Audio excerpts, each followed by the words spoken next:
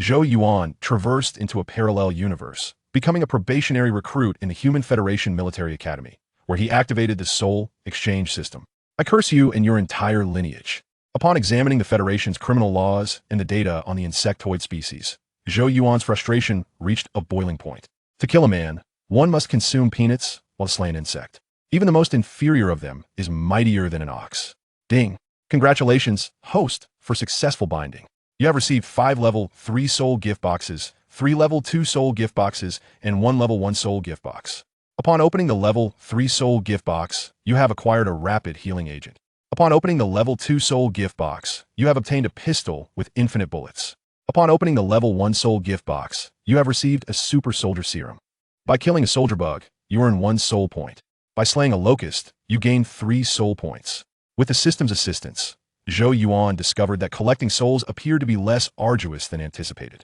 Firearms, mechs, warships, dreams that once seemed unattainable in his past life, now appeared tantalizingly within reach. Indeed, before you stands the most formidable man in human history, the interstellar butcher, Zhou Yuan. Chapter 82. Landing on Hala. 5 minutes later, the transport craft arrived. After boarding the 3rd squad of the Hunter Corps, the transport did not return to the fortress, but instead ascended to the outer space of Mars. Well, what a grand display. Zhou Yuan stood beside the protective window, gazing at the spectacle beyond. His line of sight was filled with starships, at least 30 in number, with the occasional vessel vanishing or appearing from the void. He could fully comprehend the rationale of the Federation's high command. Were he in their position, he too would prioritize the starship bugs. From a strategic perspective regarding the insectoid species, the brain bug and queen combined are not as crucial as the starship bug. As long as the starship bugs endure, the insectoid race shall not face annihilation. They can continue to expand their territory in the cosmos without restraint. Once the transport is received by the starships, Zhou Yuan took his seat, tapped twice on the combat console, and stated, "The mission details have been dispatched to you. Ensure you comprehend the objectives and requirements. You are fortunate. Your first assignment is of great significance, but I hope you do not falter. This mission is paramount. No need to change your armament. Hala is rich in naturally radioactive minerals, so minimize prolonged exposure to the atmosphere." Upon hearing Zhou Yuan's words, the others turned their attention to the combat console. What a generous gift. Did the mechanical unit truly provide accurate data? God, this is a bio-starship. In the next instant, gasps of astonishment filled the cabin as everyone gaped in disbelief at the combat console. A bug measuring 1,000 meters in length and 300 meters in height? This creature resembled a colossal amalgamation of 4 towering edifices. Furthermore, this behemoth possessed wings, and the bluish glow emanating from its side thrusters made it strikingly reminiscent of a sci-fi monstrosity. At that moment, Zhou Yuan felt an inkling of concern. The Federation's high command aimed to swiftly neutralize that starship bug, hence the mission adopted a squad-based approach to cover a broader search area. However, squad operations are fraught with peril. Hala is an insect-infested world, teeming with dangers far exceeding those on Mars. The mission is more challenging, and the risks are magnified, especially considering his team comprises 9 novices. This was far from ideal. A single misstep could result in casualties. Contemplating this, Zhou Yuan opted to forego the AWM, instead equipping himself with a rifle and a grenade launcher. Magazines were essential, so he stacked smaller ammunition boxes atop the large pineapple magazine case, as if he were resupplying a demolition box. With the infinite bullets pineapple, he need not carry excessive ammunition. This ammunition was primarily for his team, and using the infinite bullets pineapple would allow for a credible explanation. Do not inquire. Simply know that he was well prepared. He was due for a promotion in 2 months, making his performance in this period critical. He must not allow significant casualties in the squad. Half an hour later, the GJ-1 star system arrived. The fleet positioned itself in the outer space of Hala, merging with other fleets to form a planetary encirclement while deploying transport craft. The brain bug could yield 100,000 soul points. The starship bug should not be of lesser value, as it is a species that appears even more rarely than the brain bug. Host, Zhou Yuan. Identity, Lieutenant of the Federation, 18-year-old enhanced male. Attributes, Strength 3, Speed 5.5, Jump 2.5, Agility 2.5, Endurance 3, Defense 3, Self-Healing 3, Skill 1.6, Brain Function 5.5. Skills, Telepathy, Mental Communication, Psychokinesis, Rapid Learning. Items, Jumping Frog, Heavy Atomic Wingsuit, Laserbird, Hellfire Grenade. Title, Powerful Insecticide, increases kill acquisition by 20, Speed 3. Soul Points, 507,806. While awaiting the transport's landing, Zhou Yuan donned the title of Powerful Insecticide, feeling a surge of anticipation for the ensuing actions. With just 300,000 soul points remaining, he could purchase a gene evolution liquid. 10 minutes prior, he received new intelligence. As the Starship Bug attempted to flee Hala, it was struck by a pulse cannon from Starship, resulting in the loss of one pair of wings. Subsequently, it vanished into the ocean, its whereabouts unknown. The ocean of Hala is vast, exceeding 700 million square kilometers, nearly double that of Earth's oceans. Even the most advanced sonar would struggle here. Hence, locating the Starship Bug would not be a simple task. He hoped this mission would proceed smoothly. If they could eliminate the Starship Bug, the gene evolution liquid would soon be within reach. Gentlemen, we will land in 1 minute. I will deliver you to the shoreline, where the insect presence is minimal and cover is scarcer than the insects. Exercise utmost caution. After a brief moment, the pilot announced to everyone over the intercom. Zhou Yuan immediately rose, commanding, "Check your armaments and prepare for action. Keep close to me and do not fall behind." "Yes, sir." Shortly thereafter, the transport craft landed smoothly. Zhou Yuan, wielding the pineapple machine gun, was the first to leap from the craft. The transport had approached from the sea, producing minimal noise, and thus had not alarmed many insects. However, a cluster of bugs was already congregating on the beach, numbering around 1 to 200. Neither too many nor too few. "I leave this to you. Go warm up." Zhou Yuan relaxed slightly, lowering his weapon and gesturing for his team to fire at will while he accessed the combat console to survey the surrounding terrain.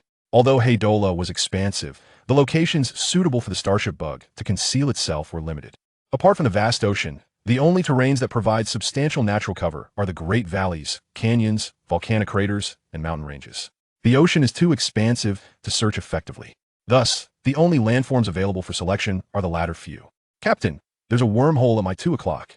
Before Zhou Yuan could fully assess the surrounding terrain, the scout in the team, Venom, exclaimed, "A wormhole?"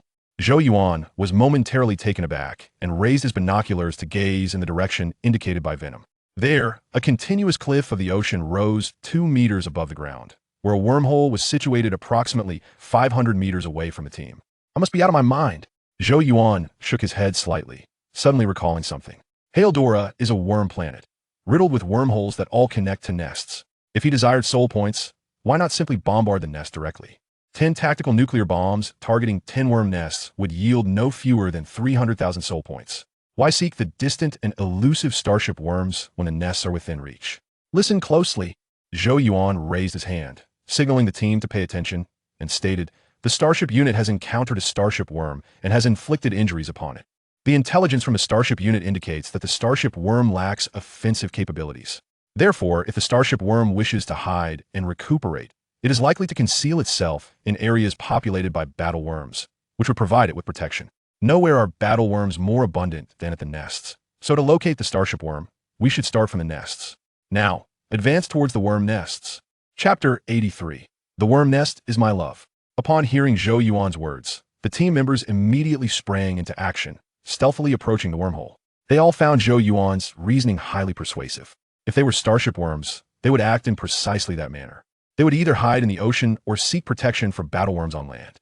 Since the starship worm had just been injured by the Starship unit, it would be unrealistic for it to remain hidden in the ocean, making the search near the nest the most logical course of action. Truly remarkable, he had swiftly discerned the situation upon entering the fray. At that moment, their admiration for Zhou Yuan grew, and they felt fortunate to be part of his team.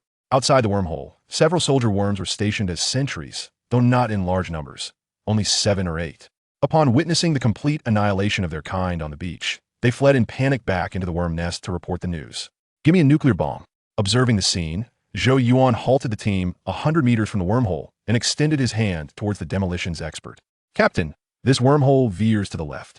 The demolitions expert, Shockwave, was already prepared, handing Zhou Yuan a launcher equipped with a tactical nuclear bomb while quietly offering a reminder. "Then we shall proceed to the right," Zhou Yuan said, setting the detonation timer while imparting wisdom. "Remember, before launching the tactical nuclear bomb, you must use the sonic probe to measure the visible wormhole routes. The area of the worm nest is substantial. To maintain its stability, the worms will only construct the nest as a single layer, extending inward from the direction of the wormhole. Thus, after launching the tactical nuclear bomb, we must withdraw in the opposite direction of the wormhole, away from the nest. Retreating would ordinarily be the best option, But behind us lies the ocean, and the collapse of the nest could cause a backflow of seawater, leaving us with no choice but to head right. Having concluded, Zhou Yuan aimed at the wormhole on the cliff and directly launched the tactical nuclear bomb. Go! In the next moment, Zhou Yuan gestured for the team to retreat to the right.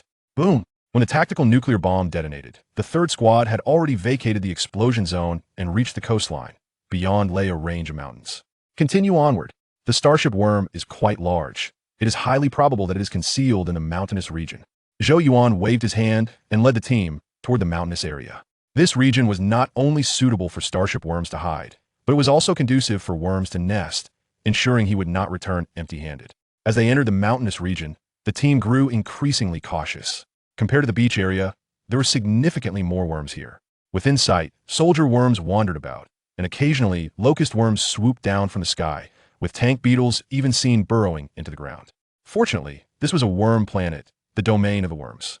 When on their home turf, the worms would not patrol in groups unless confronted by enemies. They would instead engage in their own activities. As long as they maintained a safe distance from the worms and refrained from firing indiscriminately, they would avoid provoking a swarm or even a tide of worms. Captain, there's a locust nest. On the left hill, there are numerous wormholes, with locusts entering and exiting.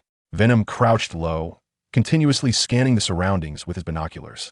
He noted that the soldier worms and tank beetles were not particularly abundant. The true dominance lay with the locusts, which had claimed the mountainous region. Pay them no mind. Remember, locusts are the bane of infantry. Do not provoke them unless our numbers are substantial. Zhou Yuan waved his hand, dismissing any thoughts of engaging the locust nest. The locust nests differed from soldier worm nests. Locusts inhabited single rooms, with 1 cave per locust, akin to a bee's hive. Furthermore, locust nests would only be excavated on the surface of the rock walls, not within the mountain itself. They essentially lived right at their doorsteps, easily able to escape outside, making it challenging to inflict significant casualties upon them in a single strike. A tactical nuclear bomb would only manage to obliterate a few hundred, subsequently provoking a locust swarm that could lead to dire consequences. This way, Zhou Yuan examined the surroundings for a moment and opted to circumvent the locust nest. With only 10 individuals in his team, he had no intention of offering them up to the locusts. They would seek out the more manageable soldier worms instead. One must always understand the importance of tactical retreat. 4 hours later, Zhou Yuan guided the team to the right side of the mountainous area. Rest here for 10 minutes. After nearly 5 hours of movement, Zhou Yuan found a natural cave at the foot of the mountain and ordered the team to halt and recuperate. Upon hearing that they could rest, everyone quickly found a spot to sit, removed their tactical helmets, and began to consume nutrient liquids. During missions, special operations units were unable to carry even slightly larger compressed rations to reduce their load and avoid hindering mobility. They could only absorb nutrient liquids. Zhou Yuan also found a place to sit down and lit a recovery cigar for himself. Haldora is a naturally radioactive mineral planet, but the Federation's current medical technology is advanced enough that, as long as one does not remain exposed to the air for an extended period, there is no cause for concern.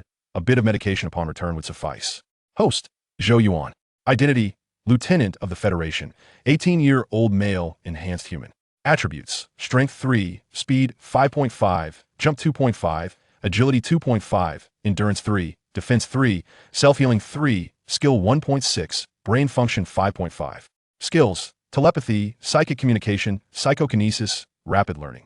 Items, Jump Frog, Heavy Atomic Wingsuit, Laserbird, Hellfire Grenade. Title, Powerful Insecticide, increases kill acquisition by 20, Speed 3. Soul Points, 721498. During the rest period, Zhou Yuan opened his personal panel to review his gains. In the course of these 4 hours, he had discovered a total of 5 soldier worm nests. He personally detonated 4, allowing 1 for the team to practice with, as he could not always monopolize the use of tactical nuclear bombs. 4 worm nests yielded 210,000 soul points. With the bonus from the powerful insecticide title, each nest yielded at least 50,000 soul points. If he could destroy 2 more nests, his soul points would exceed 800,000. What nonsense! Brainworm starship worms. No amount of rewards can compare to the satisfaction of destroying worm nests. Zhou Yuan maintained an impassive facade, though internally he was elated. As a soldier with the potential to become a commanding officer, it was time for him to make sacrifices for the Federation. He could forego the accolades associated with the Starship Worm and instead provide fire support for other special operations units by bombing the worm nests. Tears of joy. This is the greatness of Lieutenant Zhou. Just as Zhou Yuan was reveling in his thoughts, a faint sound of soldier worms screaming reached his ears, emanating from outside the cave. "Captain, the worms are coming. At least 1,000 of them." Venom, the scout of the team, immediately reported. A swarm of soldier worms had arrived at the foot of the mountain and was marching toward their left. From their direction, it did not seem as though they were coming for them, but the thermal signatures of the soldier worms were strong, and they would undoubtedly detect them as they passed by the cave. Chapter 84. Something is amiss. "Captain, shall we open fire?" There was no time to retreat. They could see the swarm approaching the cave entrance. A wave of hushed murmurs swept through the ranks as the 9 newcomers found themselves trapped in a cave on an insect-infested planet, an unprecedented experience for them, one they could not have even imagined. However, such a spectacle failed to intimidate them. Prior to joining the Hunter Squad, each of them had been elite soldiers in their original units. The collective toll of their killings could have formed a small mountain of insect corpses. "Stay calm. Let them come closer. First, we'll use grenades, then firearms. Wait for my command." Zhou Yuan shook his head. They had barely engaged that morning, primarily utilizing tactical nuclear weapons, leaving their other munitions nearly untouched. A swarm in the thousands posed little threat to a team in a defensive position. It was merely a warm-up. "Prepare." Once he confirmed his team was ready, Zhou Yuan stepped out of the cave and shot the head off a soldier bug with his AWM. The soldier bugs were already close to the cave. They would discover them sooner or later, so it was better to take the initiative and set the pace. With a hiss, the sound of gunfire sent the soldier bugs into a frenzy, charging toward Zhou Yuan. "Not yet. Hold them at 100 meters. 200, 150. 100 now." Zhou Yuan grasped 2 grenades, steadily retreating while continuously urging his teammates. Ding! The moment the order to fire was given, a dozen grenades were hurled from the cave. Aside from Zhou Yuan, no one else could throw a grenade 100 meters. But the bugs were oblivious to the impending explosions. As the grenades landed, the swarm stepped right into the designated impact zone. Boom! Boom! Boom! After a brief moment of anticipation, the grenades detonated. The simultaneous explosions unleashed tremendous force, obliterating the vanguard of the swarm, leaving many dead and others severely injured. "Open fire." At that instant, Zhou Yuan issued the attack order and unleashed a torrent of fire from his heavy machine gun upon the bug swarm. In truth, for a swarm of this magnitude, mixed explosives would have been the optimal choice. However, Zhou Yuan had learned a harsh lesson on Pluto. Having exhausted his mixed explosives early on, he had been unable to subdue a tank bug with the remaining 20 personnel. Thus, he now opted for a more cautious approach, reserving heavy firepower as a trump card to avoid facing another tank bug. The sound of gunfire halted the advance of the swarm. Soldier bugs possessed thick health bars, their resilience akin to that of cockroaches, and their sheer numbers made them ideal fodder. However, their towering 3-meter stature became a liability during their charge. Once the front ranks fell, the rear ranks encountered significant difficulties, having to clamber over the corpses of their comrades, which severely hampered their momentum. Engaging in a siege battle was tantamount to courting death when the swarm did not hold a decisive advantage. Kill a soldier bug, gain 1 soul point. Kill a soldier bug, gain 1 soul point. Kill a soldier bug, gain. Though the efficiency was not high, it was still quite exhilarating. As the situation stabilized, Zhou Yuan even took a moment to glance at his notification panel. The soul points accumulated alongside the spent shell casings beneath his feet. Scout the vicinity. Just as a magazine was nearing depletion, Zhou Yuan extracted a fresh one from the box, softly murmured a spell, and tossed it out of the cave. The cacophony of gunfire echoed within, and with the team focused on exterminating the bugs, no one noticed Zhou Yuan's actions. Conserve ammunition. Utilize bursts. After deploying the laser bird, Zhou Yuan shouted a new command. The team still had plenty of ammunition, but the pressure from the soldier bugs was waning. It was no longer necessary to unleash full firepower. Yes, I absolutely adore this feeling. All right, team, let us see who can kill more. Zhou Yuan's comrades were exhilarated. Their earlier apprehensions about holding the line had dissipated, and their morale surged accordingly. They had learned a valuable lesson.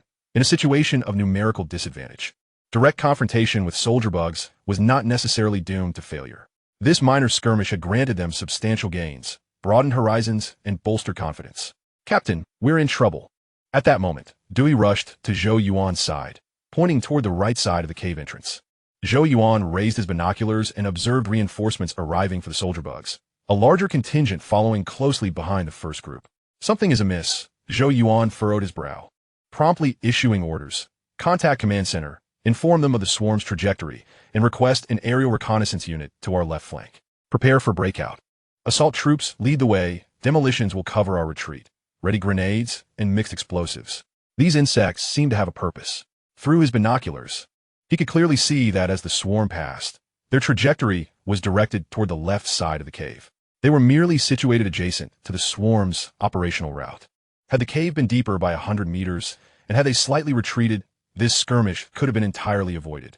Perhaps his earlier suspicions were correct. The Starship bugs might be lurking within the mountains, using the peaks as cover, while these soldier bugs aimed to protect them. However, suspicion remained just that. He needed further confirmation. "Captain, it's done." The command center took this intelligence seriously, stating they would immediately dispatch an aerial unit. Before long, Dewey reported back to Zhou Yuan on the communication situation. "Excellent. Everyone stand by. Prepare to break left and forward. When we exit, let us unleash another wave of grenades." Zhou Yuan switched to his grenade launcher, signaling for his team to get ready. "Go." After a brief 2-second pause, Zhou Yuan waved his hand decisively. The 10-man squad burst from the cave, hurling grenades toward the advancing swarm before sprinting toward the left front of the cave, splitting into 2 smaller teams along the way. Rope Queen and Alcohol were the assault team, leading the way with Demon King, Dewey, and Magic following closely behind.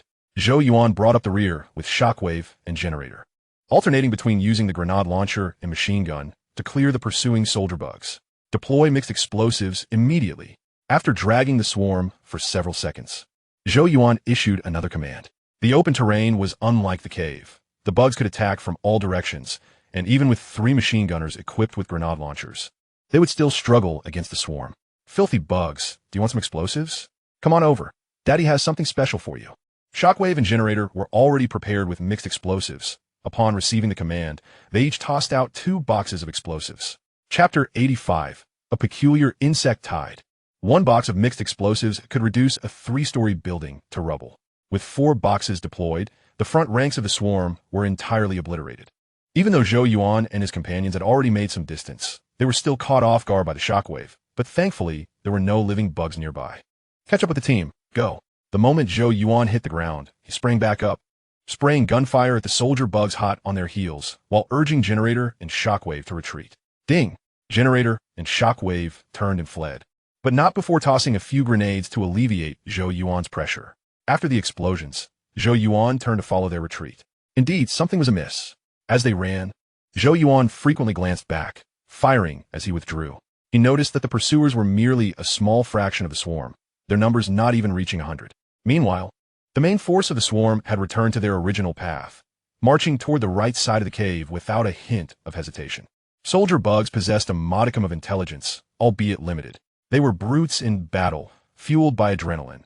Persuading them to abandon their current target was nearly impossible, unless they received orders from the higher insects. Peering back into the past, Zhou Yuan suddenly felt a stirring in his heart, yet he remained undecided. If his conjecture were accurate, then the Starship insects must be surrounded by a multitude of combat insects, a scale that could very well constitute a tide of mature insects.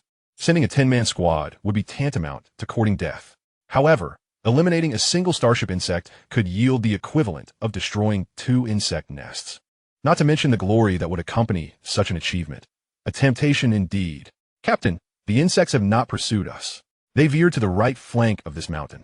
At that moment, the calls of his team interrupted Zhou Yuan's thoughts. Upon realizing that the main force of the insect swarm had not followed, they turned back to assist Zhou Yuan in dispatching the few dozen pursuing insects. "Check your weapons. We must advance," Zhou Yuan reminded them. "Do you remember what I mentioned earlier? The Starship insect likely has numerous combat insects for protection.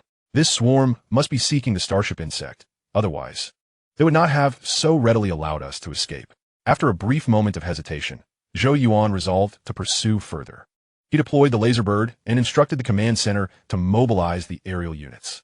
As long as he proceeded cautiously and acted based on precise intelligence, he should not encounter any peril, especially with 5 tactical nuclear warheads as a safety net. "Understood, Commander." The team members responded with evident excitement. After all, it was a Starship insect, a vessel of the insect race. Who wouldn't he desire to bring it down? The present glory, the splendid future, and a legendary past. These 3 phases of perfection all resided within the Starship insect. It would be worth risking their lives for the chance to seize them. "Excellent. Let's commence our operation." Zhou Yuan was pleased with the enthusiasm of his team. None of them exhibited cowardice. After a brief respite, he personally took the lead, guiding the team along the previous route of the insect swarm. For the next hour, they pressed onward. Although they did not catch up with the swarm, They followed the traces left behind. Sharp-legged insects had created small depressions in the ground. During their tracking, Zhou Yuan received a wealth of intelligence, both from the laserbirds and the temporary command center. The reports were consistent, indicating that the nearby insect swarms were converging at the edge of the mountain range, with numbers exceeding 100,000 and still growing. The temporary command center took this matter seriously and dispatched several special operations units to approach the gathering place of the insects. However, the starship insect remained elusive, not a trace to be found. After approximately half an hour of further progress, they reached the rendezvous point. Due to the presence of the insect tide in the target area, the command center ordered all squads to assemble, forming a fully staffed special operations unit. The gathering point was bustling. Owing to transport aircraft, other squads had arrived earlier than the third squad, which was the last to arrive. Well done. Upon seeing Zhou Yuan lead his fully staffed team to regroup, Buck exhaled in relief and offered words of encouragement. He had received mission briefs from the various squads and was aware that the third squad had detected unusual movements within the insect swarm, thus securing the first merit. Captain, what is the current situation? After exchanging handshakes with several other squad leaders, Zhou Yuan inquired. Buck shook his head and replied calmly, "There is nothing to report. The insects seem to be having a beach party, lounging on the sand without moving. Let us go. Our observation post is atop the mountain. You'll see once we arrive." With that, Buck gestured for the team to proceed. They stood at the foot of a towering mountain, surrounded by several neighboring peaks, creating a massive, counterfeit mountain range. Upon reaching the summit, Zhou Yuan understood what Buck meant by a beach party. The mountain range formed a crescent shape, with a vast sandy beach nestled in the opening where the insect tide loitered.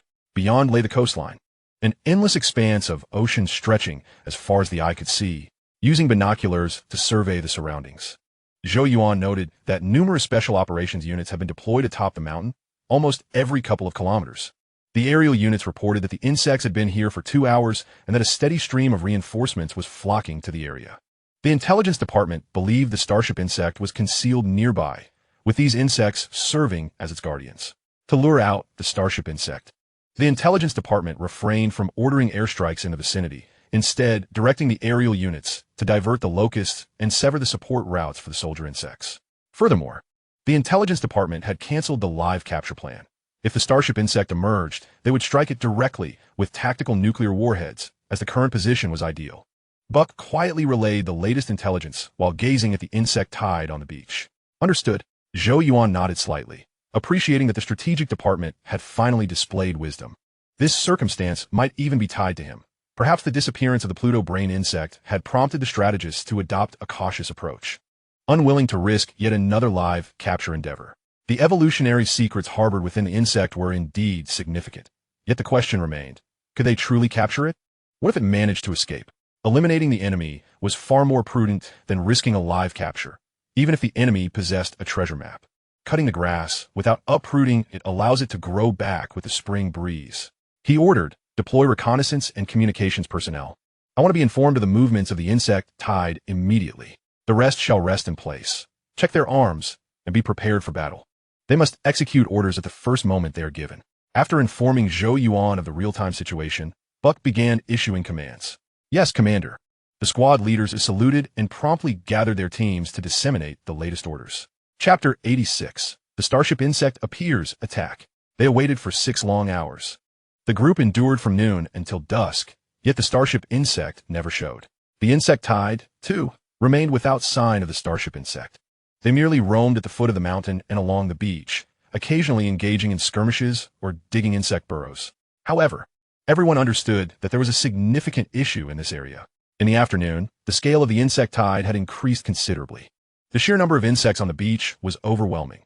Although the aerial units possessed formidable firepower and visibility, they could not entirely seal off the area. Many insects still slipped through the encirclement, infiltrating the beach from the foot of the mountain. Initially, the beach had only been populated by soldier insects, but now it was teeming with tank beetles and giant plasma insects, forming an elite battalion. Thus, the temporary command center ordered them to continue their vigil and not to rush. Even if the starship insect was absent, there must be other significant matters drawing the insect's attention. Otherwise, they would not be congregating here. As for the insect tide, over 30 special operations units lay concealed atop the mountain, their firepower capable of causing devastation. Should a confrontation ensue, the main force of the insect tide would not withstand even a minute, for each unit was armed with tactical nuclear warheads. Soon, another 2 hours passed. Damn it, I was careless. Zhou Yuan lay prone on the ground, peering at the beach through binoculars, his expression growing more somber. He suddenly felt a pang of regret. To be honest, he should not have involved himself in this matter during the afternoon. The insect swarm could go wherever it pleased, and he should have simply focused on bombarding insect nests to accumulate soul points. Now, he found himself wasting precious time. The genetic evolution liquid was tantalizingly close, only to find himself ensnared by his own decisions. He hoped that a confrontation would occur soon. They must not withdraw halfway, or he would truly suffer a loss. Sir, we have a situation. Sir, can you hear me? In the deep of night, the voice of the laser bird jolted Zhou Yuan awake from his rest. Zhou Yuan nearly sprang up, activating his combat device. This was the covert signal shared between him and the laser bird. The bird had linked to his combat system, using its operational status as a code when he could not speak. Sleep mode signified an inability to receive, while powering on indicated that it had received communication. The laser bird possessed advanced military technology, including capabilities related to espionage, yet Zhou Yuan's federal authorization did not permit access to the laser bird's full potential. Thus, he could only employ this rudimentary code for the time being. Sir, the target is in your left front. 20 seconds prior. In the maritime expanse 30 kilometers distant from your coordinates, a significant disturbance in the sea surface was observed, accompanied by a flickering pale, blue luminescence beneath. Based on the trajectory of the waves, the target is advancing towards your vicinity. The airspace has been commandeered by a squadron of bombers and a horde of locusts, currently engaged in combat. I shall submerge myself beneath the waves to evade detection and will be unable to reach your side for the time being. Starship Bug. Upon hearing the report from the laser bird, Zhou Yuan felt an immediate surge of motivation. It appears the insects here truly serve as bodyguards for the Starship Bug. Moreover, the cunning Starship Bug has managed to conceal itself underwater for an entire day, only now revealing its presence. Attention all. Immediately awaken those who are asleep and prepare for combat. Just as Laserbird finished relaying the information, Buck's voice resounded in the headset. Hearing Buck's words, the rest period of the 5 squads was swiftly interrupted. Buck continued, the aerial units have spotted the Starship Bug, which is currently lurking in the ocean and heading in our direction. Scouts, adjust the magnification of the lookout lens to the maximum and keep a keen eye on the beach and nearshore. Demolition experts, ready the tactical nuclear warheads. All set to trigger on contact, targeting the coastline. Upon my command, fire. Finally, he ordered, squad formations disperse. We may need to descend the mountain to finish this. Be prepared to charge. Yes, sir. The squads promptly scattered, establishing their lines of engagement in numerical order. Shockwave, provide me with 2 nuclear warheads. Generator, each of us will take 2. The remaining 1 will be for defense. Distribute the mixed explosives and grenade launchers. Everyone, pay attention. Those with grenade launchers and shotguns. Equip them. If we are to charge, I need your most formidable firepower. Once the squads were positioned, Zhou Yuan meticulously outlined their strategy. A frontal assault against the insect tide was no trivial matter. To avoid collateral damage, they could not allow the tactical nuclear warheads to detonate at close range, as this would allow the insects near the mountains to evade the explosion's effects. Those that escaped the blast would swiftly retaliate against the mountains once they initiated their attack. 2 minutes later, the various teams concealed atop the mountain were on high alert. There was activity in the nearshore area. The surface of the sea was exhibiting significant turbulence. Suddenly, the water surged upward, massive waves cascading outward as if some colossal entity were breaching the surface. In the next moment, the sea erupted. A shadow, glowing with blue light, leapt forth, dispelling the surrounding darkness. Indeed, it was the Starship Bug. The distance between the group and the Starship Bug was still several kilometers. Yet the creature, a colossal beacon of blue luminescence, was clearly visible due to the elevated terrain and the lookout lens. It was evident that it had sustained injuries. Upon witnessing the Starship Bug, Zhou Yuan's eyes sparkled. Its right wing was wounded, both appendages truncated, leaving only a small portion intact.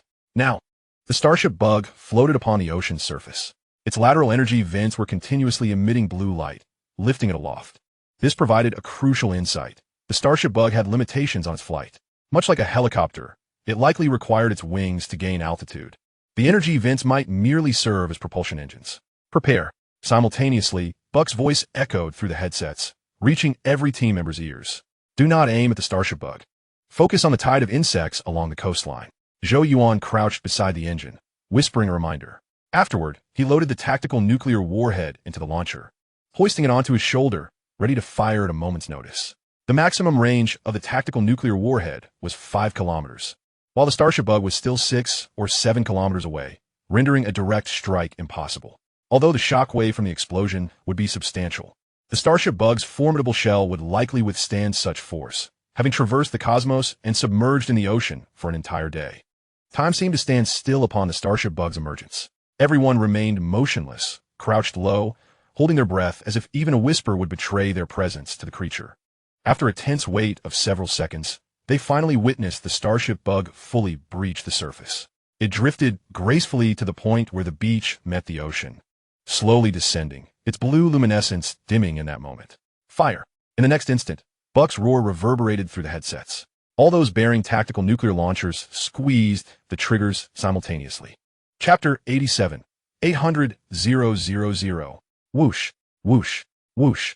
One after another, tactical nuclear warheads detached from their launchers, hurtling towards the coastline. Not only the Hunter Corps acted, other special operations teams also engaged, leading with tactical nuclear warheads.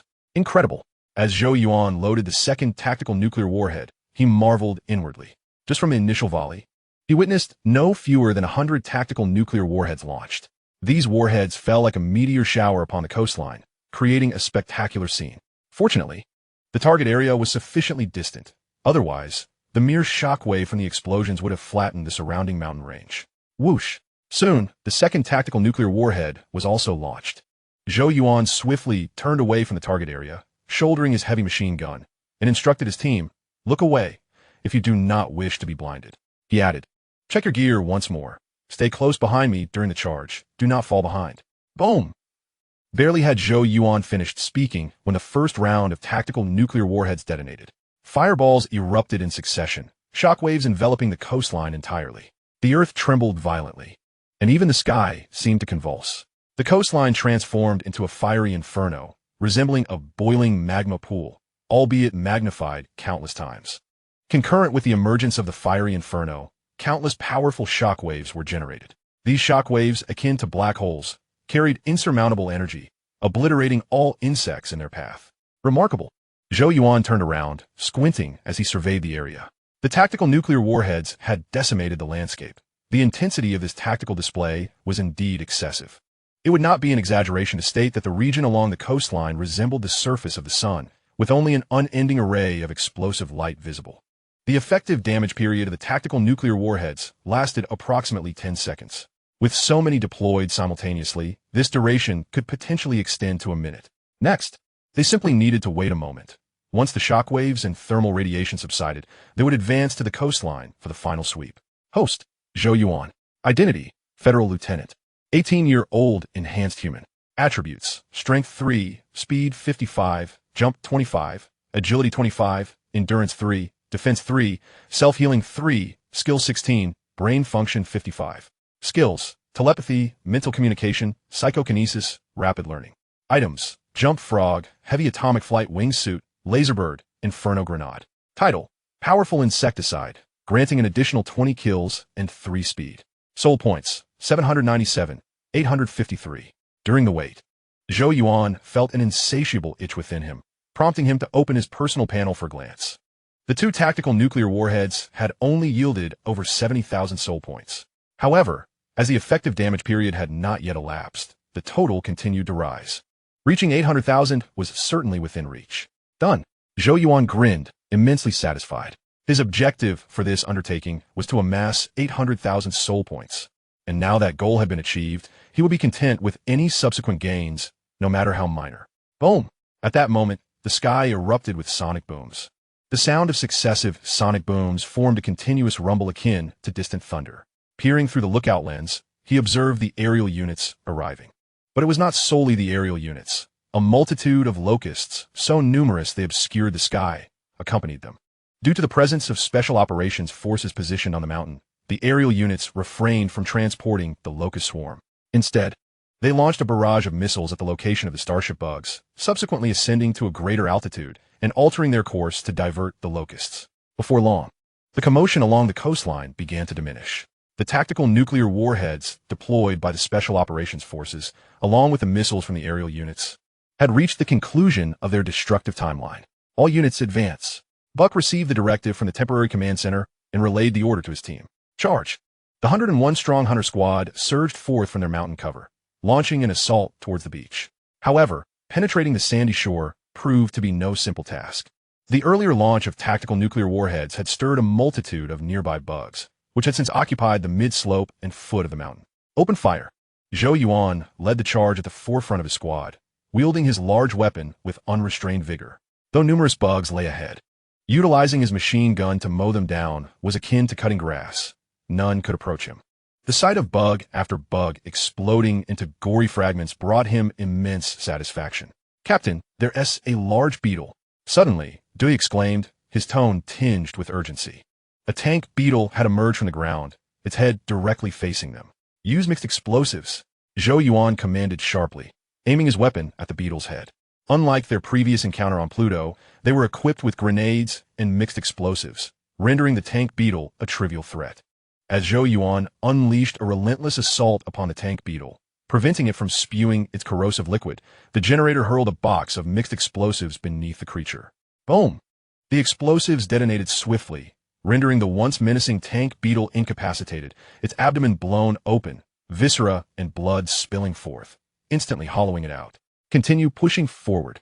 Zhou Yuan wiped the bug blood splattered onto his goggles and urged his team onwards. The sooner they concluded this, the sooner they could return to their genetic enhancement liquids. The hunter squad advanced with remarkable efficiency, paralleled by the success of other units. Over 30 special operations teams formed an extensive battle line, ensuring comprehensive advancement and mutual support. In a mere 2 to 3 minutes, the bugs occupying the mid-slope and foot of the mountain were annihilated, leaving only the beach to conquer. They aimed to seize the entire shoreline and bring an end to the conflict. As for the Starship Bug, its position along the coastline was shrouded in thick smoke and flames, obscuring visibility for both the naked eye and scanners. However, its condition was undoubtedly far from favorable. It had endured the shockwaves from at least 100 tactical nuclear warheads, followed by numerous missiles from the aerial units. Even if its defenses surpassed those of the Starship itself, its current state was likely severely compromised. Chapter 88. Eliminate the Starship Bug. Captain, look over there. As they advanced onto the beach, Dewey rushed to Zhou Yuan's side. The Starship Bug. Following Dewey's gaze, Zhou Yuan observed movement along the coastline. Amidst the dark smoke, a faint blue glow began to flicker and drift to the right. Generator, give me the last nuclear warhead. Zhou Yuan furrowed his brow and beckoned to the generator. The Starship Bug's survival was anticipated, yet he was taken aback by its ability to move after sustaining such extensive damage. Its defensive capabilities were indeed remarkable. Captain, this is too risky. The generator handed Zhou Yuan the tactical nuclear warhead and launcher while cautioning him. He understood Zhou Yuan's intent, but noted that a considerable swarm of bugs, including soldier bugs and tank beetles, still lay between them and the Starship Bug. I know not the meaning of risk. I only know this is my mission. Listen carefully. The squad will now be guided by rope. Zhou Yuan's resolute declaration and fearless demeanor inspired his team, significantly boosting their morale. Captain, leave your rear to me. I'll handle the flanks. My ammunition is inexhaustible. I trust in you. Zhou Yuan nodded, offering no further words as he dashed towards the coastline with the tactical nuclear warhead launcher in hand. After a brief sprint, Zhou Yuan accelerated, distancing himself from his teammates, and commanded through the earpiece, "There are no bugs near me. You need not follow. Rope, keep an eye on them. I do not wish for anyone to fall here." That is an order. Though separating from the squad was perilous, as the further he advanced. The more bugs he would encounter, the potential rewards of the Starship Bug's soul points and military merits justified the risk. After all, fortune favors the bold. Besides, he had the frog leap as a backup. If all else failed, he could retreat. He was confident that he was not alone in this pursuit. Others were likely already advancing towards the Starship Bug. After a brief sprint, Zhou Yuan reached the central part of the beach. The temperature was high, with bug carcasses transformed and a bonfire scattered about, thick smoke obscuring much of his vision. The incessant cries of bugs echoed around him, yet Zhou Yuan remained unfazed. His speed surpassed that of the soldier bugs, and the tank beetles could not even catch a glimpse of him. Only the locusts were faster. However, the swarm was engaged in a fierce battle with the aerial units, incapable of providing support in this area. As long as he was not surrounded, there was little to fear. Indeed, it was still alive, but it would not escape. While advancing, Zhou Yuan retrieved his scanner for a quick assessment. The Starship Bug loomed large, resembling a volcano on the scanner. It was alive and well, albeit moving at a significantly reduced pace, akin to that of a snail. Swoosh, swoosh, swoosh. Before he could approach and deploy the tactical nuclear warhead, a swarm of soldier bugs suddenly appeared. These soldier bugs emerged from the Starship Bug S body, clearly indicating that it possessed an access hatch, though the scanner could not capture such intricate details. Who fears whom, you little pests? Zhou Yuan chuckled coldly, switching to his unlimited ammo weapon and revolver. It was not that he wished to take a detour. The soldier bugs had enveloped him like a net, and to reach the Starship Bug, he had to first deal with the swarm of soldier bugs. Boom, boom, boom. As the swarm approached, Zhou Yuan opened fire with both weapons. In his left hand was the revolver, and in his right the large weapon. The unlimited ammunition allowed him to keep his finger on the trigger without wasting time reloading, unleashing formidable firepower. In mere moments, the front lines of the soldier bug swarm were obliterated. However, he did not linger to engage further. The sheer number of soldier bugs posed an overwhelming threat, capable of encircling him from 4 directions. Thus, after creating an opening in the swarm, he opted to break free, slicing through to the right where the Starship Bug lay ahead. The soldier bugs pursued relentlessly, yet they could not keep pace with Zhou Yuan, merely watching helplessly as he distanced himself. Goodness, what a grotesque sight! As he reached the coastline, Zhou Yuan shivered, feeling a wave of discomfort wash over him. Before him lay the Starship Bug. The Starship Bug had transformed from magnificent to grotesque. Its 2 pairs of wings had vanished, much of its shell was missing, and several of its energy thrusters were extinguished. It now resembled a charred cicada pupa. Yet despite its grave injuries, the Starship Bug still possessed mobility. Its abdomen was adorned with tentacles radiating a faint blue glow, propelling it towards the ocean. It had already crawled into the shallow waters. If it were not eliminated, it would soon submerge into the depths. Encountering me is your misfortune, Zhou Yuan muttered, stowing away his machine gun and revolver in favor of the tactical nuclear warhead launcher. He sprinted towards the shallow waters, halting only when the water reached his waist, and set the tactical nuclear warhead to detonate in 1 minute. Then, aiming at the wounds on the starship insect, he launched a tactical nuclear missile. The creature bore numerous injuries, with several holes of varying sizes peppering its body. Not all of these appear to be caused by aerial bombardments. Some circular apertures resembled hatches, flanked by sections of its carapace that had seemingly peeled back, suggesting they might be door panels. Whoosh! After successfully launching the tactical nuclear missile, Zhou Yuan turned and fled. The starship insect bore a striking resemblance to the colossal plasma insect, suggesting that it harbored a substantial amount of ionic energy within its massive form. Given its size, the accumulated ionic energy must be considerable, and should a nuclear explosion trigger it, the resulting devastation would be incalculable. Captain, can you hear me? I have launched a tactical nuclear missile into the starship insect. The timer is set for 1 minute. Please notify the other units to steer clear of the starship insect. During the retreat, Zhou Yuan called out to Buck on the team channel. He nearly forgot. There were bound to be several squads fixated on the starship insect, and he certainly did not want to be caught in the ensuing explosion. Well done. I will immediately inform the other units. Buck's excited response came just seconds after Zhou Yuan's message. Clearly, Buck was quite pleased with his performance, being the first to detect the anomaly among the swarm, coupled with the eventual destruction of the starship insect, would earn the Hunter unit 2 significant military accolades. As they withdrew, Zhou Yuan paid no mind to the insects along the way. He sprinted back with reckless abandon, his speed attribute of 55 enabling him to move like the wind. In less than a minute, he covered 2 kilometers and spotted his squad. This was not even his maximum speed. Fearing detection, he deliberately slowed his pace, choosing to use the corpses of the insects as cover while navigating the thickest miasma of smoke. I'm here. Fall back immediately. Upon seeing his teammates, Zhou Yuan urged them to retreat. Go. The team, brimming with excitement, followed Zhou Yuan as they made their way back. They had all heard that Zhou Yuan had located the starship insect and had fed it a tactical nuclear missile. Regardless of the starship insect's formidable nature, once the missile detonated within it, its survival was absolutely impossible. Boom! Just seconds after the squad had escaped, a deafening explosion erupted. The sound was profoundly deep, yet astonishingly loud, akin to a massive boulder crashing into water nearby. Chapter 89, 1 million. Sizzle. Following the explosion, a piercing electrical crackle filled the air. Zhou Yuan turned to look back. The starship insect had vanished, replaced by an overwhelmingly brilliant blue light. This azure radiance engulfed the entire expanse, transforming the fireball generated by the nuclear explosion into a sphere of lightning, devouring the smoke and darkness along the coastline. The lightning sphere expanded rapidly, its diameter exceeding 500 meters in the blink of an eye. Then it began to contract sharply, shrinking instantaneously into an almost imperceptible point of light, barely brighter than a flashlight. Boom! In the next moment, the heavens and the earth were completely enveloped in blue light. The once nearly invisible point erupted into countless streams of electromagnetic brilliance, unleashing a powerful blue shockwave that surged outward in all directions. Get down. The nuclear shockwave is coming. Zhou Yuan's heart raced as he called for his teammates to take cover. Upon hearing his command, his squad acted swiftly, those near cover seeking refuge, while others simply dropped to the ground. In that brief moment, the blue shockwave arrived. Good heavens! The power of this is overwhelming. As soon as the shockwave made contact, Zhou Yuan's expression shifted dramatically, for he, who had been lying on the ground, was swept up and hurled several meters away by the force. And the shockwave did not cease. Subsequent waves of energy followed. One after another, the shockwaves tossed him about like a leaf in the wind.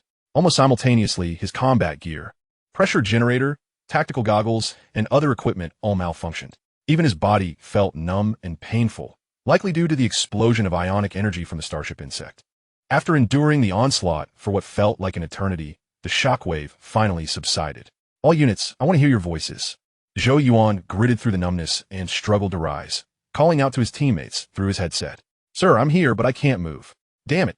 My pants seem to have been electrified. I can't hear what you're saying. All I hear is the roar of machinery. One by one, his teammates responded to Zhou Yuan, and while their conditions were far from ideal, they had not been directly killed by the shockwave. Good. I will cover you. Regain your composure quickly. Zhou Yuan initially intended to instruct them to retreat, but midway through, he altered his wording. 30-some special operations teams had unleashed a barrage of tactical nuclear missiles upon the Starship insect, striking precisely at the hillside and beach along the coastline. After 3 waves of intense firepower, no living insects remained in sight, rendering the area quite safe. This battle was effectively concluded. Guys, are you all right? Soon, Zhou Yuan's squad was approached by a fully equipped special operations team he did not recognize. Sir, we're fine. We just need a moment to rest. The shockwave was quite powerful, and there may be others nearby who are incapacitated. Zhou Yuan rose to his feet and saluted the captain of the approaching unit. I will handle this. Acknowledging Zhou Yuan's words, the captain nodded and issued orders. Teams 9 and 10 will stay behind to protect them. The rest of you, follow me. With others around him, Zhou Yuan finally relaxed. His condition was not ideal. He still felt a lingering numbness throughout his body, and his team members were in even worse shape, barely able to stand, vulnerable to any passing insects. Kill a Starship insect, gain 180,000 points of soul. Kill a soldier insect, gain 12 points of soul. Kill a tank beetle, gain 120 points of soul. Kill a soldier insect, gain. Delightful. During the brief respite, Zhou Yuan glanced at the notification panel. Upon seeing the messages displayed, he felt a significant alleviation of the aches and numbness that had plagued him. He had vanquished a Starship insect and acquired 180,000 soul points.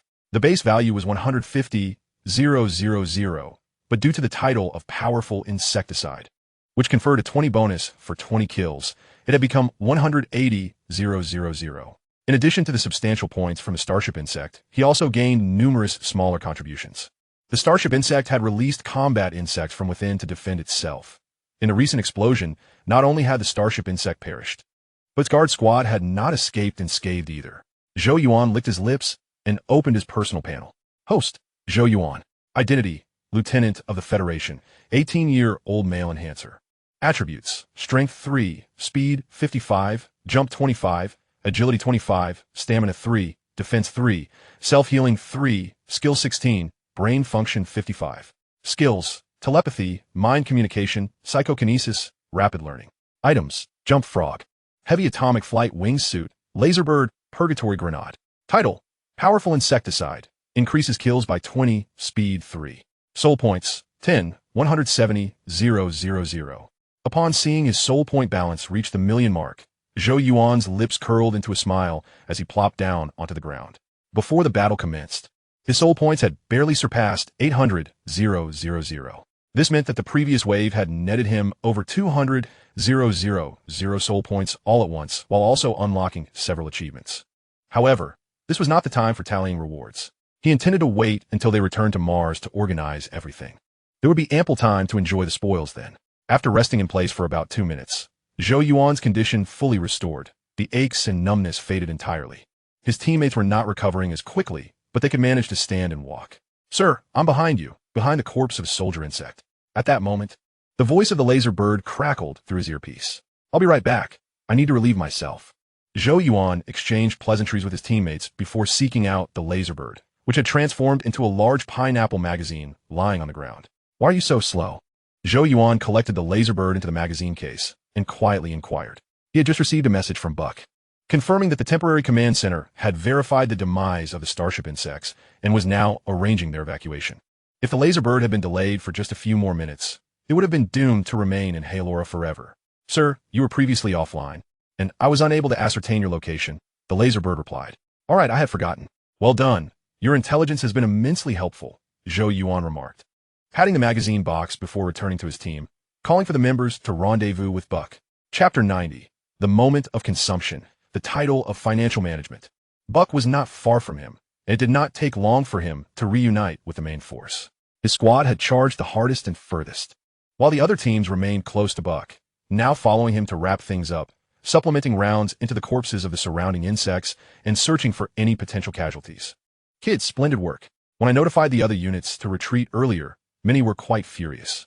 There were numerous teams targeting the Starship insects, and they were nearly at the coastline, but you outpaced them all. And you newcomers, your performance has been nothing short of perfect. The hunter units need tough individuals like you." Buck was visibly thrilled to see Zhou Yuan's team return safely. He embraced Zhou Yuan heartily, then patted the shoulders of each team member in turn, offering a cascade of encouraging words. "Major Buck, at your service for the slaughter." Zhou Yuan replied with a solemn salute, followed by a gentlemanly gesture, echoing the laser bird's line. "Get lost," Buck playfully scolded, giving Zhou Yuan a light punch in the stomach, then covered his mouth and said, "Keep it low-key. I'm only a major in a couple of days." Though his mouth was covered, his voice was hardly muted, as at least those nearby could hear him. "Wow, Major Buck, my rear can also serve you. Damn it, you ruined the classic line of slaughter." The crowd erupted into playful banter, eagerly approaching Buck to celebrate with high fives. All right, this is not the recreation room. Get back to your positions. We still have work to do. Team 3 can rest in place. This is the treatment deserving of heroes." Buck afforded his team a brief relaxation period before shooing them away, leaving only Zhou Yuan's Team 3. "Sir, what do we do next?" Zhou Yuan inquired, perplexed. "Prepare for evacuation." Buck gestured around, explaining, "This area has been reduced to a foul swamp. We cannot land too many transports at once. The number of insects is increasing, and we have no time to queue for evacuation, so the Strategic Intelligence Department has arranged a starship for us." "Understood." Upon hearing Buck's words, Zhou Yuan suddenly comprehended. The beach and coastline had been heavily bombarded, now riddled with craters filled with seawater, rendering it impossible for transports to land. 2 minutes later, a starship descended from the heavens, landing on the beach. Over 30 special operations teams boarded the starship, effectively concluding their mission. However, the starship did not immediately depart, but rather crossed the beach to hover above the mountain range. At that moment, Zhou Yuan realized why the battle on the beach had proceeded so smoothly. Behind the beach and mountain area lay a relatively flat, hilly region, densely populated with a tide of insects of incalculable numbers. The tide completely covered the ground and was advancing towards the mountains. Above the hilly area, a fleet unleashed its full firepower. Pulse cannons and missiles rained down on the surface in waves, complemented by bomber squadrons. The overwhelming firepower prevented the tide of insects from breaching the hilly area. This was the reason the tide of insects on the beach had been waiting for subsequent support. The pests were indeed quite revolting. Zhou Yuan mused by the space window, reflecting on the situation. When dealing with the insect tide, the energy weapons of the starship were not particularly effective. The pulse cannons operated on beam energy, emphasizing concentrated penetration. Their lethality and cost-effectiveness paled in comparison to tactical nuclear weapons. The fleet's strategy was likely aimed at maximizing advantages for the beach battlefield by deploying every available means of attack. Wait a minute. If I develop mechs in the future, will I still have to use powder bullets? How terribly outdated. It would be much better to load more small missiles. I should check out the marketplace later to see if there are any impressive weapons available. Halfway through observing, Zhou Yuan's attention shifted back to the system. After greeting Buck, he departed the space corridor. A minute later, he found himself wandering into the restroom. With little else to do, he planned to organize the spoils of this expedition before returning to Mars. Wealthy beyond measure, 2,000 soul points, quite splendid. Top-notch equine title. Damn, Starship insects, you truly are worthless. Trial title, The level is still a bit low. Curse title, I could try it once I have mechs. I could lure monsters and solo grind. Zhou Yuan first examined his achievements. Today he had activated 9 new achievements, but regrettably, none offered useful rewards. The top-notch equine title bestowed by the Starship insects was the best, granting an additional 5 points to both jump and endurance. However, for him at present, jump and endurance were of little utility, only applicable in rather unique terrains and situations. The remaining titles and rewards were quite ordinary, not requiring any thought to remember, with only the complimentary 2,300 soul points being of any significance. Next, Zhou Yuan opened the marketplace, directly locating the Gene Evolution Liquid. Gene Evolution Liquid. Upon injection, it awakens the dormant life factors within, activating biological treasures and breaking through 1's life limits. Ding. Purchase successful. 800,000 soul points deducted. Gene Evolution Liquid acquired. Congratulations to the host for unlocking the Spendthrift achievement. Oh no, I'm in trouble. Just after spending, Zhou Yuan remembered he had forgotten something. 1 soul points exceeded 1 million. The marketplace S sections for items priced at 1 million and 10 million opened up. He acted too hastily. He could have first browsed the new product area, but now he could afford nothing. Never mind. The starting price is 1 million. It would be pointless to look anyway. Zhou Yuan chuckled to himself, not dwelling on it, and opened the achievement panel to glance at the Spendthrift achievement. Upon activation, it allowed the acquisition of a continuous development title. Continuous development. To become a mature soul hunter, one must be able to spend as well as earn, gaining 1 soul point per minute. Holy moly! After reading the title's effect, Zhou Yuan immediately equipped it. Host, Zhou Yuan. Identity, Federal Lieutenant. 18-year-old male enhancer. Attributes, Strength 3, Speed 25, Jump 25, Agility 25, Endurance 3, Defense 3, Self-Healing 3, Skill 16, Brain Function 55. Skills, Telepathy, Mind Communication, Telekinesis, Rapid Learning. Items, Jump Frog, Heavy Atomic Flying Wingsuit, Laserbird, Hellfire Grenade. Titles, Continuous Development, gaining 1 soul point per minute. Soul points, 221,069. With a gain of 1 soul point per minute, that translates to 60 in an hour, 1, 440 in a day, 43, 200 in a month, and 518, 400 in a year.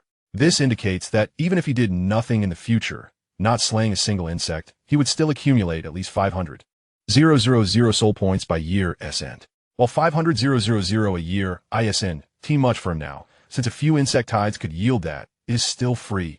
No one can refuse free. Chapter 91. Injecting the evolution liquid, becoming superhuman. At last, the main event arrived. Zhou Yuan took a deep breath and retrieved the Gene Evolution liquid from his purchase warehouse. Quite exquisite. The Gene Evolution liquid resembled a military-grade adrenaline serum. The outer layer was a typical glass shell, while the inner layer contained a spiral glass tube, capped with alloy lids at both ends, which could be opened for injection. The color of the evolution liquid is soft, with a slight hint of lake blue, yet such a hue seems rather peculiar when applied to a potion. No, that won't do. I must try again. Just as the needle was about to pierce his skin, Zhou Yuan abruptly halted and replaced the cap on the Gene Evolution liquid. Previously, when he had injected the Super Soldier Serum, he had slept for 20 hours. This Gene Evolution liquid is even more potent than the Super Soldier Serum. A single injection might well render him unconscious for an entire day and night. To avoid any unnecessary complications, he resolved to endure for the time being and wait until he returned to Mars to administer the injection. Reflecting on this, Zhou Yuan exited the restroom and prepared to inquire with Buck about the return schedule. Upon rejoining the team, he did not need to ask Buck. He witnessed the answer he sought with his own eyes. The fleet had not lingered further with the insectide and was now prepared to depart from Hadola. Upon reflection, this was quite reasonable. Their objective had been the Starship insect, which was now deceased. Thus, the fleet had no need to squander ammunition and could leave early to avoid unforeseen circumstances. After all, this was the GJ-1 star system, the domain of the insects. Their ability to pursue and eliminate the Starship insect had already constituted a significant victory. They ought not to become overconfident and suffer a setback. Following a brief wait, the fleet came to a halt above the ocean. Compared to the airspace over land and beyond, the oceanic expanse was the safest, as the giant plasma worm's plasma cannons could not reach this altitude. Let us go. We are returning to Mars, Buck beckoned, leading the team toward the boarding platform. Numerous special operations units had arrived this time, and it was evident that not all of them hailed from the same base or even the same planet. They would separate here, transitioning to their respective starships for their return to their station planets. After transferring to the starship, they would disembark upon reaching Mars. By the time the transport aircraft carried the hunter teams back to the Tarsus fortress, over half an hour had elapsed. Captain, do we have any tasks today? I'm feeling a bit fatigued and would like to secure a temporary single-occupancy dormitory for a good rest. Upon disembarking, Zhou Yuan approached Buck to inquire. He wished to administer the gene evolution liquid today, yet he feared encountering interruptions, such as needing to report. Go ahead, rest well. Angus has gone to the Earth Federation headquarters for a meeting and should not return for the next couple of days, so we won't be receiving any missions. Buck, perceiving Zhou Yuan's concerns, smiled and shook his head. All right, Zhou Yuan nodded, dragging his heavy steps away from the group toward the single-occupancy dormitory area. This area could also be referred to as the officer's dormitory or command dormitory, accessible only to those with at least a second lieutenant's rank. However, it was rare for anyone to request a single-occupancy dormitory. Most preferred to share accommodations with comrades, with only couples applying for such quarters. Before long, Zhou Yuan completed the registration at the work hall and secured a single-occupancy dormitory. Phew! Closing the door behind him, Zhou Yuan promptly stripped to his bare skin, burrowed under the covers, and retrieved the gene evolution liquid, injecting it into his lower back. It felt rather pleasant. After administering the gene evolution liquid, Zhou Yuan was taken aback. The sensation at his lower back was icy, devoid of any pain, entirely different from his experience with the Super Soldier Serum.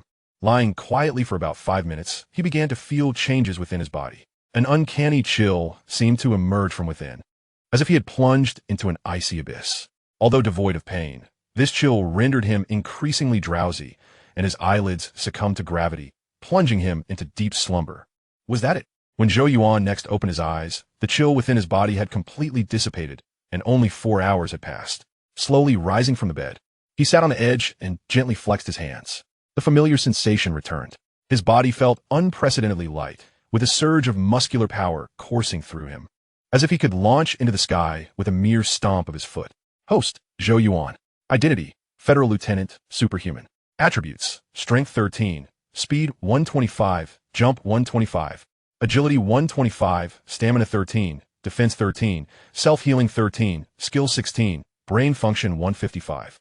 Skills, Telepathy, Mental Communication, Telekinesis, Hypnotism, Mind Control, Rapid Learning. Items, Jumping Frog, Heavy Atomic Wingsuit. Laser Bird, Hellfire Grenade.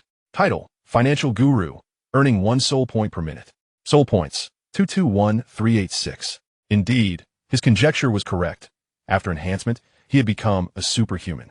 The effects of the gene evolution liquid were remarkably potent, increasing all attributes, except for skill, by 10 points.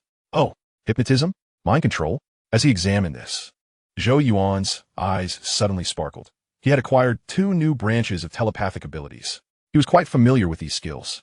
Hypnotism allows the target to enter a highly suggestive state, leading them to believe the received suggestions as truth. Mind control was even more astounding, enabling direct manipulation of the target's psyche through powerful telepathic abilities, akin to brainwashing. One might wonder how he knew of these 2 superpowers. After all, the future Carl possessed them all. Carl was born with superhuman-level talent, and the strength of his telepathic abilities grew more formidable with age. Beep. New skills detected awakening in the host. Skill set updated, new additions, hypnotism, mind control. Congratulations.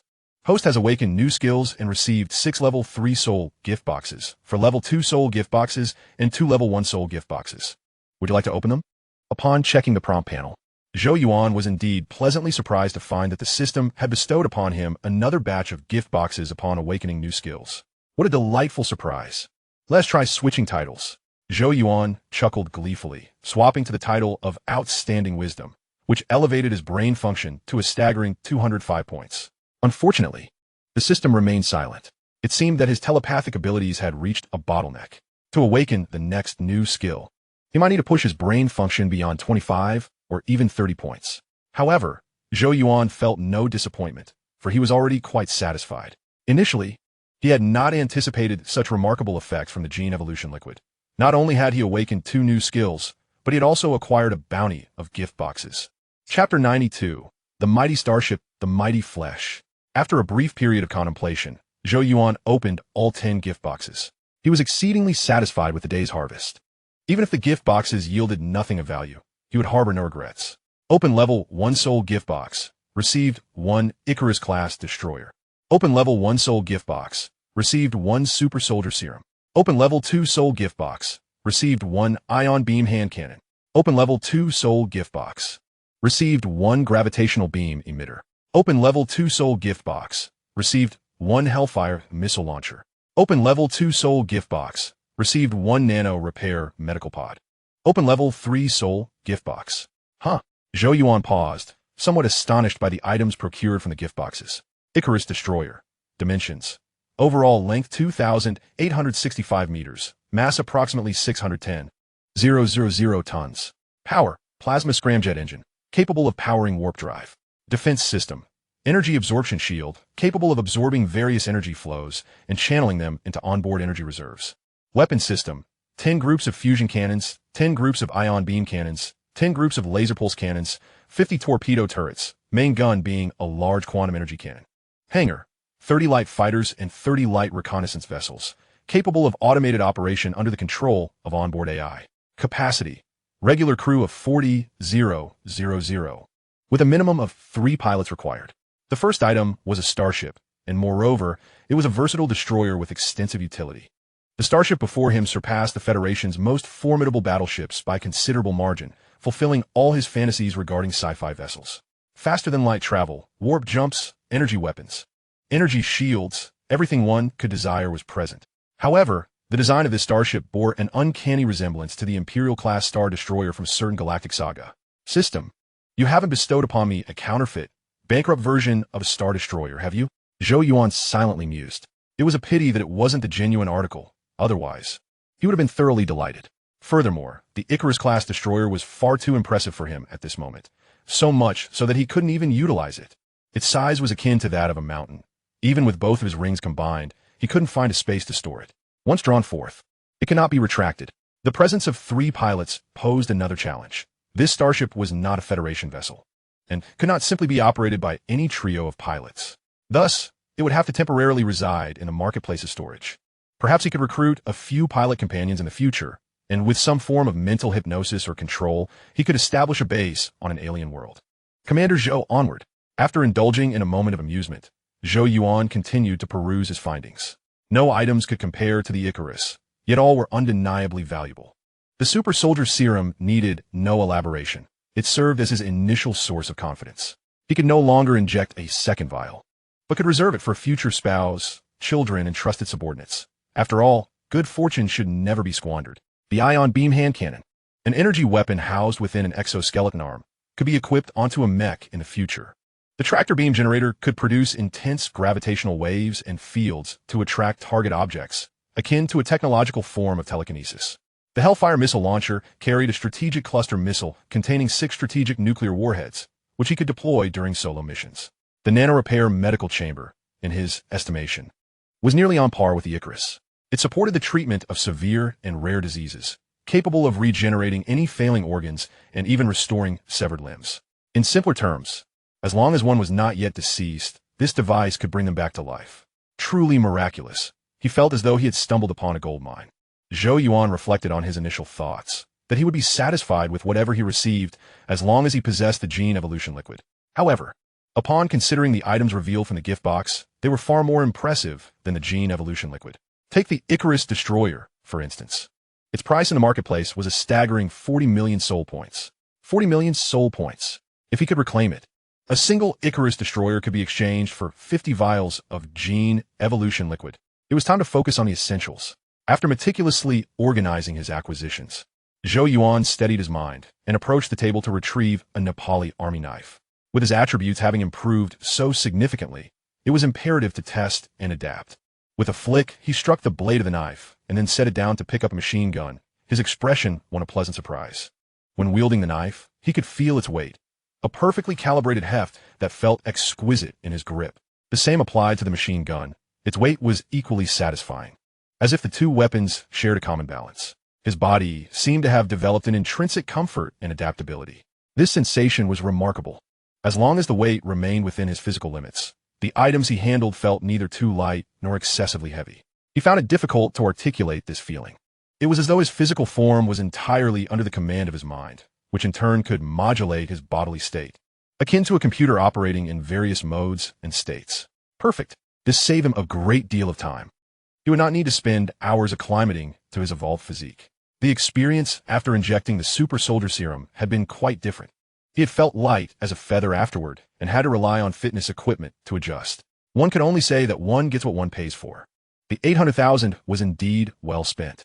After experiencing the wondrous adaptability of his body, Zhou Yuan commenced a thorough examination of his physical strength.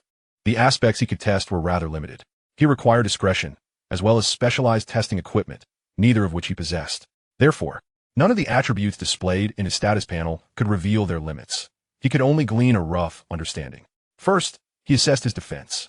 His skin was resilient to an explosive degree. The Nepali army knife couldn't even leave a mark. It was akin to using a rubber toy knife against cowhide. The disparity in offensive and defensive capabilities was simply not comparable. This was merely the strength of his skin. The resilience of his muscles and bones would be even greater. He estimated that he could now withstand conventional firearms without issue. While he might sustain damage, he certainly would not be slain instantly. As long as he protected his vital areas, even if injured, he had a remarkable self-healing capacity of 13 points to fall back on. Next was strength. His power was somewhat exaggerated, so much so that he could scarcely believe it himself. With just a minimal exertion, the military Nepali knife twisted like a pretzel. And with a bit more force, it was completely torn asunder. He crushed the fragments of a knife in his palm, and they instantaneously morphed into small spheres. Impressive. Observing his handiwork, Zhou Yuan smirked and entered the bathroom. In the next moment, he retrieved a Morita handgun from his ring. It was the standard sidearm for mobile units. A classic model. Previously, he had often heard that only fools would test their defenses by attacking themselves.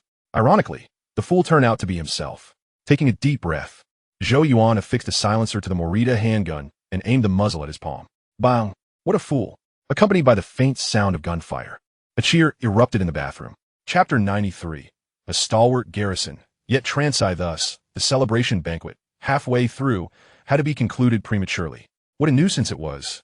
With not even a moment's respite, Zhou Yuan, plagued by grievances in his heart, straightened his attire before entering Strategic Zone 1. Shortly after, he arrived at the subterranean conference room. The chamber was bustling with attendees. Aside from Angus and his two aides, Buck and his subordinate squad leaders were also present. Is this a good thing? Zhou Yuan surveyed the room, standing tall and slightly invigorated. Buck's epaulets had been upgraded, transitioning from captain to major, while all the other squad leaders had been promoted from lieutenants to captains. Look who has arrived. The supreme slayer of starship insects, our great benefactor. Upon Zhou Yuan's entrance, Angus promptly rose, beckoning everyone to turn their attention to him, leading the applause with fervor. Clap, clap, clap. In an instant, the conference room resonated with applause. The atmosphere within the Hunter Corps was exceptionally harmonious, with camaraderie flourishing among the squad leaders. Originally, the squad leaders had intended to host a celebration banquet for Zhou Yuan the previous night. However, after a grueling day that stretched from dawn until midnight, they returned to the base utterly exhausted, collapsing in a slumber upon their arrival. When they awoke to find Zhou Yuan absent from the dormitory, they did not see him again until now, hence their particularly vigorous applause. If Angus had not been present, they would have eagerly hoisted Zhou Yuan aloft in celebration. Commander, this is not solely my achievement. The correct strategy and intelligence, along with exceptional superiors and comrades, are the true keys to our success. Zhou Yuan calmly acknowledged with a salute. Excellent. You have grasped the essence of special operations. Not everyone can see it. Angus nodded in satisfaction upon hearing Zhou Yuan's words. He patted Zhou Yuan on the shoulder, then turned to Buck, saying, I nearly forgot. I interrupted your holiday. From this moment on, the official leave is 3 days long, and I will enhance your recreational privileges. Go and indulge yourselves. Understood, sir. Buck nodded, aware that Angus had matters to discuss privately with Zhou Yuan, and thus led the other squad leaders out of the conference room. Austin, Nair, go have your meal. There's no need to wait for me. Following this, Angus dismissed his two aides, leaving only himself and Zhou Yuan in the room. Zhou, take a seat. At this moment, Angus's expression suddenly shifted, revealing a hint of melancholy as he wearily sank back into his chair. Noticing this, Zhou Yuan inquired, Commander, do you have something troubling you? It's not my troubles you should be concerned about. Rather, it is you who will soon find yourself in distress, Angus replied, shaking his head while pointing a finger at Zhou Yuan. Me? Zhou Yuan, somewhat bewildered, could not comprehend Angus's meaning.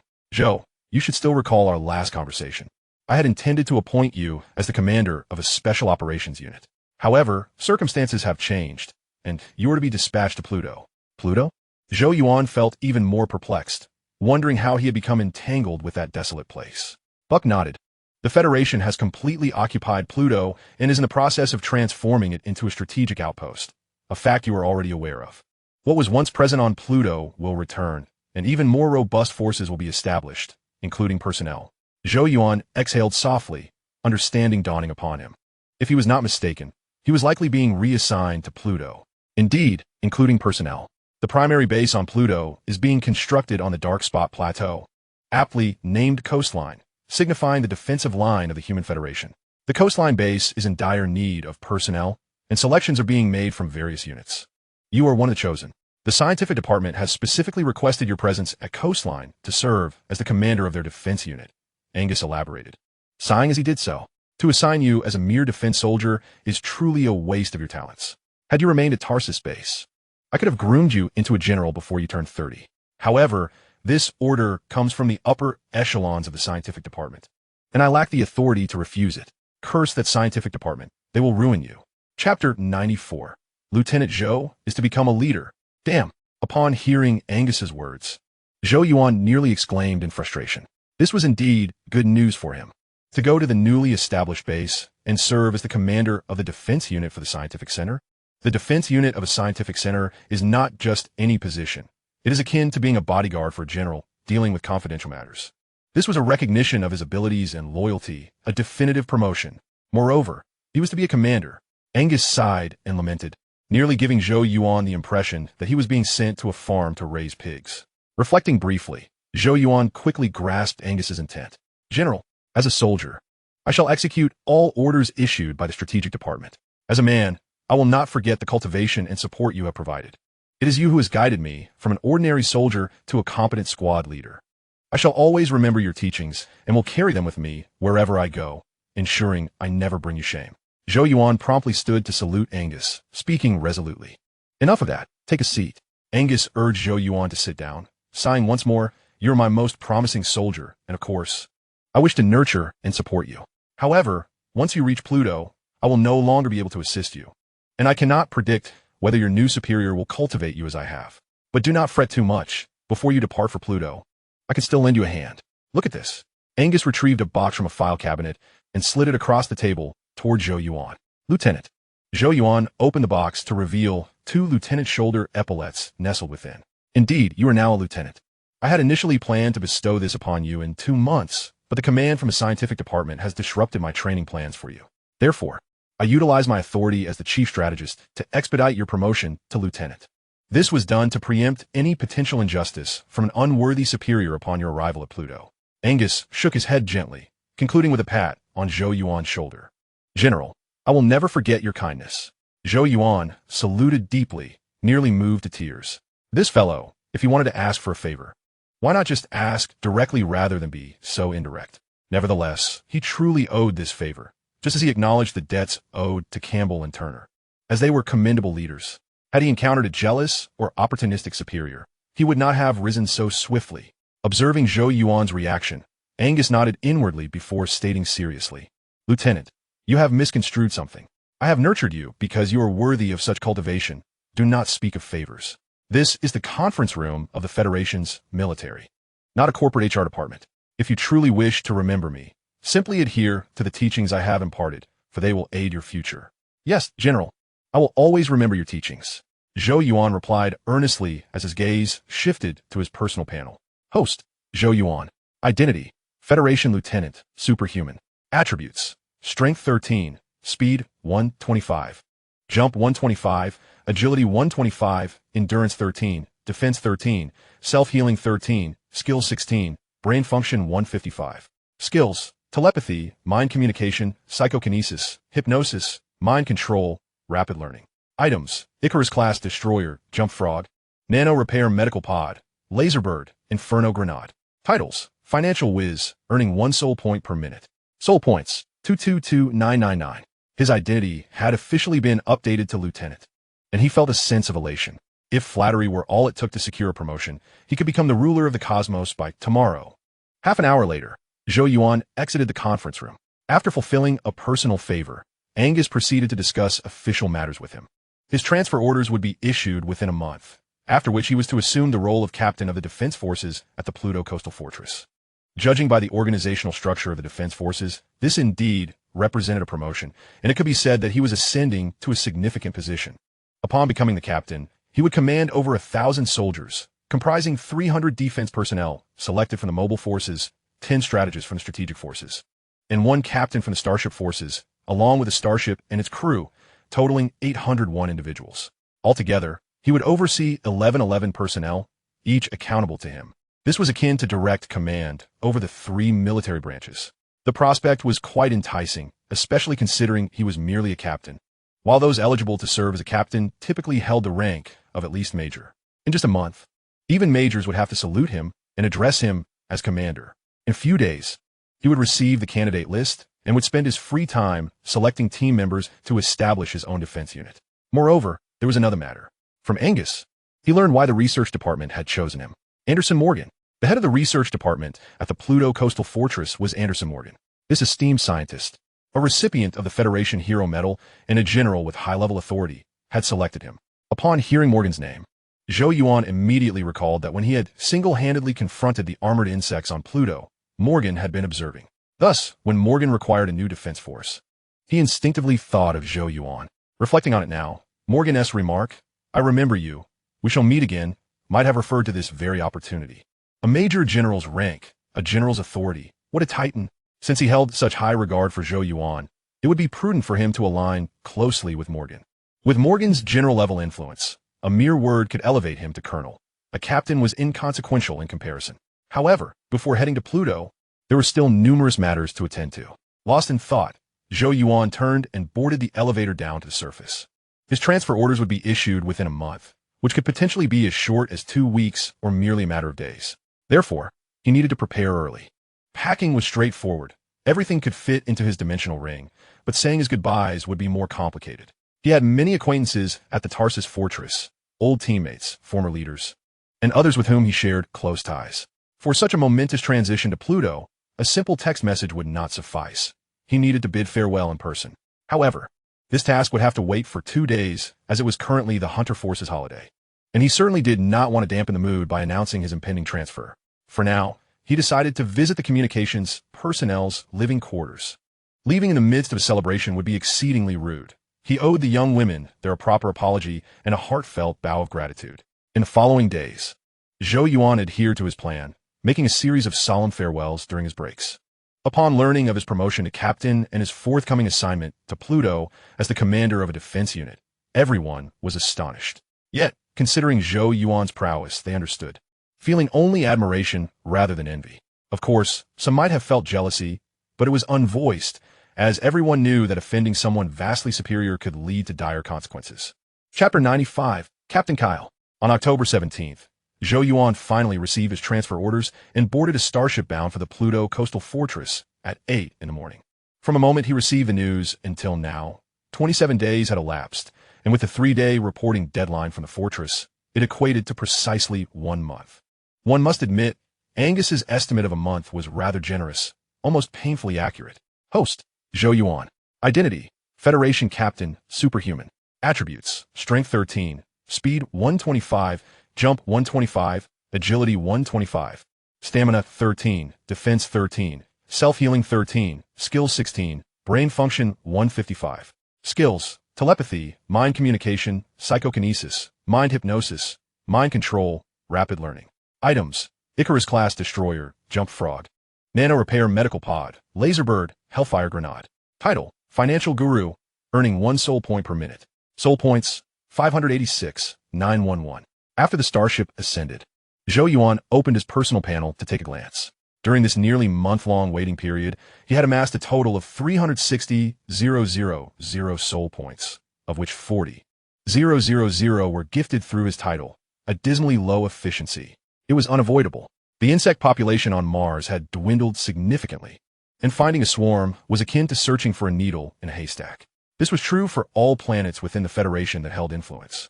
The fall of Pluto had resulted in over 30,000 casualties, including nearly 1,000 senior researchers, a grievous loss for the Federation.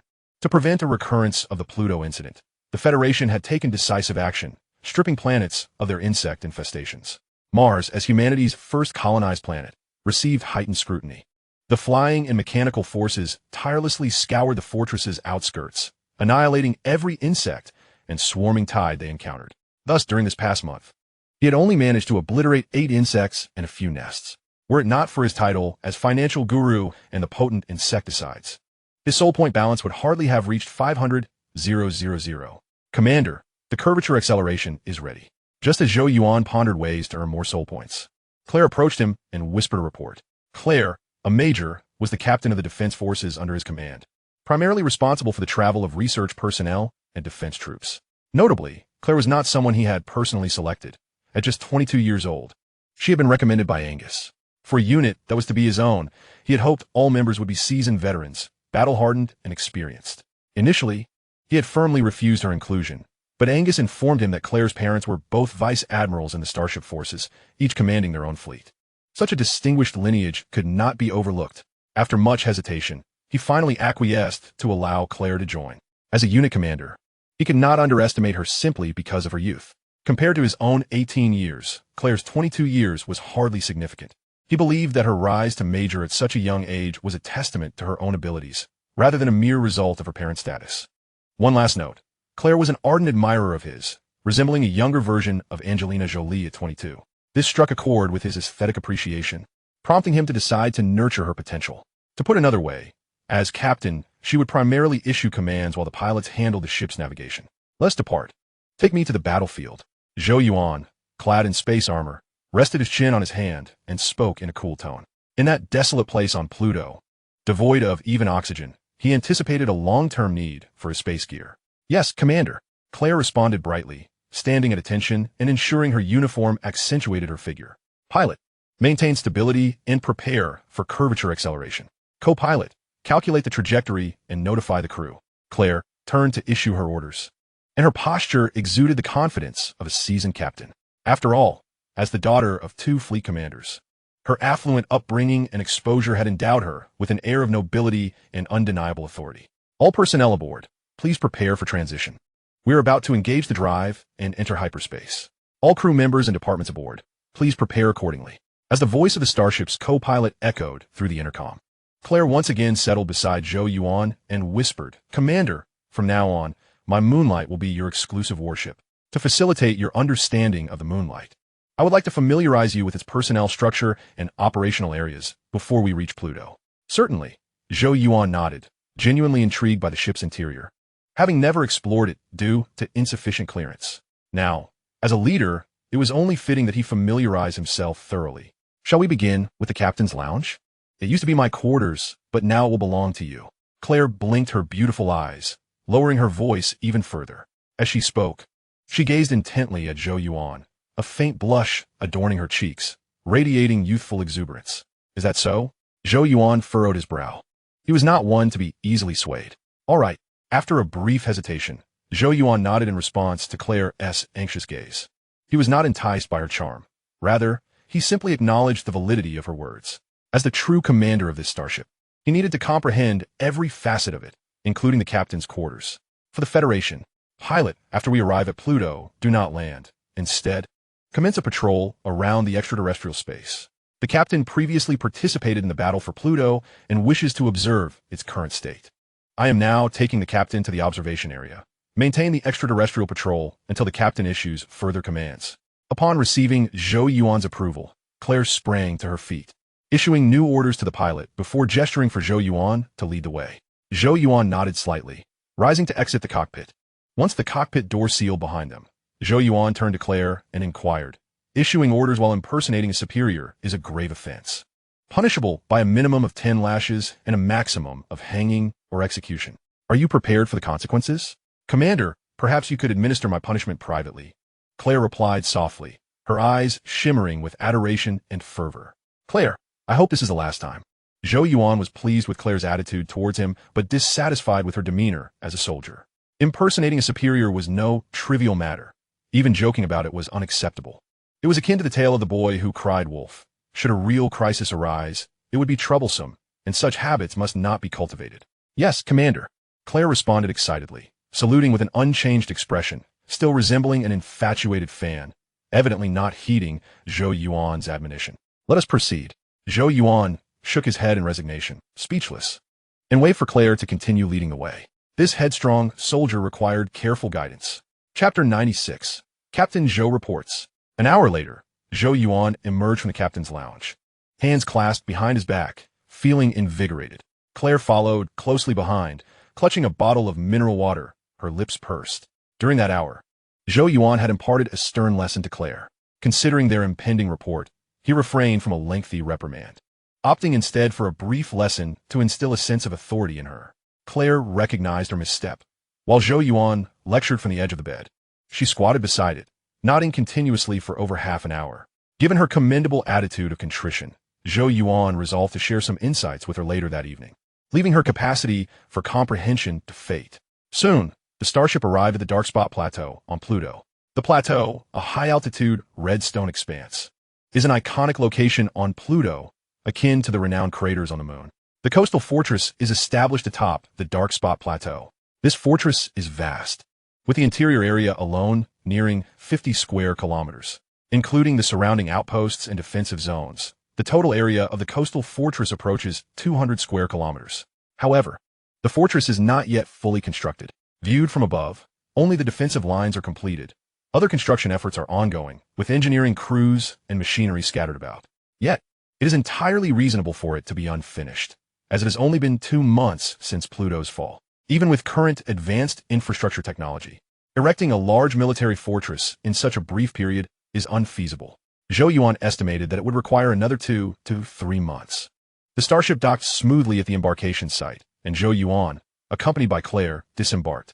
As the commander of the Scientific Research Department's defense forces, he oversaw over 1,000 troops, though he was only directly responsible for 5 individuals: 1 starship captain, 3 combat team leaders from the mobile unit, and 1 strategic team leader from the strategic unit. He merely issued commands, which would then be relayed and executed by these 5 officers. Attention, Commander! No sooner had they disembarked than a synchronized salute resonated across the embarkation area. This is my unit. Zhou Yuan glanced to his right, where a formation of 310 personnel stood, all clad in the same space armor as him, featuring a black base with red patterns resembling skulls. He had not mandated this attire. It appeared to be a voluntary choice among the troops. This phenomenon was likely tied to his popularity. Claire informed him that he was not only well known on Mars, but also across any planet with influence in the Federation. His viral video of single-handedly taking down a tank beetle had spread widely within the Federation, even becoming the centerpiece of recruitment advertisements for the mobile unit, garnering him explosive fame. Moreover, his rapid ascent through the ranks had also become public knowledge, from private third class in basic training to squad leader, then to second lieutenant team leader in the defense forces, followed by lieutenant team leader in the special operations forces, and finally to captain commander in the Scientific Research Department's defense forces, all accomplished within a mere 3.5 months. Consequently, the Slaughter and the Red Skull had become aspirational figures for countless mobile infantry, yearning to don the Red Skull armor and become the next Slaughter. Listen well. I have but one requirement of you all: receive orders, execute orders, and fulfill orders. Should anyone fail to meet this standard, they shall remove my insignia and return whence they came. Is that understood? Zhou Yuan slowly approached the formation, surveying them before calling out sharply. Understood, Commander, came the synchronized response. Zhou Yuan nodded slightly and continued. Group leaders remain. The squad will return with their respective team leaders. Dismissed. Follow me. Assemble at Training Ground 2. Upon hearing Zhou Yuan's command, the throng of over 300 promptly dispersed, leaving only 4 captains behind: Martha, Kenny, and Jerome from the mobile unit, and Marcus from the strategic unit.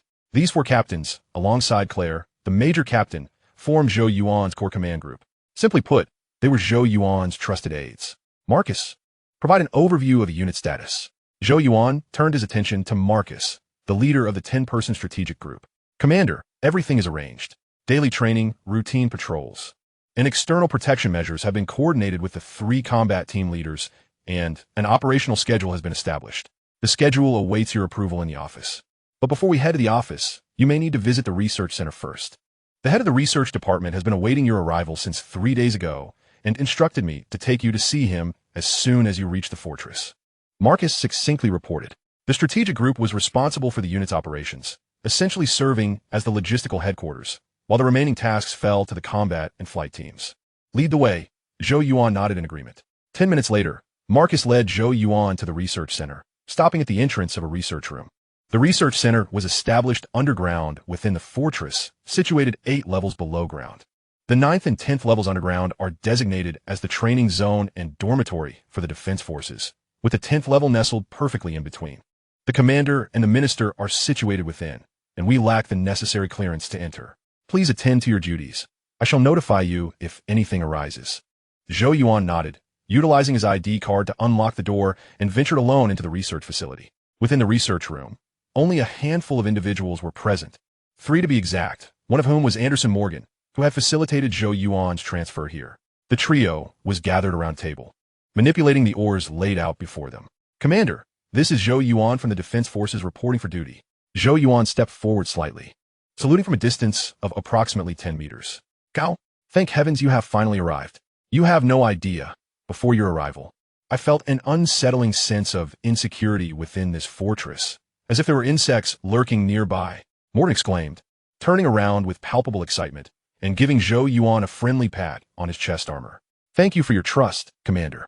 Zhou Yuan's lips curled into a slight smile. Having garnered attention from superiors early on signified a promising future ahead. Professor, our captain is called Zhou, not Chao. A younger researcher beside Morgan interjected softly. I know a bit of Chinese. Chao seems to mean something akin to FCK in their language. Good. Zhou Yuan thought to himself, giving the young man a mental thumbs up. This was indeed a delicate matter to discuss with Morgan. Given that he was his superior, it was best to let him address Zhou Yuan as he pleased. Zhou, trust me, I harbor no intention of offending you. I simply cannot grasp the pronunciation of your letters. As you know, learning a new language is no simple task for an old-timer like me.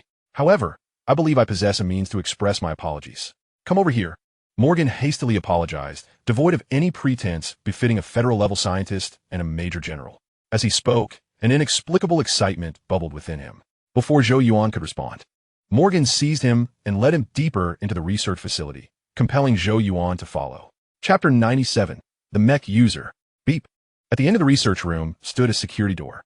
Morgan unlocked it with his ID card, revealing an inky black security chamber beyond. He tilted his head, gesturing for Zhou Yuan to enter. How mysterious. Zhou Yuan stepped into the security room with curiosity. As soon as his foot touched the floor, the chamber illuminated. A series of green lights flickering to life. Wow. At the moment the lights turned on, Zhou Yuan halted abruptly. He glanced to the left of the chamber, where a steel platform was surrounded by several intelligent robotic arms. Atop the platform stood an infantry combat mech. No, it's too large. Still in development? Zhou Yuan recognized this mech. It was a model that had appeared in CG films, set approximately 10 years in the future. However, the mech before him looked somewhat bulky and cumbersome, as though it had been scaled up. Not impressed.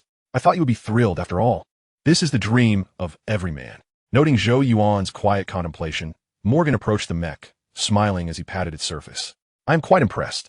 I merely did not expect the Federation to have developed an infantry mech already, Zhou Yuan replied, shaking his head as he moved closer for a detailed inspection.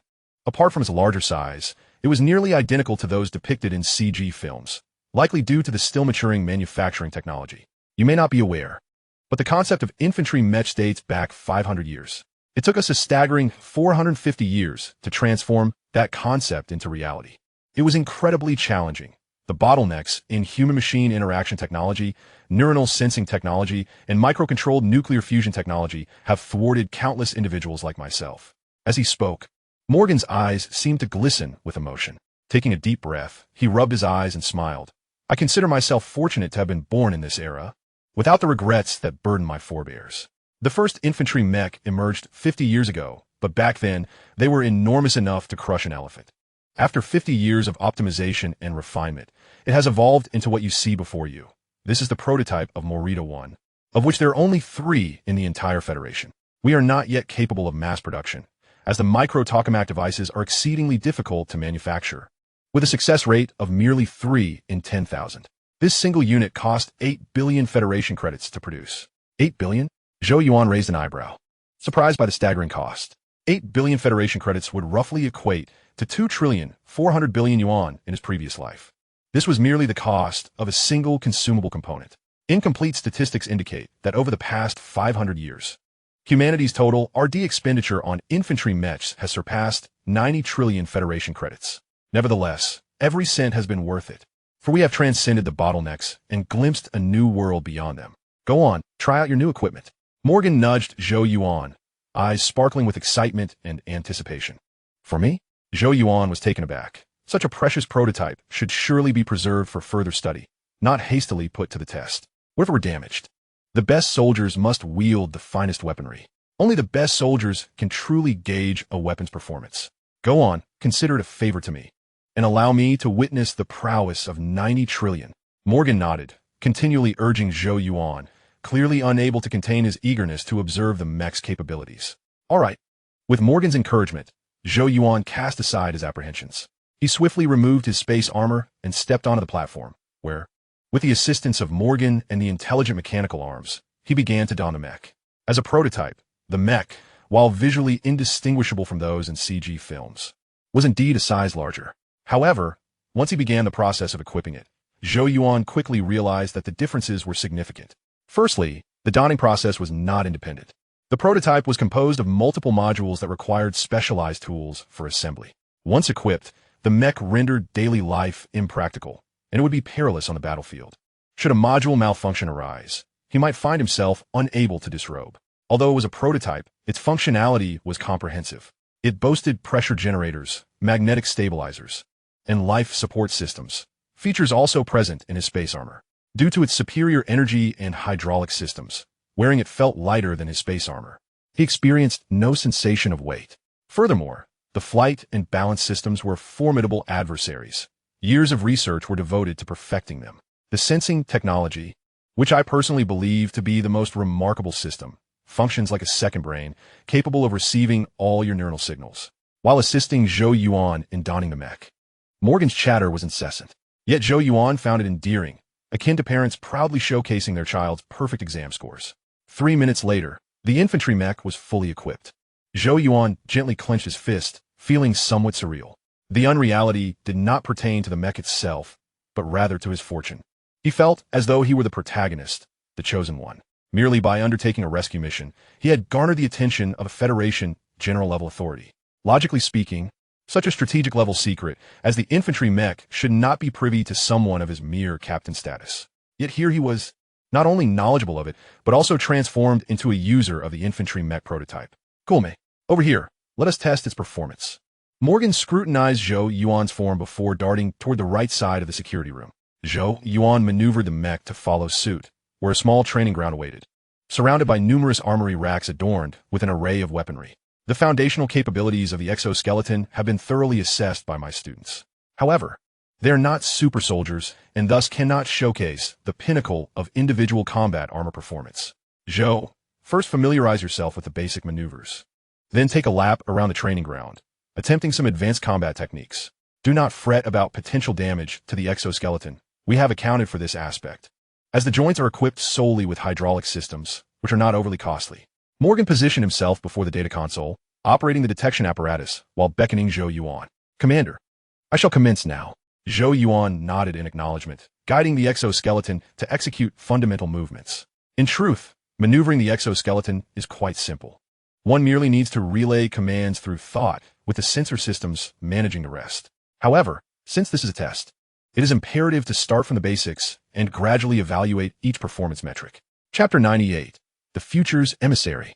An hour later, the performance assessment of the exoskeleton concluded. Indeed, the finest weaponry ought to be wielded by the most exceptional soldiers. In comparison to you, my students appear as mere infants. Observing the starkly different data from the last evaluation, Morgan expressed his astonishment. In response, Zhou Yuan chuckled and shook his head. Professor, it is not the same. I am a soldier, while your students are scientists. If scientists could accomplish all that soldiers can, then the Federation would have no need for mobile troops. Over the course of that hour, he gained a reasonable understanding of the exoskeleton. The maximum terrestrial speed reached 30 meters per second, akin to his velocity post-injection of the Super Soldier Serum. The strength of each arm approximates 3 tons, allowing for a single powerful strike to deliver a force of 6,000 pounds.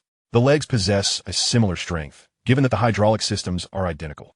The exoskeleton excels in load-bearing, with a hydraulic system limit of 5 tons, capable of supporting a weight of 10,000 pounds. In fact, this is not even the upper limit. To ascertain the absolute maximum, he would need to exert his physical strength. However, in doing so, one might question the necessity of the exoskeleton. It is worth noting that with his current physical prowess, he could easily dismember such a rudimentary prototype without breaking a sweat. Lastly, there is the flight system, although he scarcely tested it due to insufficient space. Morgan presented him with the flight data. The maximum speed registered at 100 meters per second, comparable to the peak velocity of an F1 racing car from his recollections. However, the exoskeleton as power source is a miniature fusion reactor, which does not support prolonged flight. At maximum velocity, it can only sustain 5 minutes of operation. This limitation arises from the tokamak device, which in essence functions as a nuclear fusion battery. Being a battery, it will deplete, although the fusion reaction can regenerate. The rate of plasma heating for charging cannot keep pace with the exoskeleton's flight consumption. Fortunately, there are gliding and jumping modes, which consume minimal energy, sufficient for conducting a small-scale combat operation under full energy conditions. Zhou, what type of weapon do you desire? This individual possesses remarkable strength, capable of accommodating most conventional weaponry. Yet I would advise against selecting cumbersome arms, as they may hinder your mobility. After recording the data, Morgan eagerly inquired. He was thoroughly satisfied with the prototype's performance metrics and was now eager to witness its capabilities in actual combat scenarios. Prior to Zhou Yuan's arrival, he had refrained from equipping the exoskeleton with any weaponry, as he was impatient to observe its performance in a real-world setting. From a defensive perspective, how about a Gatling gun and tactical nuclear missiles? Their weight and size are moderate, not impeding movement while offering formidable firepower, enabling a breakout even when besieged by swarms of foes. I believe mounting it on the shoulder would be advantageous, conveniently connecting to the hydraulic system at the shoulders. Zhou Yuan proposed a suggestion, echoing a practice that the Federation employs in the future. You have indeed grasped my thoughts. The weapon on the shoulder could be controlled by the sensor system, with an added safety mechanism, allowing the user to carry an additional handheld weapon. Indeed, observe these arms. These are the handheld weapons I have prepared for the exoskeleton. As he spoke, Morgan approached the armory. Sir, these weapons may not be as effective as conventional firearms against the pests. Zhou Yuan scanned the armory, shaking his head slightly. Most of the weapons Morgan had prepared were miniature energy weapons, and given the insect's high magical immunity, physical attacks are required to inflict damage. Among the armory's arsenal, only the Gauss rifle could potentially engage in physical combat. However, the Gauss rifle, which propels bullets via magnetic force, emphasizes penetration rather than being suitable for exterminating insects. Zhou, do you suppose I'm losing my faculties? Are you familiar with C4 gum explosives? Morgan chuckled heartily, tossing a magazine to Zhou Yuan. C4 gum explosives? Zhou Yuan took the magazine, discovering it contained bullets no larger than soybeans, with a label indicating a capacity of 300 rounds. He could surmise the nature of the ammunition within. While Zhou Yuan examined the magazine, Morgan, arms crossed and filled with pride, declared, Morgan Type 2 C4 ferromagnetic bullets. These are my own invention. The casings are crafted from Pluto's white iron ore, which reacts unstably with C4, resulting in explosive collisions. They require immense external force to detonate, and the Gauss rifle, alongside the insect's exoskeletons, can provide the necessary kinetic energy for ignition. The explosion is not overwhelmingly powerful, yet it far surpasses conventional ammunition, with each round capable of creating a fist-sized crater in an insect. If it were not for the scarcity of white iron ore, Gauss rifles utilizing such ammunition would have already been deployed across the military. With a decisive motion, Zhou Yuan slammed the magazine onto the table, his gaze intense as he addressed Morgan. Sir, this is precisely what I desire. Coincidentally, his energy ring contained an infinite ammunition revolver, an infinite ammunition machine gun, and an infinite ammunition sniper rifle. The only weapon missing was an infinite ammunition rifle. This Gauss rifle utilizing explosives as projectiles is ideal for a sidearm, carrying additional magazines. Perhaps 3,000 to 5,000 rounds could almost be considered an infinite supply, with the explosive power compensating for the lack of ammunition. Rest assured, I will make the right choice. In addition to the aforementioned items, I will customize a batch of weapons for you. B1 primal grenades, B1 primal grenades, M9 shockwave grenades, and self-destructing swarms. Ah, I forgot you were yet unaware of these. The Primal series is a biochemical weapon specifically designed against the arachnous insects, currently only in prototype form. What you see and hear here is classified information.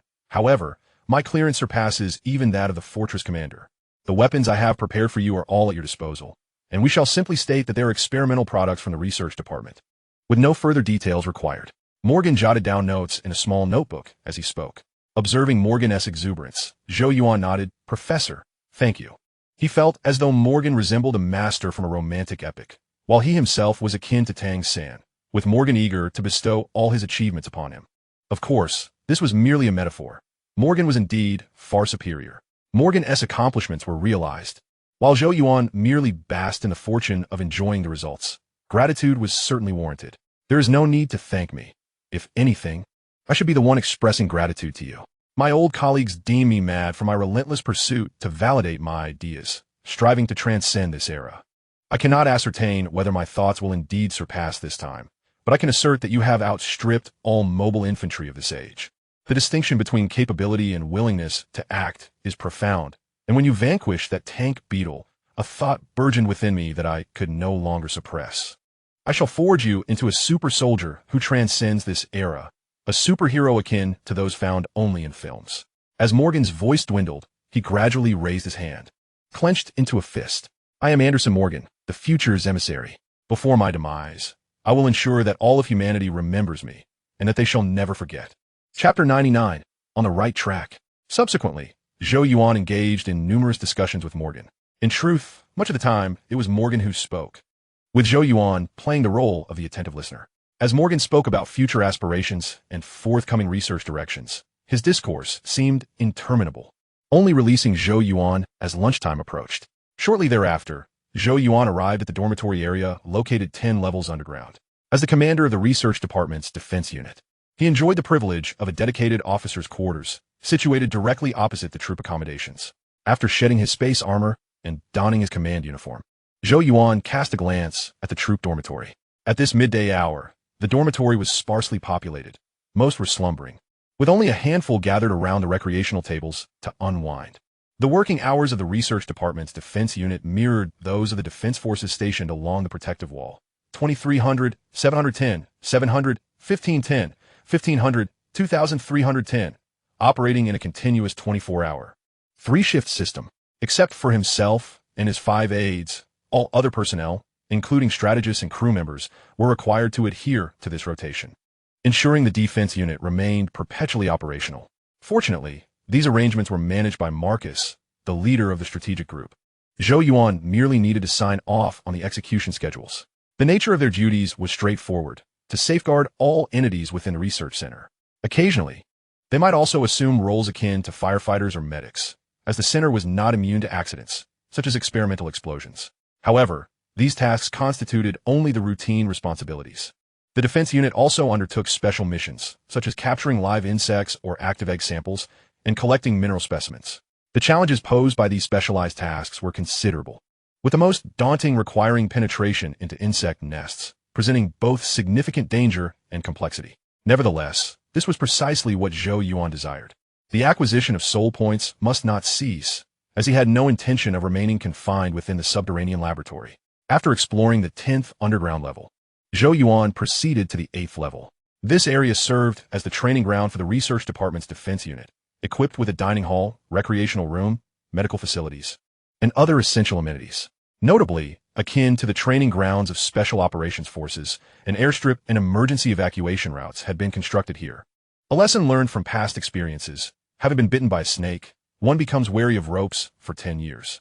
Although the war fortress was unlikely to fall victim to a tide of insects, the federal government, having learned from previous encounters, was evidently disinclined to suffer a second defeat at the same location. After becoming somewhat acquainted with the layout of the area, Zhou Yuan entered the dining hall. Since his evolution into a superhuman, he no longer experienced the pangs of hunger from skipping meals as he once did. Prior to his journey to Pluto, he had hosted a farewell feast for Deus and Judy, engaging in physical activity throughout the day without feeling the need to eat. However, when circumstances permitted, he maintained a regular schedule of 3 meals a day to prevent energy depletion and subsequent declines in physical condition. The dining hall was not crowded. Only a few dozen individuals were present, with a majority being research staff. The 3-shift rotation had dramatically altered the members' schedules. rendering the conventional lunchtime coinciding with their work hours and sleep cycles. After collecting his meal, Zhou Yuan surveyed the room and spotted Claire. Not only was Claire present, but so too were Martha, Jerome, Kenny, and Marcus. These 5 aides represented the most relaxed individuals in the unit, second only to him as the commander. Commander! Upon Zhou Yuan's arrival, the 5 stood and saluted. It seems I have influenced your appetites, he remarked with a smile. No need for such formality during our leisure time. You need not address me as commander outside of work. I prefer not to become a stuffy old man at such a young age. Sensing a shift in the atmosphere at the table, Zhou Yuan waved his hand in jest. Commander, we have heard tales of your exploits, God. Taking on a tank beetle one-on-one. Had I not seen the footage, I would never have believed such a feat possible. My uncle informed me that the slaughter required the selection of team members, and I immediately submitted my application, never anticipating I would be chosen. His aides relaxed considerably in Zhou Yuan's presence, evidently at ease in the absence of formality. However, Claire remained an exception, as she had always maintained her composure. As an ardent admirer who had previously expressed her admiration for Zhou Yuan, she held no regard for hierarchical boundaries. Zhou Yuan shrugged and replied with a relaxed demeanor. In truth, it is not as daunting as you might imagine. The tank beetles possess limited intelligence. With a bit of ingenuity and an advantageous terrain, each of you could achieve the same. He added, of course, I would not recommend engaging them directly. It's far wiser to offer them a taste of mixed explosives. Upon hearing Zhou Yuan's words, the 3 squad leaders exchanged glances, nodding in unison. Mixed explosives were indeed more suited to their needs.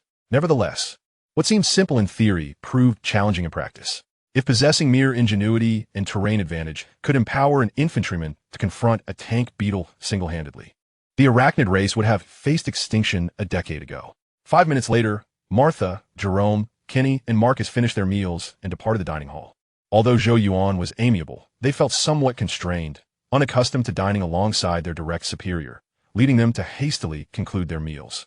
Now, only Zhou Yuan and Claire remained at the table. Claire had been relatively quiet until the others departed, at which point she seemed to come alive. Commander, when there are no flight missions, I reside on the 10th level, right beside your quarters. While organizing my dormitory earlier, I noticed the bathroom light seems to be malfunctioning. Could you check it for me tonight? She seated herself opposite Zhou Yuan, resting her chin on her hands as she gazed at him, her tone gentle. Of course, but there is no need to wait until evening. When a problem arises, it should be addressed promptly. I have some time shortly.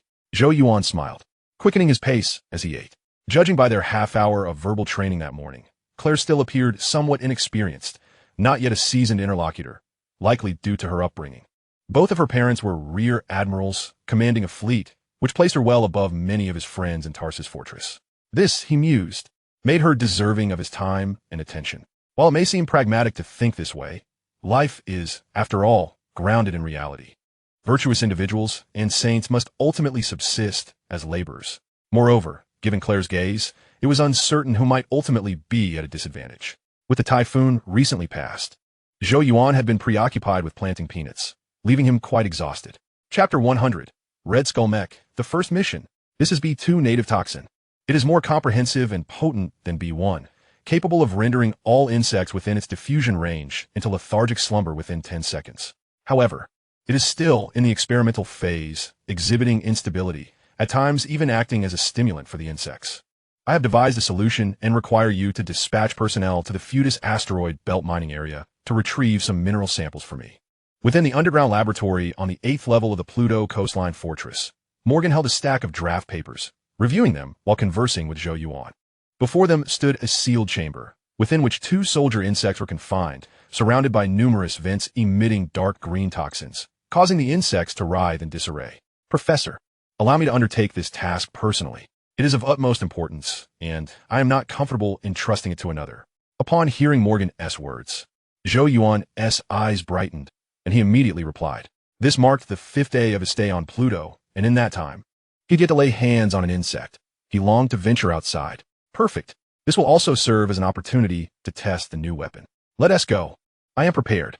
Morgan nodded with a smile, leading Zhou Yuan to the secure chamber housing the individual mech. Cool. Upon seeing the mech again, Zhou Yuan finally allowed a satisfied smile to emerge. After 5 days, the prototype had undergone a remarkable transformation, now resembling a true mech. The shoulder-mounted tactical nuclear missile launcher, shoulder-mounted Gatling gun, Gauss rifle, miniature, self-destructing drones, shockwave grenades, and biochemical grenades. These armaments mounted on the mech represent the pinnacle of individual weaponry within the Federation, with many still classified and not yet deployed. Furthermore, he was quite pleased with the appearance of the mech, adorned in a black base with red patterns. The crimson skull motif, when fitted onto a towering 2-meter-2 mech, exuded a far more striking aura than any space armament. It was a formidable and terrifying steel skeleton. If I were 30 years younger, I would undoubtedly enlist in the mobile forces for it. Now it belongs to you. Morgan observed the expression on Zhou Yuan's face and spoke with a sense of satisfaction. As a leading scientist in military technology, his greatest pride lay in witnessing the desire and fulfillment on the faces of weapon users. Professor, might this be against protocol? Zhou Yuan hesitated for a moment before inquiring. You may not realize, young man, but this secrecy is my request. The miniature tokamak devices cannot be mass-produced. Had it not been for my insistence, the politicians in the strategic department would have already broadcasted the existence of individual mechs to everyone. They believe that revealing the single soldier mechs would encourage more young people to willingly join the mobile forces as cannon fodder. Thus, I vehemently opposed early disclosure. It is a ruse, as we simply cannot produce more single soldier mechs.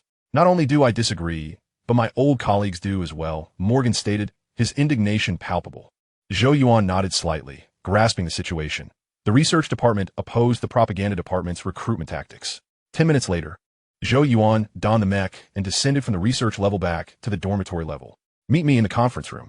Upon entering the conference room, he summoned Marcus, Kenny, and Claire.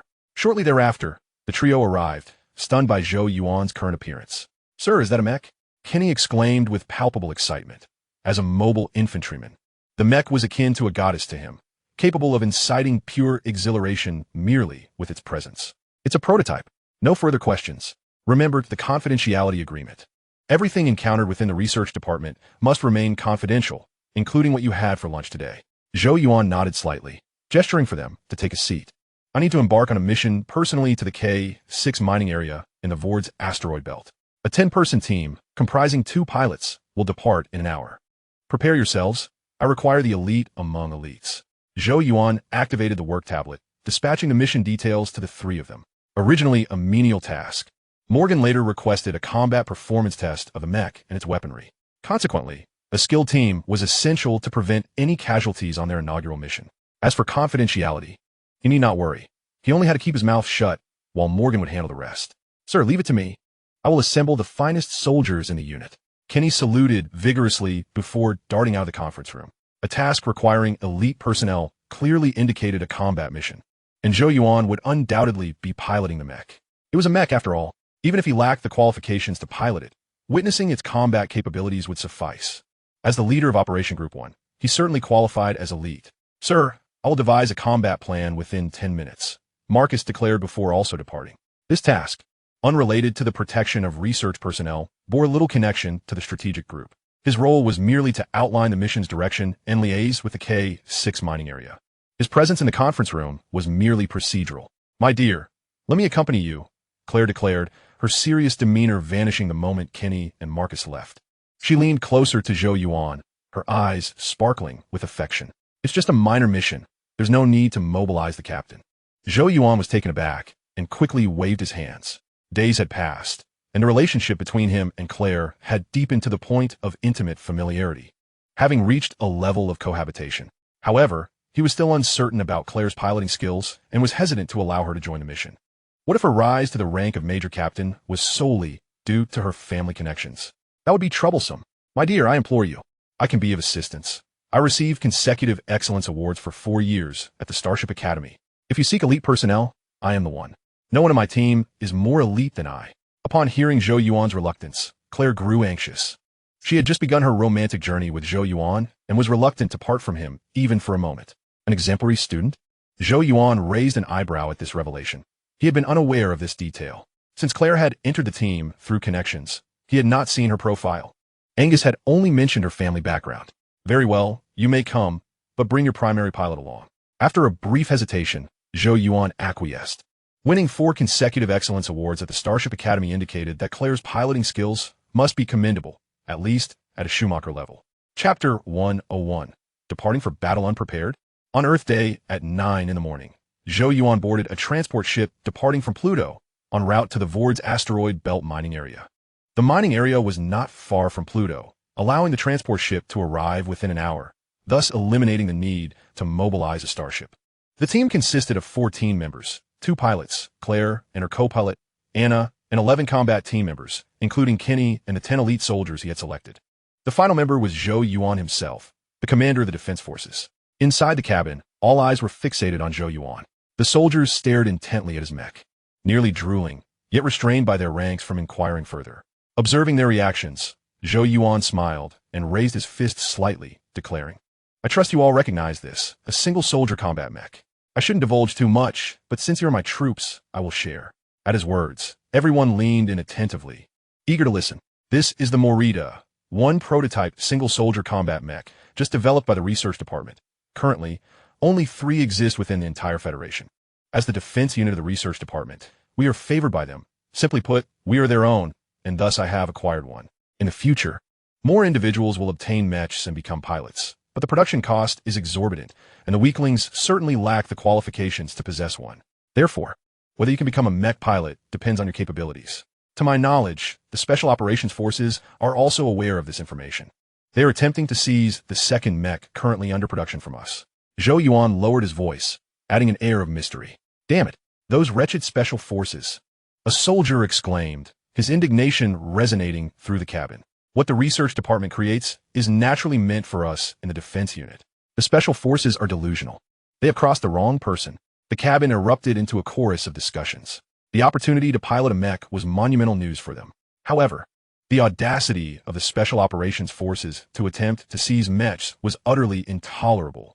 Enough with the bravado. Anyone can spout threats.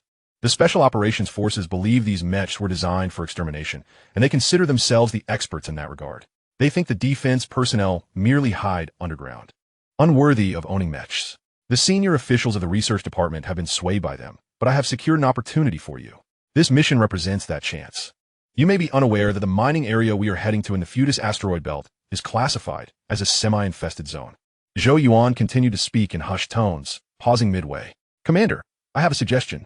Kenny immediately raised his hand, solemnly stating, "To ensure the safety of the mining personnel, we should assist them in eliminating the nearby pests." "Indeed, the team leader is correct," others chimed in. "This is not a daunting task for us. It's a splendid idea. If those soft special forces can handle it, so can we, and we can do it even better." Upon hearing Kenny's words, everyone nodded in agreement. Their thoughts were aligned on allowing the research department as defense forces to showcase their prowess, seizing any opportunity to engage, and if none presented itself, to create one. Good. Now, rest well and maintain your readiness.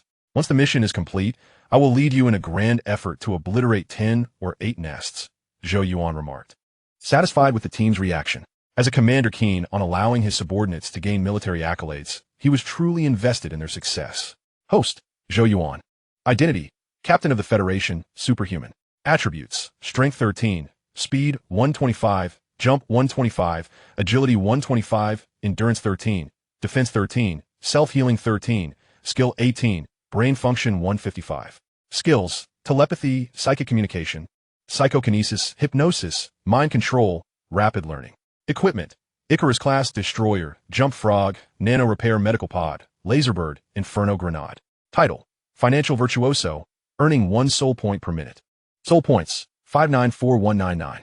Having devised a plan for pest extermination, Zhou Yuan accessed his personal panel. For the past few days, he had not slain a single creature, accumulating merely over 7,000 soul points, solely relying on his title. Nonetheless, his skill had increased by 0.2. With nothing pressing to occupy his time, he resumed training, making slight progress in both combat and marksmanship. "Commander, we have a situation." After approximately half an hour of stationing himself, Zhou Yuan heard Claire's call. "What is it?" he inquired, frowning as he hurried into the cockpit. "Commander, we have encountered an unfamiliar asteroid." Claire pointed outside, revealing a colossal asteroid, predominantly grayish-white, unmistakably a cold, ice asteroid. Preliminary estimates suggested its average diameter exceeded 500 kilometers, with a surface area surpassing 79 million square kilometers. The star map indicated that it was an unrecorded asteroid. However, this area was already within the Futus asteroid belt, where every celestial body was catalogued, except this one. At that moment, Claire's assistant, Anna, handed Zhou Yuan a work tablet. Ignore it. Our destination is the mining area. Record and transmit its information. Then continue with the mission, Zhou Yuan ordered casually after a brief glance at the tablet. This was not an unusual occurrence.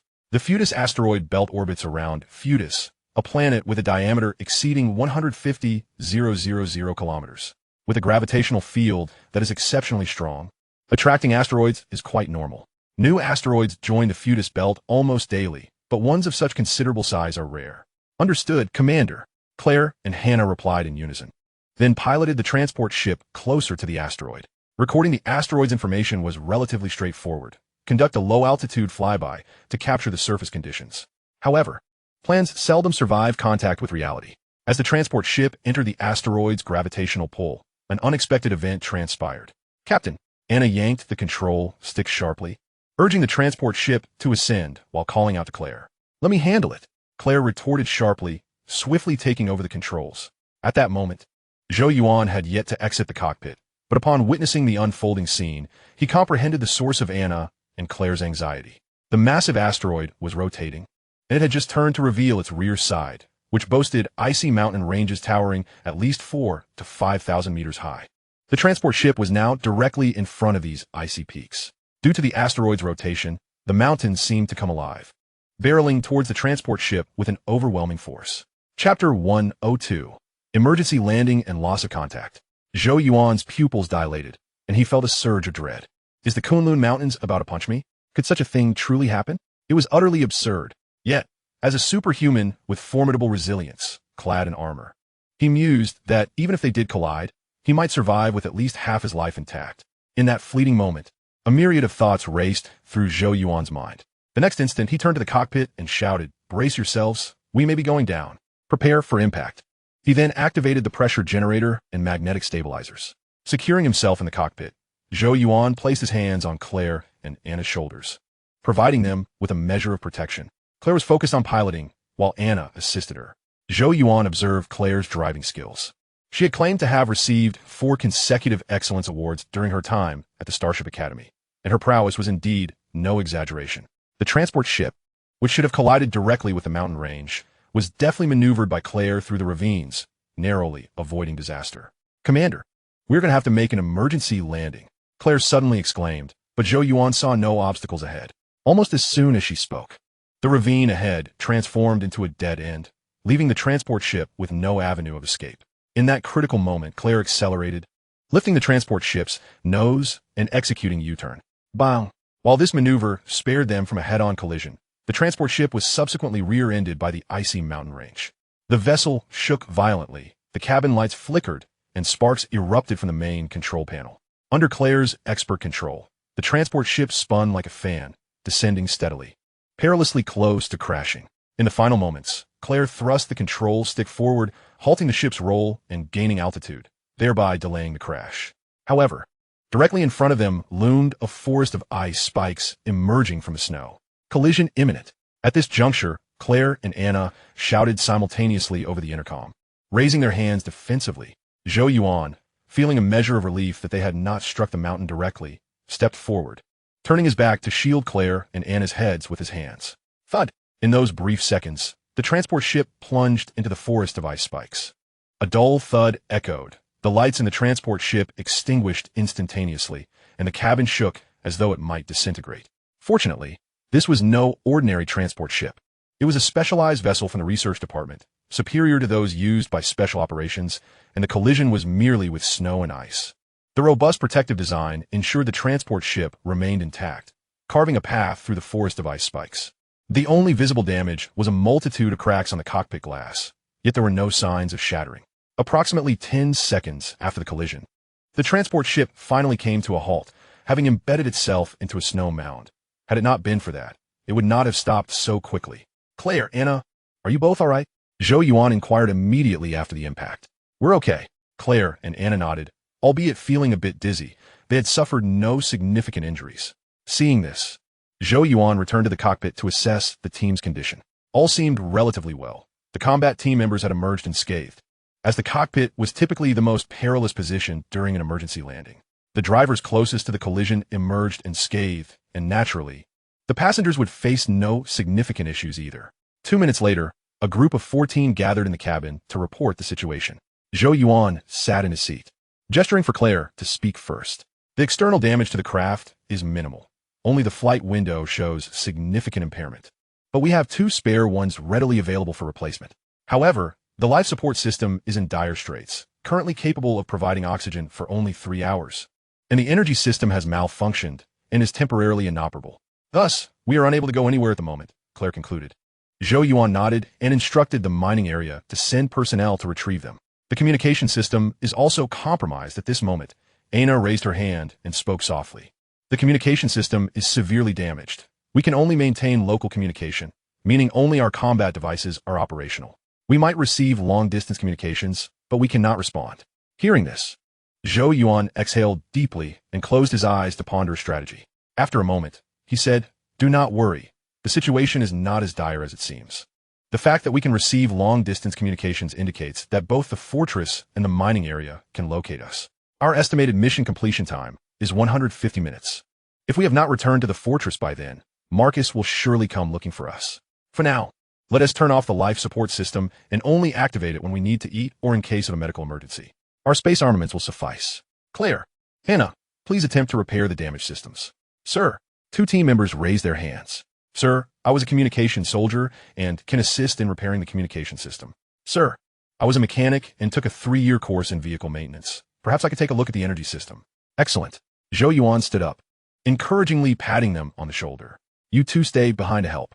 Kenny, select 2 more individuals to assist Major Claire in replacing the flight window, while the rest will accompany me on patrol." "Yes, sir."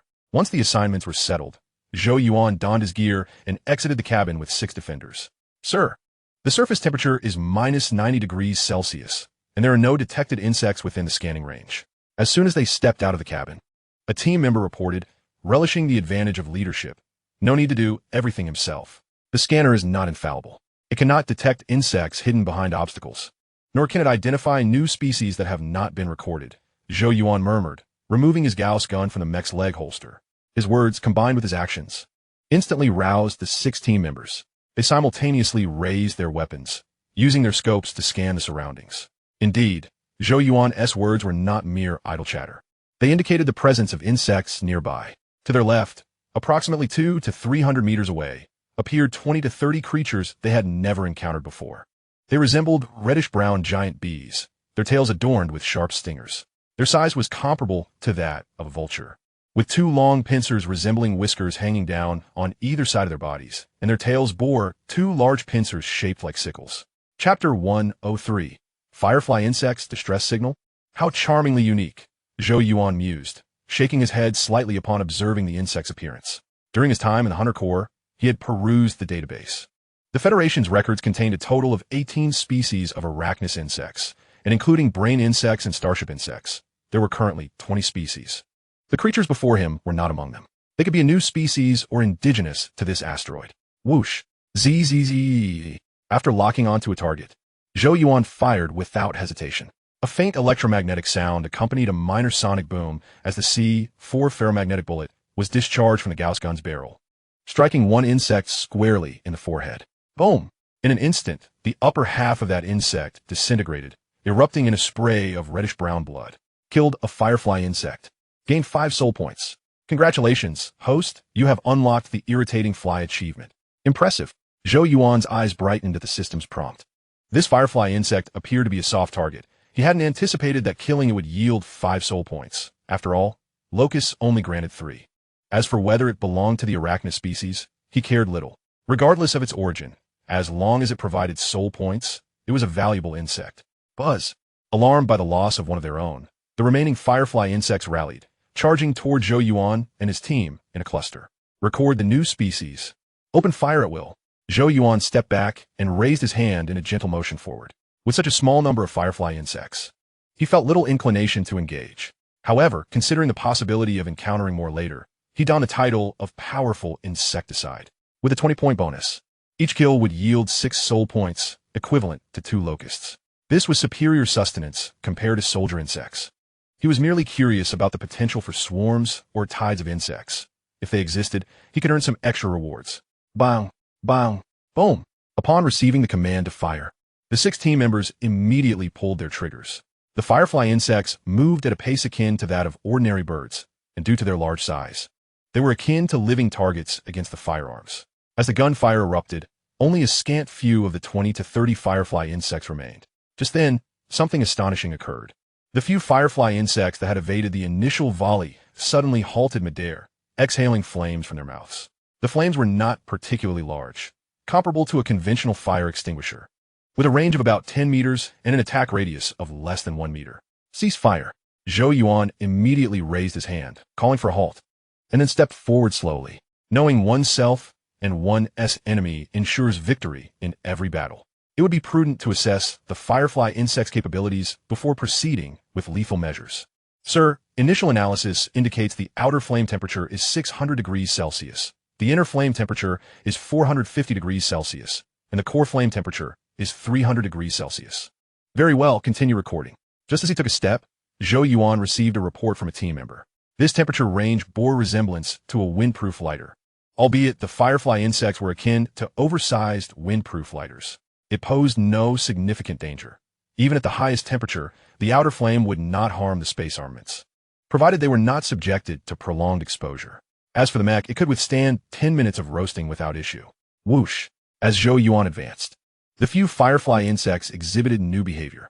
They leaned back, their tails lifting slightly forward, and astonishingly, they used the stingers on their tails as arrows, shooting them toward Zhou Yuan. Huh? Are these not called fire wasps? Zhou Yuan was somewhat taken aback. These insects were far more akin to bees than flies. In the next instant, he swiftly sidestepped, dodging the stinger shots, and even managed to catch 2 of the projectiles in his hand. Excellent. Old Morgan will surely appreciate these. Zhou Yuan squeezed the stingers, finding them remarkably hard, their rigidity surpassing that of the alloy steel used for military knives. However, the stingers were not particularly fast, allowing even slightly quicker soldiers to evade them. Those unable to dodge could simply endure them with their space armaments. After a series of failures, the remaining firefly insects realized they had struck a wall. They dared not approach Zhou Yuan and his team any longer, quickly retreating a distance. Eliminate them and retrieve their tail stingers. Observing that the firefly insects had exhausted their options, Zhou Yuan casually issued the command. Sir, we have made a discovery. As the team tidied up, Zhou Yuan received a call from Kenny. Hurrying back to the cabin, he found Kenny and Claire gathered in the cockpit, prompting him to inquire. What's the situation? Sir, we have received a distress communication. Claire's expression was grave as she pressed a button on the main console, and a recording played. Emergency call. This is the Fei Mei. We have crashed, requesting rescue. Emergency call. This is the Fat Coal. After the recording ended, Claire turned to Zhou Yuan and said, Sir, I have checked the registration number. The Fat Coal is a transport ship from the Verdes asteroid belt mining area. However, the records indicate that the Fat Coal went missing a week ago. Zhou Yuan pressed further. Have you attempted to contact the Fat Coal? The food supplies aboard a transport ship are sufficient for a 10-man team to last for half a month. Currently, the bug presence here does not seem significant enough to pose a threat. If the life support system of the transport ship remained intact during the crash, those aboard the Fat Coal may still be alive. We have made calls, but there has been no response. It could be that our local communication signal range is inadequate, or perhaps the individuals aboard the Fat Coal have. Claire's voice trailed off. However, everyone present understood her implication. Zhou Yuan nodded, exhaling slowly, and after a moment's contemplation, he inquired, Do you know the location of the Fat Coal? It is directly ahead, approximately 5 kilometers away, Claire confirmed. Following the previous division, I will take 6 individuals to investigate. You all remain here to attempt to repair the communication and power systems. Additionally, send me the necessary parts. Those on the Fat Coal may still be usable. I will return within 3 hours, and should any unusual circumstances arise, I will inform you promptly. Zhou Yuan hesitated briefly, but ultimately resolved to proceed. He viewed this mission as a failure. They had not even reached their destination and had already stumbled, a true embarrassment. How could Captain Zhou find himself in such a predicament? If they could rescue anyone in this desolate place, it would redeem his honor.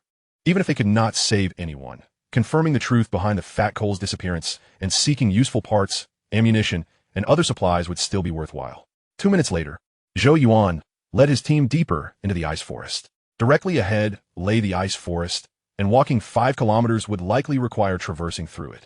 Chapter 104. Finding Survivors. Fuel cells, pulse frequency cables, attenuators, couplers.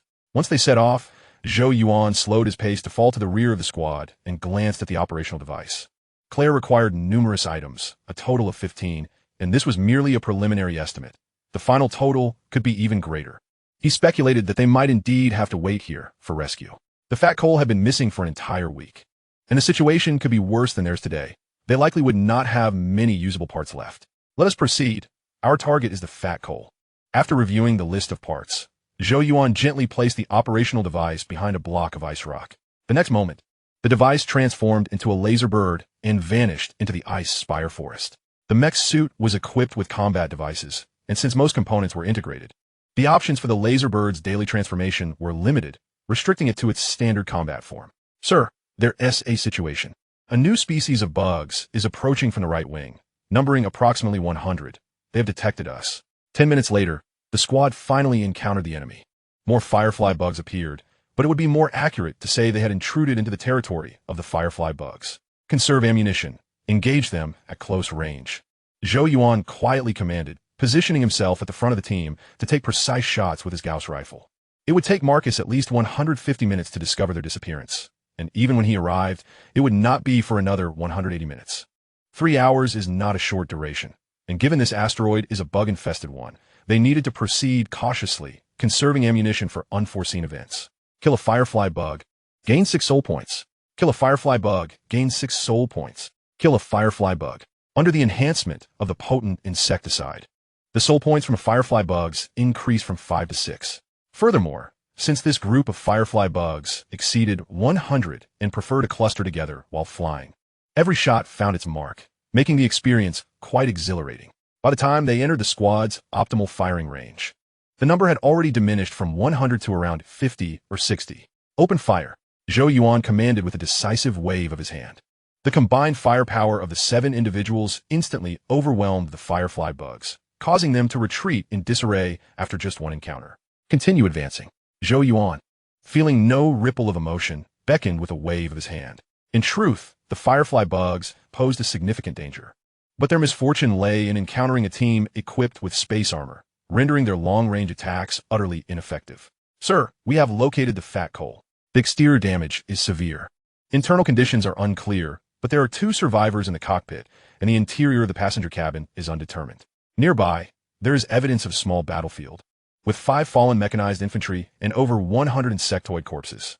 After a few more minutes, Zhou Yuan received intelligence from the laser bird. Excellent. Upon hearing that there were survivors, Zhou Yuan's spirits lifted considerably.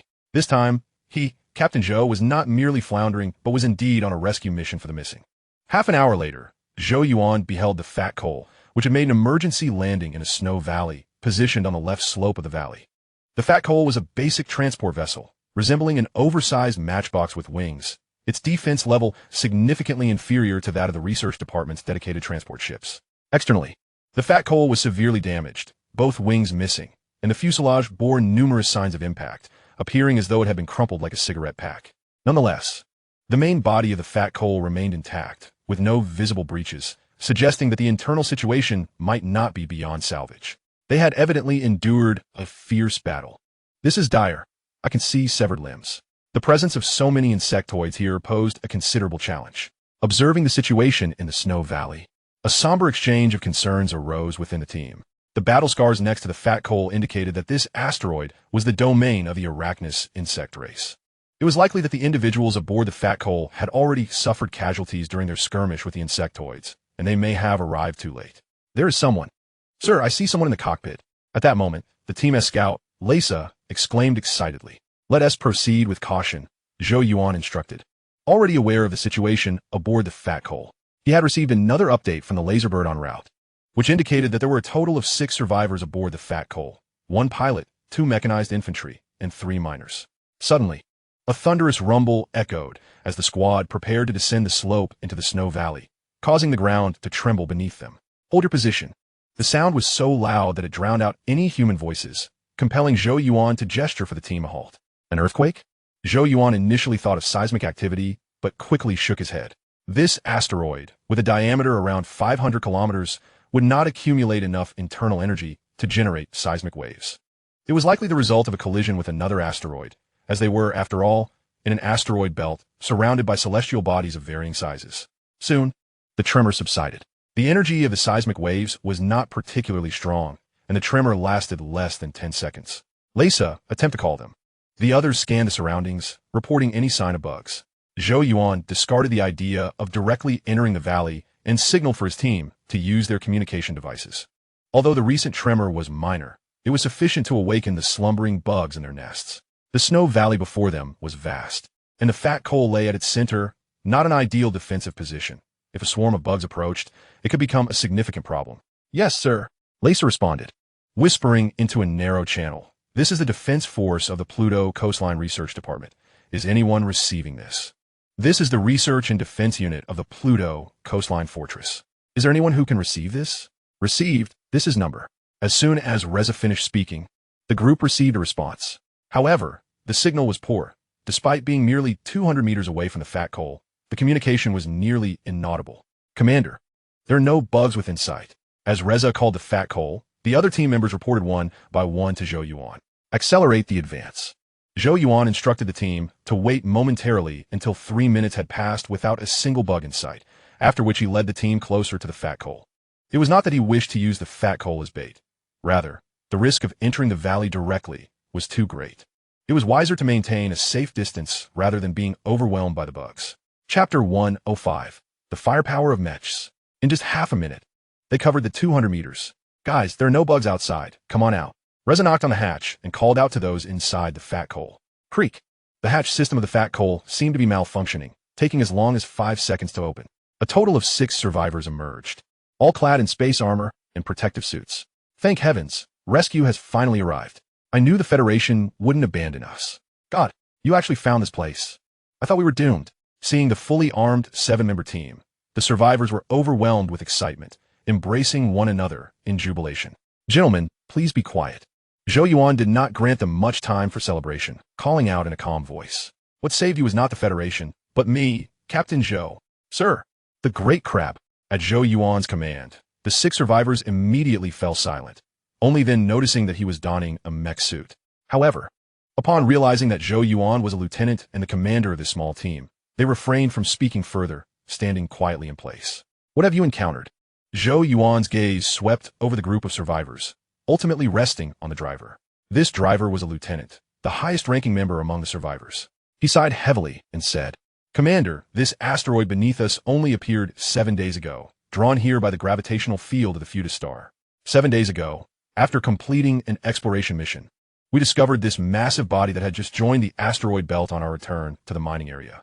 I wanted to see if it was a mining star, but as soon as we approached, we encountered severe magnetic field interference, causing all systems to malfunction, and we had no choice but to make an emergency landing. It turned out that this massive body is indeed a mining star, and it possesses strong magnetic ores. I should have left it alone. The driver's voice grew softer as he spoke, eventually making a self-deprecating joke. And after the emergency landing, Zhou Yuan frowned, his mind racing, and continued to inquire. If this asteroid contains strong magnetic ores, his previous plans would need to be entirely reconsidered, due to the fortress's tracking and communication systems. Breaching the strong magnetic field to directly locate them was unlikely, which was how the fat coal had gone missing. Perhaps they would have to rely on their half-functional transport ship. Our emergency landing was relatively smooth. Although the systems failed, we were still able to glide and did not crash directly to the ground. However, we were discovered by the bugs, and they found us. During the battle, 11 people were killed, and even the transport ship was reduced to scrap metal, completely eliminating our chances of evacuating from here. The driver succinctly summarized the emergency landing process of the fat coal. I understand. Inform them of the situation. Complete it within 5 minutes. Zhou Yuan nodded, instructing his team to convey their current status to the survivors aboard the fat coal. 10 minutes later, the group of 13 was ready to begin their return journey. During those 10 minutes, Zhou Yuan thoroughly dismantled the fat coal. Regardless of whether the parts were needed by Claire, he stripped everything usable that could be carried, ensuring that nothing was overlooked, lest they would have to make another trip. Not only did he take components from the transport ship, but he also did not spare the space armor and weapons, taking entire sets where possible and dismantling parts were not. After all, they might need to endure on this asteroid for an extended period. Therefore, on the return trip, apart from Zhou Yuan, everyone else resembled pack animals. They carried protective cases in hand, secured safety ropes around their waists, and dragged the hull skin unloaded from the transport ship piled high with parts and armaments. The journey to the site took less than an hour. The return trip would likely take at least 2 hours. Sir, we've detected a swarm of soldier bugs. They are approximately 1 kilometer to your left front, numbering around 1,000, approaching from the direction of the icebergs. After walking for a while, the laser bird delivered new intelligence. 1,000? Zhou Yuan glanced toward the icy mountain range, a white expanse layered from top to bottom, with real-time color domain changes occurring. It appeared that an avalanche or landslide had frightened the bugs out of that area. Nevertheless, Zhou Yuan was not overly concerned. For a small team of only 13, lacking a defensive terrain advantage, 1,000 bugs indeed posed a considerable threat, akin to a tide of insects. But today was different. Today, he was not clad in space armor, but in a mech, armed with a rifle using C4 electromagnetic bullets, biochemically engineered grenades specifically for bugs, and shockwave grenades designed for area damage, as well as a shoulder-mounted Gatling gun, tactical nuclear missiles, and miniature self-detonating drones. It was not an exaggeration to say that in his mech suit, he alone possessed enough firepower to eliminate those 1,000 bugs without breaking a sweat. 10 minutes later, the team encountered a swarm of soldier bugs. Positioned directly in the team's path, Zhou Yuan showed no intention of taking a detour. Shortly after they spotted the swarm, the bugs also detected them, and the two parties clashed at the edge of the ice spike forest. As per usual, we'll engage once they get close. I imagine you are all quite curious about the firepower of the mech. Shortly, you will witness it. As the swarm of bugs charged toward the team, Zhou Yuan raised his fist to signal everyone to halt, casually joking. Yes, Commander. Initially, there was a hint of anxiety among the team, considering they were up against over 1,000 bugs. However, upon hearing Zhou Yuan's words, their confidence surged. Indeed, they had the mech. Even if they did not consider the firepower of the mech, they still had 10 tactical nuclear missiles at their disposal, rendering these bugs insignificant. Open fire. Once the swarm of bugs entered the 100-meter range, Zhou Yuan finally issued the command. Bang, bang, bang. As he gave the order, Zhou Yuan unleashed the firepower of the mech. He gripped the Gauss rifle, held down the trigger, firing one C4 electromagnetic bullet after another. Simultaneously, the shoulder-mounted Gatling gun whirred to life, targeting the densest cluster of bugs, unleashing torrents of blue flames. The moment fire was opened, the front ranks of the swarm staggered. One bug after another exploded, transforming the once pristine white ground into a kaleidoscope of colors. This was merely the appetizer. The armor at his chest rose, and 2 rows of small grenade launchers descended, each loaded with 10 primal grenades, all firing simultaneously. A mere 100 meters was nothing for grenades. They reached their target in an instant. Boom, boom, boom. 10 primal grenades detonated simultaneously. A thick cloud of dark green mist billowed, rapidly expanding outward, completely obscuring their line of sight and enveloping the swarm of soldier bugs. Chapter 106. The Romance of Men. Cool. A wave of awe rippled through the team. Though they were curious about the combat capabilities of the mech, they knew that being distracted during battle could cost them their lives. So they did not focus too much on Zhou Yuan. However, they could clearly see the situation with the swarm. Indeed, the moment fire was opened, the front ranks of the bugs were utterly decimated. Moreover, each insect met a gruesome demise, bursting apart to the point where not a single intact body remained.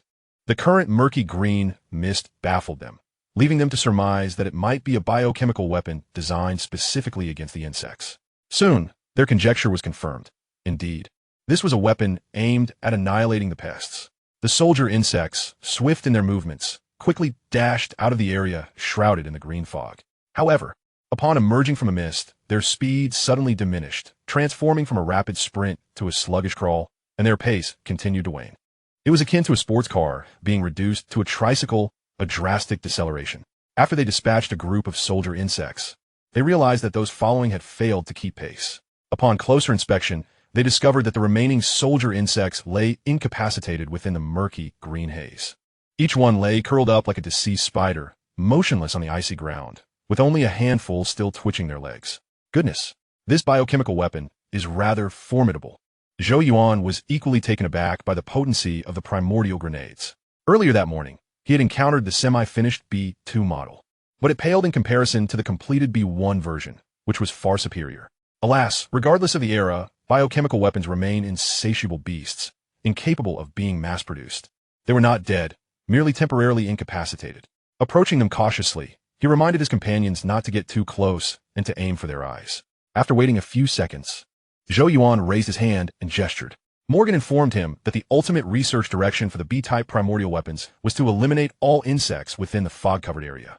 However, for now, both B1 and B2 models could only induce a state of hypnosis in the insects for about half an hour. Therefore, they needed to deliver finishing shots to prevent the insects from awakening and causing trouble by approaching the transport ship. There were still 10 primordial grenades and 10 primordial hand grenades remaining. The grenades could be used immediately, while the hand grenades could be reserved for emergencies. While finishing off the insects and collecting soul points, Zhou Yuan also took stock of the remaining primordial weaponry. The primordial grenades were comparable to ordinary grenades, producing shockwaves upon detonation, making them unsuitable for narrow terrains. In contrast, the primordial hand grenades were of the smokescreen variety, which would not cause collateral damage even when thrown at 1's feet, thus making them ideal for critical moments. Besides the primordial weapons, they had ample ammunition for other armaments as well.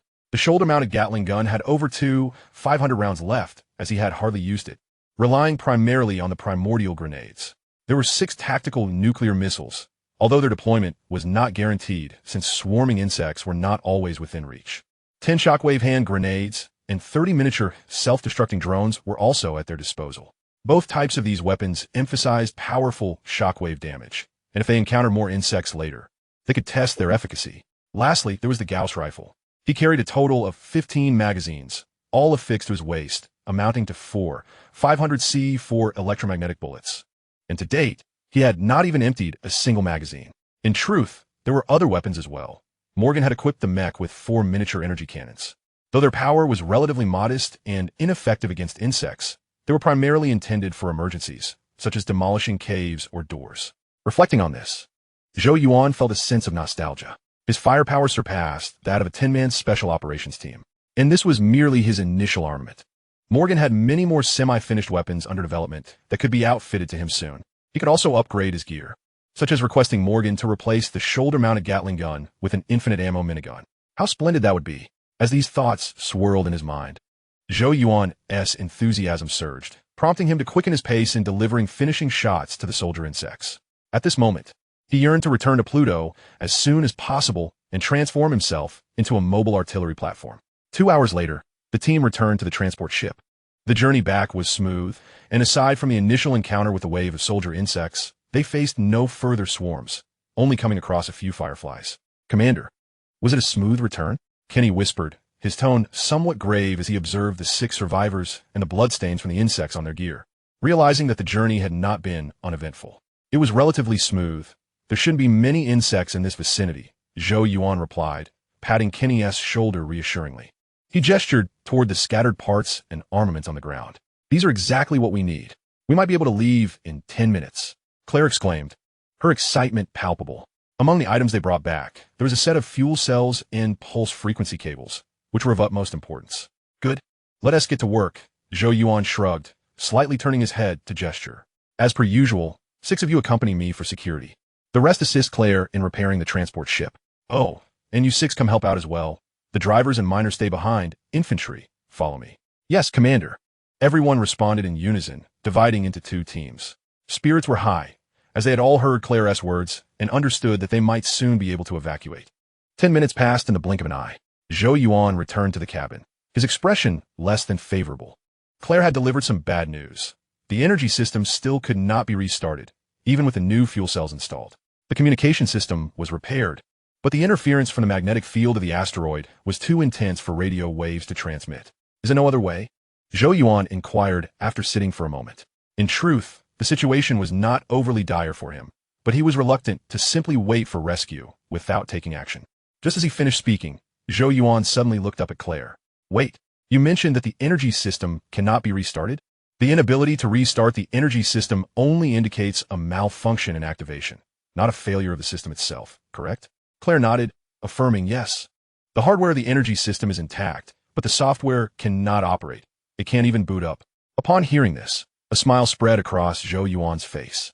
He recalled the contents of the book Mastering Transport Ship Repair from A to Z, Chapter 107. Searching for superconducting ore. If normal startup fails, then we can force activation. We can find some superconductors to serve as a detonator. Zhou Yuan stood up and turned to the miners in the team. "After the emergency landing, did you conduct any mineral assessments here?" "No. If we are to assess minerals, we have a mineral scanner among the equipment we retrieved, one of the miners replied. Commander, I checked the minerals near the transport ship a couple of days ago. Aside from stones, all I found was calcite. The three miners responded in turn. Zhou Yuan nodded. Smiling, calcite? It seems fortune is on our side.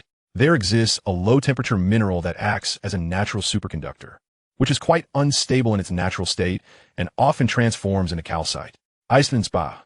The three miners exclaimed in unison, as they were professional miners and recognized the mineral Zhou Yuan referred to. Commander, Claire interjected quietly, I just reviewed the data. Iceland's bar has nearly zero resistance. If we use it to force-activate the energy system, it could potentially burn out the pulse frequency cables due to the sudden surge of current. I understand, Zhou Yuan shrugged. Fortunately, we currently possess 2 fuel cells and 2 pulse frequency cables. This is a method worth trying, especially if we wish to avoid starving to death here. Additionally, we shouldn't focus solely on Iceland spar. We should also seek out niobium or in nickel crystals as conductive minerals. Any conductive material we can find is essential. They were indeed like unfortunate souls drenched in a downpour, holding clothes and a lighter, yet unable to ignite a flame due to their soaked garments. The superconductor is akin to the gasoline that ignites this damp garment. I comprehend now. I shall proceed to organize the mineral data and send it forth to you all. Claire nodded solemnly, leading Aina and the pilot of the Fat Coal into the cockpit. The others were left in a haze of confusion, only grasping that they were to venture out in search of minerals, yet no one pressed further. In times like these, having something to do was far preferable to idly waiting. 3 minutes later, the 20-member team assembled outside the hatch. You have all received the mineral data that Claire dispatched. These are the minerals we seek. Zhou Yuan stood at the front of the line, gesturing towards the arm where the members' combat devices were embedded in their gauntlets. To expedite our departure, we shall split into teams. 3 mineral scanners, 3 search squads. The driver and miners will remain to safeguard the transport, while Kenny leads 5. Elsa takes 6, and I shall operate alone. Upon discovering survivors, our numbers have grown from 14 to 20. 1 commander, 3 pilots, 3 miners, and 13 mobile infantry. Commander. Upon hearing the division of teams, Kenny immediately raised his hand. Commander, according to the operational guidelines for mobile units, you cannot go alone. We cannot allow the commander to stray from our sight. As a squad leader, how could he permit his direct superior to undertake such a risk? Should any misfortune befall him, he would need not serve as squad leader any longer, but rather queue for execution. Special circumstances require special measures.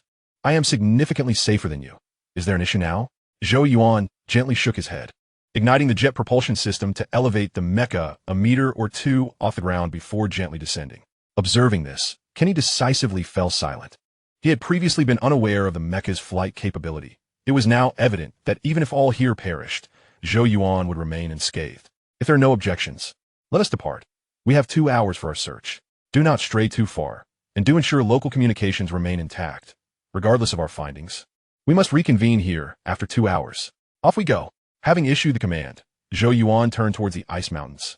If there was a place teeming with creatures, it would undoubtedly be the ice mountains. Perhaps he might even uncover a few insect nests. After parting from the team, Zhou Yuan stowed away his Gauss rifle and retrieved the infinite bullet pineapple from his ring. To waste infinite ammunition would be folly. Sir, I lack mineral scanning capabilities and may be of little assistance, came a gentle voice as the laser bird descended beside Zhou Yuan. No matter, already have a target. Zhou Yuan replied with a smile, adding, this place is awash with ice and snow. To locate minerals, we must first find ground unburdened by the frost. Understood, sir. Your target is the insect nest. The insects have already aided in clearing the snow for you. The laser bird promptly grasped Zhou Yuan's intent. Indeed, Zhou Yuan nodded slightly, stating with earnestness, though somewhat perilous, I must do this for the team. Go forth. Your search target is the wormhole. Upon discovery, notify me immediately. But do not wander too far. Understood. The laser bird, swift as a flash, vanished from Zhou Yuan's sight. For the Federation, Zhou Yuan clenched his fist, silently encouraging himself, while also checking his personal panel to ensure he had not mistakenly equipped the wrong title. Host, Zhou Yuan. Identity, Captain of the Federation, Superhuman. Attributes, Strength 13, Speed 155, Jump 125, Agility 125, Endurance 13, Defense 13, Self-Healing 13, Skill 18, Brain Function 155. Skills, Telepathy, Mental Communication, Psychokinesis, Hypnosis, Mind Control, Rapid Learning. Items, Icarus-class destroyer, Jump Frog. Nano repair medical capsule, Laserbird, Purgatory Grenade. Title, Powerful Insecticide, increases kills by 20, boosts speed by 3. Soul points, 594689. Excellent, all for the team. Let's get to it. 20 minutes later, Zhou Yuan arrived at the foot of the ice mountains. The Laserbird had located a wormhole here and claimed there were multiple. Sir, it's directly ahead. The Laserbird concealed itself behind a large piece of frozen rock, pointing with its wing. Zhou Yuan cautiously leaned forward to observe, and indeed, there were numerous wormholes, albeit they appeared rather peculiar. Their sizes resembled those dug by soldier bugs. Yet the openings were not round, and there were no visible insects nearby. They bore a striking resemblance to natural caverns. Let us move. After surveying the surroundings, Zhou Yuan departed from behind the frozen rock and approached the cave. Holy moly! Upon reaching the cave's entrance, Zhou Yuan suddenly crouched down, a chill coursing through him.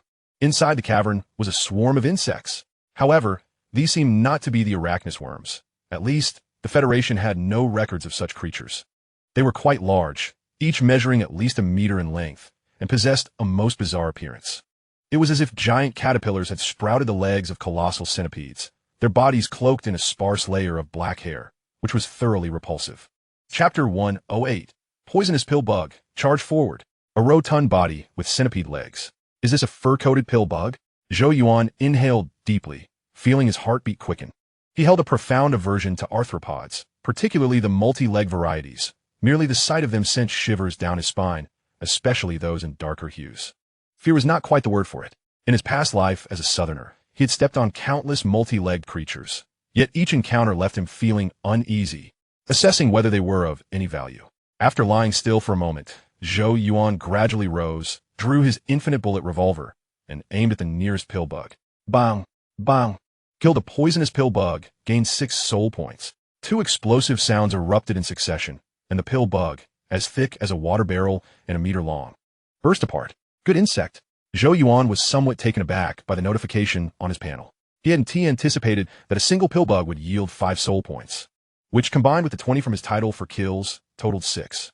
He had initially considered that if the soul points from the pill bug were low, he might as well seek another location for wormholes to avoid the discomfort from encountering them. Yet now, merely at the entrance of the wormhole, dozens of pill bugs had gathered, with undoubtedly more hidden from view. Deep within the wormhole, there might reside a nest of these creatures. Charge! A smile spread across Zhou Yuan's face as he gripped his infinite bullet revolver and advanced toward the wormhole. Bang! Bang! Bang! The poisonous pill bugs were fiercely aggressive, launching their attack upon noticing Zhou Yuan. They clustered together in throngs, their immense sizes creating a black wave that swept across the snowy ground.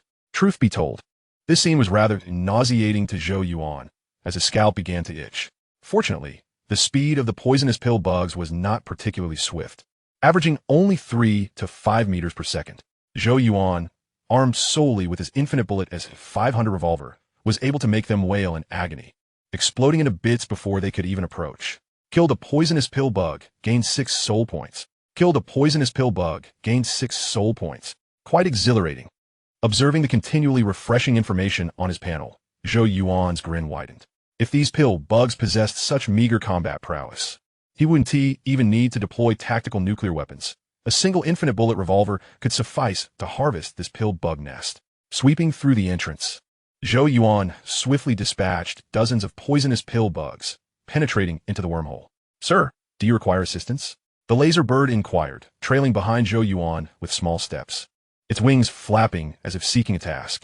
No need. Conserve your ammunition for emergencies, Zhou Yuan declined. While the laser bird could assist him in accruing soul points, its ammunition was limited. Casual firing would deplete it, necessitating a full day to recharge with fire essence. Most importantly, his title only applied to himself. When utilizing the infinite ammunition firearms, enlisting the aid of the laser bird is a sheer folly, as it squanders both ammunition and soul points. For the next half hour, Zhou Yuan found himself engrossed in the harvest. His earlier conjecture proved accurate. This indeed was the lair of the toxic centipedes. The nest of the toxic centipedes was vast, comparable to that of the soldier bugs, and even after half an hour of exploration, he had yet to reach its end. A larger nest signifies greater rewards. The cavern was teeming with toxic centipedes, as numerous as grains of sand on a beach, allowing him to eliminate one nearly every second. By the end of the half hour, his soul point balance had surged by over 10,000. Commander, can you hear me? Just as his infinite bullet revolver fired its 5th round, he switched to the infinite bullet pineapple weapon, and Claire's voice crackled through his earpiece. Loud and clear, go ahead. Zhou Yuan replied, his hands still deftly pulling the trigger. Lieutenant Kenny has found the crystal. Claire exclaimed, her excitement palpable. The crystal Kenny discovered is cubic in structure and can directly serve as a conductor, allowing us to attempt to forcibly activate the energy system. All right, recall the other squad. I will return in 5 minutes, Zhou Yuan responded. After ending the call, he let out a sigh. It was a rare opportunity to hunt soldier bugs, and he felt he hadn't yet had his fill. In truth, he hadn't solely focused on exterminating bugs. He had entrusted the mineral scanner to the laser bird to assist in scanning for resources. Unfortunately, luck was not on his side. Although the centipede nest was replete with ores and crystals, none of them were superconductors. Whoosh! Upon deciding to return, Zhou Yuan wasted no time. He launched a tactical nuclear missile deep into the cavern, setting it to detonate in 5 minutes, and then turned back. While on his way, he retrieved a substantial amount of explosives from his gear. Grenades, shells, mixed explosives, standard issue for the mobile units, all retrieved from level 3 soul gift boxes. Given the enormity of the centipede nest, he deemed one tactical nuclear missile insufficient to obliterate the entire site, so he resolved to augment it with additional explosives. After all, these were merely surplus items he had no use for, so he felt no remorse in depleting his stock. 3 minutes later, Zhou Yuan dashed out of the centipede nest, heading toward the transport aircraft. Boom! Halfway through his run, an explosion reverberated behind him. The tactical nuclear missile had detonated. However, due to the small gravitational field of this asteroid, it could not gather enough medium to propagate sound, resulting in a rather muted explosion, less thunderous than applause. Though the ground trembled significantly, Kill a Toxic Centipede gained 6 soul points. Kill a Toxic Worm gained 12 soul points. Kill a Toxic Ice Leech gained 12 soul points. As he sprinted, Zhou Yuan glanced at the notification panel. Delight surged within him as he discovered that the creatures dwelling in that nest were not limited to just toxic centipedes. There were also toxic worms and toxic ice leeches, each valued at 10 soul points, which, with a title enhancement, could yield 12 soul points. All 3 types of bugs were high-value creatures. It was clear that this endeavor would yield a significant profit. With the title bonus, exterminating soldier bug nests typically netted a minimum of 50,000 soul points.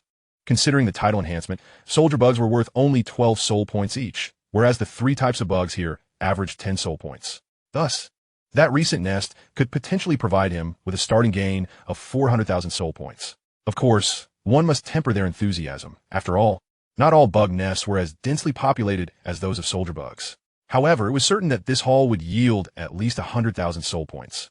Given the sheer size of the nest, even with a minimal bug count, it could not be scant. Chapter 109. The Invasion of the Bug Tide, Nuclear Explosion Assault. 2 minutes later, Zhou Yuan reunited with the transport aircraft. He was the last to return, while Kenny and Elsa's squads had been nearby, hastily returning upon discovering the crystal. The crystal Kenny found was sizable, about the thickness of a calf, a pale golden hue adorned with white patterns. The 3 pilots squatted on the ground, consulting operational data while handling the crystal and organizing parts for the transport aircraft. What is the situation? Zhou Yuan inquired, unable to see the detailed progress and standing to the side. We're constructing a rudimentary superconducting motor to connect between the fuel cell and the pulse frequency cable, thereby enabling us to forcibly power it on, Claire replied, her focus unwavering as she meticulously disassembled components retrieved from the fat coal. All right, Zhou Yuan shrugged and settled down nearby. He realized he could offer no assistance with such delicate work. His mech's hands were too large for even the simplest tasks. Host, Zhou Yuan. Identity, Federal Lieutenant, Superhuman. Attributes, Strength 13, Speed 155, Jump 125, Agility 125, Endurance 13, Defense 13, Self-Healing 13, Skill 18, Brain Function 155. Skills, Telepathy, Mental Communication, Psychokinesis, Hypnotism, Mind Control, Rapid Learning. Items, Icarus-class Destroyer, Jump Frog, Nano Repair Medical Pod, Laserbird, Hellfire Grenade. Title, Powerful Insecticide. Increases kill rewards by 20. Speed by 3. Soul points, 831, 670. Indeed, quite substantial. Zhou Yuan opened his panel to review his previous gains, a smile instantly gracing his face. That last endeavor had netted approximately 35 million soul points. Of that, 150,000 were accrued from gunfire during his journey, while the remaining 220,000 stemmed entirely from the destruction of the bug nests.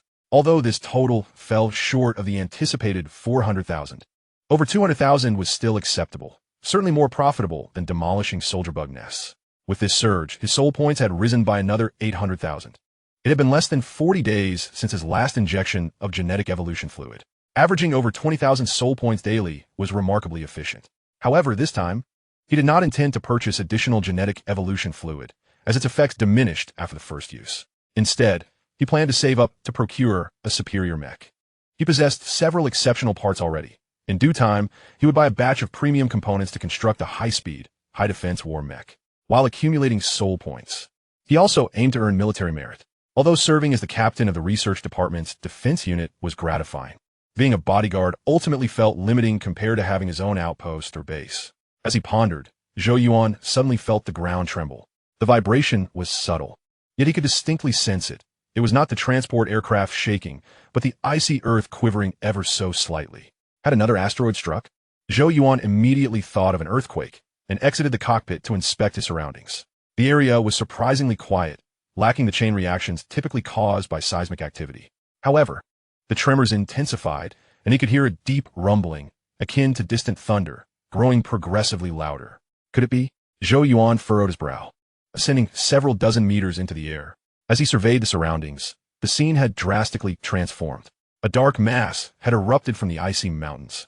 An innumerable swarm of soldier bugs congregating, surging forth in great waves from the glacier, heading toward the transport aircraft.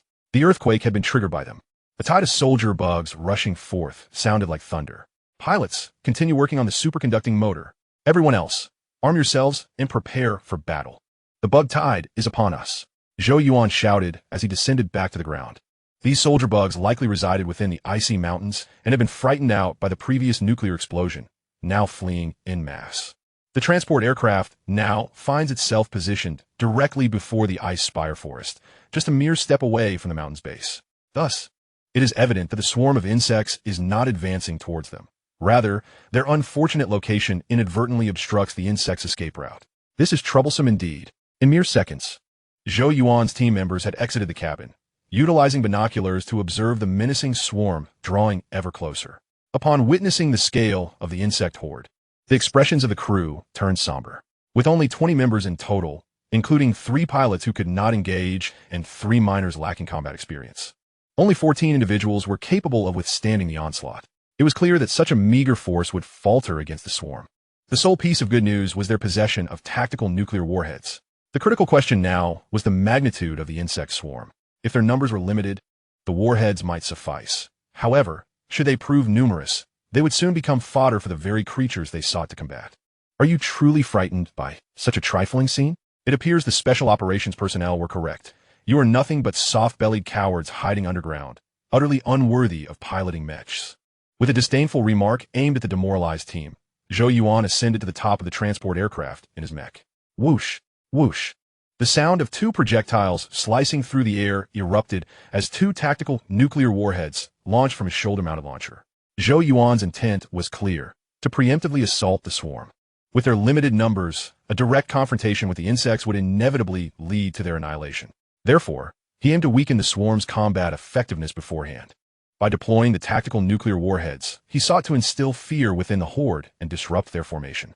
With 5 warheads in his possession and another 10 among his comrades, they had a total of 15, sufficient to handle a small to medium-sized swarm. Should they encounter a larger horde, the speed of the mechs, particularly Zhou Yuan's, would be advantageous, and he could procure additional resources from the marketplace. In short, there was no need for panic. Boom! Boom! The 2 tactical nuclear warheads detonated in unison, generating twin mushroom clouds and a resounding explosion. From his vantage atop the transport aircraft, Zhou Yuan observed the devastation clearly. The initial wave of the swarm was obliterated in the fiery inferno, while subsequent ranks suffered severe shockwave damage, resulting in complete disarray. Though the soldier insects were reckless, they were not foolish enough to leap into the abyss. Those unscathed by the nuclear blast quickly split into 2 fleeing groups, veering away from the epicenter of destruction. Crack! At that moment, Zhou Yuan's shoulder-mounted launcher activated once more, illuminating 2 additional tactical nuclear warheads. The swarm was now at its densest, an opportune moment for bombardment. Otherwise, as they dispersed completely, the warheads would lose their effectiveness. Chapter 110. The ground collapses. Whoosh, whoosh. The second round of tactical nuclear warheads was launched. With 6 warheads in total, 1 had been used against the insect nest, against the swarm, leaving Zhou Yuan with only 1 remaining. He intended to conserve this last warhead for unforeseen circumstances. Given the current situation, the use of tactical nuclear warheads was no longer necessary. Should the need arise, his team still possessed 10, and he could simply command them to fire. He was no longer a mere subordinate, but the commander of a 1,000-strong defense force. And he could not afford to squander his prestige by hastily deploying nuclear arms. Stay vigilant and prepare for combat. Following the detonation of the second round of tactical nuclear warheads, Kenny shouted a warning to the team.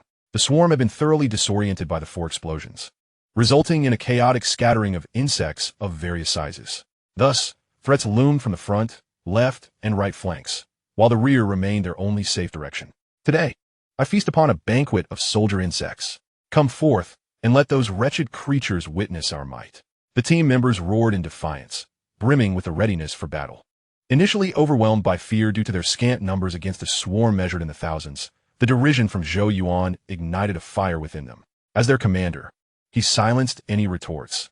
They could only swallow their indignation and rage, preparing to unleash it upon the swarm, proving they were no mere weaklings. Kill a firefly insect.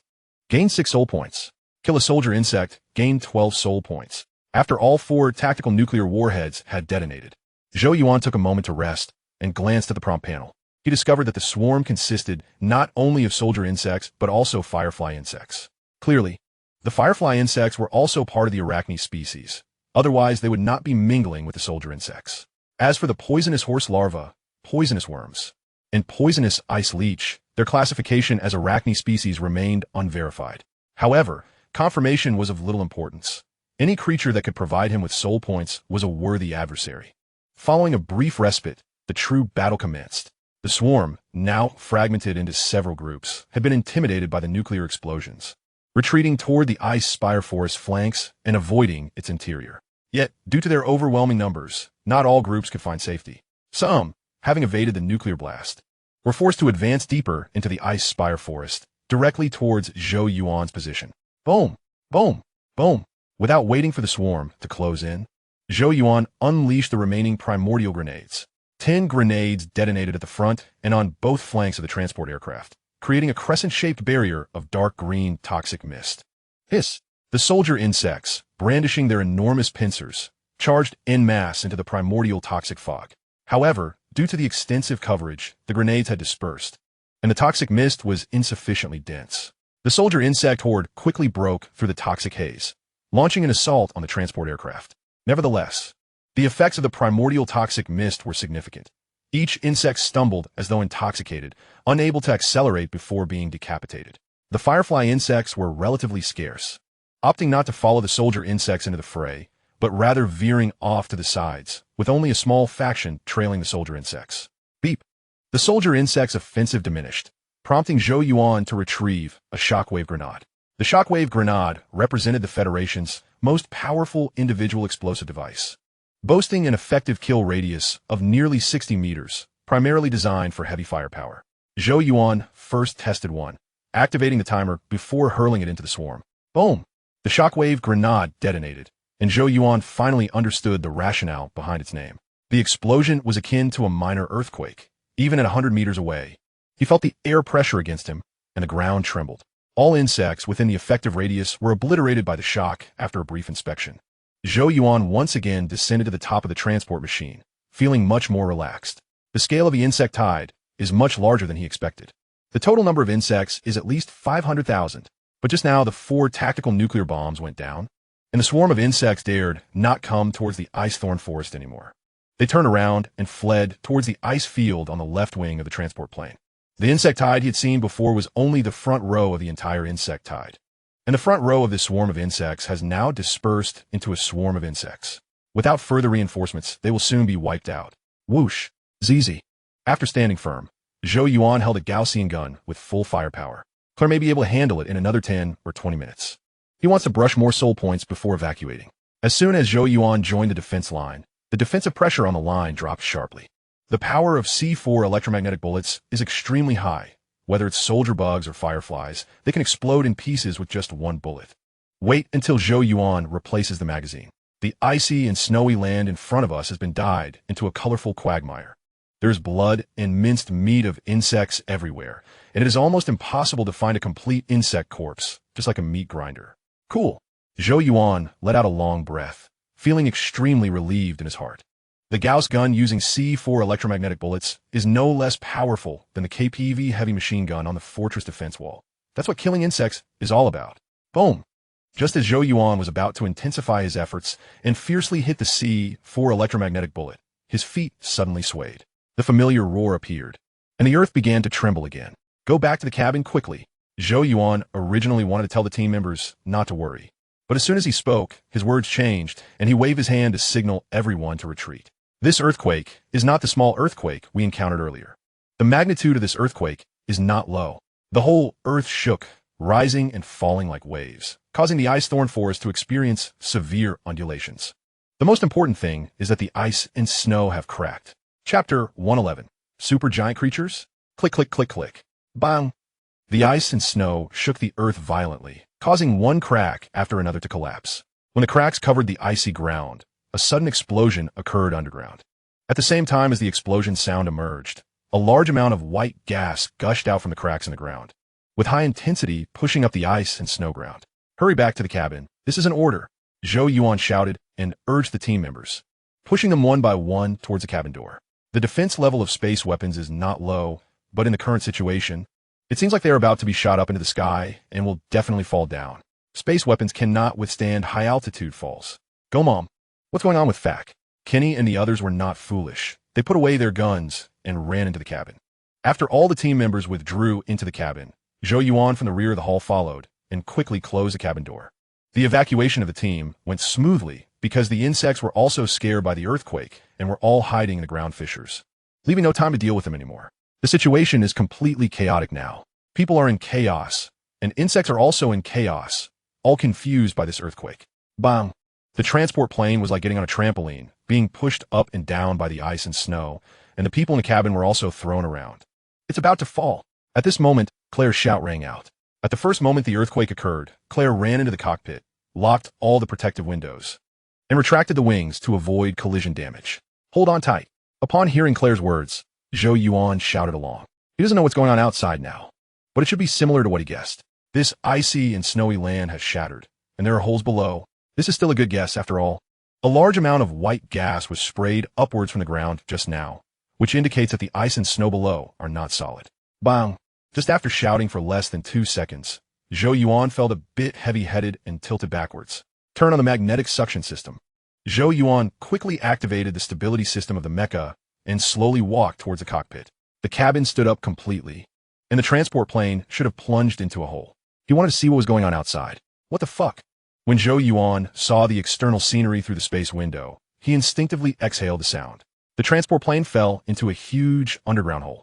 Not only transport planes, but also a large number of soldier insects, fireflies, and fragments from the collapse of ice and snow in the underground cave.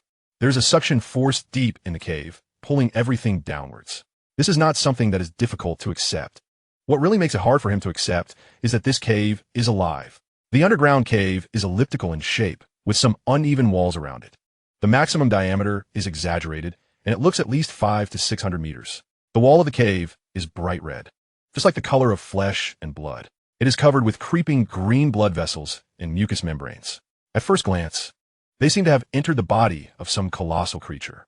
And this flesh and blood hole is the nasal or throat cavity of that behemoth. After all, he didn't see any mouth features. What kind of nasal or laryngeal cavity can have a diameter exceeding 500 meters? The supergiant among the supergiants. It can't be true. Thinking of this, Zhou Yuan's face suddenly changed. He thought of something he had overlooked. This asteroid is a cold ice asteroid. Cold ice asteroids are not uncommon celestial bodies, but it's strange that there is snow on them. This asteroid is far away from the sun and cannot produce too much water vapor, and its gravitational field is very small. Even if there is water vapor, it cannot gather together. If the water vapor cannot reach the saturation level of snowfall and cannot condense into solid particles such as water droplets, how does the snow on its body come from? Is it possible is this asteroid not an asteroid, but some kind of supergiant organism? It went to a cold and icy planet, got covered in ice and snow, and finally, while sleeping in space, was attracted by the gravitational field of Ford's? The earthquakes we encounter before were not caused by asteroid collisions, but rather by chain reactions that occur when it breathes or flips over. As for the strong magnetic field encountered by the Fame, is it just the biological magnetic field of this supergiant creature? If that's the case, then everything makes sense. Why did it suddenly appear a week ago? Why is there always an earthquake here? Why is there snow here? Why is this flesh and blood passage so big? And why is the Fame account missing? Because of this asteroid, it is a living supergiant creature. Claire, turn on the recorder. Zhou Yuan's face was solemn as he patted Claire's shoulder. It's already open. Claire answered tremblingly, feeling a bit scared. With such a large passage of flesh and blood, how could she not see where the transport plane had entered? Unfortunately, the superconducting motor has not been completed yet and cannot activate the energy system of the transport aircraft. Now, she can only barely use the wings and downward airflow of the transport plane to keep it falling vertically, so as not to completely lose control. Don't be afraid. I'm here. The situation is not too bad. At least you don't have to face the insect tide here. You can focus on making superconducting motors. Don't worry about the transport plane. It's soft all around and won't be damaged. After the energy system is activated, we can return to the original path and leave this haunted place. Seeing Claire's hands shaking a bit, Zhou Yuan gently comforted her. His words are true, not fabricated. The current situation is not too bad. It's no worse than before, and even safer than before. At least you don't have to worry about encountering another swarm of insects. What they're going to do later is very simple. When Claire was making the superconducting motor, she placed some tactical nuclear bombs inside the body of this supergiant creature and collected some flesh and blood samples. Once the energy system of the transport plane is activated, they can leave here. Upon hearing Zhou Yuan's words, Claire felt much relieved. She nearly forgot that the person standing behind her was a legend in the eyes of countless mechanized infantry, a true super soldier who had witnessed the grandest of battles. After several seconds, the fleshy passage finally came to an end. Below lay a vibrant green pool of water, teeming with various soldier bugs and fireflies. The presence of these insects, still alive, indicated that the waters were not overly hazardous, devoid of potent toxins or corrosive acids. Could this possibly be the mucus of that colossal creature? Just as the transport aircraft was about to plunge into the pool, Zhou Yuan noticed that the water's viscosity was somewhat thick. The insects that had fallen into the pool were thrashing about, with the fireflies particularly unable to take flight, hopelessly glued to the surface. As the aircraft prepared for a crash landing, Claire broadcasted a warning to everyone aboard, then yanked the control stick, causing the aircraft to tilt slightly upward. Bang! In the next moment, the transport plane crashed into the pool, generating a massive splash of emerald water. Chapter 112. Millions of soul points. Bang! Bang! Bang! It wasn't just the aircraft that had plunged into the water. Numerous insects and chunks of ice, all having previously fallen into the pit, also met the surface. These objects struck the pool with a resounding thud, some even hitting the aircraft, resulting in a cacophony of thunderous noises inside. Fortunately, the aircraft's defensive capabilities were robust, and the water below provided a cushioning effect, preventing any structural damage from the descent. The barrage of falling debris continued for quite some time. After nearly 30 seconds, the aircraft gradually stabilized, and the external sounds of impact and splashes began to fade away. "How is everyone?" Zhou Yuan inquired, shutting off the magnetic suction system and stepping between the two pilot seats. During the descent, the aircraft had trembled violently. He had observed Claire and Ina being jolted quite severely. "Just a bit dizzy." "I'm fine, Commander," both Claire and Ina replied, stretching their limbs and shaking their heads in unison. "Good. Let's assess the damage to the transport." Zhou Yuan nodded and, after leaving a brief remark, exited the cockpit.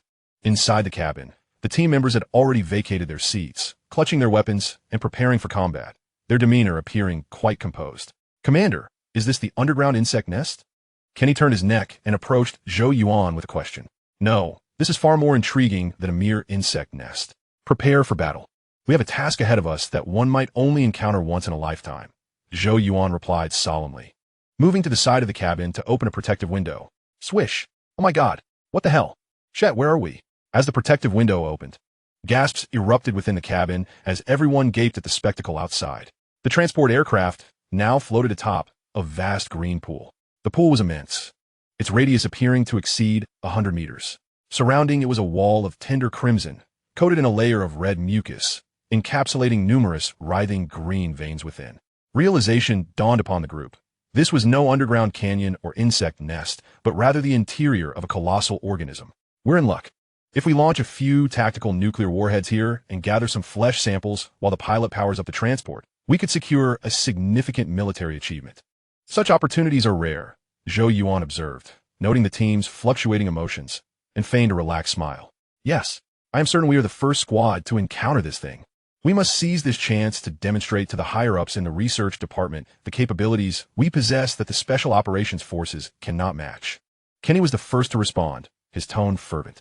He recalled Zhou Yuan's earlier comments about the mechanized suits the Fortress's research department would subsequently produce, which might be appropriated by the Special Operations Unit. If they sought to claim resources from the Special Operations, they would need to present something that could overshadow them, like the military achievements readily available before them, yet untouched. Commander, give the order. My Morita rifle is itching for action. Kenny's enthusiasm ignited the team, their spirits soaring as if fueled by adrenaline. Hold on. Let's first assess the condition of the transport. Zhou Yuan gestured for calm, looking toward the cockpit as Claire and Ina emerged together.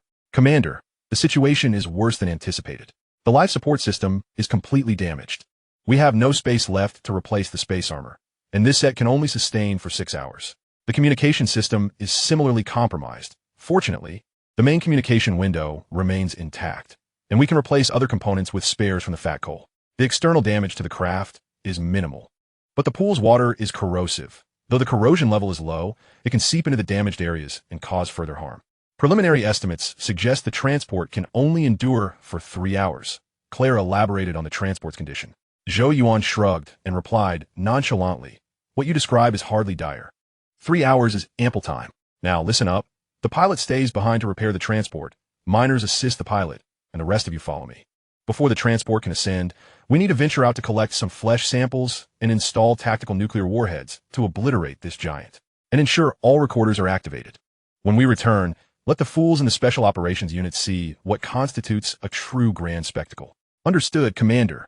Swish. After making the necessary preparations, Zhou Yuan opened the hatch and, along with 13 team members, leaped into the pool. The water was corrosive, but the level of corrosion was manageable, allowing the space armor to endure for a significant duration. Follow me. After scanning the surroundings, Zhou Yuan raised his hand and gestured toward the direction behind the transport. The bottom of this fleshy passage resembled the hive points within the soldier bug nest, with numerous holes dotting the walls. He chose the largest opening. Since the crash landing, he had gathered numerous clues that could form a coherent intelligence report. This super gigantic organism was colossal, with nasal or pharyngeal diameters exceeding 500 meters. Simultaneously, its external defenses were formidable. Tactical nuclear warheads would hardly inflict damage, let alone rouse it from slumber, only prompting it to roll over and take a breath. Therefore, eliminating it would not be a straightforward task. Even an internal explosion would necessitate pinpointing its vital points or essential organs. Otherwise, tactical nuclear warheads might not suffice to terminate it. Bang! After swimming a short distance, Zhou Yuan broke through the water surface, soaring into the target cavity, then raised his Gauss gun and fired back. The pool was teeming with insects, including soldier bugs and fireflies. The soldier bugs were manageable. They could not swim and were thoroughly ensnared by the viscous water, rendered incapable of doing anything but screeching. The fireflies, however, posed a more significant challenge, with dozens hovering above, unleashing flames upon the transport and those entering the water. Bang! Bang! Bang! Zhou Yuan pulled the trigger of his Gauss gun, and blood rained down upon the pool. One by one, the fireflies exploded into gory fragments, raining down into the water. Once he had eliminated all visible insects, Zhou Yuan accessed his personal panel. Earlier, while on the ground, he had fought fiercely, even launching 4 tactical nuclear warheads, but due to the intensity of the battle, he had no time to attend to the system. Host, Zhou Yuan. Identity, Federal Captain, Superhuman. Attributes, Strength 13, Speed 155, Jump 125, Agility 125, Endurance 13, Defense 13. Self-Healing 13, Skill 18, Brain Function 155. Skills, Telepathy, Mental Communication, Psychokinesis, Hypnosis, Mind Control, Rapid Learning. Items, Icarus-class destroyer, jump frog, nano repair medical pod, laser bird, purgatory grenade. Title: Powerful insecticide, increases kill count by 20, speed by 3. Soul points: 10, 130, 000. Chapter 113. Collecting biological samples. Is this all? Zhou Yuan raised an eyebrow upon seeing the balance of his soul points. Initially, he had 830,000 soul points. This meant that from the recent wave of insect hordes, he had only earned 180,000 soul points. Quite frankly, that was a meager amount. He had deployed 4 tactical nuclear bombs, 5 sonic grenades, and 10 primordial grenades. Not to mention the continuous trigger of his Gauss rifle. Ridiculous. After pondering for a moment, Zhou Yuan chuckled and shook his head. 180,000 is still 180,000. At least it is acceptable. After all, exterminating the insect horde is not the same as demolishing an insect nest. A single nest can harbor tens of thousands of insects, and a tactical nuclear bomb, with its chain reaction, could obliterate them all. However, when tens of thousands of insects spread out on the ground, they resembled waves, making it impossible for a tactical nuclear bomb to strike every single one. After waiting for a while, Kenny and the others successfully swam ashore. Let us go. Zhou Yuan beckoned and led the way into the cave. There were numerous caves here, and the one he chose was the largest, with a diameter of approximately 100 meters. He hoped to locate the vital point of this colossal organism. Traversing the largest cave seemed the most promising route to find its stomach or lungs. To be honest, walking through a cave formed of flesh and blood was rather terrifying. Blood and flesh were everywhere, and even the ground beneath his feet felt like pulsating tender meat, evoking an intensely gory sense of horror. The cave was long, and after a mix of running and walking for 3 minutes, they finally reached the end. It opened into a pool of blood, or rather a blood pit. A circular cavity with a diameter of about 300 meters. Its bottom was filled with a pool of blood. Uniquely, the blood within the pool floated upwards, forming numerous blood droplets in the air, which eventually coated the surrounding flesh walls. Commander, there is oxygen here, and its density is quite high. If the transport aircraft requires oxygen, we might be able to extract it from here, Kenny exclaimed, holding a detection device with excitement. Do you wish to reside here? Zhou Yuan shook his head in refusal. Their objective was to vacate this place, not to linger. Kenny's suggestion could only be considered in the event of a failed evacuation plan. Understood. Kenny nodded, comprehending Zhou Yuan's intent and refraining from further comments. Subsequently, the group of 14 delved deeper into the fleshy cave. Zhou Yuan altered their course, no longer seeking large caverns, but instead choosing passages rich in blood vessels. After approximately half an hour of exploration, Zhou Yuan finally encountered what he sought. The team found themselves in a fleshy cave nearly 100 meters long and 5 meters wide, where a fleshy door appeared at the end.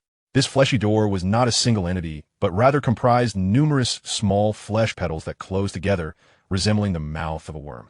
We've taken the right path.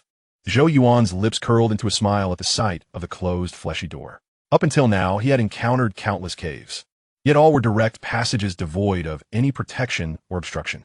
Only this cave presented a dead end. Clearly, the area beyond this fleshy door was a significant region within this colossal organism, far more vital than the areas they had traversed earlier. Collect samples, open it. Zhou Yuan took 2 steps back, raised his hand, and gently gestured for his team to commence their work. He had instructed Kenny to carry a protective box, and whenever they encountered peculiar flesh, they would sever a small piece to later bring back for Morgan's research. With a soft sound, the small flesh petals of the door responded sensitively. As Kenny merely cut a small piece of flesh, they all opened simultaneously, retracting back into the surrounding flesh walls. Damn, how disgusting. I can smell it even through my combat helmet, one of the team members exclaimed. Ahead could possibly be the creature's stomach. As the fleshy door opened, it revealed an expansive space beyond, an unfathomably deep, over 50-meter wide cavern filled with flesh. This grotesque cavity was laden with red and green viscous fluids, within which lay countless insect carcasses and stones. The insect remains and stones appeared severely corroded, with a noxious white vapor emanating from their surfaces and bubbles pockmarked throughout, indicating that the surrounding red-green liquid possessed high corrosive properties. Step back. Let us examine these liquids, Zhou Yuan commanded, urging everyone to retreat from the surging red-green viscous fluid pouring from the fleshy door. Commander, the corrosion level is rated at level 4. A team member reported gravely after conducting a test with the device. The Federation categorizes acidic corrosion levels from 1 to 6, with level 4 signifying strong corrosion. If any spacefaring equipment were to be immersed in a level 4 corrosive liquid, it would not withstand even half an hour. Level 4, Zhou Yuan nodded slightly. Calculating before stating, proceed at full speed, attempt to traverse this passage. If we cannot exit within 15 minutes, we will place a tactical nuclear bomb at the furthest point we can reach and evacuate at once. If we can make it through, we shall continue deeper, provided we return before the transport aircraft can no longer endure. Yes, Commander. Following his orders, the team immediately sprang into action, charging forward at full speed. The 14 members accelerated into the depths of the cave. The internal structure of this cave resembled a funnel. Initially, the diameter exceeded 50 meters.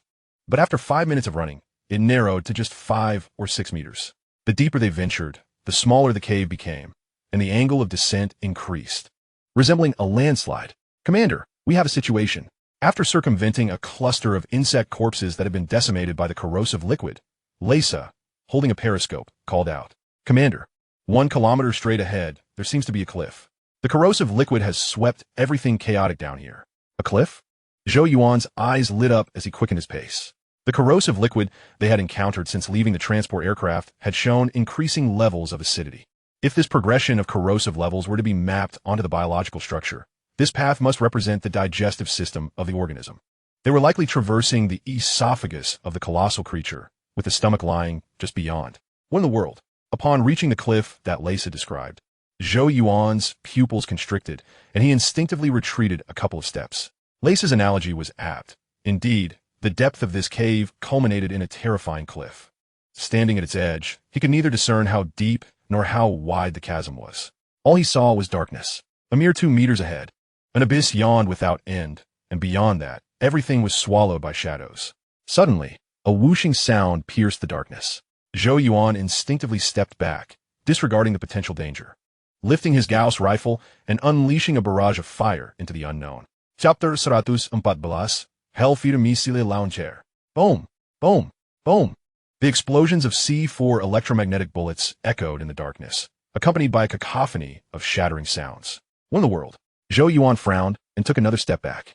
As a superhuman, his vision was sharp enough for night sight, yet he could not penetrate the surrounding darkness, an exceedingly strange occurrence. Don't advance any further. Turn on all the lights.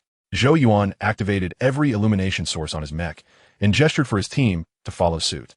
With a whoosh, 14 beams of light pierced the darkness, rendering the surroundings considerably clearer. Now, as they peered ahead, they could finally glimpse the tip of the dark abyss. Tentacles? Zhou Yuan froze momentarily, and goosebumps prickled over his skin. Ahead lay a chasm shrouded in darkness, with no view of its bottom or the other end, only encompassing a nearby range of about 100 meters. Within this vicinity, numerous tentacles hung from above. The tentacles were entirely enveloped in a pitch-black hue, devoid of any other color. Their girth exceeded that of a car tire, adorned with numerous smaller appendages. These tentacles flailed wildly in the air, occasionally brushing against the mouth of the cavern they occupied. Forward movement was obstructed. Zhou Yuan turned to Kenny and declared, "This is it. Let's bring out the tactical nuclear warheads." Now he comprehended the reason behind his inability to discern the depths of the abyss. Everything within it was shrouded in an impenetrable darkness that led him to believe he could see nothing at all. In truth, it was merely a disparity in visual perception. The very entities that had assaulted him were those tentacles cascading down from above the abyss. These appendages might serve as a firewall for an ultra-giant organism, akin to the biological defense lines of probiotics or phagocytes. Their existence was to exterminate, to annihilate any invading pathogens. Of course, this was merely his conjecture. He sought an explanation that would allay his anxiety and facilitate his thoughts. Whether he was correct or not was of little consequence. "Commander, everything's here. We haven't used a single one. However, the corrosive fluid is overwhelming. Where shall we place the nuclear warheads?" Kenny murmured, handing Zhou Yuan 2 explosive boxes. Zhou Yuan did not reach out to accept them, nor did he respond.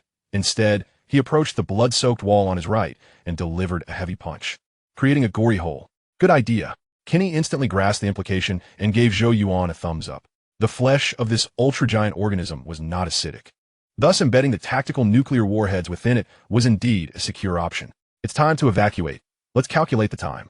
Zhou Yuan took the explosive boxes and summoned his team. "Commander, since our departure, we've advanced a total of 10 kilometers, taking 100 minutes. If we lower the pressure generator's level on the space armament, we can return to the transport aircraft at full speed within 30 minutes. I suggest setting the timer to 40 minutes, allowing an additional 10 minutes for any unforeseen events on the return journey. By the time we reach the transport aircraft, there will still be 40 minutes remaining for its anti-corrosion period. If the aircraft fails to start, we can still return to deactivate the tactical nuclear warheads and extract oxygen from the oxygen zone, finding a way to endure. The guide, Hala, raised her hand to speak. Their communication systems were severely damaged. Although repair was possible, it would come after the energy system. Currently, their communications have been entirely severed, unable to maintain even local communications. Without local communication, the tactical nuclear warhead deactivation commands from the combat instrument were also rendered useless. Thus, they needed to meticulously calculate their time, or risk obliterating themselves. Let us proceed as planned. Upon hearing Hala's words, Zhou Yuan nodded in agreement, gesturing, I possess the greatest speed. Leave the subsequent matters to me. You all evacuate now. Yes, Commander. Understanding this was the most prudent course of action. The team did not hesitate and swiftly turned to flee, hastening towards the transport aircraft. If the aircraft's energy systems remained non-functional, they would still have time to return and inform Zhou Yuan, manually deactivating the tactical nuclear warheads. Such a colossal entity. One could only imagine how many souls it could claim. Once the team had departed, Zhou Yuan completely relaxed. In truth, he was more suited for solitary action. Having more people around would only be a burden, though he recognized the unflattering nature of such a sentiment. 11 tactical nuclear warheads may prove insufficient. After contemplating for a few seconds, Zhou Yuan retrieved a Hellfire missile launcher from his dimensional ring. He recalled distinctly that the diameter of this ultra-giant organism's nasal or pharyngeal cavity exceeded 500 meters. Thus, how vast must its stomach be? Likely measured in kilometers. Such a gargantuan behemoth could not be subdued by mere tactical nuclear warheads. Perhaps 11 tactical nuclear warheads would only serve to warm its belly. The Hellfire missile launcher, however, was a different matter. It was something he had procured from a secondary soul gift box. It carried a strategic cluster missile, which contained 6 strategic nuclear warheads with a total yield of 600,000 tons of TNT. It was akin to sending express delivery via Dongfeng. Some may not comprehend the weight of 600,000 tons of TNT. To put it in perspective, the yield of the little boy was around 15,000 tons. One can only imagine the magnitude of 600,000 tons. With this wave of strategic nuclear warheads, regardless of the size of the entity, it would not escape the fate of annihilation. Sighing softly after boarding the launcher and setting the timer for detonation, Zhou Yuan felt a pang of regret. Strategic nuclear warheads were not akin to the small firecrackers that tactical nuclear warheads represented. Even if he were to ascend to the rank of Major General, he would not possess the qualifications to deploy them. Initially, he had intended to reserve them for future encounters with insectoid worlds. He felt a deep sense of loss. Yet there was no alternative. The current situation necessitated their use. Otherwise, this ultra-giant organism would remain unscathed. Beep, beep, beep. After finalizing the strategic cluster missile, Zhou Yuan proceeded to plant the tactical nuclear warheads nearby, all of which were installed by boring holes into the flesh wall. In total, he utilized 11 tactical nuclear warheads. 10 were brought by his team, and 1 was from the launcher he carried. He harbored no intentions of conserving these tactical nuclear warheads. What if the strategic cluster missile's power fell short, barely missing the chance to obliterate this ultra-giant organism? Once he resolved to take action, it was imperative to strike with sufficient ferocity to avoid any unforeseen occurrences. After meticulously verifying the timers on the nuclear warheads, confirming they were all set for 40 minutes, Zhou Yuan turned to withdraw. In his retreat, Zhou Yuan did not rush. He alternated between running and pausing, almost akin to a leisurely stroll. His speed was extraordinary. Upon hearing Zhou Yuan's words, Ana promptly replied, Commander, I have just confirmed that our descent lasted for 20 seconds. The transport aircraft's flight speed exceeds that of our fall, allowing us to return to the ground within that time frame. By the moment this behemoth meets its demise, we will already be knocking at the doors of the Fard's asteroid belt's mining district. Is that correct? Zhou Yuan furrowed his brow and stepped closer to Ana, asking in a grave tone, You must be aware that we are inside the belly of this creature, correct? Indeed, Commander, Ana responded, standing at attention upon sensing the seriousness in Zhou Yuan's voice. Then the question arises, if we entered through the creature's mouth and it has now closed its jaws, how do we escape? Shall we tear open its maw and awaken it, allowing it to engage in a game of cat and mouse with us for 6 minutes? I apologize, Commander. Ana's expression shifted at this notion. Not only her, but the countenance of everyone present darkened at that moment. Commander, do you mean we should only evacuate when the tactical nuclear device is on the verge of detonation? Kenny cautiously inquired. Precisely. Claire, what is the likelihood that the engines will be extinguished?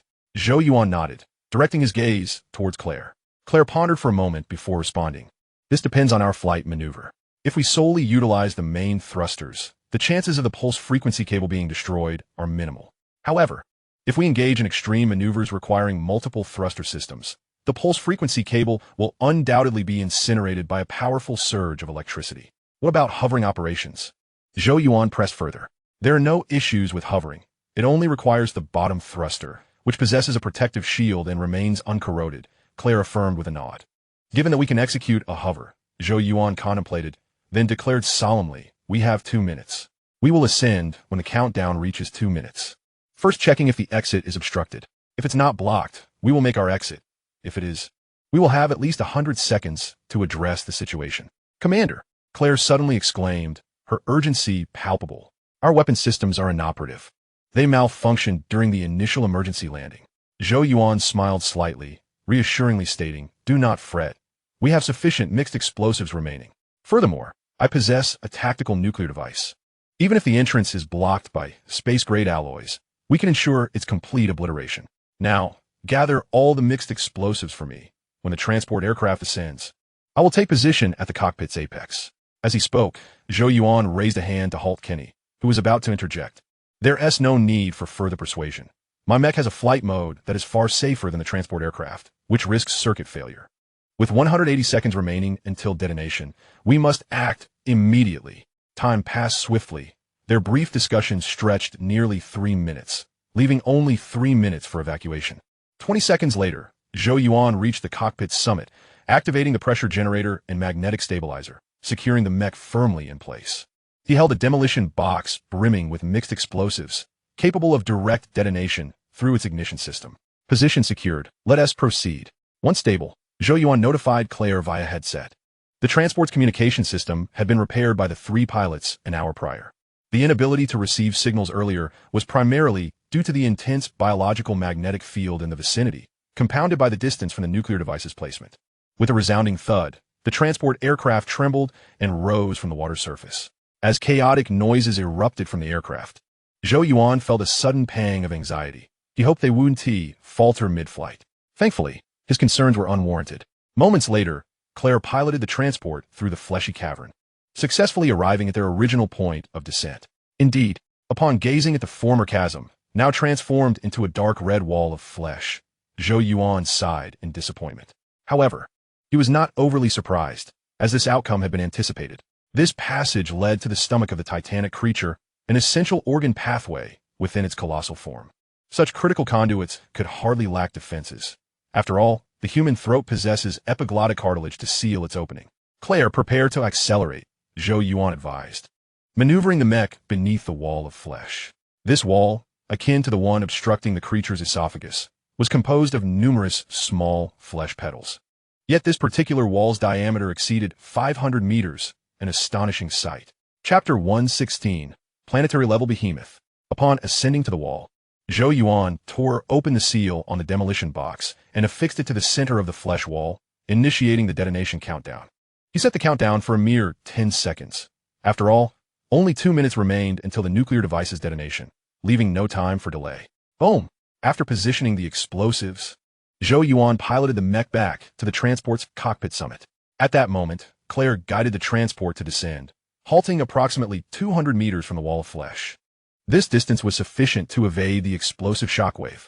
A thunderous roar erupted. After a brief wait, the mixed explosives detonated precisely on cue. The flesh wall, constructed of organic material, exhibited no defensive capability. The explosion resulted in a torrential downpour of blood. A breach approximately 50 meters in diameter appeared instantly within the wall, spanning over 500 meters. Swiftly, Claire maneuvered the transport, evading the raining fragments of flesh that cascaded from above. She then executed a turn, shifting from a hovering ascent to a sprinting rise. The 200 meters were traversed in an instant. The transport successfully surged through the breach, returning to solid ground. Accelerate, steer clear of the strong magnetic field area, and distance ourselves from the asteroid belt, Zhou Yuan promptly informed Claire through his headset.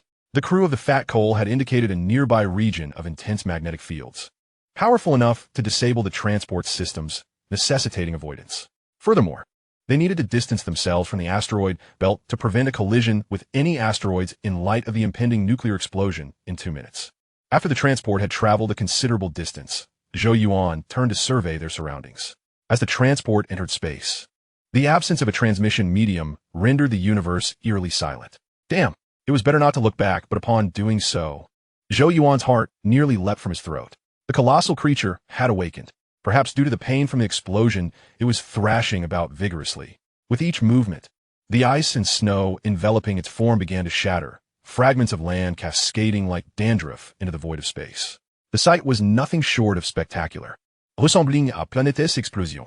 Once the ice and snow covering the creature dissipated, Zhou Yuan beheld its true visage. The colossal organism appeared peculiarly. Its surface was a uniform gray, resembling a mutated whale, adorned with grotesque gray tendrils around its mouth. Its whale-like fins, previously responsible for the transport's emergency landing, were now fully unfurled, forming 2 immense nets that obscured the sky. Such strength was beyond measure. Observing the gargantuan creature, Zhou Yuan secretly exhaled a sigh of relief. This behemoth did not resemble a bug, suggesting it was likely not a member of the arachnid species. It might be a being capable of surviving in the vacuum of space, sleeping for centuries at a time, which would explain humanity's lack of encounters with it. Perhaps he would never witness another like it in his lifetime. 1 minute later, the transport had entirely distanced itself from the asteroid belt. The once mighty creature, previously dominating their field of vision, had now diminished to a mere speck, allowing Zhou Yuan to finally relax. Claire, contact the personnel at the farthest asteroid belt mining site and arrange for them to send someone to retrieve us. Kenny, collect all the recorders and combat devices, including the transport ship's storage disks and previously gathered biological samples. Everyone, heed my words. Everything that transpires today is classified, and no information is to be disclosed to anyone, unless you wish to face the gallows. Zhou Yuan retracted his gaze and issued orders through his headset. He was confident that the Federation would suppress this news. Otherwise, it would incite a tumultuous uproar, perhaps even dissuading anyone from enlisting. Besides, they had achieved a significant victory. This military achievement was no ordinary one. It was on the brink of strategic significance. The 20 individuals in their party would undoubtedly receive commendations, with promotions merely a formality. As the commander of this operation, he would receive the most substantial share of accolades. Ah, chuton. Zhou Yuan chuckled softly and licked his lips. He wouldn't complain if he were promoted to major, as that rank would grant him authority as a station commander, akin to a bankrupt regional lord. However, this could prove challenging. He first had to pass through Morgan's scrutiny. Commander, we have a situation. The communication system is severely compromised, currently rendered inoperative. We can only maintain short-range wireless communication. Zhou Yuan, momentarily elated, suddenly received a report from Claire. Have you notified the farthest asteroid belt mining site? Zhou Yuan inquired, his brow furrowed. The transport ship's condition is grim. It could break down en route, and without someone to pick us up, we would truly be lost in space. The notification has been sent. Support will arrive within 20 minutes, Claire replied. Seemingly concerned about Zhou Yuan's satisfaction with the response time, she added, Commander, due to the proximity, the Starship cannot utilize curvature acceleration and must dispatch a flight squadron, resulting in a slower speed. Just notify them. Zhou Yuan replied succinctly, refraining from elaborating further. The awkward aspect of Starship navigation lies in the fact that without employing faster-than-light engines, conventional cruising speeds lag behind those of fighter jets. However, utilizing faster-than-light engines could propel them past their target in the blink of an eye, complicating short-range emergency maneuvers. Wait, there are no celestial bodies nearby. Where is this magnetic interference coming from? Suddenly, an ominous premonition surged within Zhou Yuan as he slowly turned to glance behind him. Dude, this is unnecessary. Upon witnessing the scene behind him, Zhou Yuan felt his scalp tighten. In his line of sight, within the farthest asteroid belt region, a small point was rapidly enlarging, shimmering with a silvery luminescence. Realization dawned upon him. That colossal creature was closing in. It might have sensed the transport ship, or perhaps was merely coincidentally flying along its trajectory. Regardless, trouble was imminent. He knew well that this was a super colossal beast. Curled up in slumber, its circumference approximately 500 kilometers. Compared to such a titanic entity, the transport ship was insignificant, akin to an ant, easily crushed and obliterated in the vastness of space. His mind raced, yet the gargantuan creature moved even faster. In an instant, the colossal being traversed a considerable distance, transforming from a mere black dot into a massive gray mass. Energy emitters? Zhou Yuan observed several strands of silver light encircling the creature's body. It resembled the glow of the starship worms, albeit in a different hue. However, this was not surprising. It was entirely reasonable for a creature of such evolutionary magnitude to possess unique flight capabilities. Before long, Zhou Yuan reacted decisively. He activated his shoulder-mounted launcher, aimed at the colossal creature, and launched the final tactical nuclear warhead. To such a super beast, a tactical nuclear warhead was akin to a mere firecracker. Upon impact, it would only produce a sound, inflicting no pain whatsoever. His primary intention was to buy time. The countdown to detonation for the nuclear device within the colossal creature had dwindled to a mere 15 seconds. Although the creature was swift, if the explosion of the tactical nuclear warhead could momentarily distract it, it would cease its pursuit of the transport ship. The maximum range of the tactical nuclear warhead was 5 kilometers. However, due to the unique conditions of space, its firing speed was exponentially increased, and it would never cease its trajectory. Seconds later, the tactical nuclear warhead vanished from Zhou Yuan's view. What appeared next was a massive gray wall, radiant with silver light, eclipsing everything in sight. The colossal creature had approached the transport ship. Its size was so immense that merely drawing near rendered it akin to a mountain descending from the heavens, enveloping Zhou Yuan's entire field of vision. In his eyes, he could see nothing but the creature's jaw, obscuring all else. Dude, this is excessive. Zhou Yuan's expression shifted again as the colossal creature opened its mouth, revealing an abyssal maw that lunged toward the transport ship like a black hole. Zhou Yuan felt his legs weaken. While superhumans are formidable before such a colossal beast, they are but tender morsels. To vanquish it, one would need a true superhuman. Just as Zhou Yuan's anxiety peaked, the tactical nuclear warhead he had launched detonated. The explosion occurred within the depths of the colossal creature's mouth, resembling the ignition of a match within a black hole. There was a flicker of brightness, albeit faint. Boom! Almost instantaneously with the explosion, a thunderous roar resonated in his ears. He understood that it was the creature's roar, expelling a vast volume of medium that allowed the sound to propagate through space. Magnificent! In the next moment, Zhou Yuan clenched his fist in excitement, beginning to count silently. As he had surmised, while the tactical nuclear warhead failed to harm the colossal creature, it had indeed halted its advance. The abyssal maw ceased to widen, slowly beginning to close. This seemingly minor action had spared the transport ship from being devoured. Meanwhile, the countdown for the nuclear device within the colossal creature had dwindled to a mere 3 seconds. 3, 2, 1. A smile spread across Zhou Yuan's face as he raised his hand, clenched his fingers into a fist, and then abruptly released, almost simultaneously with the opening of his fingers. The colossal creature's mouth quivered, as if its entire body had come to a standstill. The nuclear device within it detonated. A deafening, thunderous roar erupted, and the silver glow enveloping the colossal creature flickered rapidly before vanishing. In the following moment, numerous silver-tinged fissures appeared upon its form. Those fissures widened, an increasing torrent of silver light surging forth, culminating in a cataclysmic explosion. By God!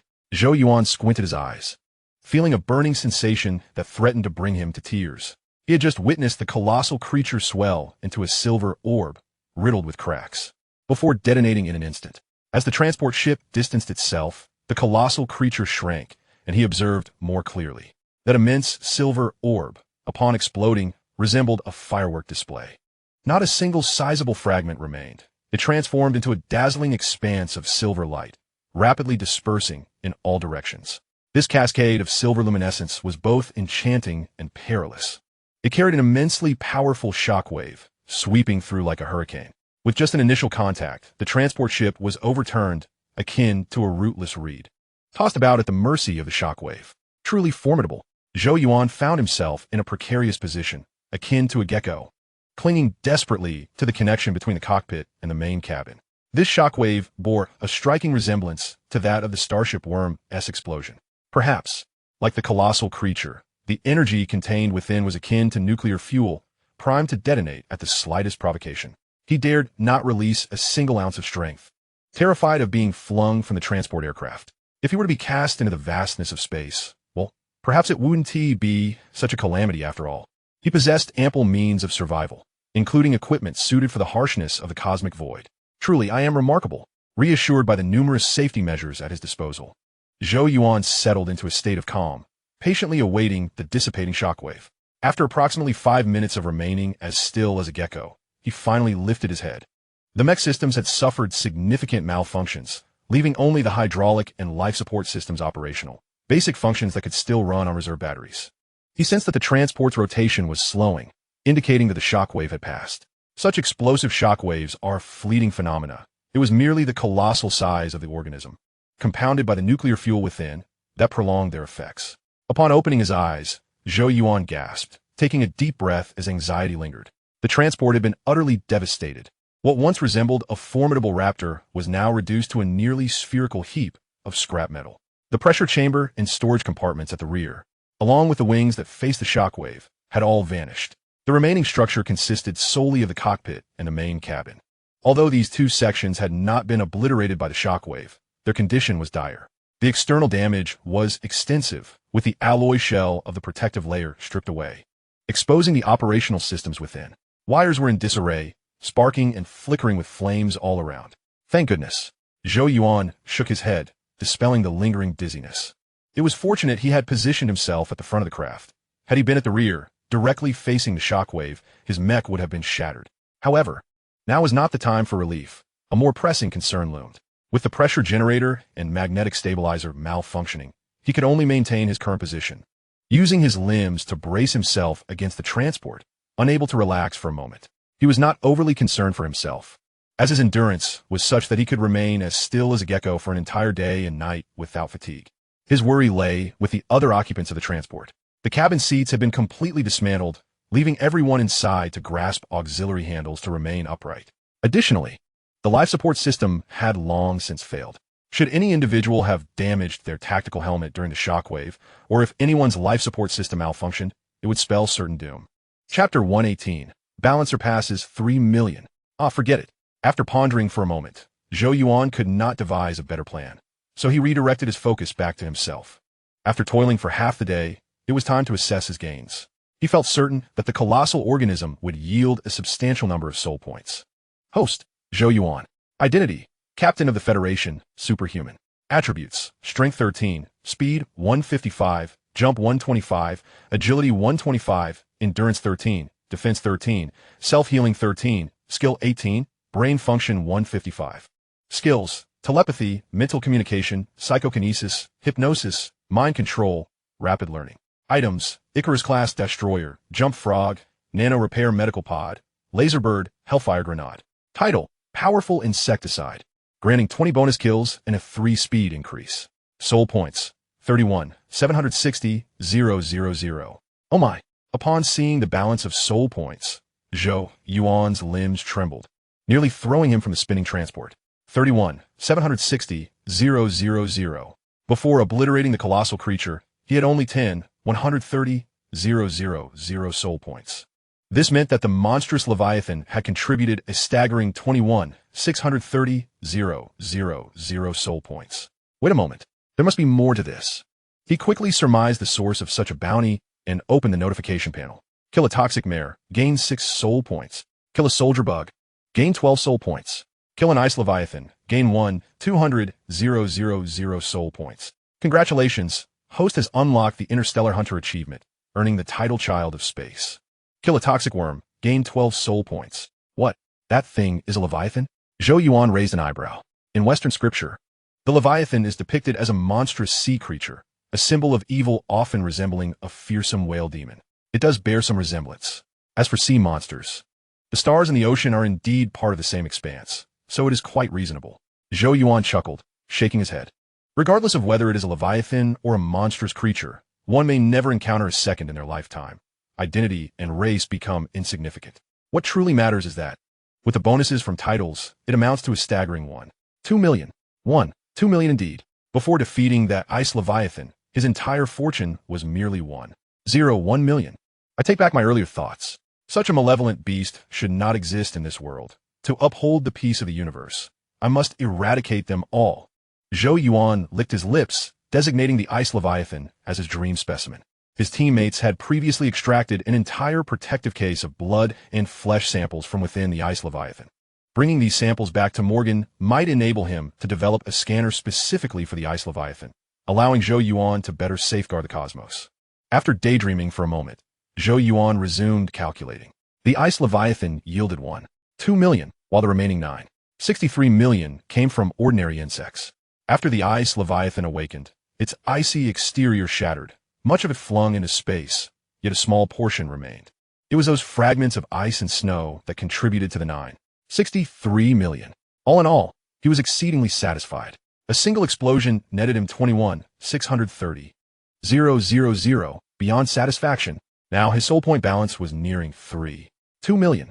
Over 3 million soul points would suffice to procure a powerful, explosive, superluminal nanomech, and he would still have plenty left over. However, this endeavor would not be so easily accomplished. He needed to devise a plan for independent action and gauge Morgan's sentiments upon his return. System reboot. Lost in thought, Zhou Yuan suddenly heard the voice of the mech's main control AI. Activate the pressure generator. Engage the magnetic stabilizer. Zhou Yuan was elated and immediately attempted to reboot the basic operating system. The pressure system activated successfully, and the magnetic system came online.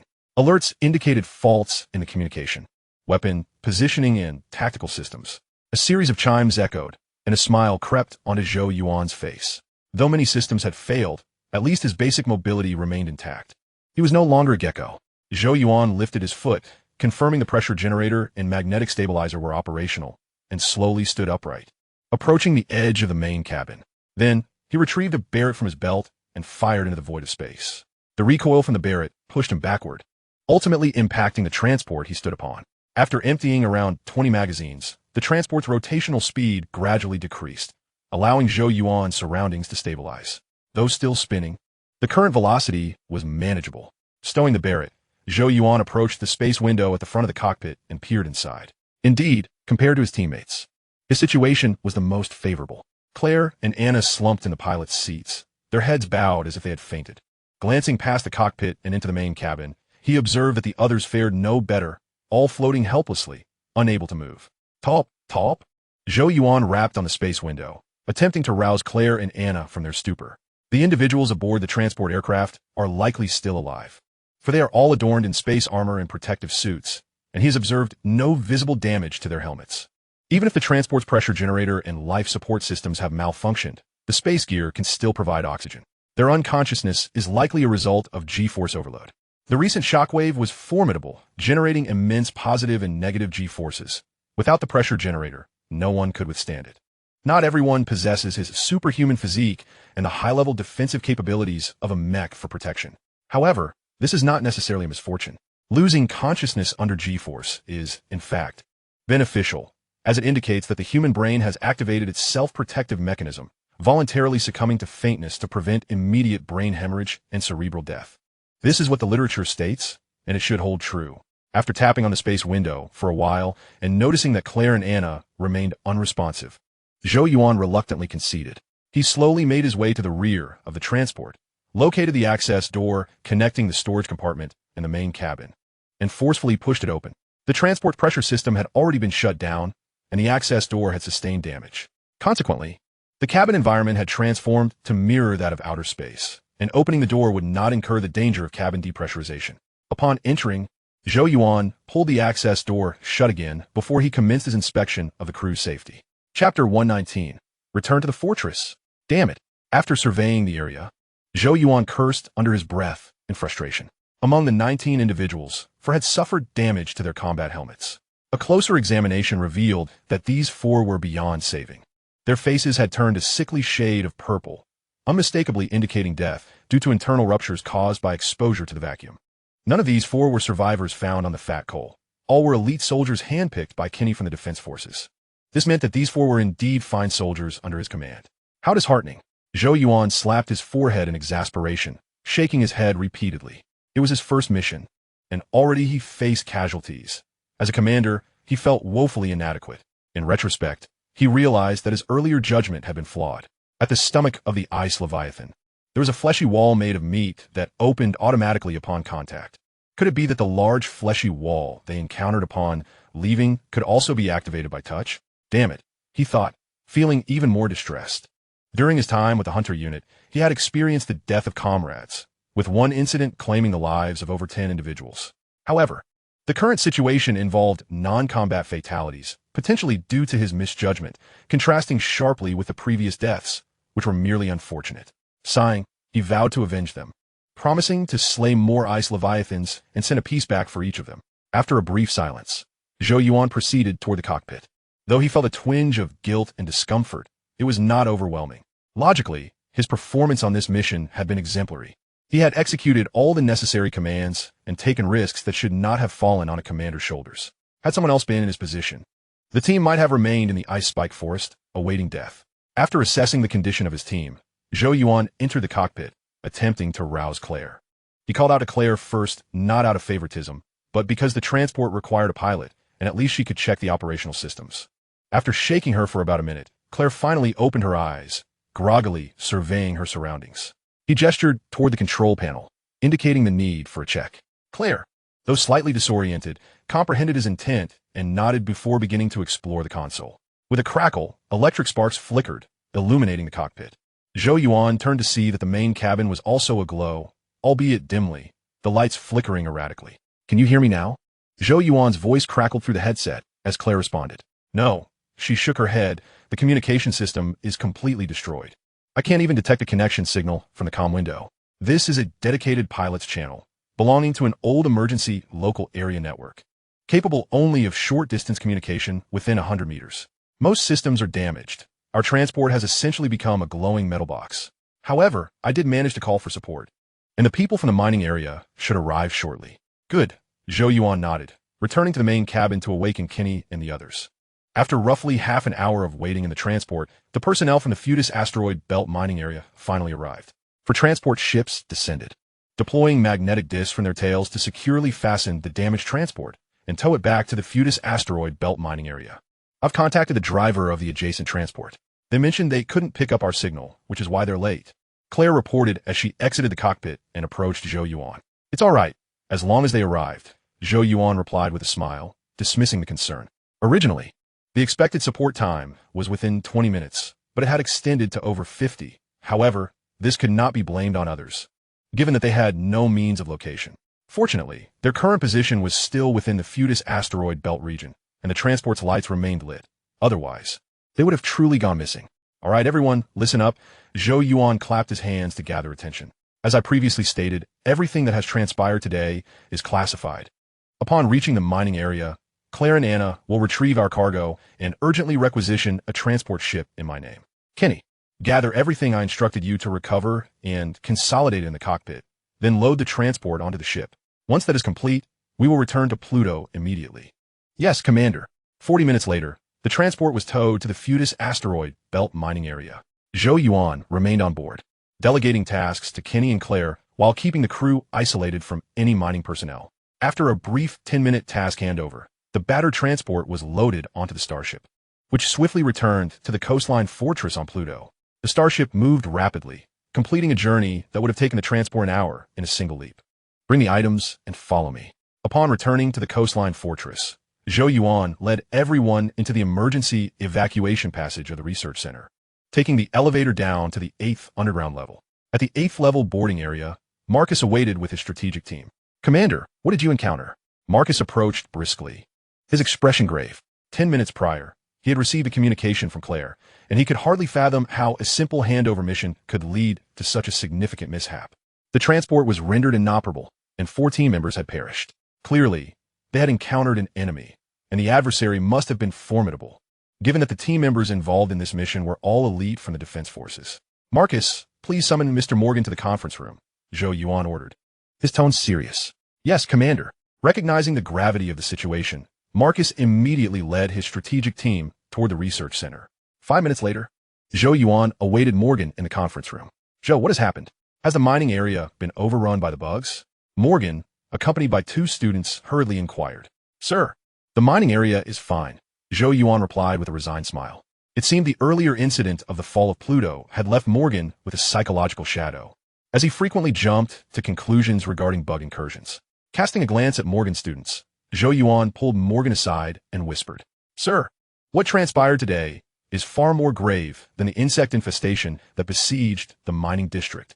You may need to advise your students to withdraw and notify the higher echelons of the fortress, perhaps even establish direct communication with the Federation's upper echelons.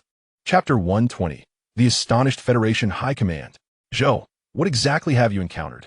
You must understand that connecting with the Federation's High Command is not a trivial matter. Upon hearing that the situation was graver than the mining district's plight, Morgan suddenly regained his composure and inquired earnestly.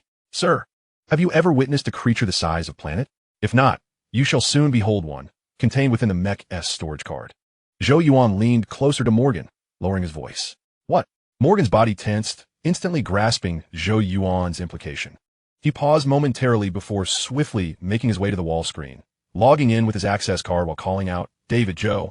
You two head back now and inform Henry that today's experiment is postponed. Team, listen closely. Anyone not directly involved in this morning's mission, please exit. Following Morgan's directive, several individuals promptly left the conference room. However, the number was limited, comprising only Morgan's 2 students and Marcus's strategic group, leaving 17 individuals remaining in the room. Morgan, Zhou Yuan, Claire, Kenny, and 6 survivors aboard the Fat Coal. Claire, please locate the transport's storage disk. Morgan instructed as Zhou Yuan actively assisted, ensuring that Claire retrieved the necessary storage disk. The disk contained a wealth of information, including the detailed route of the mission, footage from the transport's perspective, and communication logs. The mech also had a recording device, and he detached the storage card. Naturally, he was experienced in knowing when to record and when to refrain during critical moments. He had kept the recording device off. It was only logical that the powerful magnetic field could render the fat coal into scrap metal, causing the recording device to malfunction. Furthermore, the recording device was not an essential component, only activated during exceptional circumstances. Under normal conditions, it served as a form of testament. Zhou, are you ready? 3 minutes later, Morgan retrieved a large notebook computer resembling a briefcase from the stand beside the wall screen and activated the holographic projector mounted on the ceiling of the conference room. Ready? Zhou Yuan nodded, standing beside Morgan due to the impracticality of sitting in the mech. The teammates who accompanied him positioned themselves behind him and Morgan. Beep. Morgan pressed his thumb against the computer screen, which illuminated instantly. As the screen flickered to life, the holographic projector activated, cascading countless beams of light from the ceiling, ultimately forming 3 images at the far end of the conference table. 3 images, 3 chairs, 3 individuals. The commonality among these 3 was the 5-star insignia upon their shoulders. These 3 were indeed 5-star generals. Sir, upon seeing the 3 figures, Zhou Yuan was taken aback, immediately saluting. Not only Zhou Yuan, but his teammates behind him mirrored the action, their salutes impeccably precise. They had all seen these 3 5-star generals before, primarily through military broadcasts. Marshal Kieran Khan of the Mobile Forces, Commander Tang Yu of the Starship Forces, and Brain Evan Gabry of the Strategic Forces. Indeed, these 3 5-star generals were the supreme commanders of the Federation's 3 principal military branches, wielding immense military authority. It was common knowledge, even among civilians, as they frequently graced television screens. Old Morgan, impressive. Zhou Yuan straightened his back, casting a sidelong glance at Morgan. To have the highest commanders of the Federation's 3 major forces ready and waiting in under 3 minutes was a feat even the Chancellor might struggle to achieve. Truly, he was deserving of the title of Federation-level scientist, recipient of the Federation Hero Medal, and holder of the Federation General's authority. Why are there so many of you? Oh, the single soldier mech? Professor, has the mass production issue been resolved? Once the communication was established, Marshal Kieran was the first to speak, his gaze fixed on Zhou Yuan. Hearing Kieran's words, both Tang Yu and Evan perked up, although they had no immediate need for single soldier mechs. Such advantageous items would never go amiss and could be utilized by their strategic guard units. No, what I bring you is bad news. This young man is a slayer, the captain of my guard, and you may have heard of him. He previously saved my life. During today's mission, he encountered a new foe. Zhou, please provide me with a mech storage card. Morgan shook his head solemnly, extending his hand toward Zhou Yuan. Zhou Yuan handed over the storage card, reminding him, Sir, the main footage is in the last 3 minutes. Understood. Morgan inserted the storage card into the computer's slot and clicked gently. 180 seconds until detonation. Act immediately. Zhou Yuan's voice resonated, and a visual emerged on the conference table, depicting the process of his withdrawal from within the ice leviathan. The perspective followed Zhou Yuan closely. Initially, issuing commands within the cockpit seemed routine, and the 3 5-star generals observed attentively. However, 20 seconds later, they all rose in shock. What is that? Starship insect? In the footage, Zhou Yuan ascended to the cockpit's apex, revealing a vast underground cavern, its walls faintly glowing red, covered in a layer of mucus, veined with blood vessels. The three five-star generals, astute as they were, immediately recognized that the transport was within some colossal entity. Their first thought was of the starship insect. Yet, judging by the footage, the interior of a starship insect could not possibly be this expansive. The cavern alone had a diameter of several hundred meters. Most importantly, this structure did not resemble the anatomy of an insect. The footage progressed further, showcasing the transport's ascent, Zhou Yuan utilizing mixed explosives to breach the fleshy wall, and finally, the transport's retreat from within the ice leviathan, entering the vastness of space. Subsequently, as Zhou Yuan turned, the audience beheld a small asteroid, over 500 kilometers in diameter, shedding its shell to reveal a gargantuan cosmic beast. Witnessing this scene, apart from Zhou Yuan, all present were left in a state of disbelief, staring at the footage in stunned silence. The four high-ranking officials were momentarily incredulous, while Zhou Yuan's teammates, although aware of the situation, were taken aback by the sheer magnitude of the creature, their hearts racing. The footage concluded with the ice leviathan charging toward the transport. Zhou Yuan decisively launched the final tactical nuclear missile, granting the transport precious seconds before the ice leviathan succumbed to the nuclear explosion. Following this, all systems of the mech failed, including the recording device. Chapter 121. The Development of Annihilation Weapons? Mr. Morgan, if you were to tell me that this video is fabricated, I would gladly send you a case of my finest wine. After a prolonged silence, Tang Yu shattered the stillness within the conference room. Such a colossal organism capable of traversing space poses a significant threat to the Federation, with the Starship forces at the forefront. Among the three military branches, only the Starship forces operate predominantly in space, making them most susceptible to encounters with such gigantic beings. Should they ever cross paths with a creature of that size, what means would the Starship forces employ to combat it? Strategic nuclear weapons? Wave pulse cannons? Electromagnetic pulse cannons? Ion pulse cannons? The nuclear and energy weaponry currently at the Federation's disposal would scarcely suffice to merely scratch the surface of such a titan. Regrettably, it is indeed real. I find it equally perplexing to comprehend how such a creature has evolved and what kind of nourishment and environment could have fostered its immense growth. However, we perhaps need not worry excessively, for in the 6 centuries of humanity's observational history of the cosmos, it has made its debut today. This suggests it may be a singular entity, possibly not a social creature, perhaps not a belligerent one, and might even slumber for centuries at a time. It is conceivable that it has already become a relic of history. Morgan was deeply moved, suddenly feeling a twinge of regret for not embarking on the journey with Zhou Yuan that morning. To witness a being evolved to such a degree would be a privilege he would willingly risk his life for, and he would harbor no regrets. No. At that moment, the strategic unit's AI, Evan, shook his head solemnly and stated coldly, "We cannot always view matters through an optimistic lens. If it possesses a kinship, and if that kin has infiltrated the Milky Way or even our solar system, we would find ourselves in grave peril. They could curl up and masquerade as asteroids, entering the Federation's star territories, ultimately waging war against humanity." I concur with Evan's perspective. Tang Yu interjected. Regardless of whether this creature will reappear, we must possess the capability to counter it. I propose we convene a strategic research meeting to revive the studies on super-energy weapons and Q-bombs. The arachnous insectoid species is no longer our sole adversary. Upon hearing Tang Yu's words, Kieran and Evan nodded in agreement. When the arachnous insectoid species was discovered a decade ago, the previous Supreme Leader had suggested the development of planet-destroying weapons to eradicate them entirely. Super-energy weapons and Q-bombs were the preferred options. The former relies on immense energy to obliterate planets, while the latter utilizes tritium-lithium fusion to destabilize a planet's core, causing it to collapse prematurely. Either of these weapons could be deemed planet killers, capable of annihilating a world with a single strike. However, the research was in its infancy when the Federation, startled by the budget consumed by the research department, halted the development of the planet-destroying weapons. Are these discussions even suitable for us mere foot soldiers? As the four prominent figures began deliberating on the planet-destroying weapons, Zhou Yuan and his team maintained a stoic silence, adopting the demeanor of statues. For the time being, humanity stands as steadfast allies, devoid of intrigue or genuine strategic secrets. Yet, some matters must remain confidential, such as the development of planet-destroying weapons. Pursuing such weapons signifies a burgeoning threat from our enemies and heralds the onset of true warfare with immense ramifications. Should this information leak, it would incite widespread turmoil among humanity in the Federation. Zhou, I believe you all must be weary. You should take a moment to rest in the waiting room. I will summon you if needed, Morgan remarked, glancing at Zhou Yuan. Certainly. Please feel free to call upon me as necessary. By the way, sir, the protective cases contain today's mission records.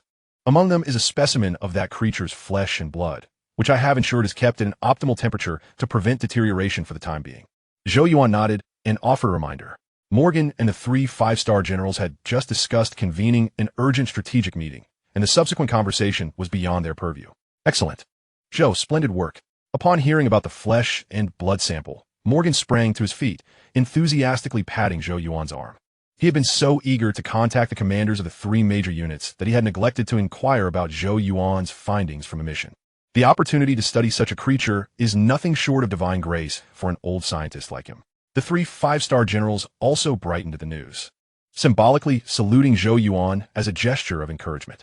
If the research department can develop B-class primordial biochemical weapons against the arachnous insectoids, might they also devise new biochemical weapons targeting the colossal creature featured in the prior video? Go! After saluting the 4 distinguished leaders, Zhou Yuan led his team out of the conference room and into the waiting area. In truth, the waiting room was adjacent to the conference room, merely a few steps away. Commander, when can we return? We should no longer be needed for the forthcoming matters. I wish to return and enjoy a proper sleep. For today's mission was no trivial undertaking. Kenny removed his tactical helmet and collapsed onto the sofa, yawning. Not only Kenny, but the others displayed a similar state of exhaustion. While wearing their tactical helmets, their fatigue was concealed, but now, without them, each appeared drowsy and on the brink of slumber. Departing at 9 a.m. and returning at 11 p.m., they had been engaged for a solid 14 hours. Though 14 hours may not seem excessive, they had spent that time either in trepidation or performing strenuous tasks, leaving their energy reserves depleted. Only Zhou Yuan, like a beast, had not even taken a sip of water, yet showed no signs of fatigue. If you're tired, then sleep. I will call for you if anything arises, Zhou Yuan simply stated, shaking his head. Morgan had just suggested they rest in the waiting room, implying that he wished for them to avoid the urgent strategic meeting. There was an additional layer of meaning. Their mission report was not yet concluded, and they might still be required for a video briefing, which explained why they were not permitted to return directly to their quarters. Commander, I will take my leave to sleep then. I too can no longer endure, Kenny replied. Upon hearing Zhou Yuan's words, the others exchanged farewells and sought out spots to fall into a deep slumber. In an instant, the waiting room fell silent. After a brief moment of contemplation, Zhou Yuan picked up the combat device, transformed from the laser bird, and retreated to a corner to access the military network. After demolishing the insect nest that morning, he had instructed the laser bird to remain in the armed compartment of the transport aircraft, only retrieving it upon their return to the fortress. Chapter 122 Major Zhou. Just past 5 in the morning, Marcus arrived with members of the strategic team. Addressing Zhou Yuan, Commander, Professor Morgan has indicated that you may return to rest. Has the meeting concluded? Zhou Yuan sat up from the sofa, inquiring. Indeed, the meeting concluded 5 minutes ago. Professor Morgan and the Fortress Commander have already boarded the starship returning to Earth, while Professor Henry will temporarily assume Professor Morgan's duties. At this point, Marcus seemed concerned that Zhou Yuan might misinterpret the situation and clarified. Originally, Professor Morgan intended for you to escort them. But considering you have just completed a mission, he decided to assign Martha and Jerome to undertake the escort task in your stead. Understood. Zhou Yuan nodded, not overly concerned with the arrangement. Observing this, Marcus continued. Commander, the Strategic Intelligence Department has conveyed orders to me. I need to take the 6 survivors from the Fat Coal. If all goes according to plan, they will soon be transferred to the coastal fortress. Additionally, we suffered 4 casualties today, and here is a list of potential new recruits. Zhou Yuan refrained from accepting the folder. Waving it off, you can handle this matter on your own. I have but one requirement for new recruits, a minimum of 5 years of military service. Through today's mission, he recognized the shortcomings of the team. His defense unit was too youthful. While their overall quality was commendable, they lacked experience, causing chaos at the slightest disturbance. He needed some seasoned veterans to guide the novices. Understood, Commander. Marcus nodded and gestured to his team members to awaken the 6 survivors from the Fat Coal. Claire, wake up. Zhou Yuan approached Claire, who was sleeping on the adjacent sofa, calling her softly. My dear. Claire groggily opened her eyes, rubbing them as she sat up. We can go back now. Let us return to the dormitory for some rest, Zhou Yuan whispered, gently ruffling her hair. Let us grab some breakfast first. I'm starving, Claire replied, clutching her stomach. After the life support system of the transport aircraft malfunctioned, she had been unable to remove her tactical helmet, and it had been over 10 hours since she last replenished her energy and hydration. Good idea. I'm hungry too. However, before heading to the restaurant, I must first visit the laboratory to remove this cumbersome iron shell. Zhou Yuan swiftly lifted Claire into his arms and strode towards the research area. The prototype was indeed inconvenient. Even the tactical helmet was integrated, making it impossible to disassemble without tools, and today it had truly stifled him. In the following days, Zhou Yuan's pace of life slowed down, reverting to its original state.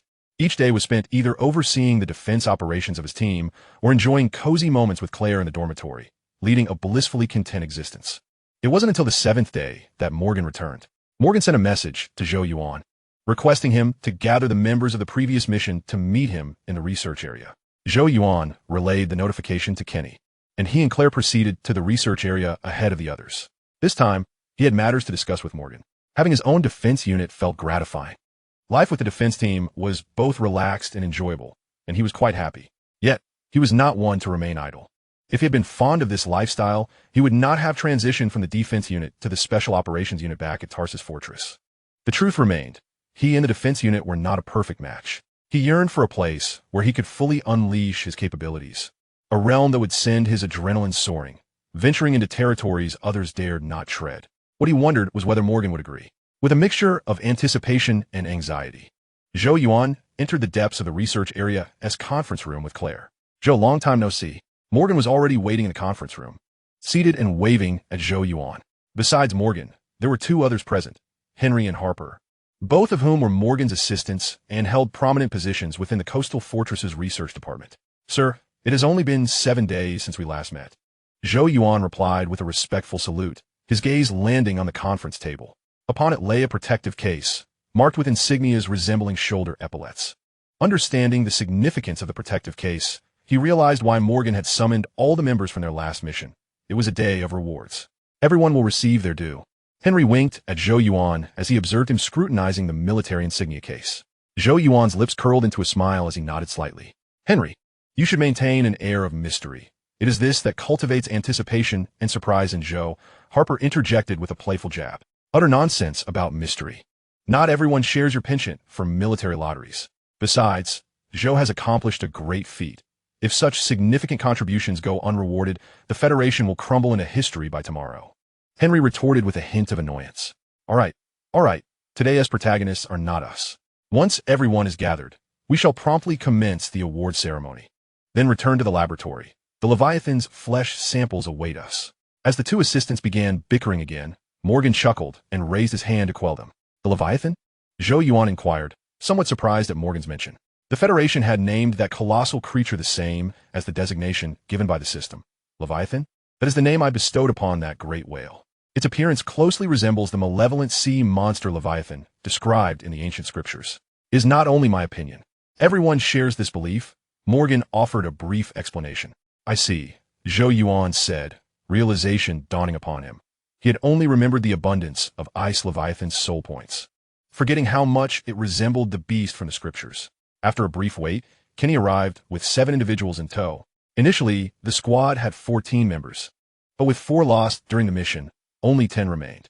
Let us begin, Morgan directed, glancing at Henry, who nodded in acknowledgement. Attention! Henry stood up and moved in front of Zhou Yuan and the others. Harper also rose at that moment, opening the protective case adorned with shoulder insignias, taking it in hand as he approached Henry.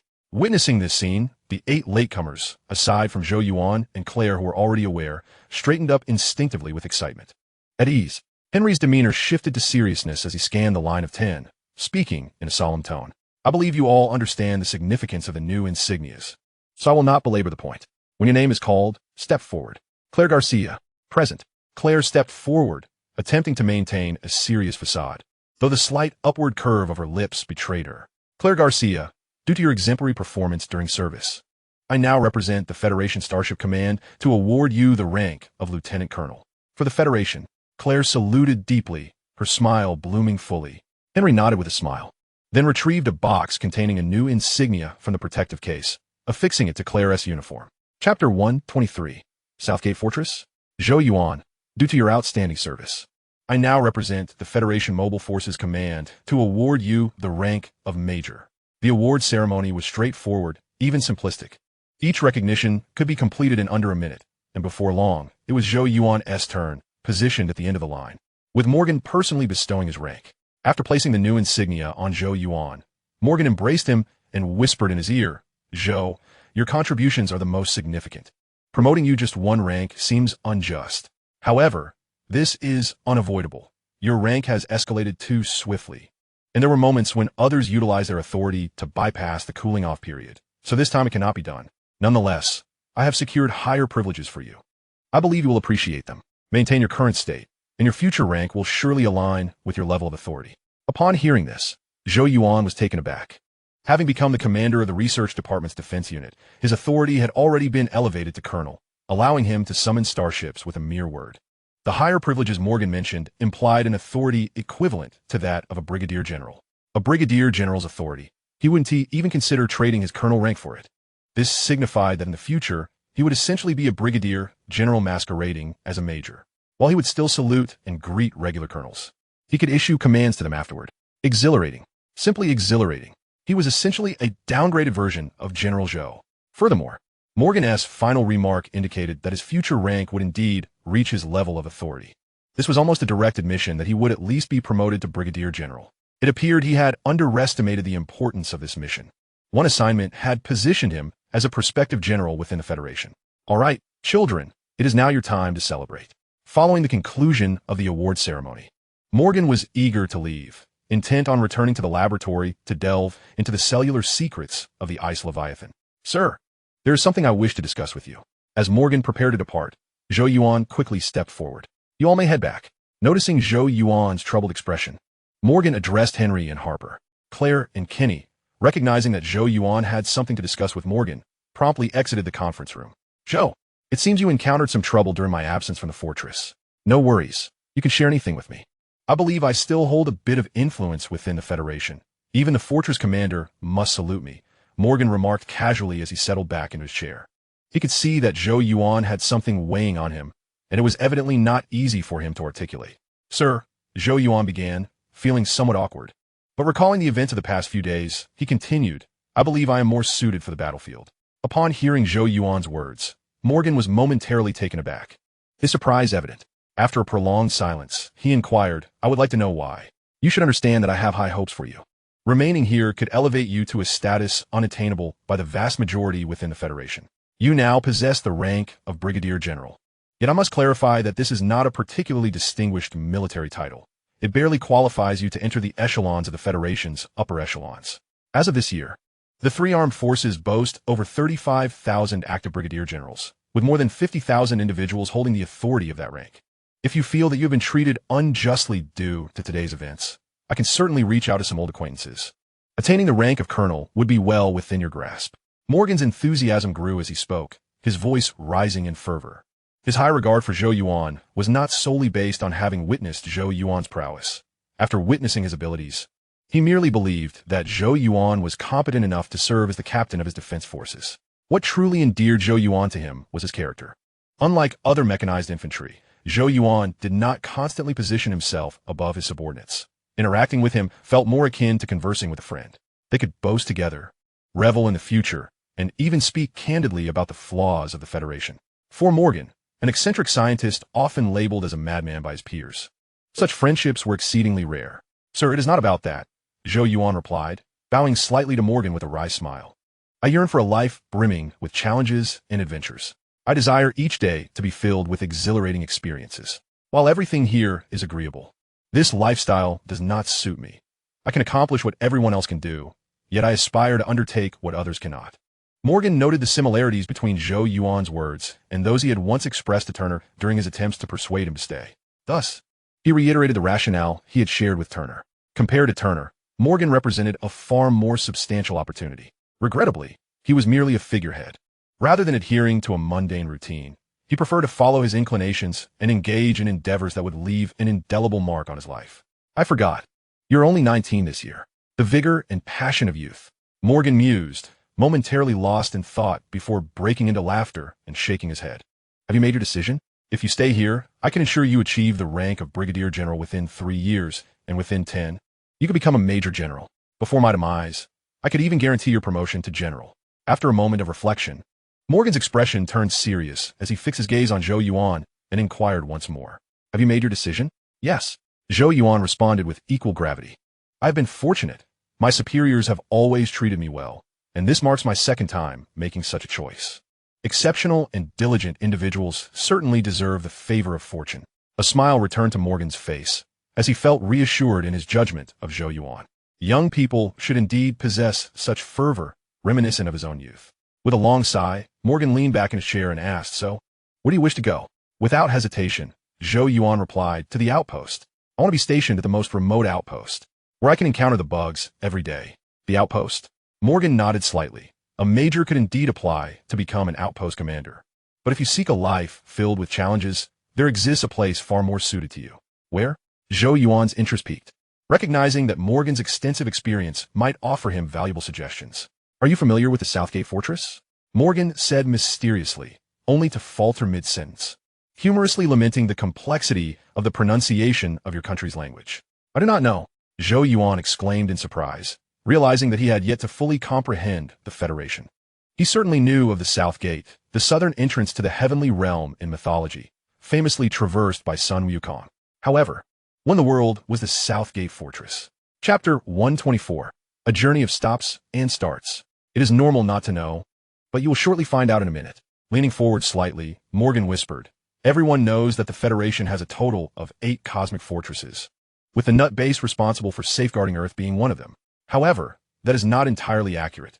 The Federation possesses far more than 8 cosmic fortresses, with the known 8 merely being those the Federation is willing to disclose. The other fortresses remain classified, some of which are even known only to the highest authorities. Is the Southgate Fortress one of them? Zhou Yuan raised an eyebrow and asked. Indeed, Morgan nodded, his pride evident. This fortress is of the highest secrecy, unknown even to the head of state. Its supreme commander is General Tang Yu, overseeing the Starship forces. It comprises the elite from the 3 armed services, with a total of only 20,000 personnel. Admission is reserved for the strongest ACE from the Starship forces, the most formidable warrior from the mechanized forces, and the most powerful telepath from the strategic forces. Perhaps I have digressed too far. Let me first explain what kind of fortress it is. Morgan realized he was straying off course and clarified. The Southgate Fortress is engaged in a continuous orbit around the solar system, executing urgent special missions nearby. You may consider it as a vast special forces unit, with the number of special operatives alone reaching the standards of a 10,000-strong legion. If I recall correctly, you once eliminated a Starship Bug, but prior to your victory, the Southgate Fortress had already dispatched dozens of Starship Bugs. Upon hearing this, Zhou Yuan comprehended the implications. In essence, it was a highly classified, top-tier independent special forces unit, akin to the legendary Dragon Team. If that were the case, he was indeed intrigued. Back during his time with the Hunter forces, he had not seriously considered leaving. He had a deep affinity for special operations, which encompassed both adventure and soul points, and he had nearly possessed a slaughter unit uniquely his own.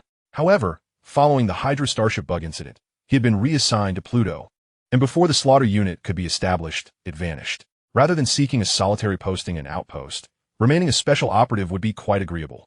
At the very least, he would find joy in it, and the income from soul points would not be insignificant.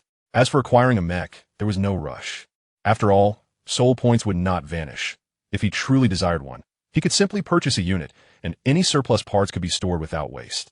If he could achieve the rank of Brigadier General at the Southgate Fortress, he could later seek a position as a base commander at a small facility, making a direct leap without the need for an intermediary outpost. What do you think? I believe you would enjoy that. Morgan noted Zhou Yuan's expression of anticipation and feigned ignorance. Sir, perhaps you might consider removing the word think from your statement. I will undoubtedly enjoy it. As I served as a special operative during my time on Mars, Zhou Yuan quipped, raising his hands in jest. Morgan chuckled heartily and continued. As long as you enjoy it, that is what matters. Tang Yu once served as my driver. I can arrange for you to join him there. However, you must be aware that the Southgate Fortress differs from other fortresses. Its special operations units strictly adhere to an elite model. Each squad is limited to 10 members. And even if you hold the rank of Brigadier General, you may only command 9 subordinates. Zhou Yuan nodded and inquired, Can I bring personnel from the coastline fortress with me? Morgan had made his point clear. He could directly assign him a captaincy, but the team would be limited to 9 members. Yes, the captain has the authority to select team members. However, you must understand that not everyone is willing to relinquish their current ranks to serve as a mere soldier executing orders, Morgan cautioned softly. He surmised that Zhou Yuan was referring to Claire. The young couple was quite renowned in the research department, and everyone held high hopes for them. However, Claire was already a colonel, and both of her parents were major generals commanding a small fleet. Would a woman of such standing be willing to forsake that glory to serve as a driver for a major? Real life is not as simple as romance. Zhou Yuan acknowledged. I understand.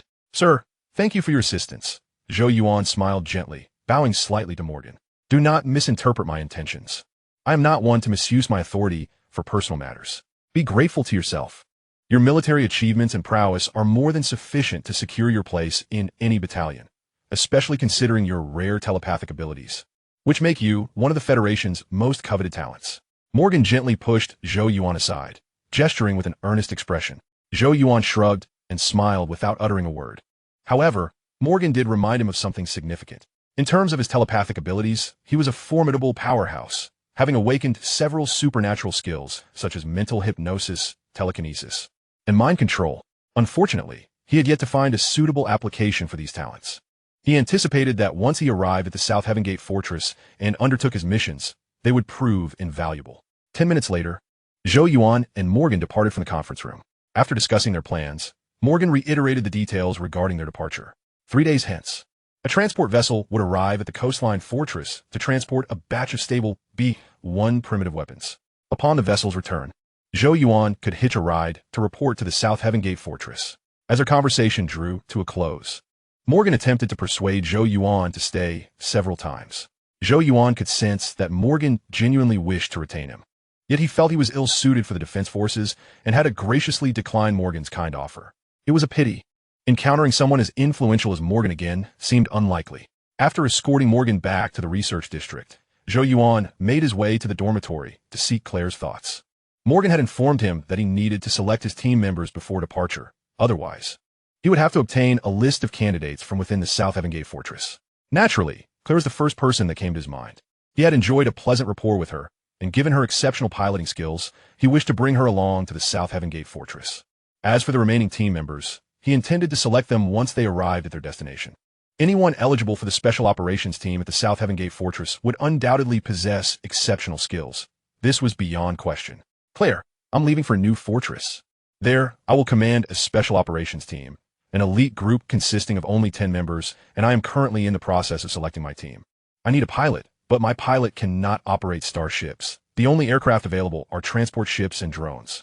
Zhou Yuan, too familiar with their dynamic, cut straight to the point without preamble. Chapter 125, Departure for Reporting. Upon hearing Zhou Yuan's words, Claire tossed her tablet onto the bed in exhilaration, leaping into his embrace and exclaiming, I will be your dedicated pilot. I know, which is why I came to find you, Zhou Yuan replied, enveloping Claire in a warm embrace and planting a gentle kiss on her forehead.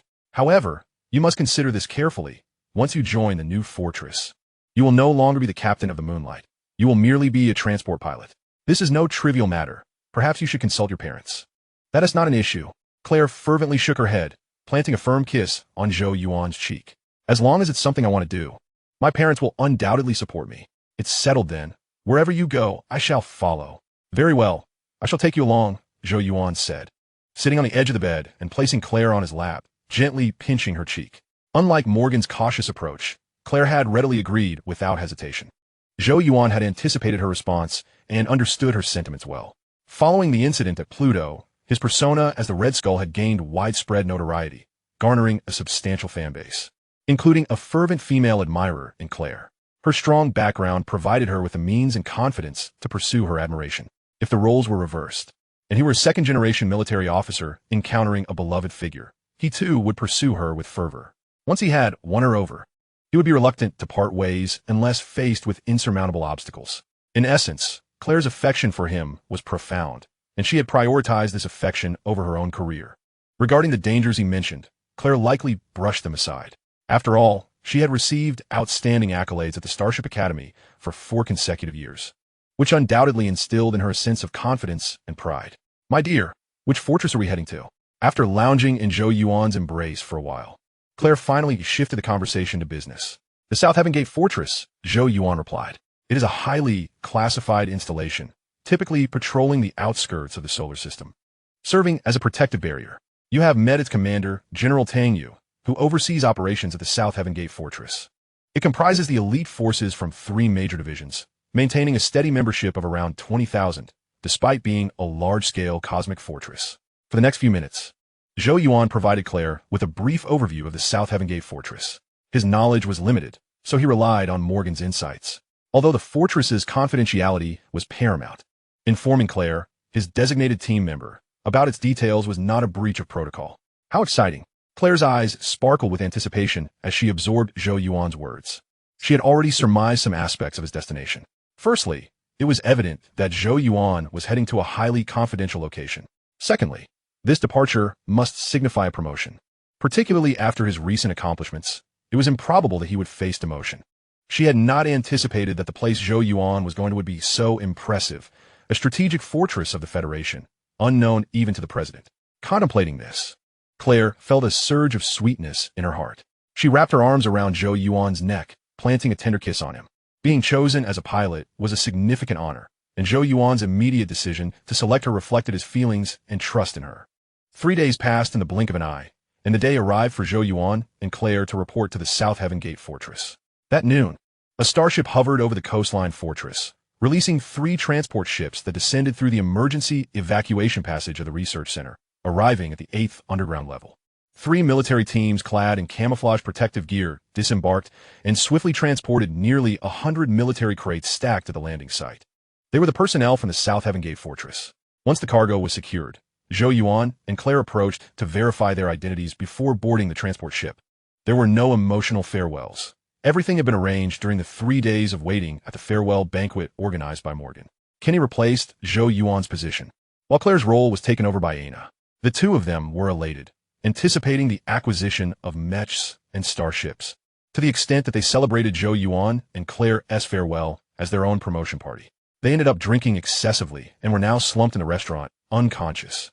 As for the matters concerning the South Heaven Gate Fortress, Morgan had already taken care of everything. The team formation and identity registration were complete, with only the reporting and selection of team members remaining. A solid fortress, yet ever-changing soldiers, Zhou Yuan murmured as the transport ship ascended. It had only been a little over half a month since he arrived at the coastline fortress, and he was surprised to be leaving again so soon. However, transitioning to a new unit was not unfamiliar to him, and he did not feel any sense of emotional attachment. He was merely reflecting on the swift passage of time. In just 6 months, he had traversed various locations and units. Mars Base's new recruit camp, the Tarshish Fortress Defense Forces, the Hunter Special Operations Unit of Tarshish Fortress, and the Coastal Research Defense Forces, culminating in his imminent report to the Special Operations Unit at the South Heaven Gate Fortress. It was remarkable how many places he had visited in such a short span. This time, however, he anticipated a prolonged stay at the South Heaven Gate Fortress. Morgan had informed him that due to the high level of confidentiality, joining the South Heaven Gate Fortress was a formidable challenge, and exiting was even more difficult. Unless faced with severe injury or other exceptional circumstances, once inside, one would have to wait until attaining the rank of Major General to leave, as the Federation would not easily permit any general to venture into the battlefield. "My dear, what are you contemplating?" Seeing Zhou Yuan resting his chin on his hands. Lost in thought, Claire softly inquired, feeling somewhat bored and eager to spark a conversation. She mused about the South Heaven Gate Fortress, imagining the intriguing life it might offer. Zhou Yuan smiled. "I too am filled with anticipation. I have yet to experience life within a special operations unit." Claire nodded repeatedly, already envisioning their future life at the fortress. Suddenly, she paused. "Darling, you won't be able to use mechas anymore. Don't you feel any regret?"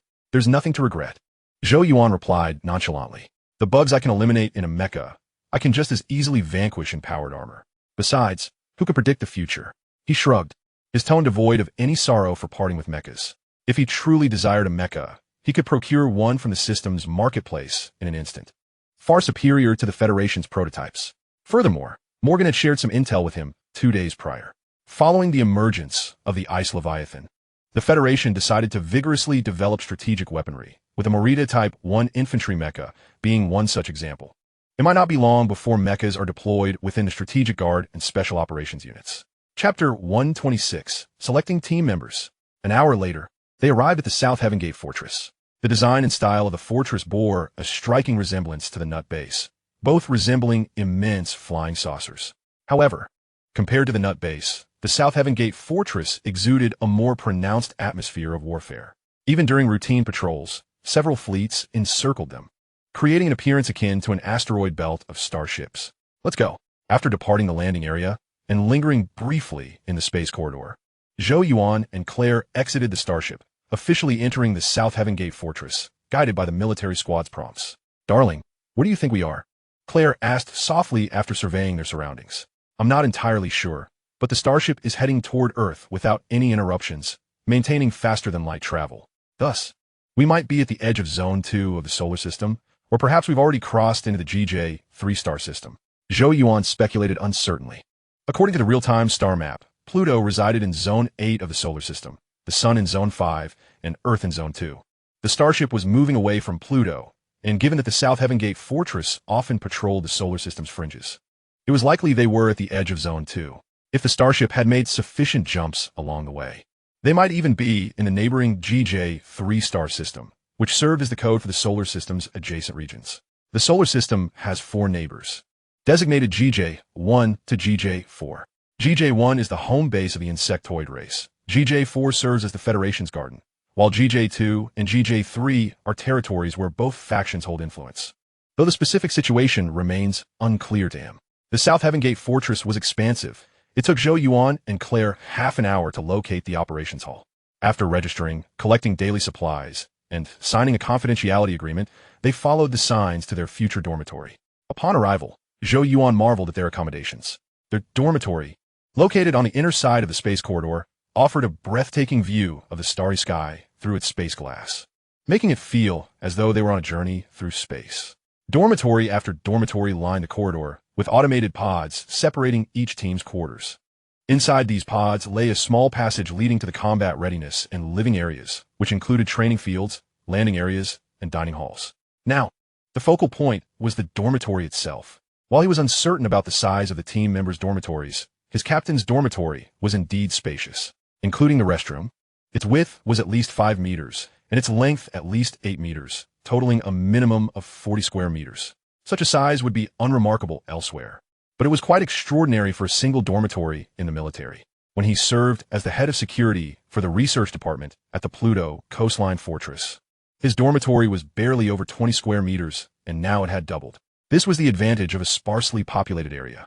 The internal space, capable of comfortably accommodating 200,000 individuals within a cosmic fortress, but only housing a cadre of 20,000, made the living conditions quite reasonable. It's enormous, even larger than the captain's lounge on the starship. At that moment, Claire finished exploring Zhou Yuan's dormitory and excitedly took the suitcase filled with daily supplies from his hands. Noticing Claire beginning to organize the room, Zhou Yuan chuckled and asked, "Aren't you going to check out your room?" "I'll do that later. It doesn't matter since I won't be staying there." Claire shook her head dismissively, as she intended to live with Zhou Yuan, rendering her own dormitory merely a formality. "All right, then I'll trouble you. I'll select the team members first, and once that is settled, I'll take you out for a meal." Zhou Yuan nodded, retrieving his work tablet from the suitcase and sitting at a nearby table to commence his tasks. He learned from the operations hall that he had only 24 hours to finalize his team selection. The chosen members would be required to report within 24 hours of being summoned, after which he would have another 24 hours to organize the team and prepare for combat readiness. In total, he had merely 3 days from team formation to being mission ready.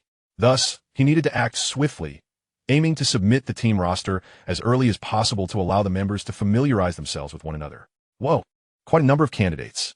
Zhou Yuan opened the list of potential team members he had received from the operations hall, discovering that it contained over 100 individuals to choose from. Lighting a restorative cigar, he began to scrutinize the list diligently. Rosen Dennis, squad leader of the 1st Legion at the Jupiter Storm Base, with 8 years of service and a 100-man team that has taken down a bug nest? Impressive. I'll take him. Tang Lai, team leader of the Special Operations Unit at the Mars Sailor Base, with 3 years of service, possessing comprehensive combat skills and multiple engineering repair certifications.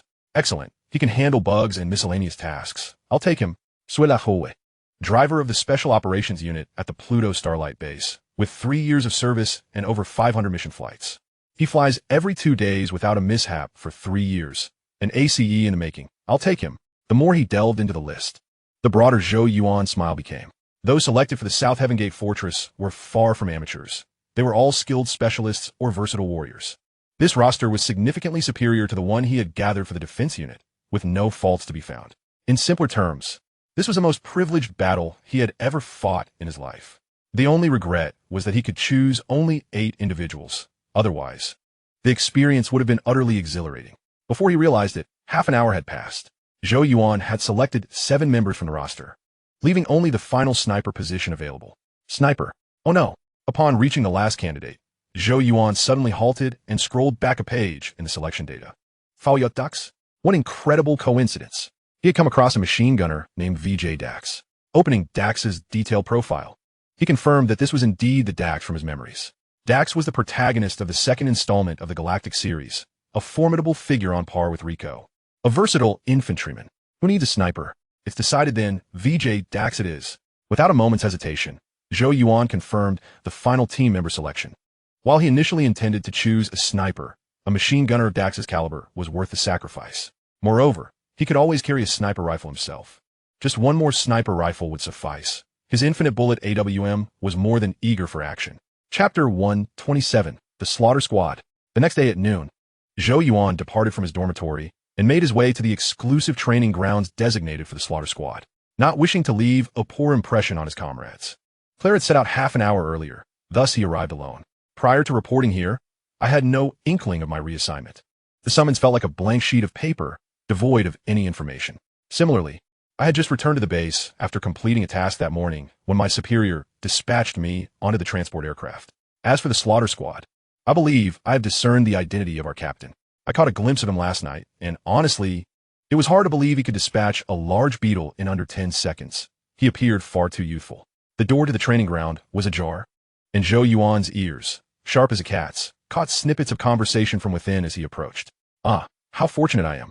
A smirk crept across Zhou Yuan's face as he retrieved a restorative cigar from his pocket, lit it, and adopted a stoic demeanor before pushing the door open and stepping into the training arena.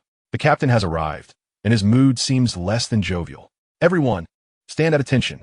Upon seeing Zhou Yuan, the assembled personnel promptly silenced themselves, while a seasoned veteran reminded the others to fall into formation. Zhou Yuan sauntered slowly to the front of the 9-member line. Aside from him, each member of the Slaughter Squad boasted more than 3 years of military experience, with 4 members exceeding 5 years. A blend of veterans and newcomers, they embodied both stability and vigor. As his gaze swept over the 9 squad members, Zhou Yuan nearly chuckled. Among them stood a colonel, a lieutenant, 3 second lieutenants, 3 sergeants, and a private. The private was Dax, who, 2 months prior while serving on Mars, had broken the finger of the farm chief, resulting in 5 lashes and a demotion. As for why someone with 8 years of service and a plethora of achievements would be stationed at Martian farm, he was no stranger to confronting authority. When questioned during his investigation, he declared, "I cannot abide a superior who merely flees, so I dealt with them. If you do not hang me, I shall do it again." Given that the superiors he struck had indeed issued unlawful orders on the battlefield, coupled with the fact that he never inflicted severe harm and carried substantial military accolades, the military court did not impose heavy penalties, merely repeating the lashes and demotion. "Greetings. I am Zhou Yuan. I shall dispense with the pleasantries. I have but a single expectation of you. Execute orders and fulfill assignments. Do you all comprehend?" After pacing before the formation, Zhou Yuan's voice rang coldly. "Understood, sir." The collective response echoed, as no one dared to disrupt the moment. Among those present, every individual, save for Zhou Yuan, had less than 3 years of service, well aware that defiance against superiors rarely ended favorably. Only the green recruits would indulge in provocative antics, mistakenly believing themselves impressive, but such behavior appeared foolish in the eyes of seasoned veterans. "Excellent." Noticing the squad's diligent attitude, Zhou Yuan nodded slightly and continued. "I trust you're already aware of the nature of this place. The rules here are few, merely 2. The first, keep your mouth shut. Do not treat your entry here as fodder for boasting. The second, be prepared, ready to execute emergency missions at a moment's notice. Naturally, we have a 48-hour acclimatization period. It is only at noon the day after tomorrow that we must be combat ready." In the subsequent 5 minutes, Zhou Yuan elaborated on the regulations of the Southgate Fortress, subsequently outlining the training regimen ahead. The training schedule would mirror that of the Hunter Division, 6 hours of training daily, with shooting drills prioritized, followed by physical conditioning and combat training. Now to the armory. Let us proceed. Having conveyed all necessary information to his squad, Zhou Yuan waved his hand grandly, leading the team towards the armory. As was customary, they were to complete the final step of registering their squad details, selecting and logging their armaments. The Special Operations Unit of the Southgate Fortress differed from those elsewhere. Firstly, the codename protocol. Only the squad name could utilize textual codenames. Squad members were designated by numerical codenames, ranging from the captain as 1 to the members as 10. While numerical codenames offered convenience, they lacked the flavor of communication, which both Zhou Yuan and his teammates found less than appealing. Thus, they agreed to address each other by name moving forward. This practice was not against regulations, as personnel at the armory noted that many squads followed suit. Moreover, there were stipulations regarding armaments. Only space-grade weaponry was permitted, a regulation Zhou Yuan found quite understandable. Space-grade armaments boasted more comprehensive functionalities, superior safety, and emergency readiness. Once donned, one could venture anywhere, seamlessly transitioning into action. Half an hour later, the group of 10 completed their registration and received a set of brand new armaments, returning once more to the training ground. 1 hour of endurance run and go. As soon as they arrived at the training field, Zhou Yuan initiated the session with his squad. With combat readiness required by noon the day after tomorrow, they needed to swiftly acclimate to their new rhythm. Zhou Yuan positioned himself at the rear of the squad, simultaneously running and perusing his tablet. Currently, the members of his slaughter squad included Major Zhou Yuan, Commander, Machine Gunner, Colonel Claire, Driver, Medic, Lieutenant Sheila, Driver, Engineer, Second Lieutenant Tang Lai, Assault Trooper Guide, Second Lieutenant Rosen, Machine Gunner, Demolitions Expert, Second Lieutenant Lucy, Medic Communicator, Sergeant Cheng Yun, Sniper, Communicator, Sergeant Austin, Machine Gunner, Demolitions Expert, Sergeant Eric, Assault Trooper, Scout, and Private Dax, Machine Gunner, Scout. As per usual, these were merely the register positions. Beyond their designated roles, many members would assume various others. If one were to catalog all the positions held, the total for the 10 squad members would easily surpass 30. After verifying and confirming the members' positions, Zhou Yuan opened his personal panel. Host, Zhou Yuan Identity, Federation Major, Superhuman Attributes, Strength 13, Speed 125, Jump 125, Agility 125, Endurance 13, Defense 13, Self-Healing 13, Skill 18. Brain Function 155. Skills, Telepathy, Mental Communication, Telekinesis, Hypnosis, Mind Control, Rapid Learning Items. Icarus-class Destroyer, Jump Frog, Nano Repair Medical Pod, Laserbird, Hellfire Grenade Title. Financial Expert. Earning 1 soul point per minute. Soul points, 31, 910,000. Ever since his soul point balance had surpassed 1 million, he seldom glanced at the panel, finding it rather mundane, only occasionally browsing the system store. Perhaps he had indeed ascended to the status of a wealthy individual. Only the destitute would incessantly rummage through their wallets, tallying their riches. Chapter 128. The mission arrives, Zergfood Depot. In the following 2 days, Zhou Yuan meticulously observed his squad members. While he remained uncertain of their individual capabilities, their attitudes had already garnered his satisfaction. Although he had set the daily training duration to a mere 6 hours, the squad members consistently opted for additional practice after regular training, with Claire and Sheila being no exceptions. While the likelihood of a transport pilot encountering combat was slim, the possibility still existed, thus a foundational combat capability was essential. Ding! In the afternoon, midway through their shooting training, Zhou Yuan's combat device suddenly illuminated a red alert. So soon? Zhou Yuan raised an eyebrow. They were not to enter combat readiness until noon. Yet here it was, 2 p.m., and a mission had already surfaced. How exhilarating. This was precisely the kind of engagement he desired. At that moment, the squad members noticed the flashing alert on Zhou Yuan's device, halting their shooting training in anticipation of his command. Indeed, we have work to do. Target. Landing zone, move out. Zhou Yuan shrugged nonchalantly, raising his hand and delivering a decisive wave towards the entrance of the training ground. Observing this, the others discarded their firearms and sprinted towards the doorway. Indeed, this was the GJ 3-star system. Zhou Yuan followed at the rear, beginning to peruse the task details. Within a minute, the group of 10 hurriedly arrived at the embarkation site, boarding the transport aircraft designated for the slaughter squad. Claire, head to the night. Zhou Yuan called out to the cockpit before taking his seat, donning his gear while communicating, no dawdling. We have only 10 minutes to prepare. The night will transport us to the mission area within that time frame. Captain, where are we headed? inquired Tang Lai, the team's guide. To the insect's banquet. Zhou Yuan replied with a smirk, elaborating, the stronghold is currently located in Zone 7 of the GJ 3-star system, and we are bound for Zone 9. There lies a life-bearing planet named Morosha, which, aside from having a land area greater than its oceans, bears a striking resemblance to Earth. This planet is of immense value. However, due to its overwhelming insect population, the Federation has abandoned it, designating it as a quarantine zone. Upon hearing this, the team understood the Federation's reasoning for the abandonment. A quarantine zone refers to a planet afflicted by severe insect infestation, one not easily conquered. Furthermore, once such a level of conflict ensues, even the most promising life-bearing planets can be reduced to radioactive wastelands. The Federation would not engage in futile endeavors. Zhou Yuan continued, since its designation as a quarantine zone, the Federation has ceased monitoring Morosha due to its remoteness.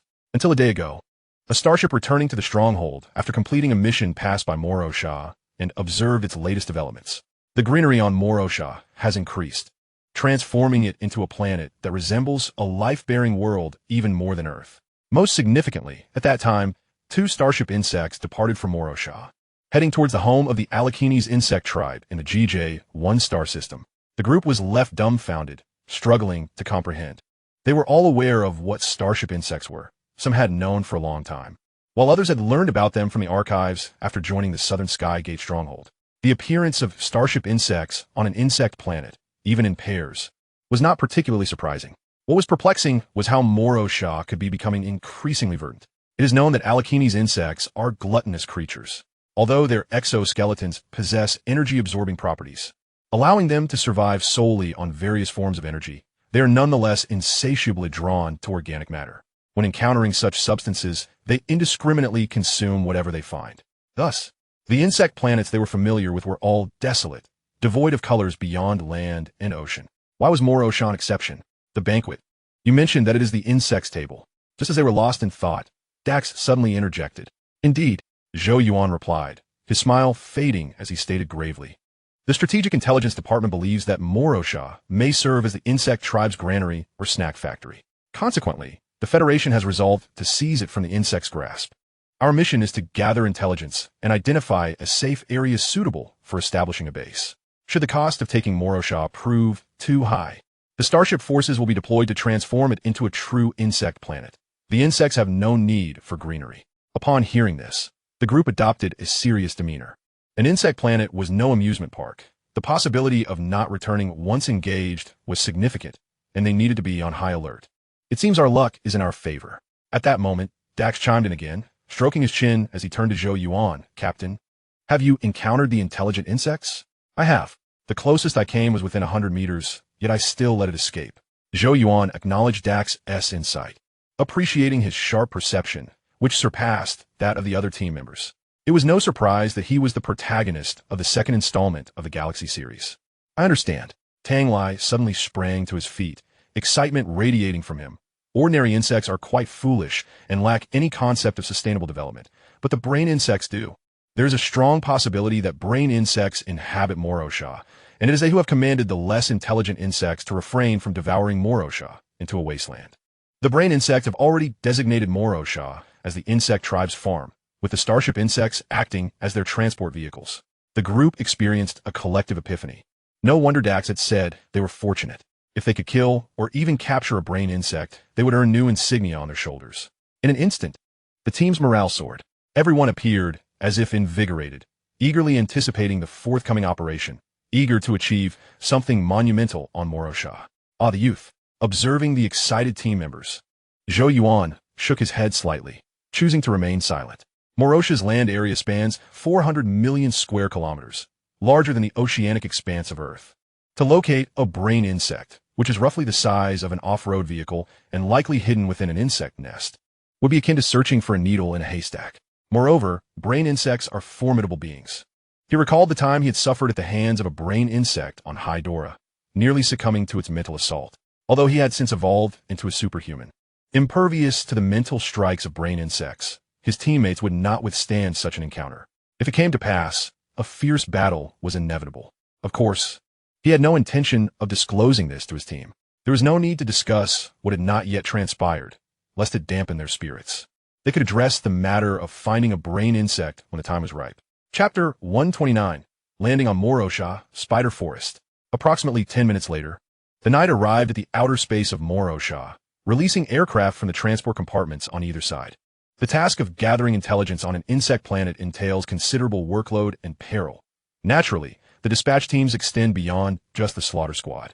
Wow, this insect planet is indeed remarkable. As the transport aircraft descended, Zhou Yuan instructed Claire to open the outer protective window. Gazing through the inner protective window, he was met with an overwhelming sight of azure. Countless plasma cannons erupted from the surface of Morosha, ascending into outer space to form a dense defensive network of plasma cannons. Due to the sheer number of plasma cannons, Morosha's outer space was illuminated entirely, transforming it into a blue sun. However, he was not concerned about potential mishaps.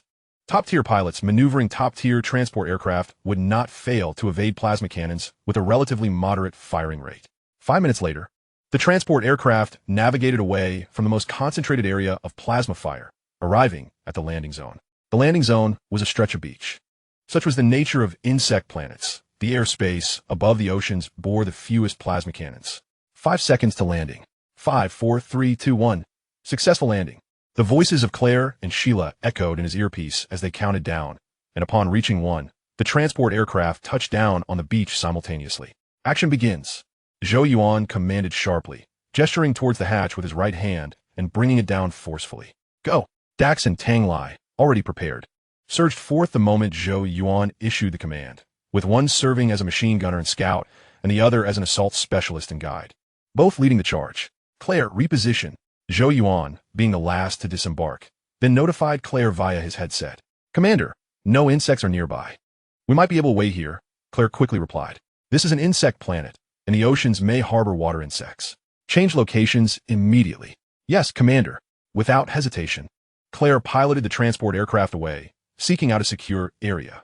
In contrast to the customary protocols of special operations units, the regulations at the South Heaven Gate Fortress dictate that the transport aircraft must remain in close proximity to the operational team. Upon receiving a signal for evacuation, they are required to rendezvous with the team and depart within 1 minute.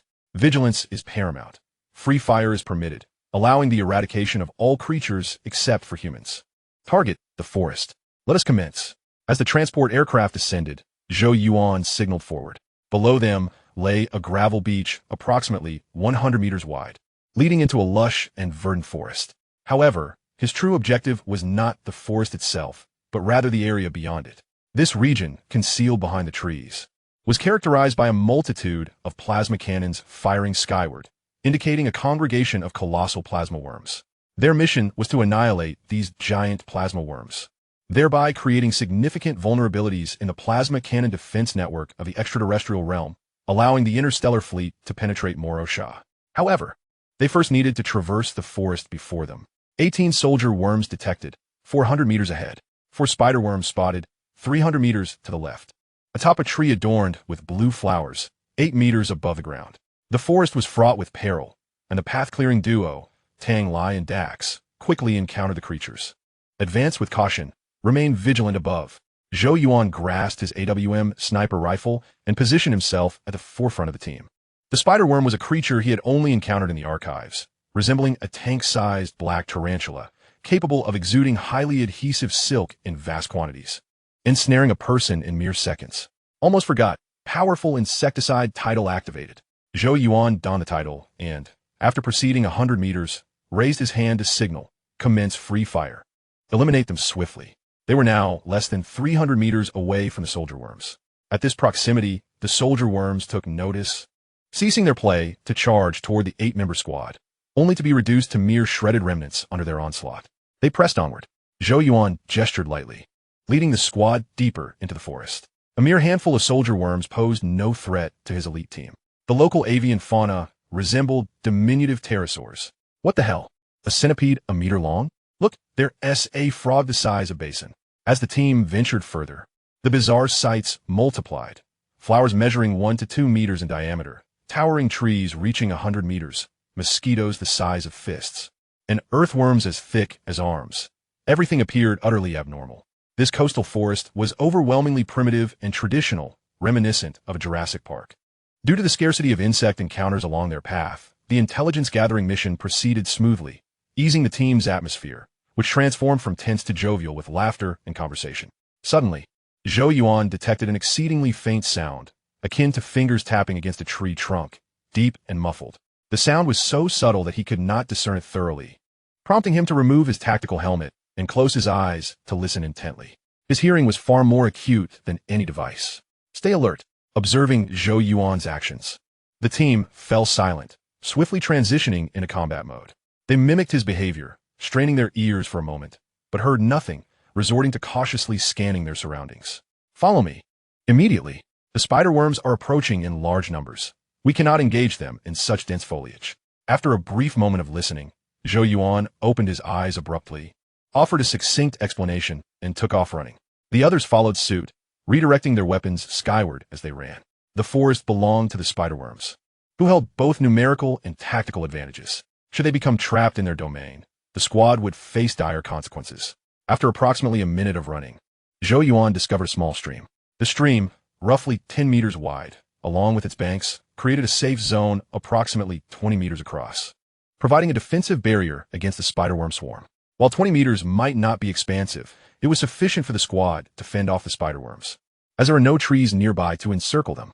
Captain, they're here. At that moment, the squad's second scout, Eric, raised his weapon, pointing forward. I see them. Zhou Yuan nodded, exchanging his AWM sniper rifle for a minigun. He led the team into the stream, positioning them centrally, while the banks were already teeming with spider-worms. A cursory glance revealed at least 100. Some crawled on the trees, while others dangled from silk threads in mid-air, their multitude of eyes fixated on the 8 individuals in the stream. Chapter 130. The Insectoid Missile Position. Captain? Dax inquired in a hushed tone, lifting his Gatling gun. Dasco. Austin. Eric, you will handle the front. The rest of you guard the rear. I'll assist you in clearing the sticky silk. Now, open fire. Zhou Yuan issued the command slowly, raising his voice towards the end, almost shouting. Boom! Boom! Boom! The battle erupted as all 8 members fired simultaneously, their contrasting gunfire reverberating across the stream's banks. With the volley against the spider-worms, the enemy's numbers diminished by a dozen in an instant. However, the remaining spider-worms quickly adapted. They accelerated with remarkable agility, vanishing from their positions before the gun barrels could track them. Whoosh! Whoosh! Whoosh! Several piercing sounds sliced through the air, accompanied by glimmers of white light. These were the spider-worm's silk threads, hurtling toward the squad in an instant. Quite the nuisance. Zhou Yuan shot down a few threads, astonished by their resilience. Each strand was as thick as a rope, and with such formidable adhesiveness. Being ensnared could lead to dire consequences, as the spider-worms would hoist their victims for assault. Fortunately, the thread's firing speed was rather slow, merely 20 to 30 meters per second, easily dodged in Zhou Yuan's eyes. This one has for you. After clearing the incoming threads, Zhou Yuan focused intently on a spider-worm ahead, employing his telepathic ability. It had been some time since he had been this close to a worm, presenting an excellent opportunity to test his powers. As he activated his mental control ability, the world around him seemed to slow. He sensed dozens of weak mental fluctuations, akin to flickering candle flames. Control. In the next moment, Zhou Yuan unleashed his mental force upon the targeted spider-worm. Almost simultaneously, the controlled spider-worm ceased its intended leap, coming to a halt on the tree branch. Let us wreak some havoc. A slight smile graced Zhou Yuan's lips as he commanded the spider-worm. The commanded spider-worm moved its pincers and began spraying silk at its fellow creatures. This is rather simple. It seems I underestimated myself. My superhuman abilities are indeed astounding. Zhou Yuan felt a surge of joy and satisfaction, astonished at the level of his telepathic prowess. Furthermore, he had yet to exert his full strength. When he did, combined with the intelligence bestowed by his level 5 mental function title, his telepathic ability could ascend to even greater heights. That should suffice. I will experiment with mental hypnosis and psychokinesis later. After this brief test, Zhou Yuan switched back to the minigun for an assault. Although the spider-worms moved swiftly, his team comprised the elite of the elite, each member possessing sharpshooter-level accuracy. After this brief period of experimentation, the visible spider-worms had been nearly eliminated. If they did not act soon, they would miss their opportunity. By slaying a spider-bug, one gains 12 points of soul. By slaying a spider-bug, one gains 12 points of soul. What a fine creature. Zhou Yuan took a moment to glance at the notification panel. A single spider-bug yields 10 points of soul, but with the enhancement from the title, it amounts to 12 points. quite a remarkable harvest. The soldier bugs and locusts exclaimed in disbelief at the unfairness. It remains uncertain how many could be bred in a single nest. If the numbers are abundant, they could indeed serve as sustenance for this period. Before long, the swarm of spider bugs along the banks of the creek was utterly vanquished. Most were obliterated on impact, with only a scant few managing to escape with remarkable speed. The larger spiders posed no significant threat. I expected them to be formidable, but they were even weaker than the soldier bugs. Simply avoiding their webs sufficed. Discussions arose within the squad, the members brimming with excitement.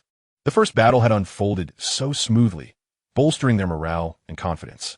Before we go, Tang Lai, lead the way, following the creek. Zhou Yuan removed his tactical helmet, lit a restorative cigar, and waved gently. The captain observed Zhou Yuan's actions, and Daxus discreetly slowed his pace to approach Zhou Yuan, inhaling lightly through his nose. Zhou Yuan nodded slightly without uttering a word. He opened the shoulder pouch containing emergency medical supplies and retrieved a restorative cigar, along with a lighter, handing them to Daxus. The variable string ring is convenient to use, yet not ideal for visibility. Therefore, when he stowed small items, like indulgent pleasures such as cigars, he would directly find pockets on his person to conceal them. This is exquisite. What brand is it? Daxus ignited the restorative cigar, taking a deep drag, then exhaling the smoke with an expression of sheer enjoyment.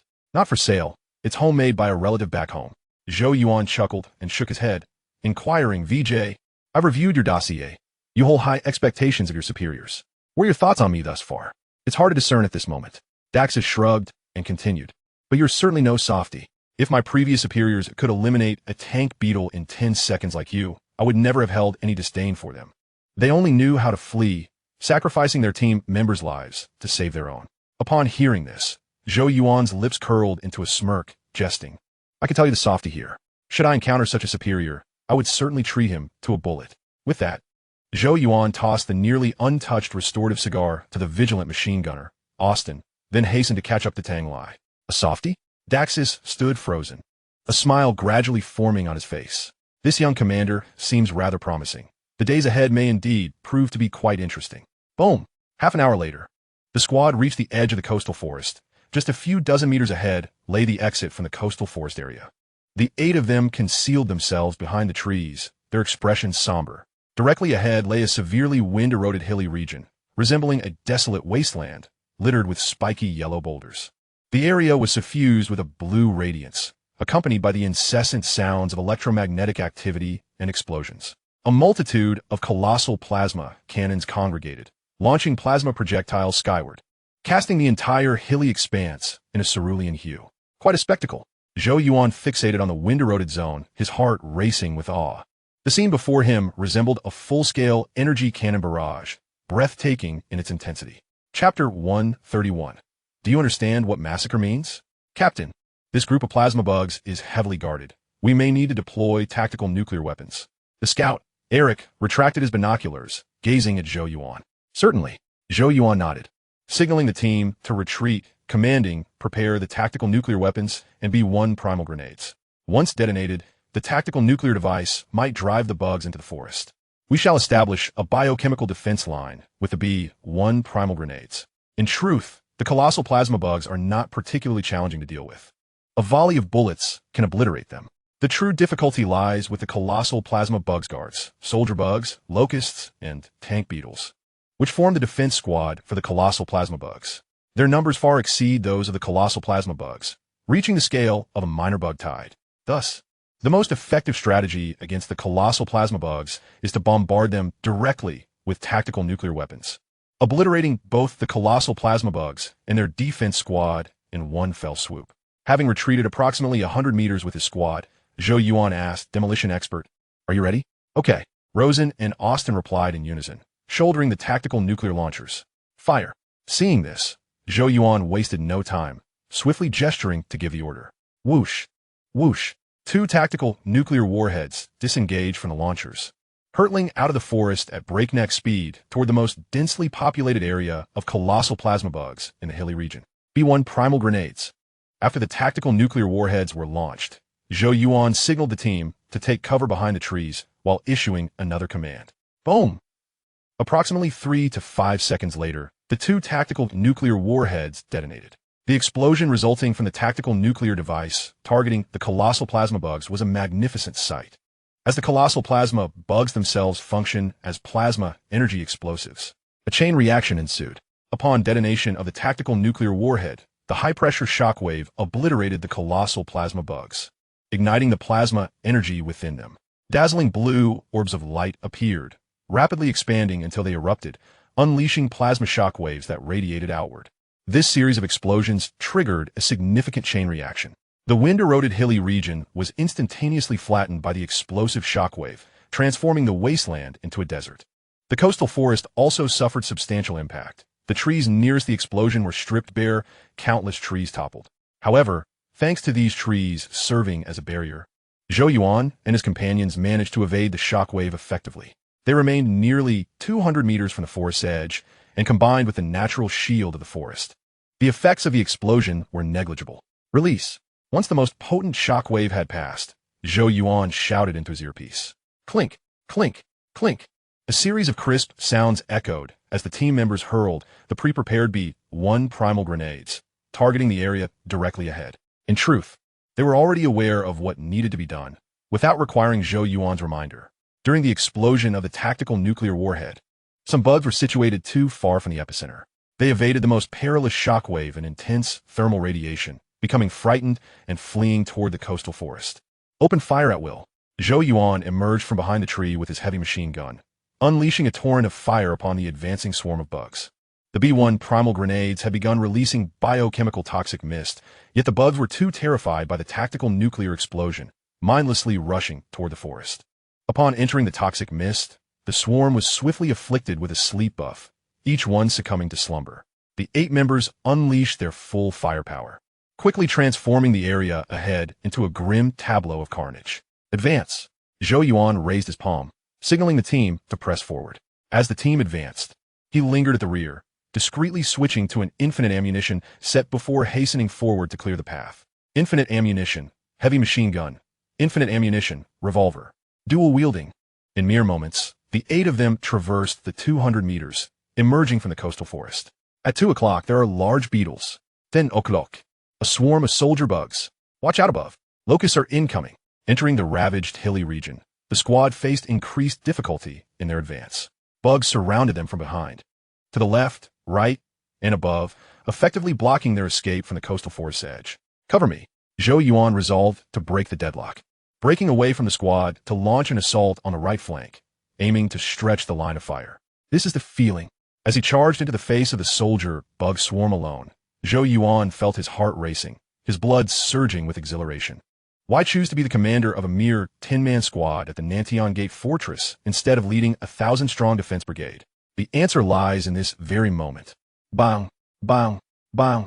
The first opponent is a tank beetle, one whose legs have been shattered by the shockwave of a tactical nuclear blast. Zhou Yuan did not flinch. He charged directly into battle. He wielded his big pineapple to clear the surrounding soldier bugs while using his revolver to engage the tank beetle. The S-500 revolver, capable of taking down a full-grown elephant with a single shot. Zhou Yuan advanced relentlessly, his gun practically pressed against the tank beetle's face. Despite its formidable defenses, the tank beetle's face was obliterated in an instant. This level of damage may not have killed the tank beetle, but it rendered it incapable of spewing its ultra-high temperature corrosive liquid. With its legs gone and its corrosive liquid disabled, the tank beetle was reduced to a mere target. Zhou Yuan's appearance triggered a frenzy among the bugs. The soldier bugs and locusts were incensed, immediately targeting Zhou Yuan as they surged forward. Do you wish to taste bullets? Come to me. With a big pineapple in one hand and a revolver in the other, Zhou Yuan stood resolute against the oncoming horde, unleashing a torrent of firepower. To avoid a surprise attack from the locusts, he deftly repositioned himself to the side of the tank beetle, thus securing his rear. Of course, he was not limited to merely firing his weapon. He employed his abilities of psychic hypnosis, telekinesis, and mental manipulation. With the combination of these 3 extraordinary powers, along with the lethality of his big pineapple and revolver, the bug swarm could not even approach him, howling in despair. Overy! Incredible! Zhou Yuan's wild performance left his 17 members utterly astonished. They were transfixed, having never witnessed such ferocity. One man charging forth to crush the face of a tank beetle while simultaneously drawing the attention of the swarm, rendering them incapable of closing in. This was true extermination. You softlings, what are you waiting for? If you cannot handle a few hundred bugs, I shall send you to the farm to raise pigs tomorrow. At that moment, Zhou Yuan's taunting and scolding reached their ears. Damn it, Dax cursed under his breath, feeling as though Zhou Yuan were mocking him, though he had no proof. Grasping his Gatling gun, Dax was the first to shout, "Brothers, the feast has begun." He felt that this squad was exceptional, a perfect fit for him. Charge! Annihilate these filthy pests. Stirred by Zhou Yuan's provocation, the team's fervor surged. The 7-member squad fanned out in a straight line, forming an angle with Zhou Yuan's line of fire, and pushed directly toward the advancing soldier bugs. Chapter 132. The Planetary Struggle. Soon, the battle concluded. Every bug in the hilly region, one and all, fell silent, lying motionless on the ground like discarded husks. However, it would be inaccurate to claim the entire hilly region was cleared. The squad's position was merely on the coastal foreside of the hills, and the situation in other directions remained uncertain. "Captain, what shall we do next?" Tang Lai eagerly inquired, prompting the attention of the others to shift toward Zhou Yuan. Having led them through their recent charge, Zhou Yuan had already earned the trust of his team, and they all regarded him with confidence. Zhou Yuan pondered briefly before responding. "Lucy, relay the battle report back to the knight. Do not use our communication window. Contact Claire and have her use the transport as communication window to reach the knight, then redirect them to our location. Dax, scout the 12 o'clock direction. Eric, head to 10 o'clock. Chung Yun, go to 2 o'clock. Keep an eye on the movements of the bugs in the surrounding area. The commotion we just caused may attract nearby bugs. This is why I refrained from directly contacting the knight, as the radio signals from small communication windows could turn potential bug visitors into guaranteed ones." Understood, Commander. Upon receiving the orders, the 4 named individuals sprang into action. 2 scouts and a sniper were assigned to 3 lookout points, while a communicator was tasked with contacting the transport. After a brief wait of 2 to 3 minutes, Claire and Sheila arrived. To prepare for any possible emergencies, Claire remained in the cockpit, ensuring the transport could ascend quickly. "What news from the night?" Zhou Yuan called Sheila over and inquired immediately. "Commander, the fleet has arrived at the outer space of Morosha and is currently verifying airspace security. Provided the safe zone is sufficiently expansive, the fleet will land on Morosha, bringing mechanical and engineering troops with them." Sheila replied swiftly. "Is that so?" Zhou Yuan nodded slightly, contemplating before asking. "What is our mission?" "To remain in place and secure this location. It will serve as a temporary encampment for a mixed force of 1,000. Sheila showed Zhou Yuan the operational console. "I understand." Zhou Yuan waved his hand dismissively, retrieving his AWM sniper rifle from behind and finding a higher vantage point on a nearby hill. The number of bugs in the vicinity was sparse, and after waiting a few minutes without any sign of a swarm, it seemed there was nothing to do next. Bang! With a pull of the trigger, a soldier bug 600 meters away fell, its forehead exploding in a shower of gore. Killed a soldier bug, gained 12 souls. Killed a soldier bug, gained 12 souls. Sigh. After several shots, Zhou Yuan glanced at the notification panel, his enthusiasm waning instantaneously. Holding over 3 million soul points, he found the meager rewards from the soldier bugs utterly uninteresting. Perhaps it was due to his insatiable appetite that he refrained from engaging when the giant plasma bugs were obliterated earlier. It was partly out of consideration for not wanting to compete with his teammates for glory, and partly because that wave of bugs was not substantial enough. Even if entirely destroyed, it would not compare to a proper swarm. The Morosha bug nest was abundant, with starship bugs frequenting the area, and there might even be brain bugs. It was an excellent locale, and he needed to devise a way to orchestrate some significant engagements. Starship bugs? After lying on the ground for about 10 minutes, Zhou Yuan suddenly sat up. He spotted a small black dot emerging on the horizon, seemingly surrounded by a hint of blue luminescence. "Commander, our reinforcements have arrived." However, before Zhou Yuan could feel any excitement, Claire's voice came through his headset. Zhou Yuan's smile vanished instantly as he ordered through the team channel. "Inform them that the landing area has been cleared. They may descend directly. Everyone, disperse and seek high lookout points. Keep a vigilant watch on the surroundings and ensure not a single bug slips through. Damn starships. I lost 180,000 soul points." The small black dot in the skyline grew larger, soon hovering above the hilly region. It was a transport ship devoid of armaments, its hull emblazoned with its name, Titan. Click. The transport released a squadron of fighter planes, which dispersed before the ship slowly descended, finally stopping at a height of 5 to 6 meters above ground. 2 hatches opened, extending into a set of stairs. One was trapezoidal, and the other sloped. Once the stairs stabilized, the Titan began to deploy its personnel. Troops from the mechanical and engineering divisions descended from the trapezoidal stairs, while their heavy robots and engineering vehicles moved down the slope stairs. A total of 1,000 personnel, divided into 2 contingents, were led by 2 colonels. Colonel Lin Fei, commander of the 2nd Squadron of the Mechanical Legion. Colonel Lu Ping, commander of the 3rd Squadron of the Engineering Support Troops. 2 colonels approached Zhou Yuan, offering a brief salute before extending their hands. Most of Zhou Yuan's team had gone to stand guard, leaving only Claire and Sheila by his side. Despite Claire's higher rank, her position was more reclusive, and thus both colonels were aware that Zhou Yuan was the squad commander they were to hand over to. The leader of the slaughter squad, Zhou Yuan. Upon hearing their names, Zhou Yuan raised an eyebrow and, after saluting and exchanging pleasantries, quietly inquired, "Are we fellow countrymen?" "Indeed, Captain Zhou, we are from the same hometown." Lin Fei replied with a smile, while Lu Ping remained serious and silent. "Very well. What are the next steps, gentlemen?" Noticing their lack of intent to continue the conversation, Zhou Yuan swallowed the enthusiasm that had risen to his lips. In response, Lin Fei became solemn, stating, "Captain Zhou, Lu and I will be taking over Zone L8. You may lead your team to the starship for rest while awaiting orders from the command center." "More waiting?" Zhou Yuan's smile masked his internal frustration. After a brief handover with Lin Fei and Lu Ping, where he conveyed the terrain details and the encounter with the insect species, he called his team back to the starship. "Captain, are we retreating?" Darks, trailing behind Zhou Yuan on the boarding ladder, expressed his displeasure. He had spent nearly half a year tending to pigs on a Martian farm, and had grown weary of inactivity. He dreamed of the battlefield and slaying insects. Now that the war had finally come, it seemed to end before it had truly begun. Retreat? It was not that simple. Zhou Yuan shook his head and replied with a smile, "The insect planet cannot be conquered on a whim. We must adjust our state and prepare. The real war has yet to commence." He was not truly considering retreat. He was merely frustrated by the lack of action. Chapter 133, Pursuing the Spider Nest. Aboard the Titan, within the space corridor, Zhou Yuan marveled at the scenes unfolding outside the window. The efficiency of this mixed force of 1,000 was remarkable. Lin Fei led a mechanized division of 500, deploying armored vehicles and heavy robots to completely encircle the area ravaged by tactical nuclear strikes. Lu Ping commanded another 500 engineers, constructing a temporary camp within the confines established by the mechanized division. The 2 teams, one inside and one outside, exterminated every last insect in the vicinity within a mere 3 hours and fortified the area with alloy walls. Moreover, they equipped the temporary camp with automated defensive walls, including turret-mounted machine guns and automated artillery, showcasing an array of intelligent defense mechanisms typically seen in standard bases. The construction progress soared, akin to building blocks assembled with extraordinary speed.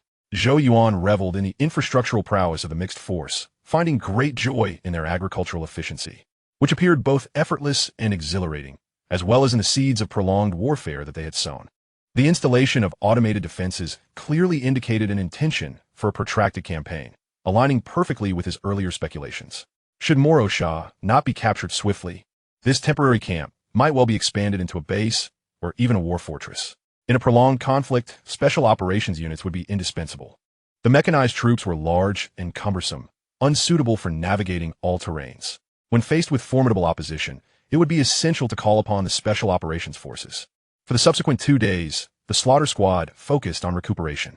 It was not until noon on the 3rd day, marking the 4th day since their landing on Morosha, that new orders from the temporary command center were finally issued to clear the coastal forest. The coastal forest was the territory of the spider insects, with a small number of soldier insects and locusts intermixed. The temporary command center aimed to seize control of the coastal forest, fully integrating the coastline and expanding the temporary camp into a transit station. Once this transit station was established, the Federation could leverage it as a foothold to gradually encroach upon Morosha. Furthermore, there are not just one, but several transit stations. According to the mission brief, there are currently 5 similar temporary camps like the one Zhou Yuan was in. These 5 camps would simultaneously advance, capturing their designated territories to elongate the front lines, preventing the insects from concentrating their forces. After lunch, Zhou Yuan led his team into the coastal forest. This mission only deployed 8 individuals, excluding Claire and Sheila. Given the proximity of the coastal forest to the temporary camp, transportation was unnecessary, and the transport aircraft could not land within the forest. Cool. I absolutely adore the mechanized division's equipment. That's not fair, We are special forces. The best gear should be allocated to us. To be honest, this hardly qualifies as a mech. After departing the temporary camp, Zhou Yuan's team began to chatter excitedly. Just 10 minutes prior, Lin Fei, the squad leader of the mechanized troops, had lent them a batch of equipment, including more powerful firearms, explosives, and the latest models of manned heavy robots. While the firearms and explosives were acceptable, their increased firepower was merely a result of greater volume and weight, which came with both advantages and disadvantages. The manned heavy robots, however, were somewhat exaggerated. They resembled mechs, albeit a budget version. As the team engaged in discussion, Zhou Yuan observed attentively. Lin Fei had provided him with 2 identical manned heavy robots. Standing over 4 meters tall, they bore a resemblance to automated machine gun turrets, but with additional limbs and an exposed cockpit devoid of any armor. In his eyes, these manned heavy robots bore a striking similarity to the Mech from the Matrix, albeit with considerably diminished combat capabilities. Lin Fei had noted their lack of maneuverability. They were quite unwieldy. Complex maneuvers were beyond their capabilities, and their maximum speed was limited to 10 meters per second, with the battery lasting only an hour at full throttle. However, their firepower was commendable, equipped with 2 heavy machine guns and a set of organic matter grenade launchers. While organic matter grenades were not particularly novel, the kinetic energy of each bullet fired from the heavy machine guns exceeded that of anti-material sniper rifle rounds, rendering them akin to autocannons. 10 minutes later, the squad delved deeper into the forest. Enough idle chatter. Focus up. Zhou Yuan interrupted the team's banter and turned to Tang Lai, asking, "How far is the spider nest from here?" "At the 10 o'clock direction, 6 kilometers. If we head 2 kilometers towards 10 o'clock, we will encounter a brook. Following it downstream will lead us to a forest lake. The area surrounding that lake is the spider insect's lair, according to intelligence from the aerial division. They reported it to be filled with webs." Tang Lai activated the combat device, simultaneously reviewing and reporting. "Lucy, Cheng Yun, lead the way." Zhou Yuan nodded, raising his hand in a gentle wave. Lucy and Cheng Yun, the operators of the manned heavy robots, were designated as the medical and sniper personnel, respectively, with both serving as communication officers. Their combat capabilities ranked lower within the team, prompting Zhou Yuan to assign the manned heavy robots to them to bolster the team's fighting strength. Although they had not previously encountered exoskeletal machinery, the neuron sensing technology facilitated their operation. "Yes, sir." Lucy and Cheng Yun responded in unison, maneuvering the manned heavy robots to the front to carve a path. The 2-kilometer journey was not particularly long. However, the squad proceeded with caution, taking 20 minutes to reach the targeted brook. This brook was rather substantial, broad enough to be considered a small river, exceeding 10 meters in width and more than 1 meter in depth. The water reflected the surrounding greenery, creating an exceptionally fresh and beautiful scene, imbued with an air of mystery. "Captain, this is it, downstream." As the guide, Tang Lai began his route report once more. But before he could finish, Zhou Yuan abruptly pulled him away from the brook. "All units, fall back. Prepare for combat." Zhou Yuan gripped the big pineapple machine gun firmly and issued the order in a deep voice. Upon hearing Zhou Yuan's words, although the team members were somewhat perplexed, they promptly obeyed the command to retreat. Gurgle, gurgle. After withdrawing to a position approximately 10 meters from the stream, they finally understood the reason behind Zhou Yuan's order. About 100 meters away, the surface of the water began to stir. Bubbles were rising to the surface in increasing numbers, creating the illusion of the water boiling, the sound echoing from a distance. The commotion grew louder and closer. In a matter of seconds, the turbulent bubbles covered the nearest stretch of water, prompting everyone to raise their weapons. It was unmistakably clear. Something lurked beneath the surface, likely not large in size, but certainly numerous. Chapter 134. The swarm of water bugs attacks the temporary camp. "Water bugs are coming," Zhou Yuan shouted, raising his hand and signaling the team to fall back. The database had recorded such occurrences. When a multitude of water bugs congregated in shallow waters, they would create this boiling spectacle on the surface. Boom! In the next moment, Zhou Yuan witnessed the true form of the water bugs. The surface of the stream erupted, and a multitude of dark red water bugs sprang forth. Known as the soldier bugs of the water, these creatures were the most prolific among the aquatic arachnids, though they were much smaller in stature. Measuring approximately 1 meter in length and 50 to 60 centimeters in height, their appearance resembled that of coconut crabs, boasting large pincers and only 2 pairs of strong crab legs, which afforded them remarkable agility.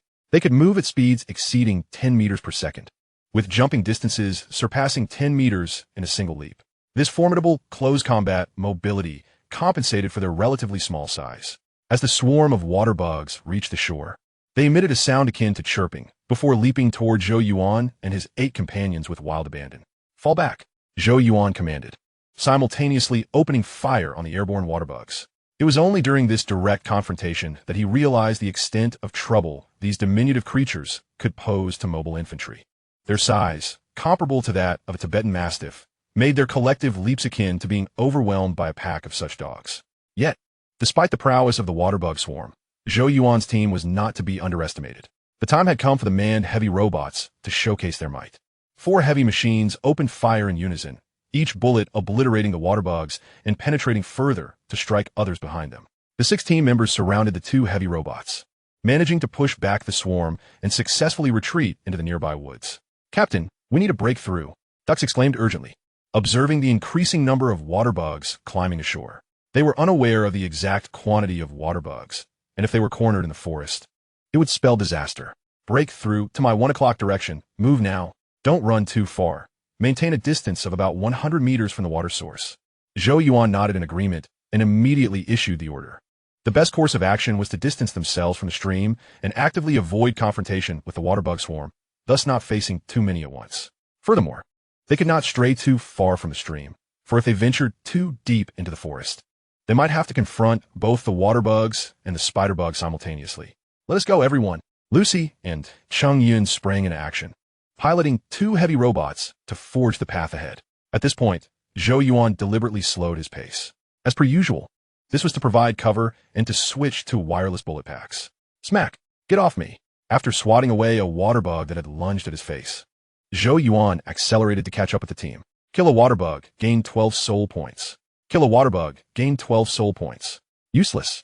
Zhou Yuan glanced at the notification panel, and upon discovering that a water bug was only worth 1 soul point, his morale plummeted. The reward felt too meager, extinguishing his enthusiasm. Something's amiss. After running for a while, Zhou Yuan slowed his pace and turned to look back. He noticed that the swarm of water bugs had not pursued them. Only a few dozen were still following, while most had inexplicably retreated back into the stream, vanishing from sight. Brain bugs? Zhou Yuan's eyes lit up, and he turned back to unleash fire upon the few pursuing bugs. Much like the soldier bugs, water bugs were notoriously simple-minded and reckless. When they held numerical superiority, they knew not the meaning of fear or retreat. The only reason they would abandon their hunt was likely due to directives from a more intelligent bug. Eliminate them. They are retreating? This doesn't add up. I recall that water bugs are amphibious and can move on land. Zhou Yuan halted, prompting his team to do the same. As they concentrated their firepower, the few dozen water bugs were swiftly eradicated, unable to even approach. "Captain, I believe our luck has shifted from merely decent to exceptional," Dax remarked, brandishing his handheld Gatling gun with fervor. Not only had Zhou Yuan recognized the presence of intelligent bugs, but Dax also sensed something was off with the water bugs. Surmising the vicinity harbored a brain bug.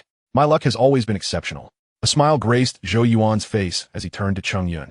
"Contact the temporary camp immediately. Inform them about the brain bugs nearby. We require intelligence support." "Yes, sir." Cheng Yun, taken aback, promptly opened a small communication panel on his back to reach out to the temporary camp. "Sir, we have a situation. The temporary camp is under attack from a swarm of bugs, and their numbers may have reached the millions. They can no longer spare personnel." A minute later, Cheng Yun closed the communication panel, his expression one of shock. "Medium?" Upon hearing Cheng Yun's words, gasps erupted within the team. A swarm of that magnitude was an undeniable threat. Charging forth, it resembled a black tidal wave, capable of overwhelming a small base housing 10,000 personnel. Even with the addition of the crew from the Leviathan and the guard team, their numbers would scarcely exceed 2,000. How could 2,000 withstand a tide meant to overwhelm 10,000? "Return immediately," Zhou Yuan commanded. "Cheng Yun, remind the temporary camp that the water bugs may join the fray. They should be cautious of the coastal forest area." After a moment's hesitation, Zhou Yuan decided to abandon the mission and head straight back to the temporary camp. While 8 individuals could not alter the situation, they certainly could not stand idly by at such a critical juncture. Whether it was to bypass the main force of the bug swarm, utilizing tactical nuclear weapons to obliterate the advancing route, or intercepting the reinforcements of the bug army, his team was capable of executing such maneuvers. "Understood, sir." The team responded in unison, turning back toward the direction of the temporary camp. Brain bugged Zhou Yuan sighed and shook his head on the way back. It was now evident that this area harbored intelligent bugs, most likely the most cunning of them, the brain bugs. The recent retreat of the water bug swarm likely indicated their intention to approach the temporary camp via the water, merging with the main swarm to launch an assault. However, the situation was not yet dire enough to be overwhelmingly one-sided. After all, the temporary camp was intended to serve as a hub and had undergone significant fortification over the past 3 days. Watchtowers, electrified defensive walls, and automated mechanical barriers, everything typical of a base's defenses was present at the temporary camp. Moreover, the mechanized forces brought along were formidable enough to hold out for an extended period. Half an hour later, they arrived at the battlefield. Ideally, this would not have taken so long, but the sheer scale of the bug swarm had completely encircled the area where the temporary camp was situated, leaving no avenues of escape. Thus, Zhou Yuan was compelled to take a longer route, guiding his team to the right side of the temporary camp, arriving at the foothill of a relatively elevated peak. Good grief. This is it. Even the Hulk wouldn't withstand this. Standing on the hillside, Zhou Yuan peered through his binoculars at the temporary camp. What he saw nearly sent his spirit soaring. A chill washed over him. Chapter 135. A Generous Sacrifice. On this very day, how troublesome. The morale of the team instantly plummeted, as if a bomb had detonated amongst them. The scale of the insect horde was even more terrifying than what Zhang Yun had described. At least, it appeared to be so. They were currently situated approximately 5 kilometers from the temporary camp, only able to observe the battlefield through binoculars. The situation at the temporary camp was dire.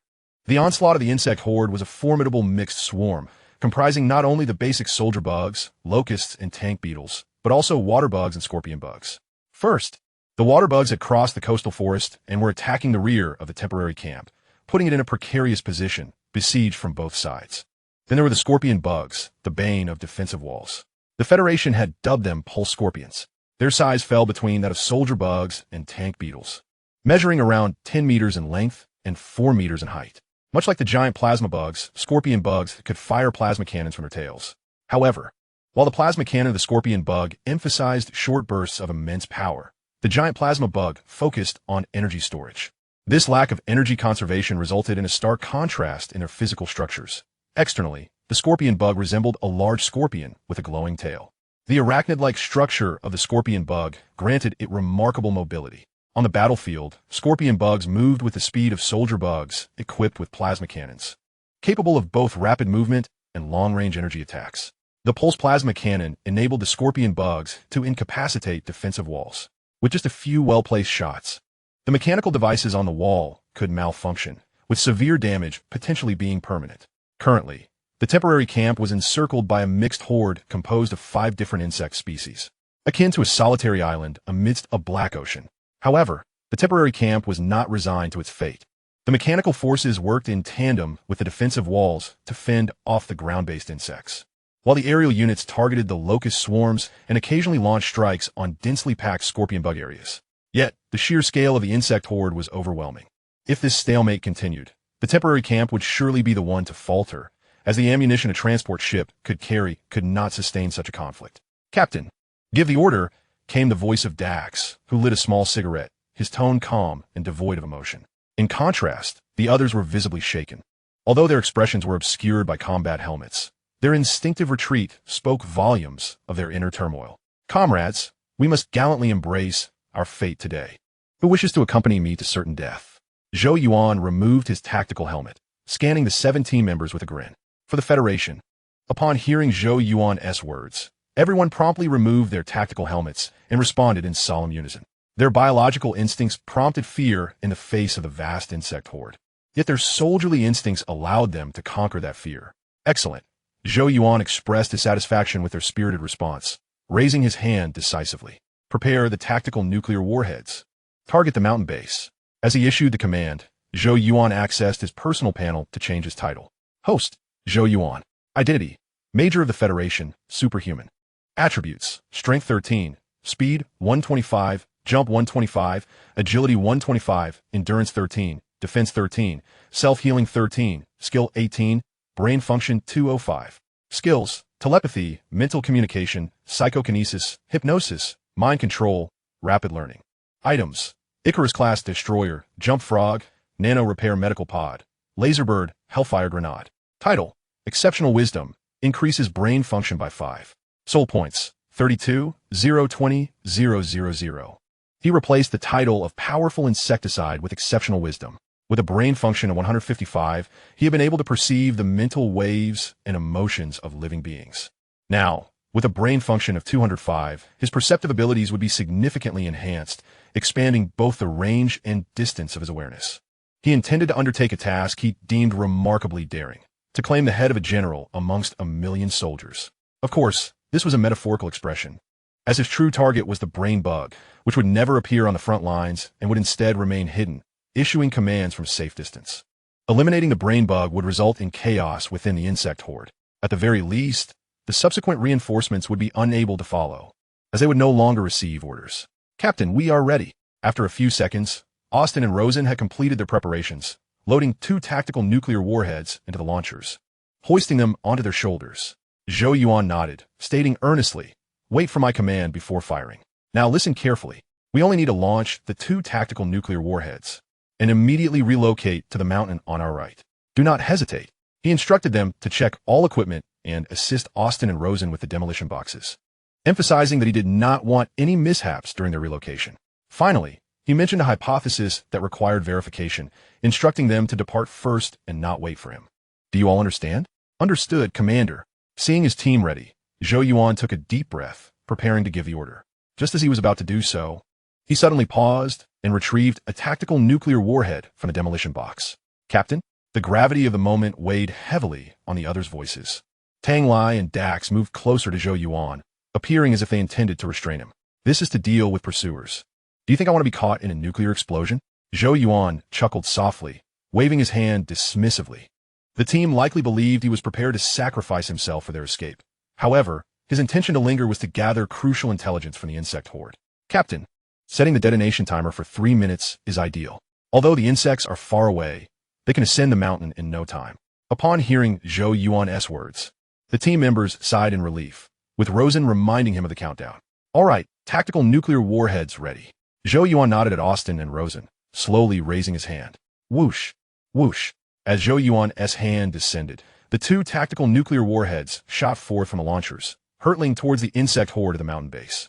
"Go!" Simultaneously, the 5 team members turned and ran, with Austin and Rosen following closely behind after firing the warheads.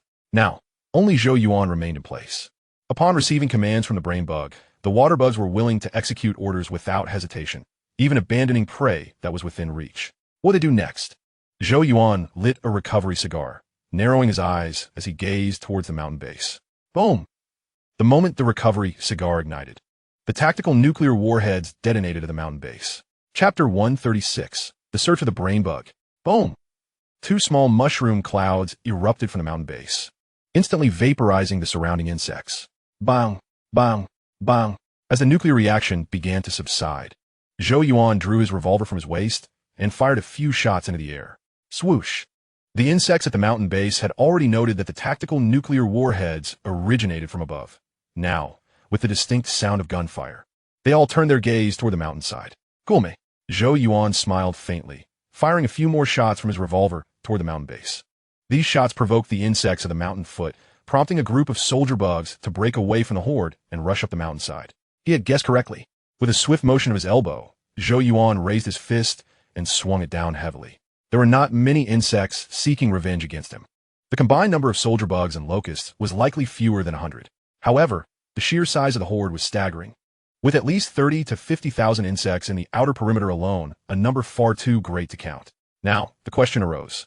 With so many insects, why did only a mere 100 pursue him? In such a location and under these circumstances, Zhou Yuan could only conclude one possibility. The brain bug had issued a fatal order to the horde with a singular objective: the temporary camp. The swarm of water bugs that had previously pursued his team has now abandoned their chase. Even after enduring a tactical nuclear strike, the insect tide shows no inclination to divide its forces to seek out trouble. Indeed, where order is enforced, chaos is restrained. What impeccable discipline! Zhou Yuan took a deep draw from his restorative cigar, internally praising the brain bug, as its commands had revealed a flaw within the insect tide. After a brief interval of 2 minutes, around 100 soldier bugs reached the mountainside, only to confront Zhou Yuan's infinite bullet pineapple and infinite bullet revolver. For an ordinary person, Wielding 2 firearms against such a multitude of soldier bugs would be a certain death sentence. However, Zhou Yuan was no ordinary being. He was a formidable force. His movement speed exceeded 80 meters per second, making his assault on soldier bugs as effortless as a cheetah hunting a sloth. Defeat was hardly an option. He could even forego his weapons entirely, as his sheer strength could obliterate the soldier bugs with a mere slap, reducing them to a pulp. After swiftly dispatching the soldier bugs, he turned to hasten towards the direction where his comrades were retreating. The slaughter team found themselves amidst a cluster of peaks, the heights of which were considerable, forming a semblance of small mountain range. After proceeding straight for 2 minutes, Zhou Yuan caught up with his team. "Captain, have the bugs not followed us? Are they not coming to trouble us?" Seeing Zhou Yuan arrive without any pursuers, the others were taken aback. They had braced themselves for a fierce confrontation, expecting the insect tide to target them. Yet Zhou Yuan had not a single bug at his back. "I have good news," Zhou Yuan replied with a smile, glancing at Cheng Yun. "The target of the insect tide is the temporary camp, and it's merely a temporary camp. You understand what that implies, don't you?" "Understood, Commander." Cheng Yun's expression brightened as he promptly relayed this information back to the temporary camp. If the insect tide was solely focused on the temporary camp, then guerrilla tactics could be employed against them. Plans could be made to dispatch several demolition teams to areas where aerial forces could not provide fire support, using tactical nuclear weapons to restrain the insect tide. Indeed, this was promising news. If it weren't for the brain bug's orders, I wouldn't fathom why the bugs have refrained from pursuing us. And this is the second time. Dakes mused, stroking his chin. It may be observing the battlefield, perhaps even present on the battlefield itself. But how do we locate it?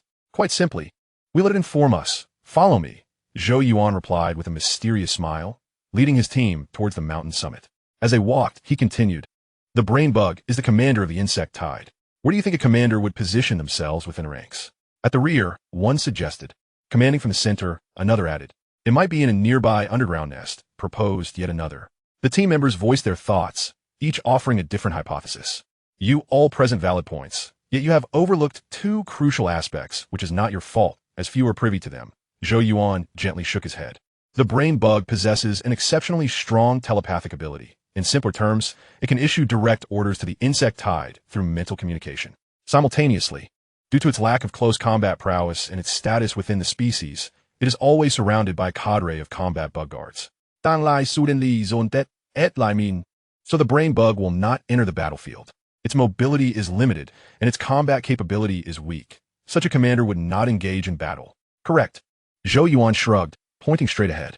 As for its location, the answer lies within the insect tide. After a period of marching, the team reached the mountainside, where Zhou Yuan indicated the opposite side.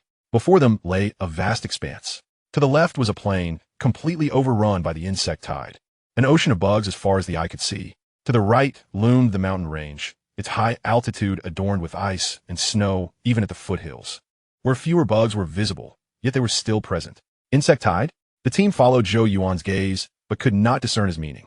Even the most seasoned Dakes could not ascertain what information the insect tide concealed. Why are there more bugs in the plain than in the mountainous region? Zhou Yuan refrained from providing a direct answer, choosing instead to pose further questions. It was not that he was being evasive, but rather that he sought to cultivate his team. For soldiers, the best classroom is the battlefield. Of course, having the best classroom was insufficient. It also required the guidance of the finest instructor. As a traverser, he possessed an in-depth understanding of the Arachnus insect race, and his experience would greatly benefit his team. Upon hearing this, the team paused, sensing they were beginning to grasp the crux of the matter. A brilliant deduction. So, the brain bug might be concealed within the mountainous region?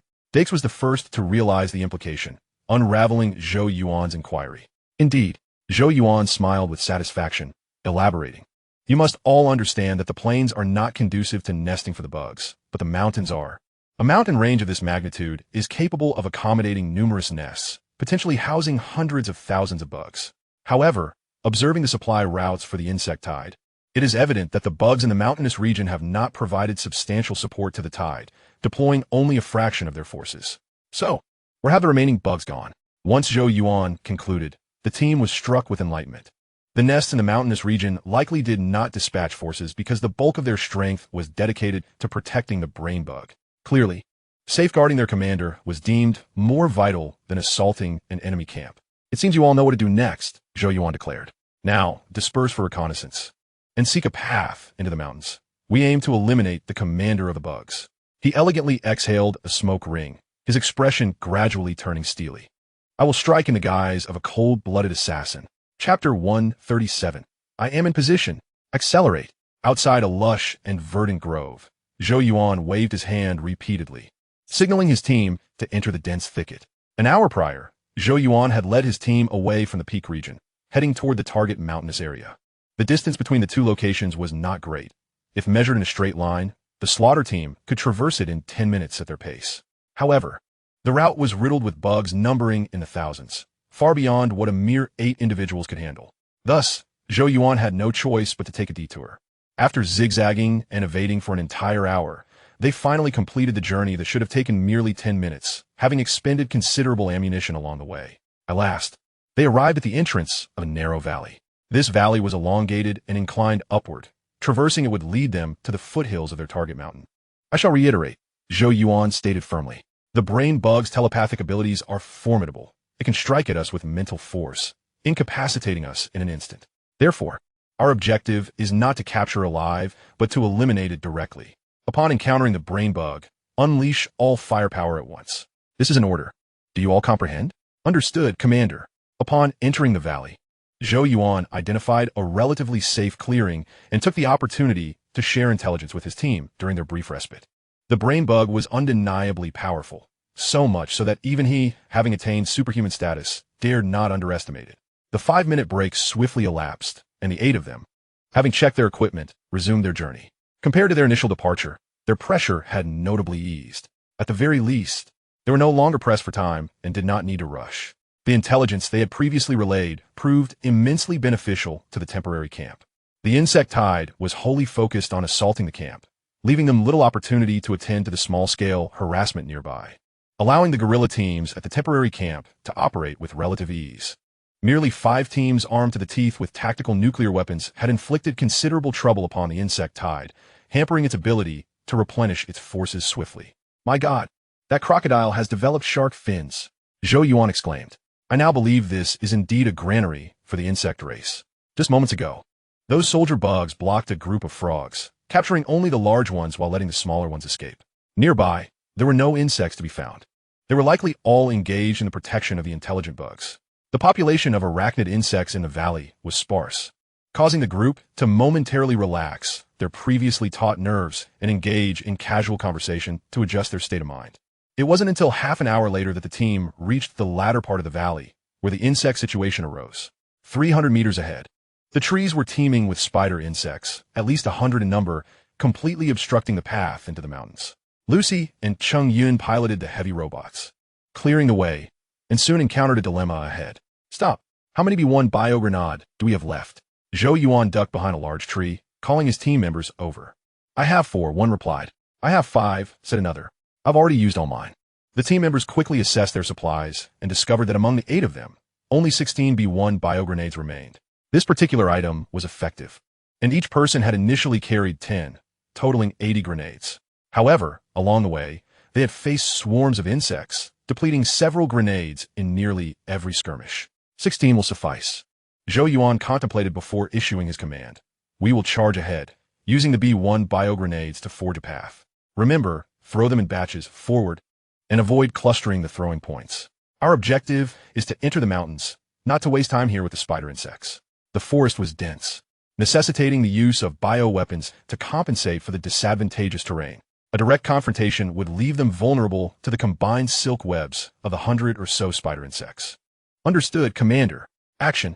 After outlining the strategy, Zhou Yuan was the first to emerge from behind the tree, charging toward the mass of spider insects. Boom! Boom! Boom!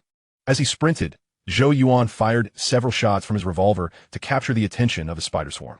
Sizzle. The spider swarm immediately erupted into chaos, abandoning their midday slumber, leaping from branch to branch, heading straight for Zhou Yuan and his 8 companions.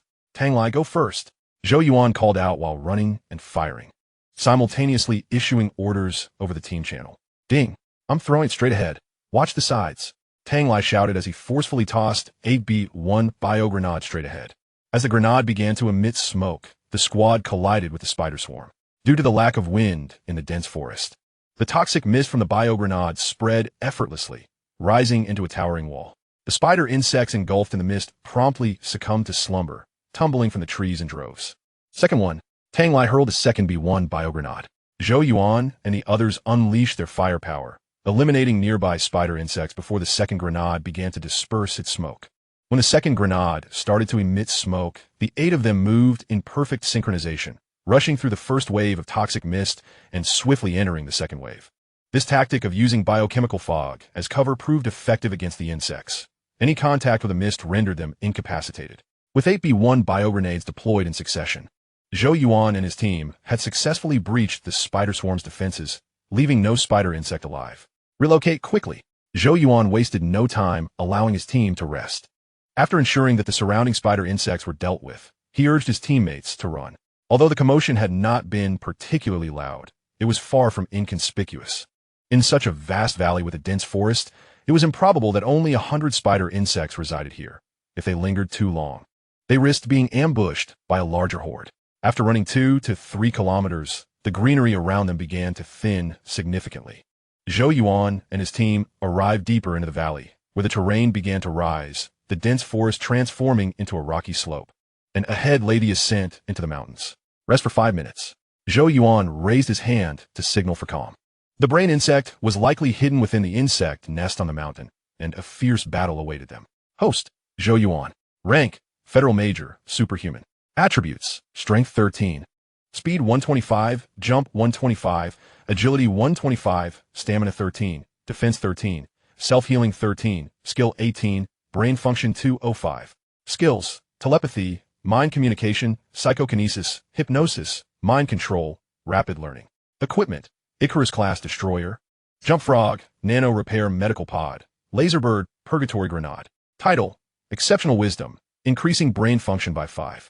Soul Points, 32, 050, 000. While resting in place, Zhou Yuan opened his personal panel. Chapter 138, Nano Self-Destructing Mosquito Swarm. The previous hour had been spent on the move, carefully avoiding insect swarms. And thus he had not changed titles. Consequently, he hadn't accrued many soul points, totaling only 3,000.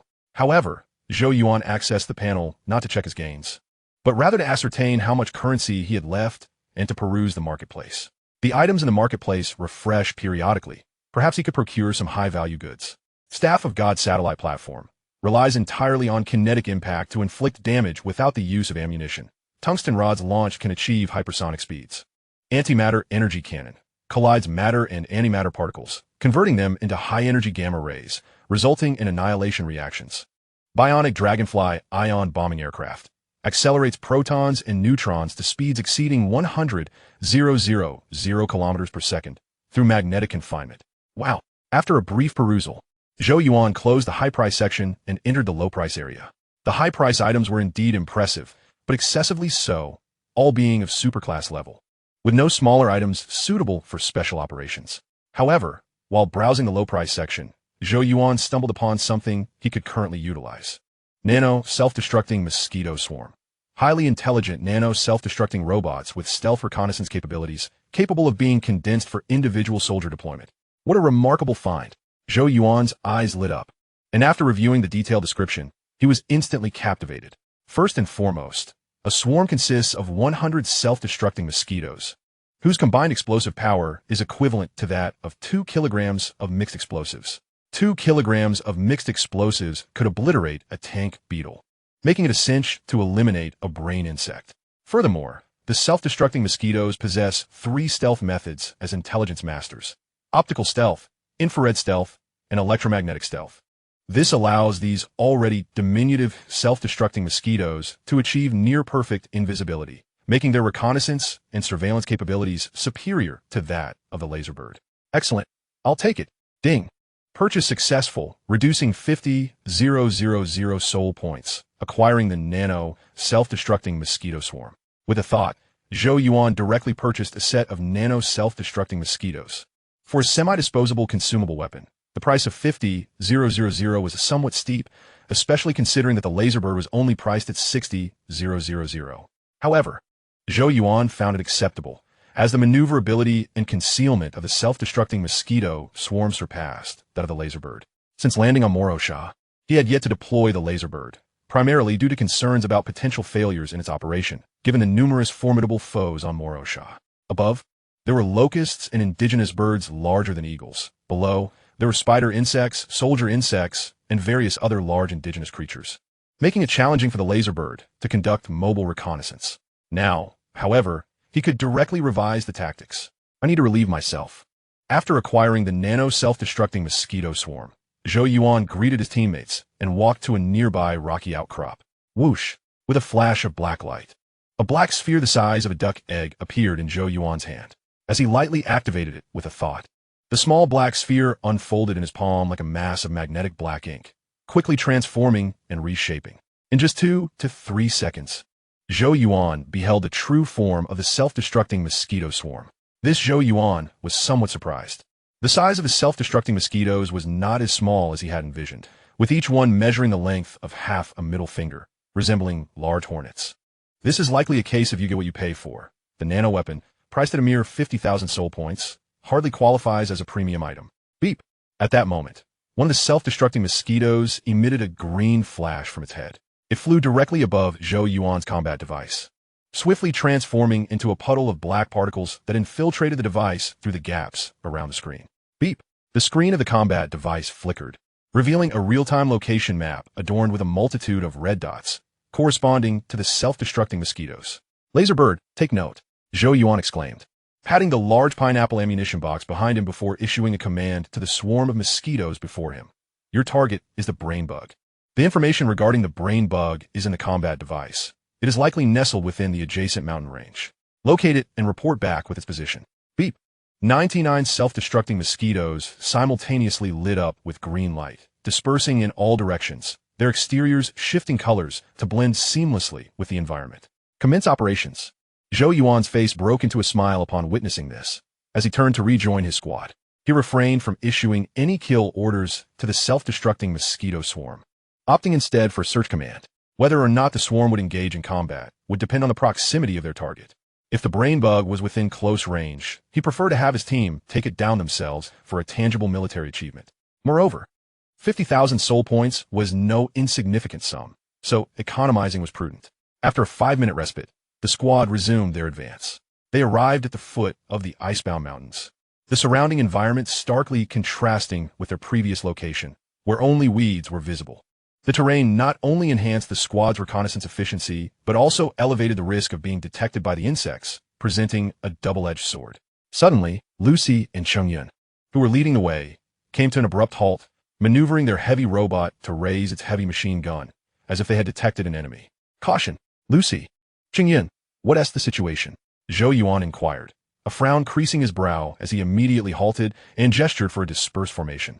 There's no enemy presence. We've discovered a wormhole, likely excavated by tank beetles. Lucy promptly responded. A wormhole? Zhou Yuan's interest piqued, and he hurried to join Lucy and Cheng-Yun. Following their pointing, he observed a hole with a diameter exceeding 10 meters, situated about 30 meters downhill. Approaching the wormhole, Zhou Yuan crouched down for a closer inspection. Indeed, it bore the unmistakable signs of having been dug by tank beetles, with large footprints evident around its perimeter. Not only had tank beetles traversed this hole, but soldier bugs had also left their mark, the ground resembling a surface drilled by an electric auger. Clearly, this was a large wormhole, potentially connected to an insect nest. The walls were overgrown with weeds, indicating that this hole had been excavated long ago. Captain, should we enter? The team members voiced their opinions, seeking Zhou Yuan's direction. Let us venture inside. There are no soldier bugs on guard at the entrance. This may very well be an abandoned wormhole. Besides, traversing a wormhole is preferable to aimlessly scaling the mountains, Zhou Yuan contemplated before deciding to proceed. The interior of the nest was likely a labyrinth. Even if certain passages had been forsaken, the insects would not block them off. Thus, entering through this route might allow them to reach an active insect nest undetected. Resolute, the 8-member team stepped into the wormhole. 2 manned heavy robots led the way, one forging ahead while the other brought up the rear, with the remaining members positioned in the middle. Chapter 139. Entering the underground insect nest. The wormhole descended deeper into the earth, the terrain gradually sloping downwards. After traveling approximately 1 to 2 kilometers, Zhou Yuan and his 7 companions came to a halt. At that moment, It became apparent to everyone why this wormhole had been abandoned by the insects. It was flooded. Upon reflection, this was not surprising. Above them loomed the icebound mountains, teeming with abundant vegetation and wildlife, and not far from the sea, all indicative of a region rich in water. It would be peculiar for the insects to excavate tunnels deep underground without encountering flooding. Captain, this wormhole continues to descend. The currently measurable route is 183 meters, completely submerged. Shall we turn back? Tang Lai inquired after assessing the terrain with a sonar detector. We shall proceed through here. Zhou Yuan shook his head. If we were to enter the nest via another wormhole, our arrival would undoubtedly be reported to the brain bug by the soldier bugs. This wormhole, however, is perceived as a dead end by the insects. Entering through here may conceal our presence. Of course, it is also possible that the tank beetles and soldier bugs excavated this specifically for the water bugs preparing for combat. Understood. Upon hearing Zhou Yuan's rationale, the team nodded in agreement, beginning to check their gear. Once everyone was ready, Zhou Yuan issued the command. As per usual, Lucy and Cheng Yun will lead and guard the rear. The rest of you follow me in the center. Oh, and increase the pressure generator's level. We'll traverse underwater. Yes, sir. In no time, the 8 of them descended into the steep, waterlogged slope, submerging completely. The Southern Heaven Gate Fortress mandates that members of the Special Operations Unit must don space gear regardless of the planet they are deployed to. The advantage of their armament became strikingly evident at this moment. Morosha was a life-bearing planet.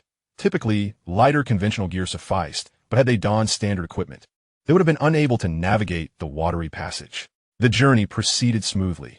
The water tunnel was devoid of water bugs, confirming that it was merely a wormhole inundated rather than one specifically excavated for the water bugs. Along the way, Zhou Yuan also discovered numerous side tunnels, even some high points. Evidently, prior to being submerged, this locale had been an unremarkable underground insect nest. Due to the absence of water bugs, Zhou Yuan instructed the squad to quicken their pace. After approximately 5 minutes, the downward slope of the water tunnel began to level out, and a rising path finally emerged beneath their feet. Halt! Just as they were about to surface, Zhou Yuan commanded the squad to stop. He crouched low, inching forward until his head was merely a meter from the water's surface. Next, he activated the scanner. Indeed, it was an insect nest. Zhou Yuan's heart surged with excitement upon seeing the display on the scanner. Numerous insects surrounded them, primarily spider bugs, with a smattering of sand beetles. The combined life signs totaled around 50. There was no commotion, as the insects appeared to be in slumber. Based on their distribution and proximity, it seemed they were directly beneath a hive point with ample space, at least 200 square meters. Crouched down and approached slowly, making minimal noise. Above us, there's a cavern housing approximately 50 spider bugs and sand beetles. To prevent them from relaying information to other insects, we must eliminate them the moment we surface. Understood? Zhou Yuan whispered through the team channel. Understood. The members did not verbally respond, but silently gave a thumbs up to indicate their comprehension. The traces observed along the way confirmed that they were indeed within an underground insect nest, and everyone was prepared for battle. Excellent, just a little further. Zhou Yuan nodded slightly, leading a few team members to shift forward a few steps. Now, their heads were less than 30 centimeters from the water surface. With a slight push of their legs, they could breach the water. Open fire. At Zhou Yuan's command, the tranquil water-esque surface was abruptly disturbed. 6 members surged from the depths, weapons at the ready, sweeping their surroundings aggressively. The reason for the 6 was that Lucy and Cheng Yun had been assigned to the rear, as the manned heavy robots were too tall for such operations. With a crack, as the gunfire erupted, the spider bugs and sand beetles reacted. Having been resting, their vigilance had waned, and they were caught completely off guard by the sudden emergence of the enemy from the water. In the brief moment of confrontation, Zhou Yuan and his team dispatched around 10 spider bugs. The sand beetles were not heavily engaged, for they were nothing more than weaklings, slow in their movements, and could be dealt with at the end. Perhaps they had witnessed too many comrades fall and felt overwhelmed, or perhaps they intended to inform the other insects. The remaining dozen or so spider insects showed no inclination to confront Zhou Yuan and his companions. With a swift turn of their heads, they made a beeline for the insect hole in the rock wall. Not on your life. Zhou Yuan would not permit their escape. He wielded his weapons with precision, targeting the deserters. As one side brimmed with morale while the other fled in disarray, the battle concluded with remarkable swiftness. In a mere few seconds, the surrounding spider insects were eradicated, leaving only a trembling handful of sand beetles behind. Not a single one would be spared. Zhou Yuan entrusted the cleanup to his teammates and departed the water cave to survey his surroundings. He had miscalculated. This was not a hive point, but rather a natural cavern. The expanse of this cave was even larger than he had anticipated, possibly 500 square meters, with a height exceeding 20 meters. And several tunnels carved by insects dotted the walls. What on earth? As his gaze swept over one such tunnel, Zhou Yuan momentarily froze before approaching. By the heavens, it truly was a granary. Standing at the entrance, he gazed in awe at the scene within. The interior of the cave was a far larger chamber, potentially the size of a sports arena, evidently widened by the insects for their purposes. What astonished him was not merely the size of the cavern, but the contents within. Countless mummies were arranged in the cave. These mummies varied in shape and size, some larger than humans, while others were no bigger than a watermelon. Zhou Yuan realized that this was the handiwork of the spider insects. They ensnared their prey in silk and transported them here. It was likely that every insect nest had such a storage cave, awaiting the arrival of the starship insects for transport. A splendid gift. Gentlemen, this is the insect's refrigerator. Anyone feeling peckish? The exoskeletons of the insects possess energy-absorbing qualities. Why do they need to consume food? Foolishness. You can survive solely on nutrient solutions. But would you choose to live your entire life on just that? At this moment, the team members who had dealt with the sand beetles joined Zhou Yuan. Witnessing the mountainous pile of mummies within the cave, they too were taken aback, mentally commending the Federation's higher-ups for their astute deduction. The Federation's leadership had accurately surmised that Morosa was indeed the insect's granary. Chapter 140. Bad news outweighs good news. Activating the recording device, Zhou Yuan began documenting the situation. Within a minute, they needed to eliminate the insects inside and then proceed. Stepping back a couple of paces, he extended his right hand, his index and middle fingers lightly tapping the cave entrance. There were indeed insects within this storage chamber, with numerous sand beetles congregating inside, coordinating to arrange their spoils. To prevent them from alerting the brain insects, it was imperative to eliminate them all. Understood, Commander. The team members immediately sprang into action, gathering nearby stones to erect a barrier at the cave entrance, ensuring the sand beetles could not escape, and then igniting a fire within. The spider insect's silk was flammable, burning fiercely and brightly. A single lighter could transform this storage cave into a fiery hell. Suddenly, Zhou Yuan spun around, casting his gaze to the left side of the cavern. He sensed several highly agitated psychic waves emanating from the insect tunnels in the rock wall. Almost instantaneously as Zhou Yuan turned, a grotesque, large head emerged from the tunnel. It was the head of Soldier Insect, which merely glanced into the cavern before turning on its heel and fleeing without a moment's hesitation. "Follow me," Zhou Yuan shouted, raising his weapon and giving chase. With the Soldier Insect's brazen nature, how could they possibly turn tail upon spotting prey? Clearly, they were scouts dispatched by the brain insects. It was now certain that the brain insect resided within this nest, or at least that this tunnel led to the current location of the brain insect. Keep up. Although the team members were unaware of the situation at hand, they promptly executed the command, rushing into the rock wall's tunnel behind Zhou Yuan. "What do you think you're running to?" "Bang, bang, bang." Zhou Yuan pursued with remarkable speed, soon catching one of the soldier insects within the tunnel, firing his revolver in rapid succession until it exploded. This is troublesome. As he navigated past the insect carcass to continue the pursuit, Zhou Yuan's brow furrowed tightly. He had sensed 5 distinct psychic waves, indicating there were a total of 5 soldier insect scouts. However, upon entering the tunnel, these 5 soldier insects had split up, and while he dispatched one, the remaining 4 had already fled into a side tunnel. Despite his speed, he could not simultaneously chase 4 soldier insects. After all, it was a matter of traversing 8 different paths, and his teammates were quickly catching up. He certainly could not disappear in plain sight. Forget it. If subtlety fails, then let's use brute force. After a brief pursuit, having eliminated 2 more soldier insects, Zhou Yuan came to a halt. The remaining 2 soldier insects had fled far beyond his reach, so far that he could no longer sense their psychic presence, and his teammates had arrived. "Captain, have the insects discovered us?" Dax's tone was heavy as he witnessed Zhou Yuan emerge from a tunnel, having spotted a soldier insect's corpse along the way. A clear indication that the insects were aware of the nest's intrusion. The fact that Zhou Yuan emerged from a side tunnel suggested that there was more than one insect that had noticed them, and they had likely escaped. Once the news of the invasion reached the insects, they would undoubtedly face a tide of them, with 8 individuals cornered in an underground nest by an oncoming insect horde. The outcome was already grim. 2 have escaped. Zhou Yuan nodded, gesturing in a particular direction. The good news is that they all fled in this direction. They are likely heading to inform the brain insect. As long as we proceed in this direction, the chances of locating the brain insect are quite high.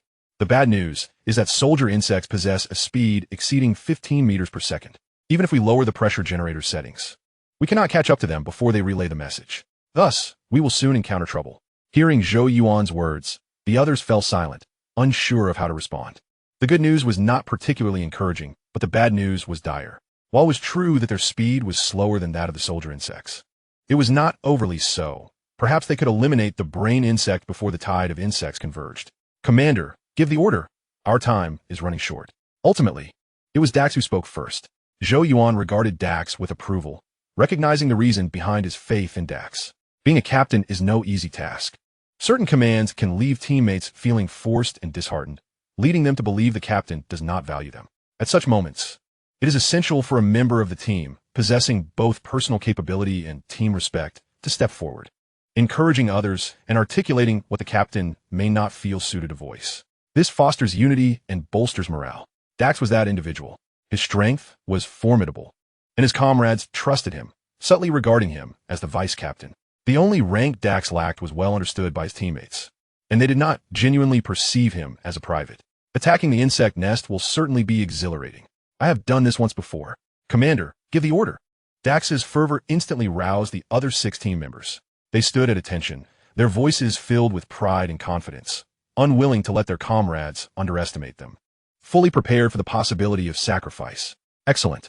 Zhou Yuan nodded slightly, then turned to Dax. Lieutenant VJ, you will lead the team.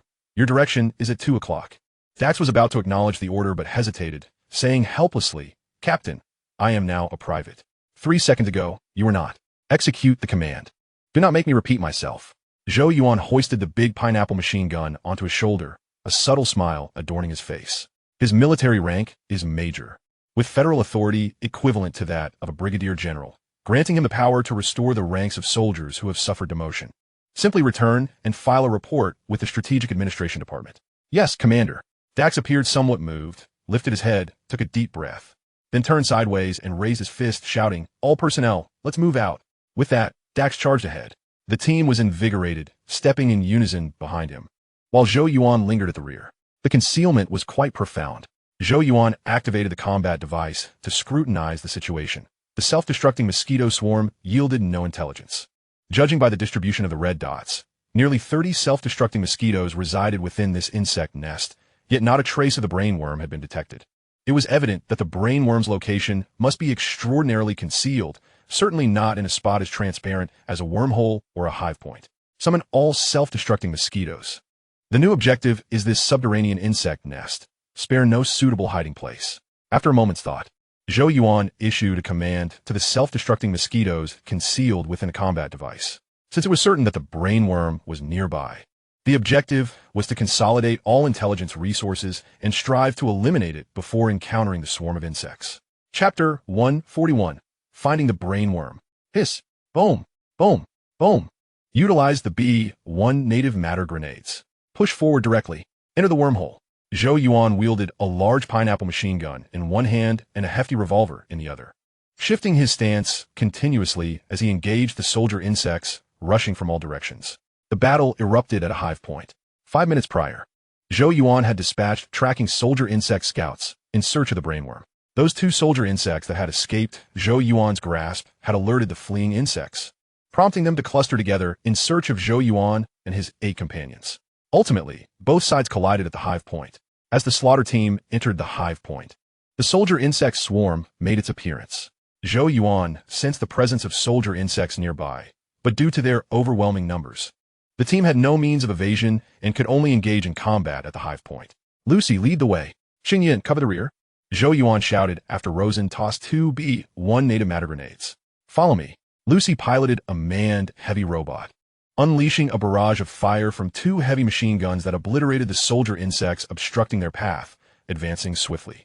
Sheng Yun did the same, positioned at the rear of the team, clearing any soldier insects attempting to approach. The others followed Zhou Yuan, responsible for flanking both sides. Once Rosen's grenades began to emit smoke on the flanks, the defensive pressure on the team decreased significantly, allowing them to assist Lucy in clearing a path.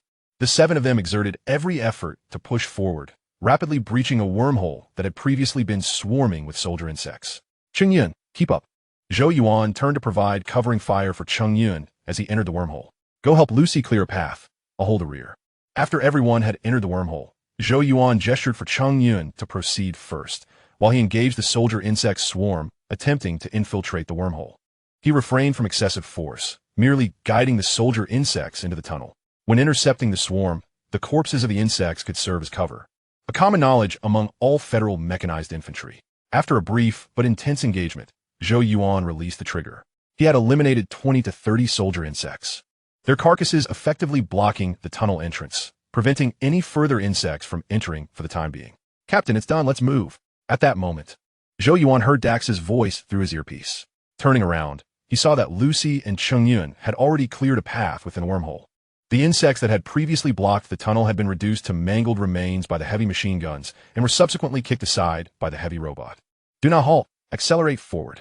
After a cursory glance at the battlefield, Zhou Yuan urged his team to advance. The high point was teeming with insects, and they could not afford to be obstructed by the wall of insect corpses. They had to continue forward, slaying until the rate of insect accumulation could no longer keep pace with their advance, until they stood before the brainworm. Buzz! Suddenly, Zhou Yuan felt a buzzing in his head, accompanied by a sensation of tinnitus. However, the peculiar feeling was fleeting, arriving abruptly like a sudden sneeze, quickly dissipating, and he returned to clarity. The brainworm? Zhou Yuan gazed ahead, sensing that the unusual feeling had emanated from the front. As a superhuman, his body was robust, and in the absence of any injury, he would not typically experience such suboptimal conditions. Therefore, it was undoubtedly the brainworm's doing. The brainworm was employing its telepathic abilities, and with his impressive brain function of 205 points, he had detected it. The only conceivable reason for such extensive telepathy was that the brainworm was making a call, perhaps issuing commands to the insect hive on the battlefield or notifying its bodyguards of the intrusion into the nest.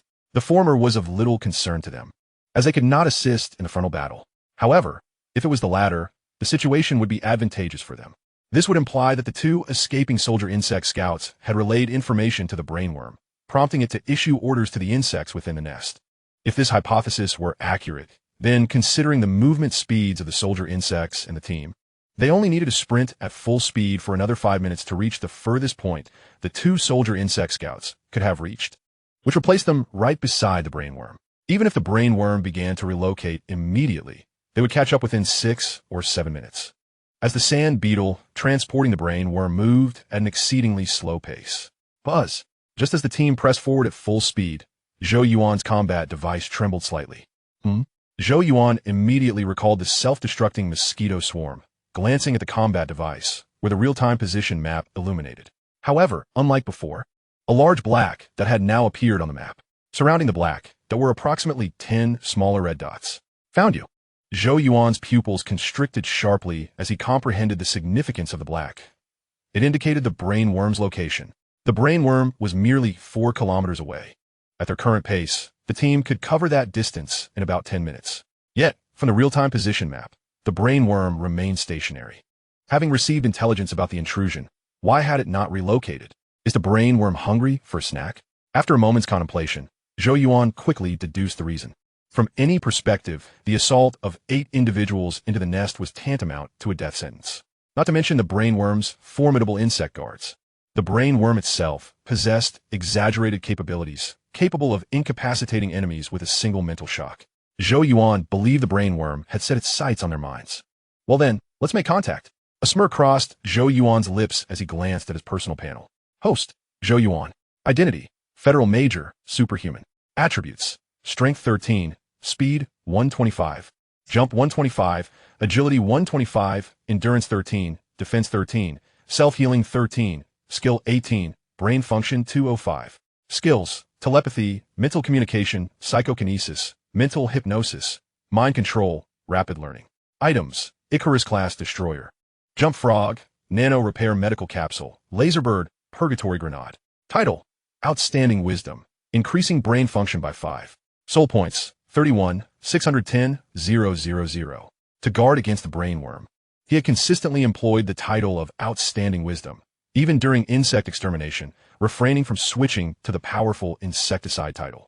Back when his brain function was only 55, He could withstand the brainworm's mental shock for a second or two without fainting. Now, with a brain function of 205 points, while he may not completely withstand the brainworm's mental shock, he could undoubtedly eliminate it before succumbing. Moreover, the self-destructing mosquito swarm was also targeting the brainworm. He was not intimidated in the slightest. Chapter 142, Dialogue with the Brainworm.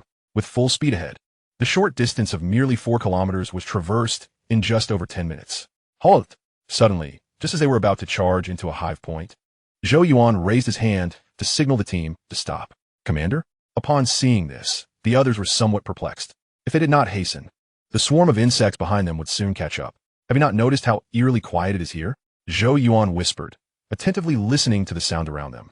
During the previous 4 kilometers, they had progressed smoothly, encountering no swarms of insects, only a few solitary soldier bugs, numbering perhaps no more than 10 in total. Yet now, at this juncture, there was not a single insect to be seen, nor even the faintest sound of their presence. The silence was unnerving. He sensed no psychic vibrations from any insects either. However, the real-time positional map on the combat device indicated that the brainworm was situated just ahead within the hive point. Thus, a question arose. How could the brainworm's stronghold be devoid of soldier bugs? The brainworm was exceedingly cautious of its own life. It would not engage in a ruse of an empty city. Therefore, the high point ahead was likely a trap, a ploy by the brainworm to ensnare them. We may have fallen into their scheme. The denser the insect population, the greater the likelihood of the brainworm lurking nearby. They are herding us away from it. And we may have already strayed far from the brainworm, Tang Lai speculated. He believed the insects were driving them away from the vicinity of the brainworm. The absence of insect activity now might indicate that they no longer posed a threat to the brainworm. The insects had achieved their objective and were no longer pursuing them as relentlessly as before. Just as Tang Lai finished speaking, a cacophony of soldier bug calls erupted from the insect tunnel. The pursuers had caught up. Zhou Yuan furrowed his brow and commanded, "Blow up this insect tunnel and enter the hive point." The team's pace was swift, yet was not sufficient to shake off the soldier bug swarm. He had confirmed that the hive point ahead was indeed a trap set by the brainworm, while the swarm behind was herding them into it. However, they had no other choice now. Even if a dragon lay coiled within the hive point, they had to press on. The hive point was spacious, with multiple possible escape routes, a far better option than being cornered by the soldier bugs in the tunnel. Bang! With a muffled thud, the tunnel was sealed off by collapse from above, and the 8 of them exited the insect tunnel, arriving at a hive point. This hive point had been transformed from a natural cavern by the insects, offering ample space. In the center of the cavern lay a small pond, with the surrounding terrain rising layer upon layer, resembling terraced fields. There were numerous insect tunnels dotting the rocky walls, at least 10 visible at a glance, but all were eerily clean. Not a single insect in sight. The 8 of them waded into the pond, vigilantly scanning their surroundings. The absence of insects in the hive point was highly unusual, and everyone sensed that something was amiss. "Prepare for battle," Zhou Yuan signaled, his eyes fixed intently on an insect tunnel with a diameter exceeding 10 meters. He sensed it. A powerful psychic wave emanated from within that tunnel, accompanied by countless weaker waves drawing ever closer. According to the real-time positional map provided by the self-destructing mosquito swarm, the brainworm was approaching the central area of the hive point, flanked by a multitude of minions. Hiss, hiss, hiss. Almost immediately after Zhou Yuan issued his command, a flurry of urgent calls resonated around them. It was the voice of the soldier bugs, sounding deep and hoarse, almost akin to a corrosive hiss. 3 seconds later, the soldier bugs appeared in droves, pouring out from the insect tunnels on the rocky walls. And not a single entrance was devoid of them. "Open fire," Zhou Yuan shouted, immediately pulling the triggers of his dual guns. He had no concern for the brainworm's intentions. His sole knowledge was that fewer insects around them meant greater safety, and thus, they would fight with resolve. "Captain, our ammunition is running low," Lucy and Cheng Yun exclaimed almost simultaneously. After a relentless assault thus far, their 2 manned heavy robots, serving as the primary firepower, were nearing depletion. "You two, cease fire for now. Lucy, keep an eye on the insect tunnel at 2 o'clock. If I order a breakout, that tunnel will be our target," Zhou Yuan calmly instructed. There were only 8 individuals and could not withstand a massive onslaught of insects. But should they wish to break through, the bugs would not be able to stop them. Once inside the insect tunnel, they would collapse the entrance, subsequently letting the self-destructing mosquito swarm eliminate the brainworm, thus concluding the game. Who preaches martial ethics to the youth? However, it was not yet time to exhaust their ammunition. The brainworm had not yet made its appearance, so there was no need for haste. Release them to fight. Create some cover. Austin, do not fall behind. Team, there's no need to rush. Take your time. Upon hearing Zhou Yuan's words, the team immediately adjusted their tactics, firing while stealthily moving towards their designated escape route. Behold my might. Zhou Yuan reveled in the chaos of battle, single-handedly covering the rear, unleashing a barrage from his dual infinite ammo firearms while simultaneously employing his psychic abilities. Telekinesis, psychic hypnosis, and mind control. He utilized every available skill, alleviating a considerable amount of defensive pressure from his comrades. Humans, we need to converse face to face. Just as Zhou Yuan controlled 5 soldier bugs to turn against their brethren, a raspy, muffled voice echoed within the hive point. The voice was peculiar, resembling a distorted bass sound from a malfunctioning speaker. What is that sound? A thick gift? Humans, is that creature speaking? Everyone heard the voice and discerned the meaning within that brief utterance. It was highly likely that the bugs were communicating. After all, how else could they refer to them as humans? Hiss. As those words rang out, the swarm of soldier bugs fell eerily silent. They all shook their heads in unison, then lowered their heads slightly and retreated, completely withdrawing back into the insect tunnels, abandoning any inclination to attack. Brother Yuan, you have finally arrived. Unlike the highly alert teammates, Zhou Yuan took a cautious step forward, gazing towards the largest insect tunnel. Hiss. Amidst a wave of excitement and 7 solemn gazes, a throng of soldier bugs surged forth from a tunnel. Once they emerged, they quickly formed a circle at the entrance, using their arc to obscure the tunnel while simultaneously blocking Zhou Yuan and the others' line of attack. Then, the brain worm emerged from the tunnel. The brain worm was exceedingly cautious. It did not fully enter the hive point, but merely extended its head from the tunnel. However, its head was so vast, akin to the front of a train, that everyone could not help but behold it. Still as grotesque as ever. Upon seeing the brain worm's monstrous visage for the second time, Zhou Yuan was once again repulsed. Nevertheless, he felt a swell of joy within. After all, who could resist a brain worm harboring 100,000 soul points and carrying the weight of a strategic military achievement? Chapter 143. The Brain Worm's Seduction. Away with you. It is time to converse. The brain worm blinked its 8 bulbous eyes before another wave of sound resonated within the hive. OMG, mother of... The clever bugs had become articulate, except for Zhou Yuan, who remained somewhat composed. The other 7 were taken aback, fully aware that the brain worm was communicating. The fact that the insect could speak Earth's language was no trivial matter. No, the voice is not emanating from its mouth. Zhou Yuan slightly shook his head. As if in response to Zhou Yuan, the brain worm moved its syringe-like appendage, and 2 more statements echoed forth. I borrowed its body to communicate with you. I thought you would be more at ease conversing with a fellow being. In the next moment, Zhou Yuan and his 8 companions took a step back in unison, leveling their guns at the brain worm. The swarm of sand beetles burdened with brain worms not only carried the parasites, but also bore the lifeless body of a male mechanized infantryman. The mouth parts of the brain worm were affixed to the head of the corpse, and from the movement of the jaw, it became evident that the recent utterances had emanated from its lips. That was a member of the mechanized forces. Tang Lai instantly recognized the identity of the deceased. Unlike the special operations units, the mechanized forces were equipped with an array of small instruments and devices that were immediately discernible. Do not act impulsively. We cannot strike it yet. Let's first observe what trickery it intends to employ. Noticing the brain worm begin to retreat, Zhou Yuan raised his hand, gently pressing it downwards. Humans, relax. I harbor no ill intent towards you. Had I wished harm, my kin would have already torn you to shreds. As Zhou Yuan and his companions lowered their weapons, the brain worm recognized that the dialogue could continue and ceased its retreat, returning to its previous position at the cave entrance. What is your objective? Zhou Yuan inquired, taking a couple of cautious steps forward. He understood that the brain worm would not allow them to escape, just as he could not allow the brain worm to do so. They were merely probing one another. However, he was taken aback by the brain worm's ability to manipulate the corpse of a human for speech. This capability was characteristic of the worm god. Yet he had not anticipated that the brain worm possessed it as well.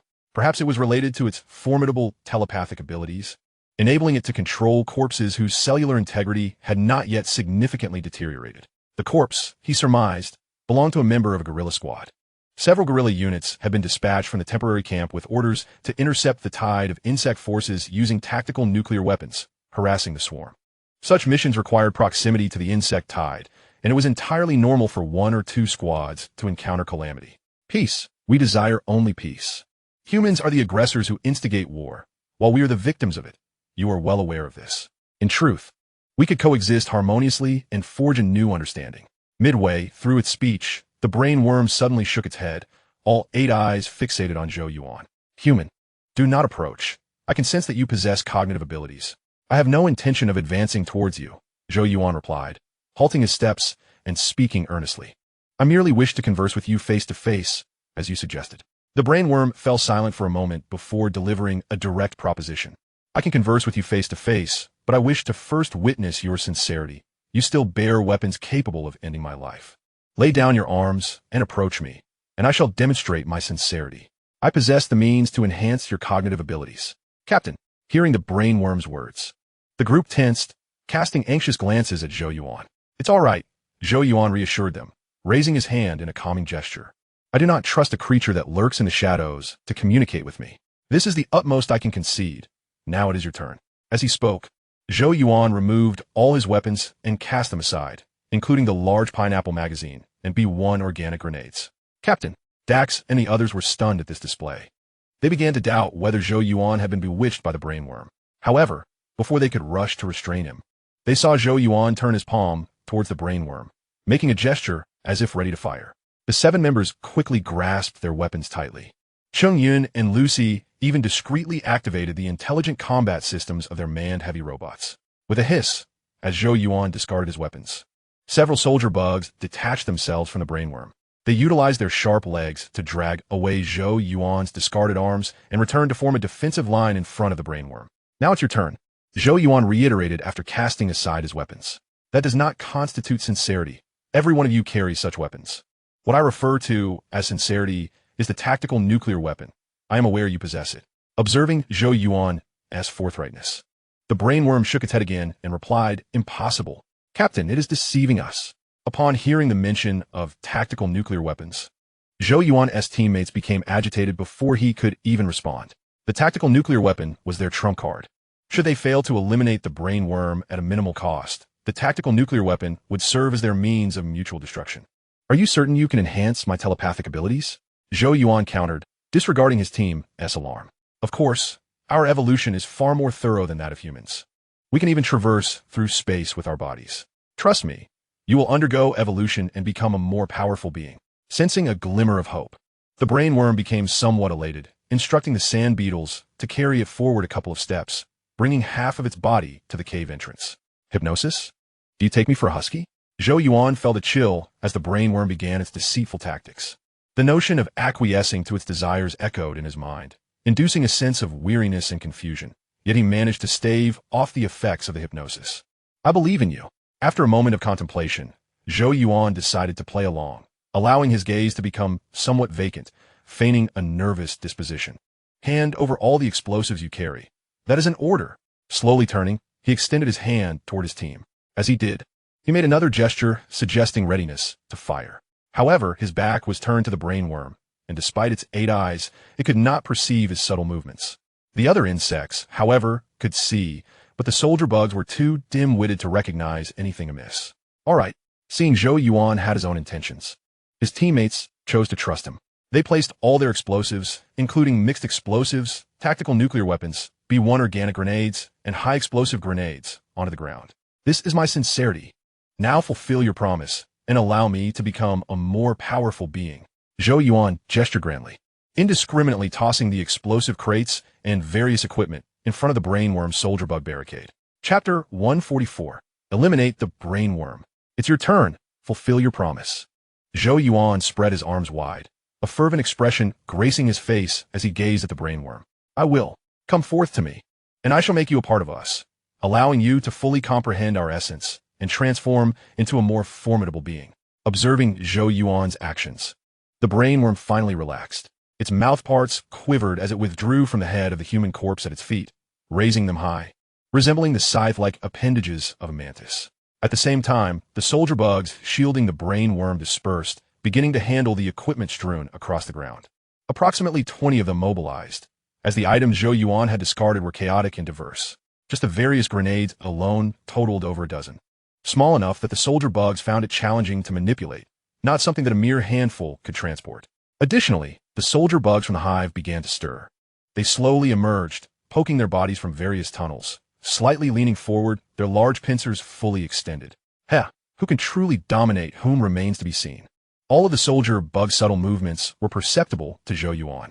His expression remained one of utter bewilderment, as if completely entranced by the brainworm, while internally, he was fully prepared. The outcome hinged on this next sequence. Zhou Yuan understood the brainworm's calculations. Its aim was to compel them to relinquish the tactical nuclear weapons. The soldier bugs formed a barrier in front of the brainworm, rendering firearms ineffective against it. Once they relinquished the tactical nuclear weapons, they would lose their means of eliminating the brainworm. At that juncture, the brainworm would undoubtedly turn hostile. Yet, Zhou Yuan harbored similar intentions, and he intended to turn the tables before the brainworm could. Thus, he had discarded all the explosives carried by the squad, deliberately scattering them widely, knowing that only a few soldier bugs could maneuver them away. As more soldier bugs emerged to retrieve the explosives, any gaps in the brainworm's defensive line would signal its demise. As for how he, having lost his weapons, could assault the brainworm, he was adept in both physical and magical combat. If physical attacks were unfeasible, he would resort to magical ones. "I am ready." Zhou Yuan wore a radiant smile as he advanced several meters forward. This was precisely the location where he had lost his equipment, and around 20 soldier bugs were nearby, busily dragging various explosives with their formidable pincers, showing no inclination to attack. Upon reaching the spot, Zhou Yuan found himself directly facing the brain bug. Although there was still a distance of 20 to 30 meters, there were no soldier bugs obstructing the space between him and the brain bug. It was a perfect line of attack. The brain bug shook its mouth parts, clearly eager. If Zhou Yuan took just a few more steps forward, it would use its mosquito-like proboscis to viciously pierce into his brain. "Come on, I am ready." Zhou Yuan, intoxicated by the moment, disregarded the soldier bugs that were close at hand and continued to approach the brain bug, repeating his mantra. At this moment, the 17 members behind Zhou Yuan noticed. Zhou Yuan had spread his arms, his index and middle fingers slightly aligned, giving a gentle tap. This was his habitual gesture, signaling an attack in this direction. They understood instantly, readying themselves for the impending wormhole threats. The brain bug remained oblivious to the brewing danger, recalling that no creature had ever withstood its intellectual prowess. Hypnotizing a human was hardly a challenge. Soon, Zhou Yuan advanced a bit further, surpassing the group of soldier bugs busy collecting explosives, and entered the brain bug's defensive perimeter. The brain bug was prepared to savor Zhou Yuan's brain matter, its proboscis extending forward, mere meters away from striking him. "Open fire." At that moment, Zhou Yuan roared the command. Boom! Boom! Boom! The ever-prepared Dakes and the others, upon receiving the order to fire, immediately unleashed their weapons upon the surrounding soldier bugs. "Rise!" Zhou Yuan lifted his outstretched hands, instantly activating his telekinetic abilities. Crackle! A series of subtle yet chaotic sounds erupted, the clicks of triggers and the pulling of grenade pins resounding. The equipment that Zhou Yuan had previously discarded and dragged aside by the soldier bugs soared into the air at breakneck speed, animated by his will. The brain bug was taken aback, retracting its proboscis as Zhou Yuan unleashed his telekinetic force. In Zhou Yuan's eyes, the brain bug's 8 dark pupils shrank, transforming into solid black in an instant. Buzz! Suddenly, Zhou Yuan felt a surge in his brain, an intangible force flooding into his mind. The pain was excruciating, akin to tumultuous waves, making him feel as though his head might explode. His vision blurred, a metallic taste filled his mouth, and the deafening roar surged like thunder, nearly causing him to lose his footing. Go! Just as he was about to collapse, Zhou Yuan summoned his strength, commanding the floating minigun to fire. Boom! Boom! Boom! Flames erupted from the gun's muzzle, striking the brain bug's face in the blink of an eye.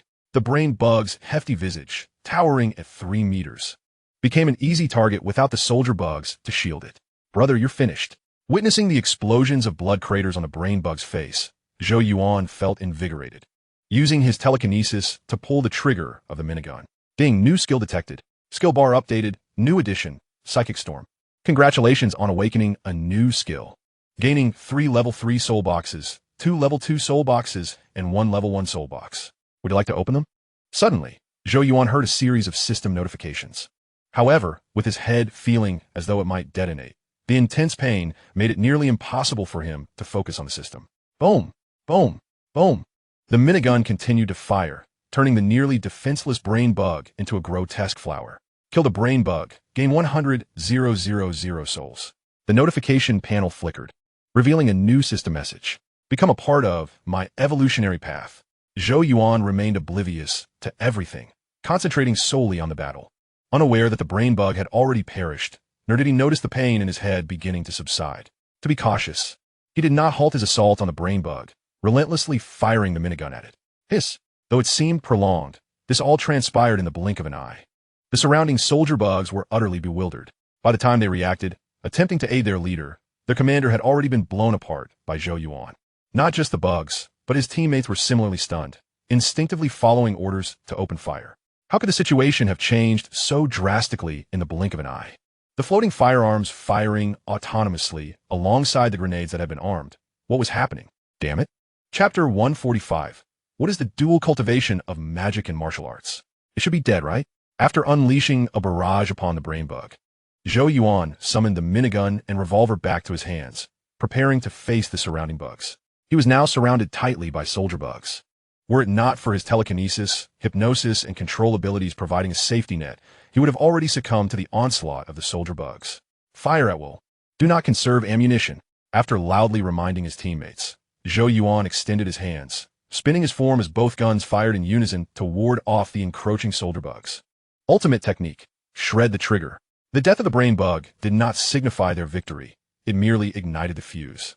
With the brain bug's command gone, the soldier bugs would revert to their reckless mode, launching a ferocious assault against the squad. The true battle was only just beginning. However, the situation was not dire. Zhou Yuan observed that his teammates remained standing, indicating that the brain bug's psychic impact had targeted him alone. Thus, he need not divide his attention to care for his comrades. He could focus solely on unleashing his fury. As the mightiest among the mighty, he excelled in output, regardless of the battlefield or adversary. Rumble. At that moment, a series of explosions resonated within the hive point.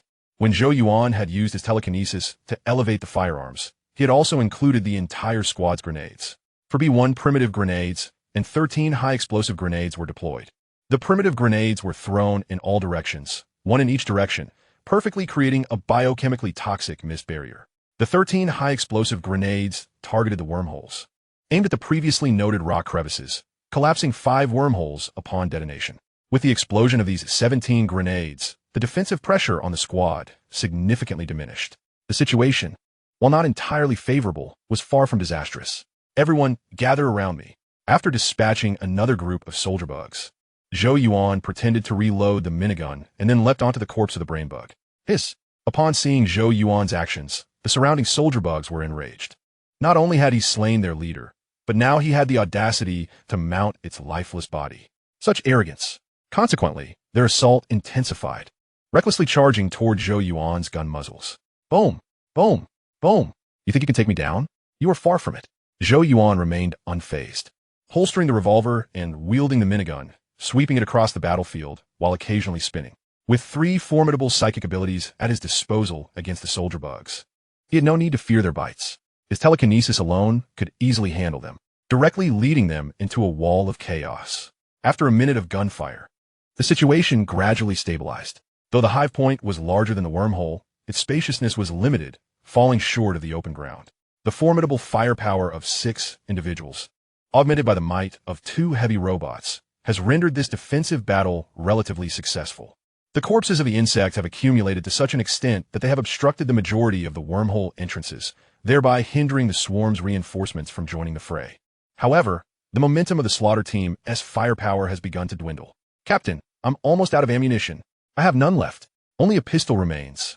Captain, everyone is out of ammo, and our energy reserves are critically low. The team members reported their ammunition shortages, with even the 2 heavy robots struggling to sustain themselves. They had encountered a multitude of insects along their path, and the fact that they had managed to conserve ammunition until now was a testament to their restraint.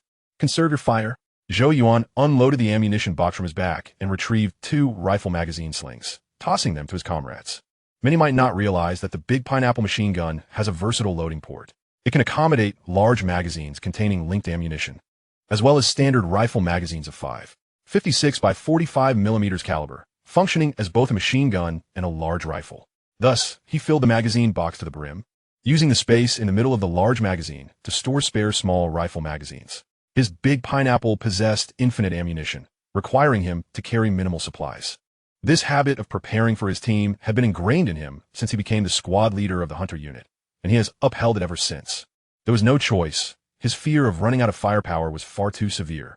Without carrying 2 or 3 extra loads of ammunition, he felt as though he might perish from a lack of supplies the moment he stepped outside.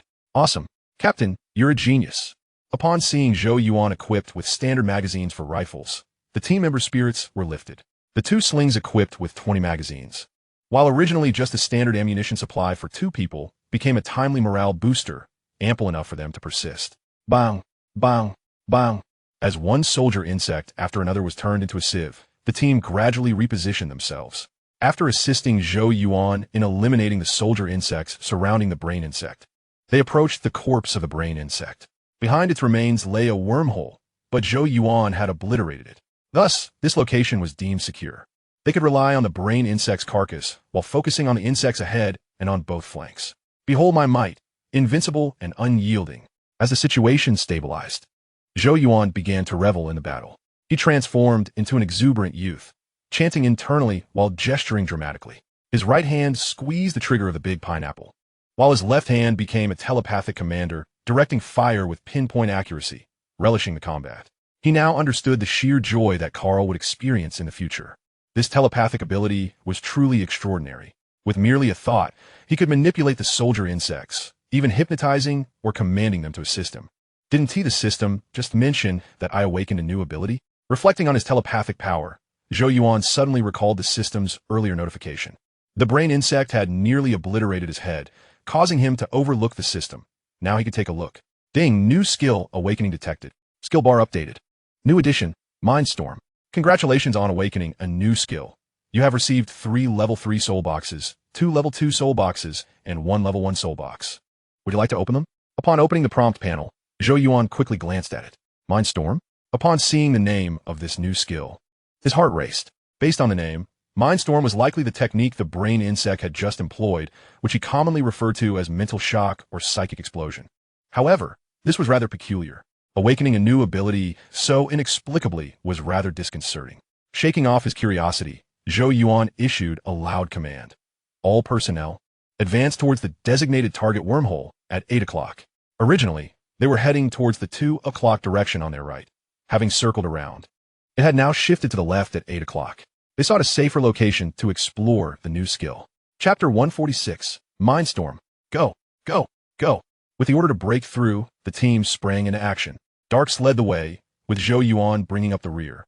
As the 8 of them advanced towards the target wormhole while engaging the enemy, the 2 manned heavy robots, having exhausted both ammunition and power, had been abandoned by Lucy and Chongyun, left behind at the hive point. The explosives Zhou Yuan had discarded were now buried beneath a mound of soldier insect corpses.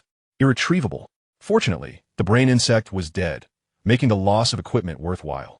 If such a cost could be exchanged for a single brain insect, the higher-ups of the Federation would only ponder where they could encounter such fortune. Finding a path back to the surface was imperative. Once the team members penetrated the wormhole, Zhou Yuan switched to holding his gun with his left hand, freeing his right hand to turn off the headset communication. He raised his combat device to his mouth and whispered. He hadn't utilized the self-destructing mosquitoes when confronting the brain insect, but now was their time to shine. It is worth noting that the number of self-destructing mosquitoes had dwindled to 65, having lost 34. The missing ones had been obliterated by him. When he had thrown the explosives with his telekinesis, he had considered the self-destructing mosquitoes hiding within the wormhole, resulting in considerable collateral damage. However, he felt no remorse. Even without the powerful insecticide title, the gains from that last wave far outweighed the costs.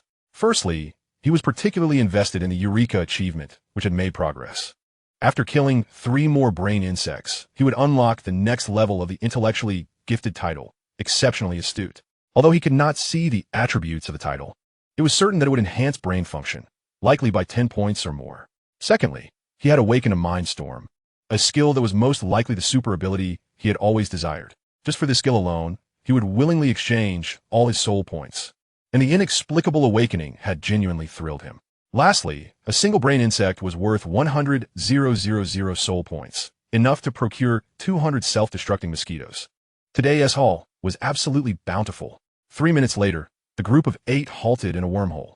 In truth, Zhou Yuan was not keen on stopping. as the self-destructing mosquitoes had already mapped out their escape route, just 7 or 8 kilometers from the surface. However, there was no choice. His team had exhausted their ammunition. All 7 of them. Thus, they had to pause temporarily.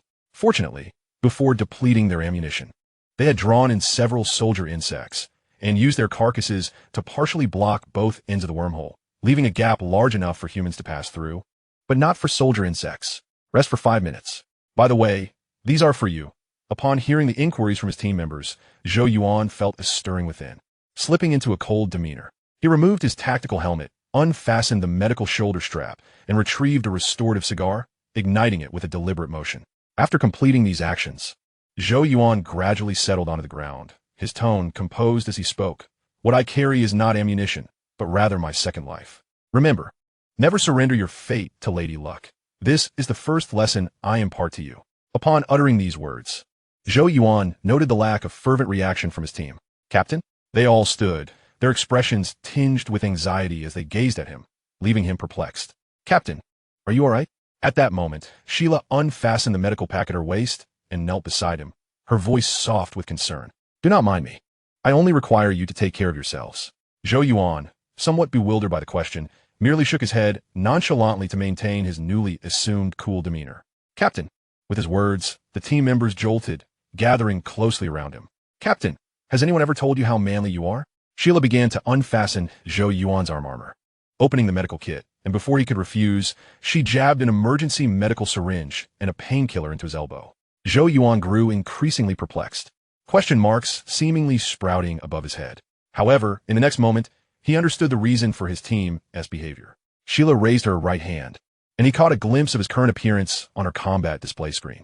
His eyes were a fierce crimson, the scara marred with blood vessels, resembling someone who had slept for 3 consecutive days, a sight that was somewhat alarming. Additionally, both his nose and mouth were smeared with blood. While the amount was not significant and there was no further bleeding, the stains were pronounced, rendering the lower half of his face a deep red. Brainworm, you wretched creature. Zhou Yuan instantaneously connected the dots, his mind brimming with indignation. He recalled the moment when the brainworm assaulted him with a psychic storm. He had sensed a strong metallic taste in his nose and a sweet flavor in his mouth. Upon reflection, the former might have been a consequence of his brain being attacked, while the latter could stem from inadvertently biting himself in a fit of anguish, an oversight amidst the chaos. Although he had since fully recovered, the remnants of blood remained. The tactical helmet had clung tightly to his face, causing the blood to stain the lower half of his visage. Yet, despite his disheveled appearance, he was not entirely unable to maintain the facade. With that thought, Zhou Yuan once again shook his head, stating calmly, Do not worry. This is merely a minor injury for me. I believe you have all witnessed that I possess a unique ability, one that you would understand as psychic telekinesis. This is a branch of the telepathic ability, which can awaken if one's mental strength is sufficiently robust. The brainworm's telepathic prowess surpasses mine, possessing a greater array of abilities. It attacked me with its superior capabilities, hence the origin of my injuries. This is confidential. I cannot divulge further details, so consider my previous words as nothing more than a fleeting thought. Chapter 147, Brain Function 255, A Dull Gift Box. Psychic Telekinesis? Upon hearing Zhou Yuan's words, the crowd erupted in exclamations, yet upon realizing the confidentiality of the matter, they tacitly refrained from further inquiries. Nevertheless, they all harbored their own conjectures, convinced of their accuracy. The recent battle had indeed been arduous. Their seamless victory was attributable to Zhou Yuan confronting the most formidable adversary alone, absorbing the most perilous attacks on their behalf. Just look at his injuries. He was nearly drained of blood. Simultaneously, Zhou Yuan's standing in the hearts of the 7 team members soared to unprecedented heights, surpassing even that of the 5-star General Kiran of the mobile forces. Following this subtle display of bravado, he waved his hand dismissively and said, There are 2 minutes remaining in the rest period. I advise you to utilize this time wisely to recuperate and inspect your equipment. Lastly, those magazines we just used are the last of our supply. Do not squander them. As he spoke, Zhou Yuan tipped over the ammunition crate at his feet, revealing its barren interior to the team. Yes, sir. The team members stood in solemn respect, dispersing to lie on the ground and close their eyes in meditation. Ron is so easy to manage. Zhou Yuan silently exhaled a sigh of relief, a wave of nostalgia washing over him as he found himself missing the camaraderie of boot camp and those mundane yet endearing comrades. Moreover, he recalled James from Tarsus Fortress. After musing over these thoughts, Zhou Yuan activated his personal panel. Host, Zhou Yuan. Identity, Major of the Federation, Superhuman. Attributes, Strength 14, Speed 135, Jump 135, Agility 135. Endurance 14, Defense 14, Self-Healing 14, Skill 18, Brain Function 255. Skills, Telepathy, Mind Communication, Psychic Storm, Psychic Telekinesis, Mind Hypnosis, Mind Control, Rapid Learning. Items, Icarus-class Destroyer, Jump Frog. Nano Repair Medical Capsule, Laser Bird, Purgatory Grenade. Title, Extraordinary Wisdom, enhances brain function by 5. Soul Points, 32, 620, 000. Ah, I see. Upon observing the changes on the panel, a look of realization crossed Zhou Yuan's face. In the attributes section, all values had increased by 1 point, save for skill, which remained unchanged. His brain function had risen by 5 points. It seemed that the ability of Psychic Storm was awakened upon reaching a brain function of 25 points. As for the increase in attributes, he speculated it might be related to the brainworm. Perhaps the intense stimulus while resisting the brainworm's Psychic Storm had prompted a breakthrough under pressure. This explanation felt the most logical and comprehensible. After contemplating the nature of the Psychic Storm, Zhou Yuan proceeded to unwrap the gift boxes provided by the system. Open Level 3 Soul Gift Box, obtained 1 P90 submachine gun. Open Level 3 Soul Gift Box, obtained 1 Thermal Imaging Holographic Sight. Open Level 3 Soul Gift Box, obtained 1 Devourer Thermobaric Grenade. Open Level 2 Soul Gift Box, obtained 1 Infinite Bullet Morita, a rifle. Open Level 2 Soul Gift Box, obtained 1 Laserbird, M1. Open Level 1 Soul Gift Box, obtained 1 Bionic Orca, amphibious combat vessel. Alas! Glancing at the series of new notifications, Zhou Yuan smirked with a hint of disinterest. The items from the Level 3 Soul Gift Box were, as expected, standard equipment, readily available in the armory. The Level 2 Soul Gift Box yielded decent results. The acquisition of the Infinite Bullet Morita rifle, combined with his existing arsenal of the Big Pineapple, the Magnum, and the AWM, would allow him to forge an infinite bullet ensemble. The Laserbird, M1, was also commendable. Akin to the C-type in his ring, it served as an information master, albeit with differing forms and functions. The M-type resembled an owl, excelling in a transformation form as a musical instrument, while the C-type took the shape of an eagle, adept at transforming into electronic devices. Lastly, there was the Level 1 Soul Gift Box, which contained the Bionic Orca amphibious combat vessel, a prized possession he had previously encountered in the shop, priced at $3.5 million.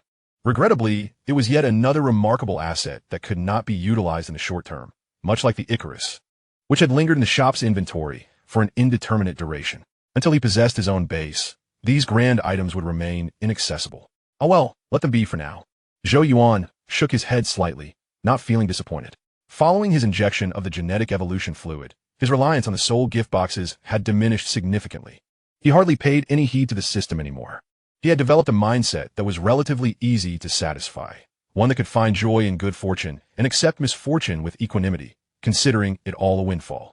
Bang, bang, bang. After taking a moment to catch their breath within the wormhole, the group of 8 resumed their movement, dispatching the soldier bugs that sought to infiltrate the wormhole. They crawled through the gaps between the numerous soldier bug corpses, embarking on the next leg of their retreat. Follow me. During the evacuation, Zhou Yuan took on the responsibility of leading the way. The self-destructing mosquito has discovered a somewhat safer escape route, and he must personally lead the way. Captain, shall we call for the transport aircraft? Just after setting off, Cheng Yun's voice resonated from behind. No, Zhou Yuan replied after a moment's calculation, shaking his head in refusal. It would only take 1 or 2 minutes to reach the temporary camp from their current location, and arriving too early posed risks. It would be wiser to call for assistance after they had safely landed. Captain, there's something, Daxus chimed in, moving closer to Cheng Yun. If the matter regarding telekinesis is classified, he whispered, covering his mouth, gesturing towards the recorder perched on his shoulder. It's fine, I'll handle it, Zhou Yuan interjected, understanding immediately. Yet he still slightly shook his head. Since he had the audacity to reveal his psychic abilities, it indicated that he had already contemplated the post-battle report. In truth, there was little to conceal. He had gleaned numerous confidential details from Morgan, just as he had suspected, within the Human Federation, boasting nearly 5 billion inhabitants. The number of those who had awakened telepathic abilities was as abundant as the stars. Even regarding telekinesis, Morgan had encountered several individuals. If Morgan was not exaggerating, there were at least 3 individuals possessing telekinesis within the Southern Skygate Fortress. Not only telekinesis, but abilities such as suggestion, communication, hypnosis, and manipulation had also been awakened by individuals within the fortress, albeit with varying degrees of potency. Under such circumstances, revealing his telekinetic abilities would not incite investigation. Rather, it would garner greater attention and resources. The notion of slicing was mere nonsense, even if such a process existed. It was unlikely to involve a novice like him who had only just awakened. As long as he refrained from exposing the Mind Storm, he would be safe. According to Morgan, the Mind Storm was a supreme psychic ability that only the brainworm possessed. This was precisely why the Federation sought to capture a brainworm alive. It concealed the secrets of evolution. Chapter 148. Call Morgan. Hurry. Claire has arrived. We must exit swiftly. 10 minutes later, Zhou Yuan was the first to surge through the wormhole, emerging onto the surface. He turned and waved, guiding his team members out of the wormhole, then raised his revolver, firing fiercely into the wormhole. The retreat had been relatively smooth, yet the pressure remained palpable. The squad's ammunition had run low midway, leaving only 8 handguns operational. Were it not for Zhou Yuan using his telepathic abilities to safeguard them, the 8 of them would have been torn apart by the enraged swarm of insects. I see you. Look at the transport aircraft. Come this way. Claire's voice crackled through the earpiece, and the team looked up to see Claire maneuvering the transport craft directly above them. Shella stood by the hatch, beside a weapons crate, tossing spare firearms onto the ground. Due to the overwhelming number of pursuers, Zhou Yuan had instructed Cheng Yun to call for evacuation ahead of time. Yes, let's annihilate these filthy bugs.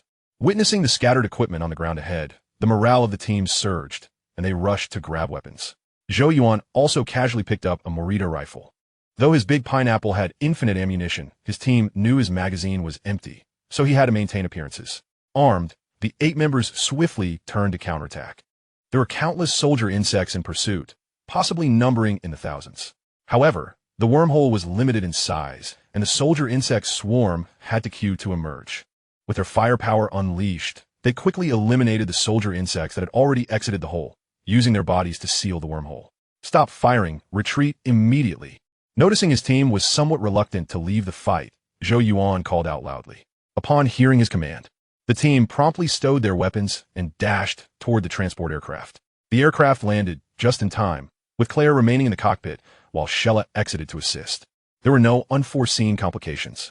The 8 of them swiftly boarded the craft, and after Shella reported in, Claire piloted the transport aircraft into the sky, heading towards the temporary camp. That was close. We almost didn't make it, Tang Lai exclaimed, standing by the protective window, visibly shaken. He had seen numerous insects surge from the ground, completely submerging the area where they had just been. Had they delayed even a few seconds, there would have been no space for the aircraft to land. Incredible. We actually infiltrated the insect nest, killed a brainworm, and managed to escape alive. To be honest, this may be the proudest moment of my life. The others slumped onto the ground, removing their combat helmets, their faces etched with exhaustion. Yet their overall demeanor radiated confidence and pride. How many could achieve what they had, penetrating a nest housing at least 10,000 soldier insects and slaying the insect race's commander? Only they could accomplish such a feat.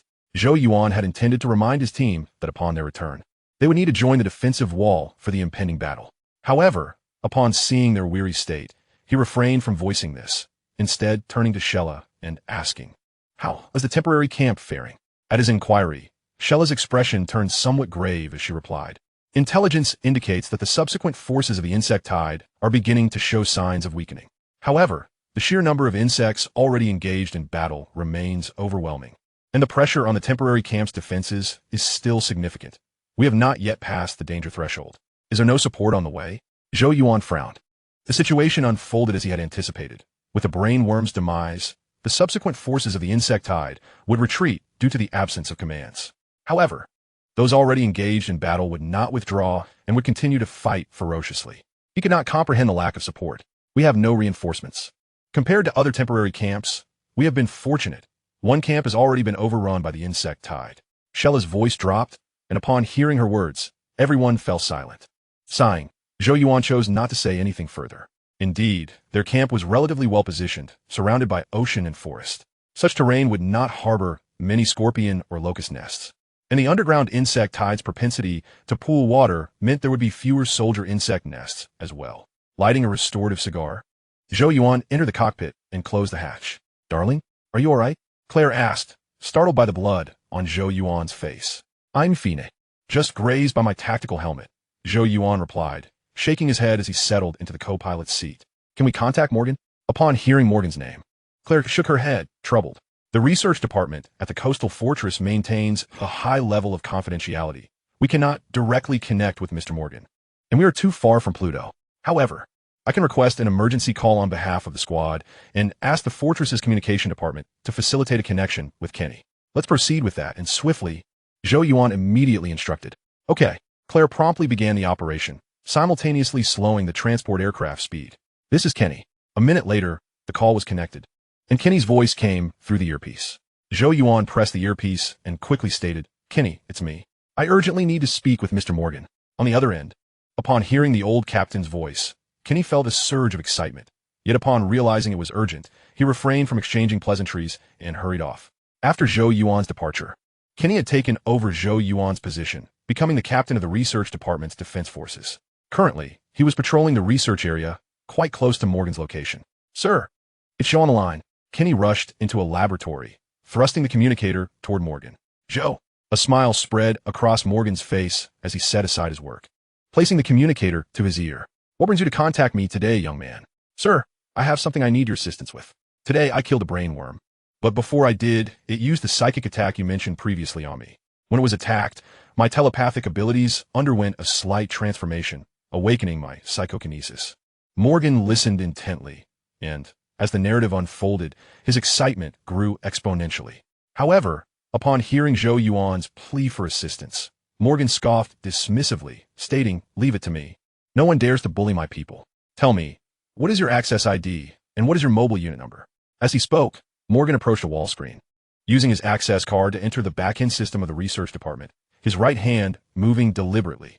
After approximately a minute, Morgan glanced at the screen's display and pressed his fingerprint, a satisfied smile spreading across his face. "Done. You are now part of a top-secret research initiative with the identity code Pluto M02. You know what to do next. By the way, Tang, you contacted me at noon, requesting that I send a batch of military supplies over. You'll be responsible for the transport. I'll assist you with the test." Chapter 149. The insect tide has ended. Accomplished. 2 minutes later, Zhou Yuan set down the communicator, exhaling a sigh of relief. Initially, he intended to return directly for a report, but considering the wisdom of avoiding unnecessary complications, he sought Morgan's assistance instead. "My dear, you've awakened psychokinesis?" Claire inquired, her tone laced with surprise, having overheard the conversation. Zhou Yuan nodded, smiling as he replied, "It's a rather complex matter. I'll explain when we return." "All right," Claire acknowledged, increasing the speed of their transport. Had it not been for the desire to afford Zhou Yuan a bit more communication time, the transport aircraft would have already returned to the temporary camp. Soon enough, Claire piloted the transport craft, skillfully avoiding the combat zones between the locust swarms and aerial units. Arriving above the temporary camp, through the cockpit's viewport, Zhou Yuan observed the battlefield's condition. The situation had improved significantly since the onset of hostilities. Although the scale of the insect tide remained considerable, the sight of a sea of insects blanketing the ground had vanished. If this trend continued, the insect tide would likely conclude within the next 2 to 3 hours. "Leave the pilot stationed at the landing zone. Everyone else, follow me." Upon landing, Zhou Yuan waved his hand, leading his team onto a defensive wall. "Damn it, those filthy bugs." Upon reaching the defensive wall, a chorus of curses erupted from the team. The 3-meter-wide wall was thoroughly soaked in blood. While no bodies were visible, the stains bore witness to the violence that had transpired. The locust swarm had assaulted this section of the wall. "Let's take them out." Without Zhou Yuan needing to issue a command, 7 team members sprang into action, seizing weapons from the nearest supply table to strike outward from the wall. "Let us play with the big sniper." Zhou Yuan pondered for a couple of seconds before selecting a Morita-S anti-material sniper rifle. This weapon was a modification of the older SOP ultra-long-range sniper rifle, measuring 2 meters in length, resembling a cannon when held. Such firearms were impractical for standard troops, primarily utilized by mechanized units for targeting tank beetles. Boom! Setting the rifle on the shooting platform, Zhou Yuan casually aimed at a soldier bug to test it out. Not bad, quite powerful. The recoil, akin to a firm pat on the shoulder, resonated in his shoulder, and Zhou Yuan nodded in satisfaction. He had been firing a heavy machine gun, which offered no discernible recoil, making it challenging to find a weapon that provided a thrilling experience. The firepower was commendable, one shot obliterated several soldier bugs, leaving behind a gruesome spectacle akin to bursting balloons. Let us get to work. After familiarizing himself with the weapon's feel, Zhou Yuan became serious, beginning to search for targets. Found it. 3 seconds later, a smile spread across Zhou Yuan's face as he swiftly pulled the trigger. Boom! As the thunderous sound reverberated, a scorpion bug in the tide exploded a kilometer away, erupting into a dazzling blue light that spread outward. Kill a scorpion bug, earn 100 soul points. Gazing at the notification panel, Zhou Yuan confirmed that the scorpion bug was indeed a lucrative target, offering rewards equivalent to those of the massive tank beetles. Donning the title of powerful insecticide, Zhou Yuan unleashed his firepower, specifically targeting scorpion bugs. Accumulating soul points was secondary. The primary concern was the significant threat scorpion bugs posed to the defensive wall, as a single plasma cannon shot could incapacitate an automatic machine gun nest. Boom! Boom! In the ensuing moments, Zhou Yuan became the scorpion bug's nightmare. Any that came into his sights met their demise. Due to the loud report of the Merida S, Zhou Yuan attracted considerable attention. When onlookers beheld him wielding the Merida S anti-material sniper rifle, their jaws dropped in astonishment. Despite being labeled a sniper rifle, its nature was akin to that of a cannon. The recoil was so substantial that it could only be stabilized for precise attacks. They had never witnessed someone like Zhou Yuan, who effortlessly shouldered the weapon and merely swayed after firing a shot. Only Zhou Yuan's teammates remained somewhat unfazed, believing it might relate to his psychokinesis, which could mitigate the weapon's recoil, a concept not particularly difficult to grasp, especially compared to controlling firearms mid-air. Kill a scorpion bug, earn 120 soul points. Kill a scorpion bug, earn 120 soul points. Delightful. Zhou Yuan sensed the eyes of many upon him, yet he remained undistracted, immersed in the thrill of annihilating scorpion bugs. He intended to ascend to the watchtower, but with no available positions nearby, he resorted to utilizing the large sniper rifle instead. Unbeknownst to him, time slipped by slowly. By 10 p.m., the insectide's forces had finally been depleted, leaving only a few swarms still traversing the battleground. From 3 p.m. to 10 p.m., this 7-hour insect tide had inundated the temporary camp with corpses. Everywhere he looked, the ground was littered with the remains of various insects. Even within the temporary camp, a multitude of insect carcasses remained, remnants of the locust swarm's assault. Boom! After dispatching the last scorpion bug within his line of sight, Zhou Yuan stowed the Merida S, taking a long, deep breath before accessing his personal panel. Host, Zhou Yuan. Identity, Major of the Federation, Superhuman.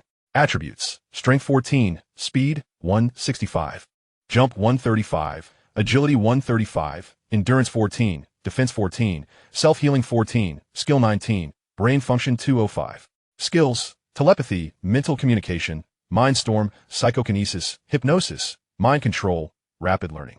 Items, Icarus-class Destroyer, Jump Frog, Nano Repair Medical Pod, Laserbird Hellfire Grenade. Title, Powerful Insecticide, increasing kill acquisition by 20 plus 3 speed. Soul points, 33, 210, 000. Excellent. Upon seeing the updated balance, Zhou Yuan felt a surge of satisfaction. In nearly 4 hours, he had accumulated nearly 60, 000 soul points, averaging the elimination of one scorpion bug approximately every 30 seconds. While this efficiency seemed modest, the scorpion bugs were not as plentiful as soldier bugs, making the ability to eliminate 2 every minute quite commendable. Ding! Suddenly, Zhou Yuan noticed the combat device lighting up. Upon inspection, it was a message from the captain of the Titan, instructing him to bring his team to the bridge conference room aboard the Starship. A mission report? How bothersome. Zhou Yuan sighed, expressing his annoyance. The bridge conference room of the Titan served as the temporary command center for the ongoing operations at the camp, overseen by a major general of the mechanized forces. Fortunately, he had the foresight to secure a backdoor for Morgan. By presenting the recording device and the identity code Morgan had provided during the report, he could exit promptly. How dare a mere Major General lecture me? Captain Zhou, ducks, gather everyone and come with me for the mission report. Zhou Yuan called out to Dax from a distance before descending from the defensive wall. Chapter 150, Apologies, but I have connections. 5 minutes later, Zhou Yuan and his team boarded the Starship, entering the bridge conference room. In the conference room, 2 middle-aged men sat across from one another. General Wei Chuan, the temporary camp commander, and Rear Admiral Barbara, the captain of the Titan. They were about to scrutinize the performance and authenticity of the execution squad's mission. Although the term scrutinize carries an unpleasant connotation, It was a necessary protocol to avoid overlooking any clandestine circumstances. Major, please take a seat. Barbara gently nodded, gesturing for Zhou Yuan to sit opposite her and Wei Chuan. Yes, Commander. Major Zhou Yuan replied, and then turned to beckon his team members forward. They promptly approached, dismantling the recording devices from the spacecraft's arsenal and placing them before Wei Chuan and Barbara. The two leaders randomly selected a recording device, extracted the data disk, and activated it with the playback equipment they had prepared in advance. The footage commenced from the grain storage of the insect nest and continued until the evacuation. With the playback accelerated, Wei Chuan and Barbara swiftly discerned the crucial points. Indeed, the brain worms had been exterminated. However, upon reaching this juncture, expressions of astonishment graced their faces as they witnessed Zhou Yuan wielding psychokinesis. Although they had heard of such supernatural abilities, witnessing it firsthand was an entirely different experience. By the heavens! Kid, you're impressive. Wei Chuan leaned back in his chair, momentarily silent before exclaiming in a colloquial dialect reminiscent of his hometown. The recording device chosen by Wei Chuan belonged to Chungyun. Through Chungyun's perspective, Zhou Yuan was always positioned in one of two roles, either leading the charge or providing rear support, with adversaries perpetually present before him. The display illustrated Zhou Yuan's performance as nothing short of flawless. Regardless of the number of foes surrounding him or the trials faced by the team, Zhou Yuan consistently emerged to shatter the deadlock, truly a king among soldiers. Moreover, with his psychokinesis, Zhou Yuan belonged to an exceedingly rare demographic within the Federation's nearly 5 billion populace, where fewer than 100 possess such abilities. Wei Chuan's mind began to strategize on how to entice Zhou Yuan into his mechanical division. Major Zhou Yuan, perhaps you ought to clarify this matter. Your records do not indicate that you possess psychokinesis.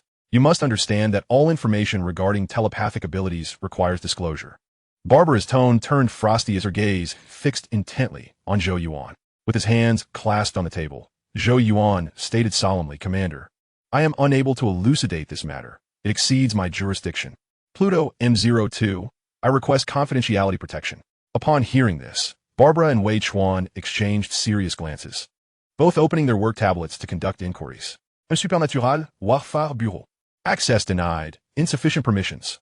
Soon, both of their tablets illuminated with 2 lines of red text.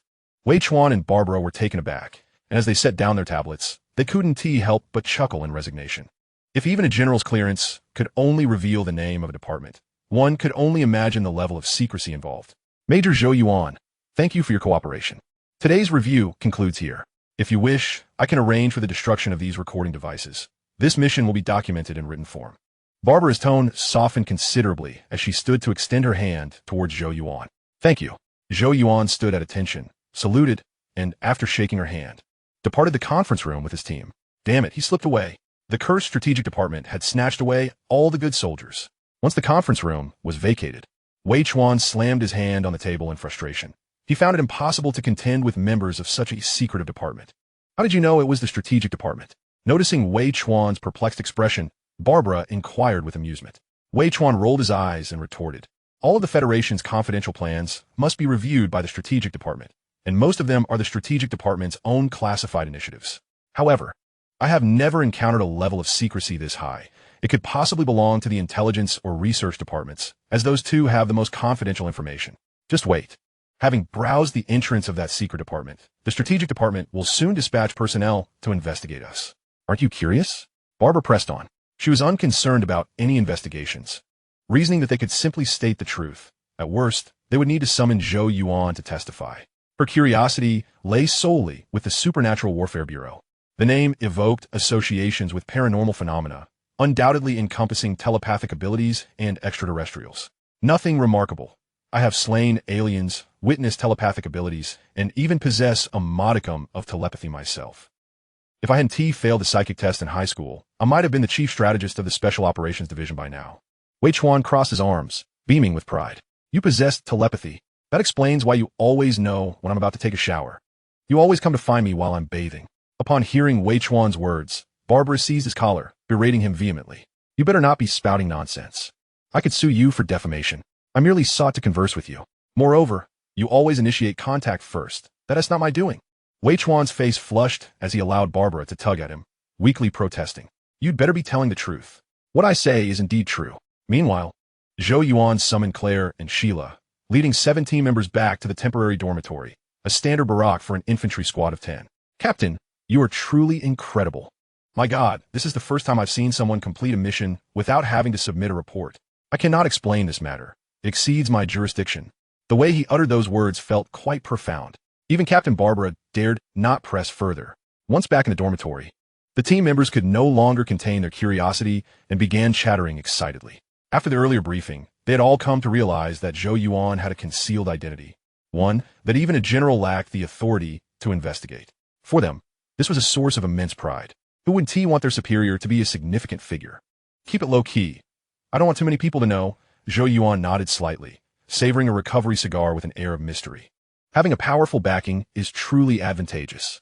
If he were an ordinary individual, let alone a major, even a rear admiral would not dare to decline answering questions during a mission report. When they returned to Pluto with the military supplies, he would be sure to express his gratitude to Morgan.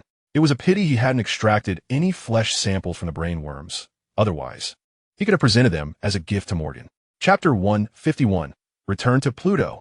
In the following days, Zhou Yuan remained occupied within the temporary camp.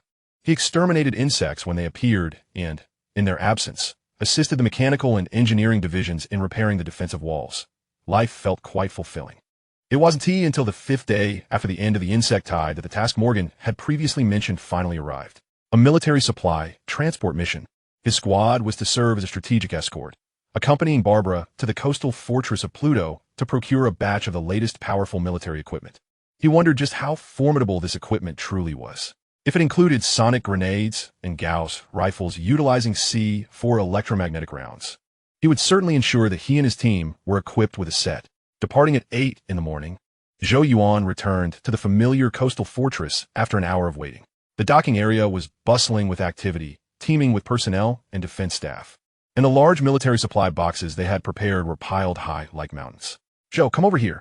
As Zhou Yuan led his team in following Barbara, he immediately heard Morgan's call upon disembarking from the starship. Following the sound, Zhou Yuan turned his gaze towards Morgan, who was seated in an all-terrain vehicle, flanked by Martha and Jerome in the middle of the back seat, while Marcus was at the wheel. Zhou Yuan waved his hand and then glanced at Barbara. Go ahead. I know you've been here before. Just don't forget to return on time. Barbara offered a faint smile and nodded. Yes, sir. Zhou Yuan saluted, then removed his combat helmet and, taking Claire by the hand, dashed towards Morgan, leaving 8 team members to guard Barbara. Sir, it's been a while, Zhou Yuan greeted, wrapping his arms around Morgan. How have you been lately? Terribly. My place has almost turned into a military factory. I hardly have time to step into the lab. Morgan replied, waving his hand in annoyance. Such was to be expected. Everyone knows that Anderson Morgan's weaponry is the most reliable, and that is precisely why I'm here. Zhou Yuan shrugged, adopting a nonchalant expression. Ha! Spare me your flattery, kid. I'm not easily swayed, Morgan retorted, laughter creasing his face with deep lines. You've already been swayed. The proud look on Morgan's face prompted a slight smirk from the others, nearly eliciting a laugh. Enough. This isn't the place for idle chatter. Let us head to the lab and discuss what you encountered a few days ago. After a brief exchange, Morgan led Zhou Yuan and Claire down to the 8th level of the Underground Research Center. Sir, why isn't Kenny here? Zhou Yuan inquired curiously as they rode the elevator. He remembered that during his time here, there were 5 assistants, Claire, Kenny, Martha, Jerome, and Marcus, but today, Kenny was notably absent. He went out to catch some bugs. I need a few sand beetles for experiments, Morgan replied. I could have handled this task myself. But Kenny insisted on taking the mech out for some fun, so he took the lead.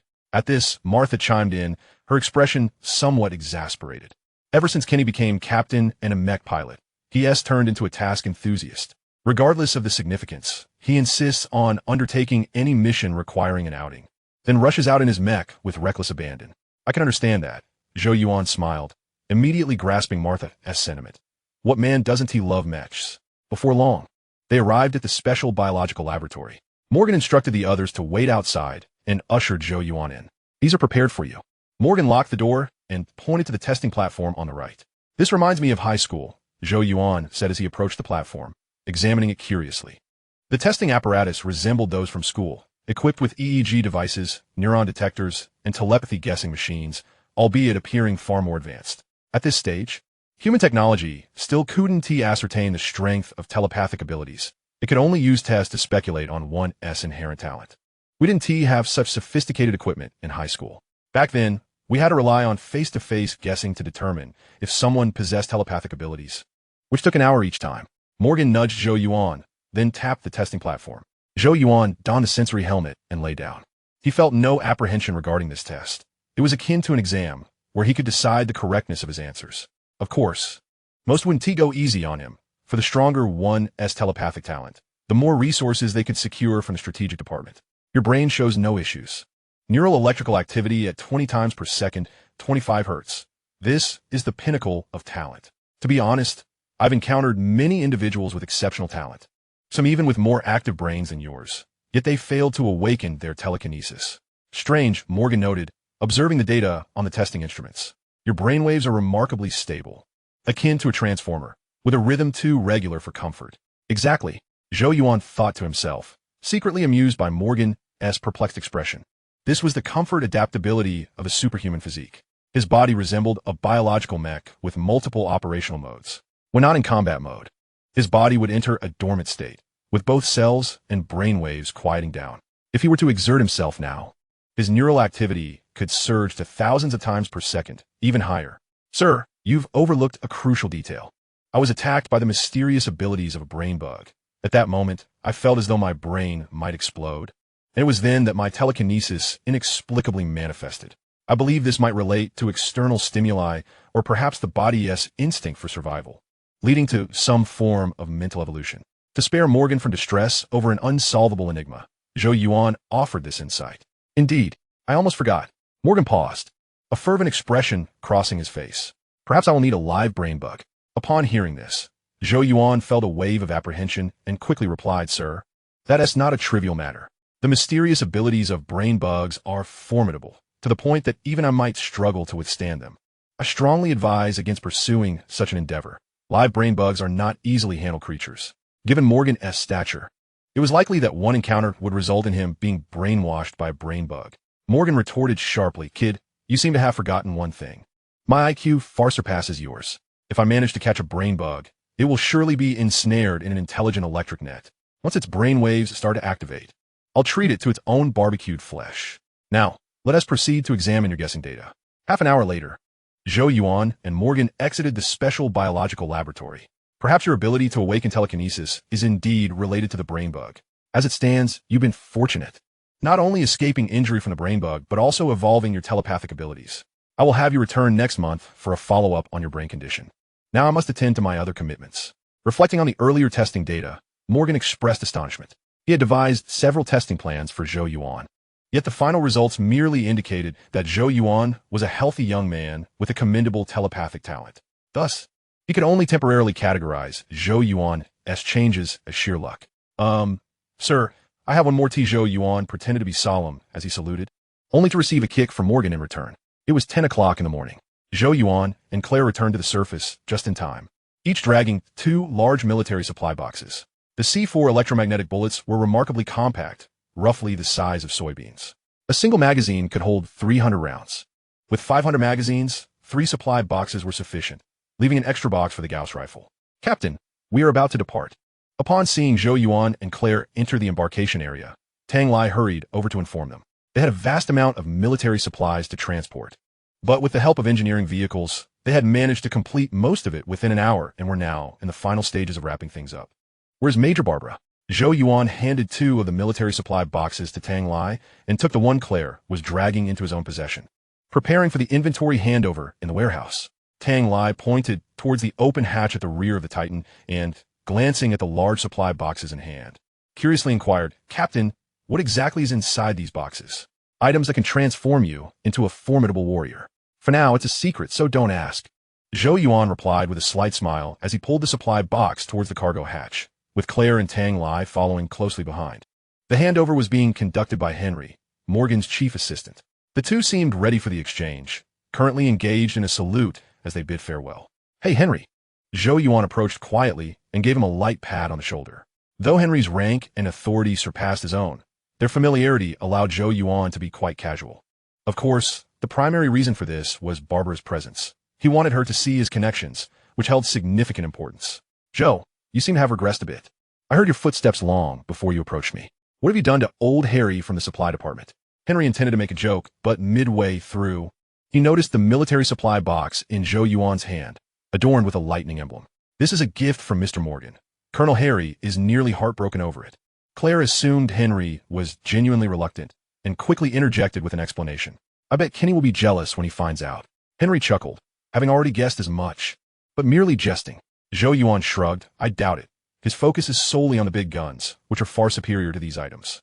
As Zhou Yuan engaged in lively conversation with the two, Barbara, observing from the side, began to formulate a hypothesis. Wei Chuan might have been correct. Given Zhou Yuan's close ties with the Coastal Fortress Research Department, the Supernatural Warfare Bureau must be a clandestine division established by the Strategic Research Department.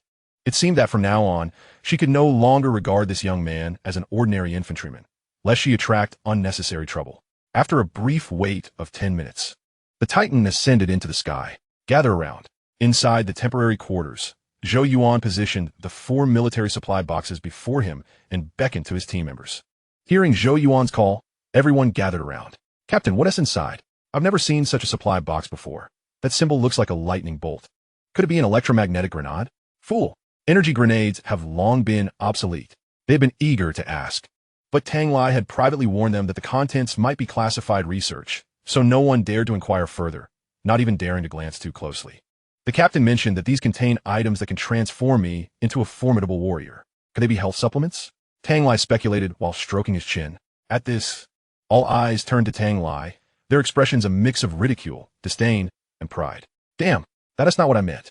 I was referring to health products that assist in training. Realizing the misinterpretation from the group's expressions, Tang Lai quickly reacted, flustered and shouting. Relax. No one will ridicule you. Buddy, I know a remedy. One of the teammates chimed in, and the group erupted into laughter, though they quickly redirected their focus back to the task at hand. Opening the boxes was the priority. Zhou Yuan proceeded to unveil the 4 military supply boxes, explaining as he worked. This is the latest model of the Gauss rifle. Equipped with cutting-edge C4 electromagnetic bullets, each magazine holding 300 rounds. The shells are crafted from a special rare metal, designed to create an unstable reaction with the C4 material packed inside, resulting in explosive collisions. The kinetic energy required for detonation is substantial, but the Gauss rifle's firing rate, combined with the tough exoskeletons of the bugs, perfectly provides the necessary explosive force. One bullet is capable of creating a fist-sized hole in the head of a soldier bug. From today onward, our squad will utilize these weapons, and we shall claim they were provided by me. No losses are to occur. Chapter 153. Administering the Serum to Claire. 300 rounds? Bullets made with C4 as the propellant? Upon hearing Zhou Yuan's introduction, everyone was rendered speechless, their hands frozen in place, fearful that even a careless movement might lead to their own demise. Click! Zhou Yuan retrieved a Gauss rifle from the supply box, loaded it with a magazine, and grinned. I told you, the C4 electromagnetic bullets require significant kinetic energy to explode. If you were to throw one by hand, even with all your strength, it might not detonate. One for each of you, 50 magazines. You can head to the training ground to familiarize yourselves, but don't overdo it. C4 electromagnetic bullets cannot yet be mass-produced. Awesome. As soon as Zhou Yuan finished speaking, the team erupted into a frenzy, each person scrambling to retrieve a suitcase from under their beds, slinging the Gauss rifles over their shoulders and stuffing magazines into their bags. Who wouldn't desire such a powerful weapon? Had they possessed these firearms a few days earlier, they wouldn't have been so thoroughly outmatched by the bugs. Simply wiping out a nest would have sufficed. Only Zhou Yuan and Claire remained motionless. Both were either well acquainted with or had previously encountered the weapons, rendering them unfazed by the novelty. Greenhorns, see you later. VJ, wait for me. Once they got their hands on the gear, the group hardly acknowledged Zhou Yuan before dashing towards the training ground, with Dax sprinting ahead of everyone. Aren't you coming? Zhou Yuan gently inquired upon noticing Claire lingering behind. Darling, it's time for our long-awaited moment of solitude, Claire replied, her hands clasped behind her back, standing before Zhou Yuan and tilting her head slightly upward. Then we should make the most of it. Zhou Yuan raised an eyebrow, leaned down, and kissed Claire's crimson lips, wrapping his arms around her waist and lifting her effortlessly as he headed towards the bathroom. Indeed, it had been several days since he had indulged Claire since landing on Morosha. An hour later, Zhou Yuan and Claire emerged from the bathroom wrapped in bathrobes, donning their space gear once more, though without their combat helmets. Considering the starship's journey from Pluto to Morosha would not take long, they had only engaged in a brief skirmish. Darling, I need to rest for a bit.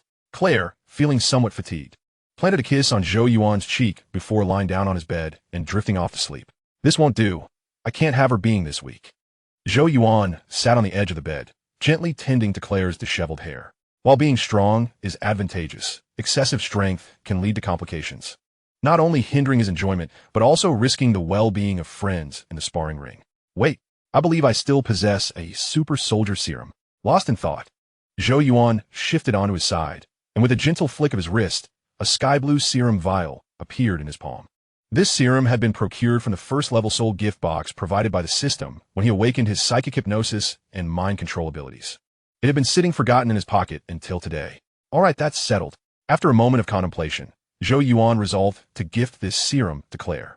Given Claire's deep affection and high loyalty towards him, he trusted her implicitly. As long as he emphasized that this serum was a highly classified research product, Claire would undoubtedly know how to handle it, ensuring that no third party would be made aware. However, administering this injection might prove to be a bit tricky. During his previous injections of the Super Soldier Serum, he would often sleep for a staggering 20 hours, an occurrence far from ordinary. With this thought in mind, Zhou Yuan activated the bed screen at the foot of the bed and initiated a video call to Barbara. The leader of the temporary camp was Wei Chuan, yet it was Barbara, the second in command, who coordinated the flying troops. He intended to request a day of sick leave for Claire. 20 minutes later, Zhou Yuan gently roused Claire from her slumber and guided her away from the living quarters. "Darling, where are we going?" Claire inquired. Her brows knitted in confusion as she realized Zhou Yuan was leading her to the medical area. The Titan had returned to the temporary camp, yet Zhou Yuan, unusually, had not ascended the defense wall, opting instead to remain mysteriously aboard the starship. "You'll find out soon enough," he replied. "This is number 13. Arriving before a single-occupancy hospital room, Zhou Yuan used his access card to unlock the door and took Claire's hand as they entered. "Claire, there is something of great importance I need to share with you," he said, guiding her to a sofa with a serious demeanor. "Okay." Noticing the gravity of Zhou Yuan's expression, Claire felt a wave of anxiety wash over her. It was her first time witnessing him so solemn in private. "I believe you can sense it too. My physique is exceptionally robust, far exceeding that of an ordinary person." "Do you know why?" Zhou Yuan asked. "Why?" Claire's curiosity was piqued. As Zhou Yuan's girlfriend, she was well aware of his extraordinary capabilities, yet she had never probed further into the matter. Because of this, Zhou Yuan reached behind him, retrieving the Super Soldier Serum from the band on his wrist and presenting it to Claire. "This is..." Claire's throat tightened at the sight of the serum, rendering her momentarily speechless. She could surmise its significance. Earlier that morning, Zhou Yuan had spent considerable time with Morgan in the special biological laboratory, and no one knew what transpired between them. This serum was likely a gift from Morgan. The source of Zhou Yuan's formidable power lay within this vial. "I trust you have deduced that my strength derives from it. It is called the Super Soldier Serum." Observing Claire's expression shift, culminating in a dawning realization, Zhou Yuan smiled gently and embraced her. "Darling, are you offering it to me?" Claire nestled against Zhou Yuan's shoulder, her eyes glistening with emotion. She understood his intentions, recognizing that he would not divulge such matters lightly. "Naturally, the most precious of treasures must be reserved for my dear sweetheart," Zhou Yuan chuckled, planting a playful kiss on Claire's forehead. "You are my greatest love." Claire, overwhelmed with emotion, wrapped her arms around Zhou Yuan's neck and planted a fervent kiss on him. "My love, we must first attend to business." After a brief moment of passionate kissing, sensing the situation might escalate, Zhou Yuan quickly halted Claire, waving the Super Soldier Serum in his hand. "It's quite difficult to obtain a sick leave for special forces. We should proceed with the injection first. Better safe than sorry. It will hurt, but you must endure." Zhou Yuan had intended to mention confidentiality, but upon seeing Claire's dazed eyes, he decided to postpone the conversation until she had regained her composure. After removing Claire's space gear, he lifted her into his lap and injected the Super Soldier Serum into the nape of her neck. Darling, I feel an intense soreness coursing through my body." The effects of the Super Soldier Serum manifested rapidly, and Claire soon experienced a significant transformation within her body. "Do not fret. I shall remain by your side," Zhou Yuan reassured her, gently stroking Claire's head, feeling a pang of concern in his heart. This was merely the beginning. The pain would intensify, to the point where even he, once robust, could faint from the agony. Chapter 154. In a rush, half a year of federal expansion. Time flew by, and the days slipped away. On this day, a new hue of red adorned the interior of the Titan. No matter where one went, crimson lanterns hung overhead, emblazoned with the words "Happy National Day" in Chinese characters. Quite delightful, Zhou Yuan remarked, dressed casually, as he strolled with Claire along the space corridor. Unbeknownst to them, half a year had passed. His team had landed on Morosha in mid-March and remained until the beginning of October. Following the large-scale insect tide in late March, the Federation altered its regional assault strategy on Morosha, opting for an aggressive offensive instead of infiltration. A fleet, accompanied by a mechanical legion of 100,000, took control of the temporary camp and upgraded it into Fortress Morosha No. 1. The mechanical legion radiated outward from Fortress No. 1 like a virus, relentlessly encroaching upon the territory and influence of the insects. With the mechanical legion deployed, the Southern Gate Fortress withdrew from direct combat. The original infiltration mission transformed into a support role, with the Southern Gate Fortress now solely responsible for urgent assistance, such as emergency rescues and bombardment of insect nests in smaller localized skirmishes.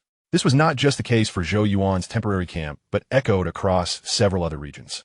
Identical fleets, identical mechanical legions, and identical fortresses. As of now, the numbering of Morosha fortresses had reached 8, indicating 8 mechanical legions of 100,000 each engaged in combat. This underscored Morosha's strategic significance.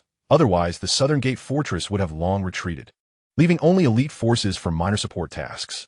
After half a year of seesaw conflict, the insect's decline became increasingly evident. Sand beetles were indeed resilient, but their reproductive rate could not keep pace with the mechanical force's extermination capabilities, given that they were the most formidable infantry units. Zhou Yuan was certain that the Federation would soon conquer Morosha, unless the Starship insects managed to breach the fleet's blockade and deliver additional brain insects or queens to command the battle. Darling, are you thinking about going out to slay insects again? Claire teased, noticing Zhou Yuan's gaze fixed on the view outside. She playfully shook the hand she had wrapped around him. I was pondering when we might depart from Morosha, Zhou Yuan replied, shaking his head. While he was indeed restless, it was not constant thoughts of insect hunting that occupied his mind. Today was an important holiday back home, a day to truly relax. It won't be long. I would estimate a month, Claire mused thoughtfully. With 8 mechanical legions and 6 months' time, the insects on Morosha should have lost their capacity for counterattack. Let us hope so. It has been some time since I've engaged in a proper battle, Zhou Yuan said with a smile. Host, Zhou Yuan. Identity, Federal Major, Superhuman. Attributes, Strength 14, Speed 135. Jump 135, Agility 135, Endurance 14, Defense 14, Self-Healing 14, Skill 23, Cognitive Function 205. Skills, Telepathy, Mind Communication, Mindstorm, Psychokinesis, Hypnosis, Mind Control, Rapid Learning. Items, Icarus-class Destroyer. Jump Frog, Nano Repair Medical Pod, Hellfire Grenade. Title, Financial Whiz, earning 1 soul point per minute. Soul points, 50, 230, 000. Over the course of 6 months, his soul point balance had only increased by 1. 7 million, nearly 300,000 of which stem from his title's rewards. Calculating the average, his daily earnings barely reached 10,000. Initially, the experience had been exhilarating, frequently receiving rescue and demolition missions, allowing him to slay insects and obliterate nests, resulting in a substantial gain in soul points. However, as the situation improved, the number of missions he received dwindled. His last landing on the surface had occurred a fortnight ago.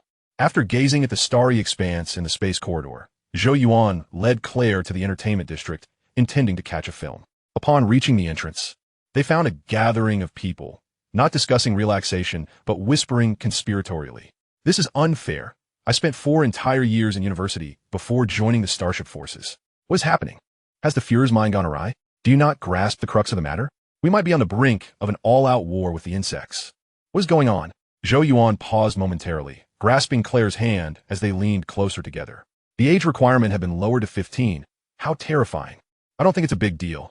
After all, it's not mandatory. Those who do not wish to enlist can simply disregard this news. He mused. God, the mechs have finally been developed. The crowd buzzed with excitement, causing Zhou Yuan's expression to gradually turn grave. Let us go. Zhou Yuan squeezed Claire's hand and swiftly made his way into the entertainment zone, locating a wall screen to activate. Young people from all over the world were uniting to fight for the future. What about you? Join the Federal Army and save the universe. As soon as the screen lit up, an advertisement sprang forth, a recruitment announcement jointly broadcast by the 3 major military divisions. The advertisement was extensive, lasting a full 5 minutes, and was rich in content. Each of the 3 divisions showcased their strengths, the Strategic Division demonstrated telepathic abilities. The Starship Division showcased formidable warships and exceptional piloting skills, while the Mobile Division displayed fervor and might. Zhou Yuan even spotted his own moment of fame, his effortless single-handed defeat of a tank beetle during a rescue mission on Pluto. Yet, neither Zhou Yuan nor Claire smiled.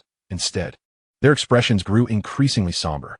For at the conclusion of the advertisement, the Federation announced two significant pieces of news.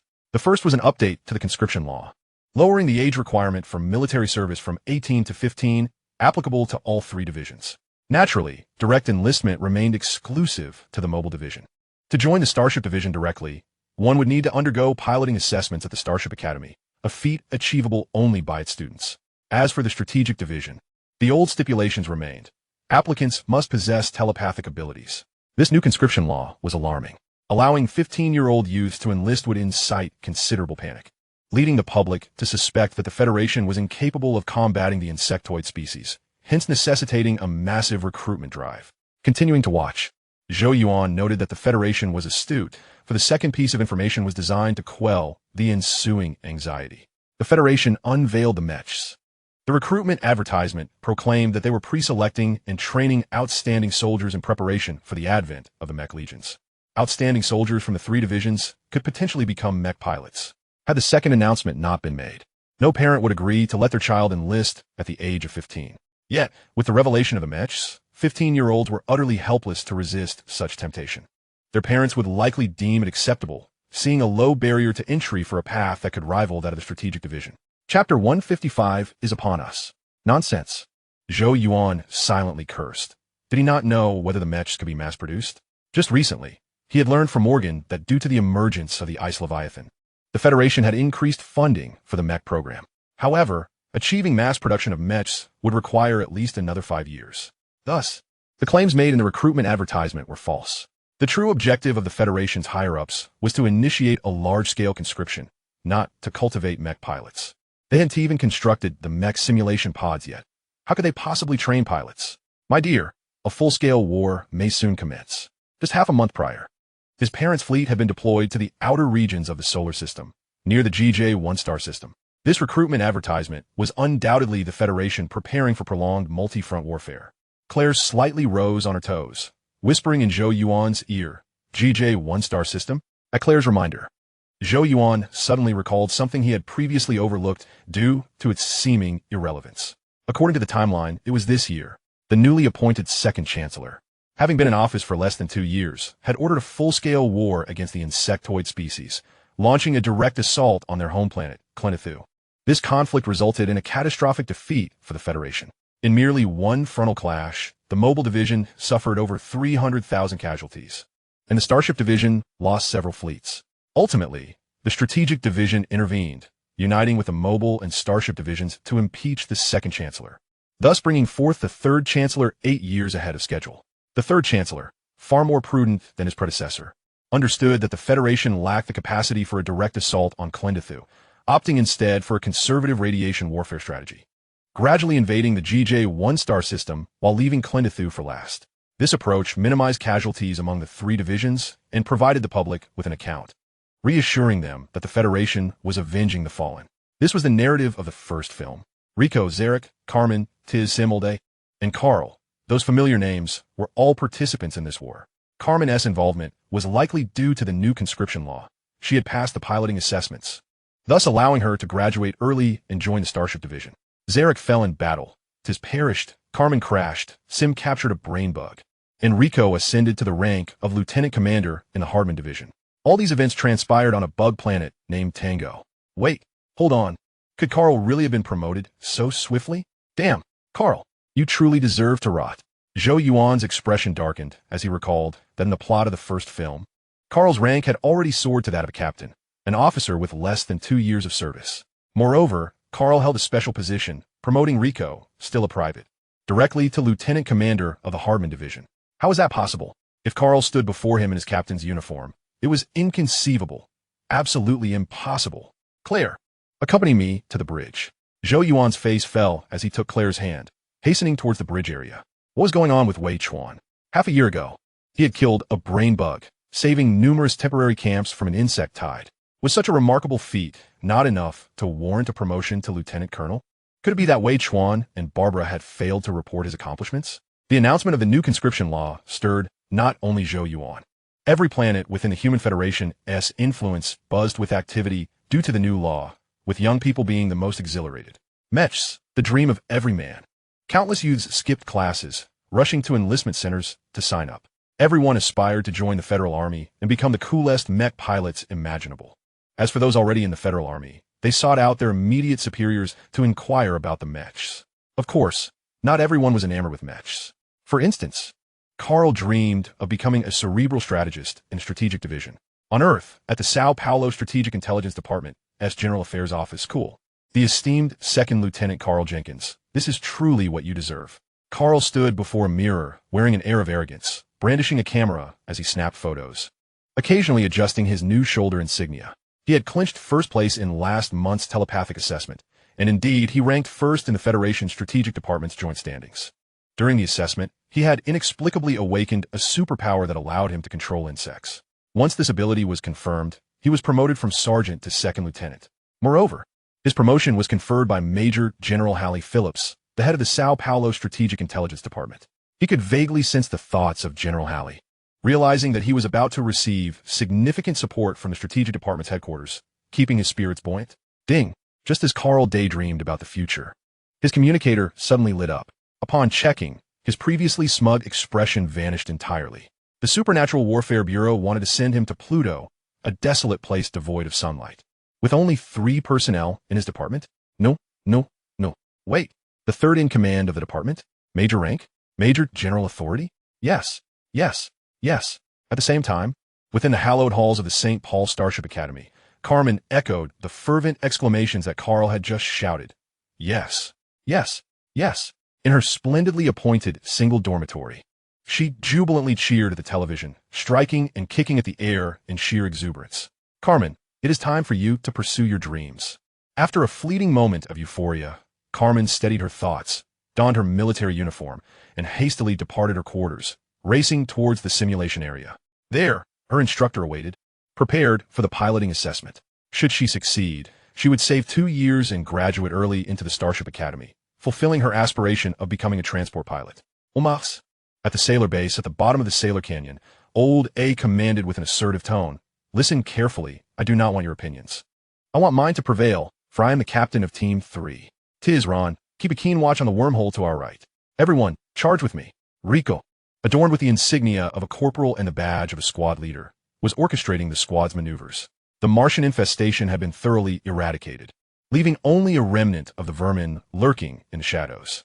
To prevent any opportunity for the insects to breed, the sailor base deployed a significant portion of its forces into the canyon, determined to cleanse their assigned territory of all pests, annihilate all the insects.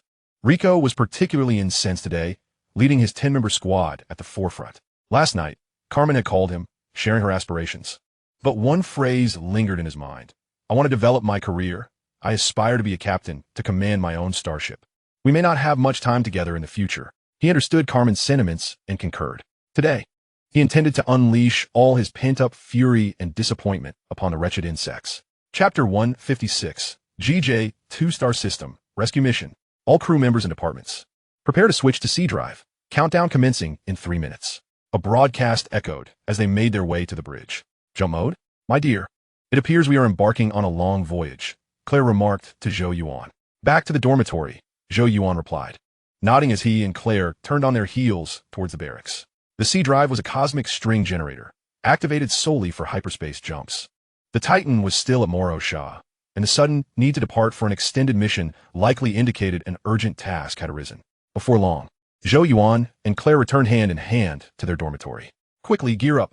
The atmosphere in the dormitory was bustling as all team members had returned to assemble, rapidly donning their gear under Dax's commands. For months prior, Zhou Yuan had entrusted the position of vice captain to Dax. While the 10-member squad did not officially have a vice captain role, it was customary for each captain to select a deputy to assist with management, akin to a drill instructor appointing a class leader. "Captain, do we have any news?" Dax inquired curiously upon seeing Zhou Yuan's return. "I am uncertain, but we should prepare ourselves. A mission is likely imminent." Zhou Yuan shook his head, beginning to suit up. Although he was unaware of why the Titan was being reassigned from Morro Shah, he could surmise a few things. Firstly, the soldiers at the Southern Gate Fortress were elite. Any mission that warranted personnel relocation from there could not be trivial. Secondly, the Titan was activating the C drive before even reaching outer space, indicating urgency and a tight timeline for this mission. Combining these factors, it seemed to be a high-difficulty emergency task. All crew members and departments, please prepare. C drive has been activated, ready to enter string axis jump.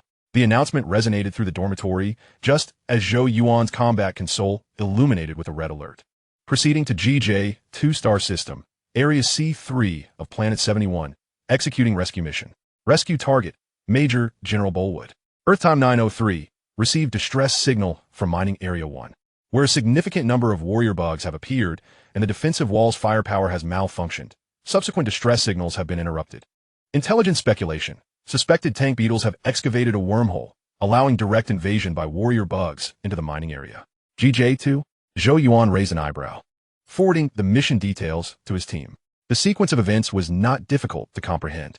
10 minutes prior, an unfortunate major general from Strategic Force had visited the mining area for inspection, coincidentally encountering the bug invasion and becoming trapped within.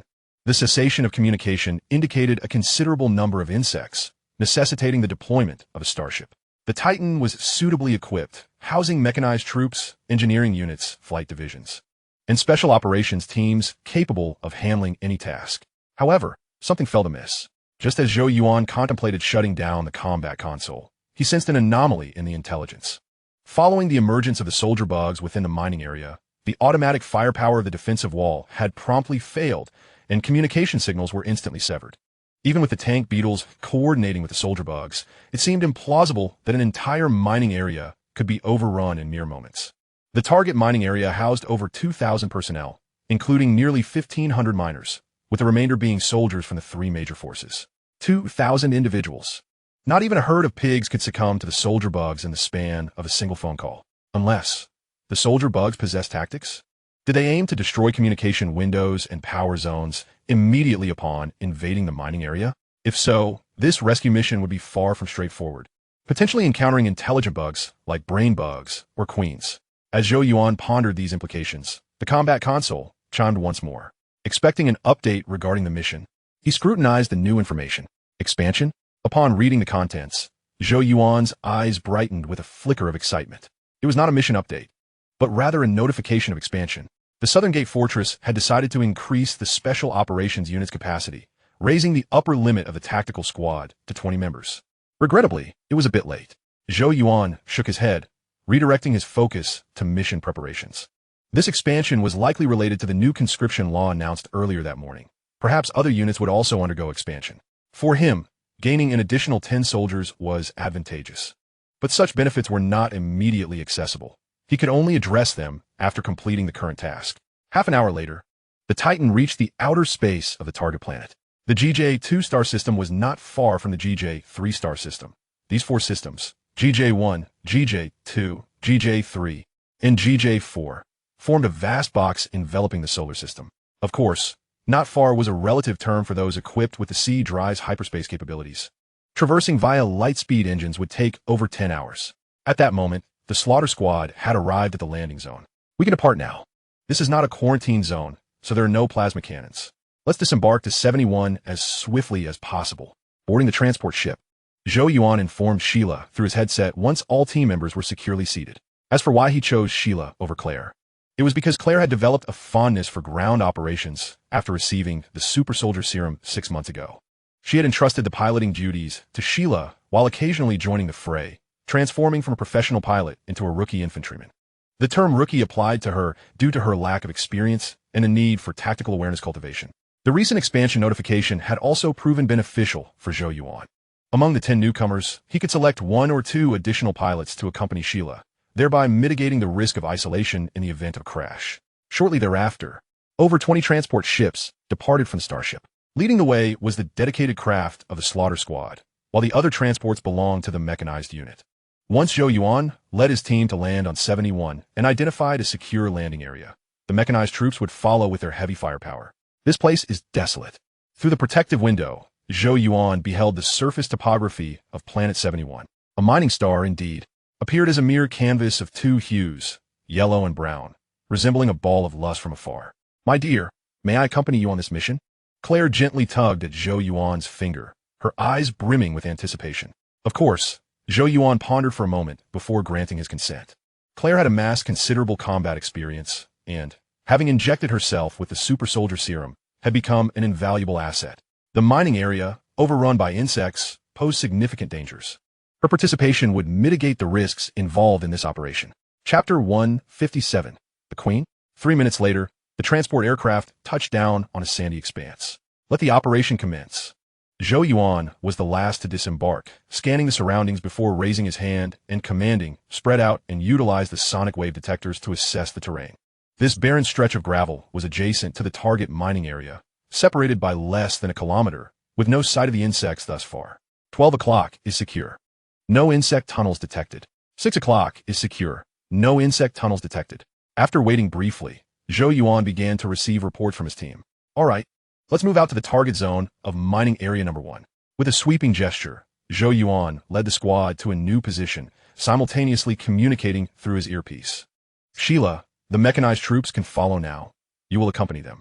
"Yes, Commander," Sheila replied promptly, immediately contacting the transport aircraft that were still circling overhead. With no insects in sight along their route, the 9-member team advanced swiftly. Within 5 minutes, they arrived at the entrance of the target mining area. C3 Zone. Mining area number 1 was situated amidst a hilly terrain, characterized by significant elevation changes and numerous ravines, as if the Earth itself had been upheaved. Given the presence of insects on Planet 71, the mining area's security measures were commendable. The outermost layer consisted of an electrified fence, while an inner fortification comprised of watchtowers and automated turrets formed a formidable barrier. Although this level of defense paled in comparison to conventional bases and war fortresses, it was still a substantial deterrent for a mining area. "Captain, just as the intelligence indicated, the damage to the defensive walls is virtually non-existent, and no insect corpses are visible nearby. The insects must have breached the mining area from underground." Dax and Eric conducted a brief reconnaissance before solemnly reporting to Zhou Yuan. This situation suggested that the mining area had indeed been overrun, and rather effortlessly at that. The insects did not even require to assault the defensive walls directly. "Let's investigate." Zhou Yuan nodded, gathering his team as they cautiously approached the mining area's entrance. The gate was shut, yet the overhead lights remained illuminated, allowing him to unlock it with his access card. "Stand back." Zhou Yuan's expression shifted dramatically as he abruptly pushed Eric and Dax away just before they crossed the electrified fence. Suddenly, the fence sprang to life. Comprised of a series of retractable alloy columns, the fence could generate a high-voltage electrical grid when activated, creating a wall of potent electric currents. At that moment, the electrified grid emerged, nearly reducing the trio to charred remains. As Zhou Yuan and his team retreated a short distance, the defensive wall became animated once more. A row of automated turrets pivoted skyward, ultimately unleashing a barrage of multi-barreled rocket launchers. Damn it! Zhou Yuan's mind raced as the rockets were launched. Within the mining area, there existed a queen. As the name implies, the queen is a reproductive female insect. Simultaneously, akin to the brain bug, the queen possesses telepathic abilities, albeit of lesser intensity. However, the threat posed by the queen far surpasses that of the brain bug. Being an AI, her unique physiology and mental prowess enable her to connect to networks and control unguarded digital domains. The mining area's network had fallen under her dominion. Run! Zhou Yuan's squad, uncertain of why the defensive wall was targeting them, instinctively sought cover, sprinting towards the nearest shelter. The firepower of the small multi-barreled rocket launchers was not particularly formidable, comparable to the high-explosive grenades they carried. However, the essence of the multi-barreled rocket launcher lay in its overwhelming firepower. A single volley would unleash dozens, if not hundreds, of projectiles, far too many for even space-armored units to withstand, let alone heavy tanks. The star had arrived. Zhou Yuan, trailing his comrades, grasped his Gauss rifle and pivoted to fire. Bang! Bang! Bang! A cascade of C4 electromagnetic bullets shot forth, igniting a series of explosions in the air. The velocity and shell strength of the small rocket launchers were significant, rendering conventional firearms ineffective against them, even if they hit. Detonating them would be a challenge unless the warheads were concentrated. Yet, Zhou Yuan's marksmanship was extraordinary, his dynamic vision heightened amidst the chaos. And the explosive force of the C4 electromagnetic bullets was sufficient to trigger a chain reaction, obliterating the small rocket launchers upon impact. This was what true marksmanship entailed. With each volley, Zhou Yuan felt an exhilarating rush, his heartbeat quickening. In that moment, his superhuman physique entered combat mode, enhancing his bodily functions and slowing down the world around him. Bang, bang, bang. One explosion after another erupted as Zhou Yuan's relentless assault dismantled the automated turret's barrage of rockets before they could reach maximum velocity. Thank you, Zhou Yuan exclaimed, incredulous at the chaos he had wrought.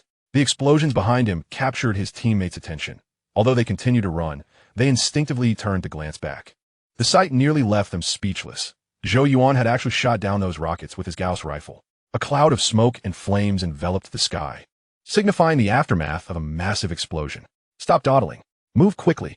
The next barrage is imminent. Though they initially considered turning back to assist, Zhou Yuan's command prompted them to hasten towards their designated cover. Damn, how clever, Zhou Yuan mused as he sprinted, keeping a vigilant eye on the defensive wall. The automated turrets reactivated, raising their launchers skyward, seemingly intent on altering the trajectory of the rocket launchers to strike from above. Zhou Yuan halted momentarily, using his Gauss rifle to eliminate every visible surveillance monitor. The Queen must have been watching this area, prompting the adjustment of the rocket launcher's trajectory to surpass the firing range of their firearms, raining down from above. However, this tactic would prove ineffective against him. With his superhuman vision, he could easily track the erratic movements of the small rockets, which lacked real-time guidance. Even if a few managed to get through, he could use telekinesis to catch them. Bang, bang, bang, whoosh, whoosh, whoosh.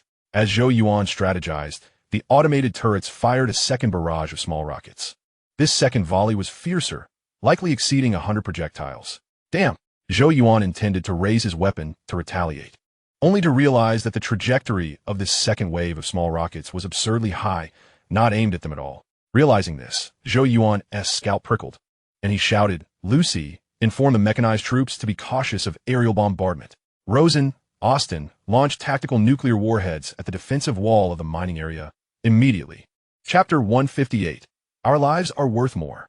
Tactical nuclear warheads? Commander, if there are survivors within the defensive wall area.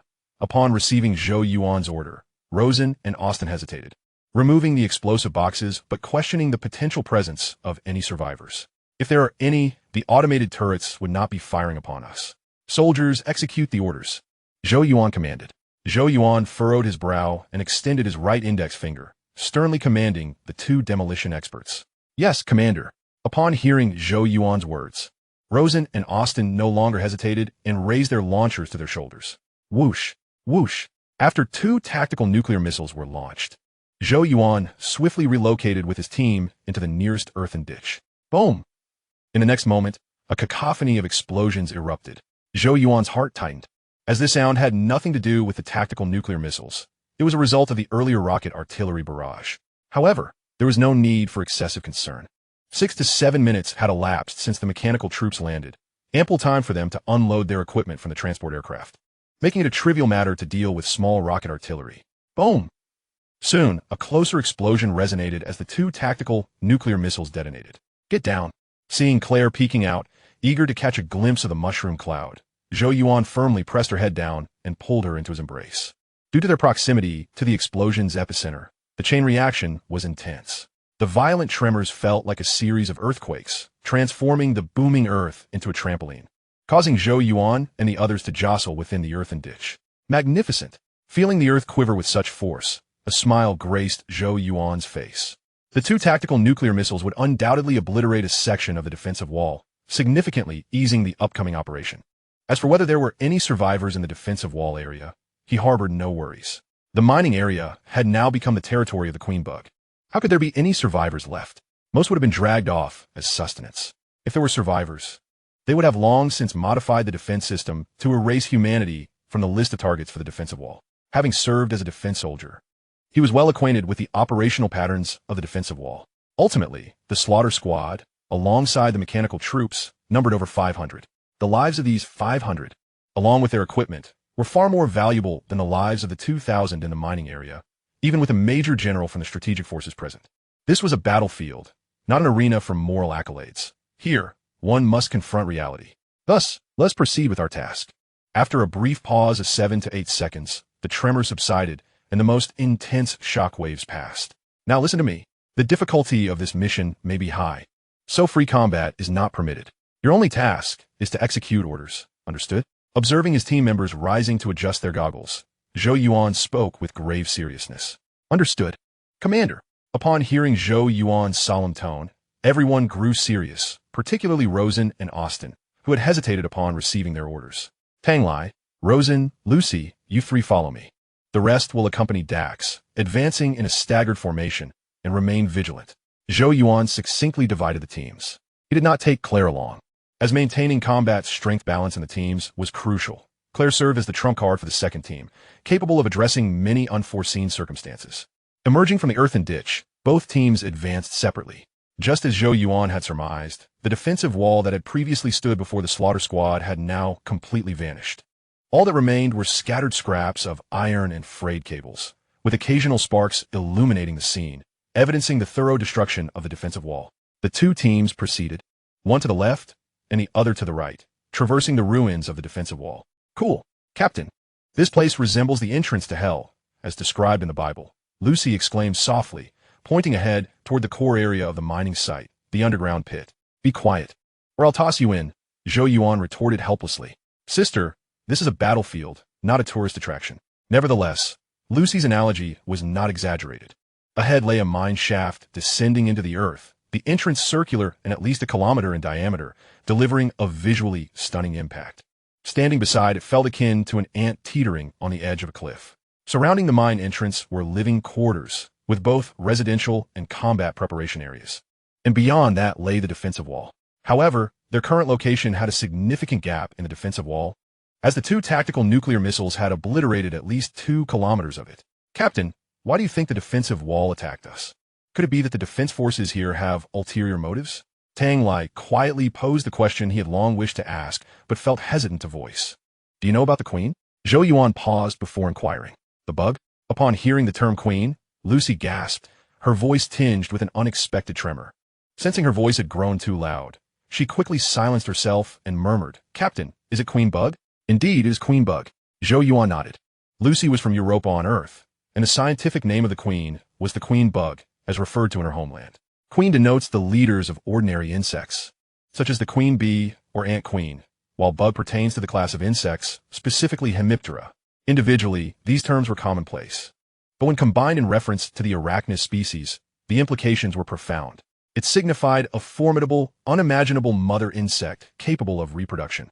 A bug-level creature. Upon receiving Zhou Yuan's affirmation, Lucy, Rosen, and Tang Lai all tensed up immediately. In the insect database of the Southern Skygate Fortress, there were a total of 24 insect species, including descriptions of the Queen. Queen, an arachnid species possessing high-level intelligence.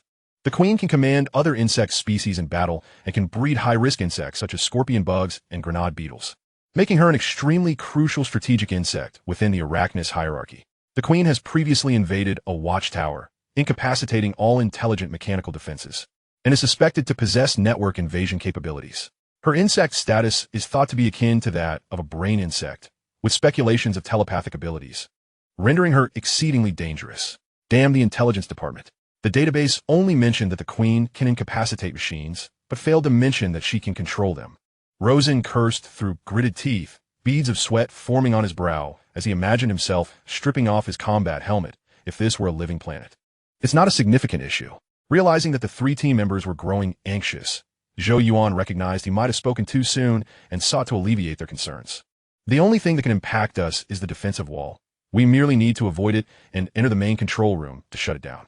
Chapter 159. Into the Mine, Targeting the Queen. Afterward, Zhou Yuan, accompanied by 3 teammates, searched the nearby residential area. Although the living quarters had been ravaged by tactical nuclear missiles, numerous remnants remained that could provide Zhou Yuan with valuable intelligence. This area was eerily pristine, too clean, in fact. There were no people, no insects, not even corpses. Dax, come here. Zhou Yuan contemplated briefly and decided to regroup, calling Dax and the others over. Upon inquiry, he learned that Dax and his team had also found nothing devoid of any life-related intelligence, an unsettlingly eerie situation. Captain, the battlefield may be within the mine. I concur.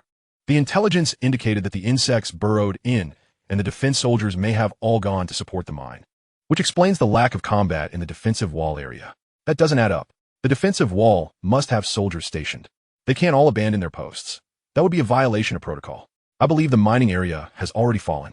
The commotion from the tactical nuclear missiles was immense. If there were any survivors nearby, they wouldn't still be hiding. Captain, should we descend directly into the mine? The team members engaged in hushed discussions, each voicing their speculations. Maintain vigilance in place. Await the mechanical troops. Lucy, inquire how long they will take to arrive. Zhou Yuan shook his head slightly and issued an order. He had contemplated the team's speculations. The current situation was one where the enemy lurked in shadows while they remained exposed. To avert casualties, prudence was paramount. 10 minutes later, the mechanical troops arrived, albeit tardily. Leading them was Lin Fei, a familiar acquaintance of Zhou Yuan's, whose bond had strengthened considerably over the past 6 months, establishing a solid friendship. How are things? They both inquired in unison upon meeting. Zhou Yuan sought information on the casualties within the mechanical troops, while Lin Fei was concerned about the intelligence gathered by the slaughter squad. Damn it. We lost 33 and sustained injuries to 47. Thankfully, the environment on Planet 71 is akin to that of a life-bearing planet. Otherwise, we wouldn't have been able to save those 47, Lin Fei expressed, clenching his fists tightly, his anger palpable. So many? Zhou Yuan was momentarily taken aback, then placed a reassuring hand on Lin Fei's shoulder, speaking gravely. Then let us push forward. I suspect there may be a queen here. You'll handle the defensive wall. I'll lead a team directly into the mine. What do you say? A queen? Lin Fei cursed vehemently. No wonder the multi-tube rocket launcher attacked us. Let us take it down today. Let us get right to it. The Titan has pulse weapons. I'll have them sent down. I want to see what it can use to fight us if its equipment malfunctions. Remember to report back. The queen may need to be kept alive, Zhou Yuan reminded. Rest assured, I won't violate orders, Lin Fei nodded, summoning a communications soldier to contact the temporary command center. We can proceed, Lin Fei returned after a brief wait, whispering, Old Wei said the queen cannot be killed. The research department has already dispatched personnel. You will command the next operation. Lead your team into the mine to eliminate the bugs and secure the queen within. I'll seal off the surrounding area to guard against a bug-tide rescue. You can wait a bit longer. The pulse weaponry is en route. And I'll lend you a 10-man heavy fire squad, he continued. Upon hearing this, Zhou Yuan smirked. R&T, I suppose to be in command? Why have you arranged everything for me? Just equip me directly. Lin Fei glanced around, somewhat embarrassed. I can't go into battle without earning some military merit after that initial setback. I don't mind as I'm still alive. But I must help my fallen brothers earn their strategic compensations, right? Understood. Let us forego the heavy fire squad. It would slow us down with excess explosives. Just a robotic squad will suffice. With the discussion reaching this point, Zhou Yuan naturally wouldn't decline. Thank you. Lin Fei nodded and playfully punched Zhou Yuan on the shoulder. Before long, the Titan's equipment resupply arrived. Pulse grenades, pulse rocket launchers, and pulse artillery, specifically designed to counter mechanical units, were prepared for the queen. Zhou Yuan selected some for his team and requested a robotic squad from Lin Fei's men. 10 individuals, each piloting a manned heavy combat robot. These robots, known as exoskeletal fire support units, are often referred to as mechs. However, Zhou Yuan preferred the term manned robots. Once ready, he shook Lin Fei's hand and stated solemnly, I leave the defensive wall in your capable hands. There is no need to approach. Act decisively. The Queen's value needs no further explanation, does it? Lin Fei extended his hand, speaking softly, I understand. Old Wei has already made it clear, at all costs. Once I breach these defenses, Lu Ping will bring his team down to secure the area. Good. Zhou Yuan waved his hand, signaling the commencement of action. He nodded to the 2 squads behind him, raising their weapons as they advanced toward the mine. The pit of mine number 1 was a circular shaft, descending in layers, resembling a funnel with stair-like formations, considering the Queen's potential to infiltrate the mine's network. Zhou Yuan dared not use the mine cars or elevators, opting instead for a direct descent on foot. Captain, I see corpses, both human and bug, but not in large numbers. Eric reported, peering through his binoculars. Excellent. Continue the reconnaissance, Zhou Yuan praised, though he was already aware of the intelligence. He could see with his own eyes what his teammates could only glimpse through their lenses, having mentally cataloged the clues around him. As they descended, the number of corpses became increasingly apparent. The sequence of events was becoming clear. The bugs had tunneled to the bottom of the mine, directly invading the facility and drawing its defensive forces into the pit. Perhaps due to the ferocity of the battle and overwhelming odds, The defenders at the walls were compelled to provide full support. Of course, this was merely his conjecture, one he could rationalize. The specifics of the situation would necessitate a closer inspection of the mine. Host, Zhou Yuan. Identity, Federal Major, Superhuman. Attributes, Strength 14, Speed 135, Jump 135, Agility 135. Endurance 14, Defense 14, Self-Healing 14, Skill 23, Brain Function 255. Skills, Telepathy, Mind Communication, Psychic Storm, Telekinesis, Hypnosis, Mind Control, Rapid Learning. Items, Icarus-class Destroyer, Jump Frog, Nano-Repair Medical Pod, Hellfire Grenade. Title, Exceptional Wisdom, Increasing Brain Function by 5. Soul Points, 50, 230, 000. Upon entering the first layer of the mine, Zhou Yuan silently equipped the title of Exceptional Wisdom. Although the Queen's telepathic abilities were not as potent as those of the mine bugs, they were still formidable, necessitating caution. Chapter 160, The Strange Survivors. Bang, bang, bang. As they traversed the spiraling mine shaft, Zhou Yuan raised his hand, signaling a halt upon passing a particular tunnel. Captain, may I lead a team inside to investigate? Dax asked, having heard sounds emanating from the cavern, resembling someone striking the pipes with stones, causing echoes to resonate and travel long distances. This method of signaling for help was quite effective, particularly in underground mines. However, it was perilous with bugs in the vicinity. Exercise caution, Zhou Yuan nodded. Understood, Dax replied, gesturing for Tang, Austin, and Lucy to follow him as they cautiously entered the tunnel. Captain, there are corpses inside, both human and bug, but in limited numbers. Currently, we have not encountered any living individuals or bugs. Some military supplies are here. We can take them all out, and perhaps the robotic squad can assist with transport. We pinpointed the source of the sound. It's coming from a storage room. Survivors detected. 3 individuals. I'll bring them out immediately. Throughout their advance, Dax consistently updated Zhou Yuan, relaying everything he observed. Survivors?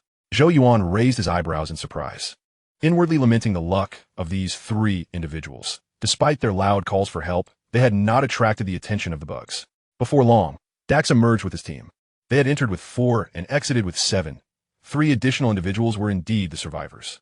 2 men and 1 woman, each gripping firearms, donned basic protective gear, with iron badges bearing a hammer adorning their chests, undoubtedly miners. Where did these weapons come from? If memory serves me right, only the regional mine chief and patrol soldiers can access the military supply crates within the tunnel.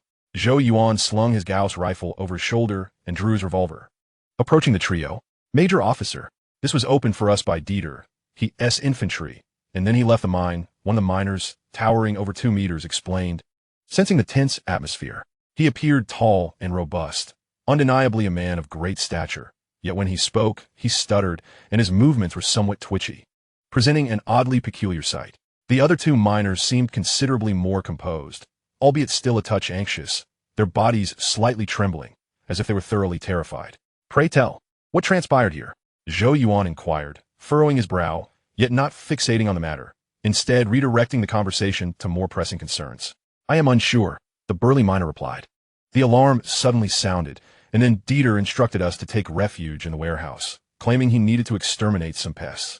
We remained in the warehouse, where Dieter secured the door from the outside. Zhou Yuan glanced at Dax, who nodded slightly, prompting him to adopt a more relaxed demeanor as he reassured the 3 miners. Do not be afraid. You are safe now. However, we are only accompanied by 2 teams. You must follow us until the transport arrives, at which point I will arrange for your evacuation. By the way, your knowledge of this place surpasses ours. Would you kindly lead the way to the bottom of the mine? Certainly. The 3 miners replied eagerly, gripping their weapons tightly and occasionally scanning their surroundings, clearly apprehensive about the emergence of any lurking creatures. All right, let us proceed. Zhou Yuan gestured, and the 22-member team advanced deeper into the spiral mine shaft. Unbeknownst to them, Zhou Yuan, Claire, Dax, Quail, and Rivers gradually found themselves at the rear of the formation. Captain, do you believe they're problematic? Tang Lai inquired in a low voice, with the others casting inquisitive glances at Zhou Yuan. He had mentioned that they had only brought 2 teams and had allowed the 3 miners to remain in the group, even enlisting them as guides. This was evidently a deception towards the miners, suggesting a lack of trust, as their emotional states were rather unsettling. Zhou Yuan nodded, elucidating. As you are aware, my telepathic abilities are quite acute. Understood. Upon hearing Zhou Yuan's explanation, the group came to a realization. recognizing that the three miners could not be relied upon. Individuals with potent telepathic abilities can indeed discern thoughts when focused, akin to the art of mind reading. They may be anti-war activists or perhaps members of the Bug God cult, a group known for its madness. Quayle speculated after some contemplation. Perhaps. But keep a close watch on them. Zhou Yuan shrugged, opting not to elaborate further. The anti-war activists and Bug God cultists were, in fact, genuine traitorous organizations that perpetually spread falsehoods about the harmlessness of the insect race while vehemently defaming the Federation. Such traitors, once apprehended, were often executed, and they eventually learned to conceal their identities adeptly. The most egregious incident involved a cultist serving as a pilot for a travel company, who ultimately drove a spaceship carrying 10,000 people straight into the insect planet. This kind of incomprehensibly deranged espionage is undeniably terrifying. However, the three miners did not appear to be affiliated with such treachery. Zhou Yuan merely sensed their emotional turmoil. Their mental fluctuations were a chaotic mess, akin to a tangle of yarn, yet otherwise, nothing seemed amiss. They might simply be frightened and could very well return to normalcy in time, as not everyone is inherently fearful of insects. 10 minutes later, the miners led them to a dining hall. Officers, this is our miners' canteen. There's a surveillance room inside, where you might gather some intelligence, Edward said, knocking on the door of the dining hall, seeking Zhou Yuan's approval. After the brief journey, Zhou Yuan had discerned the identities of the three miners. The tall and robust one was Edward, the slightly shorter one was Derek, and the final miner, a woman, was named Jenna. Let's take a look inside. Upon hearing about the surveillance room, Zhou Yuan abandoned the idea of continuing forward, opting instead to gather some intelligence. The three miners had tentatively earned his trust, as Edward's stuttering had ceased and his body no longer trembled. Most importantly, his emotional state appeared stable, with a singular focus on guiding them. I will open the door, Edward declared, slinging his weapon around his neck as he opened the door, ushering everyone into the pressure regulation room before leading them into the actual dining area. Chapter 161, Parasites. Officers, the surveillance room is over there. This area has oxygen. You may remove your helmets and relax for a moment. Edward indicated towards the bar area, then removed his protective helmet, wiping his face. Upon seeing Edward's visage, the expressions of all present shifted dramatically. His lips were smeared with blood, resembling a gaping wound, with the lower half of his face drenched in crimson, exuding a gruesome appearance. Furthermore, his complexion was exceedingly pale, lacking vitality, and his eyes were bloodshot. Officers, do not look at me like that. I merely bit myself by accident. I assure you, Derek and Jenna are in worse condition than I am. I possess far greater fortitude, Edward remarked, patting his head with a naive grin. He had yet to grasp the gravity of the situation, as Zhou Yuan was observing him intently, a smile forming beneath his combat helmet. Tell me, have you three remained together throughout?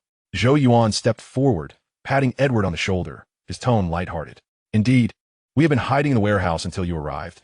We are immensely grateful, Edward replied, seemingly sensing Zhou Yuan's change in demeanor, his entire being relaxing, his smile brightening as he expressed his gratitude. No need for thanks. Soon you will come to resent me. Zhou Yuan patted Edward's shoulder once more, then positioned himself before Edward, hands on his hips, declaring, all right, the role-playing game ends here. Sir, I do not comprehend. Edward's expression stiffened, his smile faltering. Simultaneously, Derek and Jenna took a cautious step back, subtly reaching for the triggers of their weapons.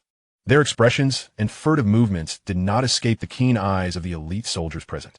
The 18 team members dispersed, encircling the three miners and Zhou Yuan, who then signaled behind him for them to prepare to fire. At that moment, Edward's smile vanished entirely.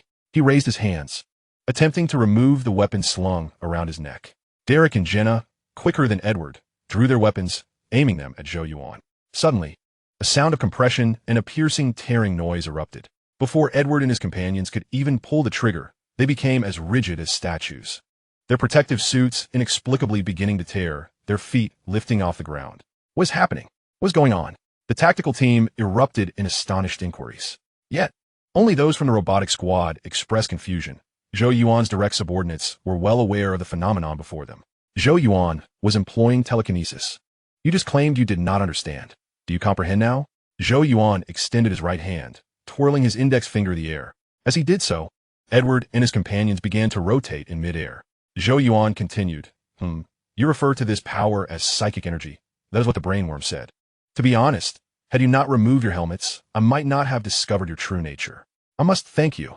You have taught me a valuable lesson, and I will remain vigilant in future missions." With that, Zhou Yuan lightly gestured downward with his finger. Bang!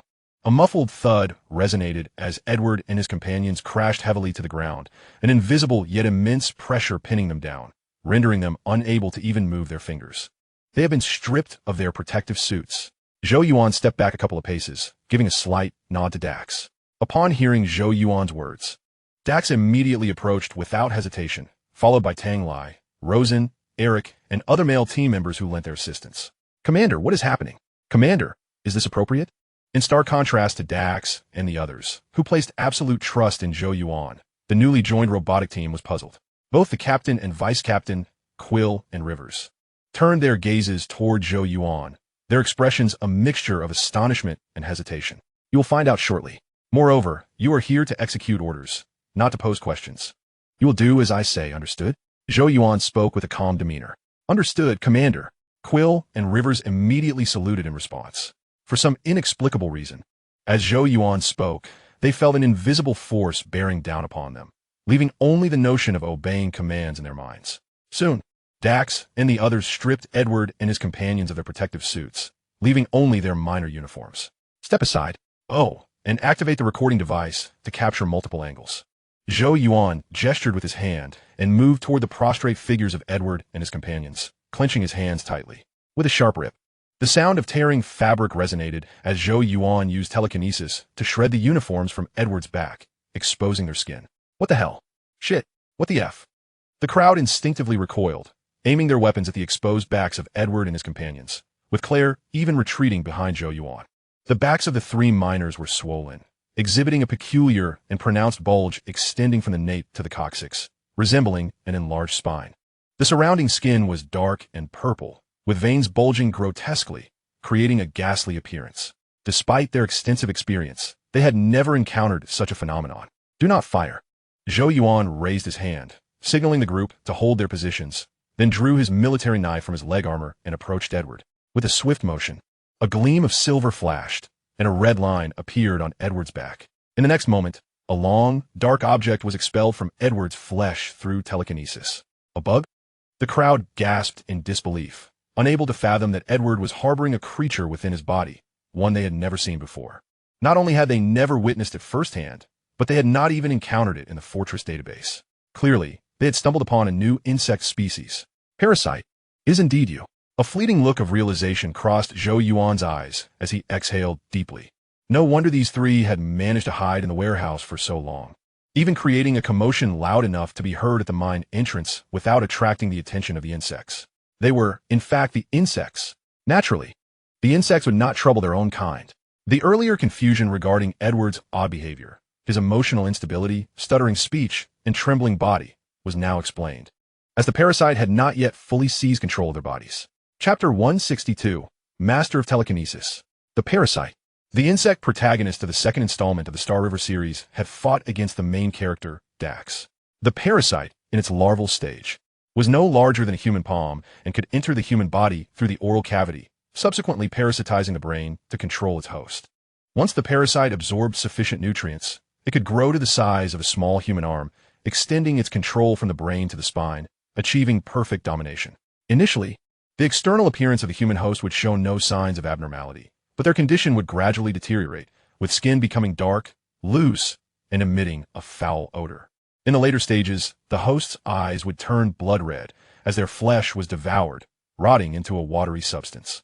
At this point, the parasite would exit the host's body to reproduce larvae and seek new hosts, without mentioning anything else. The mere fact that this creature could parasitize and control humans was sufficient to render it as dangerous as the brain insect. Should the parasite manage to seize control of a high-ranking official within the Human Federation, it would result in significant trouble for the Federation. Various strategic secrets could be compromised, and they would be compelled to follow the parasite's orders, potentially leading to devastating consequences. Of course, this is merely a hypothetical scenario. High-ranking officials are always accompanied by strategic security teams, leaving little opportunity for the parasite to act. With a swift motion, Zhou Yuan extracted the parasites from Derek and Jenna as well. He held the three parasites in place with telekinesis and turned to the rookies, saying, "You are fortunate." A live specimen of a new insect species is a significant military achievement.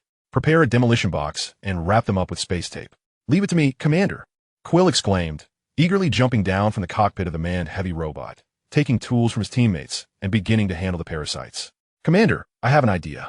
Dax fixed his gaze on the parasites suspended in mid-air, saying, we all witnessed how these bugs can control humans through parasitism. So, could it be that the earlier attacks on humans by the defense wall were orchestrated by them? What I mean is, could there be no queen here? Only these new insects? There's a queen here. Zhou Yuan replied with a slight smile, tapping his helmet and then pointing at the floating parasites. They told me so. There's a queen, along with plasma guard insects, soldier bugs, tank beetles, and these parasites.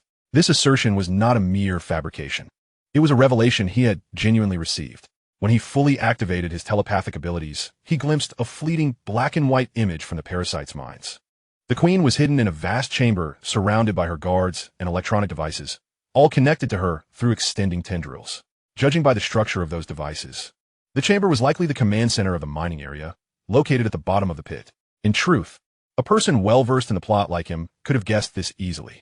The process of the parasites controlling human bodies required time. Just 10 minutes ago, Edward had struggled to articulate his words, his body twitching as if in a stupor. They had been attacked by the defense wall 20 minutes prior, and Edward at that time was likely still writhing on the ground. Thus, it was improbable for the parasites to make such intricate adjustments to the defense wall's operational parameters. It was highly likely that the Queen had personally undertaken that task. This was Zhou Yuan's first encounter with the Queen, and he eagerly anticipated the Queen's soul points. Commander, do you think there is still hope for the three of them? After wrapping the three parasites in a bundle and placing them in the demolition box, Quill looked at Edward and his companions on the ground. They're already dead. Zhou Yuan shook his head, explaining that creatures like parasites, brain insects, and queens targeted the brain, and being infected signified death. All right, focus your attention. Search the dining hall. Zhou Yuan clapped his hands, dividing the 19-member team into two groups, Dax leading one and Quill leading the other, spreading out to the sides. As for him, the Grand Captain Zhou, he selected a fine bottle of wine from the bar, sitting down at a table with Claire to savor it contentedly. Keep an eye on the control room. Tactical helmets must remain on. While sipping his drink, Zhou Yuan reminded them through his earpiece, nearly forgetting. Before Edward had removed his tactical helmet, he could only perceive the thought of leading them. He had instructed Edward to guide them down to the mine.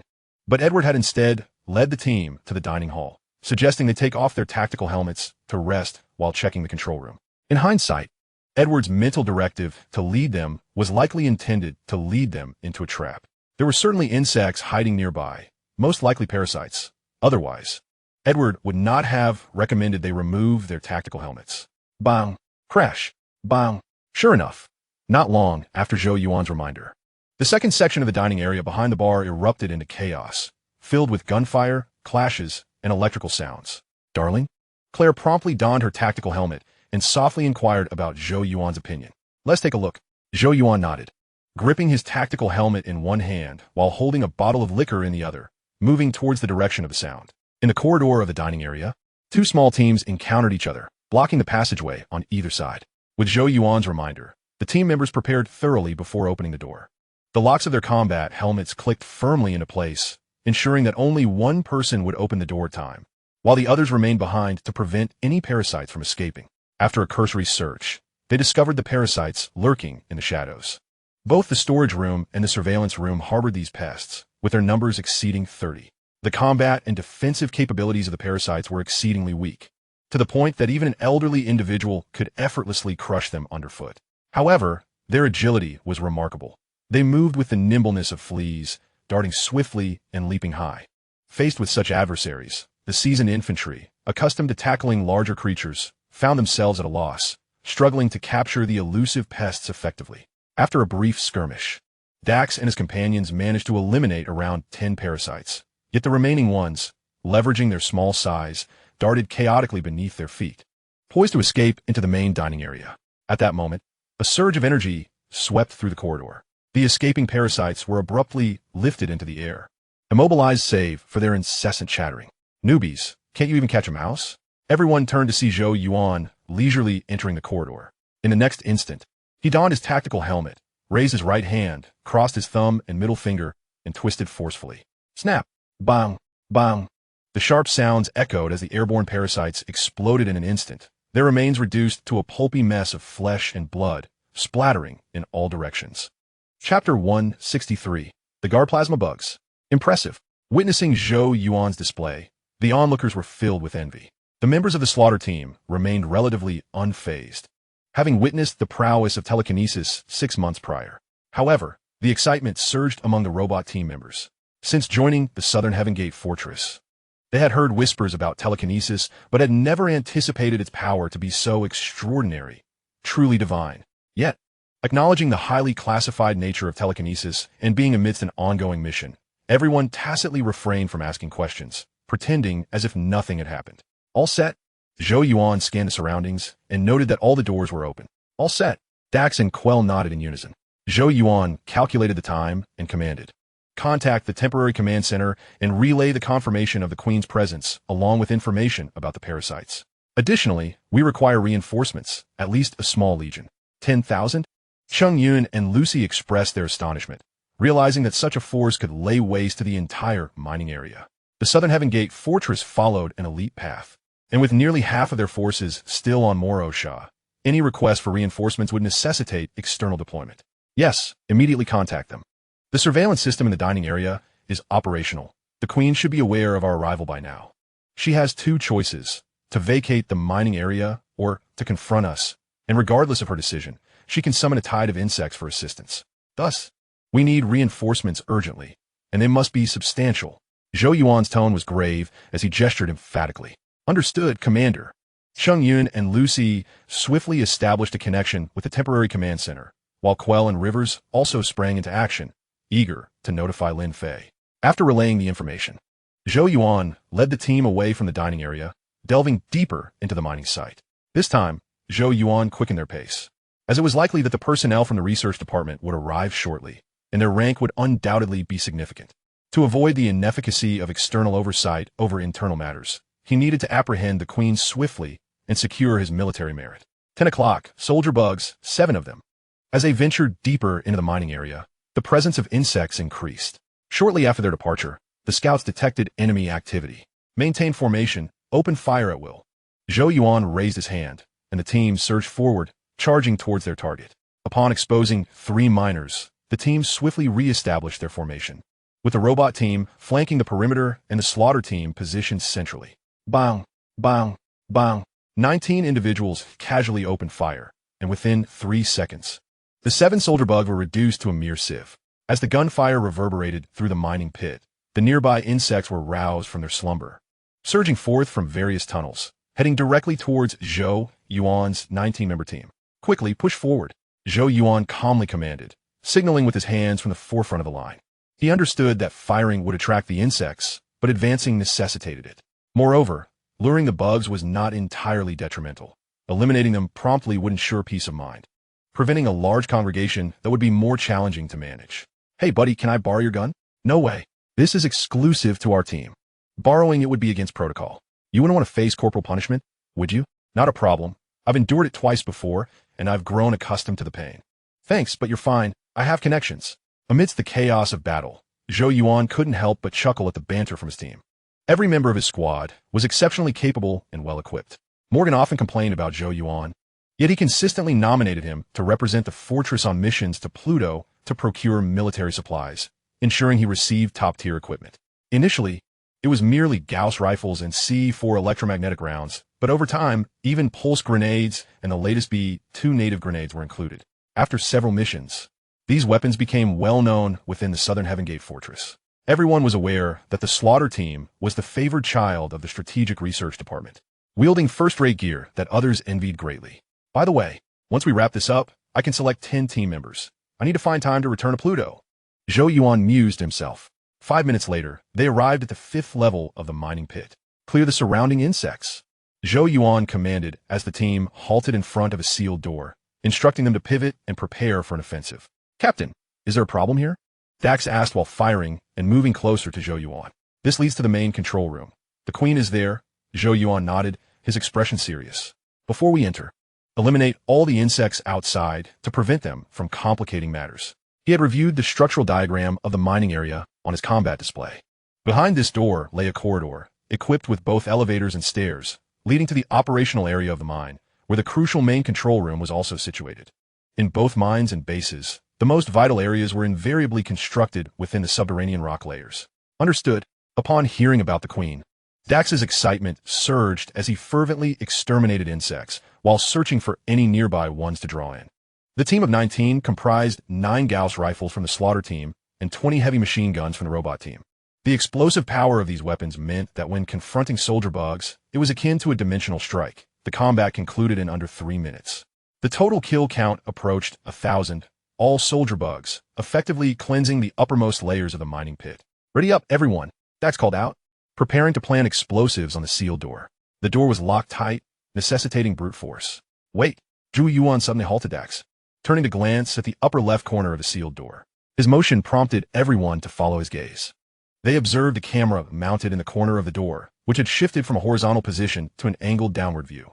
Its blueberry-sized lens directly aimed at their team. Bang! Zhou Yuan fired his revolver at the camera, his voice low and commanding. "Everyone stand clear. Do not face the door." As he spoke, Zhou Yuan seized the mixed explosive from Dax's hands, setting the detonation timer to 10 seconds before affixing it to the sealed door. "Step back." Upon seeing this, Dax and Quill signaled their team members to take cover beside the door. Boom! Crackle. Shortly thereafter, the mixed explosive detonated with a resounding blast. However, in addition to the noise generated by the explosion, a series of electrical sounds and sonic booms emanated from within the sealed door. "Plasma worms." The team channel erupted with exclamations, as several individuals recognized the peculiar sounds. The intense and piercing sounds of electric currents combined with sonic booms equated to a plasma cannon. The royal plasma worms. A smile crept across Zhou Yuan's lips, his spirits soaring to unprecedented heights at that moment. Chapter 164, Breaching the Operational Zone. The royal plasma worms.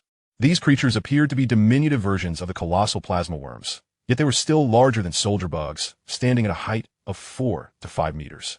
Much like scorpion bugs, the royal plasma worms served as mobile plasma cannon platforms, capable of unleashing short bursts of highly potent cluster plasma pulses, making them formidable adversaries against various defensive structures.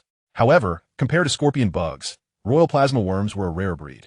Only the Queen could reproduce these creatures, and once born, their singular purpose was clear: to protect the Queen. The presence of royal plasma worms behind the sealed doors signified that traversing this path would undoubtedly lead them to the Queen. Boom! A brilliant blue light erupted from the sealed door, roaring forth like a blue fire dragon and reverberating throughout the mine. Fortunately, Zhou Yuan and his companions had taken refuge beside the door, narrowly escaping the onslaught of the plasma cannon. Shockwave grenade. As the plasma cannon discharged into the mine and a safe zone emerged near the sealed door, Zhou Yuan removed a shockwave grenade from his chest plate. Ready. Simultaneously, Claire and the others prepared in kind. The team refrained from facing the sealed door directly, positioning themselves to throw the grenades while avoiding the plasma cannon's primary attack range. Now, at Zhou Yuan's command, 9 shockwave grenades were activated and hurled towards the sealed door. Wow, that's quite a lot. In the moment of turning to throw, Zhou Yuan glimpsed the scene beyond the door, at least 10 royal plasma worms. However, these worms were relatively small, each measuring less than 2 meters. Likely the recent offspring of the Queen. Retreat. After the grenades were deployed, Zhou Yuan signaled for a retreat, moving back about 10 meters before halting. Boom! After a brief 5 seconds, the shockwave grenades detonated on cue. The inherent ferocity of the shockwave grenades, coupled with the simultaneous explosion of 9 and the ionic energy from the royal plasma worms, resulted in an explosion of formidable magnitude.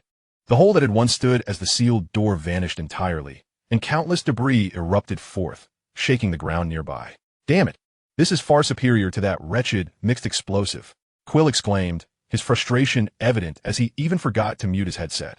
Having witnessed the slaughter squad's equipment, many had submitted requests to their superiors, hoping to acquire a similar set. However, those requests had never been approved, and the research department never offered a single reason.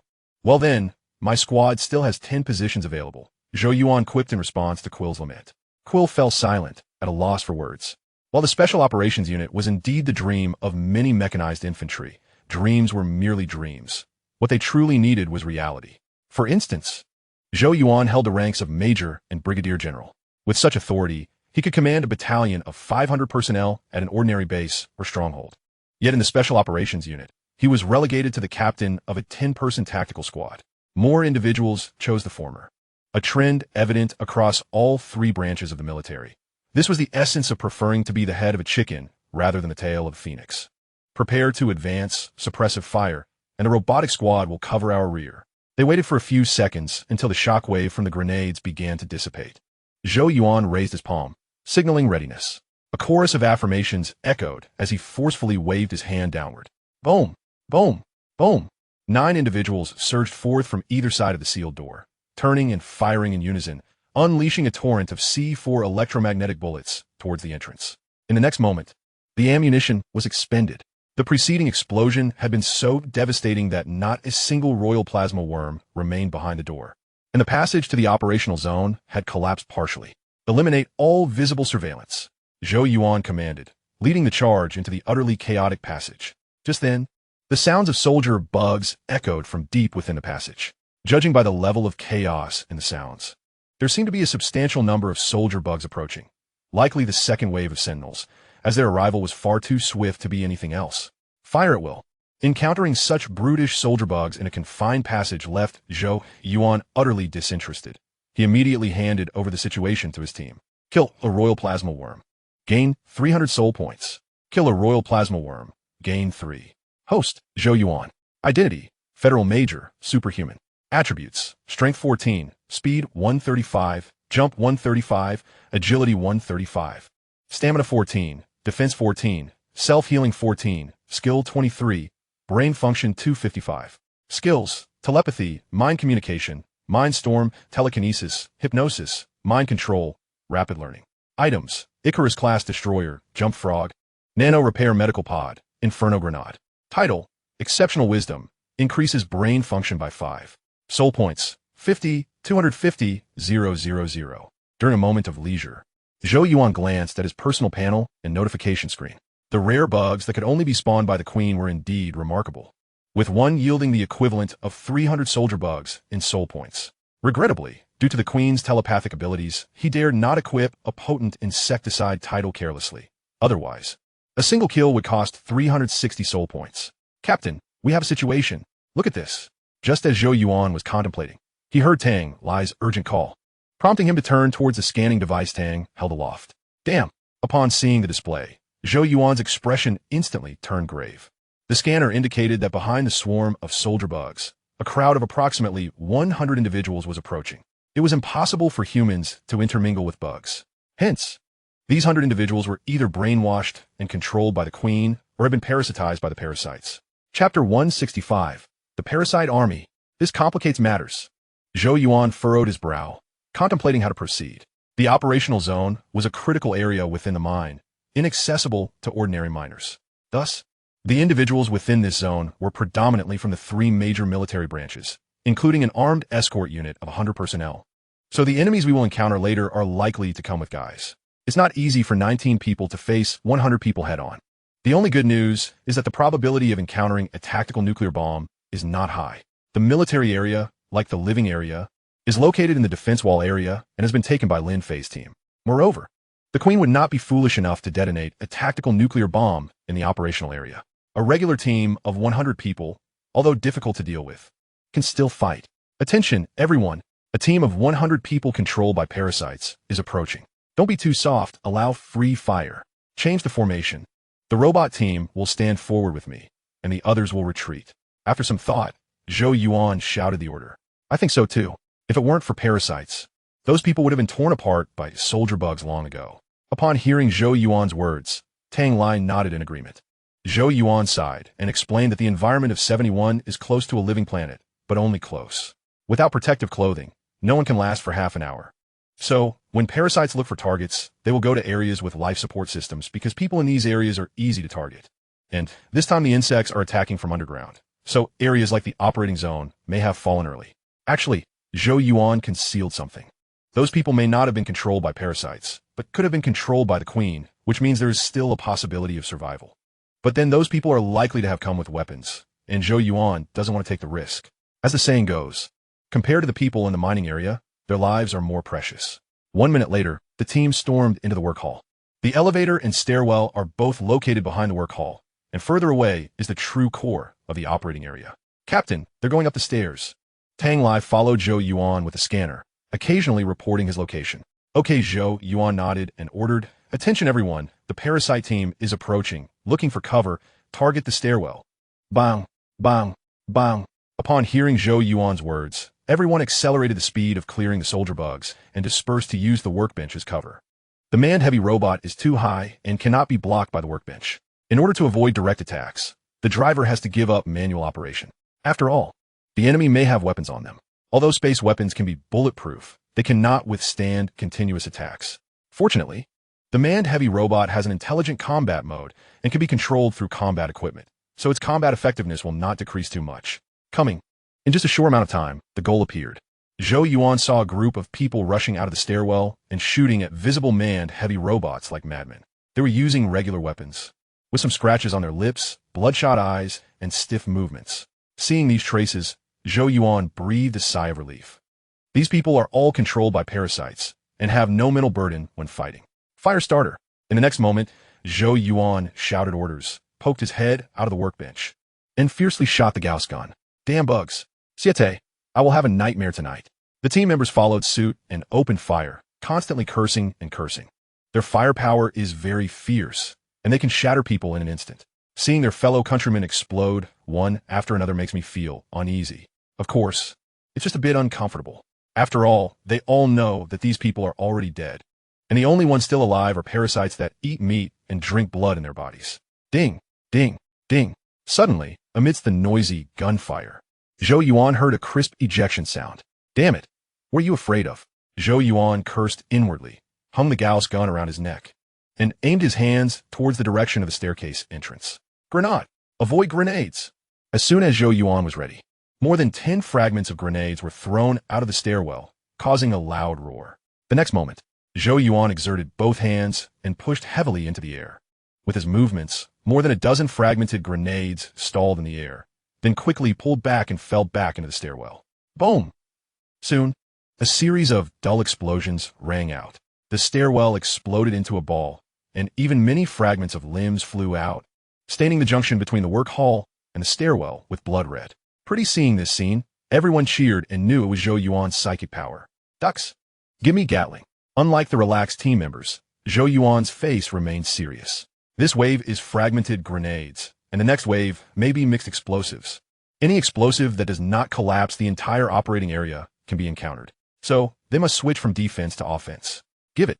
After receiving the order, Dax leaped over to Zhou Yuan and unloaded his grip on Gatling. In addition to handguns, he is also accustomed to carrying 2 large guns, a Morita rifle and a Morita Gatling, which can deal with various battlefields. You use this first. After exchanging the large pineapple and magazine box for Dax, Zhou Yuan switched to holding Gatling. Attention everyone, cover me up. Zhou Yuan turned on the motor and transferred between several workbenches, quickly approaching the stairwell. The soldier bugs here have been killed off, leaving only the parasitic army in the stairwell, making it relatively easy to move around. 321. Not long after, Zhou Yuan came to the door of the stairwell and gestured for the team members. The team members also followed slowly, occasionally shooting into the stairwell on the way, using firepower to suppress the enemies inside who dared not rush out directly. Captain, there are more and more people.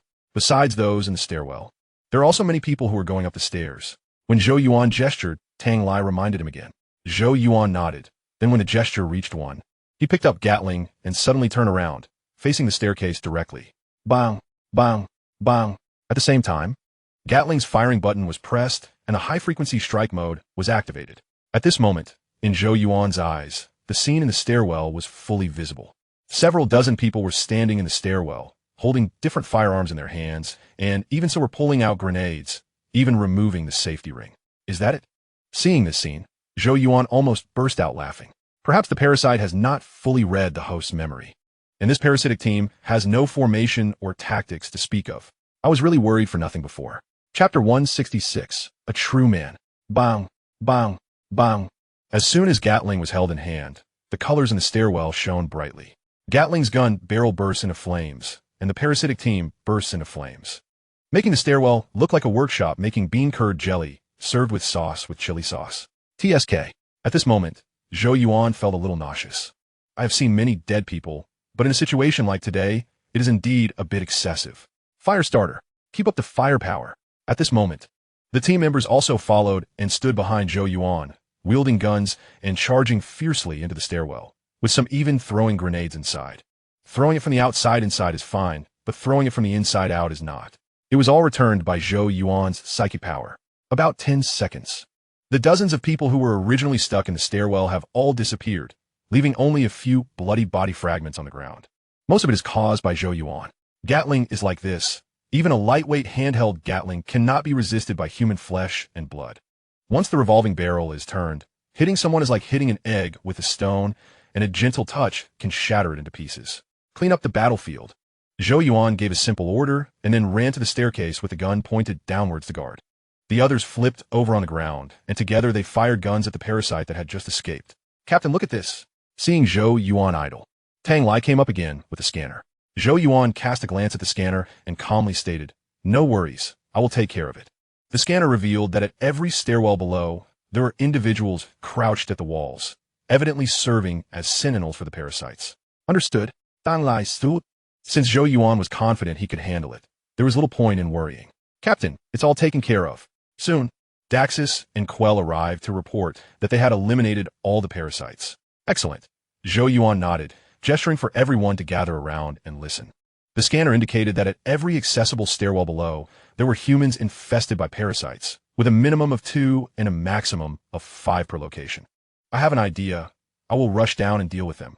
You all can follow behind to wrap things up. What do you think? Upon hearing Zhou Yuan's words, over a dozen individuals stared in wide-eyed astonishment, utterly stunned. What kind of strategy was this? Essentially, it meant they would do nothing but wait for Zhou Yuan to dispatch all the enemies single-handedly. However, considering Zhou Yuan's monstrous combat prowess, this strategy seemed rather brilliant. Good idea. The protective level of the space armor is quite high, and with the captain's telekinetic abilities, the advantage is decidedly ours. Indeed, I concur. The team members exchanged glances, unable to conjure any objections, ultimately feigning earnest approval, nearly causing Zhou Yuan to chuckle. All right, prepare for action. Zhou Yuan adjusted his breathing, set down the handheld Gatling gun, and picked up 2 more reader rifles from the ground, littered with remnants of flesh. After a brief inspection, he wielded the rifles in both hands and looked at his team. Ready. The team members swiftly saluted and positioned themselves for a charge toward the stairway. Action. Zhou Yuan barked, dashing down the staircase with a swift motion, his team trailing closely behind. Due to the vast disparity in physical capability, even though Zhou Yuan had slowed his pace to a crawl, he still outpaced his comrades after a single leap. By the time he reached the next level stairwell, his team was just rounding the corner of the staircase. Clang, clang, clang. The sharp sound of bullets ricocheted as Zhou Yuan's space armor absorbed 2 volleys. As he descended the staircase, those lying in ambush at the wall sprang forth, raising their weapons to fire. Boom! Boom! In the next moment, Zhou Yuan unleashed a barrage from both rifles. Merely 2 rounds were sufficient to obliterate the heads of the 2 figures that had emerged from the wall, splattering blood in a vivid crimson and white display. Without pausing, Zhou Yuan continued his descent. Each level here functioned as an operational zone, with the upper levels being standard areas.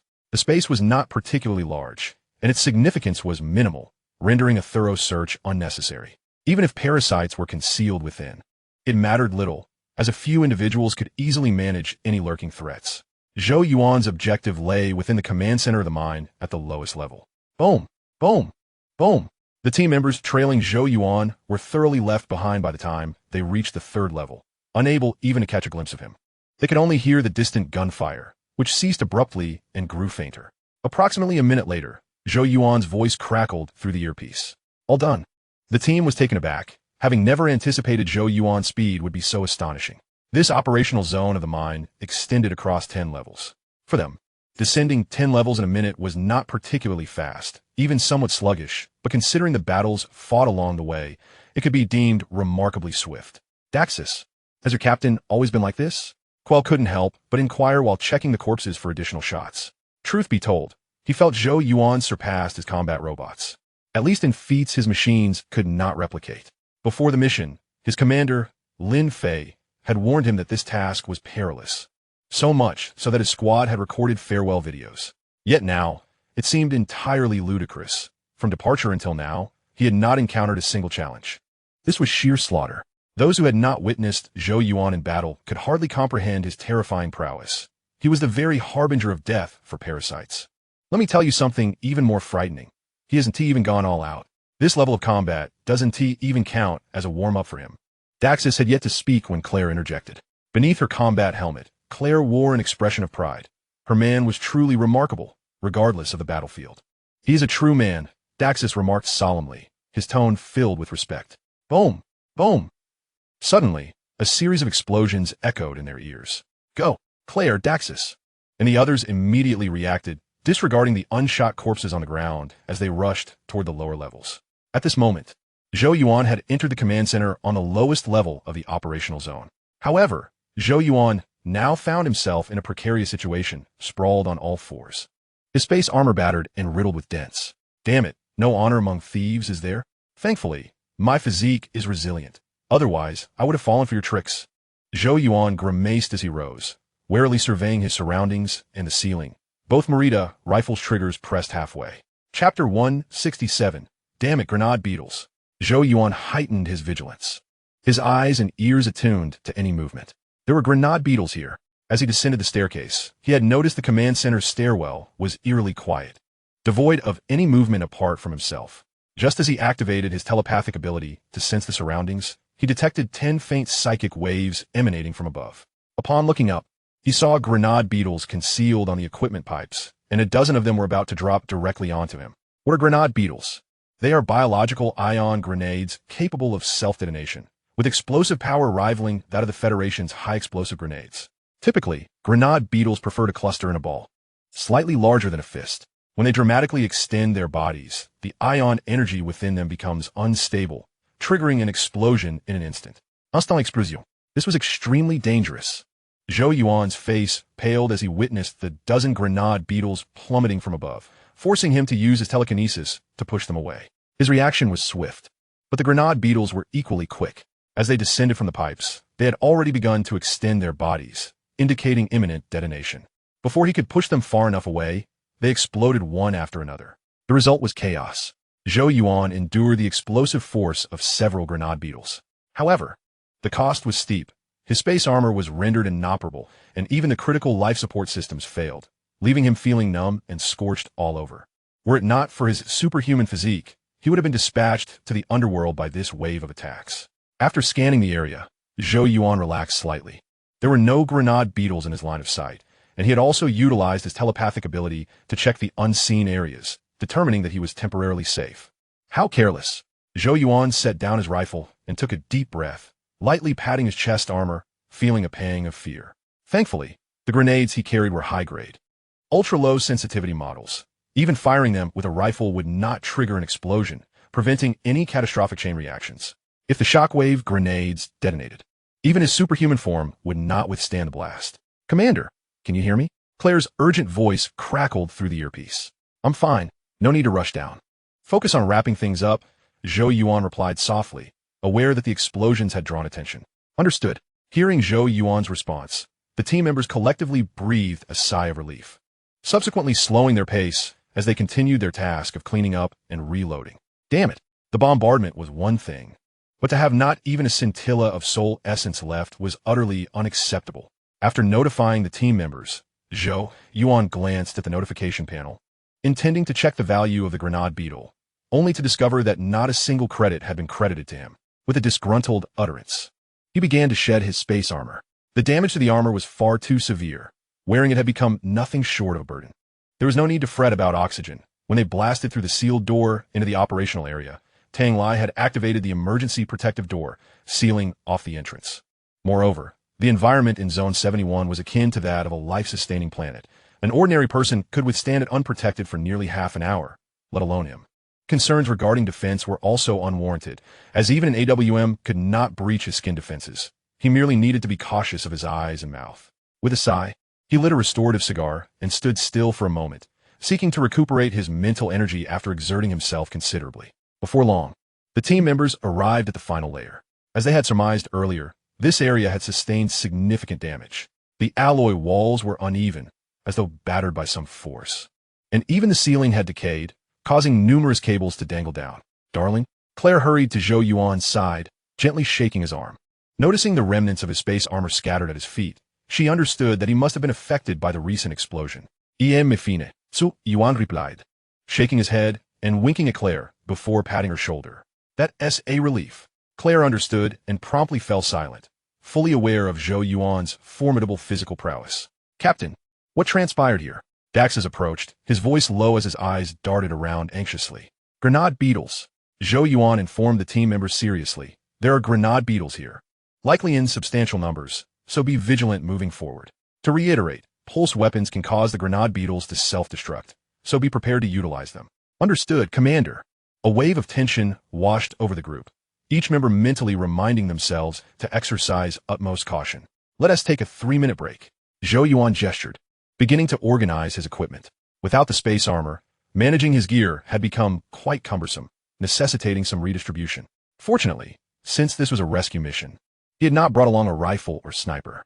He allocated the big pineapple to Daxus, the grenades to Claire, while he retained the Gauss gun and revolver, conveniently stowing the magazines in his belt.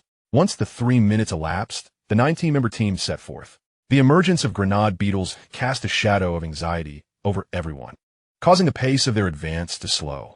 Zhou Yuan sensed the rising tension and spoke up, "Leave the grenade beetles to me. My telekinesis can handle them. They ambushed me earlier, and I intend to reclaim my dignity. However, do keep a watchful eye and avoid letting the grenade beetles get too close." Understood. Excellent. Let us accelerate. Zhou Yuan signaled and took the lead, keen to deny the Queen any advantage in preparation. The soldier bugs are arriving. Prepare for combat. Not long into their run, Zhou Yuan detected a situation and signaled the team to halt. They were currently in the corridor of the archives, with a rare mineral sample area ahead. The mineral sample zone was teeming with soldier bugs, surging towards the archives like a tidal wave. Sizzle, sizzle, sizzle. Within mere seconds, the swarm of soldier bugs breached the corridor, appearing before Zhou Yuan and his team. Open fire. Zhou Yuan fired the first shot, his gunfire galvanizing the team into action. Boom, boom, boom. The overwhelming firepower instantaneously shattered the front line of the soldier bug swarm, their ranks exploding into fragments, which diminished their assault abruptly. The rear soldiers followed suit. Yet they too could not escape the fate of detonation. However, witnessing the scene did not ease Zhou Yuan's demeanor. Instead, it grew more grave. An unending stream of psychic waves was drawing near, so numerous that he could scarcely comprehend their magnitude, indicating an exceedingly vast number of soldier bugs. Chapter 168. The onset of the psychic storm. Could it be that a tide of bugs was upon them? A sudden thought flickered through Zhou Yuan's mind, causing his eyelids to twitch. The Queen had entered the command center from underground. Given her size, the wormhole within the command center must be exceptionally large, capable of accommodating swarms of soldier bugs. If indeed the Queen had summoned a tide of bugs, their mission would be deemed a failure. The corridor was confined. While they were not afraid of the sea of bugs tactics, it was impossible to eliminate an entire swarm, and their advance would become exceedingly arduous, nearly impossible. Forget it. Let us just act. After contemplating for a while, Zhou Yuan could not devise a strategy against the bug tide, so he resolved to abandon the thought. It was wise to prepare for the worst, but one should not dwell solely on negative outcomes. Let us test the waters for 10 minutes. If we cannot eliminate the soldier bugs obstructing our path within that time, we will retreat to avoid being trapped underground. Accelerate, push through. The thought of potentially missing the Queen was disheartening for Zhou Yuan, and he signaled the team. Boom, boom, boom. Upon receiving the command, the squad promptly commenced their advance. The corridor here measured roughly 5 meters in width and height, insufficient to accommodate too many soldier bugs simultaneously. Thus, the team found their assault progressing smoothly. They scarcely felt the pressure of the swarm. The situation decidedly tilted in their favor. Yet the path was less than ideal. The heavy robot's machine guns and the Gauss gun, utilizing C4 rounds, decimated the soldier bugs into smithereens. However, as the remnants piled upon the ground, traversing the area began to feel akin to wading through a quagmire, requiring considerable effort to lift their feet. Wait, mid-fight, Zhou Yuan suddenly jolted. Since becoming a superhuman, his reliance on the system had diminished significantly. There were instances where days would pass without a thought of it, leading to frequent forgetfulness regarding external assistance. Buzz! With a flick of his wrist, a black sphere, roughly the size of a walnut, materialized in Zhou Yuan's hand. This was a swarm of self-destructing mosquitoes. Originally numbering 100, 34 had perished during the last encounter with the brain bugs, leaving him with 66.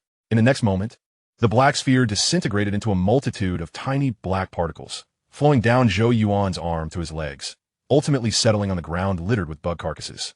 As per usual, one would enter combat, while the remainder would be put to work. All right, team, let us hasten our pace. Our objective is the Queen. We must not allow her to escape. As Zhou Yuan's voice resonated, 65 self-destructing mosquitoes ascended into the shadows, darting towards the surrounding ventilation ducts. This scene went unnoticed. As the team had advanced another 10 meters, the self-destructing mosquito swarm already behind them. Captain, the situation is dire. The number of soldier bugs is overwhelming. It may take a while to finish them off. I've reviewed the structural diagram of this level. There's an emergency evacuation passage behind the command center. Should we consider retreating through that route? Tang Lai chimed in, holding a scanner, his urgency evident. No, that would be far too risky. Zhou Yuan shook his head in denial, explaining, first, returning to the surface from here would consume considerable time. Furthermore, the emergency evacuation passage is interconnected and has fallen under the Queen's control. We cannot simply descend via transport aircraft. If there are plasma bugs at the landing zone, we would be obliterated before even touching down. Understood. Hearing this, Tang Lai nodded awkwardly, inwardly chastising his naivety. Captain, just as Zhou Yuan finished speaking with Tang Lai, Cheng Yun emerged. Her tone was grave as she urgently stated, Captain, the Titan has just received a distress signal from Major Bolwood. He is located on the 8th level of the mine, behind us, and has reported that he is surrounded by soldier bugs in a mechanical room. Our current personnel is insufficient. Thus, General Wei Chuan and General Barbara have dispatched their respective guard teams, totaling 200 men. Entering the mine, Zhou Yuan furrowed his brow and hastily issued orders, informing them of the presence of grenade beetles in the mining area and instructing them to be wary of Major General Borwood. Understood, Commander. Cheng Yun immediately contacted the temporary command center to report the latest battlefield situation and intelligence. He understood the implications of Zhou Yuan's words. The mechanical room housed mining equipment of lesser importance. How could the sealed doors in those areas withstand the onslaught of soldier insects until now? Even if the soldier insects could not breach the mechanical room, parasites and grenade beetles could infiltrate, their diminutive size allowing them to navigate various equipment conduits. It was highly probable that Major General Borwood had already fallen prey to the parasites. His distress signal was likely a trap. Time swiftly passed, and the stalemate concluded with the squad's victory. Zhou Yuan led the way into the rare mineral sample area, steadily advancing towards the core of the mine, the command center. Numerous soldier insects obstructed their path, yet Zhou Yuan's taut nerves began to ease. For in his perception, the mental fluctuations of the soldier insects were rapidly diminishing, and reinforcement from the rear were becoming increasingly scarce. This was indeed good news. The situation had not yet spiraled into utter chaos. The tide of insects had yet to infiltrate the mine. Only the Queen's combat insect guard stood in their way. With this in mind, Zhou Yuan resolved to unleash a decisive strike against the Queen with utmost speed to prevent the insect tide from arriving in support. He raised his hand and called out, Attention, cease fire. What, Captain? Cease fire? Upon hearing Zhou Yuan's command, the others were momentarily taken aback. They understood his words, but hesitated to release the triggers. The swarm of soldier insects was less than 20 meters away. Should they halt their fire, the insects would rush upon them in the blink of an eye. At this moment, some within the squad even began to suspect that Zhou Yuan had been infested by parasites, considering he had no protective gear when they encountered him in the stairwell. Execute the order. Conserve ammunition. I intend to utilize my telepathic abilities. Cease fire when I count to 3. Zhou Yuan recognized the difficulty of this command and offered a brief explanation. Understood. Upon hearing his reasoning, the squad members finally grasped his intent. However, to be safe, they discreetly prepared themselves. Should Zhou Yuan fail, they would provide fire support. 3, 2. Zhou Yuan softly counted down, stepping forward to the front of the formation, pressing his right index and middle fingers against his temple. 1. As he reached the count of 1, the squad's firepower instantaneously vanished.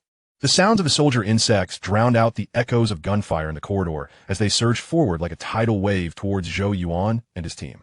D. All of you. At that moment, Zhou Yuan's pupils widened as he took a decisive step forward. Ultimate mindstorm. In the next instant, the team members behind Zhou Yuan gaped in astonishment, their minds awash with tumultuous waves. Here lay the junction between the rare mineral sample area and the command center. A vast internal space crammed with approximately 200 to 300 soldier insects. Remarkably, all these insects perished simultaneously. They were unaware of what had transpired, only witnessing the heads of the insects explode in unison, toppling over like a line of dominoes. when Zhou Yuan mentioned utilizing his telepathic abilities. They had assumed it referred to telekinesis. But now, what was unfolding before their eyes? Were they hallucinating? Before they could regain their composure, they saw Zhou Yuan moving forward, his fingers still pressed against his head. As he advanced, they beheld a new sight. After the roadblock of soldier insects had exploded and fallen, more soldier insects surged forth from the command center, hindered by the corpses of their fallen kin, scrambling over the bodies in their charge. Yet, as Zhou Yuan stepped forward, these insects met the same fate as their brethren. Their heads exploded the moment they emerged from the command center, cascading to the ground in a chaotic heap. The team could only surmise that the soldier insects within the command center had also suffered the same fate. They simply could not see it from their vantage point. Boom! Boom! Boom! Meanwhile, amidst the pile of soldier insect corpses, the distinct sound of explosions, accompanied by electric crackles, erupted. Grenade beetles! The moment they recognized this peculiar sound, the team snapped back to reality, heightening their vigilance against potential ambushes from the grenade beetles. Damn, this is exhausting. At this juncture, Zhou Yuan, sensing that the number of soldier insects ahead had dwindled, finally came to a halt. He gasped for breath, retrieving 2 recovery cigars from his pocket and lighting them simultaneously. Weariness etched across his face. Exhausted, utterly drained, he had awakened the Mindstorm ability 6 months prior. During this time, he had tested it against various types of combat insects. And the results were clear. No matter the type of soldier insect, none could withstand the onslaught of the Mindstorm. It was an instant annihilation.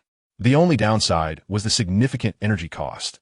With his current cerebral capacity of 255, he could only sustain the Mindstorm for 30 seconds. If he exceeded this duration, his vitality would plummet, leaving him barely able to stand. Full speed ahead. After taking a few deep puffs from the recovery cigars, Zhou Yuan regained some stamina and gestured for his team to follow. Understood, Commander. Upon hearing the command, the team sprang into action, climbing over the heap of soldier insect corpses, running and leaping towards the entrance of the command center. They harbored many questions, yet no one dared to voice them. Their clearance level barely reached the confidentiality of telekinesis, let alone the formidable and mysterious powers Zhou Yuan had just demonstrated. Rather than satiate their curiosity, they preferred to remain in ignorance, lest they attract the attention of the strategic department's investigative team later on. Faster! Zhou Yuan urged his team while pushing himself to keep up. The Queen had fled. When he unleashed the Mindstorm, its attack radius encompassed the entire command center. However, the Mindstorm had not touched any mental defenses. All targets perished instantaneously, and their mental fluctuations were identical. This indicated that only soldier insects resided within the command center. Clearly, the Queen had relocated. No wonder the self-destructing mosquito swarm had yet to relay any intelligence at such close range. It had been a wild goose chase. Nevertheless, Zhou Yuan felt no concern. With the Queen's substantial size, her escape routes were limited, and her speed would be considerably slow, making it likely he would catch up to her. Before long, the 19 of them crossed the mound of insect corpses, arriving at the command center. What a sight! Upon witnessing the scene within the command center, the team collectively turned their gaze towards Zhou Yuan, their eyes brimming with admiration. This command center, spanning approximately 20,000 square meters, nearly the size of 3 football fields, was teeming with soldier insects. A cursory glance revealed at least 1,000. All of these insects lay dead, their demise marked by exploded heads, unmistakably the work of Zhou Yuan. The slaughter was nothing short of terrifying. With the team's gaze fixed upon him, Zhou Yuan barked, "Stop gaping in awe. Immediately notify the temporary comma." Upon hearing Zhou Yuan's words, they too sensed the potential for success. Capturing the Queen alive would constitute a strategic military achievement sufficient to elevate their ranks. Their immediate objective was to pursue relentlessly, striving to apprehend the Queen before reinforcements arrived, thus relishing in this extraordinary military accolade. As they ran, Zhou Yuan, the perennial laggard, found himself trailing at the rear of the group. However, this time it was not intentional. He was genuinely struggling to keep pace. The mental toll from unleashing the psychic storm was immense, far beyond what could be remedied with a few puffs of restorative cigars, compelling him to decelerate and catch his breath. Indeed, after running a stretch with his comrades, Zhou Yuan felt a surge of vitality. Scattered throughout the wormhole lay the remains of several sand beetles, each corpse flattened and ruptured, their innards protruding, a clear indication of having been crushed. By whom? The Queen, of course. In comparison to the Queen, the brainworms could be deemed slender. If one were to visualize the sand beetle swarm carrying a brainworm as akin to a person shouldering a wolf, Then the same swarm transporting the queen would resemble two individuals grappling with a large wild boar, a challenge of an entirely different magnitude. Alas, just as he was reveling in this thought, Zhou Yuan's mood took a slight downturn. He had initially wished to ascertain the soul points value of the queen, but the orders received mandated her capture alive, which felt somewhat unprofitable. Buzz. At that moment, the operational device strapped to his left arm illuminated. The real-time positional map provided by the self-destructing mosquito swarm materialized, revealing a familiar sight, an abundance of red dots encircling a large black one. Splendid. After gauging the distance and position, Zhou Yuan clenched his fist and waved it triumphantly, a smile of exhilaration gracing his features. The queen was approximately 5 kilometers away. 5 kilometers was not a daunting distance. Should there be no significant number of insects along the way and with the squad advancing at full speed, they could cover the distance in about 15 minutes. Considering the queen's movement speed, he anticipated encountering her within 20 minutes. Chapter 170. Just within reach. The speed of the sand beetles transporting the queen was sluggish, taking them most of an hour to traverse 5 kilometers.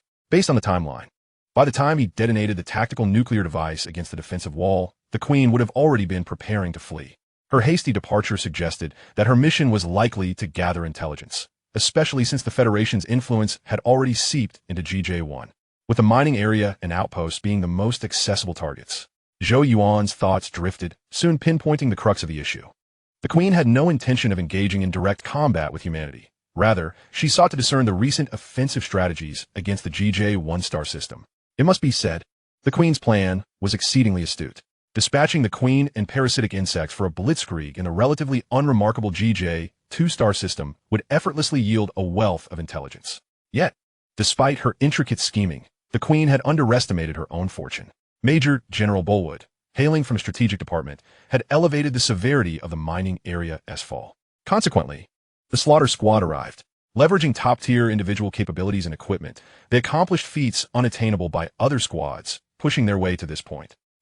Reflecting on this, a slight smirk appeared on Zhou Yuan's lips. This queen was quite clever, far more so than he remembered, possibly a super elite among the insect race. He resolved that once he captured this queen, a thorough discussion was in order.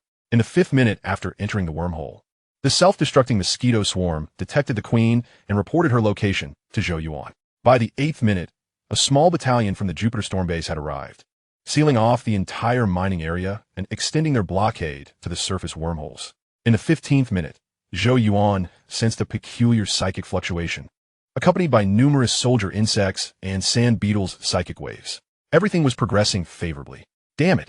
Move those stones, comrades! Quickly, we are on the verge of capturing the queen. By the 18th minute, a collapse within the wormhole occurred, with large boulders obstructing the pursuit route. Without Zhou Yuan's command, the team members instinctively moved to clear the debris. Since entering the wormhole, they had encountered 3 collapse points, all caused by grenade beetles. Though the cleanup was cumbersome, the group worked with fervor, for as the wormhole crumbled, they heard a series of distinct explosions. They were close to the queen. While the team worked, Zhou Yuan squatted nearby, resting with a restorative cigar clamped between his lips, his gaze fixed on his personal panel. Host, Zhou Yuan. Identity, Federation Major, Superhuman. Attributes, Strength 14, Speed 135, Jump 135, Agility 135, Endurance 14, Defense 14, Self-Healing 14. Skill 23, Brain Function 255. Skills, Telepathy, Psychic Communication, Psychic Storm, Psychokinesis, Psychic Hypnosis, Mind Control, Rapid Learning. Items, Icarus-class Destroyer, Jump Frog, Nano Repair Medical Pod, Hellfire Grenade. Title, Exceptional Wisdom, increases brain function by 5. Soul points, 50, 560, 000. From a cafeteria in the mining area to now, his balance had increased by 30,000. Of that, at least 25,000 had come from the parasites, each worth 500 soul points, surpassing even the royal plasma insects. 5 million, an overwhelming sum. Perfect for some shopping upon his return. After lingering a moment longer on his balance, Zhou Yuan closed his personal panel. He was contemplating acquiring a mech. A nano mech with stealth capabilities and heavy firepower, crafted from rare metals. Once the stealth mode was activated, neither humans nor insects would detect him, allowing for myriad advantages, especially in future encounters with intelligent insects, which would not be as arduous as today. Previously, he had thought it prudent to wait until he became a commandant of a station or a base before considering equipping a mech. But now it seemed unnecessary. Soul points were not difficult to farm, so why complicate matters with a laboratory? That would be utterly tedious. The sooner he bought and utilized it, the sooner he could enjoy its benefits and accrue soul points. Investing all 5 million soul points might even allow him to install a superluminal engine in the mech. With 2 variable string rings on hand, he could attach the smaller one to the mech, creating a low-tier version of unlimited firepower. Contemplating this lifted much of Zhou Yuan's mental fatigue. Comrades, let us put in some extra effort. I trust you all are aware that Jupiter's reinforcements have arrived. Hovering above us, I know what they are thinking. They believe we cannot capture the Queen and plan to swoop in on the surface to claim our military accolades. We are not weaklings or failures. We are legends capable of scaring the Queen into submission. We shall firmly say no to failure and glory theft. I bring good news. My telepathic abilities inform me that the Queen's speed has diminished. She is now merely 2 kilometers away. Now, charge forth, seize the Queen, and claim the glory that rightfully belongs to us. Zhou Yuan rose, discarding the nearly finished restorative cigars onto the ground, raising his arm in fervent declaration. Capture the Queen. Charge. Upon hearing Zhou Yuan's rallying cry, the team members felt invigorated, their movements quickening. 3 kilometers was a short distance, one they could cover in around 8 minutes. The Queen was within arm's reach. The 15-meter-wide wormhole, following the collapse, was challenging to clear. However, the team boasted 10 heavy-duty robots, which efficiently served as laborers, clearing the path in just 2 minutes. Charge! Rush, rush, rush! Brothers, accelerate! Under Zhou Yuan's leadership, the team surged forward, howling with wild abandon as they embarked on the final stretch of the pursuit. Hiss! Hiss! Hiss! At that moment, movement was detected ahead in the wormhole. The soldier insects, absent for nearly 20 minutes, finally re-emerged. Firepower suppression. Do not conserve ammunition. Unleash everything you've got. Noticing the team's pace had slightly slowed, Zhou Yuan shouted commands, simultaneously tossing a B2 primal matter grenade forward, using B2 native plasma grenades to incapacitate the insects, and employing Gauss rifles and heavy machine guns to shatter them. Did not in the slightest impede the team's momentum. The team members were quite fond of this tactic. As mechanized infantry, the commander's words of not needing to conserve ammunition allowed them to unleash their combat potential to the utmost. Thus, the squad, relying on overwhelming firepower, fiercely suppressed the swarm of soldier bugs. The insect horde, undeterred, clashed with them like 2 waves colliding within the wormhole. One side unleashed heavy artillery, while the other charged with brute force. The outcome was predictable. The defeated were the soldier bugs, and the defeat was catastrophic. Zhou Yuan, along with his team, traversed the carnage of the soldier bugs, unscathed at the cost of abundant ammunition. Chapter 171. A clash of minds confronting the Queen. After 5 minutes of relentless assault, Zhou Yuan paused, seizing a Morita sniper rifle from Chongyun and aiming deep into the wormhole. Found you. Upon reaching this point, the wormhole's trajectory steepened into a straight path, revealing the scene ahead. Approximately a kilometer away, the Queen's battle bug guard obstructed the route, blocking the slaughter team's pursuit. The formidable lineup included plasma bugs, grenade beetles, soldier bugs, and sand beetles, with parasites crawling along the rock walls, creating a lavish array. As Zhou Yuan's gaze swept past the battle bugs, he spotted the Queen herself. Positioned 2 kilometers away, she was devoid of battle bugs, merely supported by a cluster of sand beetles beneath her. Boom! Without further ado, Zhou Yuan took aim at a plasma bug and pulled the trigger. Thunderous explosions erupted as the plasma bug detonated, the ion energy engulfing all surrounding insects. The grenade beetles and plasma bugs met their demise in a chain explosion, while the soldier bugs, sand beetles, and parasites were obliterated. One single bullet dispatched the majority of the blocking battle bug guard. Human technological reconnaissance capabilities surpassed the bug's thermal sensing. Before the insects could detect humanity, they were already subject to lethal strikes. Charge! After neutralizing the threat, Zhou Yuan tossed the sniper rifle back to Chongyun and led the team in a wild sprint. Charge! Charge! Yes, I see the Queen. The team cheered as they ran, exhilaration blooming in their hearts. Just moments earlier, when Zhou Yuan had used the sniper rifle, they too had glimpsed the Queen, a mere 2 kilometers away. A resounding victory.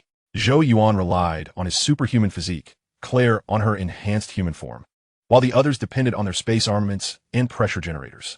They covered the short distance of 2 kilometers in just 3 minutes. As they approached within 100 meters of the Queen, a wave of psychic disturbance emerged. All 19 members simultaneously felt their brains under assault. An invisible pressure surging into their minds, tumultuous and relentless. Is this it?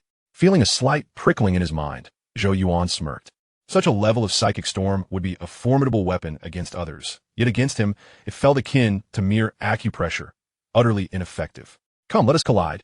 As his teammates staggered and began to drop to the ground, Zhou Yuan's eyes widened, directing a psychic storm towards the queen. Swoosh! The queen's massive form trembled, her elevated head crashing to the ground, shaking uncontrollably. Too weak. Sensing her diminishing state, Zhou Yuan hastily ceased his mental assault, fearing he might inadvertently crush her head. He perceived that this queen's psychic capabilities were feeble, likely a consequence of her recent oviposition, which had rendered her frail. Yet, this was inconsequential. Regardless of why this queen was so weak, as long as she was indeed the queen, that sufficed. Records shattered, military merit secured. The three super-intelligent insect species of the Elachian swarm, the Starship Bug, the Brain Bug, and the Queen, were all captured. What the hell? What just happened? After the Queen's psychic storm subsided, everyone but Zhou Yuan regained their senses, rising to discuss the matter. A few quick-witted individuals began to speculate. This type of mental attack, Zhou Yuan likely possessed as well. The soldier bugs whose heads had exploded earlier were presumably casualties of his psychic strike. Is this truly the Queen? Claire approached Zhou Yuan. Grasping his hand, her beautiful eyes fixed on the Queen. There seems to be a disparity compared to the Queen in the database. The one in the database resembles an immensely magnified, heavily pregnant Ant Queen. In contrast, this Queen appears emaciated, lacking the expected bulk. Her condition is utterly languid, lying motionless on the ground, only occasionally twitching her abdomen as though nearing death. Indeed, she must have recently laid eggs, thus her poor state. Only the Queen can reproduce rare species like the parasites, plasma bugs, and grenade beetles.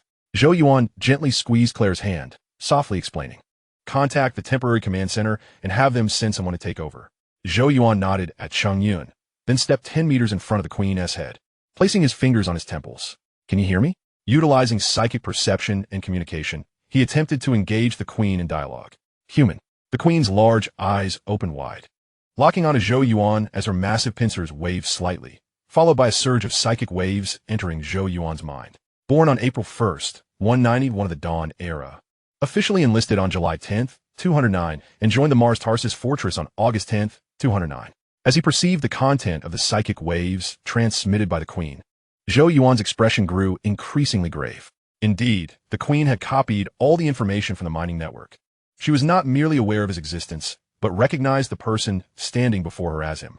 To put it simply, the Queen had become a biological computer, fully privy to the Federation's non-classified intelligence. Your intellectual capabilities are formidable. Regrettably, we find ourselves as adversaries. I look forward to our next encounter.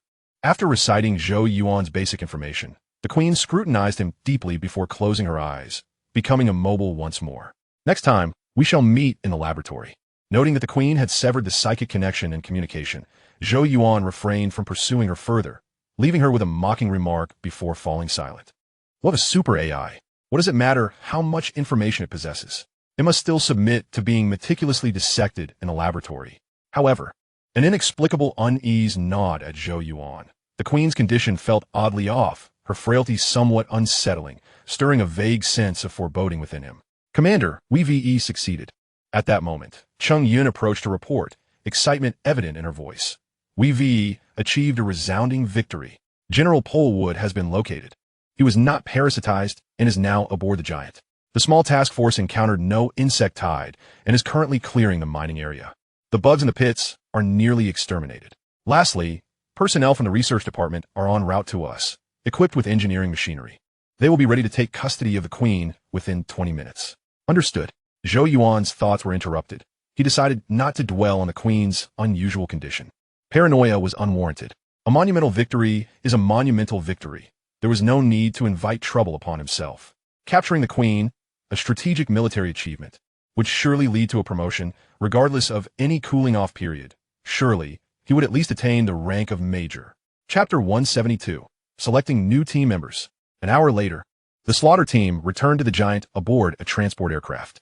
By the time Zhou Yuan led the retreat, the research department had already taken custody of the Queen, now being hoisted away for transport to the surface. Due to their slow pace, Zhou Yuan chose not to wait, opting to depart early. Once the research department had transported the Queen, the giant would set course back to Morosha. Although this operation incurred casualties, it can still be regarded as a resounding victory overall. The target was successfully rescued, and the Queen was captured. Each unit performed commendably, demonstrating excellent cooperation both internally and externally, achieving remarkable results and earning substantial military merit, much to the delight of all involved. After a brief celebratory drink with his comrades, Zhou Yuan departed the dormitory and made his way to the bridge, ultimately finding Wei Chuan and Barbara in the cockpit. Admiral Paul was also present. This fellow was fortunate, and his capabilities appeared to be commendable as well. His survival, without attracting the attention of parasites, was likely due to luck. But enduring the encirclement of soldier bugs until rescue arrived certainly required formidable strength. Commander, I am here to deliver the mission report. After greeting the three generals in turn, Zhou Yuan halted in front of Wei Chuan. Upon hearing the report, Wei Chuan responded with exasperation. Kid, are you feigning ignorance? Don't try that with me. Write the report yourself, and it must be thorough. Submit it to me once completed. Sir, with all due respect, I am not that kind of person. Zhou Yuan replied sheepishly, rubbing his nose. Curse it. Writing a formal report by hand was far less convenient than speaking and having someone else draft it for him. Zhou, come take a look. At that moment, Barbara waved Zhou Yuan over, and as he approached, he saw her examining a live video feed on her tablet. This was a transmission from the research department, displaying footage of the transport Queen. What are you looking at? Zhou Yuan scrutinized the screen, feeling that there was nothing particularly novel, and asked in confusion. Barbara pointed to the Queen and said, the researchers mentioned that the Queen seems a bit off. Although there are signs of life, it is completely immobile. Oh, that might be related to its previous excessive oviposition. At least my team and I did not attack it. It was in this state when we encountered it, and there were no visible injuries on its body. Zhou Yuan, upon hearing this, felt it was rather peculiar. Indeed, this Queen was excessively quiet. Perhaps it had not adequately recuperated, leading to a depletion of its vitality. Hearing the conversation between Zhou Yuan and Barbara, Wei Chuan interjected with a serious expression. It is likely that it is in a state of recovery. Both Zhou Yuan and Barbara froze, merely offering a polite smile to Wei Chuan, which elicited an unspoken feeling of disdain from him. While the three of them were gathered around watching the live video, Admiral Paul quietly exited the cockpit and entered a nearby space corridor. He gazed at the mining area beneath the Titan, his eyes suddenly shifting to a violet hue. A sinister smile curling at the corners of his mouth, only to revert to normal in an instant. Simultaneously, within the wormhole where the extermination squad had captured the Queen, the ground began to exhibit localized fractures. A perfect form. Oh, weak and unsightly worm, continue to be foolish. I'm the future of the universe, the sovereign of countless stars. My prey shall meet me in the laboratory next time. Accompanied by a raspy voice, 8 elongated claws, sharp as blades, erupted from the ground, forming a skeletal wing resembling spider legs. Then, an enchanting figure ascended from the depths, only to flicker out of sight, leaving behind a trail of violet radiance. At 3 o'clock in the afternoon on Earth, the Titan departed from 71, returning to Morosha. The battle for Morosha was nearing its conclusion, but had not yet fully ended, as numerous support missions remained, necessitating the continued presence of the Southgate Fortress. As the main contributor to the previous mission, the extermination squad was granted a 3-day leave. Upon receiving the notification, the team members rushed to the dining hall, clamoring for a grand celebration, while only Zhou Yuan and Claire remained in the dormitory. Claire's sole desire was to stay close to Zhou Yuan, while he had more pressing matters at hand. Zhou Yuan opened his tablet and called up the candidate list. Prior to the mission to 71, the fortress had issued a notification for the expansion of special operations units. The personnel of the extermination squad was increasing from 10 to 20, necessitating Zhou Yuan's careful selection of 10 new members. Wow. Zhou Yuan was taken aback by a particular name on the list. Carmen Ibanez, 19 years old, second lieutenant, graduated with a perfect score, completed an additional 10 ACE assessments, breaking the record of the Starship Academy. Dear, we should take her. Before Zhou Yuan could recover from his astonishment, Claire suggested. Give me a reason. Zhou Yuan inquired with curiosity. He preferred seasoned elites with ample experience over an unrefined super genius, believing that it would be more beneficial for the team. Even if Carmen possessed exceptional driving talent, he was hesitant to welcome a novice like her, much like he would never include an inexperienced Rekara in his squad. He was merely surprised that Carmen had passed her early graduation assessment so swiftly, especially since the new military service laws had only recently been enacted. The ACE assessments at the Starship Academy consisted of 10 tasks. The more one completed, the higher their authority upon entering the Starship forces. I graduated at 22, completing 4 ACE assessments, while she graduated at 19, having studied for 3 years less, yet she managed to complete 10 ACE assessments, Claire explained softly, becoming slightly bashful as she spoke. No woman wishes for her partner to perceive her shortcomings, especially when the comparison is with a woman who rivals her in both beauty and capability. Is she really that impressive? Zhou Yuan exclaimed, genuinely impressed by Carmen's swift realization of her potential. No wonder she made the candidate list for the Southgate Fortress. All right, let's have her, but we must be cautious. Carmen's driving style is a bit reckless. We can't let her fly off the rails and crash the transport ship. Zhou Yuan continued to review the list, spending half an hour finalizing the selection of 10 new members. They were as follows: Captain Atair, Machine Gunner, Demolitions Expert; Lieutenant Stark, Machine Gunner Scout; Lieutenant Sace, Assault Trooper, Engineer; Second Lieutenant Jonah, Assault Trooper Guide; Second Lieutenant Logan, Medic, Communications Officer; Second Lieutenant Danny, Sniper, Communications Officer; Second Lieutenant Carmen, Driver Medic; Sergeant Lewis, Driver, Sniper; Sergeant Zhang Yekuan, Assault Trooper, Demolitions Expert; Sergeant Liu Xingfei, Machine Gunner, Demolitions Expert. Compared to the original 10 team members, these new recruits possess greater firepower, most of them being formidable warriors skilled in assault. This was the composition Zhou Yuan desired. Soldiers with enhanced individual combat capabilities, equipped with superior weaponry, ultimately leading to more powerful performances. Ding! Selected, submitted, and issued the recruitment notification. A system prompt appeared, confirming the completion of his task for the day. Chapter 173, Nano Heavy Firepower Reaction Mecha. Midnight. Zhou Yuan gently moved Claire, who was asleep in his arms, and settled onto the sofa, lighting a restorative cigar. After finishing the selection of team members in the afternoon, Claire had occupied a single dormitory, having just consumed her rations and dozed off. Now, he needed to attend to another pressing matter. Host, Zhou Yuan. Identity, Federal Major, Superhuman. Attributes, Strength 14, Speed 135, Jump 135, Agility 135, Stamina 14, Defense 14, Self-Healing 14, Skill 23, Brain Function 205. Skills, Telepathy, Mental Communication, Mindstorm, Psychokinesis, Hypnosis, Mind Control. Rapid Learning.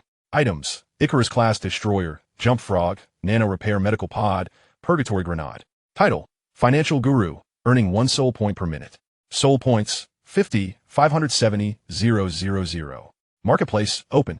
After glancing at his wallet, Zhou Yuan opened the marketplace and flipped directly to the mecha sales interface. There were numerous mechas available, with today's refresh yielding dozens. Price between 500,000 to 500,000 soul points. Of course, this does not imply that the 5 million mecha is the best. Any mecha priced over 1 million includes thematic configurations, allowing for additional purchases of extra equipment. In other words, the displayed price only reflects the base price of the mecha.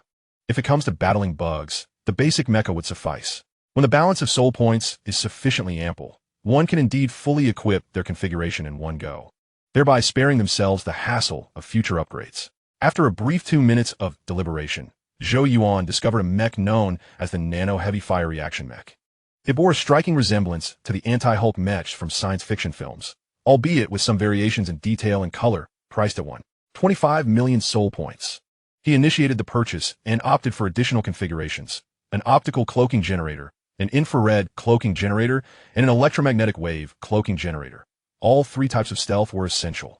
The barrier energy attenuation shield, capable of autonomously absorbing energy flows to channel into its power system, was a remarkable find. Shoulder-mounted Gatling guns and a tactical nuclear missile launcher. These 2 were quintessential for extermination, thus they were included. A few miniature energy cannons for breaching would suffice, being quite economical. Furthermore, it needed to be amphibious, capable of traversing land, sea, air, and even the vacuum of space, along with the finest life support system, which should cost around 300,000. Naturally, an intelligent system was a must, top tier. After sifting through options for about 10 minutes, Zhou Yuan finalized an additional configuration. Ding! Purchase successful, deducting 7 million soul points. And acquiring the Nano Heavy Fire Reaction Mech. Congratulations, host, you have unlocked the extravagant spender achievement. Damn, it's truly expensive. Upon pressing the purchase button, 7 million soul points vanished instantly. Zhou Yuan laughed and cursed, feeling both pained and exhilarated, experiencing a mix of pleasure and agony. Indeed, the total came at 7 million. The base mech at 25 million, with additional configurations totaling 45 million. This mech was a heavy firepower model, boasting firepower equivalent to a 10-man robotic squad. Equipped with shoulder-mounted Gatling guns and a tactical nuclear missile launcher, its limbs contained 100 small missiles, while the chest armor housed 2 sets of 30 small primordial missiles, 8 miniature ion energy cannons, 2 in each palm, 2 beneath each knee, and 4 on the back. It also included a high-explosive grenade launcher, a heavy machine gun, and a laser gun, which in their inactive form resembled metal bracelets worn on the mech's wrists. A pulse ion cannon was directly fired from the energy unit located at the chest. Aside from this formidable firepower, the core systems of the mech were equally robust. An intelligence system, cloaking system, life support system, hydraulic system, jet propulsion system, among others, both passive and active systems, all of premium quality. It would not be an exaggeration to say that, should he wish to expend soul points on supplies, this mech could easily obliterate an entire fleet. He simply refrained from increasing the size of the mech further, or else he could have equipped it with a superliminal engine. Host, Zhou Yuan. Identity, Federal Major, Superhuman. Attributes, Strength 14, Speed 135, Jump 135, Agility 135, Endurance 14, Defense 14, Self-Healing 14, Skill 23, Brain Function 205. Skills, Telepathy, Mind Communication, Mental Storm, Telekinesis, Hypnosis, Mind Control. Rapid Learning. Items, Icarus-class Destroyer, Jump Frog, Nano Heavy Fire Reaction Mech Title, Financial Expert, earning 1 soul point per minute. Soul points, 57 million. At this moment, upon checking the soul points, the balance had dwindled to the beginning of 1 million. Perhaps he would take it out for practice another day. Zhou Yuan closed his personal panel and quietly made his way to the restroom. The 7 million soul points spent were worth it. This mech could effortlessly crush bugs with its fists, offering ample opportunities for future returns. Snap. Retrieving the mech from the marketplace warehouse, Zhou Yuan donned it.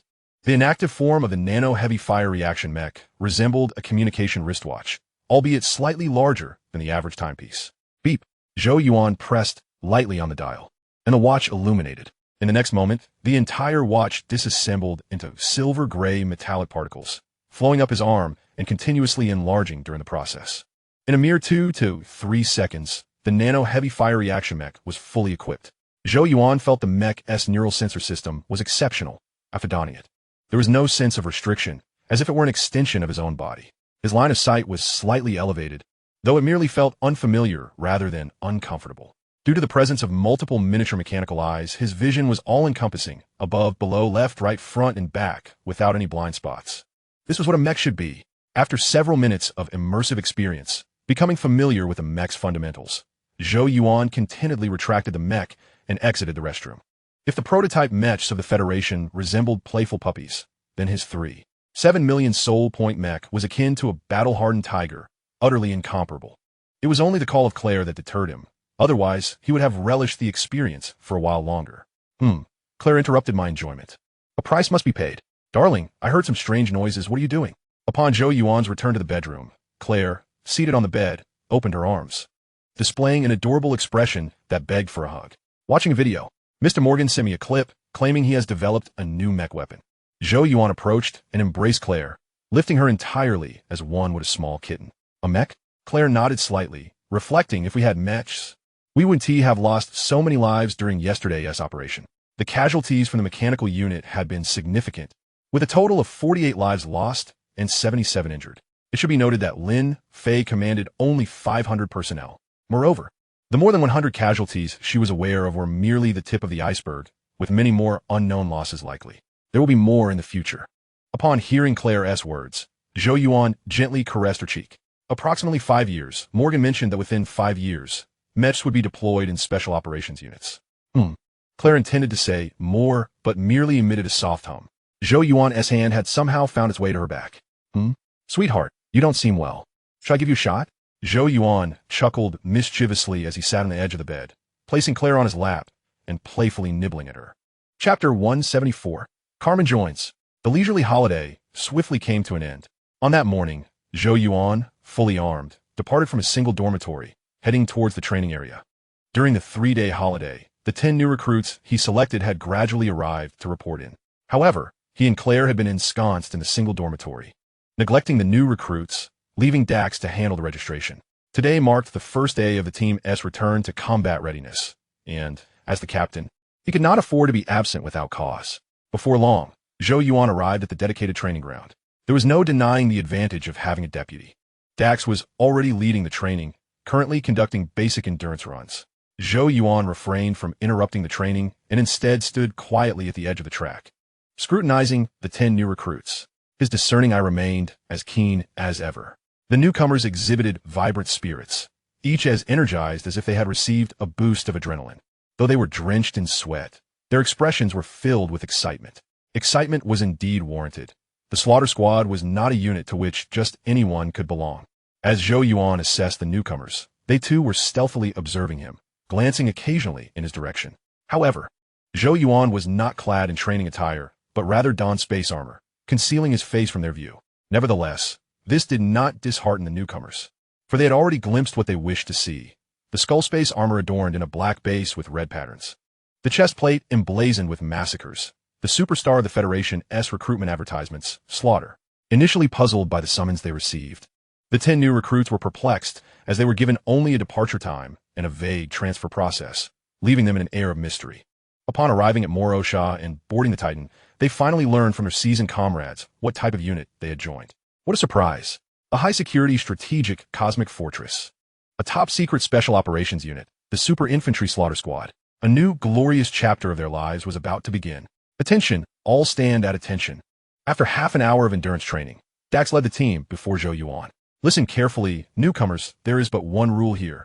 Obey orders, execute commands. And if you cannot perform, then get lost. Do you understand? Zhou Yuan, with his hands clasped behind his back, turned to the formation and softly inquired. His primary gaze fixed upon the 10 newcomers. Understood, sir, came the uniform response, with Dax leading the salute. Excellent. Continue the training, but do not overdo it. We are now in a state of readiness. After greeting the newcomers, Zhou Yuan nodded slightly at Dax and took a seat on a nearby bench, contentedly lighting his restorative cigar. Thank you for the warm welcome, Zhou. Such a young slaughterer. The rookie recruits were met with a sharp command. Shut your mouths, rookies. Start running. As Zhou Yuan removed his combat helmet, a chorus of voices erupted from the ranks of newcomers, several of whom promptly received a reprimand from Dax. Carmen was among those reprimanded. The other newcomers were astonished to discover that the slaughter was not the muscular demon they had envisioned, but rather a striking young man. As an old friend and classmate of Zhou Yuan, Carmen's shock was greater than that of the others. After a gap of 15 months, her former classmate had transformed into her superior. Judging by the insignia on his shoulder epaulette, Zhou Yuan now held the rank of major. How did this happen? Wasn't he, it said, that the mobile forces had the least promising future? She, Carmen Ibanez, the top student of the Sao Paulo Starship Academy in South America, had shattered historical records during her graduation evaluations and was heralded as the finest probationary pilot in the entire Federation. Despite her accomplishments, she had only been promoted to second lieutenant. Yet, while she was elevated to second lieutenant, Zhou Yuan had already ascended to major. The disparity was staggering. Hey, Zhou Yuan, with keen perception, immediately noticed Carmen's gaze and smiled, giving her a casual salute. Though he lacked telepathic abilities, he could surmise Carmen's current thoughts, mirroring how he felt about future Carl. Damn, why is he so formidable? This isn't fair. 2 hours later, the 3-hour morning training concluded. Zhou! Carmen cheered as she broke away from the formation and rushed towards Zhou Yuan, who had been lounging by the track, enveloping him in an enthusiastic embrace. Long time no see. Future Airspace Command, Mississippi. Zhou Yuan caught Carmen with a smile, nostalgic for their college days after such a lengthy separation. Zhou, how'd you end up here? Wait, did you bring me here? Carmen exclaimed, her excitement causing her to stammer. I was terrified when I was drafted, thinking I would become cannon fodder. This was the first time she had directly conversed with an old friend since entering the Starship Academy. However, in her fervor, she forgot she was still clinging to Zhou Yuan. Claire, watching intently, transformed her initial admiration for Carmen into wariness. The newcomers were dismayed, realizing they could not afford to provoke this young pilot. Dax and the others stood by, eager to witness a showdown between Claire and Carmen. You have many questions? Zhou Yuan said, gently releasing Carmen from his embrace and placing a finger on her forehead, adopting a sage-like expression. Survive. Survive on the battlefield, keep surviving, and then you'll become a major. Upon hearing Zhou Yuan's words, Carmen's smile gradually faded. She paid little heed to his compliment. instead wrapping her arms around him once more and softly stating, "I hope my presence makes things easier for you." "Thank you." Zhou Yuan patted Carmen's shoulder, reflecting on his past. In truth, his journey had not been particularly arduous. With extraordinary luck and formidable skills, he had always excelled wherever he went. "Dear, will you not introduce me?" At that moment, Claire suddenly squeezed between Zhou Yuan and Carmen. She planted a gentle kiss on Zhou Yuan's cheek before leaning against him, casting a provocative glance at Carmen. This sight irked Carmen. Claire had previously been very warm towards her, almost treating her like a younger sister. But now, I am the finest probationary pilot in the Federation, having become a second lieutenant at just 19. What do you, an old woman, have to boast about? In a brief exchange of glances, Carmen's competitive spirit was ignited by Claire's challenge. Moreover, she had initially regarded Zhou Yuan merely as a good friend. However, Claire's provocation made her realize that Zhou Yuan was worthy of more than just friendship. Handsome, charismatic, and with limitless potential. He was the kind of exceptional man she had long since broken up with Reiko over. Without a doubt, it was time to teach that old woman Claire a lesson. As evening fell, a group of 20 returned from the dining hall to their dormitory. Following the expansion of the squad, 5 additional bunk beds had been added, resulting in a somewhat cramped space with 10 beds lining each side. Ideally, they would have transitioned to a larger dormitory, but the Titan was overcrowded, leaving them to squeeze in for the time being. "Give it a try." Zhou Yuan, using his suitcase as a shield, retrieved a handful of restorative cigars from his dimensional ring and distributed one to every team member. The veterans were well aware of the cigar's potency and stowed them away for future enjoyment. "Thank you, sir." The newcomers who knew how to smoke promptly lit theirs. Their spirits lifted as their commander appeared quite approachable, promising a pleasant experience ahead. "Relax, just call me captain in everyday situations." Zhou Yuan waved his hand dismissively, not elaborating further. He kicked off his shoes and collapsed onto his bed, his actions alleviating some of the newcomers' apprehension.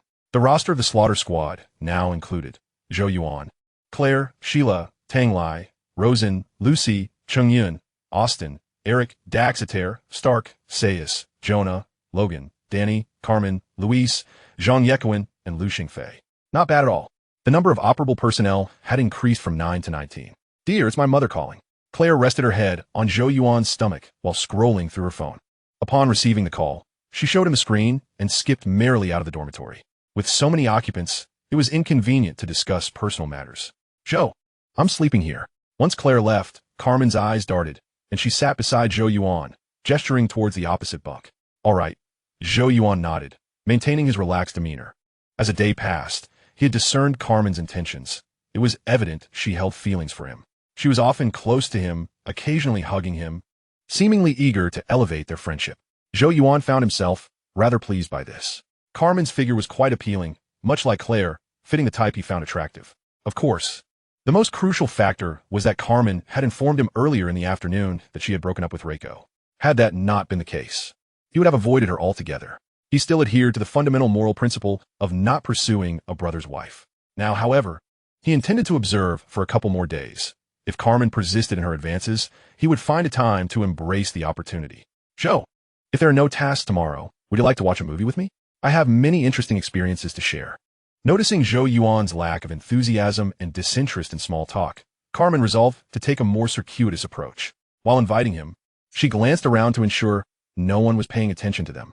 Their teammates were huddled around a card table near the door, their raucous laughter echoing like a street brawl. "Okay." Zhou Yuan's lips curled into a slight smile as he agreed. Then it's settled. Carmen burst into laughter, playfully slapping Zhou Yuan on the stomach before returning to her own bed. "Ah, I truly am in high demand," she mused. Zhou Yuan glanced at Carmen, who was sitting on her bed, brimming with excitement, and instinctively wiped his handsome face. He had not been overly enthusiastic earlier, primarily to secure his position of invulnerability. Adhering resolutely to the 3 principles of a scoundrel, neither initiating, nor rejecting, nor taking responsibility, he aimed to navigate the complexities of relationships with caution. There is a saying, if love were a competition, the first to fall would invariably be the loser. However, he would never be so callous as to allow the women who loved him to become mere casualties. Take Claire, for instance. Having traversed perilous paths alongside him and expressing her intent to follow him for life, he was determined to cherish her always. As noon approached the following day, after the morning training had concluded, the 20 members of the squad dispersed to pursue their own endeavors. Claire sought out Shira, Carmen, and Louis. proposing that they form a group to engage in simulated flight training in the bridge area. Both Shira and Lewis agreed, but Carmen declined, citing her physical discomfort. "I'll be in the entertainment zone. See you there." After changing into a different outfit in her dormitory, Carmen sent a message to Zhou Yuan, who was still at the training ground practicing with his firearm, and then merrily headed to the entertainment zone. On the other side, Zhou Yuan received her message and replied succinctly before taking a quick shower and heading to meet her. Upon arriving at the entertainment zone, he discovered the private cinema room Carmen had booked. "Still a couple sweet?" Zhou Yuan raised an eyebrow, mentally preparing himself for what was to come, and gently pushed the door open. "Zhou!" Carmen exclaimed, rising from the sofa upon his entrance. "Carmen," Zhou Yuan appraised her attire, finally commenting, "You look particularly special today." The combination of red high heels and a camouflage trench coat exuded a unique flair, albeit somewhat inappropriate for a couple cinema. And now, Carmen dramatically opened her trench coat, revealing a lacy strap dress beneath. "Now, you look exceptionally special," Zhou Yuan remarked, his mood lifting, the flow of blood quickening within him. He gracefully performed a gentlemanly gesture, fully aware of Carmen's intentions, recognizing that this lacy dress was a bold invitation. "I appreciate your efforts. Come, take a seat. The movie has already started," Carmen encouraged, patting the sofa beside her and gesturing towards the screen ahead.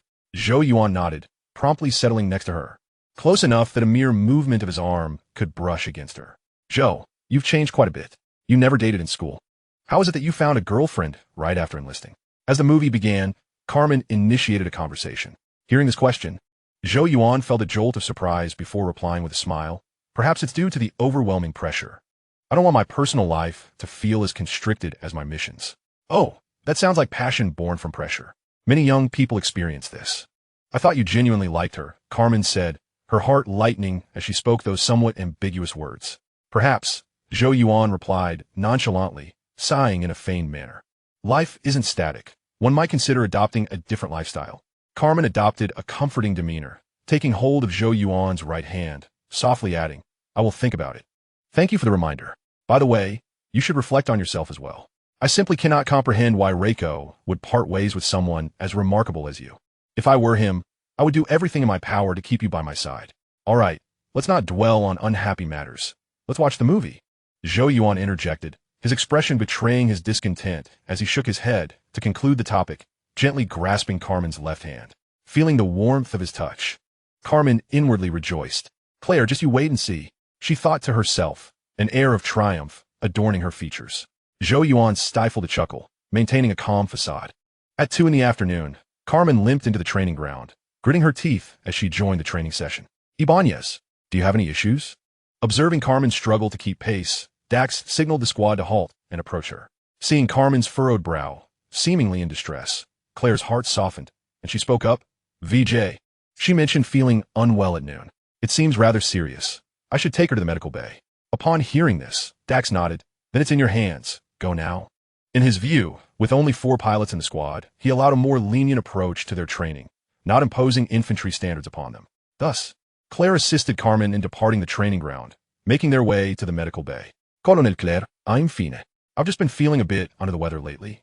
You know how it is for us women," Carmen offered as they passed through the living quarters, seeking an excuse. She was indeed feeling unwell, but her discomfort had nothing to do with illness. She simply could not enter the medical bay. "Oh," Claire acknowledged, reminding her, "then rest in your dormitory. If the pain becomes unbearable, you still need to go to the medical bay for medication." "I understand. Thank you," Carmen replied, expressing her gratitude before entering the medical bay alone. As she walked, a wave of guilt washed over her. Claire was genuinely a wonderful person. Had it not been for the matter of stealing a boyfriend, she was certain they could have become good friends. Meanwhile, while Carmen rested in her dormitory, Zhou Yuan was reveling in the dining hall, boasting about his drinking prowess. "Zhou, you seem to be in quite a good mood," the bartender remarked, refilling Zhou Yuan's glass after he downed 3 large beers. "Indeed, I am," Zhou Yuan shrugged, a satisfied smile gracing his face. 2 hours earlier, he had enjoyed an intimate encounter with Carmen. It was only during the act that he realized she had bled. At that moment, he recalled that although Carmen had been in a 2-year relationship with Reiko, she had never given herself to him, citing some belief that she could not until she turned 18.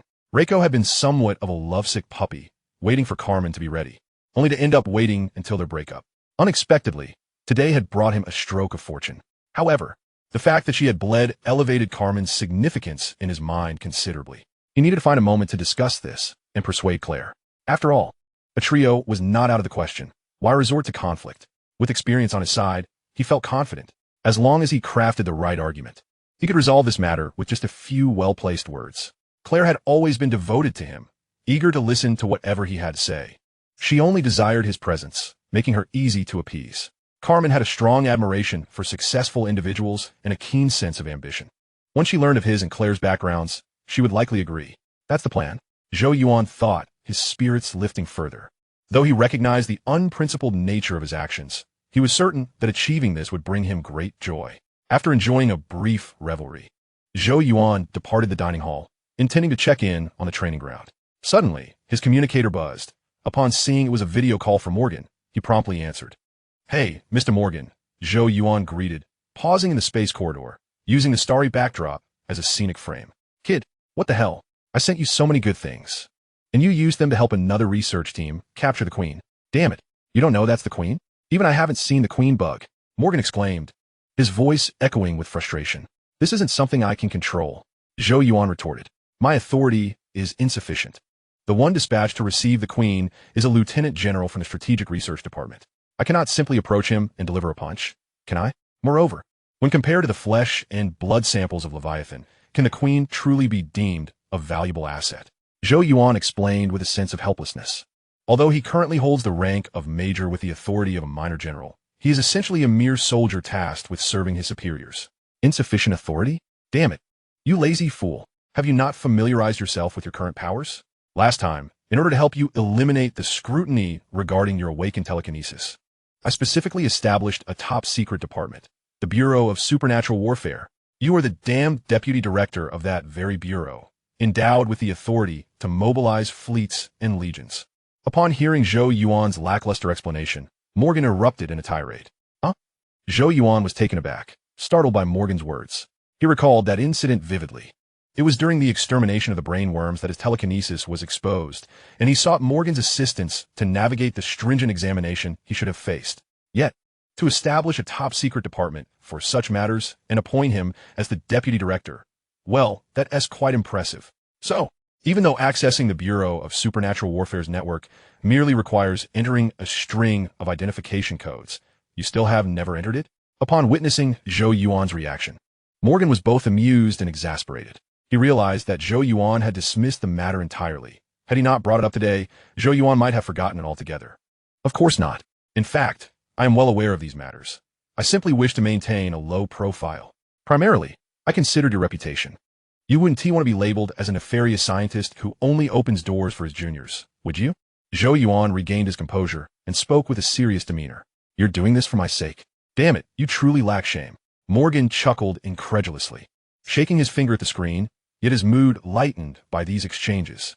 Indeed, only Zhou Yuan would dare to speak to him in such a manner, which is why he held a degree of admiration for him. It is not easy for someone in his position to find a friend. By the way, I have a question. Once Morgan calmed down, Zhou Yuan inquired. The tasks of erasing mission reports and capability assessments should be trivial for you. Why go through the trouble of creating a top-secret department? He suddenly recalled an important detail. The Bureau of Supernatural Warfare is set to be the department overseen by Carl in the future, and Carl is the director as well.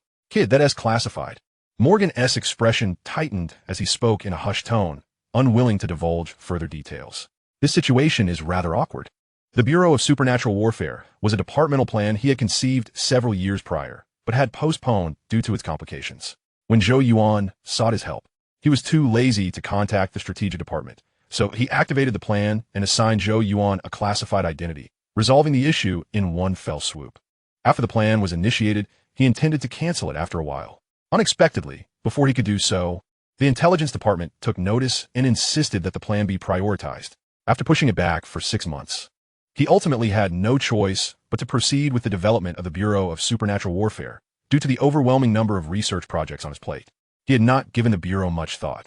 He merely intended to select a few gullible young recruits from the strategic department and delegate the tasks accordingly. Chapter 177. The Return to the Fortress, Prelude. What a tumultuous autumn. 10 minutes later, Zhou Yuan concluded the communication and turned his gaze to the starry sky. Resuming his cigar. After voicing his grievances regarding the Queen, Morgan shared some confidential news. Firstly, concerning the Queen's fate. The Queen he captured perished in a laboratory this morning. The researchers claimed she succumbed to exhaustion following childbirth. Secondly, regarding the planet Clintu. The Federation has carved a path within the GJ-1 star system, preparing for an imminent offensive against Clintu. Lastly, regarding the mechs.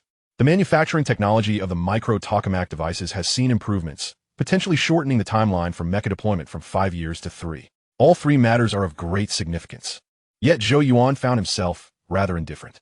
The Queen's demise held no weight. After all, he had already secured his military merits.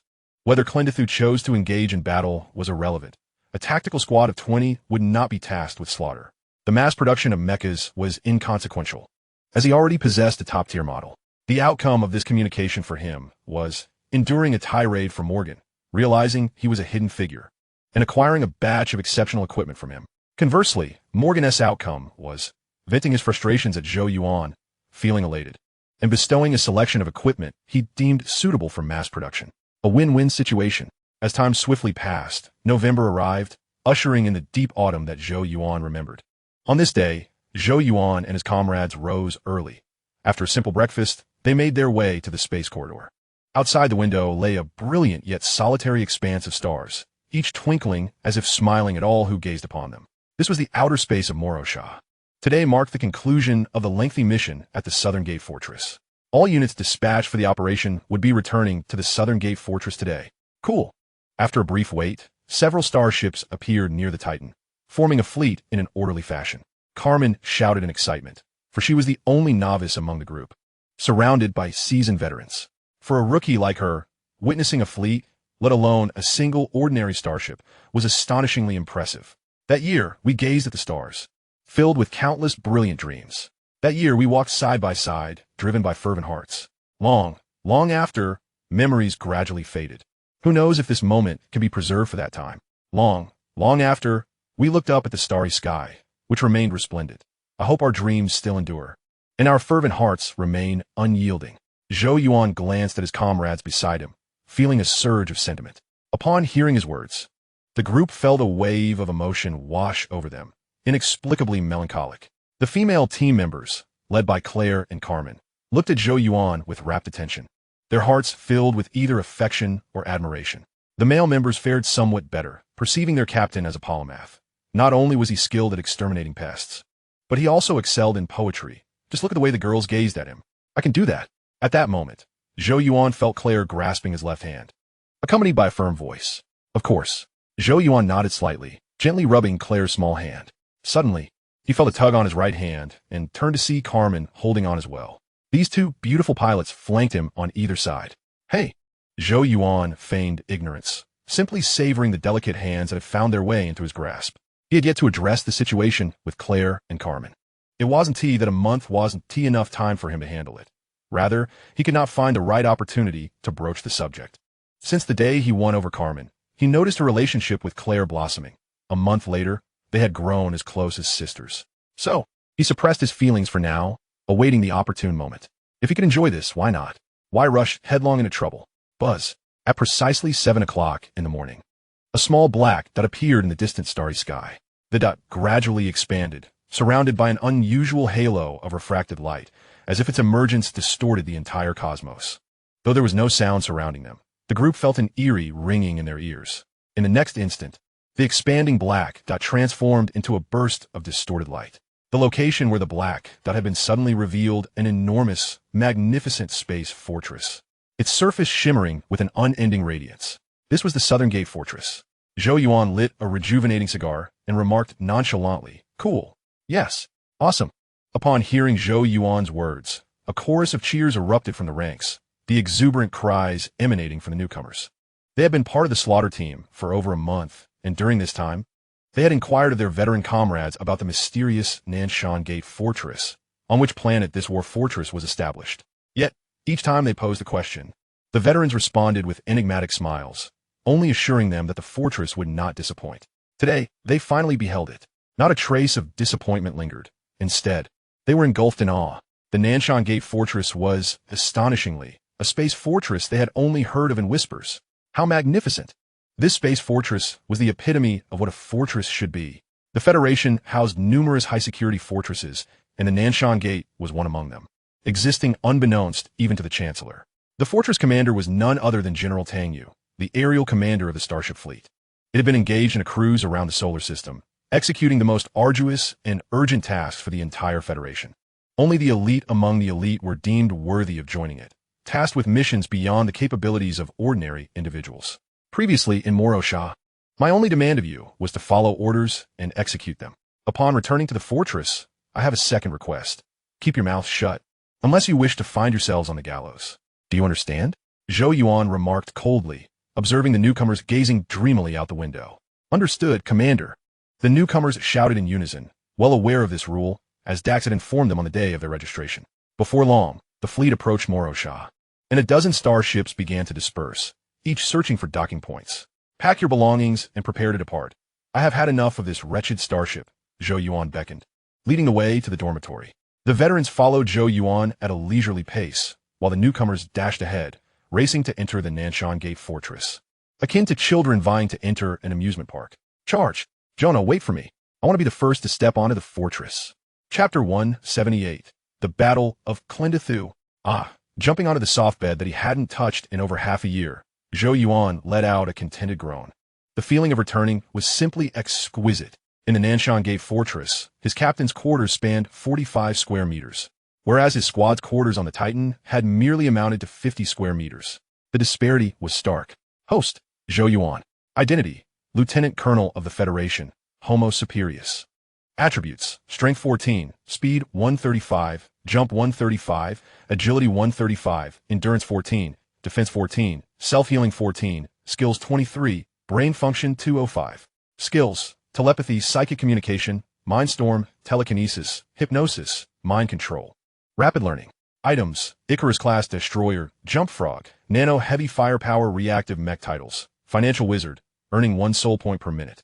Soul points, 16, 410, 000. After lying with his eyes closed for 2 minutes, Zhou Yuan opened his personal panel. There were no significant changes. First and foremost were the soul points. Due to a lack of missions, his income from soul points last month barely exceeded 300,000. Next was his military rank, which had risen from major to lieutenant colonel. Once one reaches the rank of colonel, ascending further becomes increasingly challenging, as the rank above is general. Wei Chuan had informed him that, were it not for the considerable military merit acquired from slaying the brain bugs and the queen, his promotion cooldown would have extended at least another 6 months. Additionally, due to the overwhelming merit from defeating the queen and the brain bugs, he had also been awarded 4 medals. 1 Federation Class A Combat Hero Medal, 1 Federation First Class Meritorious Medal, 1 Federation Black Gold Cross Medal, 1 Mobile Forces Silver Star Medal. Upon receiving these 4 medals, he was subsequently whisked away by the Mobile Forces Public Relations Department to film a new recruitment advertisement. Future warriors of the Mobile Forces, embodiments of passion and glory. Do you aspire to become the next him? He awaits you in the Mobile Forces. If he had previously been a popular star, now he was an unrivaled icon of acclaim, thanks to the 4 medals adorning his chest, which represented the best soldier of the Federation this year, the greatest military merit, the most significant contribution in battle, and the strongest infantryman of the year. Returning home in glory is akin to donning splendid garments under the cover of night. Clad in space armor daily, even donning a medal had become a challenge. He would need to concoct a reason to flaunt it to old friends. Zhou Yuan absent-mindedly felt the 4 medals in his pocket, his lips curling into an involuntary smile. In all modesty, I am merely the foremost of the Federation. Suddenly, a loud crash resounded, and Zhou Yuan instantly opened his eyes to see the half-ajar door burst open, his comrades charging in like wild bulls. Commander, Captain, we have breaking news. They rushed to Zhou Yuan's bedside, brandishing work tablets, their screens nearly thrust against his face. Calm down, rookies. You are the elite of the Nanchon Gate Fortress, not children scrambling for discounted candy at a convenience store, Zhou Yuan admonished with exasperation. Pulling a work tablet from beneath his head, war breaks out. The 3 major forces enter a state of level 1 combat readiness. Upon seeing the headline on the military network, Zhou Yuan's heart raced, and he swiftly sat up, reading aloud as he scanned the information. Chancellor Knox has ordered that at 4 a.m. on November 10th, 10 Grand Fleets and 10 Legions will mobilize to assault Clintu. Captain, what are your thoughts? As Zhou Yuan finished reading the news, his comrades eagerly inquired. You saw it. I was merely lying down to read it. Zhou Yuan tossed the tablet back to Tang Lai and reclined once more. Are we not going to participate in such a grand conflict? Yes. The war between humans and bugs may soon come to an end, and those who partake shall become heroes. Boss, but that is Clintu, the homeland of the bugs. This is the ultimate battle. We cannot miss it. The team clamored in excitement, each echoing the same sentiment. They yearned to go to Clintu. Have you all lost your minds? Why not just say you wish to become a chancellor? We are a special operations unit, not an infantry corps. Though the fortress's structure has expanded, the total personnel still does not reach 50,000, not even half a legion. What do you plan to use to fight Clintu? Unless General Tang Yu is your father, I suggest you remain here obediently, Zhou Yuan explained, his patience wearing thin. After saying this, Zhou Yuan's expression returned to calm. He surveyed his comrades before solemnly asking, "What do you think Clintu is?" It is the bug's home planet, capable of housing 200 Morosha-sized supergiant life planets. We spent 7 months capturing Morosha, deploying a Nanchon Gate fortress, 8 legions, and a grand fleet in the process. So let me ask you, can 10 legions and 10 grand fleets truly conquer Clintu, which can accommodate 200 Morosha? With this, Zhou Yuan sat up once more. Grasping the permission card from his bedside, he tossed it to Dax, murmuring, "Though it may not be proper for me to say this, I implore you to visit the work hall. Let us hope your family and friends are not participating in this war." Once Zhou Yuan finished speaking, the room fell into a heavy silence. Despite the heating, the atmosphere felt as frigid as space, filled with a palpable sense of dread. In the next moment, all 19 of his comrades bolted from Zhou Yuan's dormitory, leaving not a single one behind. Upon hearing Zhou Yuan's words, they suddenly felt that the Chancellor's strategic plan for Clintu was utterly absurd. Many of them had relatives and friends in service. Thus, they were eager to rush to the work hall to check on the latest developments regarding the Clintu campaign. For instance, the casualty list. "Captain, I have a question. If the fortress truly deploys us to Clintu, would you dare to go?" At that moment, Tang Lai returned, peeking his head into the room. "Dade?" Zhou Yuan rolled his eyes, retrieved some medals from his pocket, pinched them between his fingers, raised his hand, and declared, "Newbie, do you think you know who I am? Just get lost." "Captain's awesome." Tang Lai grinned and gave a thumbs up, helping Zhou Yuan secure the door before turning and sprinting away. The bug god. After all the team members had departed, Zhou Yuan lay on his bed, staring blankly at the ceiling. The bug god's plan was far too grand. Sacrificing all the insect planets around Clintu, using it as bait to lure the enemy deeper. If the visible benefits weren't so immense, the Supreme Leader's offensive strategy against Clintu could never have swayed the commanders of the 3 major forces. One could only say that the bug god's intellect surpassed that of the Federal High Command, and its reproductive capabilities were far superior to those of humanity. Were it otherwise, the bug god could not employ such tactics of inflicting heavy losses while causing its own detriment. Chapter 179, Bureau of Supernatural Warfare, Onward to Pluto. At noon, after finishing lunch, Zhou Yuan returned to the dormitory only to find the team members squatting in the space corridor. Without needing to ask, their expressions made it clear that the Clintu campaign had ended in disaster, and they had acquaintances on the casualty list. "Hey, are you all right?" Zhou Yuan stepped closer, crouching beside Claire and softly inquiring. "My uncle has fallen in battle." The number of bugs on Clintu was far greater than the intelligence department had reported. When the fleet deployed its troops, the plasma cannons covered the entirety of the extraterrestrial space. The intelligence department must be held accountable. Those damned agents deserve to be hanged. Claire, with reddened eyes, collapsed into Zhou Yuan's embrace, her emotions unstable. 3 hours ago, the death toll had exceeded 300,000. Dax approached from the side, returning the access card to Zhou Yuan while solemnly relaying the situation. Zhou Yuan nodded slightly, and now? Unclear. The intelligence personnel withdrew 3 hours ago, and the death toll has remained just below 310,000, Dax replied, shaking his head. "All right, I understand." At this, Zhou Yuan grasped the general situation. The intelligence department acted as the battlefield radar for large-scale campaigns. If even the intelligence department had retreated, it signified that the Federation had abandoned this battle. 10 legions, at least 1 million personnel. 10 fleets, no fewer than 80,000. Out of this nearly 1,100,000, the number that could be extricated would certainly not exceed half. This meant that at least 550,000 souls had been left behind on Clintu. "Zhou, Rico is dead." At that moment, Carmen, seated beside Claire, spoke with tear-streaked eyes. Although she had broken up with Rico some time ago, he was still an old friend of nearly 6 years, and her heart ached deeply. Not necessarily. After the intelligence department's withdrawal, The death list is based on the number of personnel evacuated. All those who did not register in time will appear on the casualty list. Don't forget, this is merely the preliminary death list internally assessed by the Federal Army, not the final notifications to be sent to the families of the deceased, Zhou Yuan reassured Carmen, patting her shoulder. If all goes well, Rico should be lying in a medical pod right now. You know, there's basically no hope left, Carmen replied, shaking her head gloomily. The death list is rarely erroneous. Surrounded by bugs on an insect planet, those who could escape have done so. What else can those who are unable to evacuate do but face death? Ding! Just as Zhou Yuan was about to offer further consolation, the communicator in his pocket suddenly vibrated. Kid, come to Pluto. Zhou Yuan stepped aside, and as soon as the call connected, Morgan's voice burst forth, brimming with excitement. What is going on? The Clintu campaign has ended in catastrophic defeat, and the fortress has entered a state of level 1 combat readiness.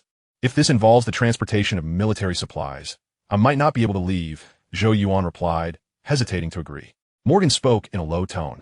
You owe me a queen. It's time for your recompense. When the Starship forces attacked Clintu, the plasma bugs surrounding the insect planets simultaneously sealed off the Starship's retreat. Do you understand what this implies? Hurry over. This is the first mission of the Bureau of Supernatural Warfare. Understood, I will arrive within an hour. Zhou Yuan's fist tightened, and after ending the call, he turned and shouted, All personnel, assemble. Yes, sir. The team members stood at attention, saluting. Despite their sorrow, orders had to be obeyed. We have work to do. Fully armed, assemble at the boarding area in 5 minutes. Move out. Zhou Yuan issued his command without further ado. Yes, sir. The team responded loudly before dispersing to return to their respective dormitories. Zhou Yuan, too, returned to his quarters, hastily donning his gear. Morgan's earlier remarks implied that there were brain bugs on the insect planets near Clintu that coordinated the plasma bugs to obstruct the retreat of the Starship forces. That brain bug could very well be the one captured deliberately in the films, intended to brainwash the Federal High Command. However, whether it was that particular one was irrelevant. What mattered was that capturing a brain bug would yield significant military merit, and he was confident in his ability to do so. He would claim that honor. Host, Zhou Yuan. Identity, Lieutenant Colonel of the Federation, superhuman. Attributes, Strength 14, Speed 135, Jump 135, Agility 135, Stamina 14, Defense 14, Self-Healing 14, Skill 23, Brain Function 255. Skills, Telepathy, Mental Communication, Mental Storm, Telekinesis, Mind Hypnosis, Mind Control, Rapid Learning. Items, Icarus-class Destroyer, Jump Frog, Nano Heavy Firepower Exosuit. Title, Outstanding Wisdom, increases brain function by 5. Soul Points, 16, 410, 000. Outstanding Wisdom Arrangement, Telepathy Master appears. Shortly thereafter, a group of 20 arrived at the boarding area. Zhou Yuan utilized his access rights to summon a starship, heading towards the fortress on Pluto's coastline. The Nanchon fortress had already returned to the solar system, so this journey was not far. It took just over half an hour to arrive. The transport craft detached from the starship, taking the emergency evacuation route, speeding towards the underground research center. Captain, what are we doing here? Did Mr. Morgan develop an even more impressive weapon? I absolutely adore the weapons here. The team members were all exhilarated, as each time they visited, they could acquire enough top-tier equipment for a month's use. We have a mission, Zhou Yuan stated succinctly, leading the team to the research area's conference room. Boss. As soon as he opened the door, Zhou Yuan was greeted by cheers, followed by several figures converging around him. Kenny, Martha, Jerome, Marcus, and Ana. While he and Claire were at the coastline fortress, the first 4 were his subordinates, and the last was Claire's deputy. Hey guys, long time no see. Zhou Yuan chuckled heartily, embracing and greeting his old teammates. Besides the old team members, there were 5 others in the conference room. Morgan, Henry, Harper, the 3 titans of the Coastline Fortress's research department. Austin, who had taken over Kenny's position as captain, was now in charge of Kenny's former group. Upon seeing the last individual, Zhou Yuan's lips curled into a smirk.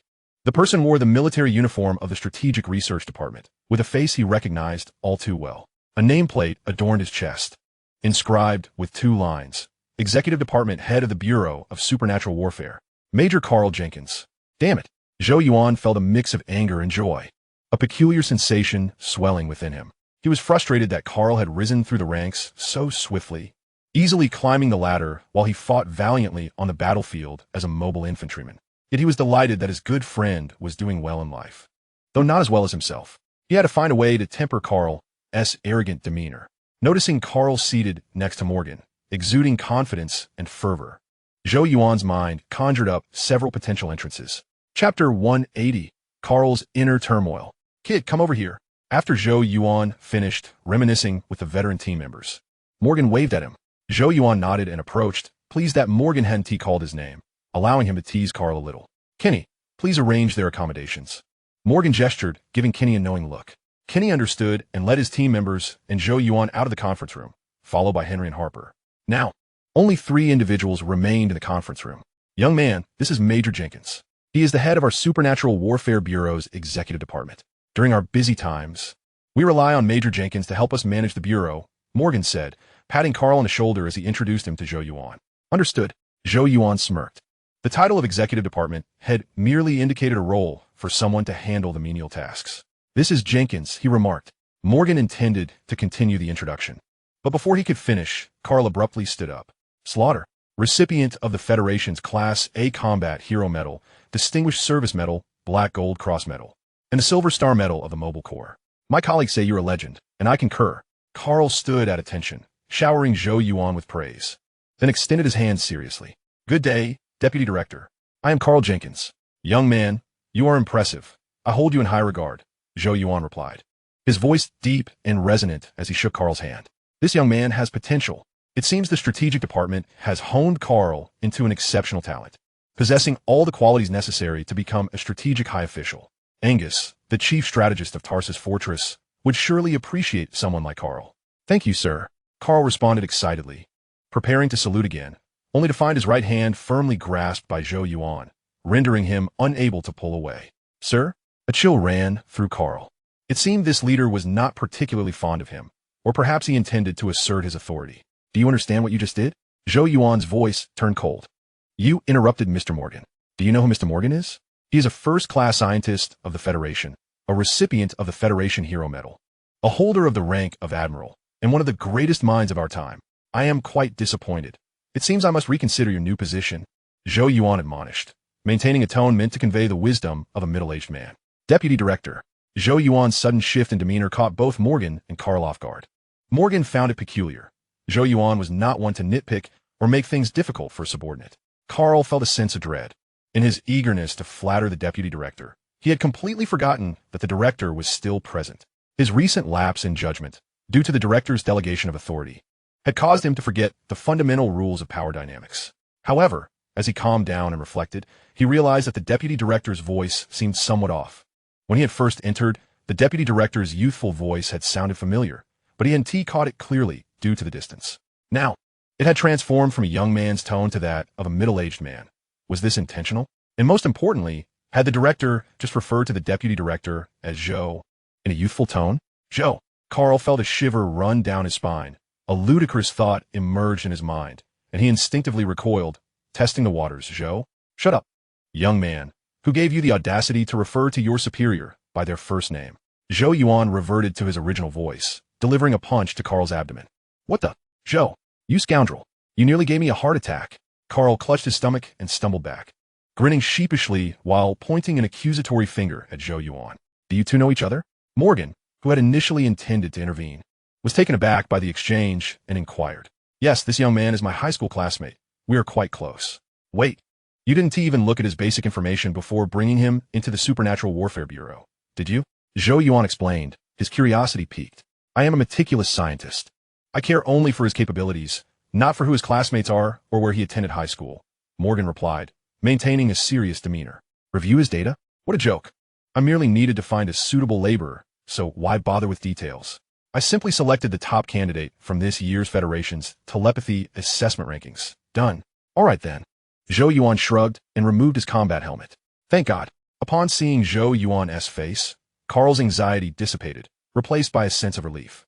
From their earlier conversation, it was evident that Zhou Yuan and Morgan were very familiar with each other, so much so that subordinates could address their superiors informally.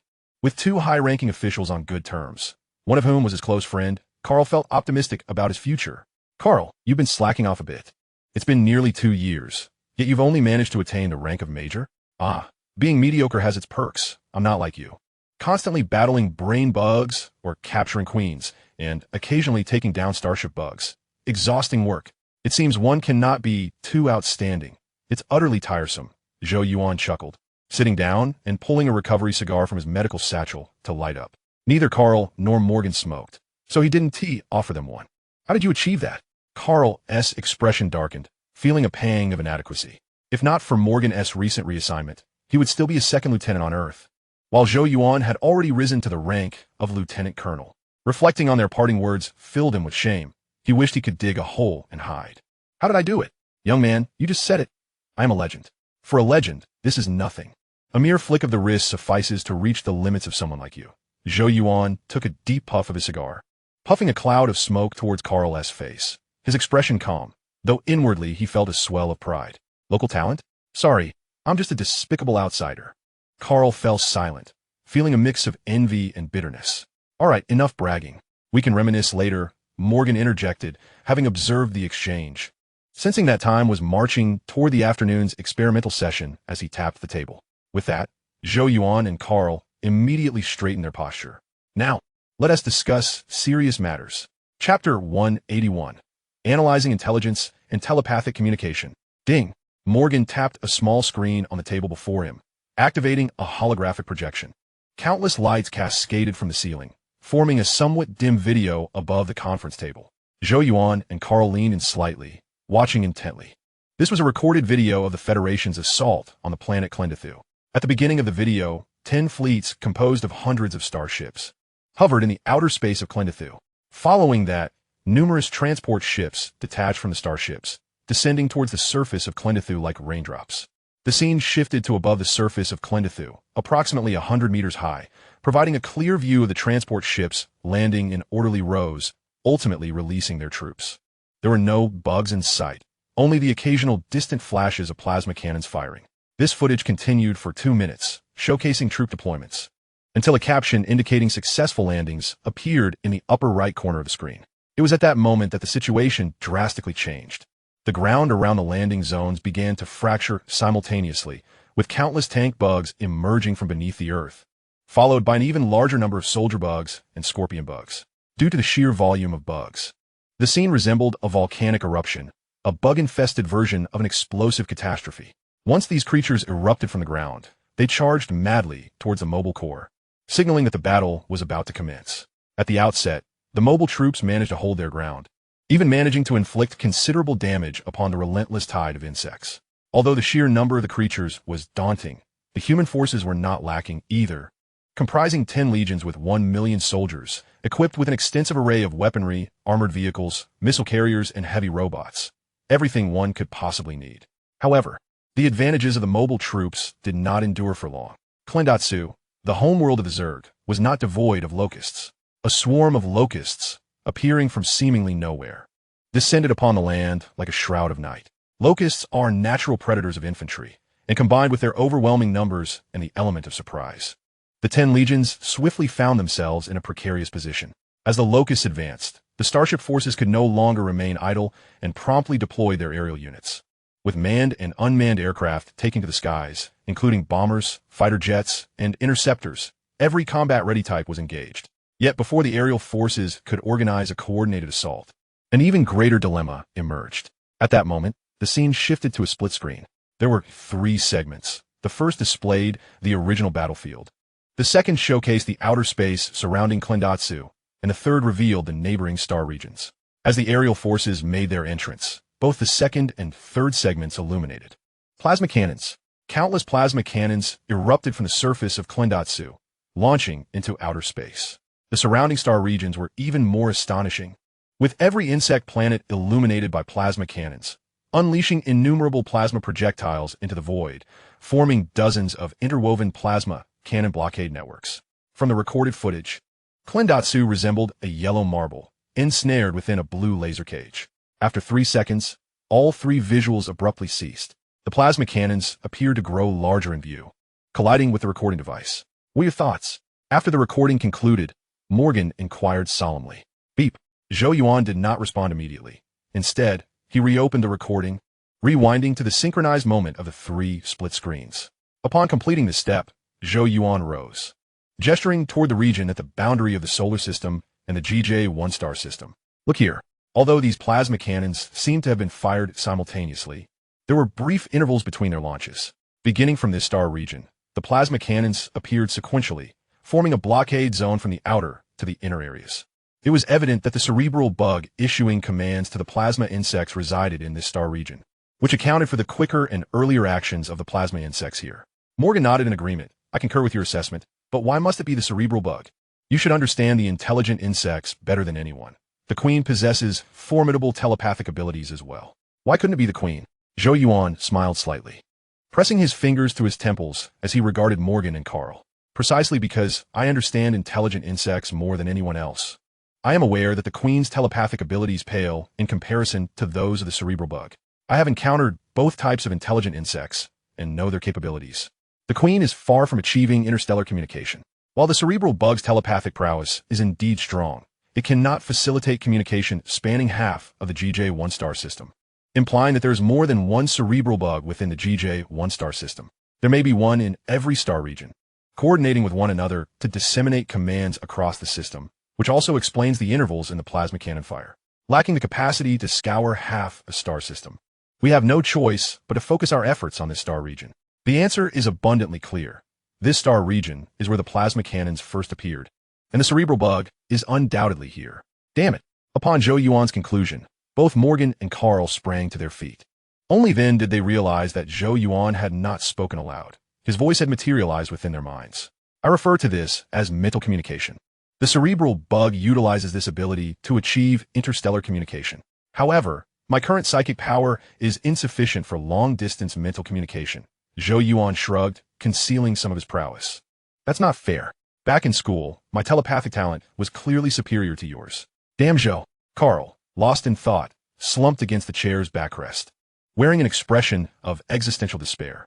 Kid, do you think you know who I am? I am the legend in the eyes of Major Carl Jenkins, the harbinger of death. However, there is no need for you to feel inferior. Mental communication is not an overwhelmingly powerful ability. A slight enhancement in psychic strength can awaken it. Kid, keep at it. I have faith in you. Zhou Yuan felt a surge of satisfaction, a cheerful smile blossoming at the corners of his mouth as he declared aloud. The cerebral bug can do it too. If the cerebral bug possesses the capabilities you describe, then there is little left to study about the Queen. I seek only the most intelligent of insects. To prevent the cerebral bug from being seized by others, we must act swiftly. Morgan stroked his chin, nodding slowly. This is not a difficult task. We will acquire all available recorded footage and have the tech team analyze it to identify the insect planet where the plasma cannons first appeared. Then leave it to me. Zhou Yuan elegantly exhaled a smoke ring, gently nodding at Morgan. All right, I shall take care of this. Morgan nodded repeatedly, rising to depart the conference room. But before he reached the door, he turned back and called out to Carl. Jenkins, mark down the star region Zhou selected. Notify all departments that the Supernatural Warfare Bureau is undertaking a top-secret operation in that star region. Remember to emphasize that no personnel are permitted to enter that star region until our classified operation concludes. Old man, you're abusing your power. Upon hearing Morgan's words, Zhou Yuan shook his head, clicking his tongue in mock disapproval. Morgan shot Zhou Yuan a glare, raising his middle finger. You know nothing. I simply wish to make progress. Chapter 182, Planet P. Carl, you're doing quite well. The Major is quite a figure. With a bit more effort, you might catch up to me. After Morgan departed, Zhou Yuan began to tease Carl again, his tone laced with sarcasm. Carl, his face darkened, stood up and said seriously, I need to get to work. This is the first official task assigned by the director, and I must deliver satisfactory results. All right, go ahead, kid. The deputy director has high hopes for you. Zhou Yuan, cigar in mouth, adopted a look of approval as he waved his hand languidly from his chair. By the way, how did you end up with Carmen? Carl initially intended to leave the suffocating conference room immediately, but upon taking a step, he halted, turning back to ask. He had just seen Carmen, who had also caught sight of him. However, due to the peculiar circumstances, neither dared to speak freely, merely exchanging a symbolic nod. She participated in the early graduation assessments and shattered the record for trainee pilot evaluations. My squad is the finest tactical team in the entire Federation, as you know. After all, the captain is a legend, and the members cannot be subpar. Zhou Yuan offered a brief explanation, winking at Carl. Then let me witness the prowess of this tactical team. I only need 3 days to locate the cerebral bug, and I hope the legendary harbinger of death and his squad will not squander my intelligence. Carl felt a mix of shame and anger, gritting his teeth as he replied. Damn it. Carl now regretted having flattered Zhou Yuan so profusely. Now he was certain that the legendary Harbinger of Death would remember this incident for a lifetime. 3 days? Zhou Yuan raised an eyebrow, adopting a dismissive expression. 3 days is far too long, but given your abilities, it is indeed your limit. Kid, go on. Once you find that fat bug, I will need only a day to deal with it. You'd better deliver, Carl retorted curtly, hastening his pace, almost fleeing the conference room in embarrassment. The first reunion after leaving school, and he had suffered a humiliating defeat. A mere major, not even half my worth. Zhou Yuan chuckled to himself, reveling in the satisfaction of making all his old friends feel envious. This was one of the motivations for striving forward. As for reminiscing with old friends, that could wait. Capturing brainworms is no trivial endeavor. This operation may extend for quite some time, allowing ample opportunity for reminiscing. Brainworms. After finishing a restorative cigar in the conference room, Zhou Yuan sighed and made his way to the armory. He had already slain 2 brainworms. Should he vanquish 3 more, the imaginative leap achievement would ascend, unlocking the next tier of the exceptional wisdom title, Remarkable Insight. As an upgraded version of the exceptional wisdom title, Remarkable Insight would undoubtedly enhance cerebral capabilities, likely by 10 points, an immensely powerful boost. Unfortunately, brainworms, these elusive creatures of intellect, are challenging to locate. Even if found, the task of killing them is not guaranteed, as demonstrated by today's request from Morgan for a live capture. Over the next 2 days, Zhou Yuan and his team prepared diligently, readying themselves to confront the brainworms once more. During this time, the Federation encountered numerous events. First, the aftermath statistics of the Clintu battle were released, revealing the loss of 76 starships and nearly 73,000 lives, without inflicting any strategic damage on the Arachnus insectoid race, resulting in a net negative outcome. The Federation could not suppress this news, as nearly 110,000 personnel had been dispatched, with close to 30,000 returning alive. With 30,000 voices, silencing the outcry was an impossible task. Consequently, the Federation was compelled to publicly disclose the battle's details. Due to the staggering losses, public discontent surged, resulting in significant unrest, including many bereaved families storming recruitment centers to wreak havoc. As the mounting dissatisfaction threatened to spiral out of control, the Federation offered an explanation. The second Chancellor stepped down, having served less than 2 years. Marshal Kiran Khan of the Mobile Forces resigned. Air and Space Commander Tang Yu of the Starship Fleet resigned. The Chief Intelligence Officer Evan Gabriel also vacated his position. Among the 4 highest-ranking officials in the Federation, 1 was impeached, while the other 3 resigned voluntarily. Numerous high-ranking officials faced dismissal and investigation, with penalties ranging from corporal punishment to imprisonment, and in severe cases, execution or hanging, the majority being personnel from the Strategic Intelligence Department. Of course, regardless of whether they were impeached or resigned voluntarily, the 4 prominent figures faced no repercussions. Zhou Yuan learned from Morgan that the second Chancellor would lay low for a time before transitioning to the Strategic Intelligence Department. The 3 military commanders required no such discretion. Each had their own highly classified cosmic fortress, where they could focus solely on their roles as fortress commanders, in addition to providing an explanation. The Federation announced 2 pieces of news. The first was an increase in funding, enhancing military personnel's benefits to counter the growing sentiment that joining the military would lead to misfortune. The second was the strategic offensive plan of the third Chancellor, which would adopt the first Chancellor's conservative tactics to gradually conquer the GJ 1-star system. The populace found both announcements entirely reasonable. Soldiers engage in perilous endeavors, and thus their compensation must be improved, while the Arachnus insectoids must be confronted, albeit cautiously. The Federation's series of reactions led to a slight reduction in public discontent. Although the populace remained vocally critical, incidents of violence, such as the vandalism of recruitment centers, ceased to occur. On the 5th day, at the coast fortress of Pluto, just before 4 in the morning, Zhou Yuan received a barrage of calls from Carl, prompting him to head to the conference room. Have you resolved it? Zhou Yuan inquired upon seeing Carl, who bore dark circles under his eyes yet exhibited a glimmer of excitement. On the first night, after obtaining the recorded video, the technical team analyzed it and identified the first insect planet from which plasma cannons were mass-fired during the Clintu battle, Tango Star, designated as P. P is a life-bearing planet at the far edge of the GJ 1-star system, quite close to the solar system, where the Federation still maintains several abandoned outposts. Zhou Yuan initially planned to charge in and capture a brainworm, but both Morgan and Carl disapproved. insisting that his life was too precious to risk landing on an unknown insect planet based solely on a speculative intelligence report. Ultimately, Carl stated he would verify the accuracy of the intelligence by utilizing the department's authority to dispatch a strategic intelligence team to P for an assessment of the insect situation. However, assessing the insect situation was merely a facade.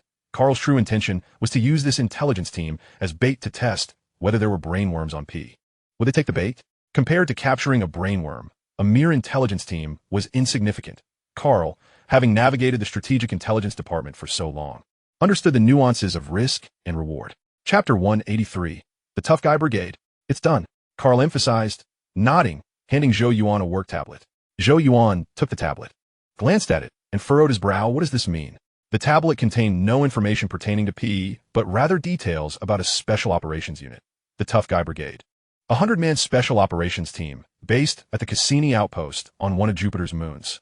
He recognized the Tough Guy Brigade. It belonged to Zarek, along with those from Ryukoti and Old A, who were currently part of this unit. My apologies, wrong document, Carl said, peering over to take a look before feigning an apologetic gesture. 3 days prior, the intelligence team dispatched to P had reported back. Upon reaching Outpost 3 on P, they were attacked yesterday afternoon. Before the communication signal was severed, Major General William, leading the team, conveyed that the insects had tunneled in from underground, comprising both soldier bugs and sand beetles. You know, sand beetles are not combat insects. They appeared alongside the soldier bugs. Brainworms. A smile curled at the corners of Zhou Yuan's mouth as he turned to Carl. I'll handle the rest. Carl shook his head. That's what I thought too. But the director disagrees. He believes this remains an unverified intelligence speculation. Those sand beetles might merely be scavenging the spoils. I understand. The director is reluctant to let you take such risks. Carl illuminated the work tablet screen once more, pushing it back toward Zhou Yuan with a serious expression. Therefore, I plan to send another group. This one will be larger and more combat-ready than the intelligence team. If the brainworms Haven T feasted enough, this group should encounter them. By the way, it's quite the coincidence that Reiko and Tiz are both in this unit. Unfortunately, for the sake of the brainworms, I can only send them to their demise. I hope you won't be too heartbroken. Upon hearing this, Zhou Yuan finally grasped Carl's intent and replied with irritation. So after all this, you just want me to keep an eye on Reiko and Tiz lives? Indeed, Carl shrugged, raising his hands in a gesture of surrender. You wouldn't want your good friends to become Bug Chow, would you? Although I set the bait, the one who selected it was Henry, the director's research assistant. I cannot dismiss his role. Thus, I hope you can find a reason to persuade the director to personally go for a visit. In helping your friends, you can also verify the brainworm intelligence. Time. Zhou Yuan paused for a moment and then stood up, casually inquiring. The Tough Guy Brigade is scheduled to land on P at 6 in the morning. It's currently 3:52. The journey to P takes only 8 minutes, leaving you 120 minutes to prepare. Carl rose alongside him, extending a fist toward Zhou Yuan. That's enough. They exchanged fist bumps before Zhou Yuan hastily exited the conference room, returning to his temporary quarters. Bang, bang, bang. Grabbing the revolver from his bedside, Zhou Yuan fired several rounds at the gaming table, rousing everyone from their slumber. Attention! Upon recognizing Zhou Yuan as the shooter, the team members immediately leaped from their beds, standing at attention beside their respective bunks. The captain had awakened them with gunfire. They all understood what this signified. All right, folks, we have work to do. At 6 o'clock, we will land on Tango Star in the GJ-1 star system to capture an audacious brainworm. Now move. Zhou Yuan tossed the revolver onto the bed, hands on his hips, and shouted, Yes, I've never encountered a brainworm before. Awesome. I love this mission. Zhou Yuan's words ignited excitement among the team, who promptly began donning their gear. The task of capturing the mindworm can be regarded as one of the most arduous and significant missions that Special Operations Forces can undertake. Not all Special Operations units are equipped to handle such a challenge. Soon, I must visit the armory. Zhou Yuan mused himself while donning his gear and recalling the storyline. The recent events unfolded in the first installment of the Galaxy series film, which depicts the devastating defeat of Clintu, the encirclement of the hardcore outpost by the P-planet insect tide, and the capture of a voluntarily surrendered brainworm by Sim. Among these 3 pivotal plot points, the challenges posed are not particularly daunting. He had not participated in the Clintu campaign, and the simplest task of capturing a surrendered brainworm was not yet at hand. Today, he must confront the encirclement of the outpost by the P-planet insect tide.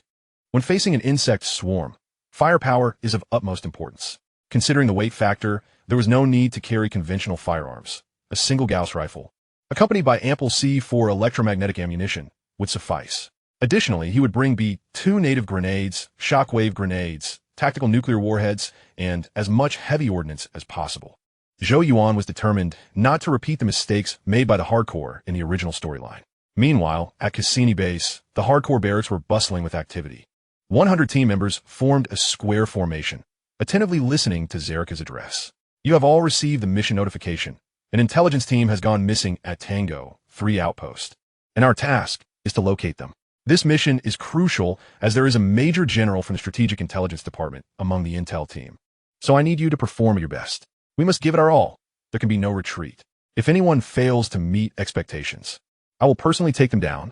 Zerika's demeanor was serious, radiating a cold intensity, his piercing gaze sweeping across the faces of all the team members. Understood, sir. The crowd responded fervently, excitement already bubbling within them. To rescue a general in the heart of the insect territory was undoubtedly a significant undertaking. In the formation, Rico, positioned between Tiz and Old, instinctively clenched his fist. He had already attained the rank of Private First Class and accumulated several minor military achievements. If he performed well in this mission, he was certain to be promoted to corporal.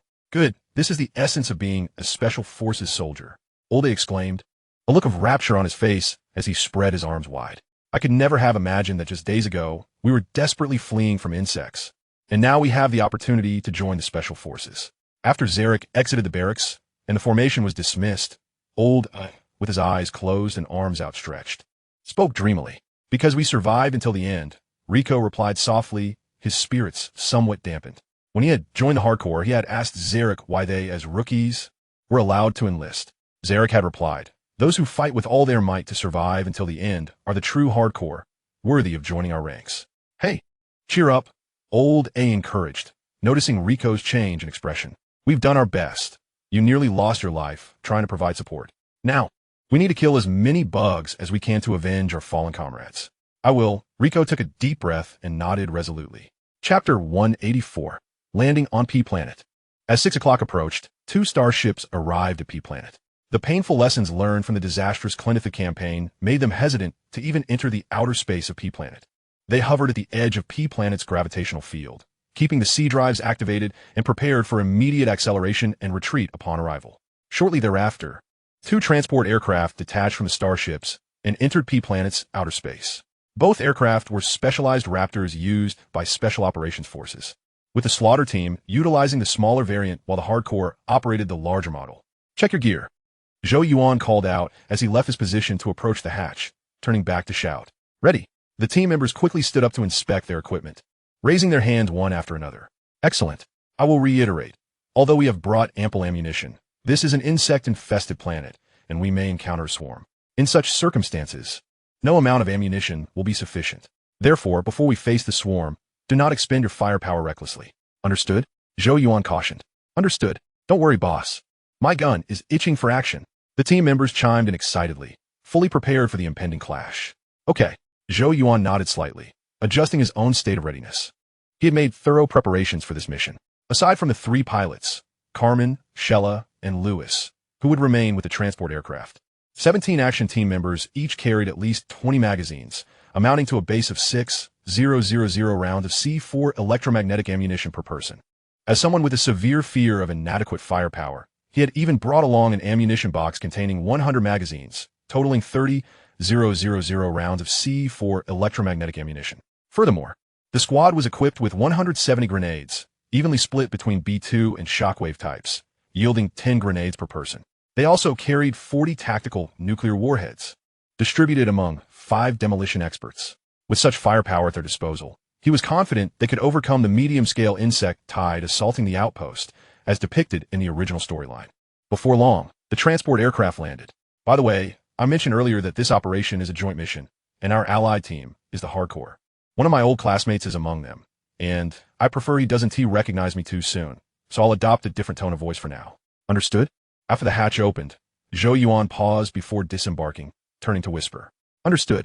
The team members chuckled, understanding Zhou Yuan's intentions, which were merely to surprise his old classmate. As they thought of Zhou Yuan's old classmate, curiosity piqued among them. Having served for less than 2 years, Zhou Yuan held the rank of lieutenant colonel and was a high-ranking official in a classified department. renowned as the Federation's strongest infantryman. Hala, a major and also a senior figure in Zhou Yuan's covert division, had achieved first place in this year's Federation Telepathic Aptitude Assessment. Carmen, a second lieutenant, was a prodigy who had broken the Starship Academy's assessment record, renowned as the finest recruit in the history of the Starship Forces. These three individuals were all extraordinary. One could only wonder how formidable Zhou Yuan's old classmate might be. On the other side, the hardcore had already disembarked. Zarek led his team to the transport aircraft used by the slaughter team, lining up to welcome them. Half an hour prior, Zarek had received notification from higher-ups that the slaughter team would execute this mission alongside the hardcore, which would be under the command of the slaughter team's captain. Zarek bore no dissatisfaction with this arrangement. He recognized the prowess of the slaughter team. They were not mere commanders who relied solely on words. And he had no qualms about serving as a subordinate to such seasoned warriors. His team members felt the same, harboring no grievances, only excitement. The slaughter team, led by the legendary infantryman Slaughter, was an elite force. If given the chance, they all aspired to join the ranks of legends, donning the iconic Red Skull insignia and becoming part of the legacy. Originally, the armaments of Special Operations Forces could be customized. However, in a bid to establish a benchmark for infantry, the Red Skull insignia became exclusive to the slaughter team. Amid their eager anticipation, the superstar Zhou Yuan made his grand entrance. Fully armed, he stepped slowly out of the aircraft, with his team members following closely behind, quickly dispersing to secure the perimeter, even though there was nothing in sight. "Sir," Zarek promptly approached and saluted. "Hardcore, I have heard of you," Zhou Yuan replied, nodding slightly as he extended his hand. "I hear you prefer to be the last one standing on a battlefield?" Zarek shook his hand, responding gravely, "We give it our all. There can be no retreat." "Your codename is well-deserved," Zhou Yuan commended, then added, "My purpose here is to gather intelligence, which conflicts with the rescue mission you've been assigned. Thus, there is no need to concern yourself with me and my team. You simply need to perform your duties effectively. Let us proceed." "Aye, sir." Zarek, known for his decisive actions, immediately turned to his squad and bellowed, "Commence operations, go." At the sound of Zareka's command, the formidable unit of 100 men shifted their course towards their target, the third outpost. "Stay close," Zhou Yuan signaled to the vigilant team members surrounding him, trailing behind the hardened soldiers. The distance to the third outpost spanned 60 kilometers, a journey that, while not excessively long, would take no less than a day given the perilous conditions of Bug Planet, laden with both surveillance and combat. This route had been meticulously arranged by Carl, ensuring that the journey would last at least a day, providing ample time for the bait to emit its alluring scent and draw on the target. Host, Zhou Yuan. Identity, Federal Lieutenant Colonel, Superhuman.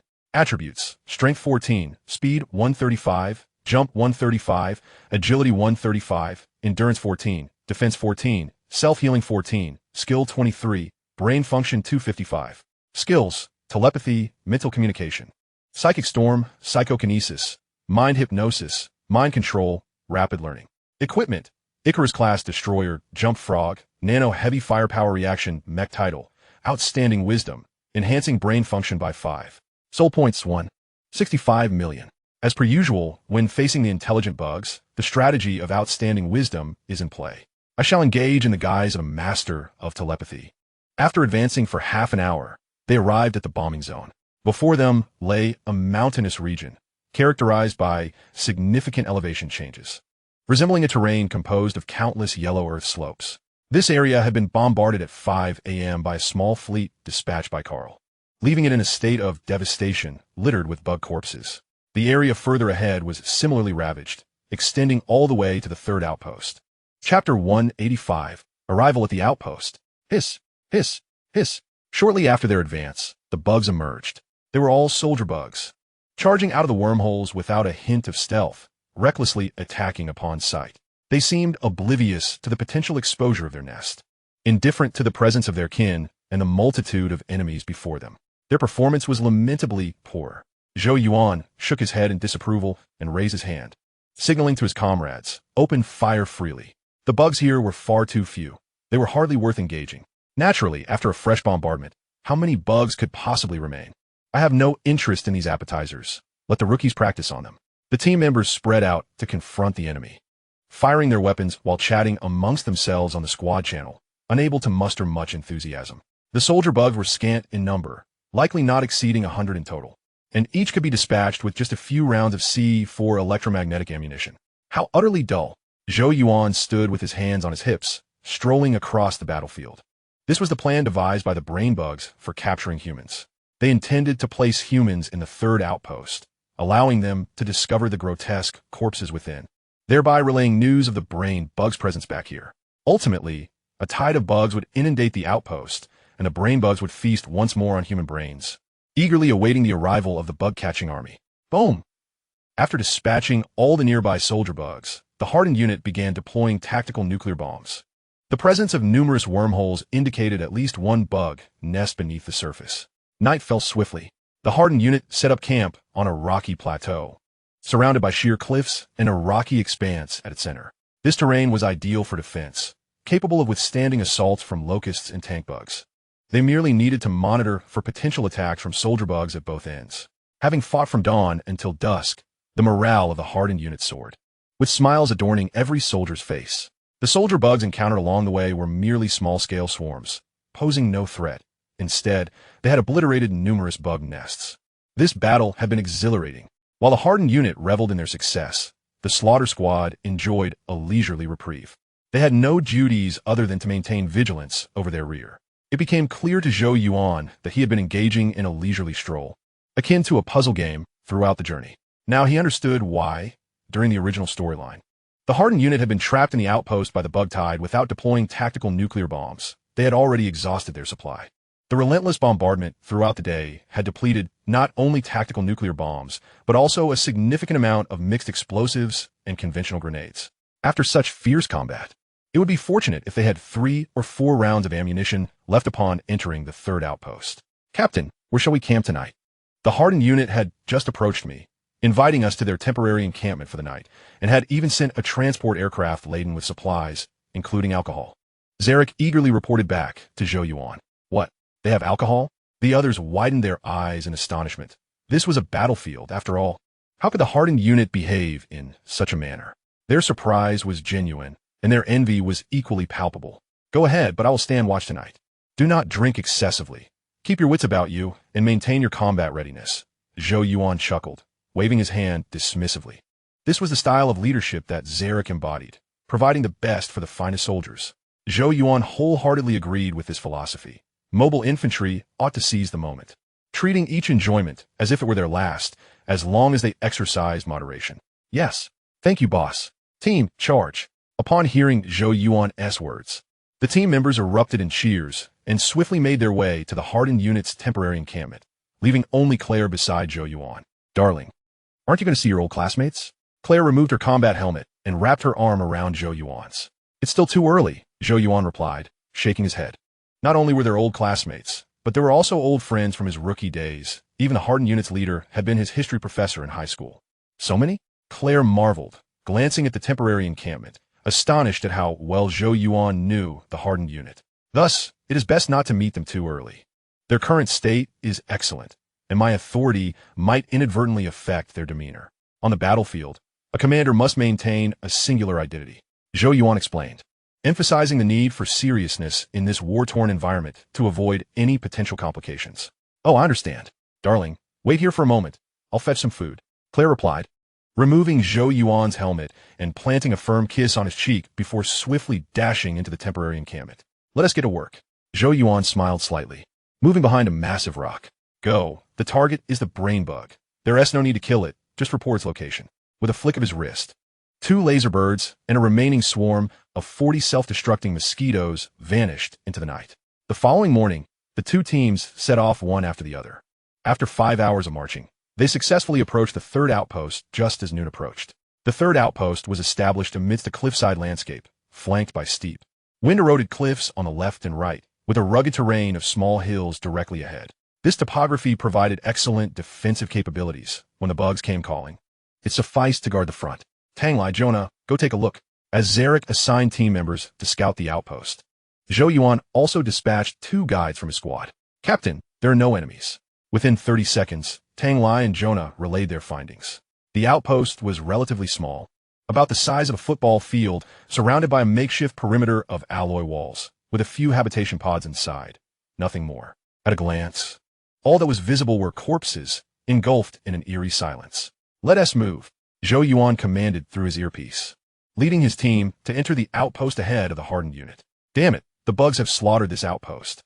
The Federation ought to fortify the defensive levels of the outpost. I am certain they have encountered a swarm of insects. Upon witnessing the scene within the outpost, the brows of the onlookers furrowed in unison. Outside, the carcasses of the insects were sparse, yet inside, the bodies were piled high enough to form a small mound.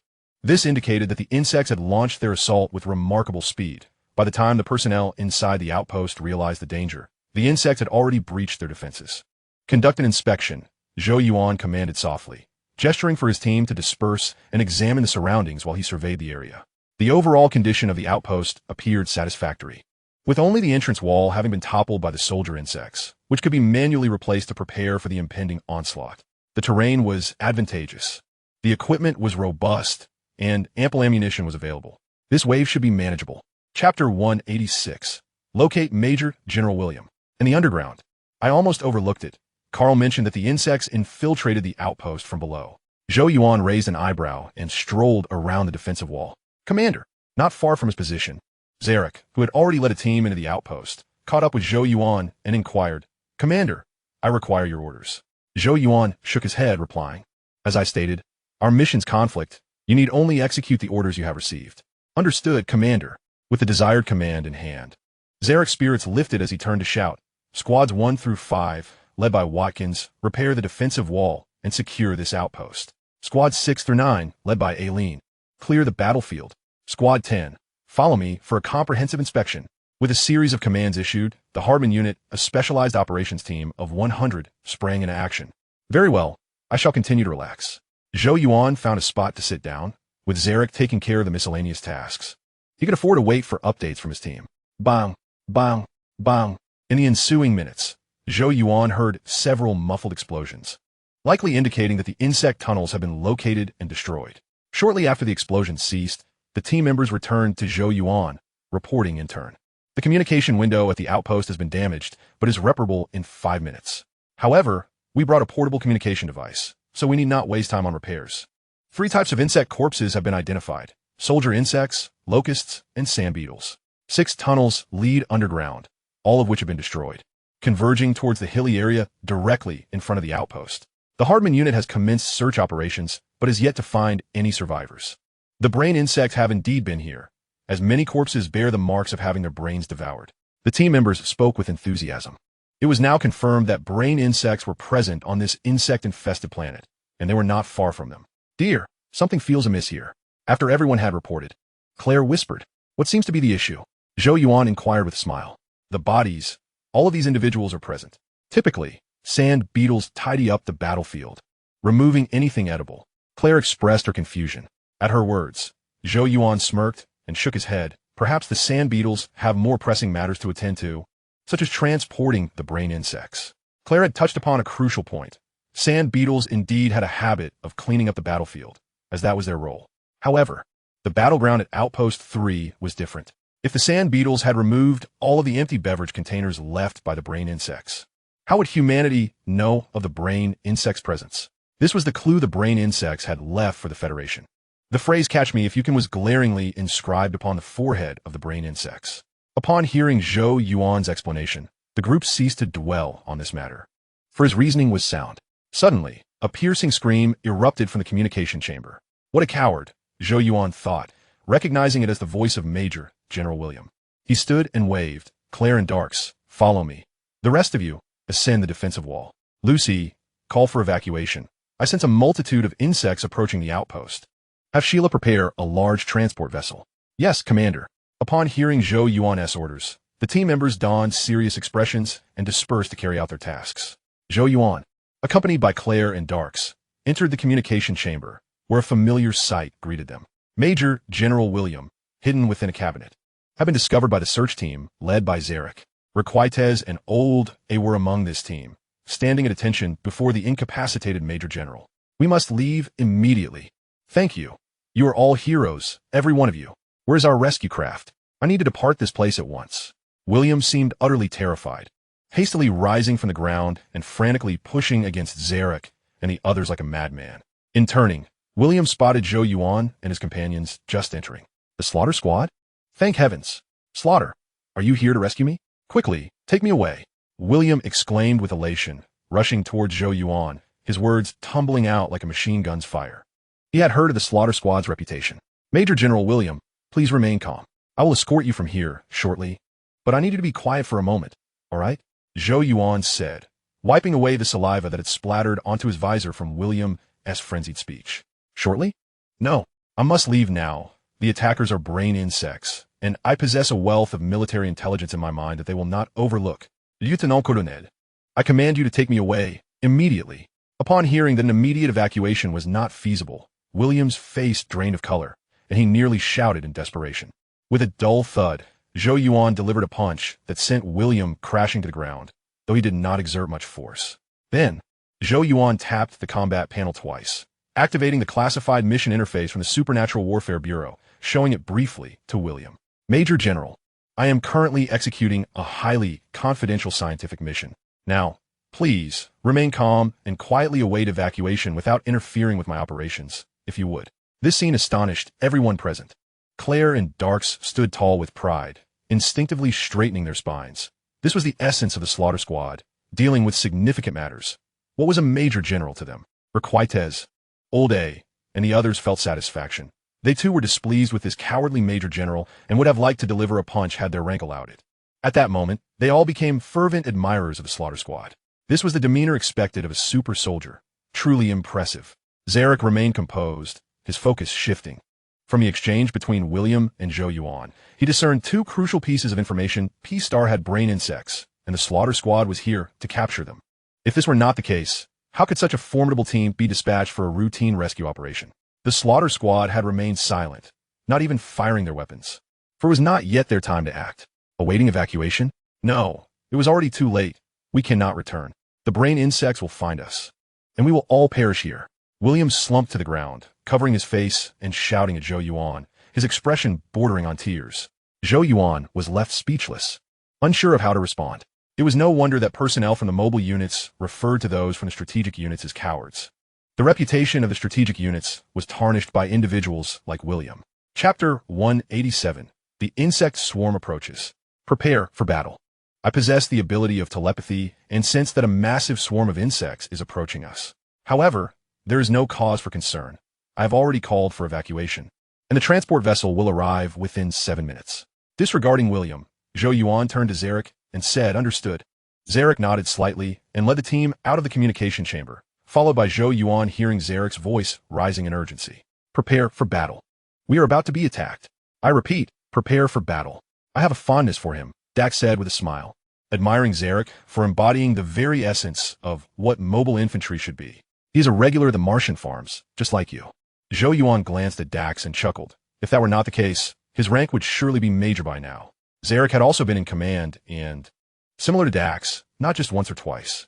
Take William, that spineless brigadier, for instance. In the original storyline, Zarek had confronted William and even contemplated eliminating him outright, only to be thwarted by Ruko. Such men would rather commit grave offenses than coddle superiors who can only hinder their efforts on the battlefield. I like him even more now. Dax, taken aback by the remark, smiled even wider. I'll introduce you to him when we return. Zhou Yuan shrugged and led Claire and Dax out of the communications chamber and toward the defensive wall. I see the bugs.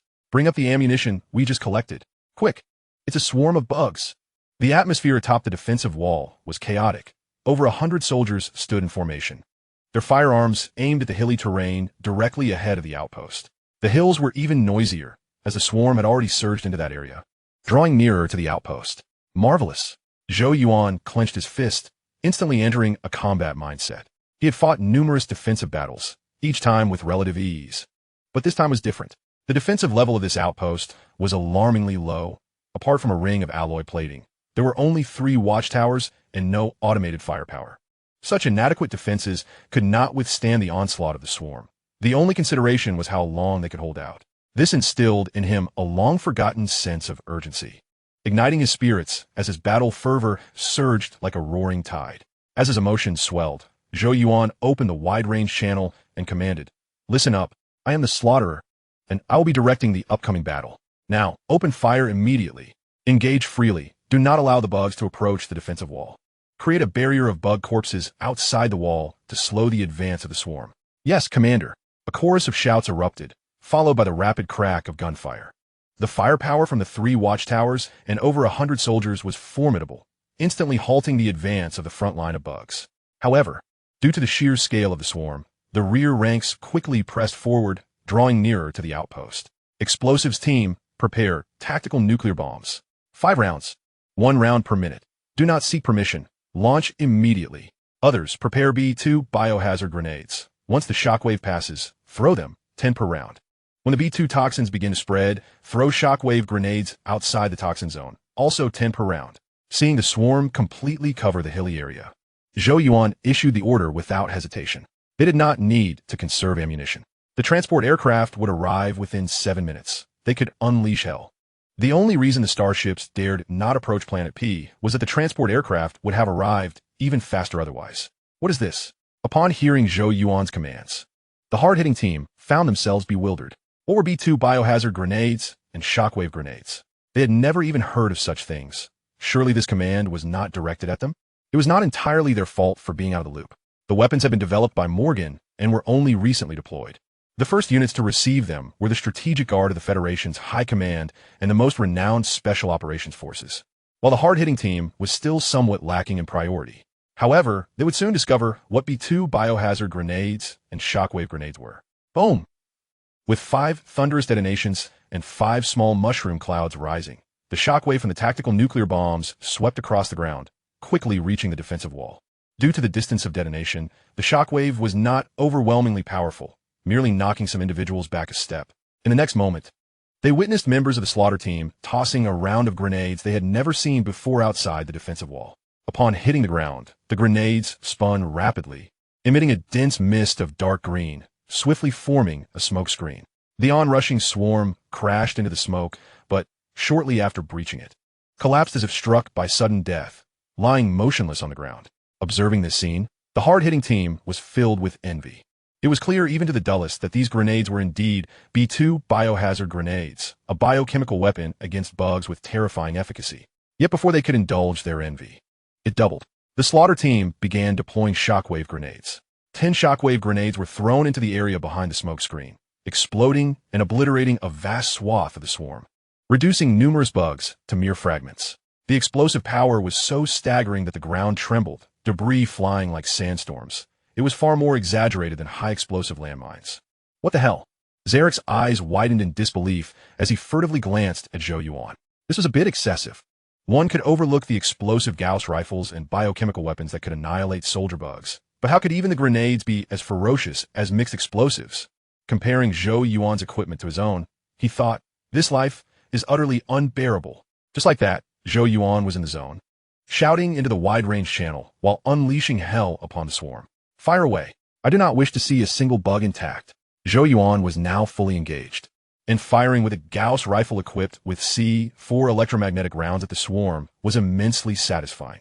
Each bullet sent forth a series of explosions, and a volley of bullets would obliterate a group of soldier bugs. The effect of such attacks was visually akin to shooting balloons with an air gun, creating a cacophony of explosions. Swarm of locusts incoming. Shortly after the skirmish began, a warning echoed from the watchtower. This wave of the swarm consisted of soldier bugs and locusts. The 5 tactical nuclear bombs fired earlier had halted the reinforcements of the soldier bugs, but the locusts, descending from the skies surrounding the outpost, remained unaffected. Numerous, they were initially estimated to number around 100. Do not underestimate the significance of that number. When it comes to locusts, it is terrifying.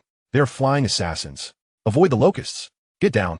In an instant, the defensive wall erupted with cries as the mobile infantry recognized the threat posed by the locusts.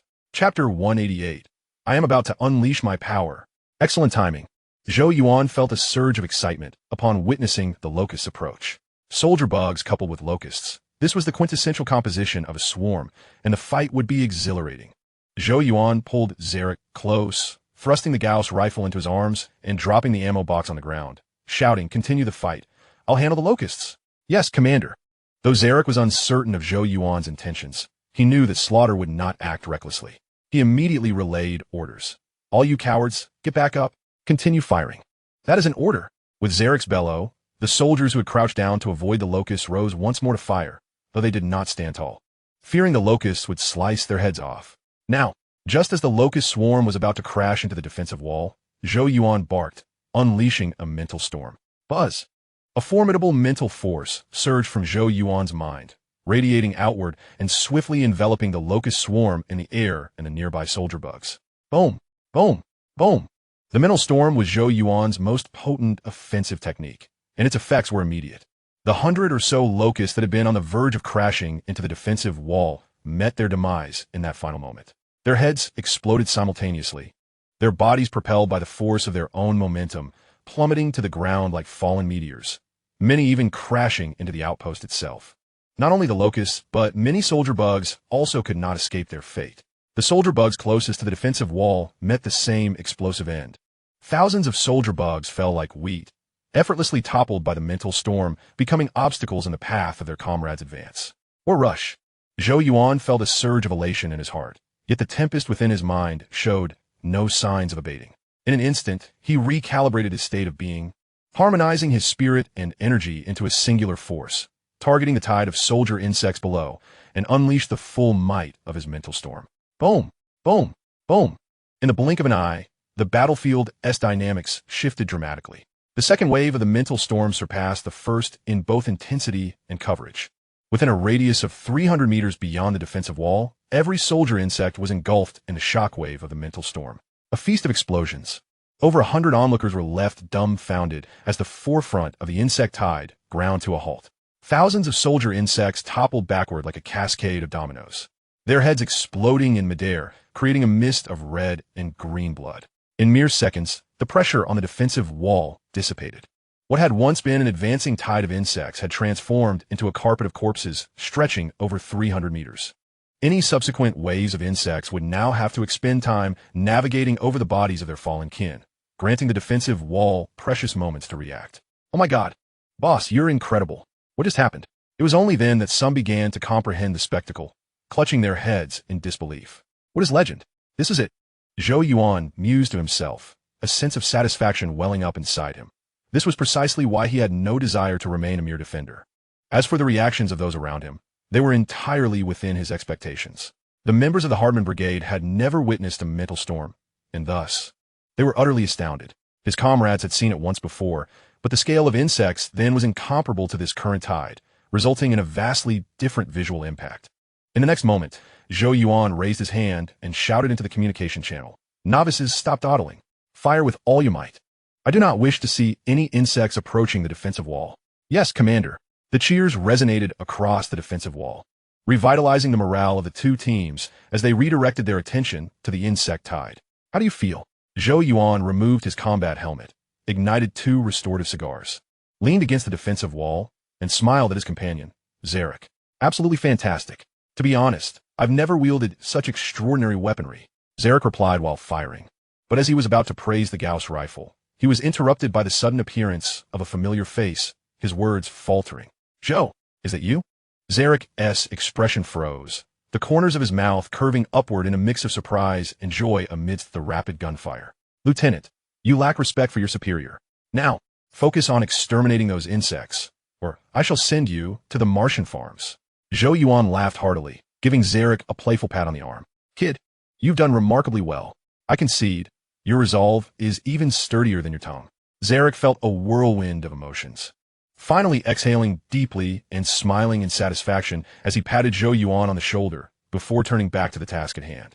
He never anticipated that in less than 2 years, his once immature student had evolved into a paragon for countless mechanized infantry. Back then, he had told Zhou Yuan, novice, I hope your resolve is as steadfast as your words. Fight with all your might, for only those who survive to the end can be called hard men. At that time, he held great hope for Zhou Yuan, for he had already possessed the most precious asset of a mechanized infantryman, indomitable courage. He had even envisioned that if Zhou Yuan managed to survive 3 consecutive encounters on the front lines, he would recruit him into the Hardman Brigade. Yet, before he could extend that invitation, Zhou Yuan vanished. He had assumed Zhou Yuan had perished on the battlefield, his record sealed away. Reflecting now, he realized that the young man had embarked on a grand journey. As Zarek began to focus intently on exterminating insects, Zhou Yuan chose not to disturb him. Leaning against the defensive wall and quietly savoring his restorative cigars while observing the distant tide of insects. Soon, 5 minutes had elapsed. Due to the earlier exertion, Zhou Yuan's condition had significantly deteriorated, and he had spent these 5 minutes in repose, firing not a single shot. Since the onset of battle, the dynamics of the battlefield had gradually stabilized. Thanks to the formidable firepower of the outpost, the insect tide struggled to breach it, with even contact with the defensive wall proving challenging. However, the outpost could not fully suppress the onslaught of insects, as their sheer numbers were overwhelming, rendering them impossible to eradicate entirely. Both sides had devolved their respective defensive and offensive strategies into a war of attrition and a tug of war. The transport should be arriving soon. Zhou Yuan glanced at the time on his combat device, and then opened his personal panel. Host, Zhou Yuan Identity, Colonel of the Federation, Superhuman Attributes, Strength 14, Speed 135, Jump 135, Agility 135, Endurance 14, Defense 14, Self-Healing 14, Skill 23, Brain Function 255 skills, Telepathy, Mental Communication, Mental Storm, Psychokinesis, Hypnosis, Mind Control, Rapid Learning Items, Icarus-class Destroyer, Jump Frog, Nano Heavy Artillery Reaction, Mecha Title, Exceptional Wisdom, increases brain function by 5. Soul Points, 16, 660, 000. The soul points had scarcely increased, accumulating only 16,000 over the past 2 days. However, Zhou Yuan was unconcerned. His current rank afforded him ample opportunities to accumulate soul points, and he could always do so when needed. High numbers were challenging to acquire, but hundreds of thousands remained manageable, easily resolved with tactical nuclear strikes. What mattered to him was the title. The devastation wrought by the recent mental storm compelled him to make a decisive resolution. This capture mission would be the last. In future encounters with brain insects, he would ensure their annihilation. Moreover, he could not afford to be passive. He aimed to take the initiative, utilizing his authority to gather intelligence on the brain insects and undertake a large-scale extermination operation. He aspired to attain the title of Unparalleled Wisdom. Chapter 189. Instantaneous Elimination of Tank Beetles. Evacuate. Commander, I have arrived. Just as Zhou Yuan finished reviewing his personal panel, he heard Carmen's voice through his earpiece. He lifted his gaze and scanned the horizon, spotting a dark speck in the distance that was rapidly expanding. Zhou Yuan furrowed his brow and responded, "Exercise caution. Next time, approach from above me. Do not sacrifice safety for speed." Carmen's reckless flying was perilous, while descending for landing would indeed save time. It also heightened the risk of the transport being struck by plasma cannons. Just as the reports had indicated, Carmen was a rather reckless pilot. "Understood, Commander," Carmen acknowledged, slightly reducing his speed while ascending, maneuvering the transport toward the outpost. Observing this, Zhou Yuan issued commands over the communication channel. "Listen closely. The transport has arrived. Prepare for evacuation. Dax, bring Major William to the communication cabin." The others were to maintain fire suppression, throwing every explosive they had, including tactical nuclear bombs, and execute immediately. Upon hearing Zhou Yuan's orders, excitement erupted along the defensive wall. Tactical nuclear bombs, high-explosive grenades, shockwave grenades, B-2 primordial grenades, mixed explosives, anything capable of detonating was brought forth by the 100-odd personnel, either launched or tossed, all aimed at the defensive wall. Boom! Boom! Boom! A series of explosions erupted. The crowd immediately sprang into action. Aside from those stationed at the firepower positions, everyone else swiftly descended the defensive wall via the stairs, forming a line to board the aircraft. Bang! Just as Zhou Yuan was preparing to orchestrate the second wave of evacuation, the ground of the playground suddenly trembled. "Damn it! Just adding to my troubles. Let's see how I deal with you." Zhou Yuan cursed irritably, removing a shockwave grenade from his chest armor and leaping onto the playground. He had only fired his weapon for the first minute. For the subsequent minutes, he had been resting, with grenades at the ready for any unforeseen circumstances. Bang! A tank beetle burst forth from the ground, its massive head breaking through the surface. This was the consequence of the outpost's inadequate defense level. There were no landmines buried underground, no electric fence posts, not even a floor thick enough to deter the tank beetle from burrowing through. The giant beetle was upon them. Gasps of alarm erupted, for this tank beetle posed a significant threat to the evacuation. "Shut up and do your jobs. I'll handle this creature." Zhou Yuan barked into his earpiece before hastening to confront the tank beetle directly, facing its enormous head. Thud! Just as the tank beetle prepared to unleash a jet of superheated corrosive liquid, it received a telekinetic punch to its jaw. Although it couldn't inflict fatal damage, it was sufficient to make the creature turn its head. Hiss! The magma-colored corrosive fluid spewed forth, instantly corroding the steel plates laid on the playground, causing them to bubble and emit clouds of white smoke. Enjoy the explosives. As the tank beetle swung its head back to aim at Zhou Yuan once more, he summoned all his telekinetic power, immobilizing its head just as it opened its mouth, before hurling the shockwave grenade. Having completed this maneuver, Zhou Yuan took off running back to the defensive wall. In the midst of throwing the grenade, he suddenly recalled an important detail. In the original storyline, Zalek and Tiz had perished right here, with a tank beetle being the culprit. Whether it was the same one or not, he could consider it a form of vengeance for the Void. Both Zalek and Tiz owed him a life. Puff, puff. The tank beetle seemed to realize it had ingested something it shouldn't have, shaking its head violently, trying to expel the object lodged in its mouth. However, when Zhou Yuan had thrown the grenade, he had utilized telekinesis to embed the shockwave grenade deep within the tender flesh of the beetle's mouth. No matter how vigorously it thrashed, it could not dislodge the grenade. Bang! Seconds later, the shockwave grenade detonated within the tank beetle's mouth. As expected, the creature's head was obliterated, exploding like a firework of repugnant debris in the air. Damn it, that was careless. Zhou Yuan displayed an expression of utter disdain, closing his eyes and holding his breath to wipe the beetle's blood and flesh from his face, then glanced outside the defensive wall. The entire sequence from the tank beetle's emergence to its demise lasted barely 20 seconds. Yet, within that fleeting moment, the swarm of insects in the hilly region had breached the tactical nuclear explosion zone and was charging towards the outpost. This is the nature of the insect horde. When they charge, they disregard their lives. Neither tactical nor strategic nuclear weapons could halt their advance. Even the deepest abyss would not deter them. All hard men, retreat now. You rookies in the watchtower, are you deaf? Get down here now. After a moment's contemplation, Zhou Yuan issued the second wave of evacuation orders. There was no time for a head-on confrontation. Prolonging the engagement would lead to being overwhelmed by the insect swarm. Shortly, the entire hardman unit withdrew from the defensive wall, leaving behind a slaughter team of 17 to cover their retreat. The firepower of the slaughter team was formidable. 17 members could match the strength of 100 from the hardman unit, ensuring that their numbers wouldn't overcrowd during the exodus. All right, everyone, let us retreat. After 5 seconds had passed since the second wave of evacuation commenced, Zhou Yuan began calling for his team. Okay, the insects are coming, run. Go, go, go. Dozens of individuals turned simultaneously, leaping directly onto the playground instead of descending the stairs. Zhou Yuan brought up the rear, tossing the 5B2 primal grenades strapped to his body over his shoulder as he ran. Bang! Boom! As Zhou Yuan boarded the transport aircraft, he heard numerous dull thuds behind him. Clearly, the insect horde had begun to crash against the defensive wall. Too late, time to say goodbye. A smirk crept across Zhou Yuan's face as he pressed the button to close the hatch, shouting toward the cockpit, ascend. Depart at maximum speed. Chapter 190, Old Friends Reunited. Oh shit. Zhou, this is impossible. At this moment, the already seated Rico, Old A, and Tiz finally witnessed the true nature of the slaughter. Although Zhou Yuan had removed his combat helmet mere moments earlier, everyone had been preoccupied with exterminating insects and had not taken the time to observe him.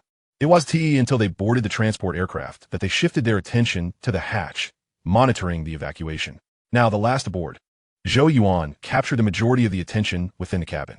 The 100 or so members of the Harman unit were eager to see what the slaughter truly looked like. Zhou Yuan noticed their gaze and jokingly inquired, "What is the matter? Disappointed? What did you expect me to look like? A towering giant? Perhaps a scarred face and a cyclops?" He had grown accustomed to the astonished expressions of those who discovered that the slaughter was, in fact, a handsome young man. No, they all shook their heads. Although Zhou Yuan appeared approachable, it was best to maintain a certain distance, as he was still their superior. "Zhou, is it you?" Olda gently waved from his seat, his voice barely above a whisper, his eyes wide in fear of mistaking him for someone else. "Who is Zhou?" Zhou Yuan furrowed his brow in confusion before walking over to Tiz and smiling faintly. "Miss Flores, you've become more beautiful than ever. Unfortunately, your companions are dragging down your beauty. You know, they resemble donkeys." "Zhou!" Tiz exclaimed excitedly, rising to embrace Zhou Yuan tightly. Rico and Old A also erupted in cheers, having initially thought they had misidentified him, only to realize it truly was Zhou Yuan. "Zhou, what is going on? Why are you here? Are you really the slaughter?" After a brief celebratory hug, a barrage of questions erupted from the trio. "It's just as you see. Slaughter is my code name and also my team name. This time, I received a joint mission and didn't expect to find you all in the Hardman unit." Zhou Yuan offered a succinct explanation to the trio. "God, is that all? How did you do it?" I mean, from being a major to the slaughter, it's unbelievable. We graduated from boot camp together just last year. And now you become the strongest infantryman. Old A threw up his hands, clearly dissatisfied with such a simple explanation. We'll discuss it once we're aboard the starship. Zhou Yuan donned a troubled expression, whispering, "You know some things can't be said. There are too many people here." Understood. Upon hearing this, Rico and the others nodded in comprehension, refraining from pressing further. After exchanging a few casual remarks, Zhou Yuan entered the cockpit. With Claire out of the picture, the team had 3 remaining pilots, Carmen, Shira, and Lewis. This trip, Lewis was absent. Carmen was the main pilot, while Shira served as the co-pilot. Captain, Shira greeted Zhou Yuan and then vacated her seat in the cockpit. This mission is executed in conjunction with the Hardman unit, commanded by Zalek, our history professor. Rico is part of this unit. He survived the Crentis of battle thanks to Zalek's rescue. Zhou Yuan closed the hatch and turned to Carmen. Carmen paused for a moment, then, after a brief silence, smiled calmly. "This is good news. Our old friend is still alive, and we have all begun anew. Now, I belong solely to you." With that, Carmen activated the autopilot and gracefully settled into the passenger seat atop Zhou Yuan's lap. "I trust you. I mean no harm. Merely felt it necessary to convey this to you. As you mentioned, our old friend is still alive, which is indeed a fortunate development." Zhou Yuan playfully pinched Carmen's delicate face. "Later, we can invite Carl for a meal together. For now, I believe you should take some time to unwind, especially since you've just returned from the battlefield." Carmen wrapped her arms around Zhou Yuan's neck, a tantalizing smile gracing her lips. For minutes hardly suffice. Just enough time for a dessert. Zhou Yuan glanced at the time and the transport aircraft's altitude before leaning down to kiss Carmen. Shortly after, the transport aircraft docked with the starship. Zhou Yuan promptly sought out Carl, contacting Morgan to arrange a 3-person online meeting to establish a subsequent plan for capturing the brainworms. The plan was straightforward. Morgan would arrive in the evening with a large fleet and a formidable battalion. The fleet would secure the outer space surrounding Planet P, while the battalion would conduct ground searches, a mission that would persist until the brainworms were captured. As for the hard-hitting troops, they would accompany the slaughter team tomorrow. Although Morgan urged Zhou Yuan to rest, he could not let this opportunity slip away. For him, failing to eliminate the brainworms would be a significant loss. How could he forego military merit? That would be a devastating blow. He was determined to secure the brainworms on Planet P. Perhaps upon his arrival, he would receive promising news from the laserbirds and the self-destructing mosquito swarms. Once the brainworm discussion concluded, Zhou Yuan called upon Carl and Carmen to head to the dining hall. "Has Olden not arrived?" Zhou Yuan inquired upon noticing only Reiko and Tiz. "That guy went to inquire with your team members. He wishes to join your squad," Tiz replied with a smile. "Regrettably, my squad is already at full capacity." Zhou Yuan shrugged. Old A was astute. He likely didn't want to disrupt their reunion. "Carl, Carmen, how'd you both been?" Reiko asked cheerfully as they took their seats, his demeanor seemingly unperturbed by his recent breakup with Carmen. "Wonderful. I passed my early graduation assessment 2 months ago and then joined Zhou's squad." Carmen exhaled a sigh of relief, finally relaxing. Earlier, when she had disembarked, she had encountered Reiko, unsure of how to greet him, merely nodding before hastily departing. "I've had my fair share of luck. How about you?" Carl shrugged with a smile. "Don't even get me started. After leaving the boot camp, we were assigned to a dreadful base. The only significant event we witnessed was Clintu. If it weren't for Zarek bringing us into his squad, Reiko and I would still be standing guard in Sailor Canyon." Tiz waved her hand in exasperation. In truth, she and Reiko had been doing well. Just the other day, Reiko had been promoted to corporal, and she had ascended to private first class. By the standards of enlistment time, both she and Reiko were quite exceptional rookies. Yet, looking at their 3 former classmates now, one a colonel, another a major, and the last a second lieutenant. Chapter 191. The bug-catching operation commences. What about the others? Zhou Yuan's expression shifted slightly upon hearing Tiz mention Clintu. "Ron, Jamie, Wilson. I recall they also went to Sailor Base." "Jamie and Wilson are dead," Reiko replied, his expression complex. "They were serving as guides, pushing too far ahead, and were killed shortly after the battle commenced. Ron is missing. We have yet to establish contact. But he hasn't made it onto the death list, so he may have been rescued like I was. To be honest, that battle terrified me. The bugs surrounded us like air, and that was when I truly understood what real war entailed." Zhou Yuan nodded in silence. He had viewed some recorded footage of the Clintu battle and was acutely aware of the terror it entailed. The sheer number of bugs on Clintu was overwhelming. Even he would have to flee in disarray, relying solely on the mobility and concealment of his mecha to evade capture. However, there was at least some good news.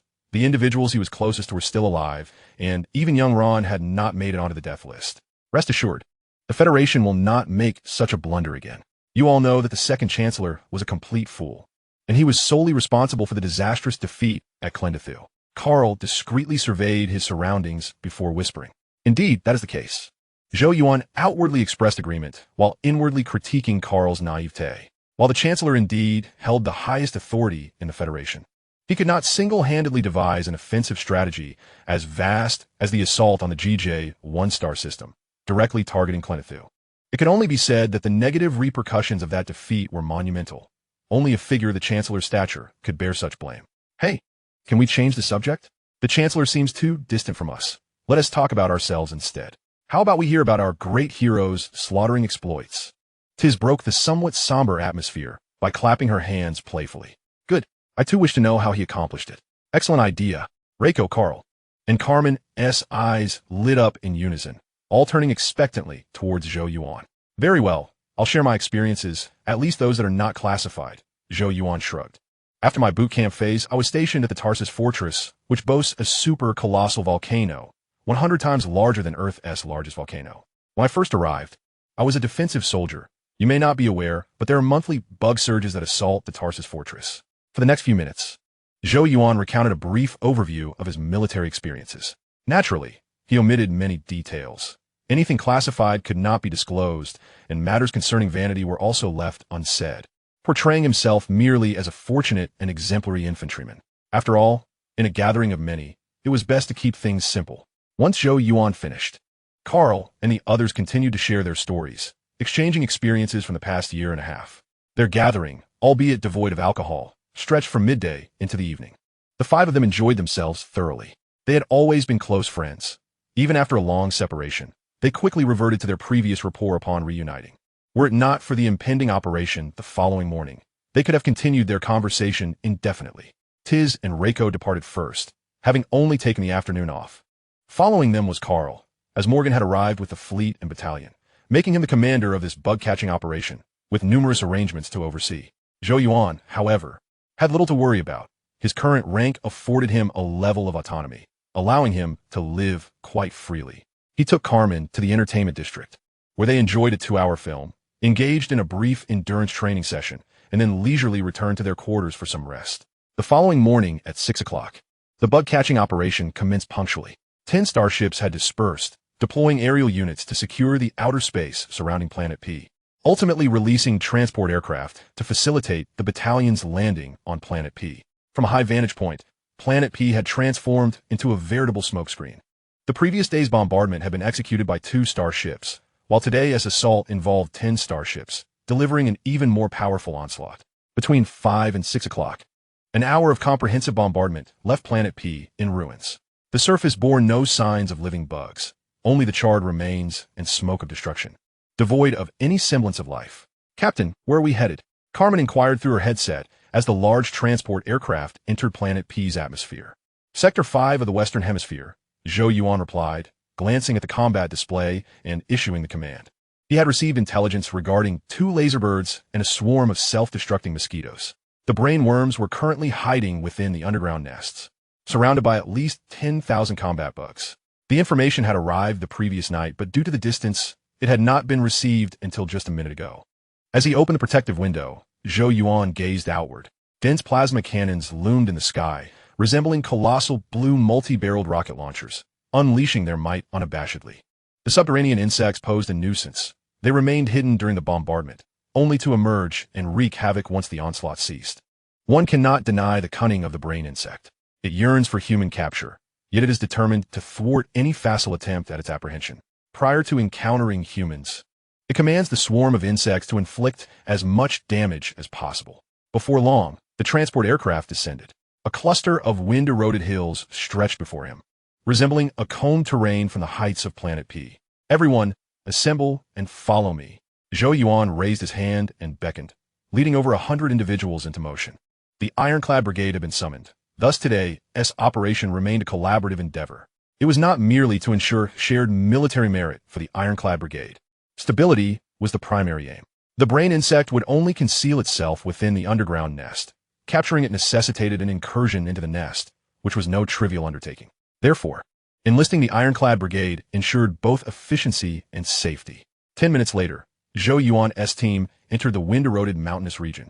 Here, the number of visible wormholes multiplied, densely clustered like a beehive, with countless soldier insects surging forth.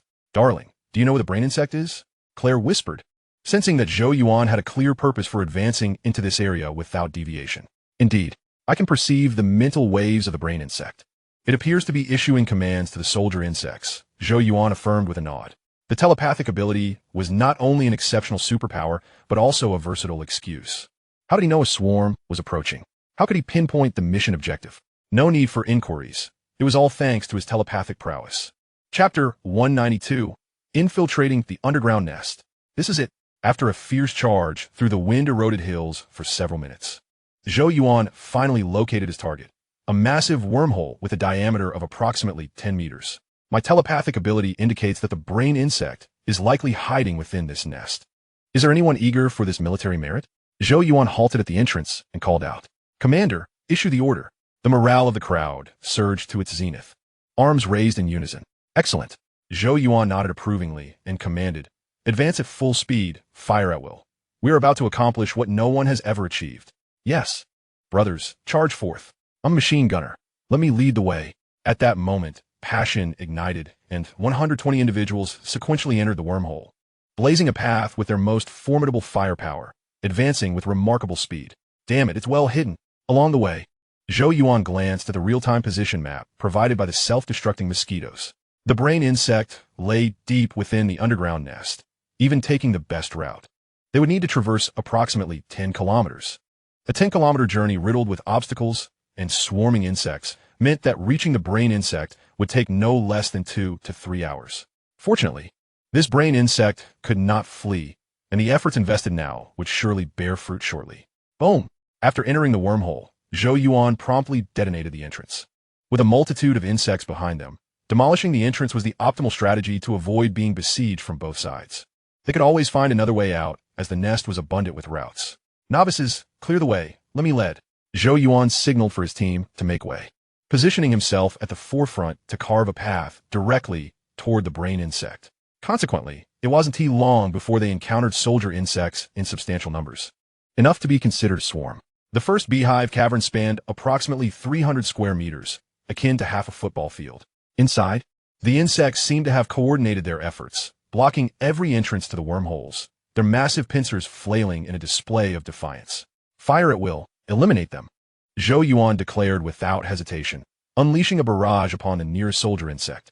The team moved swiftly, executing lateral maneuvers to shoot, racing toward the center of the beehive cavern, and unleashing a concerted assault on the insects. Boom! Boom! Boom! The sound of gunfire reverberated throughout the beehive cavern as the demise of the soldier insect horde approached. The firepower of 120 individuals targeted over 20 wormholes, each hole being under siege by multiple firearms, preventing the soldier insects from even entering the cavern. As most of the wormholes became blocked by the fallen soldier insect bodies, Zhou Yuan raised his hand and shouted, "The target is the wormhole directly behind me. Continue advancing. Charge! We're going to capture the clever insect." A cacophony of strange calls erupted from the ranks, predominantly from the Ironclad Brigade. This was their first foray into attacking an insect nest, unlike the slaughter team, who were already accustomed to grand spectacles. However, the task of clearing the path was not theirs to shoulder. Dax would lead that charge. The Ironclad Brigade wielded only conventional weaponry, while the slaughter team's Gauss rifles could obliterate soldier insects into fragments, preventing them from blocking the path with complete bodies. Soon, 2 hours had elapsed.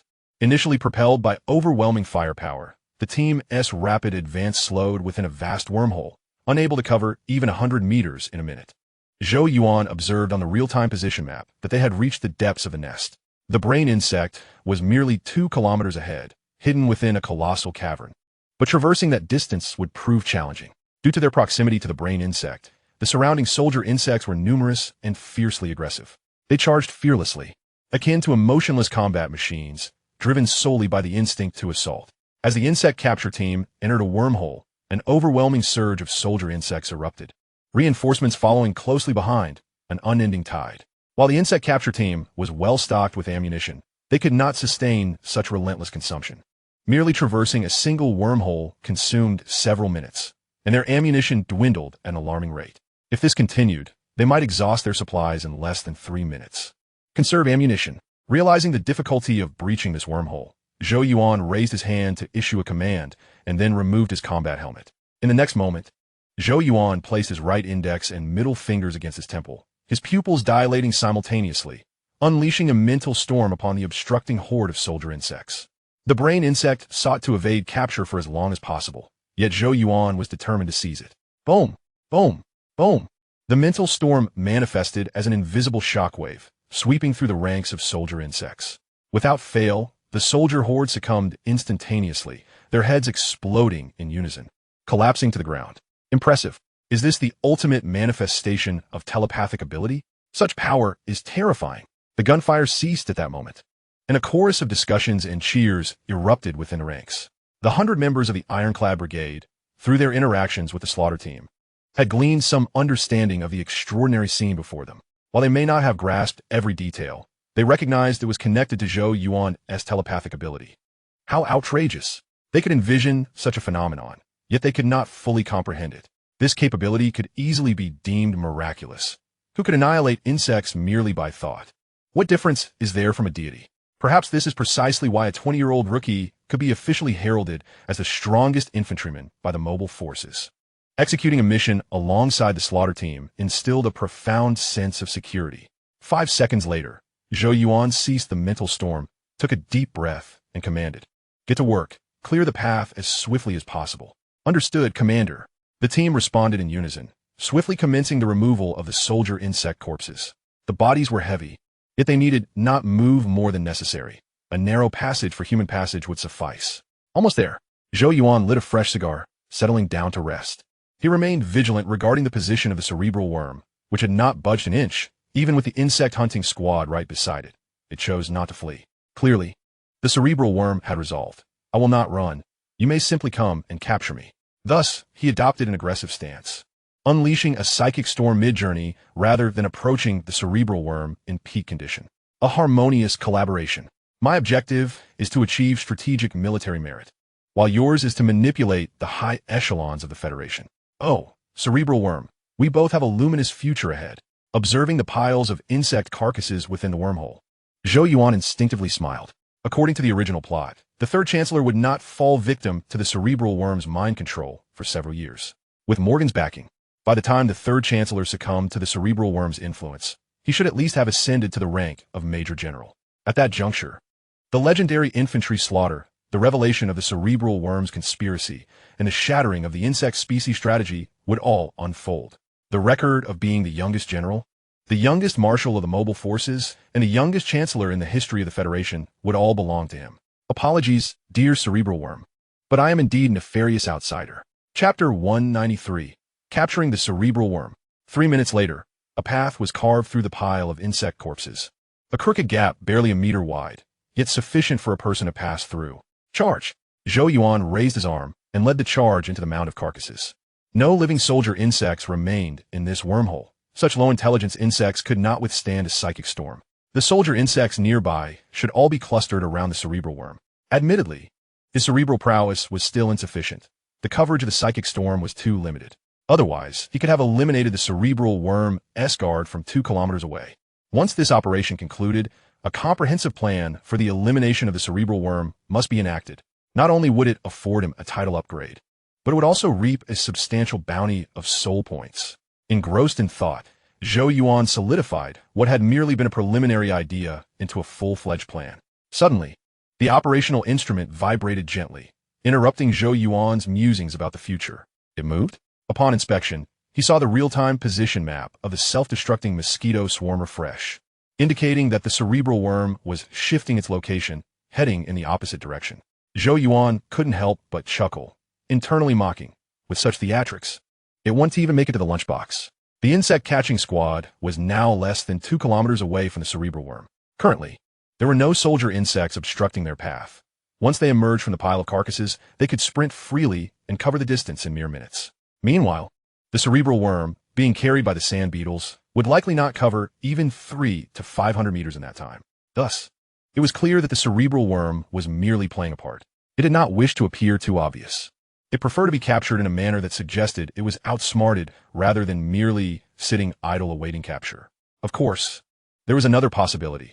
The cerebral worm did not want to be captured so soon. It sought to extract a greater cost from humanity, perhaps by setting a trap along its route of relocation. With this thought, Zhou Yuan quickened his pace, inadvertently increasing the distance from his squad. This wormhole was extensive. After traversing approximately a kilometer, he finally saw the end. In truth, one might say this wormhole comprised two segments. He had merely reached the second section. Overall, the wormhole resembled a funnel. He had just traversed the narrow opening at the base of the funnel, and now found himself at the midpoint, with the space ahead expanding evermore. Hiss, hiss, hiss. After only a few steps, the soldier insect swarm emerged, charging forth from the expansive cavern ahead with great ferocity, bearing down on Zhou Yuan. Farewell. Zhou Yuan smiled slightly, forcefully hurling 3 sonic grenades toward the swarm. Considering the cerebral worm's potential reluctance to be captured so soon, he refrained from utilizing his telepathic abilities, opting instead to conserve his mental energy for the cerebral worm itself. Boom, boom, boom. As the soldier insect swarm approached within 100 meters, the 3 sonic grenades detonated simultaneously. The blast sent forth waves of gore, reducing the original throng of approximately 100 soldier insects to fewer than 20 still standing. Such formidable creatures never ceased to astound. He could only wonder how devastating the infernal grenade in his possession was, with a 10-second countdown and a lethal radius of 1 kilometer. Now was the perfect opportunity for its unharmed deployment. Sighing in reflection, Zhou Yuan utilized his Gauss rifle to shatter the remaining soldier insects one by one, before proceeding into the vast cavern where the cerebral worm had previously hidden. This cavern appeared to be in natural formation, though many wormholes had been excavated into the rock walls. Zhou Yuan paused, cautiously surveying his surroundings. Previously, when capturing insects, the traps set by the grenade beetles had taught him a valuable lesson, prompting him to exercise greater caution upon entering unfamiliar spaces. Esteemed sir, this location is quite secure. The cerebral worm is currently moving toward the wormhole to your left front, while the foolish owl and mosquito are in pursuit. Suddenly, the voice of the laser bird echoed above Zhou Yuan's head. Why aren't you following? Zhou Yuan looked up to see the eagle-shaped laser bird pressed against the rock face, its coloration indistinguishable from the wall, making it difficult even for him to discern its presence. Esteemed sir, I am conducting a trap inspection. Your target today appears less intelligent than the previous 2. Its clumsy tactics resemble a child's mischief in your eyes. Allow me to guide you. Let me once again witness your might. The laser bird spoke in its cold, mechanical tone, yet conveyed a sense of sycophancy to Zhou Yuan. Enough with the flattery. I'm in need of a handgun. Zhou Yuan replied with a chuckle, beckoning the laser bird. This laser bird was C, while the one it referred to as the foolish owl was M. The 2 often quarreled, failing to get along. Truth be told, he preferred C, as its abilities matched M's, yet its voice was far more pleasing. This laser bird possessed all the qualities necessary to become an exceptional transformer. As you wish, my esteemed sir. The laser bird plummeted from the rock wall, morphing midair into an oversized S-500 revolver, which landed deftly in Zhou Yuan's grasp, with no traps present, and the laser bird itself deeming it foolish. It seemed the cerebral worm had indeed resolved to be captured now. Its change of location was merely an attempt to make its capture appear more natural. Very well. You take it easy, and I shall too. Zhou Yuan twirled the S-500 in his hand, contemplating silently. Captain, sir. At that moment, the team members began to emerge from the pile of insect carcasses, gathering beside Zhou Yuan. Captain, is it over there? Nax scanned the area, finally fixing his gaze on an entrance to a wormhole where several deceased sand beetles lay. All those sand beetles had met the same fate, crushed to death, evidently linked to the cerebral worm, which had presumably squashed them. Yes, we are not far from it. Full speed ahead.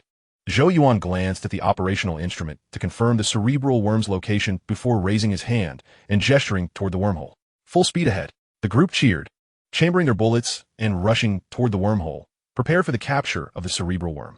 With the knowledge that the cerebral worm had set no traps, Zhou Yuan felt considerably more relaxed, ambling leisurely at the back of the group. The sand beetles transporting the cerebral worm moved sluggishly, and with time not being on their side, they were not far from the insect-catching squad. Within just 2 minutes of entering the wormhole, the insect-catching squad had tracked down the cerebral worm.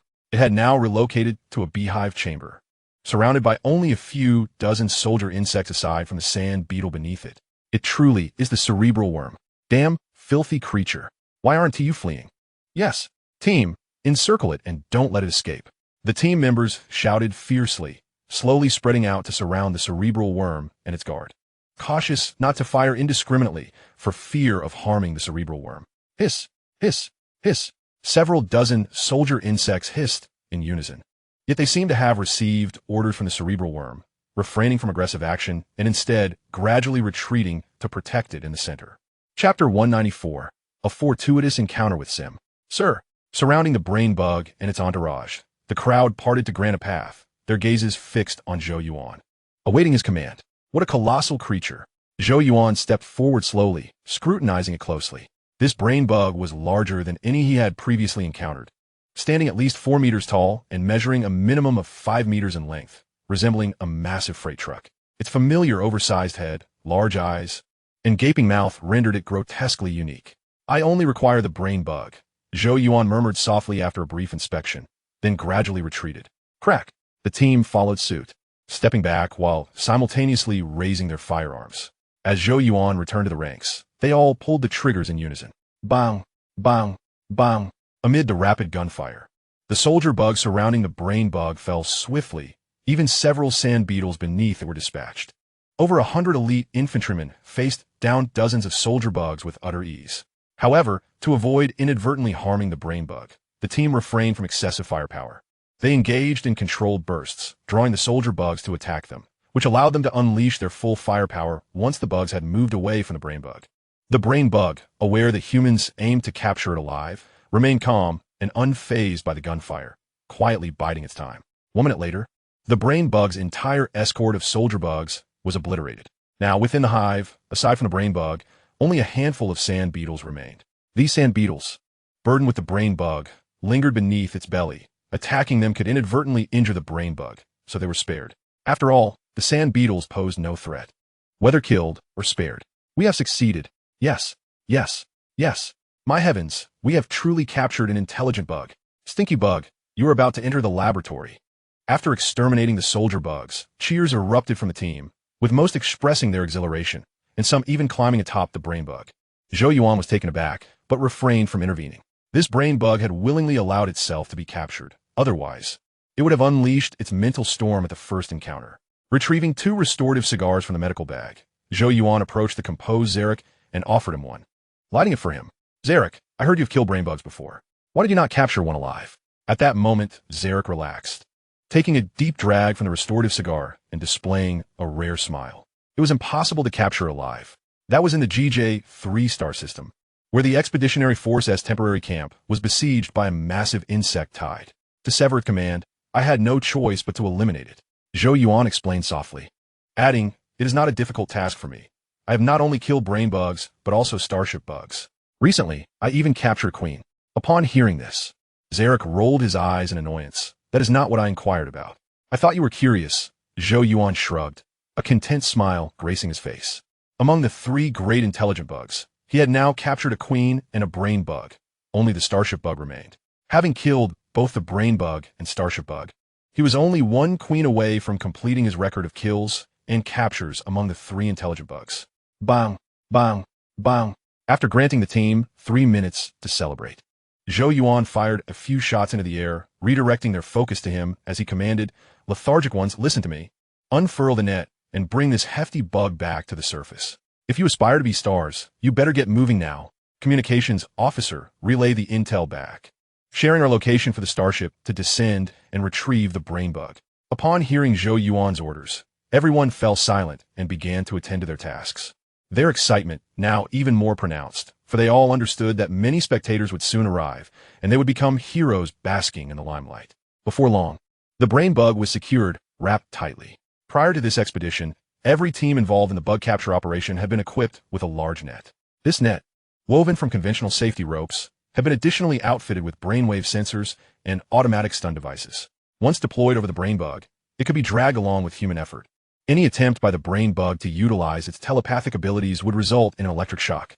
This approach was Zhou Yuan's suggestion to Morgan, ensuring safety not only during capture, but also for future research, to prevent any potential brainwashing or attacks by the brain bug. Let's proceed. Once prepared, Zhou Yuan led the way back. Earlier, He had excused himself under the pretense of needing to relieve himself, walking a distance back to retrieve the laser bird, and the self-destructing mosquito swarm. The self-destructing mosquito swarm had provided him with a route back to the surface. He merely needed to follow the map. The return journey was slow, as the brain bug hindered their pace. This immense creature weighed no less than 10 tons. Although 100 men could manage to pull it without excessive fatigue, accelerating was out of the question. An hour passed without reaching the surface. Alert! Halfway back, Zhou Yuan heard commotion ahead of the wormhole and quickly signaled the team to halt. After all, they had encountered numerous troublesome soldier bugs earlier, and it was likely they would face more. Crack! Upon hearing Zhou Yuan's command, the entire contingent of over 100 men dropped their drag ropes and raised their weapons toward the wormhole's entrance. It's right here. We're almost there. I can hardly wait to see the insect general. After a brief wait, Zhou Yuan realized that the approaching figures were not soldier bugs, but reinforcements responding to the bug capture team signal. Lower your weapons. It's our people. Zhou Yuan gestured for safety, then donned his combat helmet. The strategic propaganda department wished for him to maintain an air of mystery, unless absolutely necessary. He needed to remain fully armored to uphold the image of the Red Skull. This not only aided recruitment for the mobile troops, but also inspired ordinary infantrymen to strive for greatness. He had no objections, as it would help him accumulate popularity. When he ascended to a higher position within the Federation, this popularity would fuel his ambitions, for even running for Chancellor required the votes of mobile infantry. Sim? After a brief wait, a 10-man squad emerged around the corner of the wormhole. Among them was someone Zhou Yuan knew well, his instructor from boot camp, Sim. Sim, my apologies. Zhou Yuan shook his head slightly. In the original storyline, this brain bug would have encountered Reiko, who would scare it off with a tactical nuclear bomb, only to be captured by Sim. It appeared that Sim's team must have been searching the nearby area, allowing them to arrive so promptly. Sim. Hey, Sim. Reiko, eh? And Tiz were equally astonished, waving enthusiastically. They had endured many hardships under Sim, the notorious drill instructor, and it was impossible to forget him. Chapter 195. I understand you best. Reiko, Tiz, Levi, you are all in the same unit.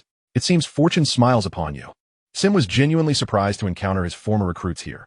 Such fate was truly remarkable. Oh, thank you, sir.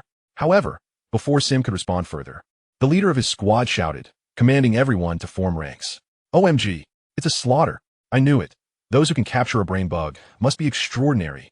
Damn, if only we had arrived earlier, perhaps we could have fought alongside the slaughter squad. At this moment, Sim and his teammates finally recognized that the capture of the brain bug was the work of two squads, one unfamiliar to them, and the other, the legendary slaughter squad. Their gazes fell upon Zhou Yuan, filled with longing and admiration. Longing to don the Red Skull's armor and admiration for the slaughter squad. You have arrived just in time. This hefty bug is quite heavy. Come lend a hand. Zhou Yuan nodded slightly, greeting the reinforcements before signaling them to assist. Yes, sir. Including Sim, 10 soldiers swiftly dispersed, each locating their designated ropes to assist in transporting the brainworm. Rico, what is going on with you all? I recall you were stationed at Sailor's Canyon.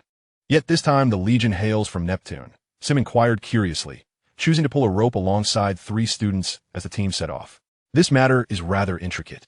We participated in the Clintu campaign, and just as we were about to meet our demise, we were rescued by the Hardman Corps, after which we joined this unit. Rico explained, his reluctance to delve into the Clintu campaign evident, as he merely skimmed over the reasons. After finishing, Rico paused momentarily before retorting, wait, if the Legion on the ground is from Neptune, what about you? Aren't you supposed to be an instructor on Mars? No longer, Sim replied with a carefree smile, shifting his shoulder adorned with the insignia of a private. I wanted to join the fight, but Kaori disagreed. So I gave him a punch and got reassigned to Neptune as a private again. Now I must salute you. Rico and the others were taken aback, a sense of respect burgeoning within them. Kaori was the chief administrator of Mars Base, overseeing all personnel changes. It was astonishing that Sim would willingly commit the grave offense of assaulting his superior just to reach the battlefield. A decidedly bold move. Do not worry. Kaori is a good man. He simply didn't want me to die on the battlefield. He submitted an application and helped me avoid many administrative penalties. I only received 3 lashes, which is not a particularly harsh price to pay. Noticing the complex expressions on Rico and the others' faces, Sim chuckled. He was no fool. He understood the implicit agreement between himself and Kaori. A sergeant instructor could not engage in combat, but a private could. Kid, if you wish to see battle, the Legion is not the best choice. At that moment, Zarek interjected.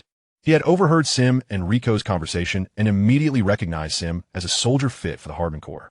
"It is my honor, sir," Sim replied earnestly, having perceived Zarek's underlying implication. The Hardman Corps, a unit capable of bearing a code name, comprised entirely of special operations troops, and joining it would present ample opportunities for extermination. "Sim, actually we are not the only 3 here.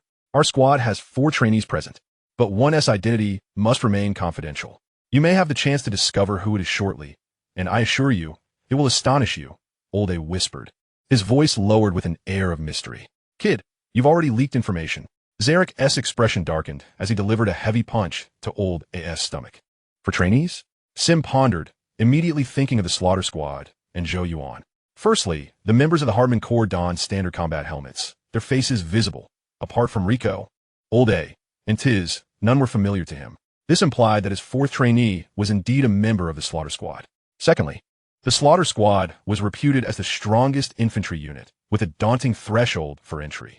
The most formidable trainee he had taught in the previous year's class was undoubtedly Zhou Yuan. So, Zhou Yuan has joined the Slaughter Squad. What a remarkable individual. Sim mused quietly, fully aware of Zhou Yuan's exceptional talent. However, he never anticipated that such talent would manifest so swiftly, allowing him to join a special operations unit of that caliber. Half an hour later, the bug capture team returned to the surface. Outside the wormhole, a throng of people gathered, at least 40 to 50,000, completely filling the mountainous terrain surrounding the wormhole. These individuals had come upon learning that the brainworm had been captured, following the real-time coordinates provided by the Slaughter Squad. "Brother Brainworm, your reputation precedes you." Zhou Yuan glanced at the brainworm, reflecting that had it not explicitly refused support during the return journey, these tens of thousands would have surged underground, potentially overwhelming the nest. Whoosh! At that moment, a transport aircraft arrived overhead at remarkable speed. "The commander is here." Zhou Yuan stepped forward, gesturing for the onlookers to retreat. This transport aircraft was a specialized one from the research department, indicating Morgan's arrival.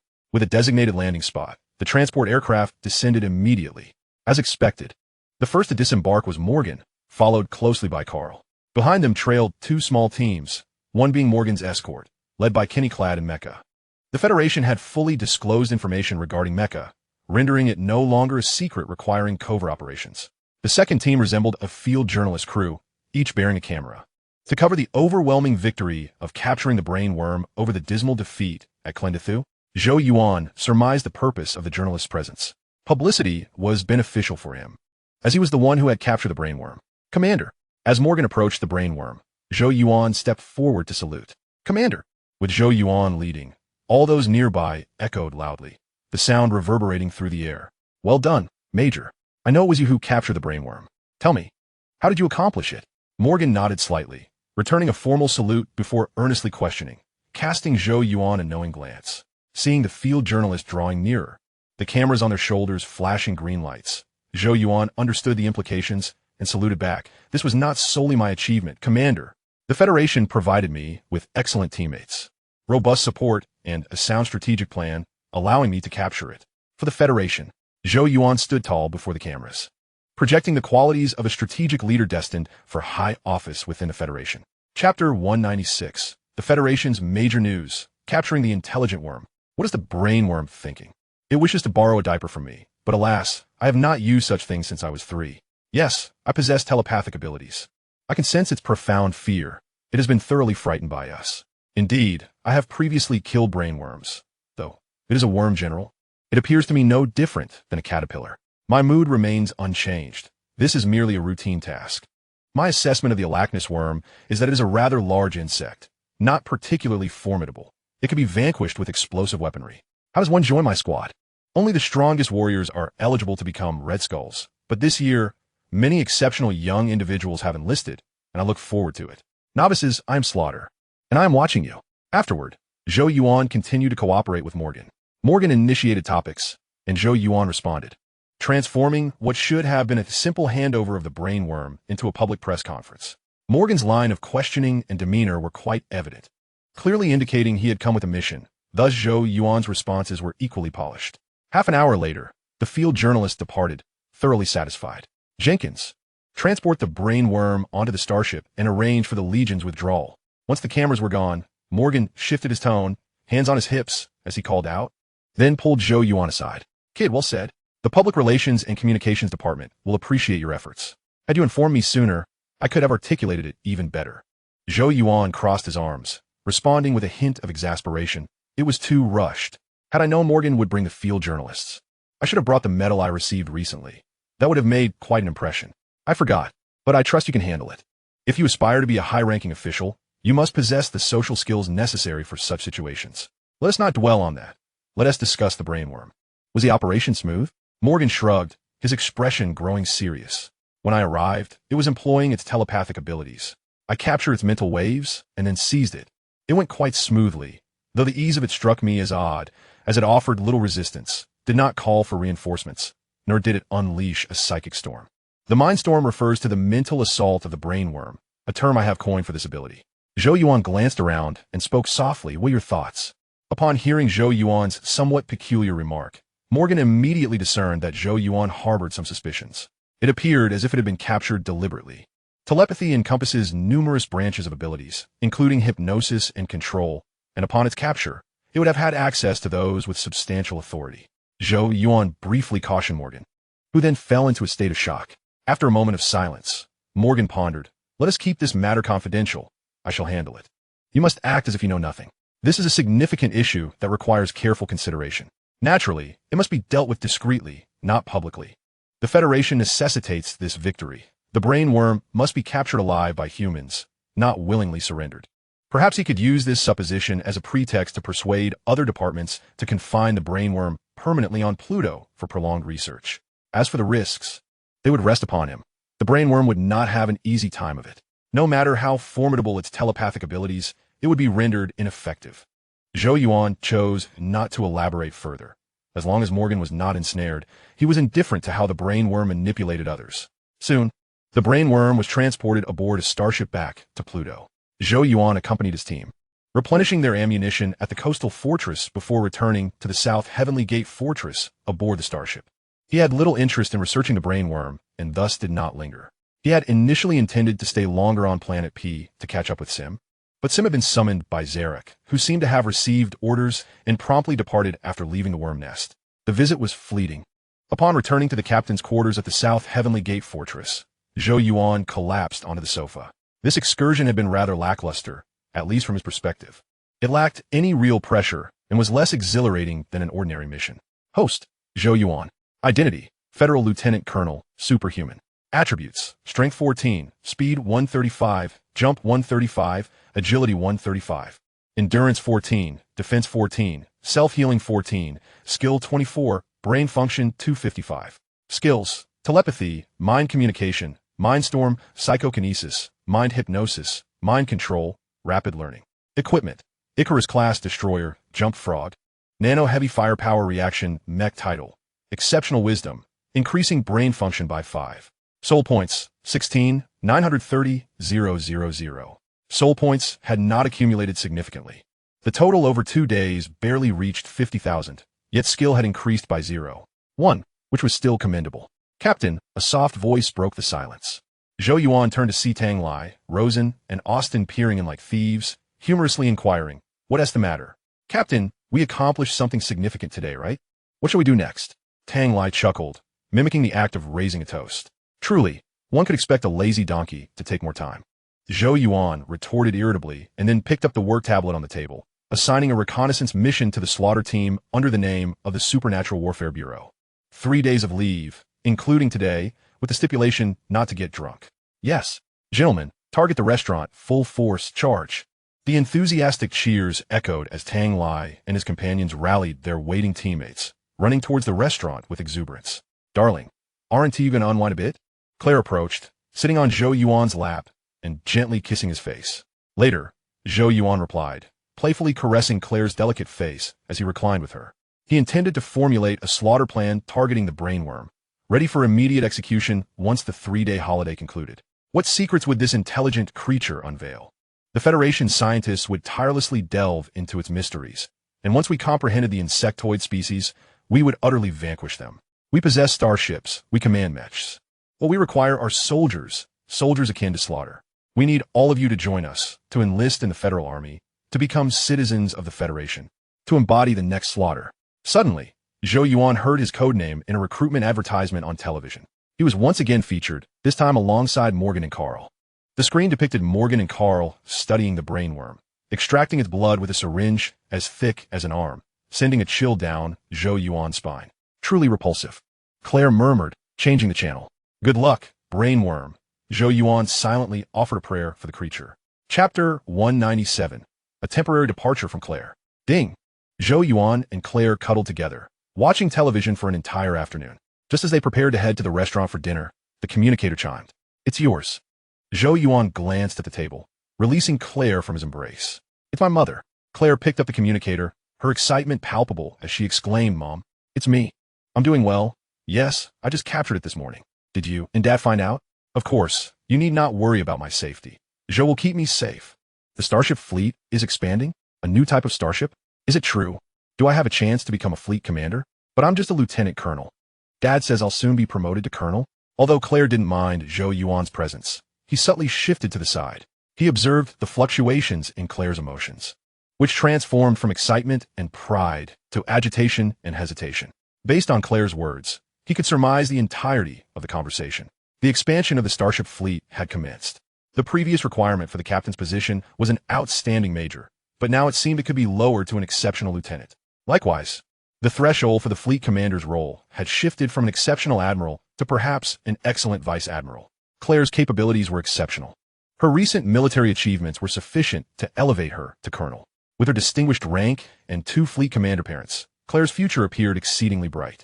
Evidently, Claire's parents wished for her to depart from the Special Operations Forces and work under their command, facilitating her ascent to fleet commander more swiftly. 3 minutes later, Claire concluded the call, her expression somewhat dazed as she sat silently on the sofa. What is wrong? Is there any doubt about this?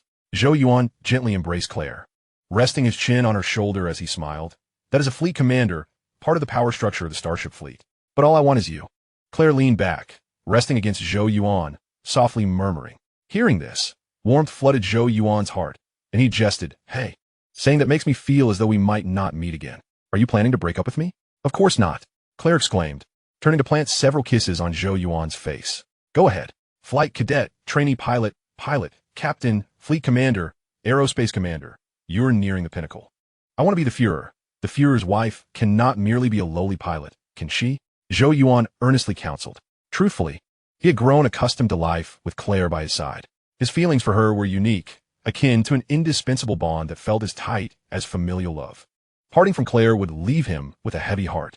However, he could not allow sentimental attachments to dissuade Claire from a path destined for success. My dear, you wouldn't be trying to lure me away only to openly associate with Ibnis, would you? Claire playfully pinched Zhou Yuan's arm, uttering a teasing remark. You know, Zhou Yuan was taken aback, immediately activating his telepathic ability. Upon sensing Claire's emotional stability, he felt a slight relief. During simulated training, Ibnis frequently requested leave. Once, she mentioned feeling unwell and expressed a desire to return to the dormitory for rest. I brought her some painkillers, yet I could not locate her in the dorm. Upon checking her access records, I discovered she was in the entertainment district. Moreover, just 10 minutes prior, you had informed me of your intention to go there to play cards. Were you planning to keep this from me indefinitely if I hadn't inquired?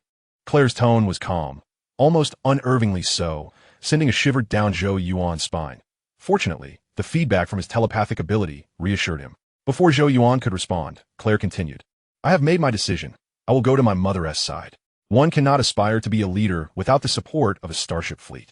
After saying this, Claire visibly relaxed, as if a weight had been lifted.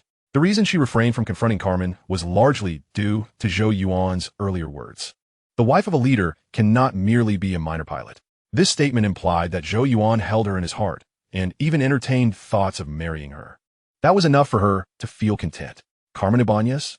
In the world of power, one must wield influence, being merely a minor pilot, devoid of substantial backing.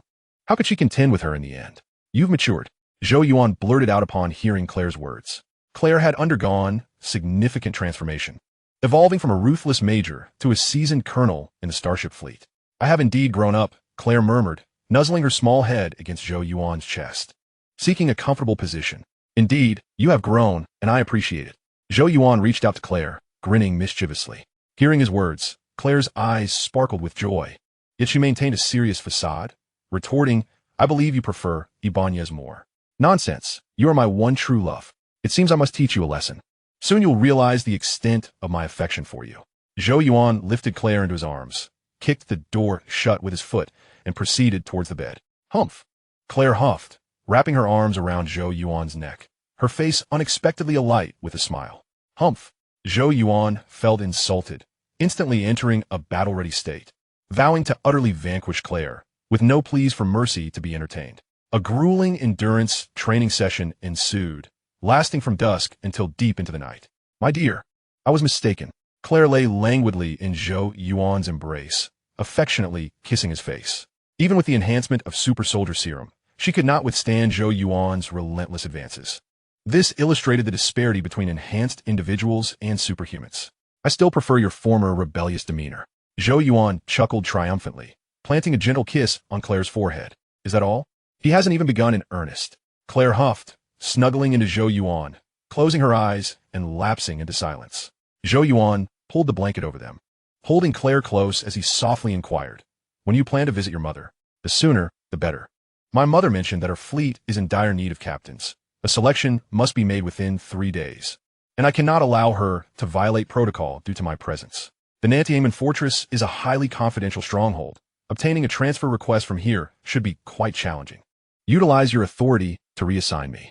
You must visit me frequently thereafter, at least once a month. Do not utter excuses about being unable to do so. I am well aware of the extent of your influence." Claire opened her eyes, her hands gripping Zhou Yuan's face as she spoke fiercely. "A month is too long. How about half a month?" Zhou Yuan shook his head, and under Claire's murderous gaze, he uttered a statement that deeply moved her. "All right then." Claire's lips curled into a smile as she nestled into Zhou Yuan's embrace, drifting off to a peaceful sleep. Chapter 198, Reconnaissance Mission, Another Queen. Upon returning to the fortress from Planet P, Zhou Yuan found himself quite leisurely. Life was pleasant. The initial days were spent with Claire, and once she was safely delivered to her mother's fleet, he turned his attention to Carmen. Of course, the romantic entanglements did not captivate him entirely. His primary focus was the brainworm extermination plan. Over the course of a fortnight, he had gathered substantial intelligence regarding the brainworms. With further meticulous refinement, his extermination plan could commence, aiming to eliminate at least 3 brainworms. As for his official duties, he had not received a single task during this time. One brainworm had sent the Federal Research Department into a frenzy, and other departments were fully cooperating with the Research Division to study the brainworms, temporarily suppressing any offensive strategies against the GJ-1 star system. The insectoid forces, having suffered a significant defeat, had become considerably subdued, and the insect situation throughout the solar system had quieted down. For a time, humanity and the insectoid race entered a tacit state of ceasefire. On the morning of the 20th day after returning from Planet P, Zhou Yuan stretched luxuriously and sat up in bed. The brainworm extermination plan was set to commence at noon today. The first target was Charon, a moon of Pluto, which boasted a waistline only half that of its parent planet. My dear, just as he was about to rise and dress, Zhou Yuan felt a gentle embrace around his neck, a soft warmth radiating from behind him, exuding just the right amount of heat. "Are you inviting me to breakfast?" Zhou Yuan grinned, reclining backward and resting his head against Carmen's creamy, soft shoulder. "No," Carmen gasped, hastily locking her arms around Zhou Yuan's neck, pleading, "I truly cannot. I only wish to hold you and rest for a while. Should we sleep a bit longer?" Zhou Yuan, feeling utterly satisfied, turned to embrace Carmen in his lap, placing a gentle kiss on her lips. You're holding me." Carmen drowsily nodded, nestling against Zhou Yuan, drifting off once more. "So clingy." Zhou Yuan chuckled softly, lifting Carmen and settling onto the sofa, draping a blanket over them. After Claire's departure, Carmen had become much more relaxed, now residing in his dormitory. She exhibited signs of being in a romantic phase, clinging to him from dawn till dusk, as if wishing to reside on him. Buzz! Just as Zhou Yuan flipped through channels on the television, the communicator on the table began to ring. "Ivan?" Zhou Yuan glanced at the screen and answered the call. Ivan Popov, a major general in the Strategic Intelligence Department and the chief strategist of the Nanchon Fortress, maintained a decent rapport with him. "Extermination, you have work to do." Ivan's deep voice boomed as soon as the call connected. "A task? Major General Ivan, you may not be aware, but the Supernatural Warfare Bureau has assigned me a long-term research mission, which is set to commence today." Without hesitation, Zhou Yuan declined immediately. The fact that he received a phone call to discuss a task rather than a direct notification indicated that the assignment Ivan had for him was neither pivotal nor urgent. What a joke. I'm set to hunt brainworms today, and I have no time for minor tasks. Is it urgent? This mission is rather peculiar. I believe you might find it intriguing. Perhaps you should at least hear me out. How peculiar? Zhou Yuan's curiosity piqued by Ivan's words. He muted the television and pressed for more information. Very peculiar. Ivan's tone grew serious as he explained slowly. You're aware of the GJ 4-star system, correct? That system is within our territory. The incident occurred on Cowboy Planet within the GJ4 system. Cowboy is a mining planet and also a life-bearing world, albeit smaller in size. Cowboy is too distant from Earth to serve as a colonization point. Hence, the Federation constructed a mining area and a munitions factory to exploit Cowboy's resources. 2 days ago, the number 1 munitions factory on Cowboy went offline, and the adjacent number 1 mining area also lost contact, with no communications received at all. Upon hearing this, Zhou Yuan inquired, have the other munitions factories and mining areas dispatched personnel for inspection? None. The development plan for Cowboy was only finalized 6 months ago. It has only 1 munitions factory and 1 mining area. The GJ4 system has always been our domain, and encountering insectoid creatures there is exceedingly rare. Thus, we never even established a watchtower on Cowboy. Ivan patiently clarified. Zhou Yuan, upon hearing Ivan's words, did not perceive anything amiss. The GJ 4-star system serves as the Federal Union's backyard, with fleets consistently patrolling its fringes. Who would dare to wield weapons and set traps in their own garden? Ivan continued. The moment the Cowboy went missing, Saturn dispatched a specialized task force of 100 personnel. However, upon their entry into Factory 1, they vanished within half an hour. Reports indicated that everything was normal, and they encountered no enemies. Do you comprehend my meaning? They seem to have evaporated into thin air or met an instantaneous demise, with not a single word of intelligence returned. The following day, Saturn sent another contingent. This time, 5 task forces of 100 each. Yet the situation mirrored that of the first day.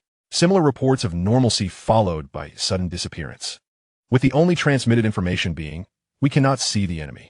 At this juncture, Ivan's tone grew somber as he stated, clearly. They encountered an adversary, one adept in ambush and concealment. The intelligence department speculates they faced a new breed of creature, deducing from the anomalies in the signal disruption that the cause of their disappearance originated from within Factory 1. Hence I sought you out. You are an expert in this domain. Queen, Zhou Yuan uttered with a hint of acknowledgement. He was indeed familiar with such circumstances, as it was highly probable that the network of Factory 1 was under the Queen's control. Precisely, the Queen, Ivan affirmed. The intelligence department's conclusive assessment also points to her. I'm certain you are now intrigued. Capturing a brain bug would indeed be a significant achievement, yet you have only recently been promoted to the rank of Lieutenant Colonel. A single brain bug cannot negate the cooling-off period for promotions. Ivan's tone shifted to one of jest. For the Federation, Zhou Yuan declared earnestly. In the interest of the Federation, I will capture this queen. Please issue the order. Very well, let us execute this splendidly. The Southgate Fortress cannot afford the failures acceptable to other fortresses. When shall we depart? Ivan laughed heartily, feeling a sense of relief. Given the mission's connection to the Queen, the intelligence department regarded it with utmost seriousness, even convening a small strategic meeting. Attendees included the chief strategists from various fortresses and bases. Many had their sights set on this task. Yet, Ivan managed to secure it under the pretext that he would deploy the slaughter squad. Who do you think you are, attempting to steal my thunder? Oh, you're also a chief strategist? My apologies, but I shall be deploying the slaughter squad. How do you intend to respond? Chapter 199, Entering Cowboy Town. At noon, the Titan arrived in the outer space of Cowboy Star within the GJ 4-star system, releasing the transport craft designated for the slaughter squad, along with a flight unit. The Titan was Barbara's starship, and Zhou Yuan, being relatively acquainted with her, entrusted her with the task of transport, allowing her to earn some military merit in the process. Be cautious, kid. If you need assistance, call Wayne, Barbara reminded Zhou Yuan through the headset as the transport craft entered Cowboy Star's atmosphere. Wayne was the captain of the flight unit, and, as the slaughter squad approached the target area, he would lead the flight unit to secure the perimeter. Understood, Zhou Yuan replied, turning to his team, check your equipment and prepare for action. He speculated that the difficulty of this operation would likely be minimal, perhaps significantly simpler than the previous encounter at 71.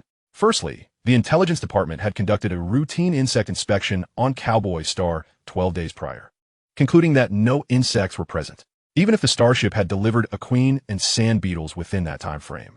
It was improbable for them to have produced a significant number of insects or for the larvae to have matured. Secondly, due to the absence of past insect infestations in the GJ-4 star system, Cowboy Star, a planet newly developed by the Federation, lacked substantial defensive capabilities. There were no fortifications or military forces, only miners, their families, ordnance personnel, and a team responsible for the operation of the factory and mining areas.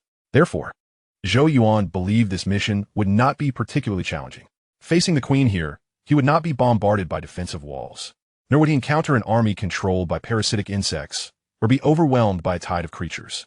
Of course, caution was still warranted, as this location had previously consumed 7 specialized task forces, indicating its formidable nature, albeit not likely to surpass the challenges faced at 71. For minutes later, the transport craft hovered above Factory 1. "Captain, should we land?" Carmen inquired, reducing speed and maintaining altitude while communicating with Zhou Yuan over the team channel. Zhou Yuan approached the protective window, opening it, and replied, "Lower altitude. Avoid flying directly over the factory and circle around the perimeter." He had already reviewed the terrain and architectural blueprints en route to Cowboy Star. Factory 1 and the first mining area were interconnected, situated on a plain with a large pit in the center, surrounded by the factory. Beyond that lay a residential area known as Cowboy Town, where all inhabitants of Cowboy Star resided. Plasma cannons? As the transport craft flew over Cowboy Town, Zhou Yuan observed signs of combat. The corpses of soldier insects, sand beetles, and humans littered the area, with numerous buildings bearing marks of plasma cannon bombardment. The damage appeared minor, likely inflicted by either the elite plasma insects or scorpion insects.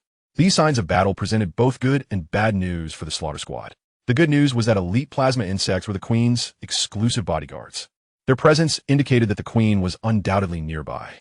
The bad news was that the factory had lax security, allowing firearms to circulate within the town. If parasitic insects were present, they would have to engage in the time-consuming urban warfare. The craft landed at the boundary between Cowboy Town and the plain. After a thorough aerial reconnaissance, Zhou Yuan ordered the team to disembark. The buildings resembled spirals, coiling around the central pit, and direct flight could risk encountering plasma fire, necessitating a cautious infiltration from the outer edges. "Pilot, take us to a safe distance. Do not approach this airspace. The rest of you, follow me and prepare the scanners and sonar detectors." After safely watching the transport craft depart, Zhou Yuan led the remaining team members toward Cowboy Town. There were no signs of life. No bormodis. The energy supply to the residential area had been severed. As they neared Cowboy Town, Zhou Yuan commanded the team to reduce their speed while they began reconnaissance with various instruments. Although they carried smaller devices, the reduced range did not compromise their accuracy. "Target the bar, advance." The snipers and scouts took to the rooftops while the others followed Zhou Yuan. He surveyed the surroundings and identified a house marked by an upright beer bottle sign, leading the team toward it. The structure was a single-story building, expansive with at least 300 square meters, its roof littered with empty cans. "Captain, everything appears clear. There are no signs of life, nor any unusual sonic feedback." "Boss, the wounds on the corpses are all penetrating injuries, inflicted by the pincers and legs of soldier insects. The bodies are armed, yet there are no insect corpses here. The attacking insects must have been numerous, rendering these individuals unable to mount an effective defense." Upon entering the bar, the team dispersed in groups of 3, conducting reconnaissance. However, the Cowboy Star went missing during the day, and it is implausible that all 6,400 individuals remained at home. Such a low ratio of outdoor activity is simply inconceivable. "Captain, do you believe there may be survivors here?" Dax pondered for a moment and speculated. "Now that you mention it, I too sense that there are remarkably few people in this vicinity. If the sand beetles had indeed cleansed the battlefield, there would be no corpses left behind, which indicates that they have not. We have observed an abundance of weaponry here, including machine guns. Those residing in this area possess the capability to engage in combat with the insects. Is it possible that they organized an effective counterattack and retreated to a safe zone?" Zhou Yuan nodded slightly and added, "Due to the disruption of energy supplies, they could not call for assistance, and they might even be trapped in certain areas due to their inability to breach the sealed doors. Of course, these are merely conjectures. Those individuals may have been parasitized by the insects or encountered a voracious queen. Search this street," Dax instructed, leading the seasoned veterans and rookies. Just as Zhou Yuan was about to continue speaking, he was interrupted by Danny's report. Danny, the rookie sniper, was currently conducting reconnaissance from the rooftop. "Boss, we have a situation." "All right, everyone down," Zhou Yuan replied, pressing his earpiece and gesturing for the team to proceed downstairs. Chapter 200. The Hospital Morgue. Speak. What's the situation? Shortly thereafter, the rooftop team descended to the first floor, and Zhou Yuan turned to Danny and inquired. Boss, to the 9 o'clock direction of the bar, approximately 400 meters away, there is a 3-story hospital, and there is something inside. Danny responded in a hushed tone. Something? What kind of something? Zhou Yuan frowned, clearly unsatisfied with the response. I couldn't see clearly from that distance, Danny muttered, lowering his gaze slightly. You couldn't see clearly? Zhou Yuan calmly nodded, lightly tapping his fingers on the table, each tap sending a tremor through Danny's heart. So, you visually assessed the situation within the building 400 meters away? Or is it that Mr. Morgan's high-precision scope is incapable of discerning details within a structure that distance? Bang! After uttering these words, Zhou Yuan flipped his hand and slammed it down on the table. In that moment, Danny felt an invisible pressure bearing down on him, nearly overwhelming his senses. The others experienced a similar weightiness, as if the very air had solidified, pressing down on them. Boss, this was my oversight. I assure you it won't happen again. Danny stammered, standing at attention to apologize. He had indeed been overly complacent, believing that with Zhou Yuan present, this mission could not possibly go awry, leading to a lapse in his vigilance during reconnaissance. Upon your return, I will grant you 3 days. 3 days to break all your training records, understand? Zhou Yuan removed his tactical helmet and summoned a bottle of red wine from the bar with his telekinetic ability, taking a sip as he spoke. Understood. Danny exhaled, relieved that he would not be dismissed. Breaking his training records would be challenging, but since they were merely records of training sessions, he was confident he could achieve it. Listen closely. Whether you are seasoned veterans or rookies during mission execution, I require 100% of your focus. This should not merely be my demand. It is a fundamental quality every soldier ought to possess. I trust you are well aware that there are countless individuals eager to take your places. After reprimanding Danny, Zhou Yuan closed his telepathic abilities, casting a serious gaze over each team member as he warned them sternly. Understood, sir. The group saluted, their alertness heightened at that moment. Zhou Yuan then turned to Danny. What precisely did you see? A shadow, racing down the stairs from the 3rd to the 2nd floor, moving swiftly. As I tried to observe it closely, it vanished. I could not discern what kind of creature it was. Danny detailed his observation. Lead the way. Let's investigate. Zhou Yuan promptly stood, deciding it was far better to pursue a target than to engage in aimless searching. Soon, the group of 16 arrived outside the hospital. Captain, it's rather peculiar. There's nothing here, Tang Lai remarked, bewildered, as he presented the screens of the scanner and sonic detector to Zhou Yuan. Search thoroughly. Zhou Yuan nodded slightly, signaling for the team to advance. This area had been attacked by insects. Any observable living beings would either be insects or survivors. There was no need for speculation. A direct search was warranted. Moreover, they could search without hesitation. The power in Cowboy Town had been cut off, meaning the Queen could not monitor their movements through the surveillance network. They simply needed to eliminate all visible insects to prevent them from relaying information. Humans, possibly parasites. Such a primitive trap is unlikely to be the work of parasites, right? Upon reaching the hospital's entrance, the team was forced to halt as a trap appeared ahead. It was a cliched grenade tripwire trap, with one grenade taped to each side of the door and a thin wire connecting the 2 pull rings. A rather clumsy ruse, only capable of deceiving the dim-witted insects. It was highly probable that survivors had set it. It was unlikely they were under parasite control, otherwise, grenades would have been hurled directly at us. Dax disarmed the trap and expressed his opinion. Then they may have already vacated the premises, as I have detected nothing. Although they had arrived by transport aircraft, it had not landed on the street, but rather circled around to land outside the town. This might have led him to believe that no rescue was forthcoming, and the noise of the transport aircraft could attract the insects, prompting him to relocate. Captain, should we proceed inside? Tang Lai inquired, having checked the instruments once more. Why not? The buildings in Cowboy Town are not particularly tall. A 3-story hospital is considered quite substantial. It would be ideal to locate survivors. If not, we can ascend to the rooftop and conduct a thorough reconnaissance of the surroundings. Zhou Yuan took a sip of wine and strode confidently into the hospital. He had activated his telepathic ability earlier, but apart from a mental waves of his nearby team members, he sensed nothing else. It was evident that whatever Danny had seen had slipped away during their approach. Ducks, lead the way. Let's get to work. Upon entering the hospital, Zhou Yuan delegated tasks to the team while he leisurely wandered through the reception area, uninterested in trivial tasks that lacked challenge. As he passed the stairwell, Zhou Yuan raised an eyebrow and took a couple steps back. Just a moment ago, A fleeting red that had flashed across the wall at the corner of the stairs, catching the corner of his eye. There is something on the lower level. It is worth noting that the energy in Cowboy Town had been cut off, and the emergency lighting in the hospital was white. Where did that red dot originate? The red dot appeared to emanate from a laser sight. Parasites? Survivors? A smile crept across Zhou Yuan's face as he finished his wine, donned his combat helmet, and readied his Gauss rifle, making his way slowly down the stairs. Hopefully, it's a parasite, as only the Queen can produce parasites. If I can encounter a parasite here, it will surely lead me to the Queen.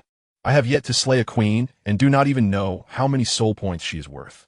The morgue. Upon reaching the basement level, Zhou Yuan's smile abruptly vanished.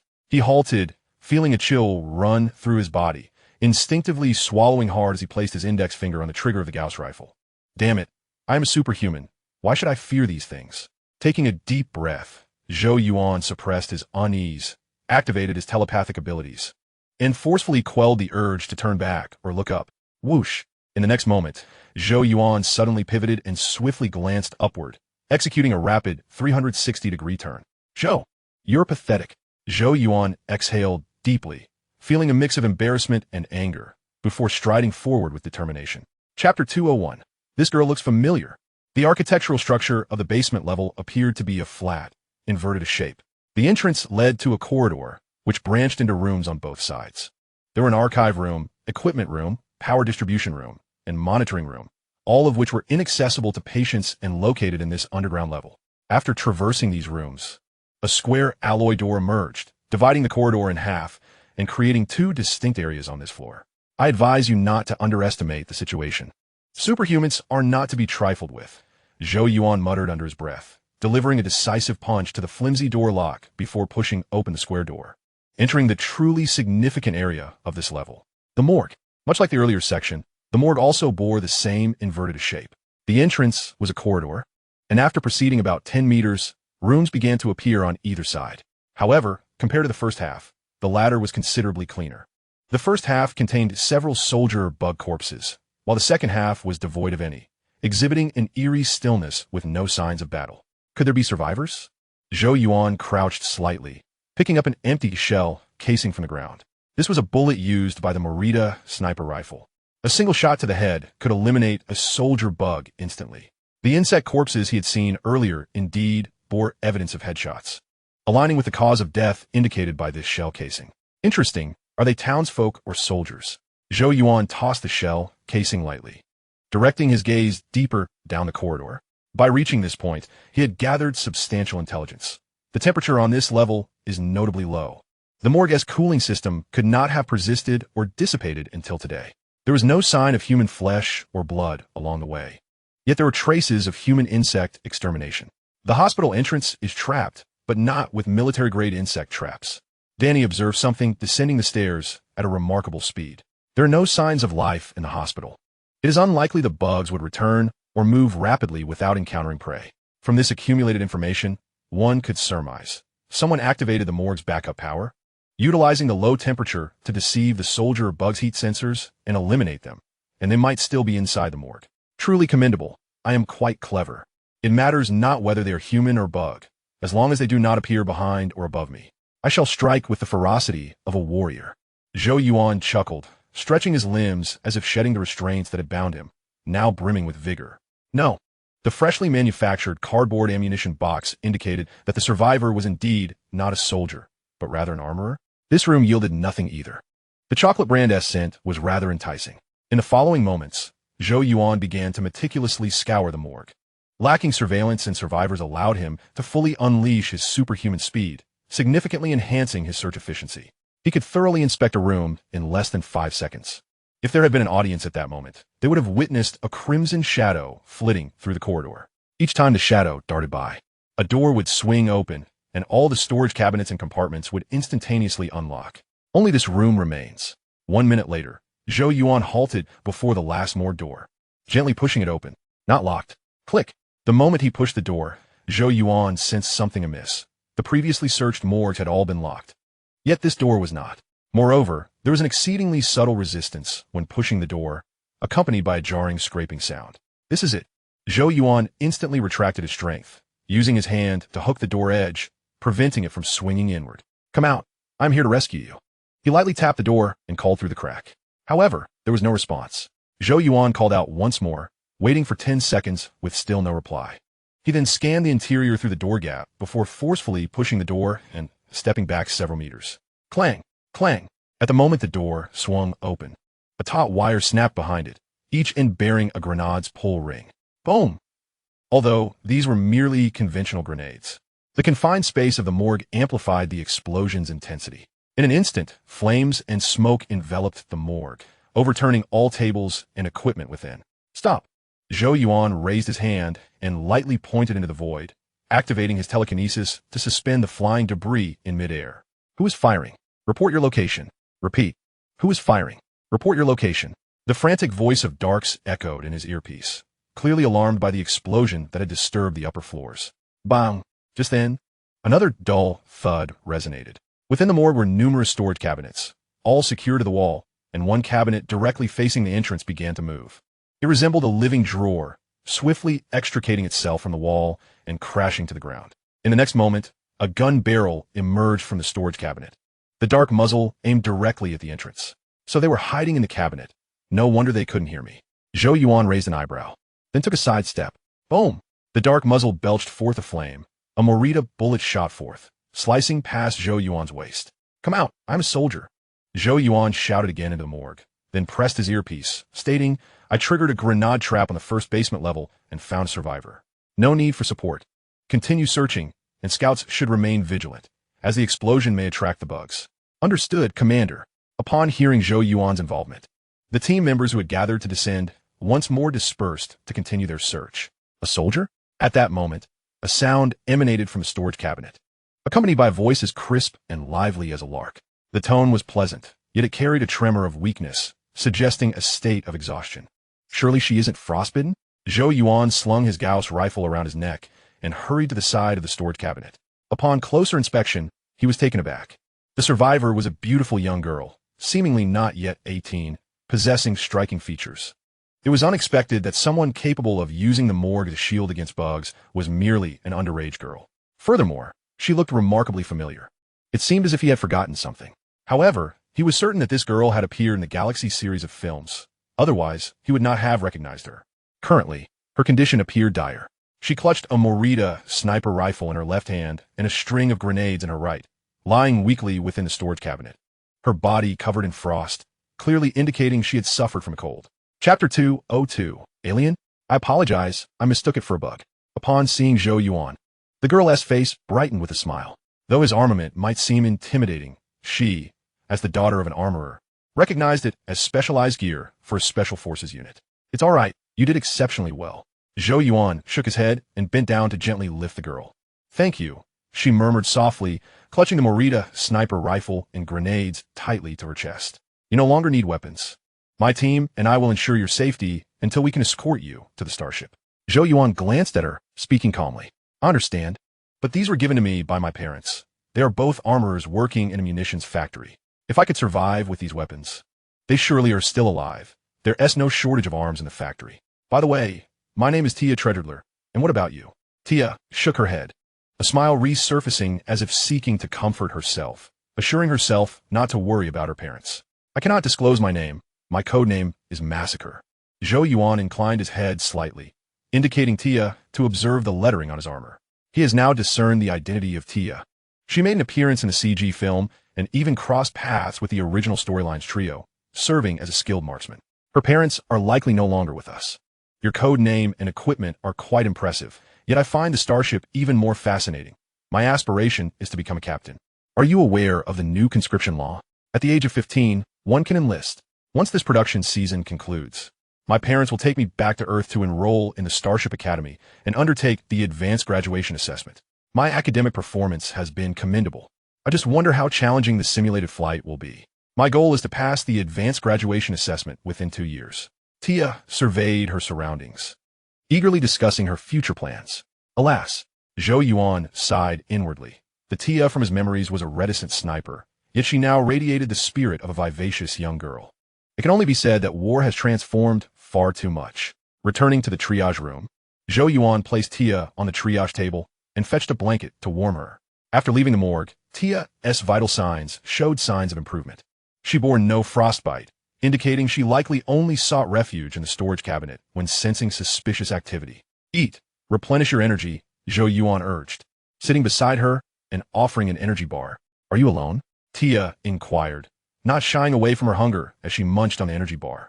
There are 15 other team members. They are scouring the hospital. Zhou Yuan gestured upwards. Despite the hospital being only 3 stories high from the surface, its area is extensive, with dozens of rooms on each floor. Then you could call them back. I've already searched this hospital thoroughly. Aside from myself, there are no living souls here. Only the occasional wandering insects, Tia remarked, cocooned in her blanket. Zhou Yuan shook his head and chuckled. It's not that simple. Besides searching, we must also utilize the hospital's height for reconnaissance on the surrounding enemy situation. You mentioned you've searched here. Do you have any intelligence to share? Of course. Tia shrank her neck, seemingly apprehensive, and whispered, the attackers were insects I have never seen before. These insects are invisible, moving as swiftly as lightning, capable of killing a person in an instant. Invisible insects? Zhou Yuan activated his combat device, accessing the insect species database and presenting the screen to Tia. Is this the insect you mean? It's not the large beetle. It stands only 2 to 3 meters tall. Is it this one? It has no wings. What about this one? Somewhat similar. After 2 minutes of questioning, Zhou Yuan's expression grew increasingly grave. The insect species database provided to the Special Operations Forces by the Southern Skygate Fortress is the most comprehensive in the entire Federation. If the insect Tia encountered is absent from this database, it signifies the emergence of a new species. This insect becomes visible when it moves. It resembles a soldier insect, but I should be able to sketch a rough outline for you. Would you like that? Tia asked, noting Zhou Yuan's pensive demeanor. Yes. You can draw directly with your hand. Press and hold to erase. Zhou Yuan detached the combat device from his gauntlet, opened a drawing folder, imported an image of the soldier insect, and handed it to Tia. Okay. Tia nodded and began to draw earnestly, although her artistic skills were lacking. The drawing folder automatically adjusted her lines for optimal accuracy. Zhou Yuan observed intently, his brow furrowed. Good heavens! The image of the soldier insect was transformed into another type of insect by Tia's simple modification. It resembled the Arachnus insect, a creature that existed solely in his past viewing memories, akin to an alien. Moreover, Tia's depiction of the alien was peculiar, a hybrid of half Arachnus and half alien, as if 2 distinct insects had fused together. Overall, it appeared as an upright alien. Its legs were those of an alien, while its upper body sported 4 arms, all ending in soldier insect claws.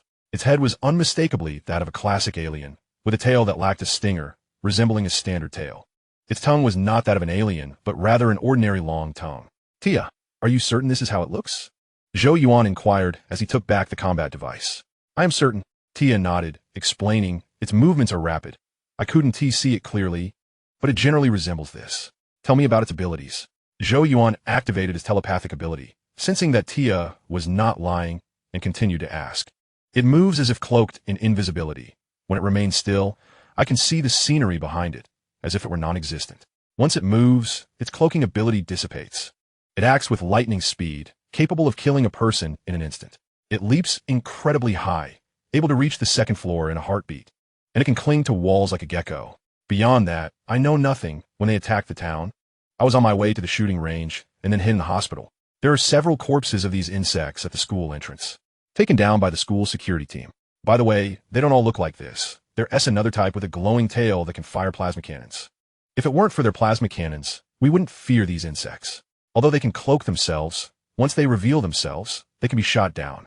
Everyone in town is armed. Tia earnestly explained, hoping her words would assist Zhou Yuan. All right, I understand. Zhou Yuan reattached the combat device to his gauntlet, deep in thought. Chapter 203, A Formidable Opponent. The Arachnus insect bears a striking resemblance to the alien, both having rather unpleasant temperaments. From the perspective of tribal interests, their coexistence is unlikely. After all, the Federation has offended only the Arachnus insect tribe and has never wronged the aliens. The aliens thrive independently. So why would they aid the Arachnus insect tribe against a human federation they have never encountered? Thus, for the aliens, the human federation is a potential enemy. As is the Arachnus insect tribe, an alliance between the two seems improbable. Could the insect Tia encountered be the work of the facehugger? Zhou Yuan suddenly recalled a crucial detail. The facehugger can parasitize a host, laying alien eggs within the host, allowing the eggs to absorb the host's genes and inherit its strengths. Is it possible that the alien Tia sketched is a product of the facehugger parasitizing a soldier insect? A soldier insect alien, and the one with a tail capable of firing plasma cannons is likely the result of the facehugger parasitizing a plasma insect, giving birth to a plasma insect alien. As for why both aliens and arachnous insects exist here, and why they can coexist, could it be that the facehugger has parasitized a queen? A facehugger parasitizing a queen would give rise to a queen alien, capable of commanding both aliens and arachnous insects. As for the sparse population in Cowboy Town, could it be that everyone has been captured to serve as hosts for the facehugger? This is troubling. Zhou Yuan removed his combat helmet and rubbed his temples with both hands. In his view, aliens pose a more formidable challenge than the arachnous insect tribe. The aliens are exceptional hunters, endowed with unparalleled parasitic evolution capabilities, devoid of selfish motives, with every action geared towards the propagation of their species. If such a creature were to develop civilization, chaos would ensue in the universe. To exaggerate, lacking wings, they could parasitize locusts and birds. Lacking space navigation abilities, they could parasitize starship insects. Lacking intellect, they could parasitize humans and brain insects. In summary, aliens present a significant threat to the human federation. Never mind all that. What are their potential? I'll simply crush you during your developmental phase.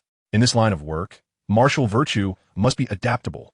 Zhou Yuan clenched his fist, a plan forming in his mind to address the aliens.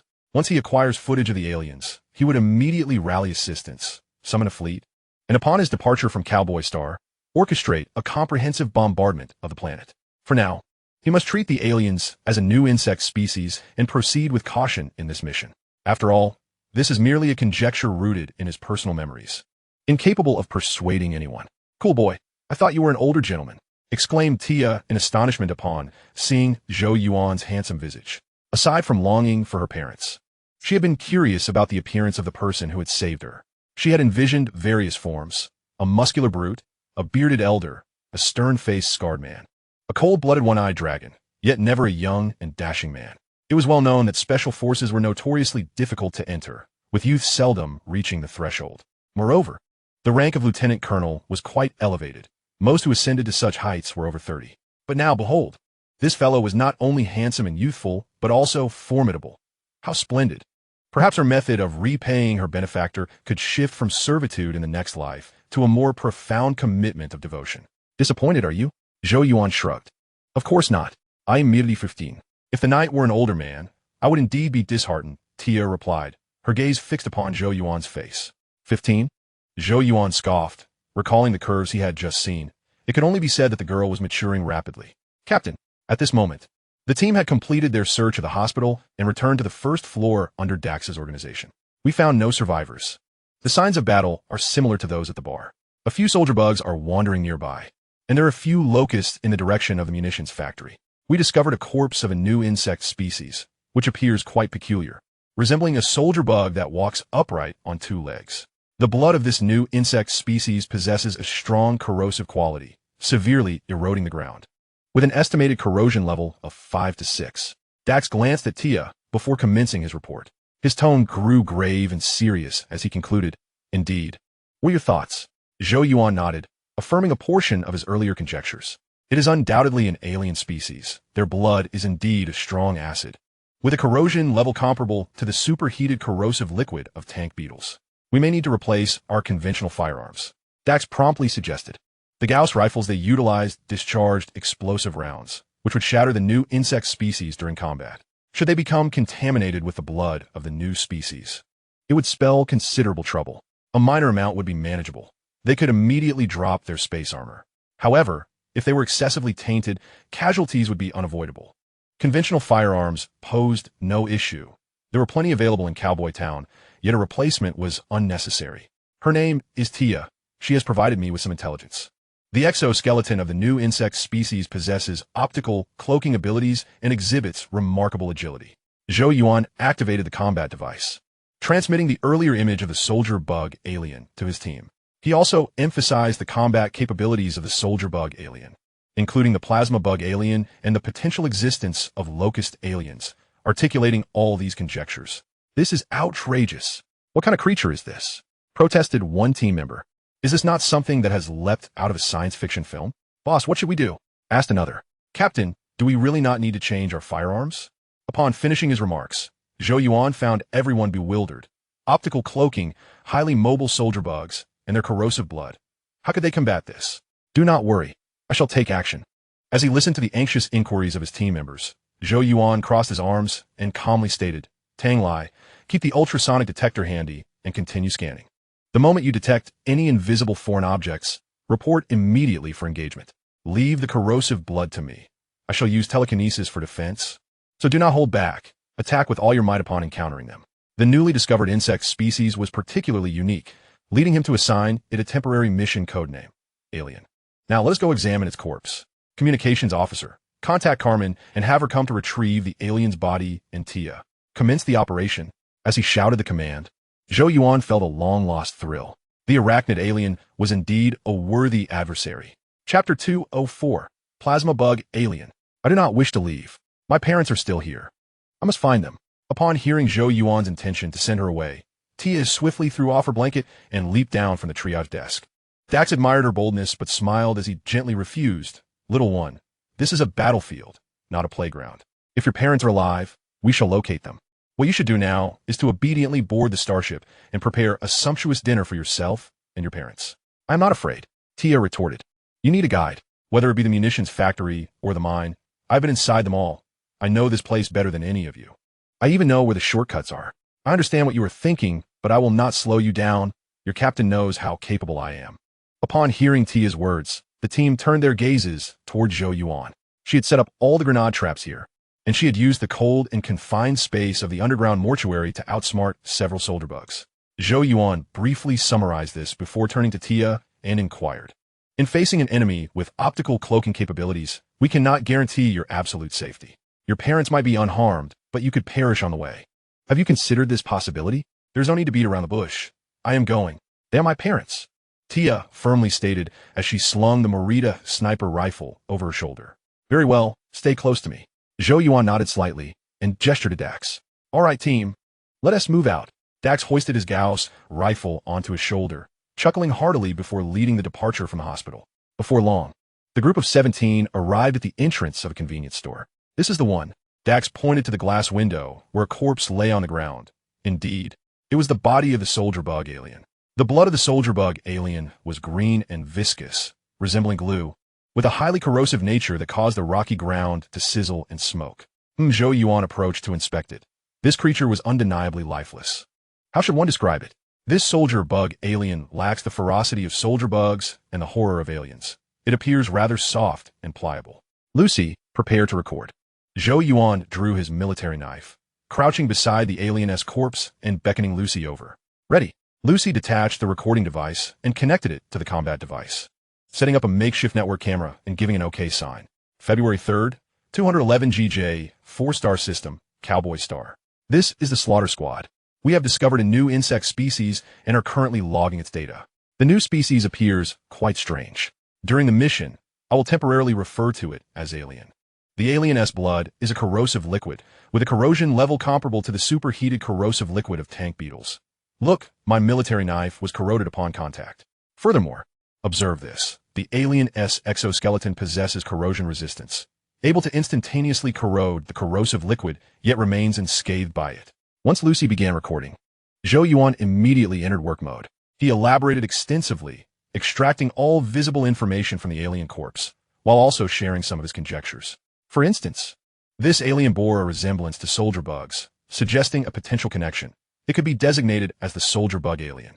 In the midst of this, he invited Tia to contribute, mentioning the plasma bug alien and indicating that the alien might exhibit multiple forms, possibly an evolved species of the arachnid. After articulating his speculations, he addressed its combat capabilities. Optical cloaking, high mobility, strong attack power, and high corrosiveness. He left nothing unspoken. Due to the level of detail in his account, the recording of this new insect species took a full 10 minutes, causing the transport vehicle to wait for several minutes. However, this was not the end. After properly preserving the corpse of the insectoid creature and placing it onto the transport aircraft, Zhou Yuan meticulously duplicated a record of the new species, accompanied by a voice message requesting Carmen to forward it to Morgan. Move out. Tia led the way, with the target being the arms factory. As the transport aircraft ascended safely into the sky, Zhou Yuan gestured broadly, preparing to delve into the main focus of this mission, to search the arms factory and the mining area. Commander, we've got a situation. Su Den Li, Dan Lai Sao Det, hurriedly presenting the sonic wave detector to Zhou Yuan. Plasma insectoid? Upon glancing at the screen, Zhou Yuan's expression darkened immediately. Approximately 100 meters away, atop the roof of a shop, an insectoid lay in wait, its tail raised like a sniper rifle, aimed directly at the airborne transport. The sonic wave detector, akin to sonar, could only ascertain the shape and position of the target, failing to reveal its specific appearance. However, from the waveform alone, Zhou Yuan discerned that it was indeed an insectoid, most likely a plasma insectoid. Bang, bang, bang. Without further ado, he fired a volley. Although the plasma insectoid was not visible, the precise location provided by the sonic wave detector sufficed. Ibanez, accelerate the retreat now. As Zhou Yuan opened fire, Tang Lai communicated urgently to Carmen via the team channel. Boom, boom, boom. A series of small explosions erupted on the target's rooftop as Zhou Yuan unleashed another volley. Concurrently, green blood splattered in all directions and a shadowy figure appeared, only to vanish in an instant. Boss, it's an insectoid. Its legs are gone, having fallen onto the sloped surface. Yes, direct hit. Many team members witnessed this scene, their scopes trained on the area Zhou Yuan had attacked, just in time to see the plasma insectoid reveal itself, injured.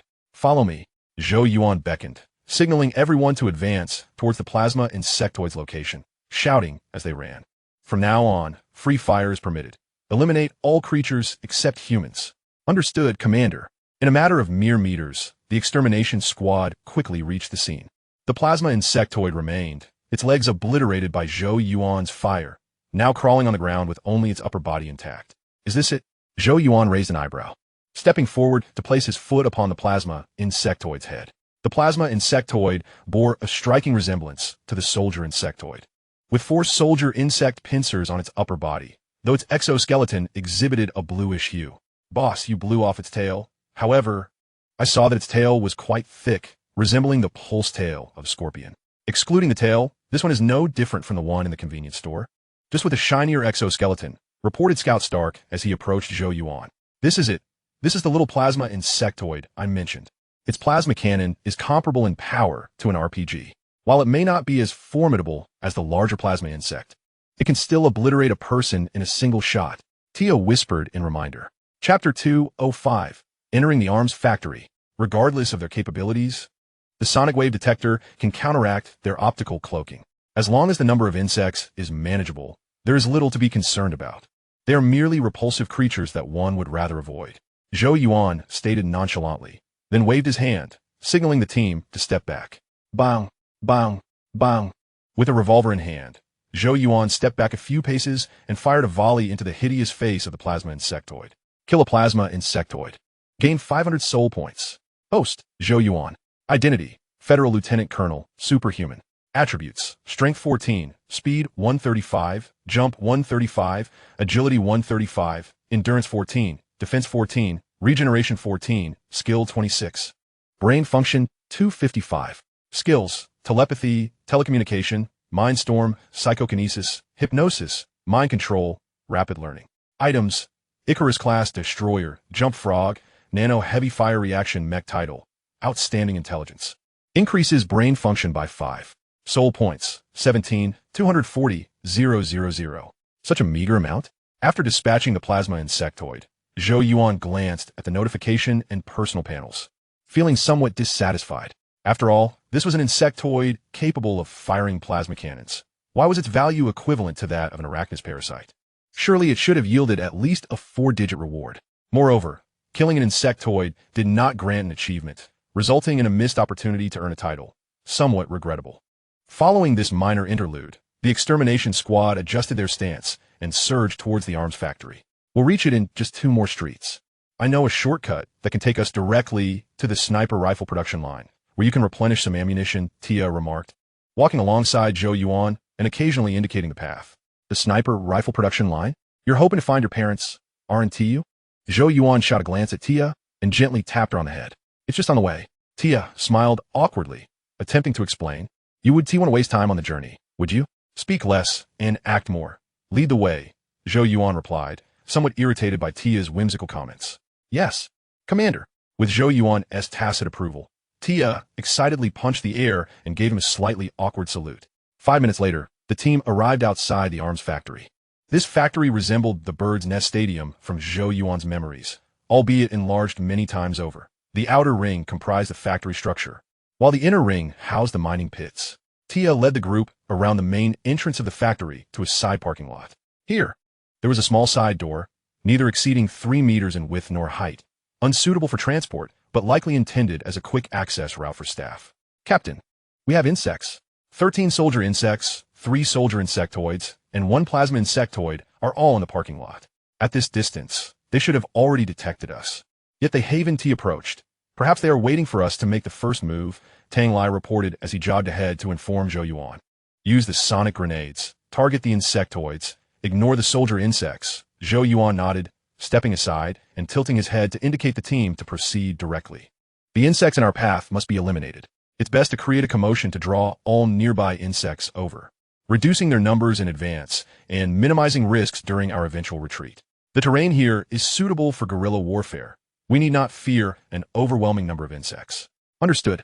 The team responded in hushed tones, each retrieving sonic grenades and, following Tang Lai's provided coordinates, tossing the grenades towards the location of the insectoids. The soldier insects were clearly lying in wait. This indicated the presence of a sentient insect. The plasma insectoid was relatively small, likely a guardian plasma insect, which could only be spawned by a queen. Thus, it was confirmed that the intelligent insect here must be the queen. But why would the queen sever the energy here? She could have easily infiltrated the network to monitor the surroundings. As the team worked, Zhou Yuan pondered this. It was likely the doing of the insectoids, employing self-mutilation to sever all energy and communications. By the time the guardian plasma insect, parasitized by the facehugger, birthed the queen insectoid, the energy systems would have been irrevocably damaged, rendering them irreparable. This theory made sense. Boom! Just as Zhou Yuan's mental deliberation concluded, the sonic grenades thrown into the parking lot detonated. The explosion from the sonic grenades unleashed a devastating force akin to a fierce hurricane, obliterating half of the parking lot and shattering numerous cars. Captain, all 4 insectoids are dead. Only 4 soldier insects remain. Nearby, more insects are approaching, all soldier insects.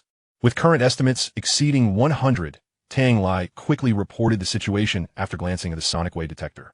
Relocate to the parking lot to engage the enemy.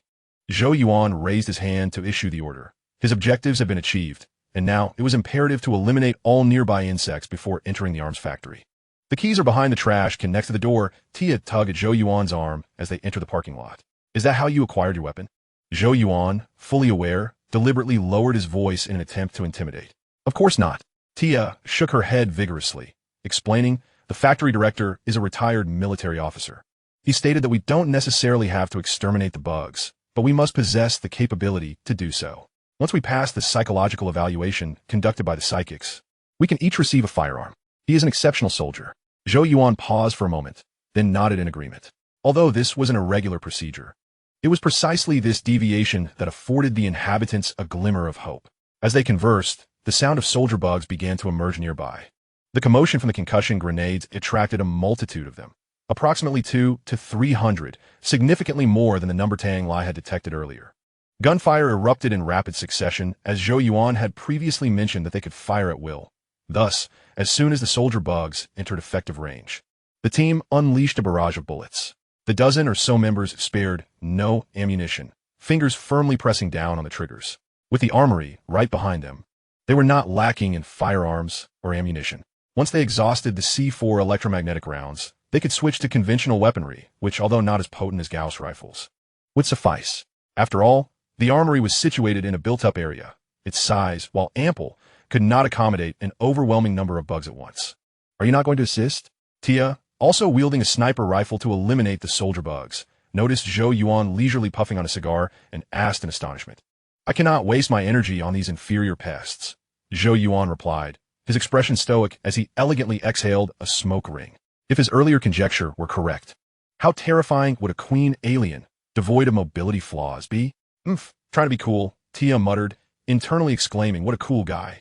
Perfect. After silently praising Zhou Yuan, she redirected her focus to exterminating the bugs, eager to finish swiftly and enter the armory to search for her parents. Chapter 206, Facehugger. 3 minutes later, the battle concluded. In total, around 500 soldier bugs had been drawn in, with 7 or 8 alien forms among them. The numbers were not insignificant, forming a formidable insect horde. However, against the C4 electromagnetic rounds, these creatures proved as fragile as tofu, easily shattered the moment they dared to emerge. All right, let's proceed into the armory. Zhou Yuan scanned the area with his scope, finding no living bugs in sight, and instructed Tia to open the door. Tia jogged over to a nearby trash bin, retrieving a key from behind it before leading the extermination squad into the armory.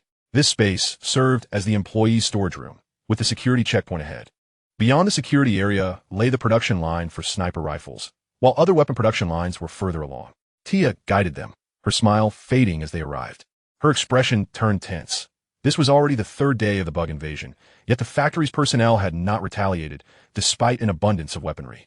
This indicated that conditions within the factory were dire. She was reluctant to dwell on such grim possibilities, yet it did not mean she could ignore this obvious issue. Now, with her parents' workplace so close, she had to prepare herself mentally. There's no need to rush. Take your time. Zhou Yuan noted her change in demeanor, gently ruffling her hair. The employee storage room was spacious, not only serving as a storage area, but also as a changing room, akin to a preparation area before a doctor enters an operating theater. The absence of any signs of battle here was valuable intelligence, suggesting the insects had invaded during working hours. With numerous weapons at their disposal, the armory staff could have banded together to hold out until now. Soon, the group arrived at the security checkpoint, markedly smaller than the storage room, resembling a broad corridor lined with various detection devices. Uncle Buck.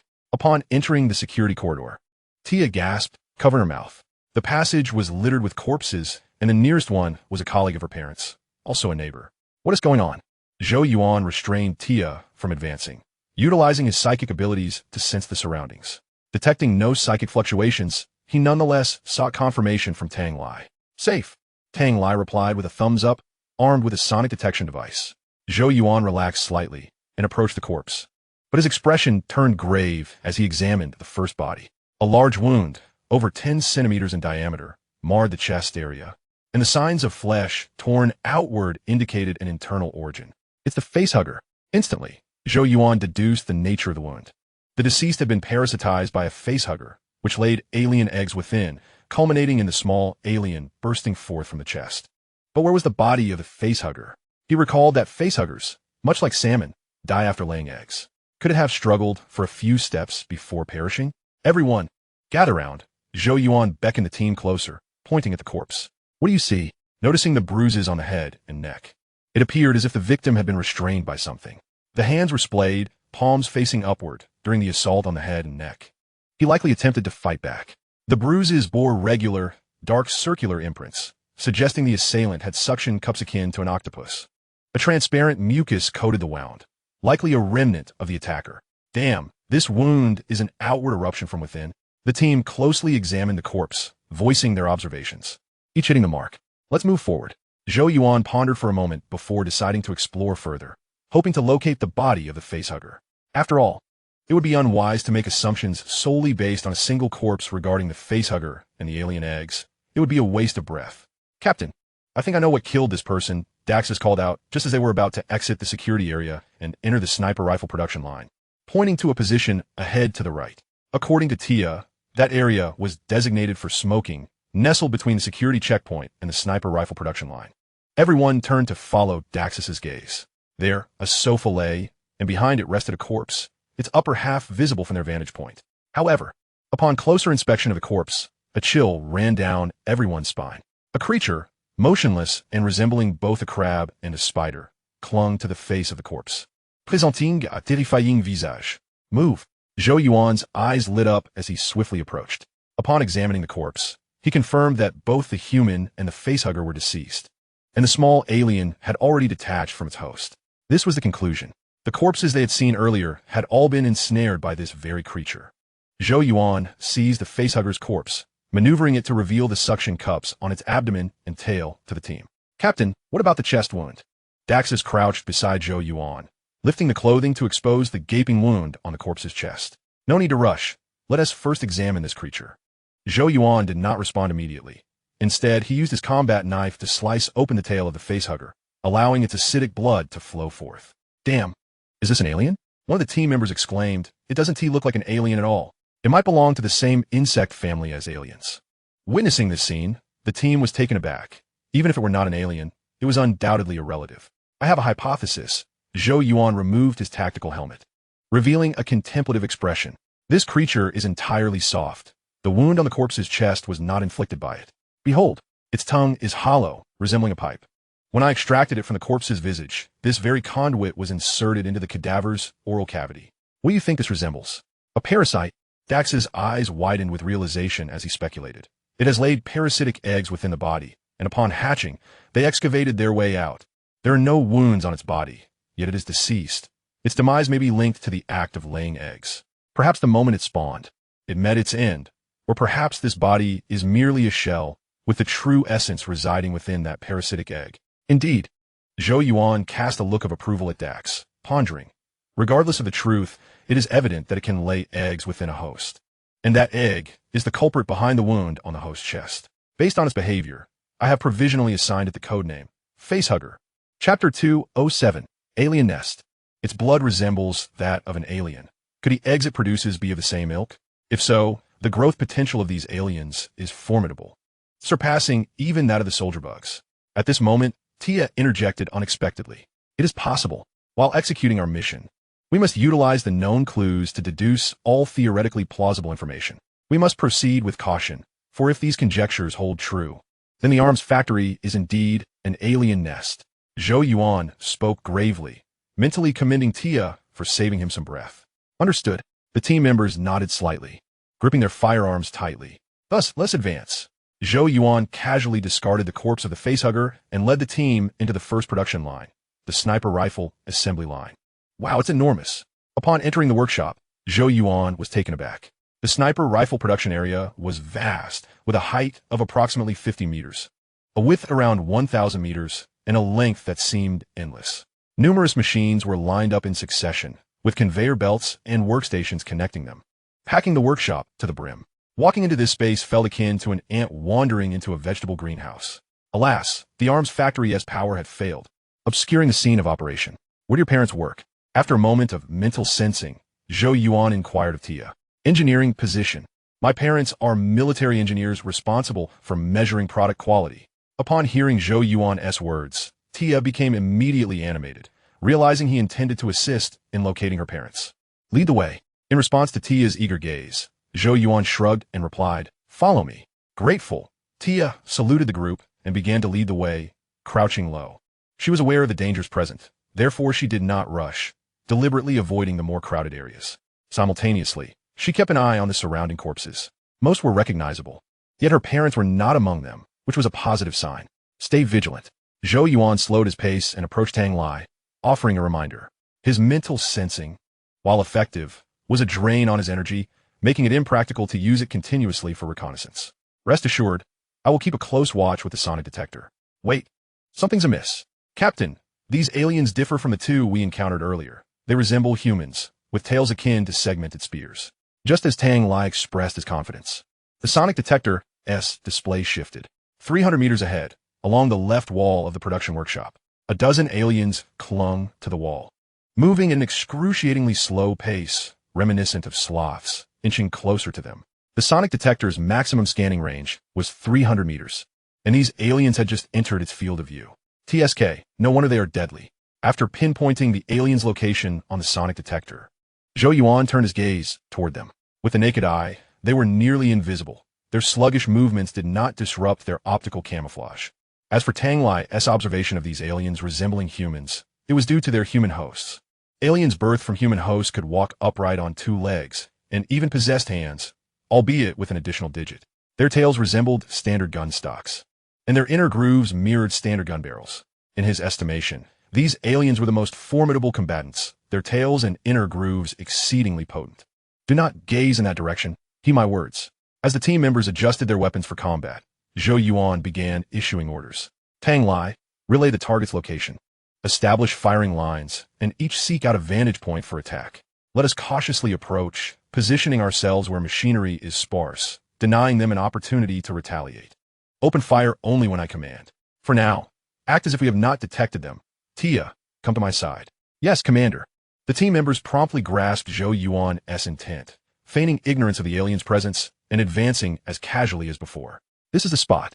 1 minute later, Zhou Yuan led the team to a relatively open area. Surrounded by conveyor belts, devoid of large machinery, the field of fire was exceptional.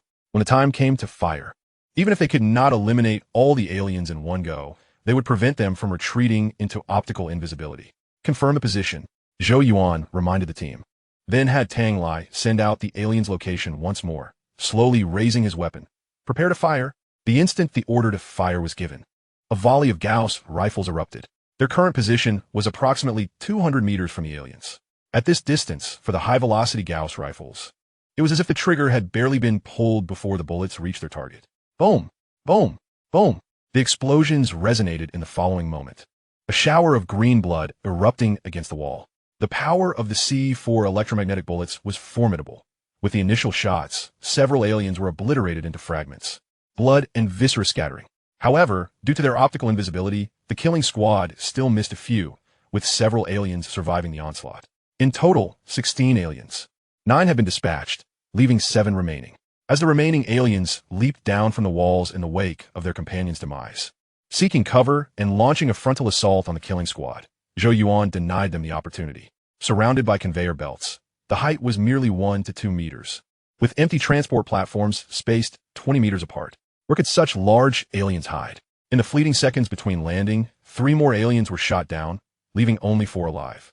Firepower advance. Leave no survivors. Zhou Yuan leaped onto a conveyor belt, charging toward the location of the 4 elusive creatures. Keep up. Don't rush ahead. Suppress them with firepower. Tia, stay close to me.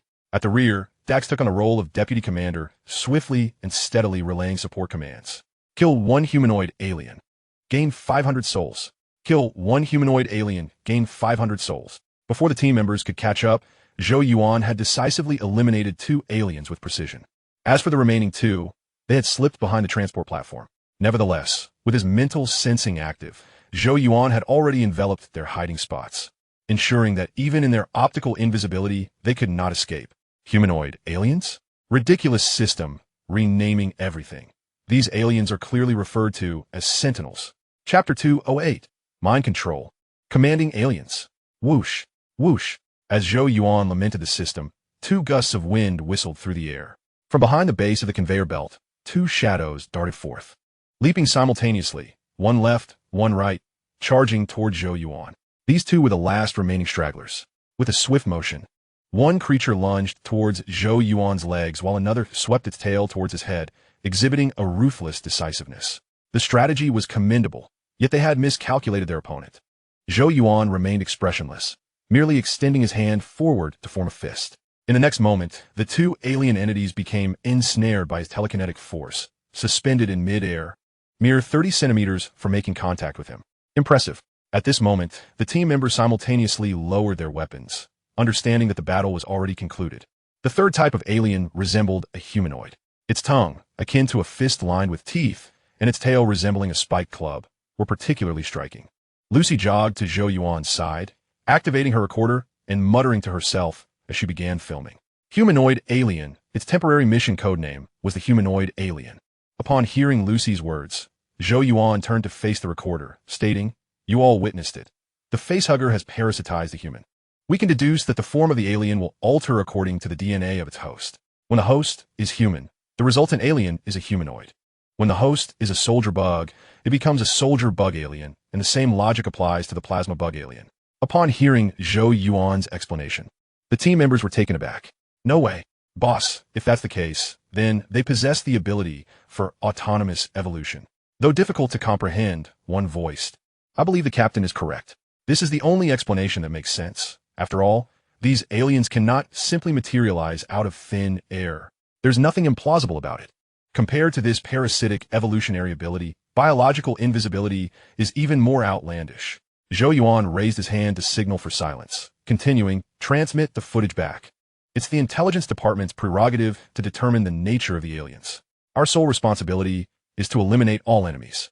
Now, let us proceed to the command center and retrieve the storage disk." While the aliens were intriguing, they were not yet a substitute for the brain bugs, which held a special place in his heart. Thus, he resolved to swiftly locate the footage of the armory and mine during their invasion to complete this reconnaissance mission and initiate the brain bug extermination plan.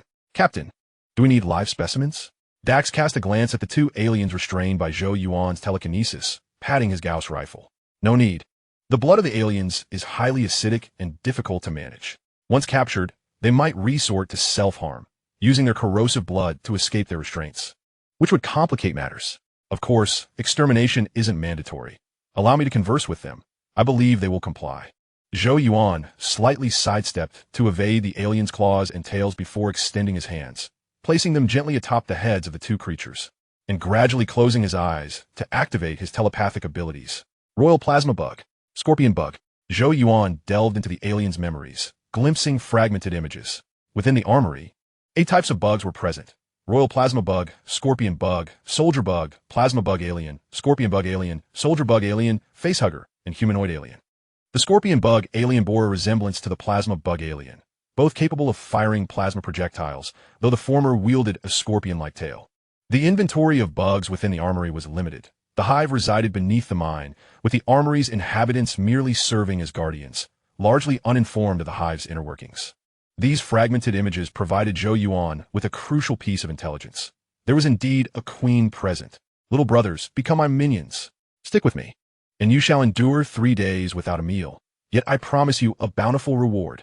Once Zhou Yuan had thoroughly extracted what he could from the aliens' memories, he employed his telepathic control to make them his puppets. After securing them, Zhou Yuan stepped back, signaling the team to lower their weapons while gradually retracting his telekinetic force. In the astonished gazes of his comrades, the two aliens slowly crouched down, ultimately kneeling before Zhou Yuan, their tails gently brushing against his legs. Go, seek out your companions. Inform them that there are some soft-bodied hosts here, and lure them all over. I shall reward you well. Zhou Yuan gently caressed the bald heads of the two aliens, issuing his command softly. Ever since awakening his psychic abilities in the psychic storm, his telepathic control had fallen into neglect, nearly forgotten. With a slight bow of their heads, the two aliens retreated a few steps, and in a series of leaps, they vanished from sight. Witnessing the spectacle, Zhou Yuan's team felt a shiver run down their spines. What sort of ability was this? Compared to psychic manipulation and mental attacks, this power appeared even more terrifying. If he could control such fearsome creatures, what might he accomplish if directed at humans? You have witnessed the application of mind control. This ability can be utilized on lower intelligence organisms and is one of the research projects of the scientific department. Keep your mouth shut. Do you understand? Sensing the team's emotional fluctuations, Zhou Yuan feigned severity. Understood, sir. Upon hearing Zhou Yuan's words, the team finally subdued their astonishment. They all held unwavering trust in Zhou Yuan, confident that he would not harm them. They merely found this ability to be overwhelmingly frightening. If this power were unrestricted, could it not easily infiltrate enemy ranks? If he could control a brain bug, would he not be able to command a swarm of them? Tia, lead us to a more open area. We may soon encounter a swarm of aliens seeking trouble, so we must prepare. Tia, what is wrong? Zhou Yuan intended to proceed, but noticed Tia crouched on the ground, cradling her knees, silently weeping as tears streamed down her face. Captain, look over there. Lucy gently tapped Zhou Yuan's hand, pointing ahead. Zhou Yuan followed her gaze to see 2 bodies lying beside the base of a conveyor belt, one male and one female, both middle-aged. The woman lay on the ground while the man embraced her. The man's wound was on his back, and the woman's was on her chest, with the injuries alarmingly close together, blood having long since congealed. The sentinels. Zhou Yuan recognized immediately that this was the work of the humanoid aliens. Their tails had pierced through the victims' bodies. The corpses were unremarkable. They had encountered countless bodies on their journey thus far. However, the female corpse bore a striking resemblance to Tia, appearing as a more mature version of her, with remarkably similar features and even the same hair color. Chapter 209, Alien Swarm. Damn, those filthy bugs. Not only did Zhou Yuan recognize the significance of the 2 corpses, but his team also grasped the gravity of the situation. The resemblance of the female corpse combined with Tia's current reaction made it clear. These were Tia's parents.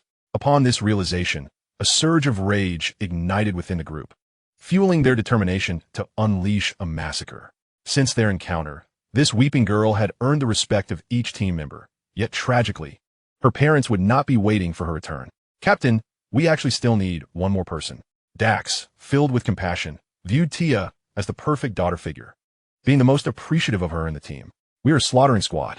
Zhou Yuan quietly declined, recognizing Tia's admirable qualities, but acknowledging that reality did not permit him to yield to sentimentality. To allow a 15-year-old novice to join his ranks. That was absurd. Even a random soldier from the tough unit they had recently encountered would far surpass Tia at this stage. She might catch up after a few more years of training. With a sigh, Dax recognized the naivety of his request and fell silent. For a moment, the atmosphere turned somber. No one disturbed Tia. Her performance throughout the journey warranted their patience as they awaited her. I understand that you have a mission, but could you assist me in transporting my parents to a cleaner location? After crouching on the ground and weeping for several minutes, Tia wiped her tears, lowered her head, and implored in a trembling voice. What lies ahead? Without a moment's hesitation, Zhou Yuan acquiesced, gesturing toward a nearby workshop. There stood a row of glass-enclosed rooms, filled with an array of electronic devices, presumably the workplace of Tia's parents. Thank you, Tia murmured gratefully, then hurriedly made her way to her parents. Allow me to handle this. It is not a daunting task. Dax took the lead, followed by several team members, as they transported the two bodies into an unscathed glass-walled workspace. How far is this from the main control room? Zhou Yuan removed his combat helmet, lit a restorative cigar, and inquired of Tang Lai. Just a moment. Tang Lai promptly activated the combat device and referred to the architectural map. If we take the service corridor directly, it's a distance of 93 kilometers. If we lower the pressure generator, we could traverse this distance in about 20 minutes. However, since Tia lacks space armor, and considering potential encounters with insects along the way, our pace may not significantly increase. At our previous speed, it would take us 2 hours to cover 93 kilometers. Zhou Yuan contemplated for a moment before issuing his orders. Once Tia's matter is settled, you will lead us directly to the main control room, as per the map. Lucy, inform Carmen to reach out to Mr. Morgan and tell him I no longer require the Mechanical Legion. Just send the fleet with strategic nuclear ordnance. Captain, this area is already considered a bug nest. If I contact Carmen here, it may attract all nearby insects. Lucy nodded, but tentatively cautioned before activating the small communication window. That is precisely what we want, to draw them all in and prevent them from obstructing us later. Follow my orders, and do so immediately. Zhou Yuan crossed his arms, his expression impassive as he held the cigar. Understood, Commander. Lucy complied at once, sensing Zhou Yuan's current ire, anticipating that he was preparing for a significant confrontation. After a brief wait, Dax and the others returned to the group. Tia was in low spirits, yet she recognized that, given the circumstances, having a clean room to accommodate her parents' remains was already a considerable blessing. Let us move. Zhou Yuan offered no words of comfort to Tia, merely giving her shoulder a reassuring pat before allowing Tang Lai to take the lead. He resolved to act swiftly. They would fight their way to the main control room, retrieving the network storage disks from the armory and the mining area. If even the sounds of battle failed to draw out any survivors, it would indicate that this place had likely become a ghost town, necessitating an immediate evacuation. Finally, they would deploy the strategic nuclear ordnance. After attending to Tia's affairs, the group collected themselves and proceeded onward. Perhaps due to the distance from the mining area, the surrounding insects were scarce. Zhou Yuan's subordinates encountered no resistance, and the journey unfolded smoothly. Until 10 minutes later, as the team exited the sniper rifle production line and passed the nearest arms depot, Tang Lai detected insect activity and urgently alerted insects ahead, right side of the cross corridor. Humanoid aliens, soldier aliens, facehuggers, scorpion aliens, soldier bugs, 5 types. There are numerous, at least 200 in the detectable area, clustered together, making it difficult to discern the exact count of each species. You've kept me waiting far too long. You two useless fools. Zhou Yuan squinted, clenching the restorative cigar between his teeth while freeing his right hand to grasp his firearm. He sensed that the 2 subordinates he had previously subdued had lured a significant number of insects toward their position. The swarm charged fiercely, evidently intent on swiftly overpowering them. The soft targets. Use the B-2 progenitor grenades and see if they can affect the aliens. Zhou Yuan raised his hand, lightly tapping with his index and middle fingers. Understood. Upon receiving the command, the team members sprang into action, each producing a B-2 progenitor grenade and hurling it with all their might toward the front. Hiss, sizzle, sizzle. As the B-2 progenitor grenades began to release toxins, the insect swarm surged from around the corner. The soldier bugs charged the fastest, followed closely by scorpion aliens. And then the aliens and facehuggers, all crawling along the walls. Do not fire. Let them come. Zhou Yuan called out to steady his team, while he unleashed a localized psychic storm that eliminated all the Scorpion aliens within the swarm in an instant. The pulse plasma cannons of the Scorpion aliens could incapacitate space armor systems, rendering them mere liabilities. Therefore, targeting the Scorpion aliens first was the prudent strategy. As the insect swarm entered the B2 toxin zone, the soldier bugs succumbed rapidly, collapsing within seconds. The soldier aliens wobbled and, after about 5 or 6 seconds, fell from the walls to the ground, albeit not unconscious, merely significantly slowed. The facehuggers and humanoid aliens, however, remained entirely unaffected. Not bad. A satisfied smile crept across Zhou Yuan's lips as he assessed the situation before him. The aliens possessing arachnous DNA were vulnerable to B2 progenitor toxins, a critical weakness that could prove fatal. It was decided that in future missions, he must carry at least 20 B2 progenitor grenades. Open fire. With intelligence secured, Zhou Yuan issued the order in a low voice. Boom, boom, boom. The team members, already poised and ready, fired in unison, their triggers pulled with unwavering determination. Chapter 210, The Annihilation of Aliens. The exoskeletons of the aliens were remarkably resilient, even more so than that of the arachnous bugs. Yet they did not possess the fortitude to withstand bullets. Facing the onslaught of C4 electromagnetic ammunition, the outcome was inevitable. Boom! A cascade of blood erupted, painting the entire corridor in green, accompanied by the acrid scent of smoke and the sharp sounds of corrosion. At that moment, the alloy walls began to melt, and the horrific effects of the aliens' acidic blood were laid bare, sending shivers down the spines of all present. Impressive, Zhou Yuan thought to himself, secretly astonished. This was precisely where the aliens posed the greatest challenge. Without sonic detection devices, even if one could eliminate an alien, it would come at a tremendous cost. Continue. Eradicate these wretched pests. You bastards, feast on explosives. The team was invigorated, as the aliens, unable to enter optical cloaking mode while moving, became easy targets. Their large frames facilitating accurate aim. Fall back. Let them come to us. Noticing the alien horde's advance was halted, Zhou Yuan raised his hand, commanding the team to retreat. Repeat after me. Fall back. Let them come. Conserve your fire. Do not scare off their reinforcements. Understood. The team grasped the intent and collectively eased their triggers, retreating in a coordinated formation. Amateur, are your ears deaf? Don't just stand there. Move to the back. Zhou Yuan urged Tia, who remained stationary firing, pushing her backward. His expression far from pleasant. Tia's condition had deteriorated significantly. She had lost her keen combat intelligence, appearing intent on sacrificing herself to take down as many bugs as possible. He could empathize, but he could not condone it. This was precisely why he had declined Dax's suggestion. An amateur would only bring trouble to the team. Leave it to me. Lucy firmly grasped Tia, leading her to the rear. Hiss! As the slaughter squad began to retreat, the alien horde launched a second charge. Too late. A smirk appeared on Zhou Yuan's face. The current alien swarm was already in a precarious position. The previous wave's collapse had revealed their miscalculations. The targets were far more formidable than anticipated, and a timely retreat was now their best option. However, it was too late for them to withdraw. They had entered the battlefield and could not activate their optical cloaking in the midst of combat. They could only attempt to push forward and eliminate the slaughter squad. An offensive might succeed, but retreating would only facilitate a more effortless attack on their backs, tipping the battlefield dynamics in favor of the slaughter squad. Dang Lai, what is the status of the insect swarm? After retreating about 100 meters with the team, Zhou Yuan called out loudly. The swarm is caught up. Even the plasma bug xenomorphs are here. They seem to lack any tactical strategy, like the frenzied tide of arachnids. Dang Lai zet pondes sweeply. Excellent. Zhou Yuan chuckled, thoroughly pleased with this intelligence. The absence of tactics indicated that they had not received commands from the intelligent bugs. When faced with an enemy, they acted on instinct alone. This was quite reasonable, as the bugs in the munitions factory were merely sentinels of the mining colony. And it was understandable that they had not been provided with strategic directives. This was splendid. Bugs that do not employ tactics are the easiest to deal with. Open fire. As he observed the increasing number of xenomorphs surging into the corridor, Zhou Yuan's smile broadened as he issued his command with a booming voice.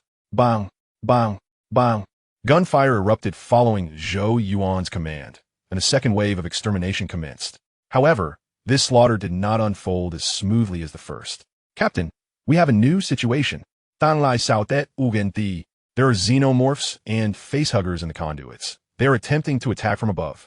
Just moments after they had opened fire, Tang Lai's voice rang out, laced with urgency. Retreat to the warehouse. Zhou Yuan furrowed his brow, signaling for everyone to hasten their retreat. He had forgotten that the xenomorphs and facehuggers were not only adept at evasion, but also exceptional in navigating the pipes. They could emerge from anywhere.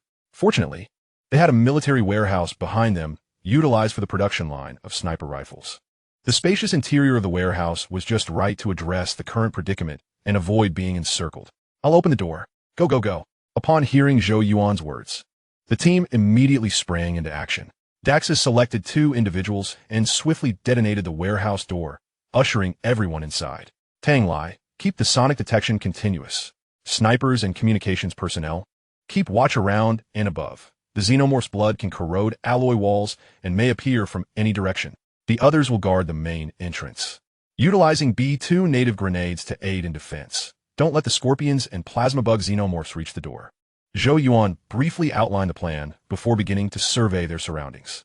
Detecting no mental waves from the bugs, they were momentarily deemed safe. Captain, what is the plan now? Though the xenomorphs were not difficult to kill, their mobility posed a significant challenge, allowing them to cling to them like shadows.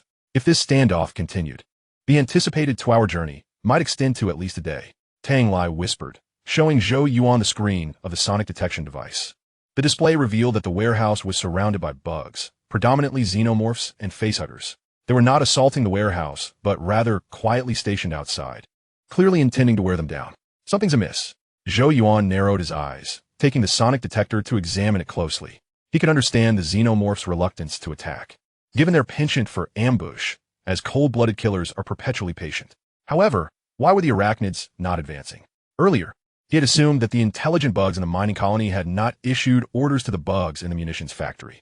But if they had not received orders, why were these brutish soldier bugs displaying the same level of patience as the xenomorphs? Damn it, I've been duped. These bugs had come with orders, and their directive was to stall them. No wonder the first wave of xenomorphs had been so reckless. They had fallen into the bug's trap.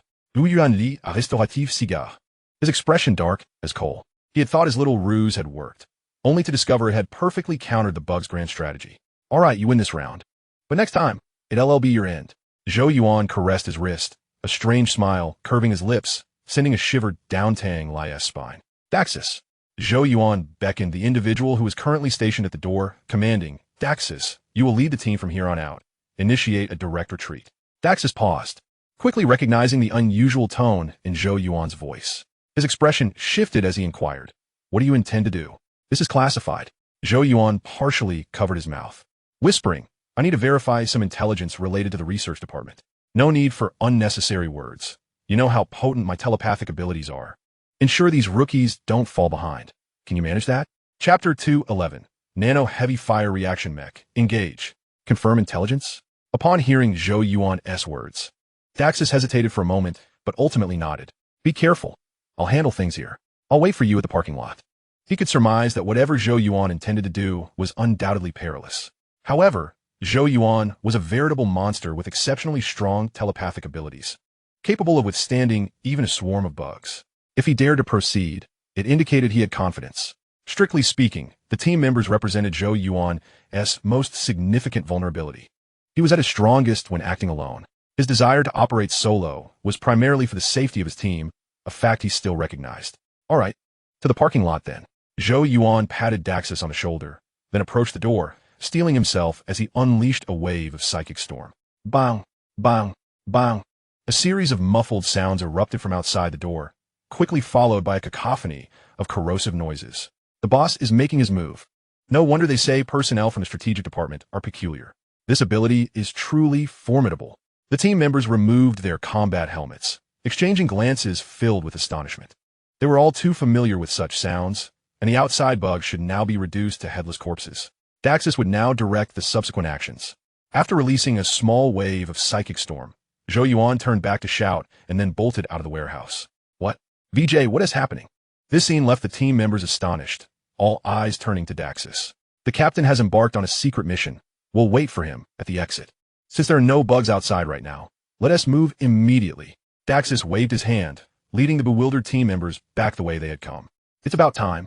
After exiting the military warehouse, Zhou Yuan navigated through twists and turns, finally halting at the security checkpoint of the rifle production line. Gear up. Zhou Yuan spread his arms, softly uttering 2 words. Beep. In the next moment, a subtle vibration arose at Zhou Yuan's wrist. Countless tiny silver-gray particles, resembling liquid metal, seeped from his space armor, expanding as they flowed. Nano-heavy fire reaction mech. Zhou Yuan extended his arms, closing his eyes to savor the intense satisfaction brought by 7 million soul points. After 2 months of waiting, today was finally the day he would put it to use. Crack! Suddenly, a faint sound resonated, and a blur darted toward the head of the mech. Just in time, Zhou Yuan opened his eyes, commanding the mech to deliver a powerful punch forward. Bang! The assailant was a facehugger, obliterated into a spray of green blood under the mech's fist, its body reduced to mere pulp. Killed a facehugger, gained 100 soul points. With a might of 7 million soul points behind this punch, what could possibly withstand it? Zhou Yuan shook off the acidic blood from his hands, an unbidden grin spreading across his face as he reveled in the mech's power. This satisfaction was nearly overwhelming. Little creature, no matter which species of intelligent bug you are, today is your doom. Now, let us take it out on your lackeys. After standing still for a minute, Zhou Yuan's pupils dilated as he commanded the mech to charge forward, delivering a punch against a metallic wall. And xenomorph emerged from its optical invisibility, impaled by Zhou Yuan's fist through its chest against the wall. Delightful. Zhou Yuan grinned widely, using his other hand to crush the xenomorph's skull. Killed a humanoid xenomorph. Gained 500 soul points. To combat the extreme corrosive liquid of the tank beetles, he had coated the mech's surface with a palladium-osmium anti-corrosion layer, rendering it impervious to strong acids. Let's get to it. Subsequently, Zhou Yuan activated his telepathic abilities and charged through the security checkpoint like a frenzied titan, rampaging with wild abandon. In this security inspection zone, numerous insects abound. The facehugger and the xenomorph encountered earlier are merely the latest arrivals. Bang! Bang! Bang! Within the security area, a veritable massacre commenced. Under Zhou Yuan's deft piloting, the nano-heavy artillery reaction mech transformed into a silver-gray streak, flickering incessantly through the inspection corridor. Each time the silver-gray flash momentarily halted, a green blood explosion erupted beside it. Neither the xenomorph nor the facehugger could escape the clutches of death. Such was the might of 7 million soul points. The sonic wave detection system accurately pinpointed the location of a xenomorph's progenitor. After Zhou Yuan decisively eliminated over 20 xenomorphs and facehuggers, the surviving creatures were utterly terrified. The xenomorphs collectively disengaged their optical cloaking, fleeing towards the corridor exit. The facehuggers, paralyzed by fear, no longer dared to leap at Zhou Yuan's face, instead scrambling towards the walls, seeking refuge in the equipment conduits above. Do not flee. Stay here. Observing their panicked retreat, Zhou Yuan pressed his left hand against his right wrist, revealing 3 metallic bracelets, 1 crimson, 1 pale blue, and 1 deep brown. With a crisp snap, the deep brown metallic shaft melted into granules, rapidly expanding and reshaping into a ZF-1 multifunctional heavy machine gun. The ZF-1 series weapons are extraordinarily overpowered, originating from a sci-fi film titled The Fifth Element. Each magazine holds 3,000 microparticles, alongside mini-rockets, mini-explosive arrows, mini-flamethrowers, mini-cryogenics, mini-net launchers, and memory targeting functionalities. He had previously acquired a ZF-1 rifle from Soul Gift Box, but had yet to utilize it. It was only when outfitting the mech with weaponry that he recalled the formidable nature of this series and ultimately procured a full set of ZF-1 firearms, high-explosive grenade launchers, heavy machine guns, and laser guns. Regrettably, the ZF-1 series lacks an unlimited ammunition variant. Otherwise, it would be utterly delightful. Bang! Bang! Bang! In the next instant, Zhou Yuan aimed the gun at the fleeing insects and pulled the trigger of the ZF-1 heavy machine gun. The gunfire of the ZF-1 was relatively subdued, sounding somewhat muffled. Its rate of fire was astonishingly rapid, although the microparticles lacked the destructive power of C-4 electromagnetic rounds. A heavy machine gun is a heavy machine gun, emphasizing firepower suppression. Wherever the muzzle pointed, the xenomorphs and facehuggers would be reduced to mere sieves. Kill 1 humanoid xenomorph, gain 500 soul points. Kill 1 facehugger, gain 100 soul points. Kill 1 soldier bug xenomorph, gain 500 soul points. Now, this is what one would call pest extermination. Casting a glance at the prompt panel, Zhou Yuan felt a wave of satisfaction. Within just a brief moment, his soul point balance had surged by over 10,000. Moreover, such direct extermination of pests was far more gratifying than deploying a tactical nuclear bomb, providing a greater sense of fulfillment and achievement. Time swiftly passed, and within a minute, Zhou Yuan had eradicated every last insect in the security inspection area, leaving not a single one alive. Bang! Zhou Yuan crushed the skull of a soldier bug xenomorph beneath his foot, connected the mech to the combat network, activated the thrusters, and soared away from the inspection zone. Engaging intelligent flight mode, he set the target to the main control area. Activating intelligent combat mode, he resolved to eliminate all organisms aside from humans. Chapter 2:12. Mission accomplished. Hunting time. Host, Zhou Yuan. Identity, Federal Lieutenant Colonel, Superhuman. Attributes, Strength 14, Speed 135, Jump 135, Agility 135, Endurance 14, Defense 14, Self-Healing 14, Skill 26, Brain Function 255. Skills, Telepathy, Mind Communication, Mind Storm, Psychokinesis, Hypnosis, Mind Control, Rapid Learning. Items, Icarus-class Destroyer, Jump Frog, Nano-Heavy Artillery Reaction, Mech Title, Exceptional Wisdom, increasing brain function by 5. Soul points, 17. 48 million. Excellent. The exhilaration of combat and the abundance of rewards. I can frequently venture out to solo hunt. On the way to the main control room, Zhou Yuan glanced at his personal panel. Since leaving the team, not even 5 minutes had elapsed. Yet his soul point balance had already increased by nearly 60,000. This was all thanks to the xenomorphs and facehuggers. High-value targets that provided a far better return than soldier bugs, effortlessly yielding thousands of soul points. A minute later, the intelligent flight system guided the mech to the main control room. My word, how ruthless!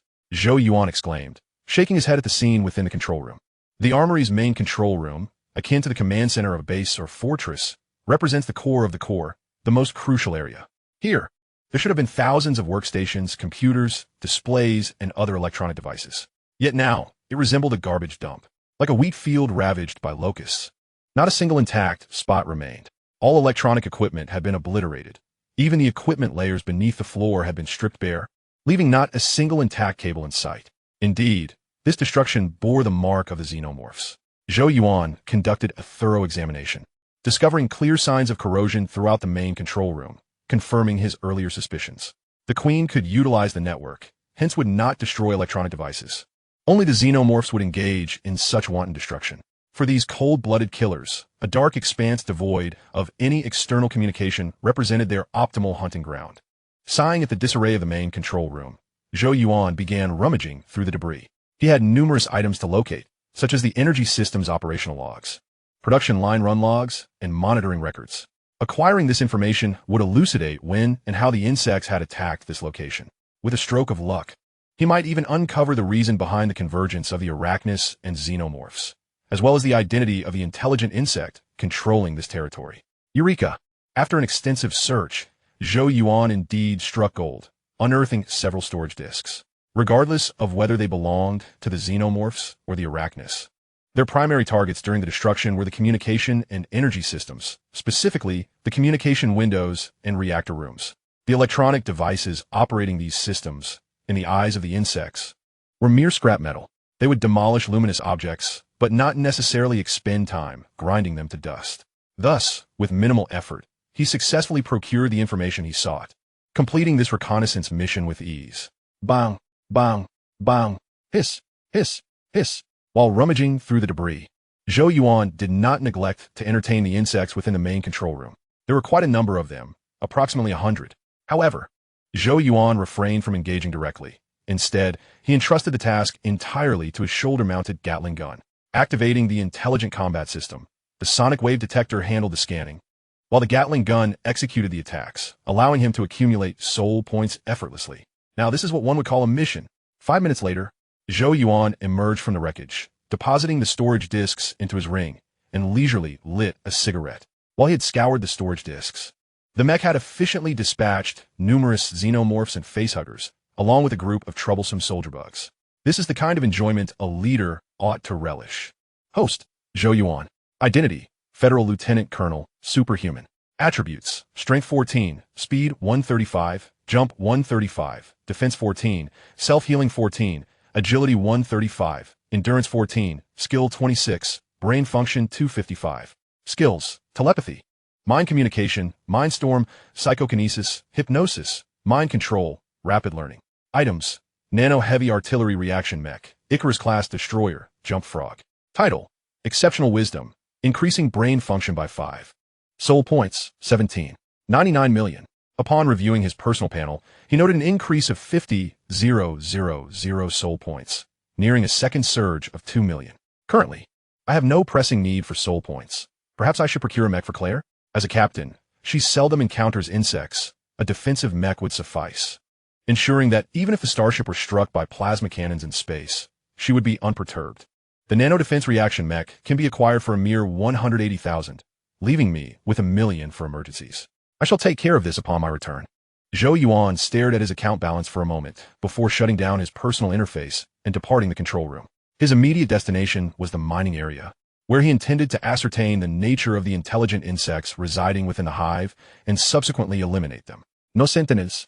After 2 minutes of rapid flight, Zhou Yuan arrived at the entrance to the mining zone. However, as he approached the area, a frown creased his brow, prompting him to disable the mech's automatic navigation and descend manually. Ahead lay an elevator and staircase, these structures forming a circular enclosure around the mining site. Something felt amiss in the periphery of the mine. The sonar detector remained silent, failing to register any activity. The absence of insects should be a positive sign. Yet this was the entrance to the hive. How could it be devoid of even a single insect? Had they fled? Zhou Yuan activated his telepathic abilities, extending his consciousness outward, probing his surroundings for 2 minutes. Yet, despite his efforts, not a single insect was detected, which stirred a sense of urgency within him. He had just been ensnared by the intelligent insect's trap, and now, before he could retaliate, they had vanished? Curse it! Without further hesitation, Zhou Yuan quickened his pace and charged into the mining entrance. Due to the destruction of the energy system, he could only descend via the staircase. Upon descending the stairs for a short while, Zhou Yuan's hastened steps slowed once more. He sensed peculiar psychic fluctuations, a type he had never encountered before, in vast numbers. Reminiscent of swarm. Regardless of their nature, they would face my wrath. With the mech at his disposal, the world lay at my feet. Zhou Yuan licked his lips and continued to cautiously descend the staircase, a multitude of soul points awaiting him. Soon, he reached the edge of the pit. The sight before him rendered Zhou Yuan momentarily speechless. He was well acquainted with mining pits, and this one was no exception, a seemingly bottomless abyss surrounded by spiraling tunnels. However, this particular pit was guarded by at least 500 sentinels, distributed along the spiraled pathways, each resembling a watchful sentinel. Chapter 213. The Guardian Alien Swarm. What in the world is this? A species of dung beetle? Zhou Yuan swallowed hard, instinctively clenching his fists. These sentinels patrolling the tunnels were exceedingly peculiar. They were insects, yet their classification eluded him. Each stood 4 to 5 meters tall, their bodies entirely cloaked in darkness. Their appearance bore a resemblance to humanoid beetles, while simultaneously resembling a zombie version of the Teenage Mutant Ninja Turtles, exuding an overwhelming presence. Such creatures had never graced the screens of film. This massive bald head and long tail must signify an alien species, perhaps a tank beetle alien? Zhou Yuan pondered for a moment, but could recall no memories related to these insects. They must be a species absent from cinematic portrayals. Upon discovering Zhou Yuan, the towering creatures, akin to gorillas, began thumping their chests before charging towards him in unison. Quite fierce, Zhou Yuan swiftly retreated and activated his shoulder-mounted Gatling gun. Uncertain of his opponent's capabilities, he dared not engage recklessly. A misstep could prove disastrous. Bang! Bang! Bang! The Gatling gun roared to life, unleashing a barrage of bullets that shattered the skull of the nearest giant. Not bulletproof? Then this would be straightforward. With the defensive capabilities of the giants now assessed, Zhou Yuan exhaled in relief and glanced at the notification panel. You have killed a guardian alien, earning 1,000 soul points. Guardian alien? There exists an alien queen within a hive. Upon seeing the name, Zhou Yuan recalled a pertinent detail. The guardian alien, also known as the Praetorian alien, is a creature birthed solely by the alien queen, serving as her elite protectors. The relationship between the guardian alien and the alien queen resembles that of the Praetorian plasma insect and the queen. Both serve as personal bodyguards birthed by their respective sovereigns. However, the guardian alien had never been depicted in film. He had only heard whispers of its existence in comic books. To encounter it in person was an unexpected delight. Splendid. 1,000 soul points per creature. Encountering me spells misfortune for you. Now aware that these towering insects were of the alien variety, Zhou Yuan cast aside any hesitation and charged forward. With a minimum of 500 guardian aliens present, at 1,000 soul points each, The total was a staggering 500,000 soul points. I must seize them all. As the intruder charged forward, the nearest guardian alien became invigorated, raising its fist the size of a water tank to strike. Its movements were sluggish, making it an easy target. A smirk graced Zhou Yuan's lips as he evaded the guardian alien's punch and delivered a powerful uppercut, enhanced by the propulsion from his legs and back, shattering the creature's skull. You have killed a guardian alien, earning 1,000 soul points. Delightful, Zhou Yuan exclaimed, accelerating towards his next target. With 2 guardian aliens dispatched in quick succession, the remaining sentinels were incensed. In unison, they let out a piercing roar, abandoning their posts and sprinting down the spiral tunnel, charging towards Zhou Yuan. Wing Chun, here we go, Zhou Yuan muttered as he braced himself to confront the swarm of guardian aliens. Bang, bang, bang.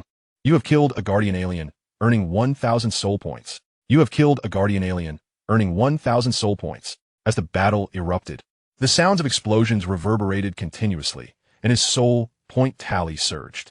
The guardian aliens were robust, possessing immense strength, acidic blood, optical camouflage, and both intermandibles and tail-mounted weaponry. Conventionally, even with their reduced mobility, guardian aliens would present a formidable challenge. Yet for a superhuman equipped with a top-tier mech, such slow-moving behemoths were nothing more than ideal targets, allowing for remarkable efficiency in eliminating them. Too slow. After a furious melee among the guardian aliens, Zhou Yuan took to the sky, arms outstretched. Crack! The armor on his limbs flipped upwards, revealing small missile launchers. Whoosh! In the next instant, 50 small missiles were launched into the throng of guardian aliens, detonating with a thunderous roar. Boom! Boom! Boom! The explosive power of the small missiles was immense, especially with 50 detonating simultaneously. At least 300 guardian aliens were obliterated, their flesh and fragments propelled outward in the wake of the shockwave. Sweating profusely, my friend? Zhou Yuan retreated a short distance to evade the blast wave and landed back on the tunnel floor. The sheer number of guardian aliens was overwhelming, with no less than 500 present. Estimating a kill rate of 1 every 5 to 6 seconds meant that it would take him over half an hour to dispatch them all. He needed to locate the alien queen within the hive. He had no time to linger with the guardian aliens. Swish!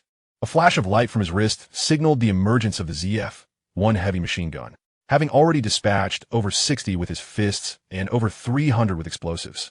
Only about 200 guardian aliens remained in view. It was time to conserve ammunition and switch to firearms. Bang! Bang! Bang! You have killed a guardian alien, earning 1,000 soul points. You have killed a guardian alien, earning 1,000 soul points. System, provide me with a magazine. Purchase successful. Deducting 5,000 soul points. I have acquired a magazine for the ZF-1 heavy machine gun. Secret technique, mobile shooting. You have killed a guardian alien, earning 1,000 soul points. Zhou Yuan accelerated, reaching a speed of approximately 50 meters per second, advancing while firing his weapon. The guardian aliens continued to fall, and his soul point balance swelled. The thrill of the experience was indescribable. It must be said that these elite aliens possess an indomitable spirit. The aliens are remarkably intelligent. Even those that are not humanoid exhibit significant cognitive abilities, at least enough to discern the disparity in strength between themselves and their adversaries. Yet, these elite aliens fight to the last breath. It is evident that they have received a command from the alien queen, instructing them to defend the entrance to the mining area. Speaking of which, the arachnid creatures are quite similar in this regard, which is one of the most terrifying aspects of the insectoid species. Everything is done for the sake of their kind. Do they think they can hinder me? Clad in my battle armor? They would need to unleash a swarm of millions of insects to stand a chance.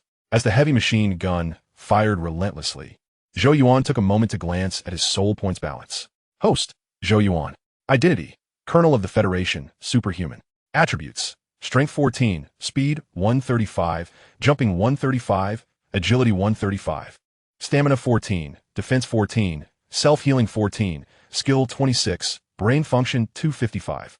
Skills, Telepathy, Mind Communication, Psychic Storm, Psychokinesis, Hypnosis, Mind Control, Rapid Learning. Equipment, Icarus-class Destroyer, Jump Frog. Nano-Heavy Firepower Reaction, Mech Title. Extraordinary Wisdom, increases brain function by 5. Soul Points, 21, 710, 000. In just a brief moment, his soul points had increased by 370, 000. Once he eliminated all these elite aliens and made his way through the insect swarm to eliminate the alien queen, his soul points balance should soar to around 2. 5 million. How pleasant. Chapter 214. Radioactive awakens. All set. 2 minutes later, Zhou Yuan floated above the mining pit and removed his helmet to inhale the fresh air.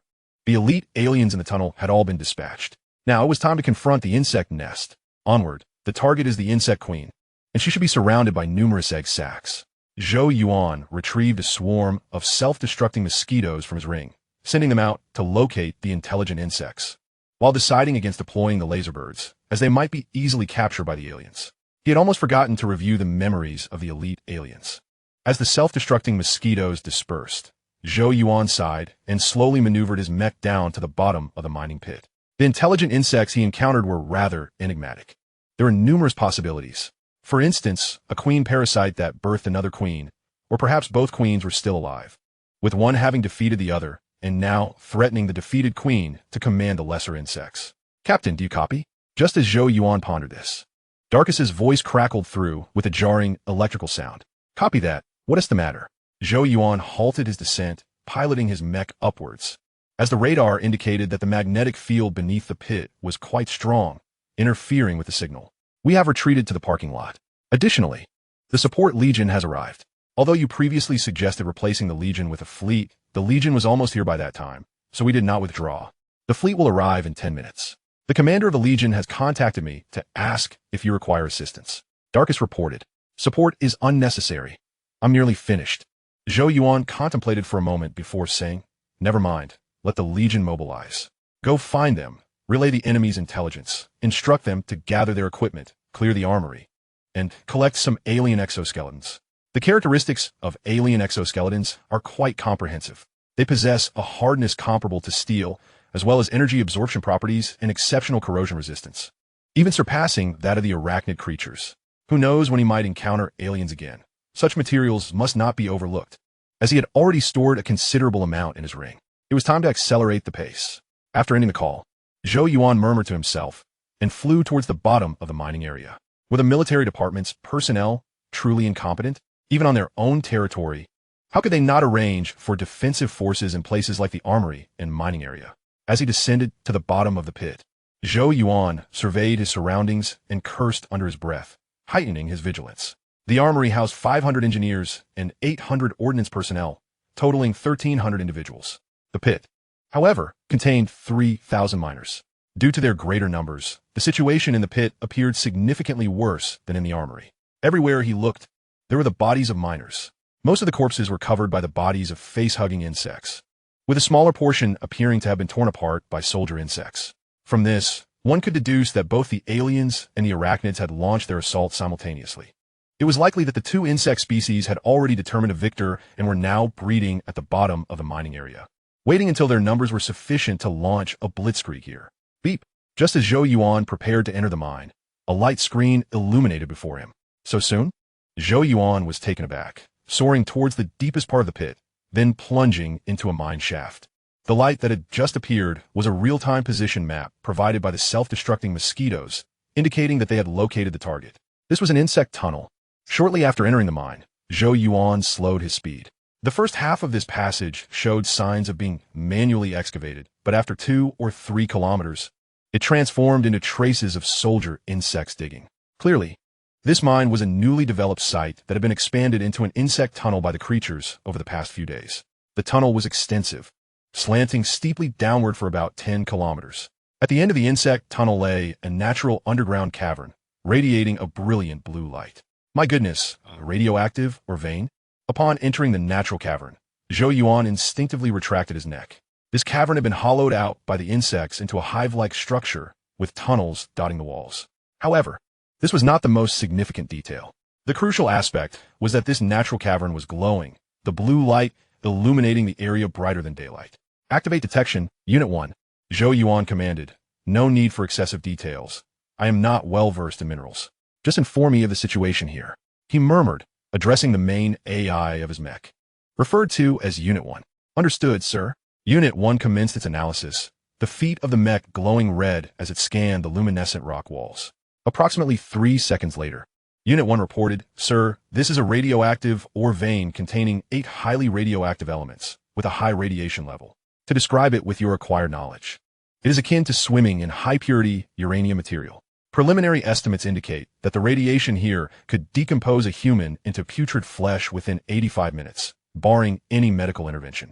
However, you need not worry. The mech possesses energy protection, and radiation cannot penetrate to you. Indeed, it was a radioactive, or... Zhou Yuan nodded slightly. He was not particularly concerned about nuclear radiation. Even without the mech, his superhuman physique would provide substantial protection for quite a while. And the nano-repair medical chamber in his ring would serve as a safeguard. His surprise stemmed from the fact that the intelligence reports he had received had not mentioned the presence of radioactive or on Cowboy Star. Thus, this radioactive vein had been uncovered by the insects. Good grief, it wouldn't give rise to nuclear aliens, would it? Zhou Yuan cursed silently, already resolving how to handle Cowboy Star. The arachnids were one thing. While they could absorb nuclear radiation, they merely utilized it as a nutrient-rich food source. However, the aliens were entirely different. They could evolve by absorbing nuclear radiation. For instance, they could evolve into raven aliens capable of operating in space, or black water aliens that could withstand energy weapon attacks, or even nuclear queens that could endure missile strikes. No more deliberation. Once he addressed the affairs of the mine, the fleet would likely arrive. At that point, he could swiftly extract his team and the Legion, allowing the fleet to execute a strategic nuclear bombardment on Cowboy Star. He also needed to expedite matters, such as placing a few strategic nuclear bombs within the radioactive vein, using them to detonate this radioactive deposit. Although the naturally radioactive mineral veins are indeed of great value, they must be relinquished for the time being. He certainly does not wish to encounter a creature akin to the nuclear xenomorph. The xenomorph is undoubtedly a boss-level entity, a being of the same superhuman caliber as himself.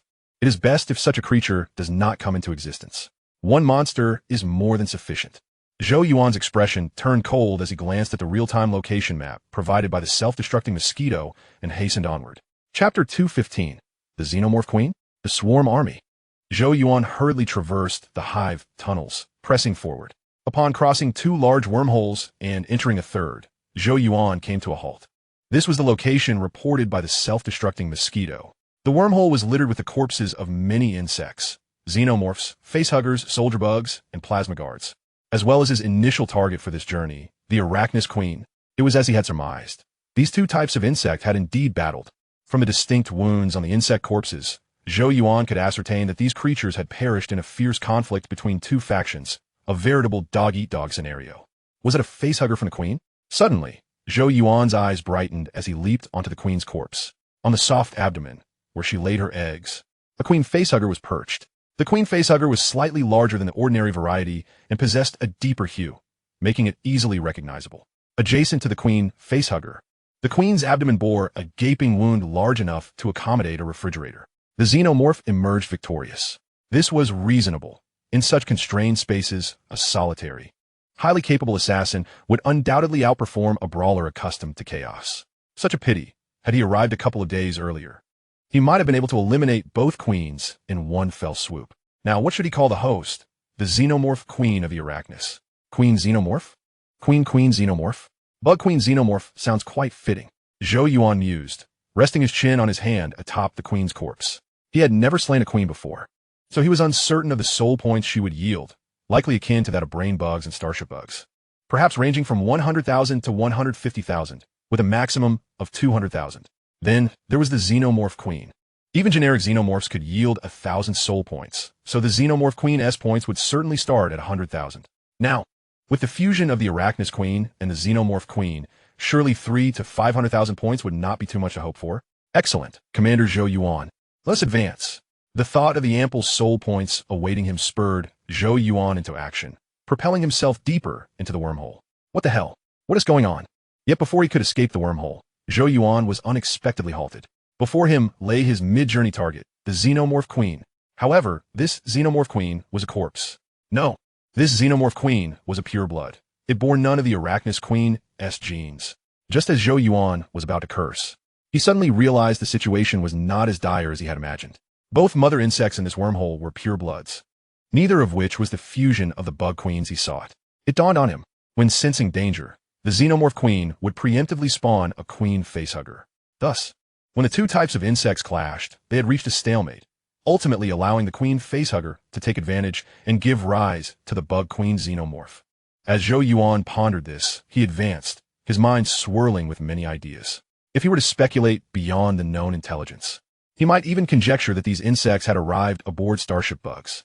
For instance, the Queen Facehugger could have infiltrated a Starship Bug, which carried the Queen, whose destination was Cowboy Star, leading to a series of subsequent events. Never mind, let it unfold as it may, as long as it brings in soul points. Shaking his head to dispel his thoughts, he stowed the Xenomorph Queen's corpse in the large variable string ring and pressed onward at full speed. He had not forgotten that the intelligent bugs might make a hasty retreat, so he needed to keep to a tight schedule. The third wormhole was lengthy, stretching at least 10 kilometers. Even with Zhou Yuan's superhuman speed, it took him a full 2 minutes to traverse it. At the end of the wormhole lay an immense nuclear mine, appearing almost natural with minimal signs of insect excavation. The mine's interior formed an irregular spherical shape, with a diameter possibly exceeding 5,000 meters, a truly staggering expanse. The rocky walls contained only 2 openings, one where Zhou Yuan currently stood and another directly ahead, exceeding a kilometer in diameter. Not needing to make a choice was typically good news, but Zhou Yuan came to a stop at that moment, because this gargantuan mine was the insect nest. As he surveyed the surroundings, he saw an abundance of insects. Xenomorphs and facehuggers clung to the rock walls, while arachnous bugs scuttled across the ground. The numbers of xenomorphs and facehuggers were fewer, while the arachnous bugs were more numerous.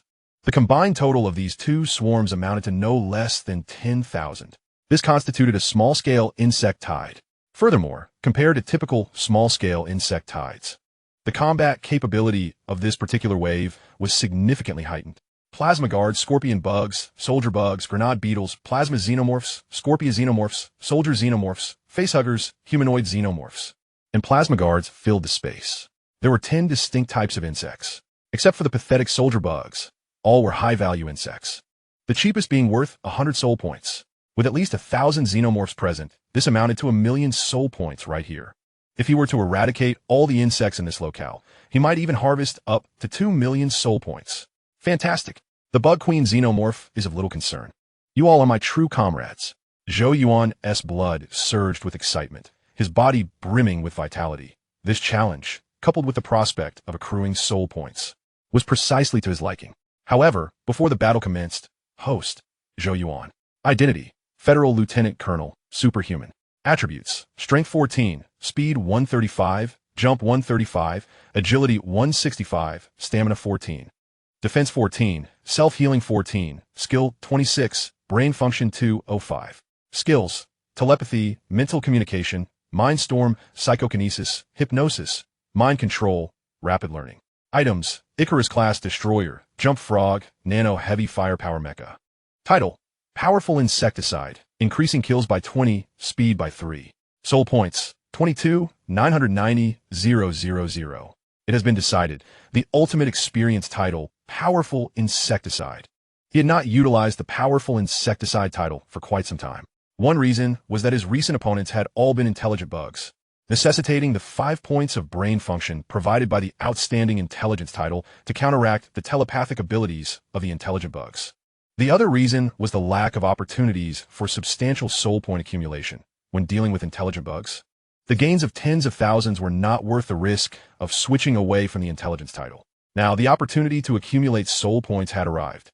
As for that mysterious Bug Queen Xenomorph, he no longer cared. If it dared to show itself, he would engage. If not, so be it. Regardless, once he completed this task, he would be well fed, and there was no necessity to confront the Bug Queen Xenomorph. As long as he exercised a modicum of caution and avoided being ambushed by the Mindstorm, he felt confident. He surmised that the Bug Queen Xenomorph possessed Mindstorm capabilities, given that it had previously issued commands to the bugs in the factory from a distance, indicating a formidable telepathic ability. Chapter 216. The Harvest Begins. 50 bugs. Come fort. Zhou Yuan stood at the entrance of the wormhole, arms outstretched, and called out in a deep voice, "ZZZZ." In the next instant, the colossal mine was illuminated by blue light. Countless blue sparks accompanied by electromagnetic sounds erupted. The plasma guards, scorpion bugs, plasma xenomorphs, and scorpion xenomorphs, all 4 types of insects capable of firing plasma cannons, pointed their tails at Zhou Yuan. It was a spectacular sight. Yet merely that, spectacular. A smirk crept across Zhou Yuan's lips as he commanded the mech to soar from the cave, ultimately hovering above the mine. Boom! Simultaneously, Hundreds of plasma cannon shots rained down upon the position Zhou Yuan had previously occupied. In the blink of an eye, the entrance to the wormhole was obliterated by the plasma bombardment, even causing minor to moderate collapses in the rocky walls. This was utterly terrifying. Upon witnessing such a powerful explosion, Zhou Yuan felt a tightening in his chest, yet he quickly relaxed. After all, he was deep within the confines of a radioactive ore deposit. Should the radioactive materials be ignited, the consequences would be unimaginable. He might even leave behind no trace of his existence. Fortunately, nuclear elements tend to be rather aloof. Aside from being detonated by high pressure or neutron streams, they generally disregard other conventional methods of detonation. In this vast expanse, not even a barrage of hundreds of plasma cannons, or even several hundred pounds of mixed explosives, would necessarily suffice to trigger this radioactive vein. With a sense of reassurance, Zhou Yuan ascended to a greater height, extending his limbs to trace a large character in the air. With a resounding crack, the armor on his limbs and chest unfolded, launching all 80 remaining small missiles from his mech. 50 of these missiles, designed to inflict damage through explosions and shock waves, hurtled toward the ground, while 30 small primordial missiles targeted the rock walls. Eliminated a guard alien, earning 1,200 soul points. Eliminated a humanoid alien, earning 600 soul points. Eliminated a facehugger, earning 120 soul points. Eliminated a soldier bug alien, earning 600 soul points. Eliminated a scorpion bug alien, earning 600 soul points. Eliminated a grenade beetle, earning 600 soul points. Boom! The explosive missiles detonated first, transforming into a spectacle of fireworks and shockwaves that enveloped the entire surface of the colossal mine. The primordial missiles followed suit, detonating against the rock walls and releasing a cloud of green toxins that gradually descended. Delighted, Zhou Yuan glanced at the notification panel, feeling an immense sense of satisfaction. The messages on the panel updated rapidly, akin to a barrage of comments in a live stream. Moreover, he had finally acquired the soul points from the grenade beetle. To his surprise, the grenade beetle was a high-value creature, yielding 500 soul points each, equivalent to that of an ordinary alien. This wave of bombardment caught the insect horde completely off guard. Countless bugs were obliterated, and those that survived were severely affected by the primordial toxins. In the colossal mine, 10 types of insects existed, yet now only the humanoid alien, guard alien, and facehugger could still muster any semblance of strength. Furious, these 3 alien types began to climb the rock walls, leaping toward Zhou Yuan. Foolish creatures, I can't soar. Zhou Yuan chuckled heartily, swiftly repositioning himself and activating the crimson metallic bracelet on his wrist. ZF, one multi-functional high-explosive grenade launcher. Boom! A single grenade shot forth, obliterating a section of the rock wall and instantly killing 4 or 5 creatures, while several others were smashed to pieces. Eliminated a guard alien, earning 1,200 soul points. Eliminated a humanoid alien, earning 600 soul points. Eliminated a facehugger, earning 120 soul points. Boom! Boom! Boom! Once he commenced fire with the grenade launcher, Zhou Yuan could not be stopped. The ZF, one multi-functional high-explosive grenade launcher, was a heavy weapon utilizing grenades filled with mixed explosives of immense power. He relished this level of firepower. It was exhilarating. Boom! Boom! Boom! Successful purchases reduced his soul points by 2,500, granting him the ZF, one grenade launcher magazine. Thus began Zhou Yuan's bombardment with grenades. The notification panel refreshed at an astonishing rate, even faster than during the explosive missile barrage. As the primordial toxins had fully disseminated, the colossal cave was now divided into 2 sections. The lower half was shrouded in primordial toxins, transformed into a green abyss. The insects on the ground had succumbed to slumber, while those slightly better off were immobilized. The insects clinging to the walls had become weak, tumbling down like limp shrimp, ultimately crashing to the ground and disintegrating into mush. Now, Zhou Yuan faced only the facehugger, humanoid alien, and guard alien. These 3 types of insects posed no threat before his mech, unable to even touch its shadow, and had become mere prey for Zhou Yuan to toy with and dispatch. Eliminated a humanoid alien, earning 600 soul points. Eliminated a guard plasma bug, earning 360 soul points. Eliminated a scorpion bug, earning 120 soul points. Eliminated a guard alien, earning 1,200 soul points. Eliminated a soldier bug, earning 12 soul points. Boom! Zhou Yuan grinned broadly at the rapid updates on the notification panel. To enhance efficiency, he even began employing a 3-weapon technique, wielding the ZF, one multifunctional heavy machine gun in his left hand, the ZF, one high-explosive grenade launcher in his right, and resting a Gatling gun upon his shoulder. The combined firepower was nothing short of explosive, although the cost was significant given the high price of ammunition for these three weapons. The profit margins were so substantial that they far outweighed the expenses. Zhou Yuan paid little heed to costs. What mattered was that he was profiting. Money only counts when it finds its way into his pocket. His primary focus was on the efficiency of extermination. Swiftly dispatching the insects was paramount to converting this wave of pests into soul points. Host: Zhou Yuan. Identity: Federation Lieutenant Colonel. Superhuman. Attributes: Strength 14, Speed 135, Jump 135, Agility 165, Endurance 14, Defense 14, Self-Healing 14, Skill 26, Brain Function 205. Skills: Telepathy, Mind Communication, Psychic Storm, Psychokinesis, Mind Hypnosis. Mind Control, Rapid Learning. Items: Icarus-class Destroyer, Jump Frog, Nano Heavy Firepower Reaction, Mech Title. Powerful Insecticide, increases kill rewards by 20, speed by 3. Soul points, 3, 61 million. Halfway through, Zhou Yuan glanced at his personal panel. His soul point balance had risen to 3, 61 million, an increase of 1, 32 million since the onset of battle. Once he eradicated all the insects here, his total balance could reach around 4, 5 million. This was primarily because he had already eliminated most of the expensive guard aliens. Otherwise, his total would have likely approached 5 million. Chapter 217. 4. 7 million soul points. Eliminated a soldier bug, earning 12 soul points. Eliminated a scorpion bug, earning 120 soul points. Eliminated a guard plasma bug, earning 360 soul points. Eliminated a facehugger, earning 120 soul points. 3 minutes later, tranquility returned to the colossal mine. Zhou Yuan sheathed his weapon and descended from the heights, landing atop a guard alien's corpse. How delightful! He removed his helmet, retrieved a restorative cigar from his ring, and lit it, masking the foul stench of insect carcasses with the aroma of smoke. The radiation in this area was intense, yet still tolerable for a superhuman.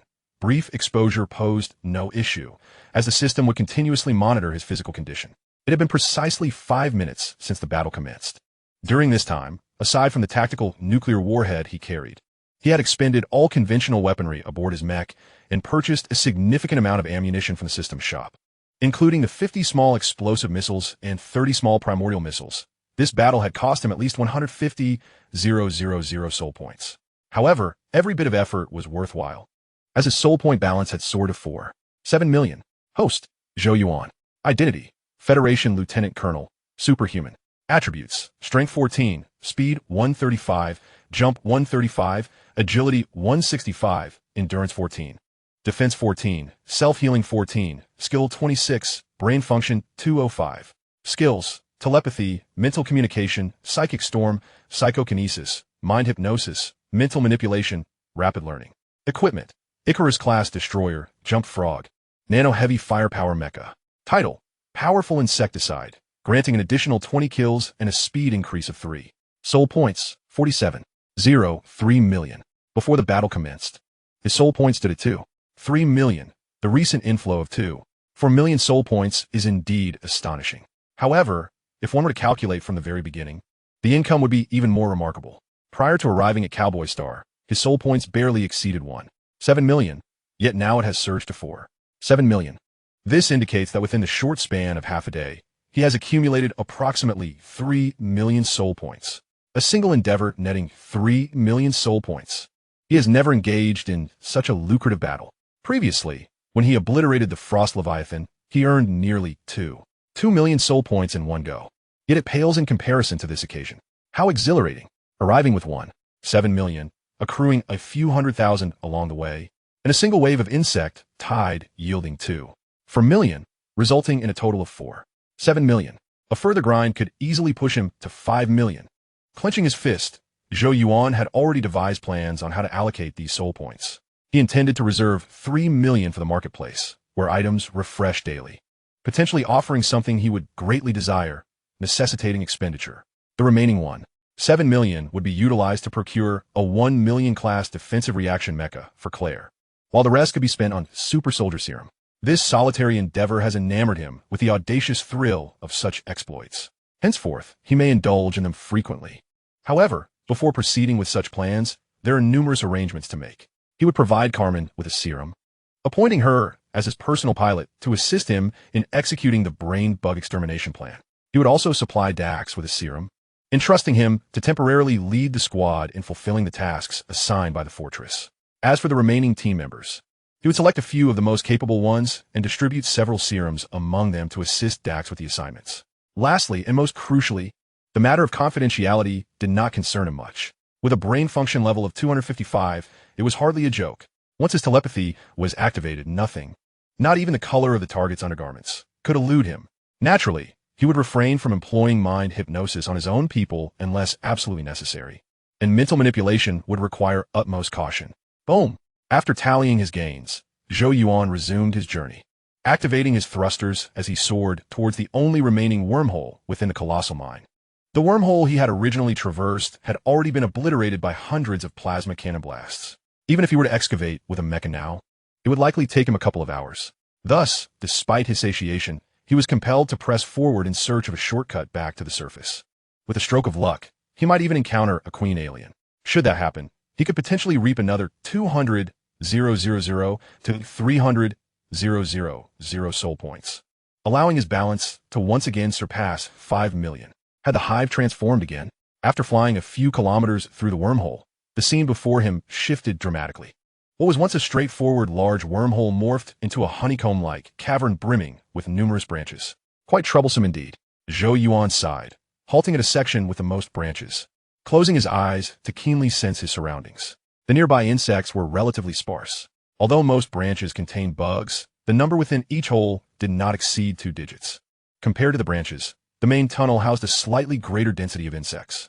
Proceeding further, he would undoubtedly encounter a swarm. The swarm consisted of soldier bugs and soldier bug aliens, with around 300 to 400 soldier bugs and approximately 50 soldier bug aliens. These creatures, blocking the path, seemed to be idly awaiting orders from the queen alien, perhaps instructed to guard this route. Given the soldier bug's brutish nature, their unexpected stillness left him with no choice but to traverse the main tunnel. System, provide a magazine. Purchase successful, 5,000 soul points deducted. Acquiring ZF-1 heavy machine gun magazine.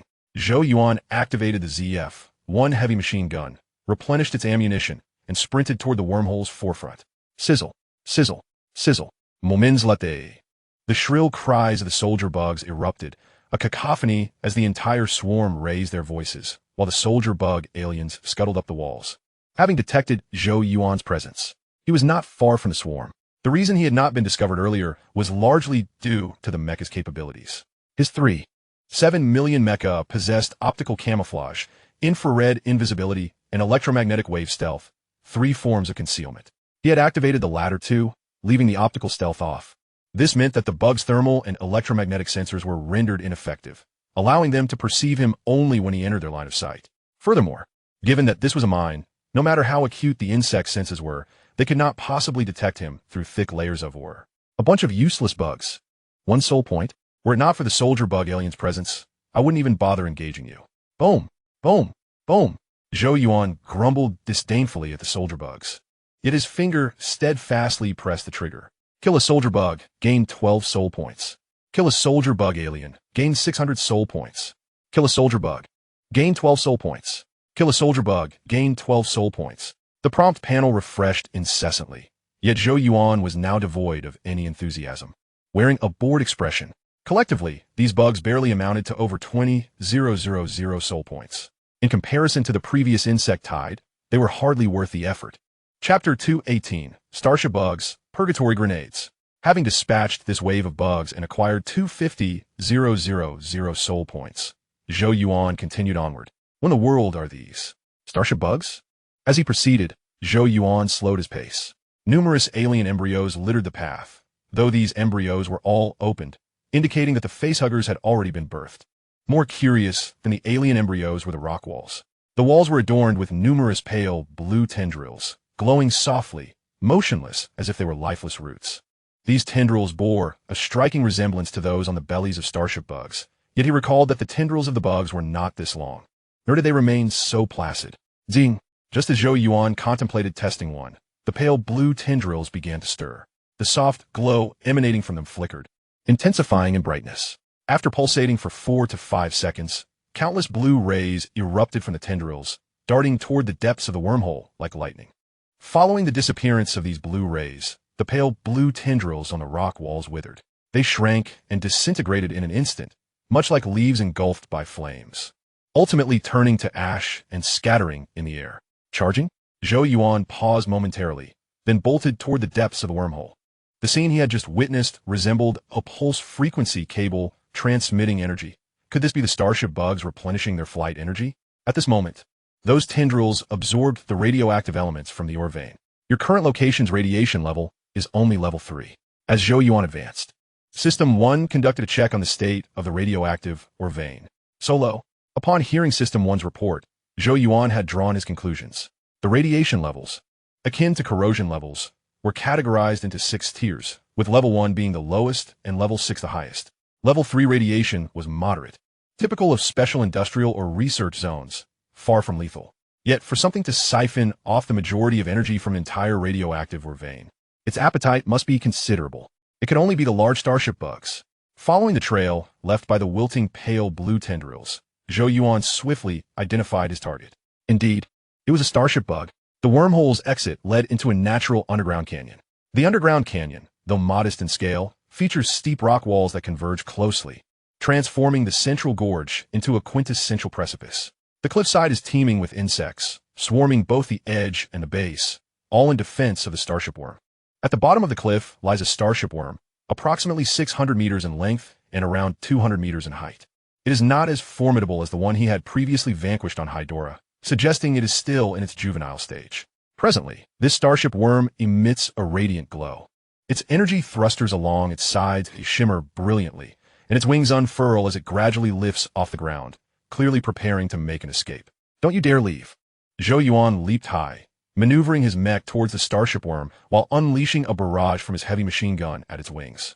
The starship worm is worth a staggering 150,000 soul points, with the added benefit of a powerful insecticide that could escalate to 180,000.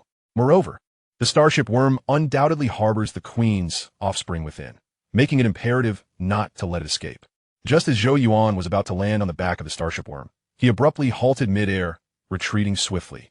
Zzz. The ceiling of the cave was infested with grenade beetles, their numbers overwhelming and plummeting like a torrential downpour. You're a tough one, Zhou Yuan muttered under his breath, attempting to evade the onslaught of grenade beetles. These lunatics had gone overboard, all leaping from the cave's summit simultaneously, creating an impenetrable wall of shells. This was a game of mutual destruction, for not only would he bear the brunt of the explosions, but the insects in the cliff area would be caught in the chaos as well. Boom! After retreating for 3 seconds, the underground canyon erupted in a blue glow, the explosion accompanied by a crackling sound that reverberated throughout the gorge. The detonation was extraordinarily fierce, for the grenade beetles had orchestrated a coordinated assault. Some detonated upon impact, while others exploded mid-air, and yet others detonated just before touching the ground. In essence, it was an all-encompassing bombardment. Impressive. Such firepower epitomizes perfection. Zhou Yuan retreated at full speed, pondering the necessity of enhancing his mech's firepower upon his return. Damn it. As he evaded the grenade beetles, the starship worm ascended above the cliff, its wings flapping before vanishing from sight, leaving behind a few blue afterimages. Curse it. Zhou Yuan's expression shifted as he braved the intense shockwave of the explosion in pursuit of the starship worm. The starship worm moved at remarkable speed, yet the canyon's confines restricted its ability to utilize superluminal speeds, primarily relying on its wings for flight. When Zhou Yuan activated the mech's high-speed mode, he could still keep pace with the starship worm. However, the self-detonation of the grenade beetles proved troublesome, preventing the mech from reaching its peak velocity. Should I just give up? After pursuing for a minute or so, Zhou Yuan found himself completely outpaced by the starship worm, barely catching sight of its taillights. At this juncture, he was ready to concede, for hope had all but vanished, and continuing the chase would merely deplete the mech's energy. He did not wish to engage in a futile endeavor. Just as he contemplated halting, the starship worm unexpectedly came to a stop ahead. Fortune favors me. Zhou Yuan scrutinized the scene. The canyon had reached its end. The path behind transformed into a gaping volcanic crater, leaving the starship worm with no choice but to ascend.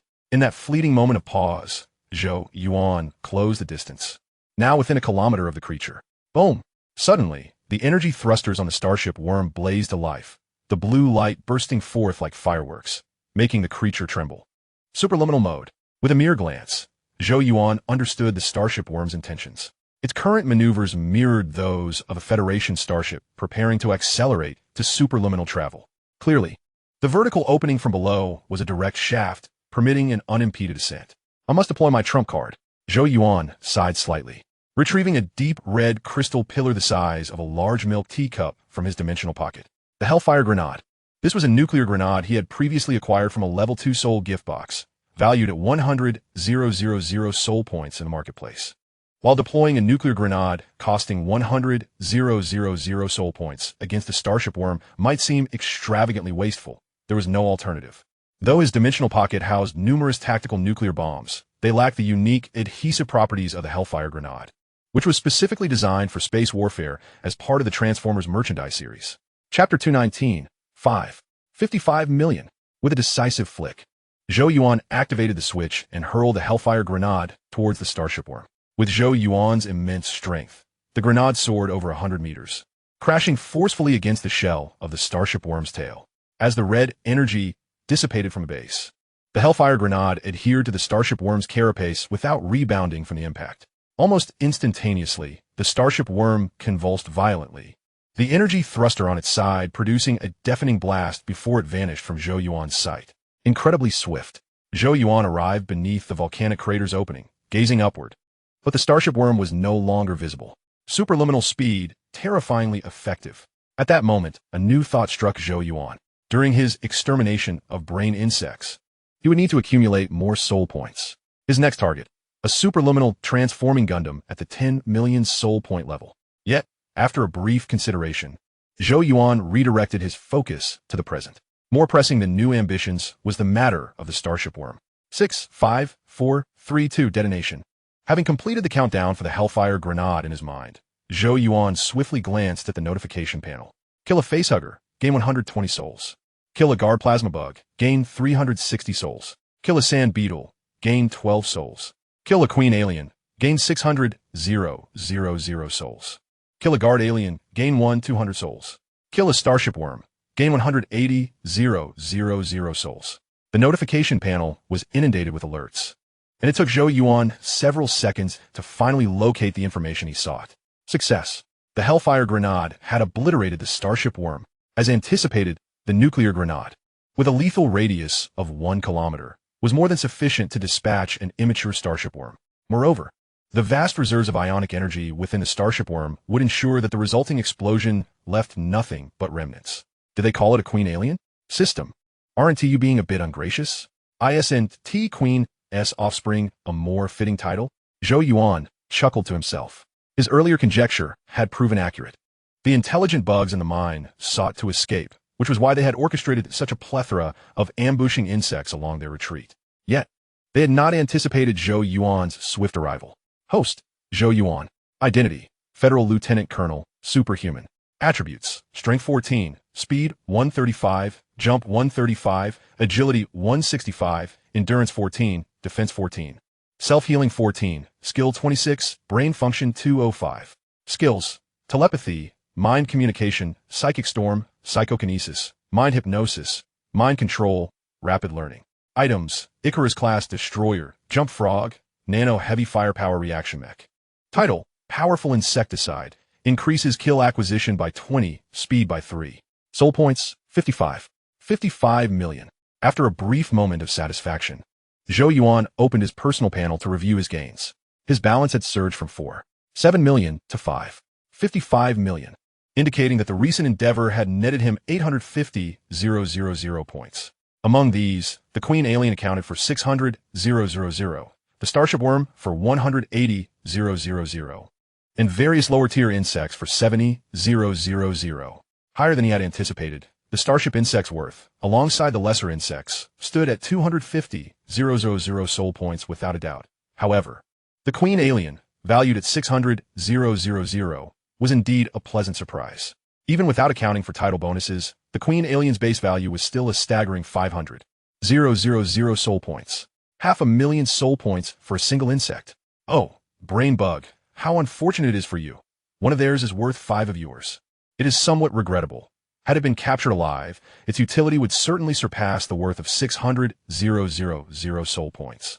The discovery of a new species of insect posing a significant threat to the Federation, particularly one with queen genes, necessitated the capture of the intelligent insect from Planet P. The military merits accrued would undoubtedly suffice for my promotion to the rank of Rear Admiral, and no cooling-off period could hinder that. Let's be honest. It was already a stroke of luck that it did not escape. Zhou Yuan chuckled as he shook his head. One must learn to be content.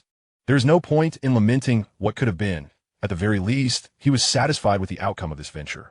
The total income from this expedition amounted to 385 million soul points. He could rejoice in that. 30 seconds later, Zhou Yuan emerged from a volcanic cave, retracting his mech. The return route was heavily compromised, forcing him to tread the path previously taken by the Starship insect. Captain, can you hear me? Boss, please respond. Danny. Lucy, do not cease calling. Just as he surfaced, Zhou Yuan was greeted by urgent calls from several individuals over his headset. He opened the channel to respond. There is strong magnetic field interference in the mining area. I have just returned to the surface. Everyone, please quiet down and let Dax speak. Captain, are you all right? Dax inquired promptly upon hearing Zhou Yuan's voice. I am fine. My mission is complete. I have returned to the surface via a wormhole. How are things on your end? Zhou Yuan replied in a relaxed tone. Things are going smoothly here. The Legion is currently searching the armory, successfully capturing many aliens and collecting numerous alien corpses. But no survivors have been found. Additionally, the fleet has arrived and is presently on standby in the outer space of Cowboy Star. Due to the prolonged lack of communication with you, both the Legion and fleet commanders were quite anxious and were preparing to send me in to find you. Lastly, the fleet detected the bioelectrical ions of the Starship insect moments ago, but they have not yet pursued it as the Starship insect exploded in space. Dax relaxed as he reported the situation. Okay, I understand. That Starship insect was taken down by me. I treated it to a tactical nuclear warhead. Now, send a transport ship to retrieve me. And please relay to the Legion and fleet commanders that we will convene in the Starship conference room. After issuing a few directions, Zhou Yuan concluded the call. With a thud, he retrieved the storage disk he had found earlier in the armory's main control room, secured it in a protective case, and activated the positioning function of the operational device, seating himself to await further developments. This journey was now at its end. Upon meeting with the Legion and fleet commanders, he would summon the Legion and order the fleet to commence a comprehensive bombardment of Cowboy Star. The objective was twofold: to eradicate the threat completely and to obliterate any evidence. The battle scars within the mine were pronounced, and the sheer number of insect corpses was beyond counting. All traces must be eradicated, lest they leave room for explanation. Boom! After a brief 2-minute wait, the transport ship descended from the sky. Captain, boss, Shella and Lewis emerged from the cabin, weapons in hand, greeting Zhou Yuan while vigilantly scanning their surroundings. Relax. There are no insects here. Zhou Yuan was pleased with their reactions, waving them over with a smile as he entered the cabin and called out to the cockpit. Carmen, take us to the fleet commander's starship. Chapter 220. The Final Decision. Destruction. 5 minutes later, Zhou Yuan arrived aboard the Shandora. The commander of the fleet accompanying him was Rear Admiral Peja, with Shandora serving as her flagship. You all need to make another trip. Bring Dax and the others aboard. Our mission is concluded. After disembarking, Zhou Yuan issued a few instructions before heading toward the bridge and entering the conference room. Rear Admiral Peja and Major General Butchie were already present, awaiting his arrival. Notably, Carl was also in attendance. Gentlemen, this is Zhou, the Deputy Director of our Supernatural Warfare Bureau. Carl introduced as Zhou Yuan entered. Upon seeing Zhou Yuan, Carl stood to introduce him to Peja and Butchie. The strongest on the ground, we certainly recognize him. Who would have thought that the slaughter was carried out by someone from the Supernatural Warfare Bureau? Peja and Butchie rose to their feet, saluting Zhou Yuan respectfully. Acknowledging his superior rank as the Deputy Director could directly mobilize both the Legion and fleet, clearly a high-ranking official within the Federation. Rear Admiral Peja, Major General Butchie. I did not expect to see you both here. It seems my superiors place considerable importance on this operation, even summoning elite forces from both the Starship and mobile units. This is indeed a tremendous assistance. As the saying goes, one should not strike a smiling face. Zhou Yuan extended the courtesy of a handshake in return for their respect. Haha, Deputy Director Zhou, you flatter us. In the face of slaughter, we cannot dare to claim the title of elite. Indeed, Peja and Butchie smiled even more broadly. Their impressions of Zhou Yuan considerably improved. Carl, what brings you here? After exchanging pleasantries, Zhou Yuan turned his attention to Carl. Carl's expression grew serious as he replied. The director has viewed the recorded videos you transmitted back. He places great importance on the new insect species. Hence, he has sent me to retrieve the new species, both dead and alive. I have gathered a general understanding of the situation from your adjutant. Once you separate from the squad for independent action, have there been any new discoveries? Indeed, Zhou Yuan placed the protective case containing the storage disks before Carmen, stating, "All the storage disks I could find are contained within this. It includes usage records of the monitoring and energy systems, as well as fragmented communication logs. From these disks, we can ascertain when the insects attacked the armory and which type of insect launched the assault. Beyond this foundational intelligence, I have also uncovered even more significant information within Mining Area 1. The arachnid insect and the alien insect are not allied." Upon hearing this, Butchie appeared surprised, exclaiming, "My soldiers informed me that the arachnid insects and the alien insects were working together. They witnessed soldier insects and facehuggers acting in concert, along with various alien species that were distinctly different. Even your team members conveyed the same. That is merely surface-level information. I discovered the corpse of a queen at the bottom of the mine. It had been parasitized by a facehugger, giving birth to a queen alien. This queen alien possesses the bloodlines of both species while also being an intelligent insect, thus capable of commanding both types of insects." Zhou Yuan shook his head, relaying all the intelligence he could share with the three individuals. The information regarding the queen alien, the queen's corpse, the radioactive veins, the aliens absorbing nuclear radiation and mutating, the starship insects, and more, all of it was conveyed.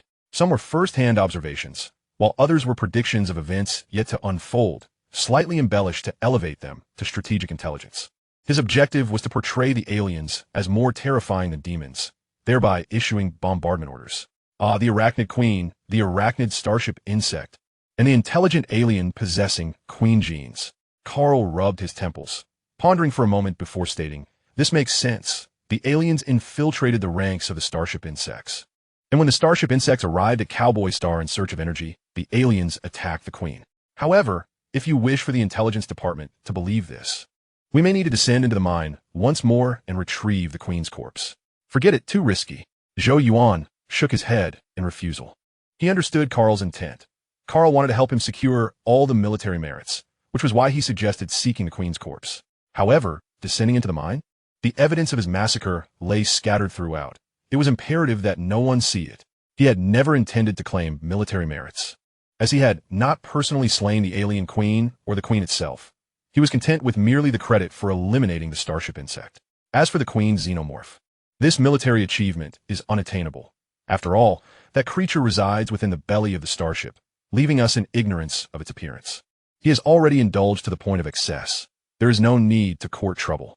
Let us forsake this mining planet. After a moment of feigned contemplation, Zhou Yuan cradled his chin in his hands and declared gravely, "The threat posed by the xenomorphs to the Federation is far too significant. Currently, thousands of them are lurking beneath the mining zones, evolving by absorbing nuclear radiation. No one can ascertain the extent of their evolution. Thus, our best course of action is to eliminate them before they reach their full potential. Recklessly sending personnel into the mines will merely provide the xenomorphs with additional human hosts." "I concur," Butch interjected, his demeanor relaxed. "I have recovered over 600 corpses of the new insectoid species and captured more than 100 live specimens. Sufficient for the research department. Our haul is already substantial. There is no need to risk further losses." He was not inclined to have his legion engage in perilous endeavors, particularly since the nuclear xenomorphs Zhou Yuan spoke of could withstand bullets, a formidable adversary indeed. Of course, while he wished to avoid unnecessary risks, he made his military achievements abundantly clear. Over 600 corpses and more than 100 live specimens. The subsequent actions would be left to the Starship forces. Let it be so. The concealed threat must be eradicated as swiftly as possible. Upon hearing Butch's findings, Carl nodded in agreement. His role was merely to facilitate communication between Zhou Yuan and the fleet and legion, and with the consensus reached between Zhou Yuan and the legion's commander, he had little left to contribute. "General Pashia, do you have any thoughts? If you have no objections, I will issue a directive in the name of the Bureau of Supernatural Warfare to bombard Cowboy Star and obliterate the new insectoid species." Zhou Yuan turned to Pashia. "I have no objections." A smile graced Pashia's face. Bombarding Cowboy Star and annihilating the new insectoid species is no small task. The military accolades to be gained are substantial, and only a fool would object. "Excellent." Zhou Yuan beamed with satisfaction, rising to salute and commanding, General Butch. Recall your legion and hand over the live specimens and corpses of a new insectoid species to Major Carl. General Pashia. Once all our personnel are airborne, initiate a comprehensive bombardment of Cowboy Star. I require your most formidable firepower. For the Federation, Pashia, Butch, and Carl rose in unison, their voices resonating with fervor. Chapter 221, Accommodating Tia, Future Plans. An hour and a half later, the Slaughter Squad transferred from the Mandora to the Titan, preparing to return to the Southern Gate Fortress. Over the past hour, Carl had taken charge of various xenomorph corpses and live specimens, traveling back to Pluto aboard the Starship. Butch had also called back his legion and was coordinating their return. Meanwhile, Pashia was orchestrating the fleet's comprehensive bombardment of Cowboy Star. At Zhou Yuan's behest, Pashia deployed strategic nuclear weapons. The visual spectacle of using strategic nuclear weapons to cleanse the area was truly beyond description.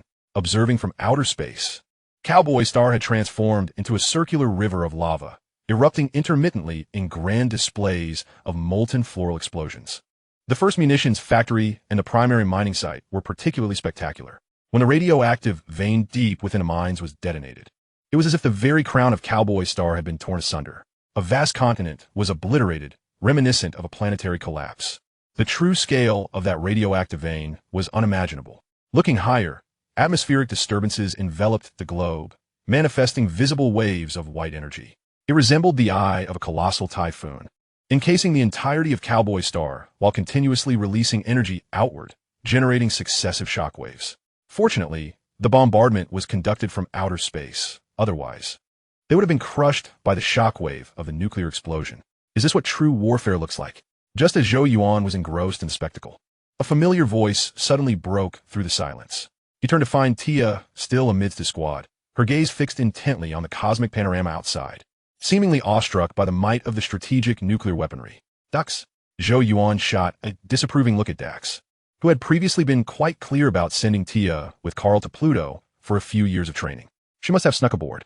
Dax scratched his nose, averting his gaze from Zhou Yuan's eyes. Yes, she probably did sneak on. The identification systems of both starships were malfunctioning, and with the crew's discomfort, it was indeed a fortunate coincidence that she managed to slip aboard. Zhou Yuan covered his forehead, feeling a headache approaching. I no longer wish to be a captain. I only desire to be an infantryman. Tia tugged at Zhou Yuan's finger, gazing up at him with wide, innocent eyes, her expression one of pitiful pleading. Her performance was exaggerated, and her words deviated from her previous demeanor. It was evident that someone had coached her to act this way. At that moment, the other squad members turned their attention to Zhou Yuan, their eyes brimming with anticipation. With a long sigh, Zhou Yuan stared into the starry expanse beyond the viewport. Lost in thought, after a prolonged silence, he raised his hand and rested it on Tia's head, speaking softly. I can take you to the fortress, but you cannot join my squad. Try to break my shooting record. If you succeed, I shall be your pillar of support. All right, Tia exclaimed joyfully, immediately clenching her fist in determination. The others, Chung Yun and Lewis, exchanged glances and shook their heads, chuckling. Tia was a sniper, so Zhou Yuan's mention of a shooting record pertained to the sniper rifle's performance. As two of the squad's only designated snipers, they understood all too well how formidable Zhou Yuan's record was. While not insurmountable, achieving it would require at least their skill level, paired with perfect conditions and shooting form. Even if they were to attempt it, it would likely take a month. Although Tia possessed considerable talent, without 2 or 3 years of practice, her prospects seemed dim. The young girl was simply too inexperienced. As night fell, the Titan returned to the Southern Gate Fortress. After arranging matters regarding Tia, Zhou Yuan returned to the captain's quarters. With Carmen following closely behind, she had recently become quite clingy. While Carmen took a shower, Zhou Yuan opened his personal panel. Host, Zhou Yuan. Identity, Lieutenant Colonel of the Federation, Superhuman. Attributes, Strength 14, Speed 135, Jump 135, Agility 135, Endurance 14, Defense 14, Self-Healing 14, Skills 26, Brain Function 205. Skills, Telepathy, Mental Communication, Mindstorm, Psychokinesis, Hypnosis, Mind Control, Rapid Learning. Items, Icarus-class Destroyer, Jump Frog, Nano Heavy Firepower Reaction, Mech Title. Financial Expert, earning 1 soul point per minute. Soul points, 55, 560, 000. You plan to allocate 1, 000, 000 for a mech for Claire, 500, 000 for Super Soldier Serum for the team. and save the remaining 4,000,000 for a superliminal transformation Gundam. After some contemplation, he opened the system shop. Purchase successful. Reduced by 500,000 soul points. Acquired 5 Super Soldier Serums. Purchase successful. Reduced by 1,030,000 soul points. Acquired a nano defense reaction mech. With a clear goal in sight, Zhou Yuan hesitated little, completing the transactions in 2 minutes, though he took slightly longer to select the mech's additional configurations. Each Super Soldier Serum cost 100,000, and he directly purchased 5. Despite his balance still being 4,020,000, he did not consider 100,000 a trivial sum. Initially, he had received a level 1 soul gift box from the binding package, yielding a Super Soldier Serum, an instance of remarkable fortune. The obtained item was precisely what he needed at the time. Had he drawn a Starship battle vehicle instead, he might still be serving as a second-class soldier at Mars base. For an unremarkable foot soldier, how long would it take to accumulate 100,000 soul points? Perhaps even a lifetime would not suffice. Carmen is my woman, and Dax is my deputy. These two must form a team. As for the remaining 3, we can overlook the newcomers. Thus, we have Sheila, Tang Lai, and Rosen. One is a pilot and engineer, another an assault soldier and guide. The last a machine gunner and demolitions expert. This combination for the mission is quite commendable, and their ranks are the highest, which instills trust in me. Tomorrow, I shall convene a brief meeting to conduct a mental exercise. Zhou Yuan lit a slender cigarette, solidifying this decision. He had already attained the rank of lieutenant colonel, and with the military achievements from P-Star and Cowboy Star yet to be counted, the prospect of becoming a major and departing the fortress to operate independently was not far off. Therefore, he needed to contemplate the future. Exceptional subordinates are of utmost importance. Under his guidance, they would only grow more remarkable. Once the personal base and its core personnel were established, he would begin his quest for the stars and the sea. The Icarus-class destroyer is lamenting. This versatile cosmic battleship, priced at 40 million soul points in the System S marketplace, should not languish in the warehouse gathering dust. Chapter 222, Cultivating Team Members, Administering the Serum. The following afternoon, Zhou Yuan reserved a karaoke room in the entertainment district and summoned his 5 team members: Carmen, Dax, Sheila, Tang Lai, and Rosen. You are all aware that I am the Deputy Director of the Supernatural Warfare Bureau under the Federal Research Department. What I am about to disclose pertains to the highest secrets of the Federal Research Department, so I urge you to listen intently. Once all 5 were seated, Zhou Yuan positioned himself across from them, placing a protective case on the table. Understood? The 5 instinctively sat up straight, their expressions grave, even their breathing slowed.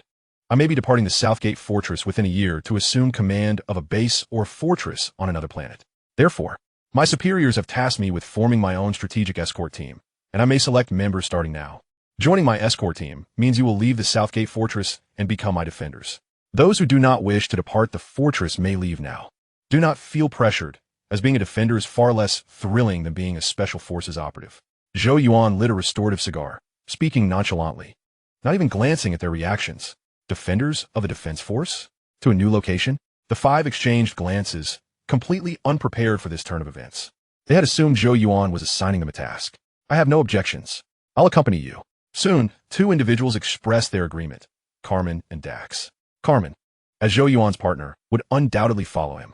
Dax believed that Zhou Yuan was not one to remain idle, and even as a defender, life would not be dull. I'll stick with the captain. I can also do it.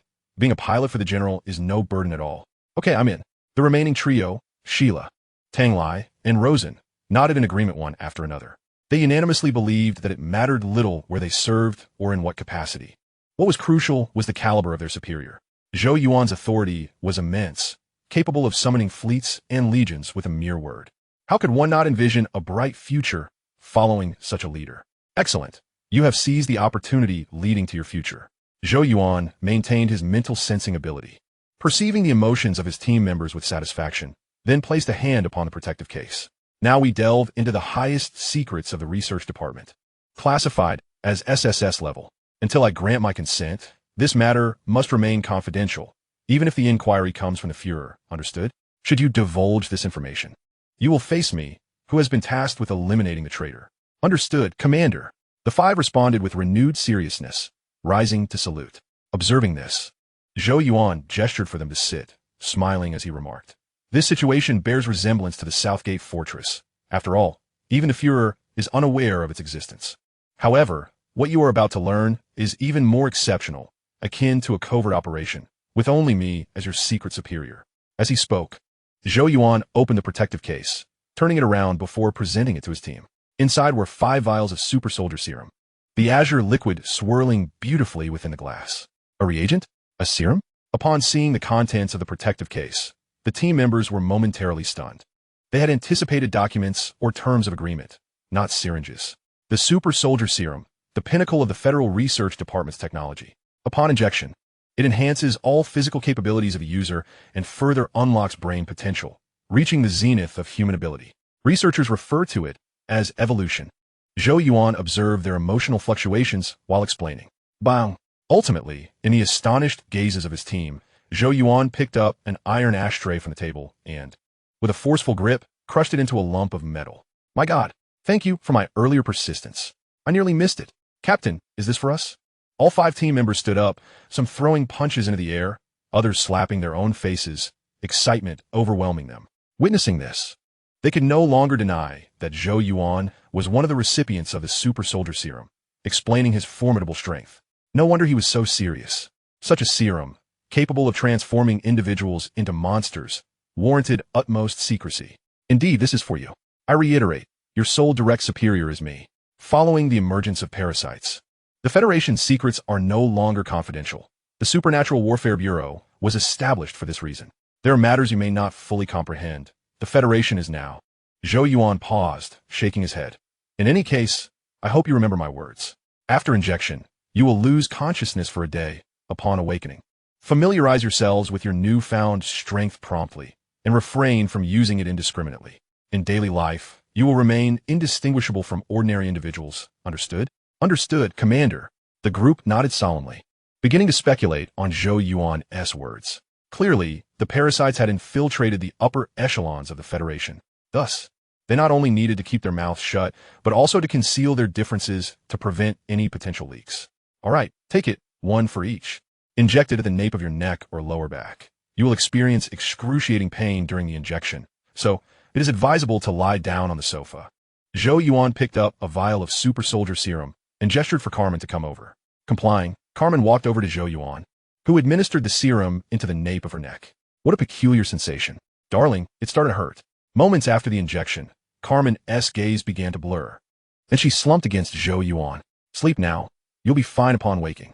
Zhou Yuan seated himself on the sofa, cradling Carmen in his lap, then turned his attention to the others. Dax, Sheila, Tang Lai, and Rosen had already injected the Super Soldier Serum and were now curled up on the sofa, their expressions contorted as they writhed like worms. TSK.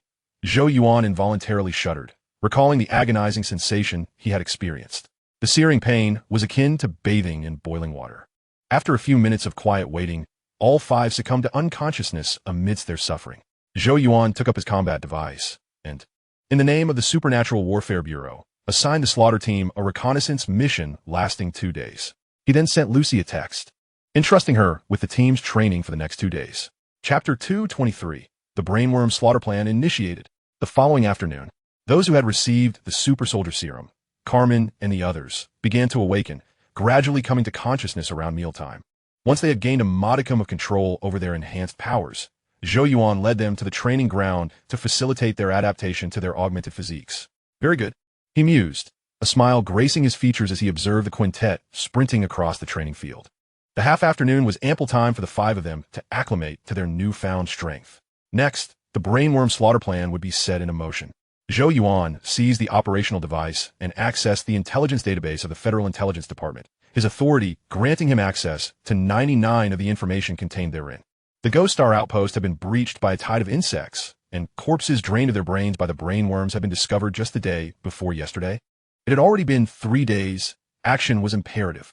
20 hours prior, the Bailey Starbase had been assaulted by a swarm, featuring a multitude of grenade beetles and a handful of garplasma bugs. This indicated that the Queen had laid her eggs there, and nearly an entire day had passed since.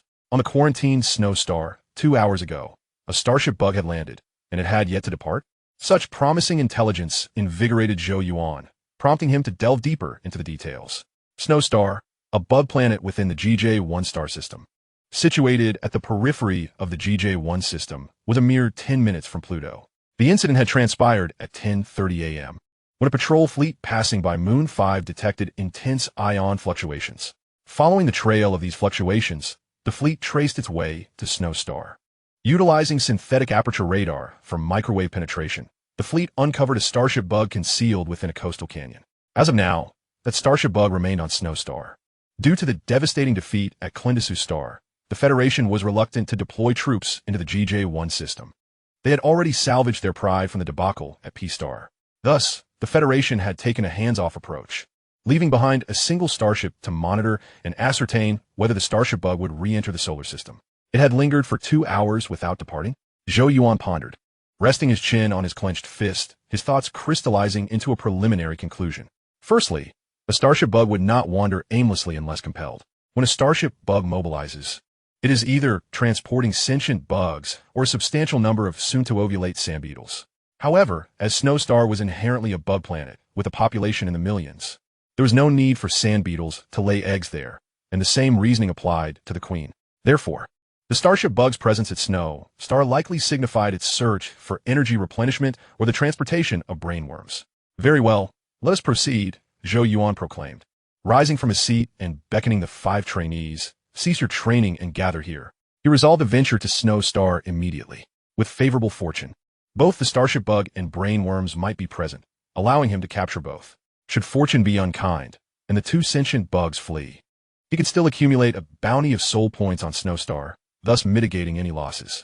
Commander, the 5 approached Zhou Yuan briskly, standing at attention to salute, their faces alight with excitement. The serum, aptly dubbed the Serum of Evolution by the researchers, had proven extraordinarily effective. A 100-kilogram barbell felt hardly heavier than a mere iron rod in their grasp. Their strength, stamina, agility, and surface defense had all undergone immense enhancement. They even felt as if they had awakened latent telepathic abilities. I have received a mission, Zhou Yuan announced. This task has been directly assigned to me by the research department and carries a high level of confidentiality. I can only bring 1 pilot. Carmen, you will accompany me. I shall be absent for a day, or possibly longer. During my absence, Dax will serve as acting captain. Prepare yourselves. At 8 a.m. tomorrow, the squad will enter a state of combat readiness. Understood, Commander. The 5 nodded in unison, their excitement mounting further. Do not become overly exhilarated, Zhou Yuan cautioned, sensing their emotional fluctuations. Remember what I advised yesterday. Do not recklessly wield this power, even during missions. Strive to remain discreet. Rest assured, I will continuously remind them to conduct practical tests without revealing our true capabilities, Dax replied, a playful smile fading into seriousness. Very well, continue with your preparations. Carmen, come with me, Zhou Yuan instructed, nodding as he deactivated the long-dormant telepathic abilities and swiftly departed the training area with Carmen, heading towards the launch platform. On the way, Zhou Yuan activated the operational device and expertly summoned the Titan. Given his familiarity with Barbara, he now routinely opted for the Titan for his excursions. 10 minutes later, the Titan departed the port, switching to C drives and heading straight for Snow Star. Dear, are you certain about the mission details? Carmen queried, bewildered, from the pilot's seat as she glanced at Zhou Yuan in the co-pilot's position. Just moments earlier, Zhou Yuan had disclosed the purpose of their journey to Snow Star, to locate a Starship Bug. There are concerns, but they do not trouble me. You are the woman I cherish most. I harbor no secrets from you, Zhou Yuan replied, his gaze tender as he gently ruffled her hair. It was merely an oversight. When I contacted Barbara to relay our destination, Carmen was surprised to learn we were entering the GJ-1 system, prompting my mention of the Starship Bug. I love you, Carmen exclaimed, overwhelmed with emotion, throwing herself into Zhou Yuan's embrace and attempting to kiss him. Zhou Yuan, caught off guard, instinctively pressed the button to close the cabin door. The journey to Snow Star would take approximately 40 minutes. They could afford a brief warm-up before confronting the Starship Bug. The duration of their physical training exceeded expectations. Originally set for 40 minutes, it extended to 70 minutes. Following her injection of a Super Soldier Serum, Carmen's physical capabilities had surged, prompting Zhou Yuan to indulge in a more rigorous training session. Had it not been for Barbara's incessant calls, he would have considered extending their training even further. Darling, which sector should we target? Carmen inquired, her cheeks flushed as she piloted the transport vessel into the atmosphere of Snow Star. Sector West 6, Zhou Yuan replied, glancing at the operational device to relay the precise coordinates to Carmen. Okay, Carmen accelerated, reaching the designated location within 3 minutes and ultimately landing on a beach devoid of insects. Let us return. I will bring the compact communication window. Zhou Yuan kissed Carmen before retrieving the small communication device from the main cabin, opening the hatch and sprinting towards the coastal forest. Chapter 224, the first one. The Starship Bug resides within the coastal canyon. This unique topography was sculpted by relentless ocean waves. Essentially, it resembles a colossal mountain, with natural caves at its base that have expanded into a canyon over the years due to the ceaseless battering of the waves. The overall appearance is akin to a mountain shell enveloping the valley. Let the work commence. Upon entering the coastal forest, Zhou Yuan stowed away the communication device and weapons, activating the nano-heavy artillery counterattack mech as he advanced towards the coastal canyon.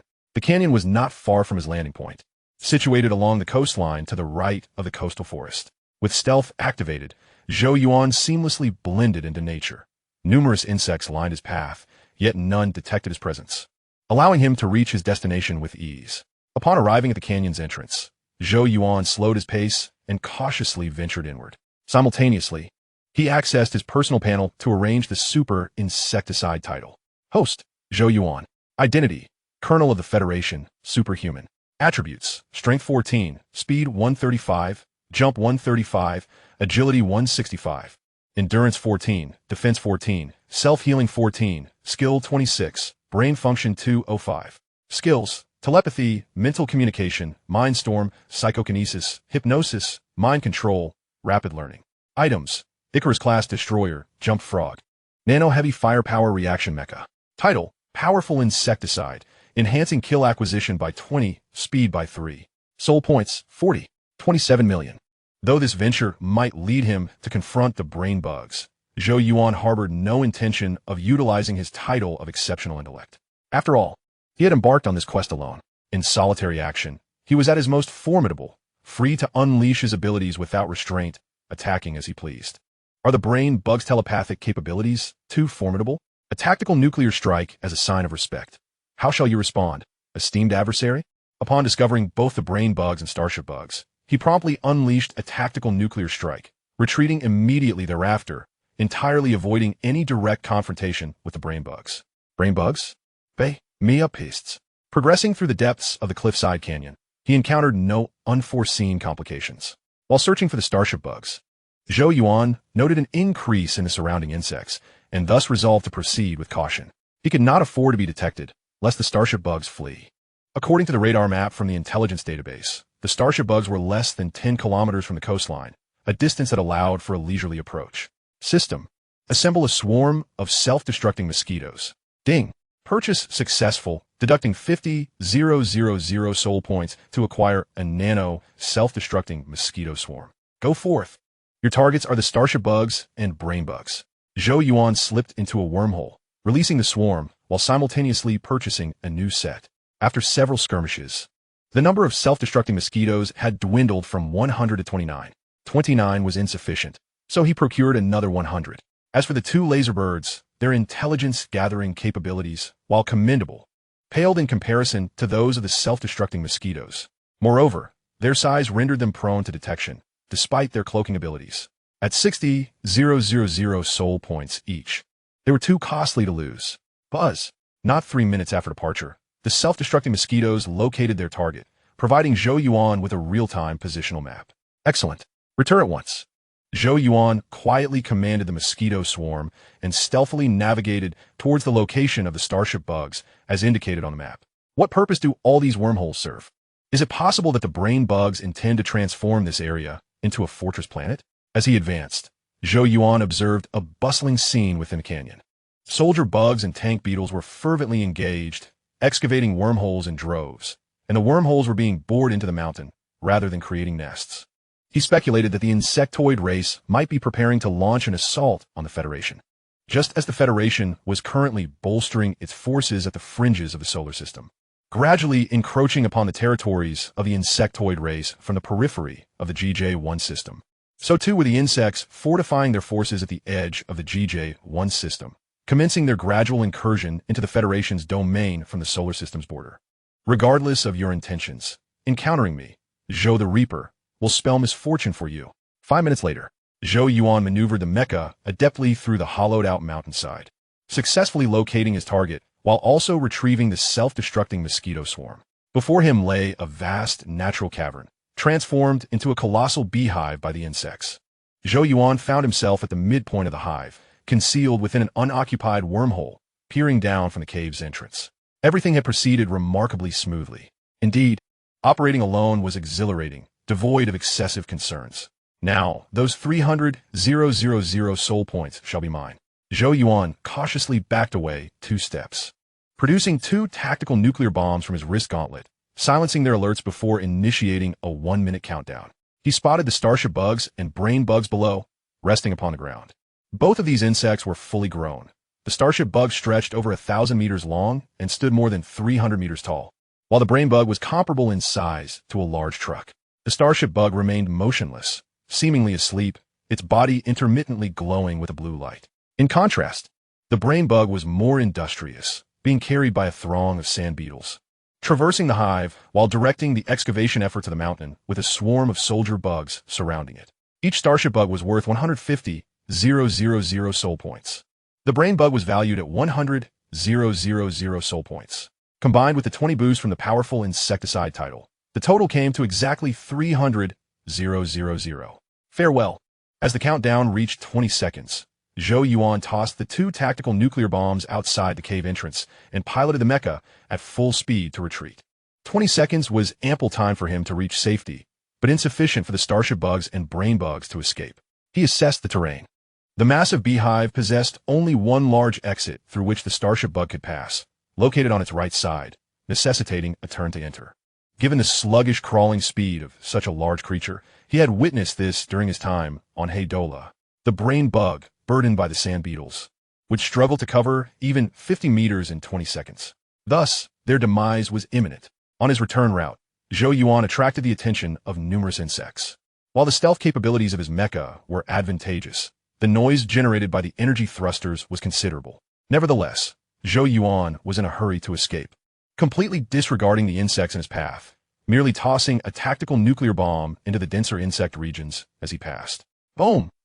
20 seconds later, Zhou Yuan halted amidst the forest between the coastal area and the cliffside canyon, glancing back. The initial 2 tactical nuclear bombs detonated with tremendous force, creating a spectacular scene.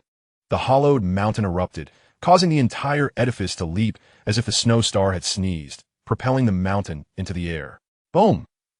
After a brief 10-second wait, the 3rd tactical nuclear bomb also detonated. This bomb targeted the base of the mountain, where the insect population was dense, prompting Zhou Yuan to aim for a collective annihilation. Since he was already there, he might as well maximize his soul point accrual. Chapter 225. Mission accomplished, all new version.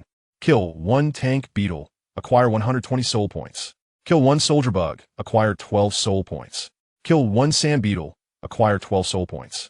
Kill 1 starship bug, acquire 180,000 soul points. Kill 1 brain bug, acquire 120,000 soul points. Host, Zhou Yuan. Identity, Federal Lieutenant Colonel, Superhuman. Attributes, Strength 14, Speed 135, Jump 135, Agility 165, Stamina 14, Defense 14, Self-Healing 14, Skill 26, Brain Function 205. Skills, Telepathy, Mental Communication, Mindstorm, Psychokinesis, Hypnosis, Mind Control. Rapid Learning. Items, Icarus-class Destroyer, Jump Frog, Nano Heavy Firepower Reaction Mecha. Title, Powerful Insecticide, enhancing kill acquisition by 20, speed by 3. Soul points, 43. 91 million. Zhou Yuan sequentially opened the notification panel and personal panel, confirming the demise of the 2 intelligent insects and his soul point balance. The 3 tactical nuclear bombs had yielded over 360,000 soul points, including the 50,000 spent on the self-destructing mosquito swarm. The total income amounted to 410,000. The cliffside canyon was not equivalent to an actual insect nest.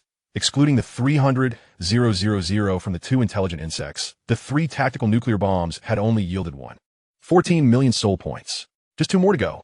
Zhou Yuan glanced at the achievement panel, noting an increase in the progress of the Creative Burst achievement. With the elimination of 2 more brain bugs, he would attain the next tier title of Astoundingly Wise. Mission accomplished, come collect me. Upon reaching the beach and dispatching all nearby soldier bugs, Zhou Yuan retrieved a compact communication window to contact Carmen. Approximately 8 minutes later, Zhou Yuan boarded the transport aircraft. Returning to the starship. Zhou, you've gone too far. You are no longer an ordinary infantryman. Do not engage in such foolish solo landings on insect planets. If you were to perish there, I would share the blame.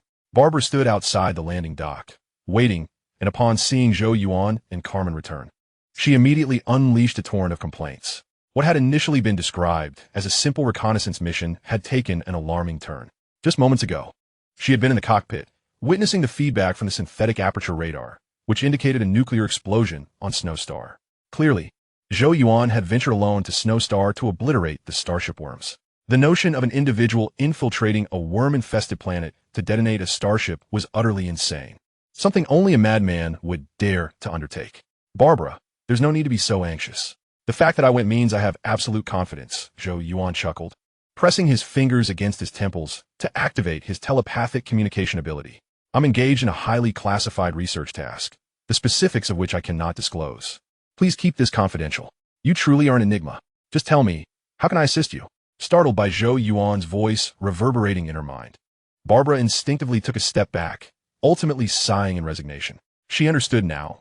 It was likely related to his telepathic abilities. Zhou Yuan pondered for a moment before stating, "Let us conduct a routine patrol around the outer edge of the solar system.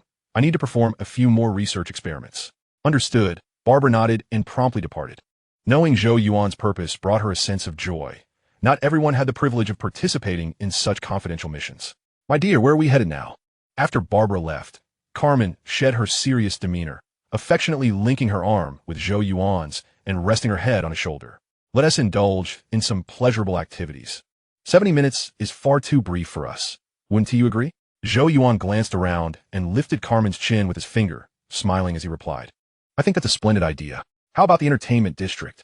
Carmen's lips curled into a smile as she wrapped her arms around Zhou Yuan's neck and leapt onto him. "That sounds delightful." Zhou Yuan leaned down, capturing Carmen's crimson lips in a gentle kiss before carrying her towards the entertainment area. In the blink of an eye, 2 months had elapsed. One morning, Zhou Yuan awoke from his slumber with a smile gracing his face. Host, Zhou Yuan. Identity, Federal Lieutenant Colonel, Superhuman. Attributes, Strength 14. Speed 135, Jump 135, Agility 135, Endurance 14, Defense 14, Self-Healing 14, Skill 26, Brain Function 305. Skills, Telepathy, Mind Communication, Mental Storm, Psychokinesis, Hypnosis, Mind Control, Rapid Learning. Equipment, Icarus-class Destroyer, Jump Frog, Nano Heavy Firepower Mecha. Title, Unparalleled Wisdom, increasing brain function by 10. Soul points, 54. 59 million. After 2 months, he had finally dealt with 3 brain worms, earning the title of Unparalleled Wisdom. The duration of 2 months felt lengthy, and he hadn't expected to expend so much time. The first brain worm was dispatched with ease. Upon locating it, he deployed a tactical nuclear bomb, completing the task in under 2 hours, including travel time. However, the subsequent 2 proved to be quite troublesome. First, there was a lack of intelligence regarding brainworms. Additionally, intelligence is merely information and not always accurate. At times, the data indicated the presence of a brainworm, only to reveal a worm queen or starship worm upon arrival, or even no intelligent worm at all. In total, he had embarked on over 15 missions in these 2 months to eliminate the 3 brainworms. Calculating the outcome, he invested 2 months to achieve the Unparalleled Wisdom title, which increased his brain function by 10 points and earned approximately 1.5 million soul points. Though weary, the rewards were substantial. However, it was somewhat regrettable. After reaching a brain function of 30 points, he indeed felt a significant enhancement in his telepathic abilities. Yet, he had not awakened any new telepathic skills. Perhaps he had encountered another bottleneck. It could be at 35 or even 40 points. In any case, breaking through to the next realm appeared quite challenging. With the new title secured, his next plan was to operate independently.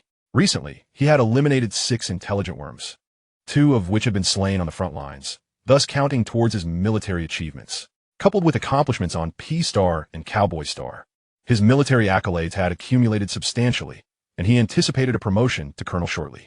At that point, he could execute several significant operations to expedite his advancement to Major General. Once he secured his own territory, he could fully embrace a more relaxed mode of operation. Therefore, his focus now needed to shift to accumulating soul points. Before his promotion to Major General, he aimed to amass around 180 million, which would be vital for nurturing his future forces. Otherwise, an expansive territory would be rendered futile. As Zhou Yuan contemplated this, his smile broadened. People are not afraid of arduous tasks. They fear a lack of purpose. Chapter 226. Time flies. Commander of the Fortress. On the evening of May 6th, 212 AD, Zhou Yuan, fully armed, exited the federal headquarters on Earth, saluting the throngs of citizens gathered on the streets before boarding the transport craft. Phew, these officials certainly ramble on excessively. It took half an hour just to confer a rank. Zhou Yuan slumped into the co-pilot's seat, irritatedly muttering. Of course, it must be formal. The legendary commander of the mobile unit has officially been promoted to Major General. Such an event deserves to be celebrated. Carmen remarked with utmost seriousness. The issue is, they hardly publicized my promotion. After all that time spent discussing recruitment topics, I merely stood there like a fool for half an hour.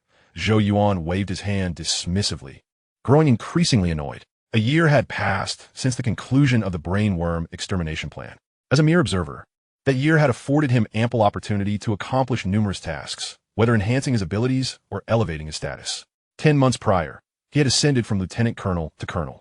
Just 7 days ago, he had risen to the rank of Major General. As a prominent figure in the mobile unit, his promotion ceremony took place at the federal headquarters and was presided over by the head of state himself, accompanied by the commanders of the 3 military branches. The current head of state was Ellen Elizabeth. The marshal of the mobile unit was Chun Jianglu. The chief intelligence officer of the strategic forces was Roman Harriet. And the commander of the Star Fleet was Braun Stasi. Surrounded by these 4 powerful figures, Zhou Yuan initially felt a surge of excitement, as others seldom enjoyed such a grand ceremony upon their promotion. Moreover, this event was broadcasted live across the entire Federation, allowing him to garner significant popularity and solidify his status as the Federation's strongest infantryman. However, what he had not anticipated was that before he could utter more than a few words, the microphone was seized by the head of state. After a series of tedious and cliched remarks, the commanders of the 3 branches took their turns, continuing the monotonous tradition. The entire promotion ceremony lasted 33 minutes, during which he spoke for less than a minute at the beginning and end combined. Ultimately, the head of state draped the general's cape over him. The marshal replaced his shoulder insignia, and he was promptly ushered off the stage. Humiliated, utterly humiliated. For this live, broadcasted promotion ceremony, he had meticulously prepared for 7 days, crafting an array of flamboyant and impressive lines, only to find that not a single one was utilized. 5 minutes later, the transport craft returned to the Starship, which then entered hyperspace en route to the Phantom Star in the GJ-1 star system. The Phantom Star was now Zhou Yuan's territory. 3 days prior, he had departed from the Southern Skygate Fortress and submitted an application to transfer, seeking to become the base commander or fortress commander. Initially, his application was denied. Even after 3 submissions, it faced rejection, and even the authority of the deputy director of the Supernatural Warfare Bureau was ineffective. In desperation, he approached Marshal Chun Jianglu of the mobile unit, believing this fellow native could grant him approval. However, Chun Jianglu insisted that the slaughter had become a belief for many new recruits, forbidding his transition from extermination to base or fortress commander.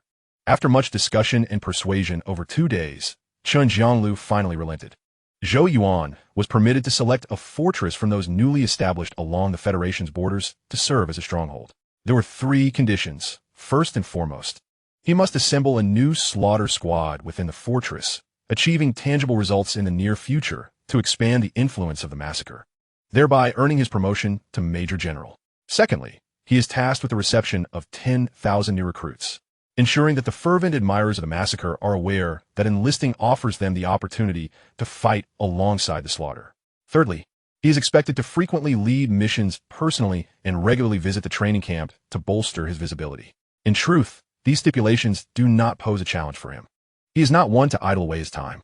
Chun Jianglu fails to grasp this about him, fearing that he might become complacent once he attains the position of base commander or fortress commander. Many individuals are like this. They view military service merely as a stable job, becoming lethargic after achieving a semblance of success, losing all desire to engage in battle. Ultimately, the outcome is favorable. He successfully ascends to the role of a fortress commander. The selected fortress is situated on the periphery of the GJ-1 star system, a mere 10 minutes from Planet P, and he names it the Quarantine Zone Fortress. The total personnel capacity of the Quarantine Zone Fortress is 45,000. The mobile troops consist of 35,000 personnel, encompassing engineering, armament, medical units, and others, amounting to nearly 3 small legions. The Starship contingent comprises 6,000 personnel, including support and defense units, with a total of 5 starships, representing half a fleet. The strategic forces consist of 500 personnel, including strategists, intelligence officers, and communications personnel, all office-based, tasked with the operational readiness of the fortress.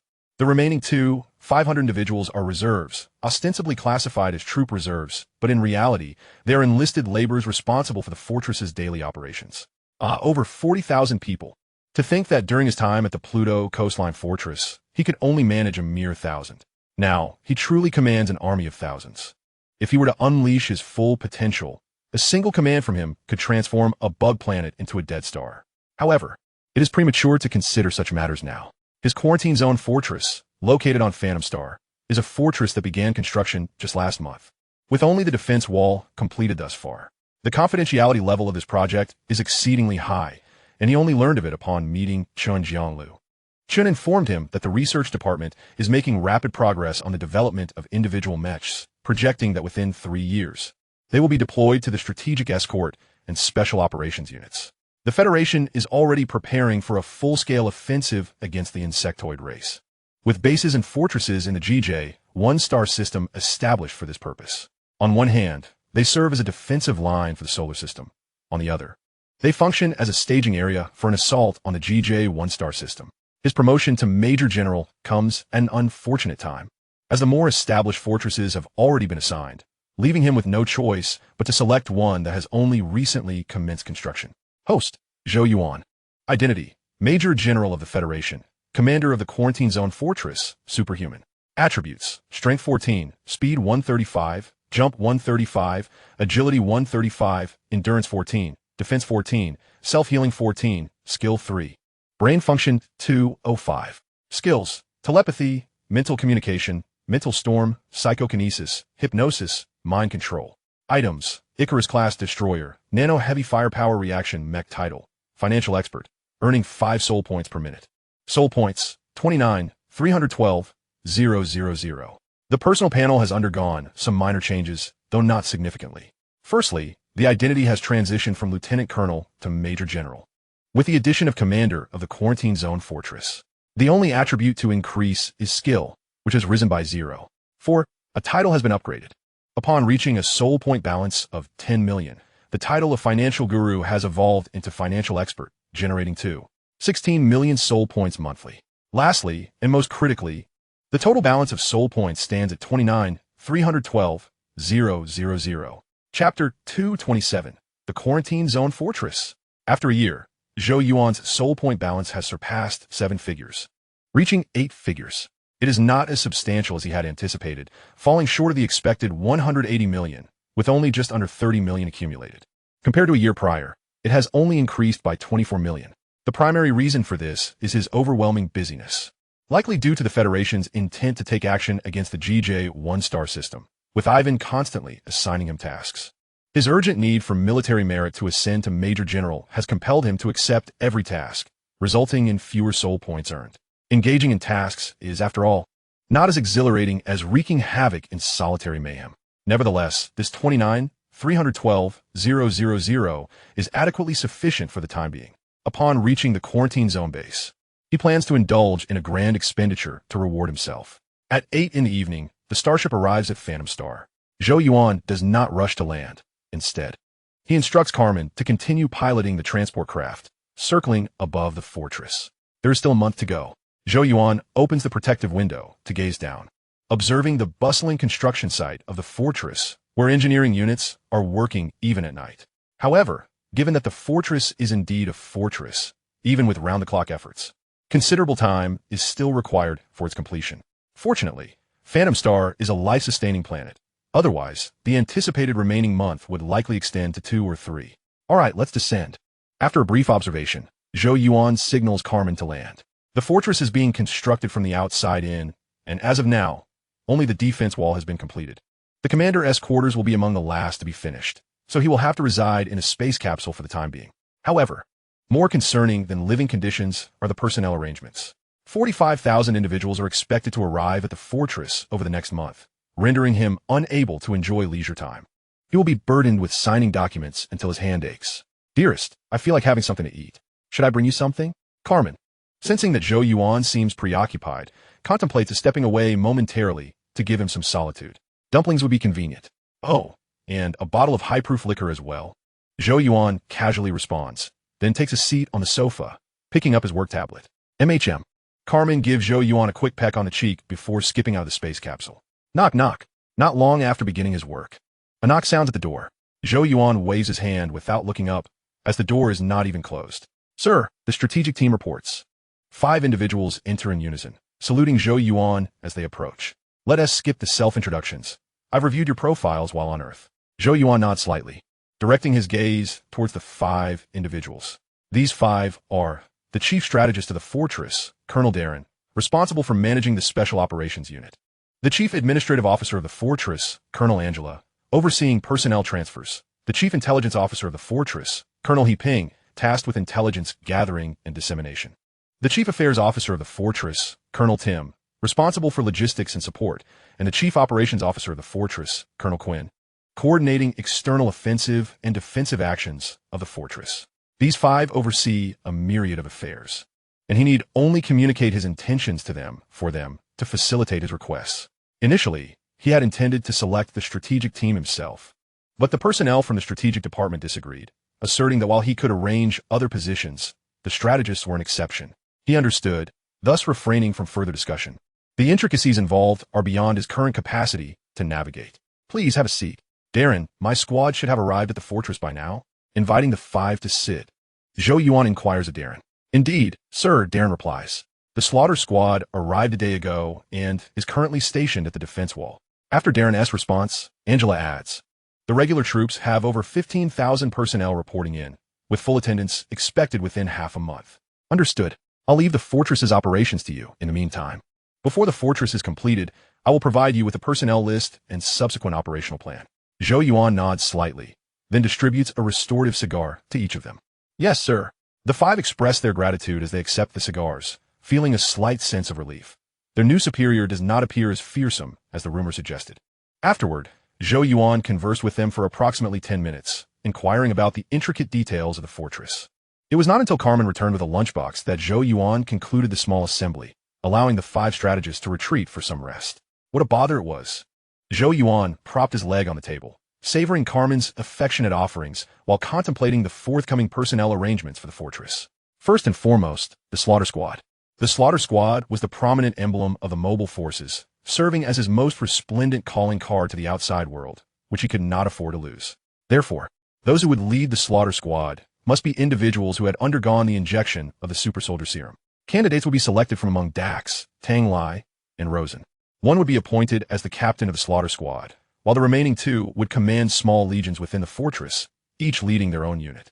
Carmen and Sheila were unsuitable for this role, as they were both pilots. The higher-ranking Sheila would subsequently be elevated to the position of commander of the fortress's aviation forces, while Carmen would serve as her deputy. As for the escort team he had previously mentioned, a new idea had emerged in his mind upon reaching 10 million soul points. His escort team would need to constantly revolve around him. Even stepping outside to relieve himself would necessitate remaining within their line of sight. This constraint would hinder his ability to act without restraint. Thus, why not establish a dedicated escort team that would forever pledge allegiance solely to him? Once he had dealt with the trifles of the fortress, his escort team would make their appearance. Where they emerge from? The system store, of course. Ducks. I am in the temporary quarters of the commander. Bring Tang Lai and Rosen to see me. After a meal, Zhou Yuan still had not reached a decision, so he resolved to allow Dax and the others to choose for themselves. There was no need to consult Carmen and Sheila, as he had already sought their opinions on the way here, and they had expressed no objections. The starship was every pilot's dream. Who wouldn't he wish to become a captain? Before long, Dax, Tang Lai, and Rosen arrived. Have a seat. I have something to convey to you. Zhou Yuan closed the door and spoke in a hushed tone. The fortress has 3 small legions, and currently, we are in need of 2 commanders. Moreover, after becoming the fortress commander, I likely will not be undertaking missions frequently, and our squad is also in need of a captain. In total, the fortress comprises 3 small legions and 5 starships. Therefore, we require 3 commanders for the small legions and 5 captains. I will retain 4 positions for myself, leaving the remainder to the PYs who will undoubtedly contact me soon. It is unwise to hoard everything for oneself. Chapter 228, The Artificial Human Escort Team. The squad is entrusted to me. Dax immediately stood up, snatched a handful of cigars from the table, and bolted out the door without a backward glance. Tang Lai and Rosen were left bewildered. Hadn't they agreed on letting them choose? Now what choice was there? I have no objections. After all, I used to mix with legions. Rosen shrugged, a haughty smile gracing his face. During his time at the Jupiter Storm Base, although he was merely a squad leader, he had led a 100-man team to conquer a bug nest, an accomplishment few could boast of. Thus, leading troops was his forte. I'll give it a try. Tang Lai hesitated for a moment, but then nodded. This was a rare opportunity that he could not afford to miss. He had previously been a squad leader of a special operations unit at the Marsailor base, and now having the chance to command a small legion was undoubtedly a significant promotion. Zhou Yuan silently nodded in agreement. This was precisely the arrangement he had envisioned, though he had not yet solidified his resolve. Since you are all in agreement, it is settled. I will notify Angela, the chief administrator of the fortress, via email tomorrow regarding this matter. You may seek further details from her. Zhou Yuan reclined against the backrest and reopened his work tablet. Understood. Observing Zhou Yuan's movements, Tang Lai and Rosen saluted and exited his quarters. Darling, it's getting late. At that moment, Carmen locked the door, shed her jacket, and approached him from behind, wrapping her arms around his neck, placing the weight of her burdens upon his shoulders. It is indeed late. Zhou Yuan glanced at the time, a slight smile curling at his lips. It was 9:30. A session of physical training lasting 3 to 4 hours would be followed by 3 to 4 hours of sleep, ushering in a splendid new day. The following morning at 6 o'clock, Zhou Yuan gently shifted Carmen, who was sprawled over him, aside. After donning his work tablet and getting dressed, he exited the space pod and made his way to the boarding platform. His escort team was about to make its appearance. Commander. As soon as Zhou Yuan entered the boarding platform, a group of ground crew members approached him. I require a transport ship. Zhou Yuan nodded in acknowledgement before continuing.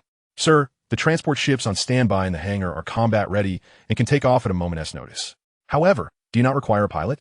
One of the highest-ranking ground crew members hesitantly inquired. Zhou Yuan was clad in full combat gear, seeing that he was preparing to depart. The crew member dared not allow the fortress commander to board a transport alone. Kid, do you have any idea who I am? Keep your concerns to yourself. I possess the qualifications to pilot both transport ships and starships. It's a confidential mission. No further inquiries, understood? Zhou Yuan lowered his voice slightly, speaking in a mysterious tone. Understood, sir. Upon hearing the word confidential, the ground crew members promptly sealed their lips, saluted, and turned a blind eye to Zhou Yuan, treating the matter as though it had never occurred. Indeed, orchestrating the escort team today was the right call. A smile crept onto Zhou Yuan's face as he boarded the nearest transport ship and sped off into the distance. These young soldiers were easily intimidated. Had it been the 5 colonels from a strategic group, they would have forcibly restrained him within the fortress. Such is the nature of rank. No soldier would allow their superior to wander out alone. Thus, he needed to expedite the formation of his escort team to ensure that his outings appeared more official. Before long, Zhou Yuan piloted the transport ship and landed on a small island. The isolation zone fortress was established on a plateau, bordered by the sea to the south and a river to the east, making it a fortification that was easy to defend yet difficult to assault. Although there were water bugs in the sea, they were far more manageable than the terrestrial variety. A swarm of bugs numbering in the millions would not even touch the fortress's defensive walls. As long as he remained vigilant against the intelligent bugs, he would be fine. After conducting a brief reconnaissance of the area, Zhou Yuan returned to the transport ship. It is decided then. The neo-mechanized era. Zhou Yuan dramatically waved his hand through the air, then opened the system store, indulging in a flurry of purchases. Ding. Purchase successful. Deducted 400,000 soul points. Acquired the B-type of the Leaf Unit number 2. Ding. Purchase successful. Deducted 400,000 soul points. Acquired the A-type of the Leaf Unit number 2. Ding. Purchase successful. Deducted 400,000 soul points. Acquired the commander of the Leaf Unit. Ding. Purchase successful. Deducted 400,000 soul points. Acquired Zhou Yuan clicked 7 times in succession, expending a total of 2.8 million soul points within the system store. He purchased 7 intelligent robots and selected enhanced human bodies from the additional configurations, effectively transforming the robots into artificial humans. His defense troops could not consist of emotionless, 300-pound iron lumps, Should any irregularities be discovered, it would be impossible to explain themselves. These robots were all inspired by a game he had played in his previous life. Although he had not particularly enjoyed the game, he was fond of the designs of the robots within it. Therefore, when the system store displayed these robots, he resolved to procure them as his strategic escort team. The current roster of the escort team is as follows: 2B, Commander, 6O, 21O, Popora, and Devara. All are female, with no males present, as he is a connoisseur of aesthetics, favoring these female characters. Now, they are all enhanced humanoid artificial beings, possessing combat capabilities comparable to those of humans who have been injected with Super Soldier Serum, along with individual combat skills. At 8 million, it is indeed somewhat pricey, but worth every penny. Zhou Yuan feels no remorse for this expenditure. Such is his nature. He is willing to spend lavishly on things he genuinely cherishes. Furthermore, he still has a substantial sum left, totaling 51 million, which brings him comfort. Zhou Yuan feels invigorated as he retrieves all 7 artificial beings from the purchasing warehouse. Additionally, he has prepared 7 complete sets of specialized equipment for the Slaughter Squad, which has been gathering dust for a month, and he can finally put them to use today. Commander, the 7 artificial beings appear, bowing in unison. Indeed, Zhou Yuan replies, removing his combat helmet to scrutinize them closely, a broad smile spreading across his face, vividly reflecting his current elation. Their impressive appearance combined with formidable combat prowess has solidified his guard squad. Although they number merely 7, their combat strength undoubtedly surpasses that of a conventional 100-member strategic guard unit. Most importantly, these 7 are solely loyal to him. Commander, 2B, A2, Pabala and Dabala. 21060. Chapter 229. The fortress is completed. Commander Zhou. Quite splendid. Although the system shop places no limits on purchase frequency, mere copying and pasting lacks appeal. Having a unique set is sufficient. After a moment of admiration, Zhou Yuan commanded, from this day forth, you shall comprise my guard squad, with the commander serving as your captain. However, before undertaking any missions, you must first familiarize yourselves with this world. The work tablets contain the information I have prepared for you. Additionally, the equipment has been tailor-made for you. You may don them shortly and become acquainted with your surroundings outside the cabin. Yes, Commander. Upon hearing Zhou Yuan's words, the 7 responded in unison, picking up the tablets from the ground to begin their perusal. Zhou Yuan settled into a chair, patiently awaiting their progress, silently appraising their attributes. He found himself particularly enamored with 2B's design. Her white short hair, black tactical goggles, Gothic-style black dress, and high-heeled knee-high leather boots. The white leotard beneath her attire, however, struck him as somewhat cliché. Oh, Zhou Yuan, you must not succumb to such trivialities. Lost in thought, Zhou Yuan realized his smile had become a bit too uncontrolled. So he straightened his posture and lit a restorative cigar to calm his emotions. He acknowledged his own proclivity for admiration. He fully understood the allure of such creations. Yet he was reminded that this was merely a nascent introduction. The dish was still too hot to taste. At noon, Zhou Yuan piloted the transport craft into the sky. By the end of the morning, the 7 had acquired a preliminary understanding of this world, as well as familiarizing themselves with their abilities and equipment, thus forming their combat capabilities. Simultaneously, Zhou Yuan had recorded their information, enlisting them into his strategic guard unit. Should anyone inquire, they were to state that it was an arrangement made by the Supernatural Warfare Bureau. A simple phrase about information confidentiality would suffice. Host, Zhou Yuan. Identity, Federal Major General. Commander of the Isolation Zone Fortress, Superhuman. Attributes, Strength 14, Speed 135, Jump 135, Agility 135, Endurance 14, Defense 14, Self-Healing 14, Skill 3, Brain Function 205. Skills, Telepathy, Mind Communication, Mental Storm, Psychokinesis, Hypnosis, Mind Control. Items, Icarus-class Destroyer, Nano Heavy Firepower Mecha. Title, Financial Expert, earning 5 soul points per minute. Soul points, 26. 514 million. There remains 6 million. Once suitable candidates arise, I can procure more serum for cultivation. I must also acquire additional robots. Seeking a desolate star to deploy the Icarus and have the robots oversee it. Ultimately, I shall acquire a superliminal transforming Gundam that can serve both for travel and pest control, enabling me to venture wherever I please. As Zhou Yuan piloted the transport craft, he meticulously plotted his future development plans. However, this developmental strategy could not be executed in the short term. For now, establishing the Isolation Zone Fortress takes precedence. Before long, the transport craft returned to the fortress. Zhou Yuan arranged temporary accommodations for the guard squad adjacent to his own before heading to the engineering district to oversee the fortress's construction. His fortress demanded his utmost attention. Every detail mattered. In the ensuing month, the Ghost Star remained tranquil. The construction of the Isolation Zone fortress approached completion, with only internal decoration and operational systems pending. The building process had been relatively smooth. The fortress's large communication window had never been opened, resulting in minimal interference from troublesome creatures, with no swarms of over 10,000 insects having emerged. Occasionally, some insect groups would collide with the fortress, but a slight increase in firepower on the defensive walls sufficed to handle them. Personnel-wise, the assembly had been completed 2 weeks prior. The total number exceeded 45,000, capable of deploying 3 small legions and half a fleet, presenting a formidable force overall. Although one of the small legions was composed of novice recruits, they had at least undergone basic training, granting them a fundamental level of combat capability. The appointments within the management were also finalized. The fortress commander is none other than he, Major General Zhou Yuan. Strategic Command Group, Major Darren, Major Angela, Major He-Ping, Major Tim, Major Quinn. Mobile Unit Commander Group, Captain Rosen, Captain Tang Lai, Captain Amin. Starship Fleet Captain Group, Major Sheila, Captain Sarah, Captain Winnie, Captain Bella, Lieutenant Carmen. Among the management, Carmen held the lowest rank. Of course, Major General Zhou Yuan did not grant Carmen any preferential treatment. He was not that kind of person. Following the federal expansion, the threshold for ship captains had been lowered to lieutenant, and Carmen merely lacked the requisite experience. Major General Zhou Yuan was committed to cultivating elite soldiers for the Federation, and promoting a talent like Carmen was entirely justified. On the 34th day of Zhou Yuan's arrival at Ghost Star, the fortress was completed.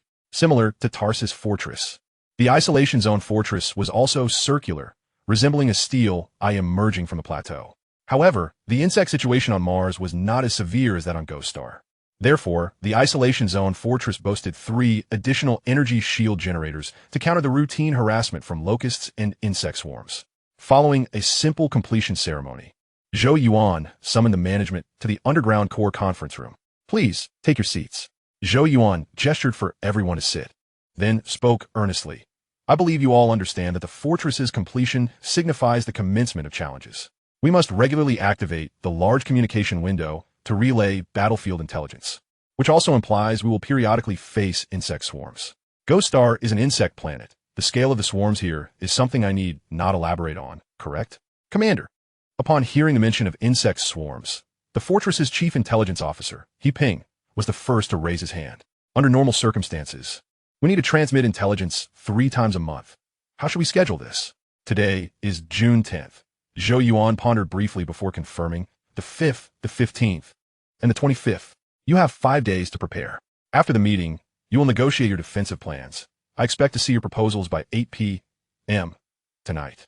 By the way, Amin will be overseeing the rookie recruits. This year, he is solely responsible for the Southern Water Insect Front.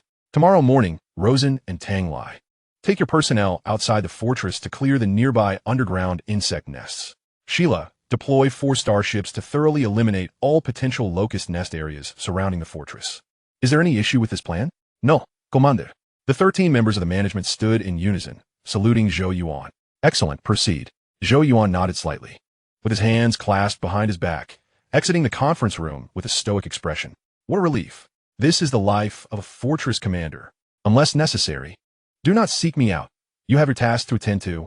Upon exiting the conference room, Zhou Yuan's lips effortlessly curled into a smile, his steps becoming markedly lighter. Chapter 2:30, A Beautiful Life. Commander. As he turned the corner, the 7 female guards of the escort squad suddenly emerged, encircling Zhou Yuan. "Let's go. It's time for a meal," Zhou Yuan said with a grin.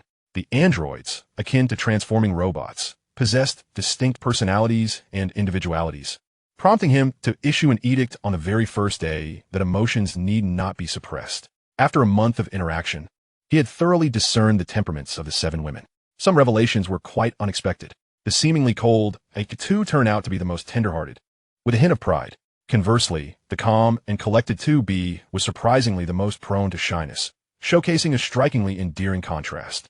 The commander, who appeared to be a diligent and efficiency-driven woman, was, in reality, a carefree sloth. As for why he was so well acquainted with them, it was because Carmen had just become the captain and was brimming with excitement, recently residing aboard the Starship to hasten her acclimatization. Thus, she temporarily took up residence in the Strategic Escort Squad's dormitory. This arrangement was not of his own volition, but rather an invitation from the acerbic 210, who expressed a desire to study beings more formidable than mere androids. With 210's presence, he now had 7 comparative targets for his physical training. His current existence was indeed splendid. Even ancient emperors might not have enjoyed such comfort. June 15th, 212 of the Dawn era. At 7 a.m., in the underground core area of the Strategic Escort Squad's dormitory, the plan had worked. Zhou Yuan reclined on the sofa, using A2 as a cushion and 2B as a footrest, turning his head to gaze at the wall screen, a gentle smile gracing his face. The footage displayed on the wall screen captured the real-time images of the insect Tide assaulting the fortress. At 6 a.m., the fortress had activated a large communication window. The signal emitted by this communication window was extraordinarily powerful, attracting all insects in the vicinity of the fortress. However, the scale of the insect Tide was not particularly vast, likely comprising fewer than 10 million creatures. The previous joint cleansing operation conducted by the mobile and Starship units had proven remarkably effective. The nearby soldier insect nests and locust nests had been obliterated, resulting in a relatively small-scale insect Tide assaulting the fortress today. Of course, this tactic could not be employed repeatedly, as the costs incurred from such an operation were exorbitant. The expense of a single joint cleansing could sustain the defensive wall for an uninterrupted 7 days and nights. The rationale behind this particular action was primarily due to the fortress being newly established, coupled with a plethora of novices within. Both the new fortress and its inexperienced personnel necessitated rigorous testing and adaptation. Initiating with a grand spectacle could potentially lead to catastrophic failures due to unforeseen malfunctions or mistakes. Commander, will there be 3 such insect tides every month henceforth? A2 cradled Zhou Yuan's head in her embrace, gently tapping his face with her finger, inquiring softly. Over the past month, she had thoroughly come to understand this world, recognizing the ongoing conflict between humanity and the insect race. She had not anticipated the formidable strength of the insect faction. Each mobilization involved millions of insects, shrouding both sky and earth. Such actions were merely commonplace? This was indeed astonishing. Well, if extraordinary circumstances arise, there may be even more, Zhou Yuan replied, gently shifting his head to adopt a more comfortable position. He had been curious about this during his time at Tarsus Fortress. Merely transmitting intelligence should suffice. Why was it necessary to activate a large communication window? However, having assumed the role of fortress commander, he understood that the situation was far more complex. Intelligence was merely the foundation. The crux lay in various star charts, which needed to be current. The Strategic Intelligence Department would analyze multiple batches of star charts to detect abnormalities within the star domain. For instance, a sudden surge in a number of asteroids within an asteroid belt or an increase in neighboring planets could indicate insect activity. Just like when they encountered the Frost Leviathan, Claire could simply check the star domain network to ascertain its origin. Such military reconnaissance was crucial, necessitating regular execution. The reproductive capabilities of these creatures were robust, their growth rate rapid, and their exoskeletons possessed energy absorption properties. It was hard to fathom that such beings were indeed carbon-based life forms. 210 fixated intently on the wall screen, occasionally jotting down notes on her work tablet, seemingly captivated by the insects. It is fortunate that the insects are carbon-based life forms, Zhou Yuan remarked contemplatively. Had they been silicon-based, humanity would face significant troubles. Although not a biologist, he had heard of the peculiarities associated with silicon-based life. Morgan once mentioned that within the GJ4 star system, there existed a life planet named Titan, inhabited by a form of silicon-based life, known as the Slim People. These beings typically exceeded 3 meters in height, resembling lanky telephone poles. In terms of life forms, the Slim People bore a striking resemblance to tree folk from films, their skin dry and wrinkled, adorned with myriad creases. As for the uniqueness of the Slim People, they did not require respiration or sustenance. Sunlight alone sufficed for their survival, with lifespans extending beyond a millennium. Furthermore, they could withstand temperatures soaring to 1,000 degrees and plummeting to -200 degrees, possessing regenerative capabilities for severed limbs, with only their brains being a vulnerable point. This meant that unless their brains were destroyed, the Slim People could be considered virtually immortal, with time being their sole adversary. However, the Federation did not regard the Slim People as a threat. Their formidable vitality was their only notable characteristic. Their reproductive capabilities were rather poor, and while their physical constitution was superior to that of humans, it was still limited, An adult slim person's strength was roughly comparable to that of Tyson. Fierce as they might be, a single barrage could easily incapacitate them. Moreover, their technological advancement was quite primitive, aside from possessing a few decent weapons. Their overall technological level remained entrenched in the industrial era. Thus, the slim people were deemed peculiar rather than fearsome. Acts of extermination and planetary conquest had not befallen them. They were merely occasionally captured for experimentation. Nonetheless, the Federation consistently monitored the slim people. Should they continue to be inept, they would be left in peace. However, if they exhibited promising developments, the Federation would seize valuable resources from them, then allow them to continue their existence. But if the slim people advanced too rapidly, the Federation would, after appropriating valuable assets, ensure that such life forms became merely a chapter in history. Ding! Just as Zhou Yuan was musing, the communicator on the table rang. It was a message from Colonel Darren. Zhou Yuan picked up the communicator to review the message. As the leader of the strategic escort squad, all of his work-related tasks and daily affairs were organized and prepared by her. What does it say? Zhou Yuan inquired. Though he had already formed a conjecture in his mind, Darren served as the chief strategist of the fortress, responsible for managing the Special Operations Unit. Although her slaughter squad was not included, the day before, Darren had requested him to intervene, permitting Dax to lead a high-difficulty reconnaissance mission, and today, it seemed to pertain to the same matter. Chapter 231. Taking matters into his own hands. The reconnaissance mission. We have received a mission, issued by Marshal Chen Jianglu. Marshal Chen wishes for you to personally lead the slaughter squad to Titan for a reconnaissance operation. The commander carefully scrutinized the content of the message before responding. Titan? Is it Saturn S Moon Titan, or the life-bearing Titan from the GJ, 4-star system? Upon hearing the mention of Titan, Zhou Yuan abruptly lifted his head from Atu's embrace. His expression one of astonishment. The life-bearing Titan from the GJ, 4-star system. Unaware of the reason for Zhou Yuan's shock, the commander solemnly reaffirmed, the life-bearing Titan. Zhou Yuan chuckled incredulously, wiping his face vigorously. Goodness, it seems that fate has a sense of timing. I had just been contemplating the slim people, and now, mere moments later, I receive a mission concerning them. Furthermore, the Chunjiang Tower is quite remarkable. Its fortress has only just been completed, and yet the mission has already arrived, which is indeed rather burdensome. Commander 6-0 opened Zhou Yuan's work tablet and presented it to him. Zhou Yuan gently caressed 6-0's cheek, playfully adjusted her golden twin tails, and then took the work tablet, scrutinizing its contents. Disappearance of the thin ones? Upon reading the initial segment of the mission intelligence, Zhou Yuan's demeanor shifted to one of seriousness. The incident occurred at 4 o'clock this morning. A starship, engaged in a long-term reconnaissance mission targeting Titan, discovered that the thin ones had vanished from the planet's surface. Not a single one was in sight. The crew initially dismissed it, attributing it to the early hour, as the thin ones typically ventured out only in sunlight. However, as time progressed, the crew sensed something amiss. The yellow dwarf star in the GJ-4 system was functioning normally, and Titan's climate was quite hospitable. Sunlight bathed the land. Yet no traces of the thin ones could be found. Whether scanning with radar or deploying aerial units, the outcome remained unchanged. Consequently, the crew transmitted the intelligence back. As they were merely a reconnaissance vessel with limited combat capabilities and could not risk landing for further investigation, given that the thin ones are silicon-based life forms.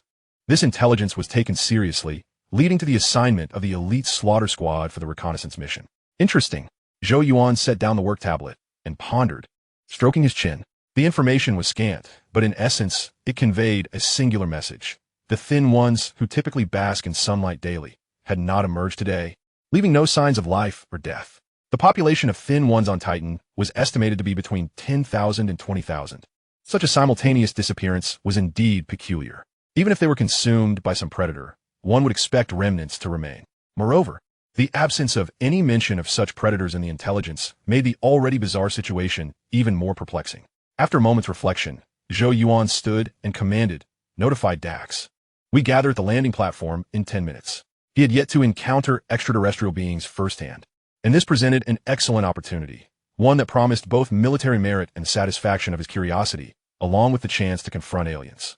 He simply had to go. Understood, Commander. The officer slightly bowed before seizing his communicator.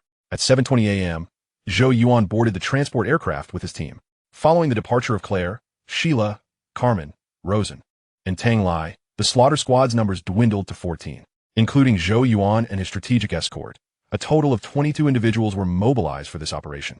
Excluding the pilot, Lewis, the operational team comprised 21 members, namely Zhou Yuan, 2B, the commander, 6-0, 21-0, Boboladola, Dax, Lucy, Chungyun, Austin, Eric, Atair, Stark, Seth, Jonah, Logan, Danny, Zhang Yekuan, Lu Xingfei, and Lewis.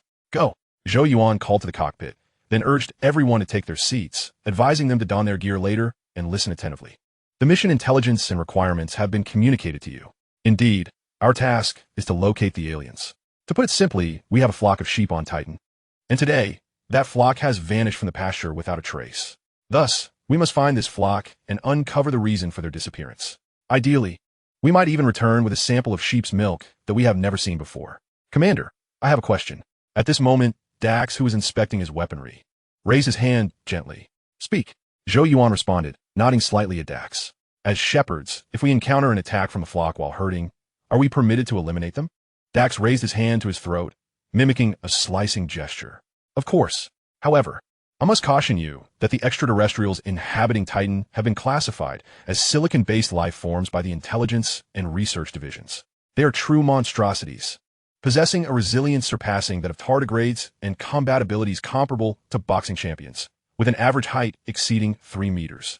Should combat ensue, their only vulnerability lies in the head, and you can refer to the mission intelligence for further specifics. Zhou Yuan articulated each word with deliberate clarity. Silicon-based aliens? Tardigrades? Goodness. Do they thrive on radiation? Upon hearing Zhou Yuan's words, the expressions of the team members shifted, and they hurriedly activated their combat devices. The time spent boarding had been too rushed, leaving them no opportunity to review the mission intelligence. They were merely aware of their reconnaissance duty, unaware of the formidable challenges that lay ahead. I will reiterate, our mission is primarily reconnaissance, focused on gathering intelligence. We must avoid combat wherever possible. Do not allow those extraterrestrials to detect our presence. If we are discovered, we shall neutralize any alien that does so. Act decisively when engaging. Prioritize your safety above all else. I grant you the authority to engage fire. Lastly, remain adaptable and heed my real-time commands. Having never faced the thin ones before, Zhou Yuan maintained a heightened level of vigilance, repeatedly reminding his team not to let their guard down. Given the lack of intelligence, caution was paramount. What if the thin ones were already aware of their surveillance by a more advanced civilization and had set a trap? What if the thin ones have been exterminated by a superior species, rendering Titan a lair for such formidable beings? With these thoughts in mind, Zhou Yuan activated his personal panel, adopting the title of Supremely Wise. Host, Zhou Yuan. Identity, Federal Major General, Commander of the Isolation Zone Fortress, Superhuman. Attributes, Strength 14, Speed 135, Jump 135, Agility 135, Endurance 14, Defense 14, Self-Healing 14, Skill 3, Brain Function 305. Skills, Telepathy, Mental Communication, Psychic Storm, Telekinesis, Hypnosis, Mind Control. Items, Icarus-class Destroyer. Nano-Heavy Firepower Reaction, Mech Title. Supremely Wise, increases brain function by 10. Soul Points, 26, 766, 000. With a brain function of 305. Activating his telepathy would at least ensure he remained undetected by adversaries. Chapter 232, Landing on Titan. As 9 a.m. approached, the Starship entered the GJ-4 system, arriving in the outer space of Titan. Newbies, we have arrived at our destination. I have already outlined the procedure. Are there any questions? As a transport aircraft detached from the Starship and entered landing mode, Zhou Yuan stood fully armed, surveying the team. No, Commander. The group stood, either thumping their armor or brandishing their weapons, indicating their readiness for combat. Commander, there is an issue. A voice from the cockpit, Lewis, reported. The magnetic field on Titan is shifting, which may disrupt our communications and hinder radar detection of surface conditions. This was a piece of good news. If such a task could be accomplished by any random squad, why would the slaughter squad be necessary? Zhou Yuan crossed his arms, maintaining a stoic expression, though internally, his vigilance heightened. The mission intelligence had not mentioned any changes to the magnetic field. Clearly, this complication had arisen recently, perhaps during their transit. It could be a natural phenomenon or the result of the thin one's interference. Regardless, it posed a significant challenge, and they needed to proceed with caution to avoid falling into any traps. 5 minutes later, the transport aircraft landed successfully. Zhou Yuan had chosen a landing point in the G area of Titan, situated in the interior of the main continent. The inland G area was a place where oceanic air currents struggled to reach, surrounded by expansive mountain ranges that created a distinct temperate continental climate, with ample sunlight and dry conditions. Such a locale, if placed on Earth, would be an ideal orchard. The thin ones, who relied on sunlight for their existence, resided here. Let us move out. Zhou Yuan raised his arm with a decisive gesture, leading the team away from the transport aircraft as they commenced their march towards the mission area. Titan Star's G-Zone is divided into 9 sectors, and they currently find themselves on the periphery of Sector 2, while the thin ones reside at the heart of Sector 5. Sector 2 is characterized by a wind-eroded plain resembling a Yodin landform. As far as the eye can see, desolation reigns, with only yellow sands and earthen mounds in sight. Sector 5 is somewhat similar, yet its mounds tower far higher than those in Sector 2, to the extent that one could aptly describe them as a mountain range. It is within these mountains that the thin ones burrow their homes. The primary objective is search and reconnaissance. Dax, it's your responsibility, Zhou Yuan stated, surveying the surroundings before giving Dax a thumbs up. Dax nodded and raised his hand to issue orders. Form into groups of 4 and disperse for search. Report in real time, and direct engagement is permitted. Understood, Commander. The team members immediately scattered, with 13 individuals dividing into 3 groups of 4, while the solitary Dax operated independently. Having injected the Super Soldier Serum, Dax was now equipped to handle solo missions. Commander, may I proceed? 21-0 glanced at the commander, noticing him engrossed in the combat display, and approached Zhou Yuan to inquire quietly. Of course, Zhou Yuan replied, tapping lightly on 21-0's combat helmet with a smile. 21-0 was indeed curious. Having come on her first extraterrestrial mission, Zhou Yuan then turned to the other women, saying, "You are free to explore, but do not wander too far. Remember to keep an eye out." "Yes, thank you, Commander." Several voices from the team echoed in response. The Diva and Deborah sisters, along with 21-0, quickly formed a group with 6-0, 2B, and A2, leaving only the commander beside Zhou Yuan. "Aren't you interested in the alien world?" Zhou Yuan removed his combat helmet, lit a restorative cigar, and asked the commander. "I am indeed fascinated.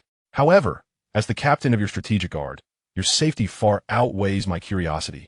She replied with a slight bow, her hands clasped at her abdomen, performing a gesture reminiscent of ancient women in Zhou Yuan's memory. "Truly, you are the most understanding." Zhou Yuan chuckled, placing a hand on the commander's shoulder in a brotherly manner. This is a quality every soldier should possess. Hearing Zhou Yuan's words, the commander's lips curved slightly beneath her helmet, a blend of pride and implication in her tone. "Your safety is my responsibility. Let those immature individuals do as they wish. I do not require their assistance." Zhou Yuan feigned surprise. "Really? Not even for tidying up?" "Nonsense." The commander retorted coolly before Zhou Yuan could finish. "That is merely a fabrication of 6-0. You should know how much he enjoys mischief." "Sir, a wise person such as yourself wouldn't fall for such a foolish lie, would you?" As she spoke, the commander swiftly removed her helmet. Her eyes narrowed, her expression icy, yet a faint blush adorned her cheeks as her gaze pierced Zhou Yuan's face like a blade. "Of course not. I am not one to heed rumors lightly, especially since you are the person I trust most. I know how steadfast and reliable you are," Zhou Yuan replied earnestly, sensing the commander's intense emotional turmoil.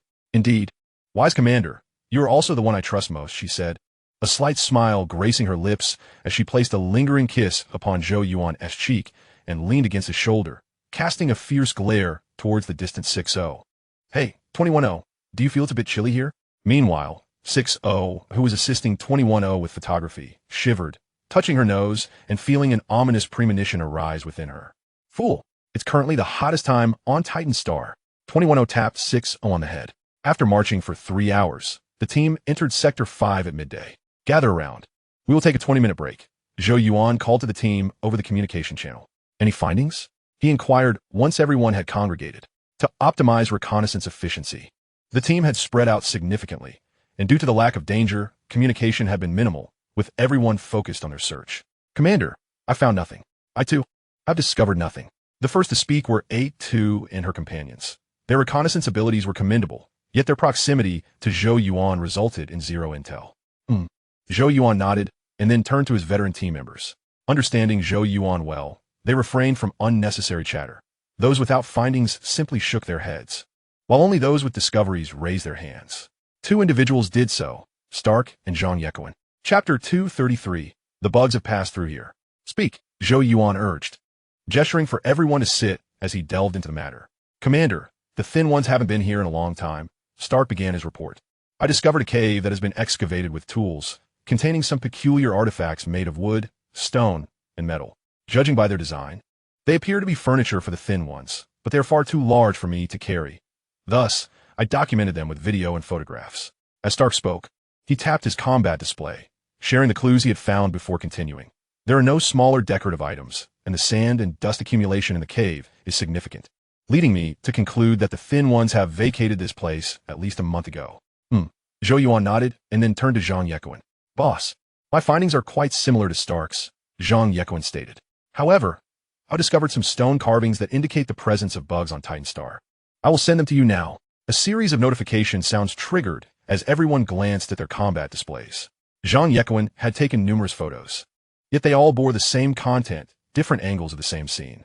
On a smooth rock face, a multitude of etched lines intertwined to form a grand relief. The relief was quite detailed, making its content easily interpretable. A swarm of soldier bugs was surrounded by a group of thin ones, armed with various weapons. Engaged in a slaughter of the soldier bugs, it was a record of battlefield confrontation. Curse the intelligence department, Dax snorted, visibly displeased with their information-gathering capabilities. They don't even know who our enemies are. What good is such an intelligence department? It's fortunate we discovered this vital information early. Had it been later, when surrounded by a tide of bugs, it would have been too late. Despite having received the Super Soldier Serum, he did not possess the confidence to battle against a swarm of bugs. The pincers of soldier bugs could pierce even space-grade alloys. Not necessarily. From the stone carvings, it seems the thin ones were likely the ultimate victors. Had they been the ones to lose, this relief would not exist. The intelligence department has never reported the presence of bugs on Titan Star, which implies that the bugs may have been eradicated by the thin ones long ago. Most importantly, the thin ones and the bugs are enemies. They are unlikely to coexist, yet we have found no corpses here. This information suggests that the disappearance of the thin ones is not significantly related to the bugs. Zhou Yuan shook his head. The reconnaissance capabilities of the intelligence department are indeed quite strong. A single oversight does not define their competence. Based on the plethora of clues available, it is highly likely that the bugs have long since vanished from Titan Star, and the root cause of the thin one's disappearance is likely to lie within their own ranks. As thoughts swirled in his mind, Zhou Yuan spoke again. Of course, these are merely preliminary intelligence conjectures. In our forthcoming operations, we shall regard the alliance of the emaciated and the insectoids as hypothetical adversaries, treating this reconnaissance as if it were conducted behind enemy lines. Ultimately, our lives are precious. If we can ascertain the situation, we shall do so, and if not, we shall retreat, regardless of the peculiarities present on Titan. The fleet's firepower will suffice to deal with them. Do you understand? Understood, Commander. Upon hearing Zhou Yuan's words, the team felt both relaxed and confident. Indeed, there was no need for them to push themselves to the brink. This was merely a conventional reconnaissance mission that did not require reckless sacrifices. Nevertheless, they aimed to accomplish their task efficiently and splendidly. Their unit was the most formidable special operations force in the entire Federation, the Slaughter Squad. With a perfect record of task completion thus far, they were determined not to tarnish this reputation, especially since few missions could jeopardize it.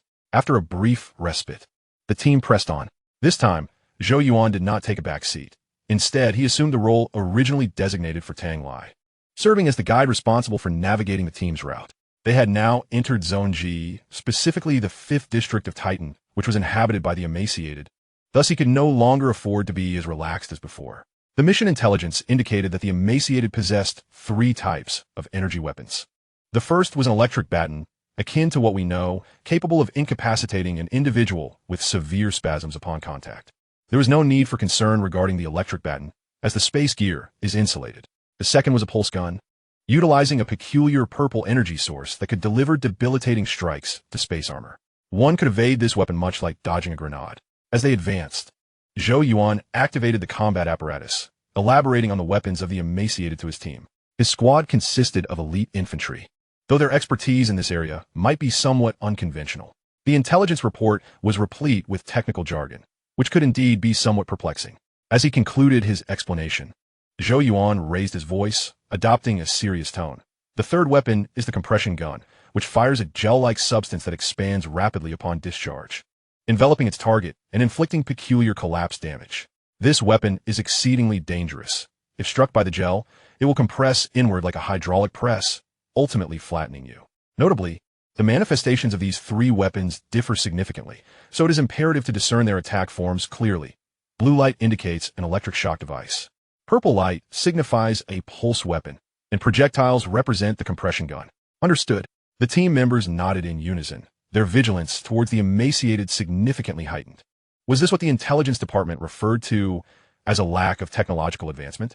Dax was quite incensed as he sarcastically remarked, "Perhaps we ought to thank the intelligence department. Had it not been for their incompetence, the second chancellor would not have so swiftly resigned just 2 years into office."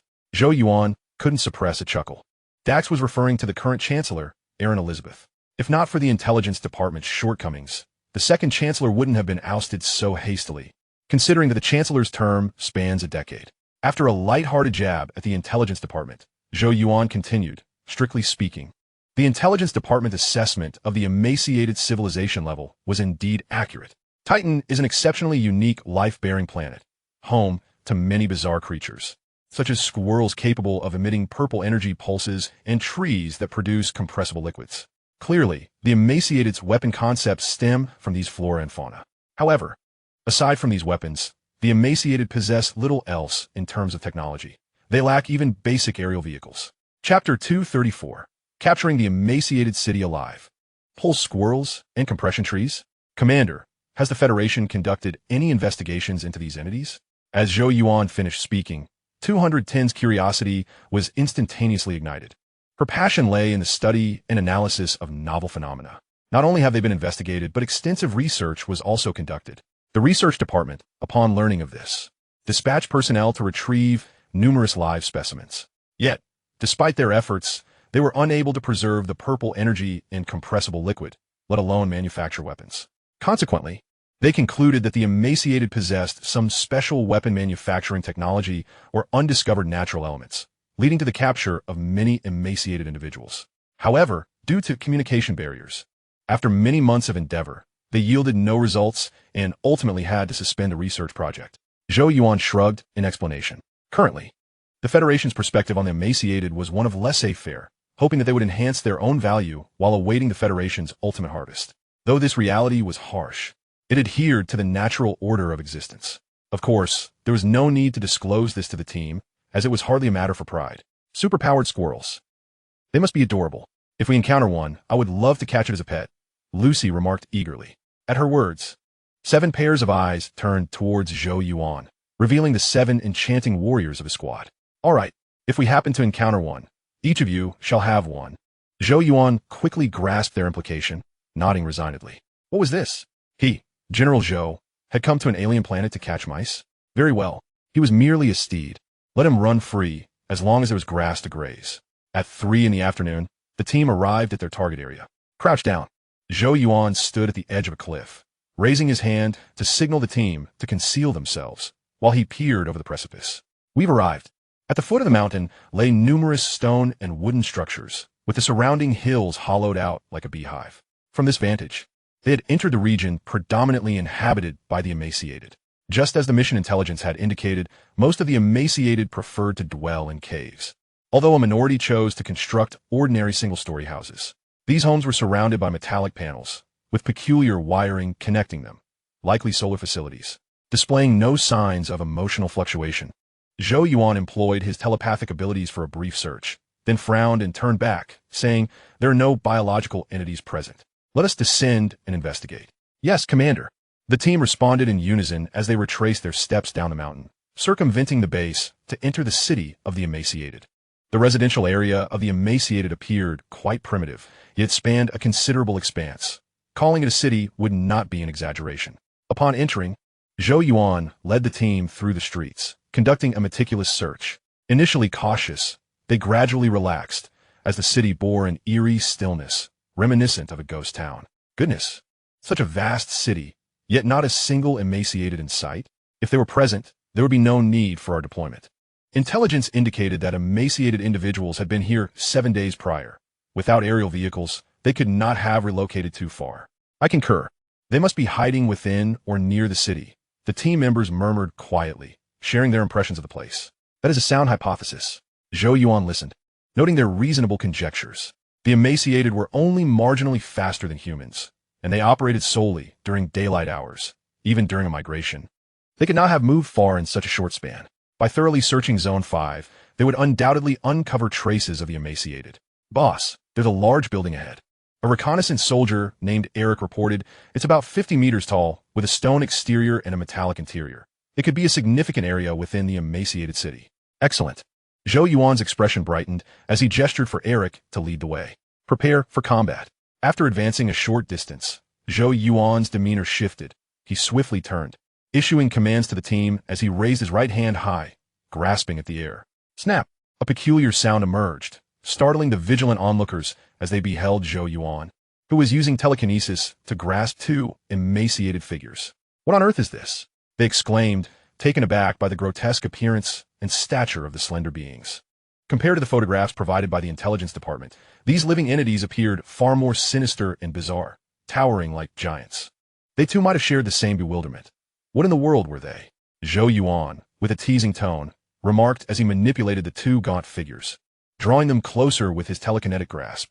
As he did so, the mouths of the slender beings moved, emitting faint, raspy sounds, seemingly attempting to communicate with Zhou Yuan and his companions. Unfortunately, none could comprehend their utterances. The research department had studied the written and spoken language of these beings, yet they yielded no fruitful results. Their mode of communication resembled that of animals, producing singular sounds that current human technology could not decode. Moreover, telepathy proved ineffective. It was as if they were devoid of any cognitive presence, akin to facing a true inanimate object. Let me give it a try, Zhou Yuan declared, removing his combat helmet and handing it to the commander beside him. He was intrigued by the ineffectiveness of telepathy with the slender beings. If one could converse with insects, why not with these entities? It was likely a matter of insufficient capability on their part. We mean you no harm. Please calm yourselves and refrain from attempting to break free from my grasp. Zhou Yuan activated his telepathic ability, sending out his mental waves to the two slender figures, simultaneously employing mental communication. To his surprise, there was no response. Were silicon-based life forms truly this peculiar? After several attempts to elicit a reply, Zhou Yuan received nothing. Not only was there a lack of feedback, but he could not even detect the mental waves of the slender beings. It was as if they were lifeless. Captain, how goes it? Dax asked softly, recognizing Zhou Yuan's actions as attempts at telepathy. Nothing at all. Their minds are utterly blank. One could even say they lack a brain. Zhou Yuan mused, growing increasingly fascinated by the slender beings. Just then, as Zhou Yuan reached out to touch one of the slender figures, intending to pinch its skin, his telepathic ability finally received a response. He sensed a wave of intense hatred and fear. However, the source of this mental wave was not from the creature's brain.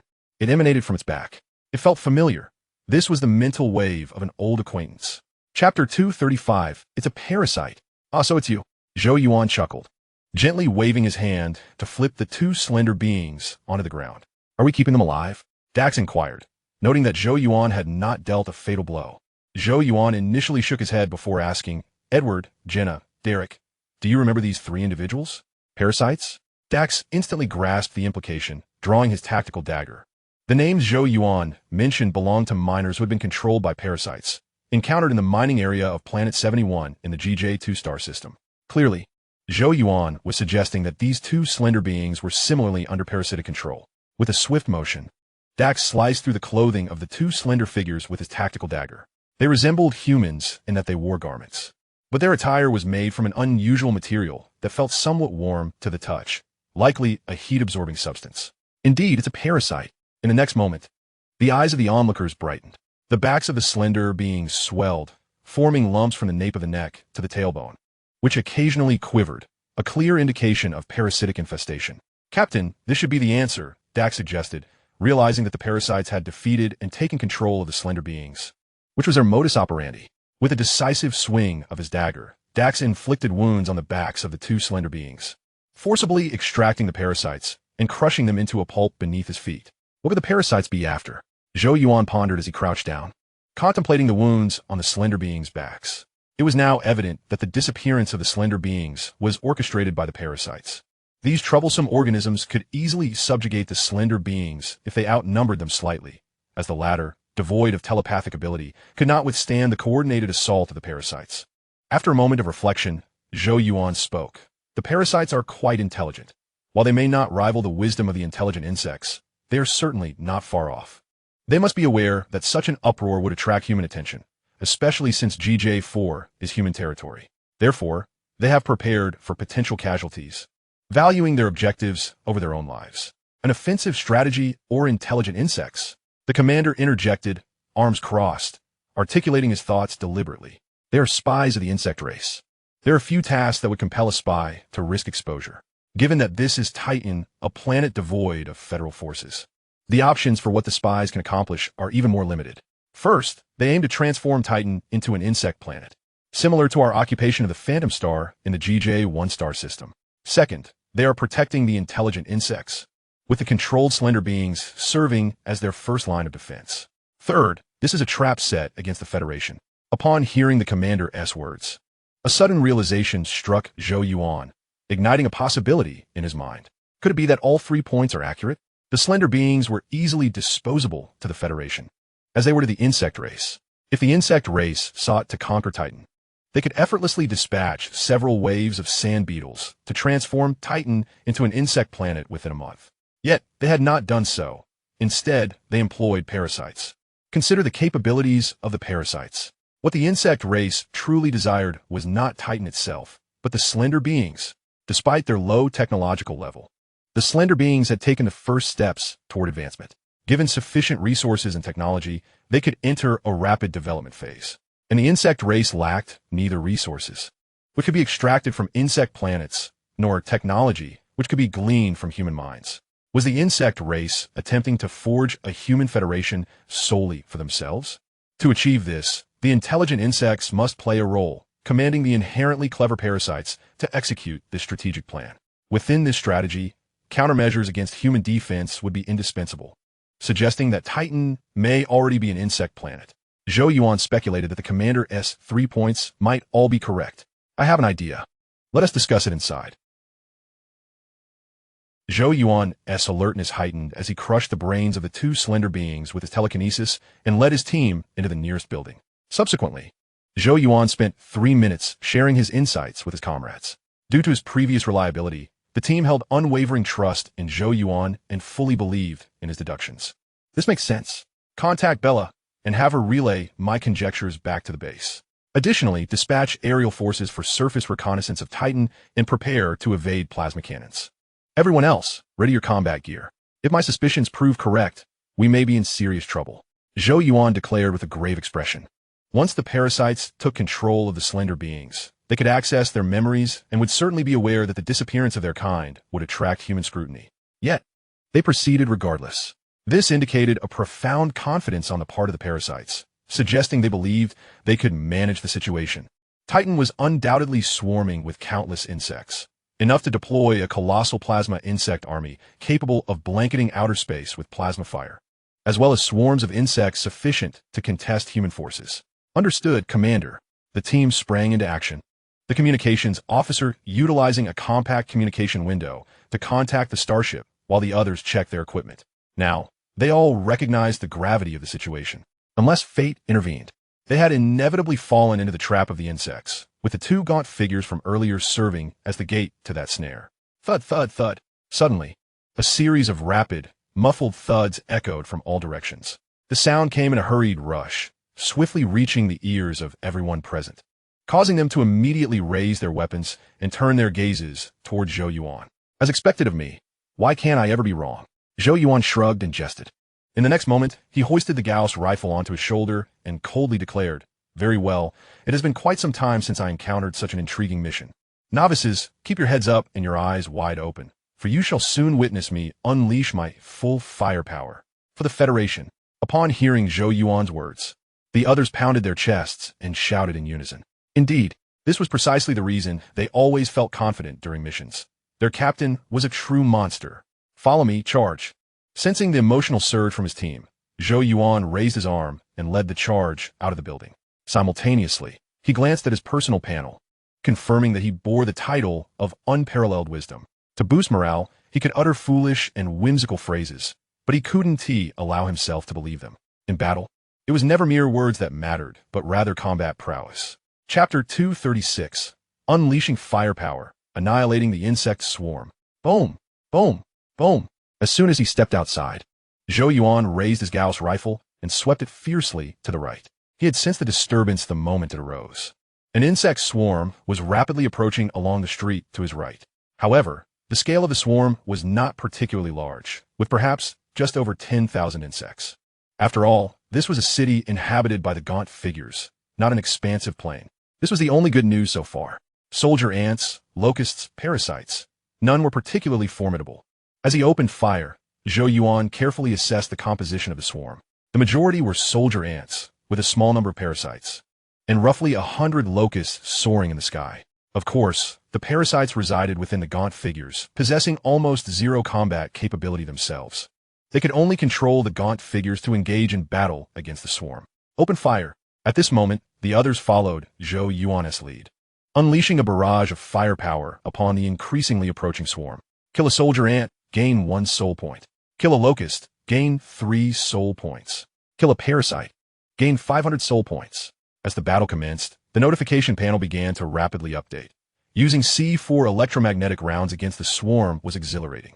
Additionally, the 7 stunning members of the strategic defense team also contributed soul points to Zhou Yuan as they exterminated the insects. However, Zhou Yuan's focus was not on soul points. He hurled 2 primal grenades towards the swarm and shouted to his teammates, "Retreat while firing, to the tallest building." "Yes, Commander." Upon receiving the command, everyone began to run. Zhou Yuan took up the rear, firing while meticulously observing the swarm. The swarm, surging into the city, was indeed modest in scale.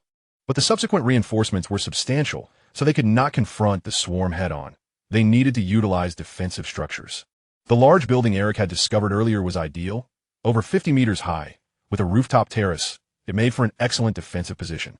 A minute later, the team arrived at the base of the target building. "Lucy, double scan. The rest cover our retreat." The building's doors and windows were sealed. So Zhou Yuan didn't rush inside. Instead, he instructed his teammates to use the scanning and sonar devices. Due to their retreating while firing, the swarm had already caught up. What was once a distance of 200 to 300 meters was now less than 100. However, the swarm was not large. The front line likely numbered fewer than 100 insects. Thus, the defensive pressure on the team was not overwhelming. With Gauss rifles, B-2 grenades, mixed explosives, and shockwave grenades, these formidable assets prevented any insect from approaching them before their ammunition ran out. Boom! Boom! Boom! While firing, Zhou Yuan shouted, "Snipers and scouts, focus on the rear of the swarm. I need to know the real-time movements of the swarm." Boom! In the next moment, an explosion accompanied by a crackling sound erupted. Purple light appeared in the distance, emanating from rooftops, cascading down towards the high-rise in pulsating bursts. Boom! All clear, the building is secure, hurry inside. However, before the purple light could reach them, Lucy, having checked the interior of the building, exclaimed that she had blown open the main entrance. "Go!" Zhou Yuan urged his teammates loudly, simultaneously tossing 2 primal grenades in place. The purple light had been the pulse attack from the gaunt figures. Let me reiterate.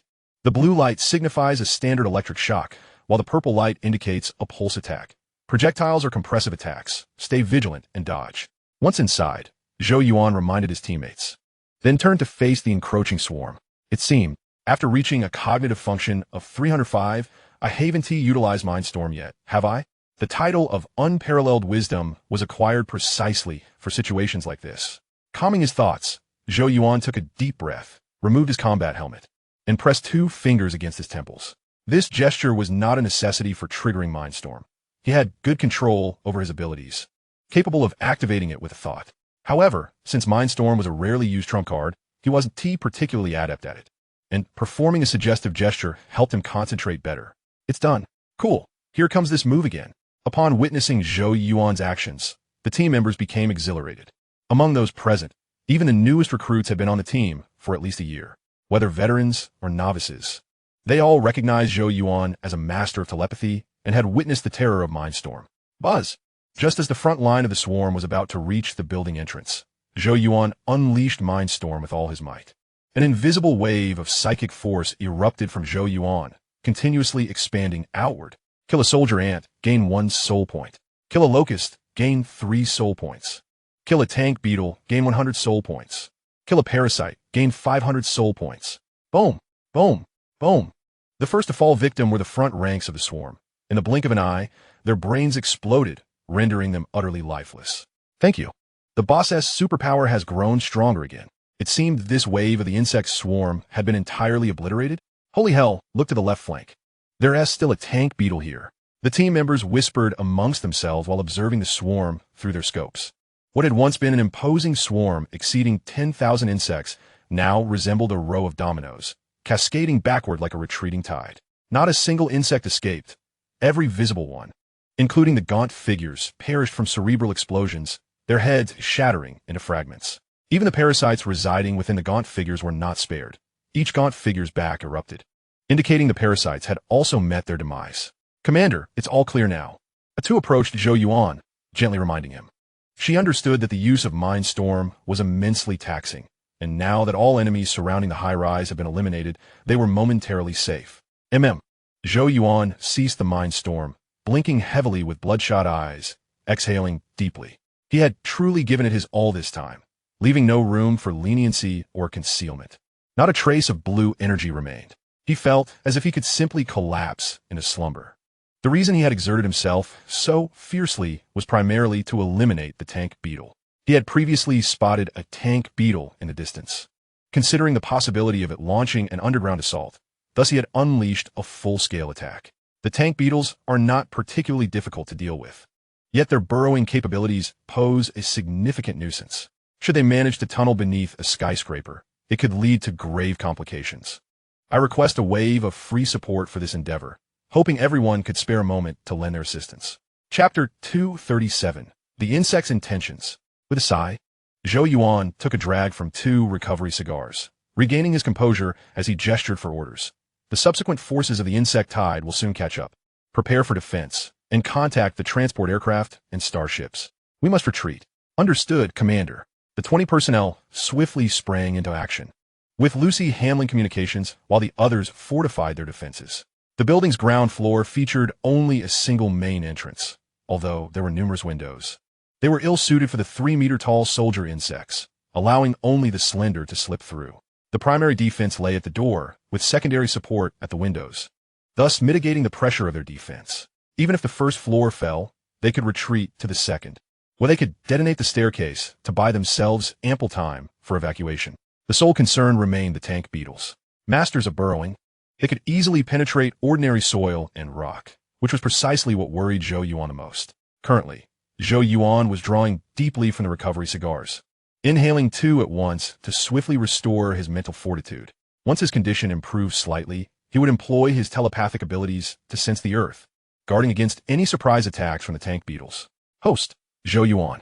Identity, Federal Major General, Commander of the Isolation Zone Fortress, Superhuman. Attributes, Strength 14, Speed 135, Jump 135, Agility 135, Endurance 14, Defense 14, Self-Healing 14, Skill 3, Brain Function 305. Skills, Telepathy, Mental Communication, Mindstorm, Psychokinesis, Hypnosis, Mind Control. Items, Icarus-class Destroyer, Nano-Heavy, Firepower Mecha. Title, Incomparable Wisdom, enhancing brain function by 10. Soul points, 26, 983,000. During a brief respite, Zhou Yuan glanced at his personal panel. The recent use of Mindstorm had garnered him 220,000 soul points. This was thanks to the parasites and tank beetles. The former yielded 500 soul points each, while the latter provided 100. Eliminating a few batches could easily net him tens of thousands. Otherwise, relying solely on the lower-value soldier insects and locusts would have seen him grinding for soul points until the following day. Captain, the situation is dire. After a moment's pause, Lucy hurriedly approached Zhou Yuan. Titan Star has indeed transformed into an insect planet. While we were under attack, the entire planet erupted in an insect crisis. The plasma cannons now blanket the outer space, and Captain Bella has retreated into space. The aerial squadron is also in peril. Out of 20 aircraft, 4 have already been destroyed by plasma fire, and the remaining 16 are seeking opportunities to evacuate from Titan Star. Lewis on Snow Mountain in Zone 8 reports that the airspace in Zone 5 is completely blocked by plasma fire, making access extremely challenging. He requests a bit more time. Understood. Zhou Yuan was not surprised by Lucy's words. He had anticipated that Titan Star was a trap, and it had been meticulously laid. The prey had no inkling of the snare until it was too late. After a moment of contemplation, Zhou Yuan stated, "We can still hold our ground. Instruct Lewis not to rush. Tell him to inform Bella that there is no need to come for me. If an opportunity arises, he should evacuate directly. And the same goes for the aerial forces. Evacuate if possible. Finally, have Bella contact the fortress to alert them that the planets surrounding Titan star may all be insect planets, and request the strategic department to dispatch legions and fleets. I'll take care of it. Lucy gasped, dashing to the side to activate a small communication window. Zhou Yuan's instructions were clear and concise, ensuring she understood perfectly. The insect race may have thoroughly invaded the GJ-4 star system. Zhou Yuan gently shook his head, expelling the remnants of the cigar that had burned down to the filter and lit 2 new ones.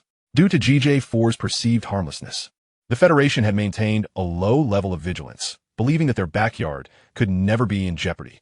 Now, it seemed the insects had infested GJ-4. Perhaps this was the reason Dax often berated the intelligence department. Those inept fools were indeed deserving of their reputation. Nevertheless, it was not his concern. His fortress lay in GJ-1, separated from GJ-4 by an entire solar system. No matter how chaotic GJ-4 became, it would not affect him. According to reconnaissance mission review protocols, his task was already accomplished. Zhou Yuan sat cross-legged upon the ground, reflecting on the events of the day and synthesizing the clues into actionable intelligence. First, the insect race sought to develop its own technological tree. Second, the insect race had captured Titan Star, and the surrounding planets were likely under their control as well. Third, only the brain insects possessed the capability to orchestrate such a grand-scale invasion. The recent insect tide indicated that a brain insect was directing the offensive from Titan Star. Fourth, the brain insect must be hiding in a location sufficiently secure to withstand a confrontation with human legions and fleets. Otherwise, it would not have initiated hostilities so decisively. Fifth, the brain insect's proactive declaration of war demonstrated its confidence in the situation. At present, 4 out of 5 of these hypotheses were certain, while the second and third were highly probable, indicating that the situation was far from favorable. Thus, my immediate course of action must be to retreat. This vast battlefield cannot be managed by a single superhuman leading a small squad. It is prudent to wait for the legions and fleets to arrive before proceeding further. After a moment's contemplation, Zhou Yuan resolved to stand. A single superhuman, 7 artificial beings, 1 enhanced individual, and 12 elite infantry. This force was formidable, yet insufficient. It could handle routine missions, but facing an insect planet, he feared that he might be the only one to escape utilizing the mecha. Captain, the insect tide is upon us. 3 minutes into their ascent of the skyscraper, Dax reported through his binoculars. Zhou Yuan had just dispatched a wave of the insect tide, creating an insurmountable barrier of insect corpses. Yet the insect's speed was remarkable. In just 3 minutes, the subsequent forces of the tide had caught up. Amateurs, prepare for battle. Zhou Yuan shouted. Snipers and scouts, head to the upper floors. Hand over the weapons to the slender ones, and do not let them approach the building. Everyone else, follow me. Let the insects in a fight, and use their bodies to block the first floor. This tactic had been carefully devised by Zhou Yuan. In essence, it was a strategy to delay until Lewis could bring the transport aircraft. Yes, Commander.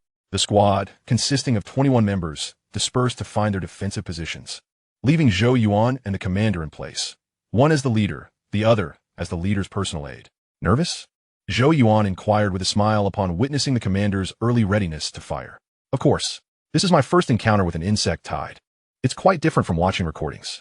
But you need not worry. My dear commander, we shall do everything in our power to ensure your safe departure. As the insect tide drew nearer to the building, the commander spoke in a low voice. Then, I appreciate your efforts. There is no need to overly concern yourselves. The time for desperation has not yet arrived. Zhou Yuan patted the commander on the shoulder, feeling quite relaxed despite the situation. Such a spectacle did not intimidate him in the slightest. Chapter 238, Explosions are Art. With a whoosh, the insect tide reached the entrance of the building and began to batter the doors. Fire. Zhou Yuan was the first to pull the trigger, leading his team into combat. Initially, he instructed everyone not to shoot too fiercely, as he needed the insects to enter the first floor, intending to use their corpses as barricades. Boom! Boom! Boom! A volley of shots, with CE-4 electromagnetic rounds obliterating numerous insects, successfully impeded the tide's charge with their bodies. Fall back, Zhou Yuan commanded as he continued to shoot, urging everyone to retreat a short distance. Thus, after approximately a minute of firing and retreating, the first floor of the building was already piled high with insect corpses. Outside the grand entrance, the insects were determined to breach the threshold, needing first to crash through the bodies piled in the front or to scramble over the heap. Split up and ascend the staircase. Cease fire for now. Let the insects come in. With a noticeable reduction in the onslaught of the insect tide, Zhou Yuan holstered his weapon and waved, issuing commands. Understood, Commander. The team dispersed at this moment, ascending the staircase to the left and right. The first floor boasted 2 spiral metal staircases on either side, wide and robust, allowing ascent to the second floor after traversing several dozen steps. Do not rush. Wait for my signal before resuming fire. Zhou Yuan raised his hand, calming his comrades as his gaze remained fixed on the entrance. The insect tide was composed of soldier bugs, locusts, and parasitic insects. The flying locusts were unable to infiltrate the building, and the emaciated individuals under parasitic control were closely monitored by snipers and communications personnel, rendering them unable to enter as well. Thus, the only adversaries they currently faced were the soldier bugs. He intentionally left a slight opening in the defensive line at the entrance, enticing the soldier bugs to pour through, persistently pursuing them. A bit of kite flying was necessary to prevent the insect tide from becoming desperate. Commander, I have spotted the source of the insects. From the east, they are approaching from Sector 6. At this moment, Danny, stationed on the second floor and sniping the emaciated foes, shouted over the team channel. All right, I understand, Zhou Yuan replied, raising an eyebrow. It seemed the nearest insect nest was in Sector 6, though he wondered if the brain bug was present there. I will head upstairs. This area is entrusted to you. Remember, do not completely seal the entrance. Give the insects a glimmer of hope, allowing them to perceive the front door as their best point of breakthrough. After a brief moment of contemplation, Zhou Yuan called out to Dax, then turned and ascended the staircase. The building soared over 50 meters high. However, due to the average height of the emaciated individuals surpassing 3 meters, each floor's height exceeded 6 meters. The structure, exceeding 50 meters, was divided into merely 7.5 levels. Zhou Yuan raced up to the rooftop, removing his nanowatch from his armor. Activate. He tossed it lightly, and the nanowatch expanded in midair, transforming into a nano-heavy firepower reaction mech. Sir, Unit 1 at your service. The AI-controlled mech landed gracefully, saluting Zhou Yuan. Unit 1, proceed to Titan Star, Sector G, Zone 6. Based on your understanding of the brain bug, analyze and deploy a tactical nuclear strike on the area where it might be hiding. The combat console contains a map. You may autonomously connect to download data. Depart now, maintaining your cloaking system. Zhou Yuan instructed in a hushed tone. Sir, do you require confirmation of the kill? Unit 1 inquired, delaying its departure for a moment. No need, Zhou Yuan shook his head. I only need you to create some disturbances for the brain bug, diverting its attention from my squad. Understood, sir. With that, Unit 1 immediately comprehended its task, controlling the mech to ascend and fly toward the target area. Zhou Yuan smiled faintly, withdrawing his gaze from the eastern horizon. If he were the brain bug, he certainly would not hide in such an obvious location as Sector 6. However, even if it remained elusive, it would merely serve to create chaos for the nearby insects, distracting them from moving toward the city. Click! With the Gauss gun in hand, Zhou Yuan approached the edge of the rooftop and gazed down. The scale of the insect tide had burgeoned, swelling from thousands to hundreds of thousands. In every direction, the ground was swarmed with insects, forming a dark, spiderweb-like mass upon the streets. Fortunately, the density was not overwhelming. The buildings helped to divert the insect forces and obstruct the troublesome armored tank bugs. Otherwise, a tide of hundreds of thousands would easily batter down the walls of the building, even if they were constructed from stone and reinforced with metal. Beep, beep, beep. A series of alarm sounds erupted as Zhou Yuan targeted the most congested street, launching a barrage of shockwave grenades. Kill 1 soldier bug, gain 1 soul point. Kill 1 parasitic insect, gain 500 soul points. The already rapidly refreshing notification panel was inundated with alerts. The speed of updates so swift that they were nearly indecipherable. What a pity. Why didn't the emaciated individuals yield soul points? Zhou Yuan lamented while continuing to toss shockwave grenades, reaching into his ring for more of these formidable devices he had stockpiled. Whoosh. Soon, Zhou Yuan's relentless bombardment captured the attention of the insect tide, while the soldier bugs, parasitic insects, and armored tank bugs were powerless against him. The locusts were a different matter. A swarm of dozens of locusts surged toward him, their speed remarkable, green wings creating a multitude of afterimages in their wake. Foolish creatures. Do not interfere with my farm and be gone. Zhou Yuan scolded, wielding the infinite bullet S-500 revolver and pulling the trigger with precision. The locusts, with a linear speed of approximately 300 kilometers per hour, translating to over 80 meters per second, could double their velocity in a dive. This combination of speed and flight made locusts deadly to ordinary infantry. But who was he? He was a superhuman, exceeding 100 meters per second in speed. with reflexes that were extraordinarily heightened. Before such a being, the locusts, which charged without the ability to turn or employ ranged attacks, would find it nearly impossible to graze even a strand of his hair. Kill one locust, gain 3 soul points. Kill one locust, gain 3 soul points. An onslaught of rapid-fire shots. With a slight shift of his footing, Zhou Yuan unleashed a barrage from both guns, disorienting the locust swarm in an instant. Not a single locust could touch him. From a distance, they met their demise, reduced to mere fragments scattered about. Sweating yet, my friend? Observing the remaining locusts scatter. Dissuaded from further charges, Zhou Yuan couldn't help but chuckle. This was the nature of insects. Like humans, they were creatures of remarkable adaptability. When they could overpower, they struck ruthlessly. When they could not, they fled in desperation. Beep, beep, beep. After instilling fear in the locust swarm, Zhou Yuan resumed his previous task. He retrieved shockwave grenades from his ring and hurled them into the densest clusters of insects below. Chapter 239, Bombarding the City. Host, Zhou Yuan. Identity, Federal Major General. Commanding Officer of the Isolation Zone Fortress, Superhuman. Attributes, Strength 14, Speed 135, Jump 135, Agility 135, Endurance 14, Defense 14, Self-Healing 14, Skill 3, Brain Function 305. Skills, Telepathy, Mind Communication, Mind Storm, Telekinesis, Mind Hypnosis, Mind Control. Items, Icarus-class Destroyer, Nano Heavy Firepower Reaction, Mech Title. Exceedingly Wise, increasing brain function by 10. Soul Points, 27,013,000. 3 minutes later, having expended the majority of his shockwave grenades, Zhou Yuan glanced at his personal panel. The haul was commendable, with soul points having increased by 30,000. Yet, beyond mere accumulation, the experience mattered most. The explosions had been immensely satisfying. Moreover, having taken a brief respite, his mental strength had significantly replenished, the drowsiness entirely dissipated.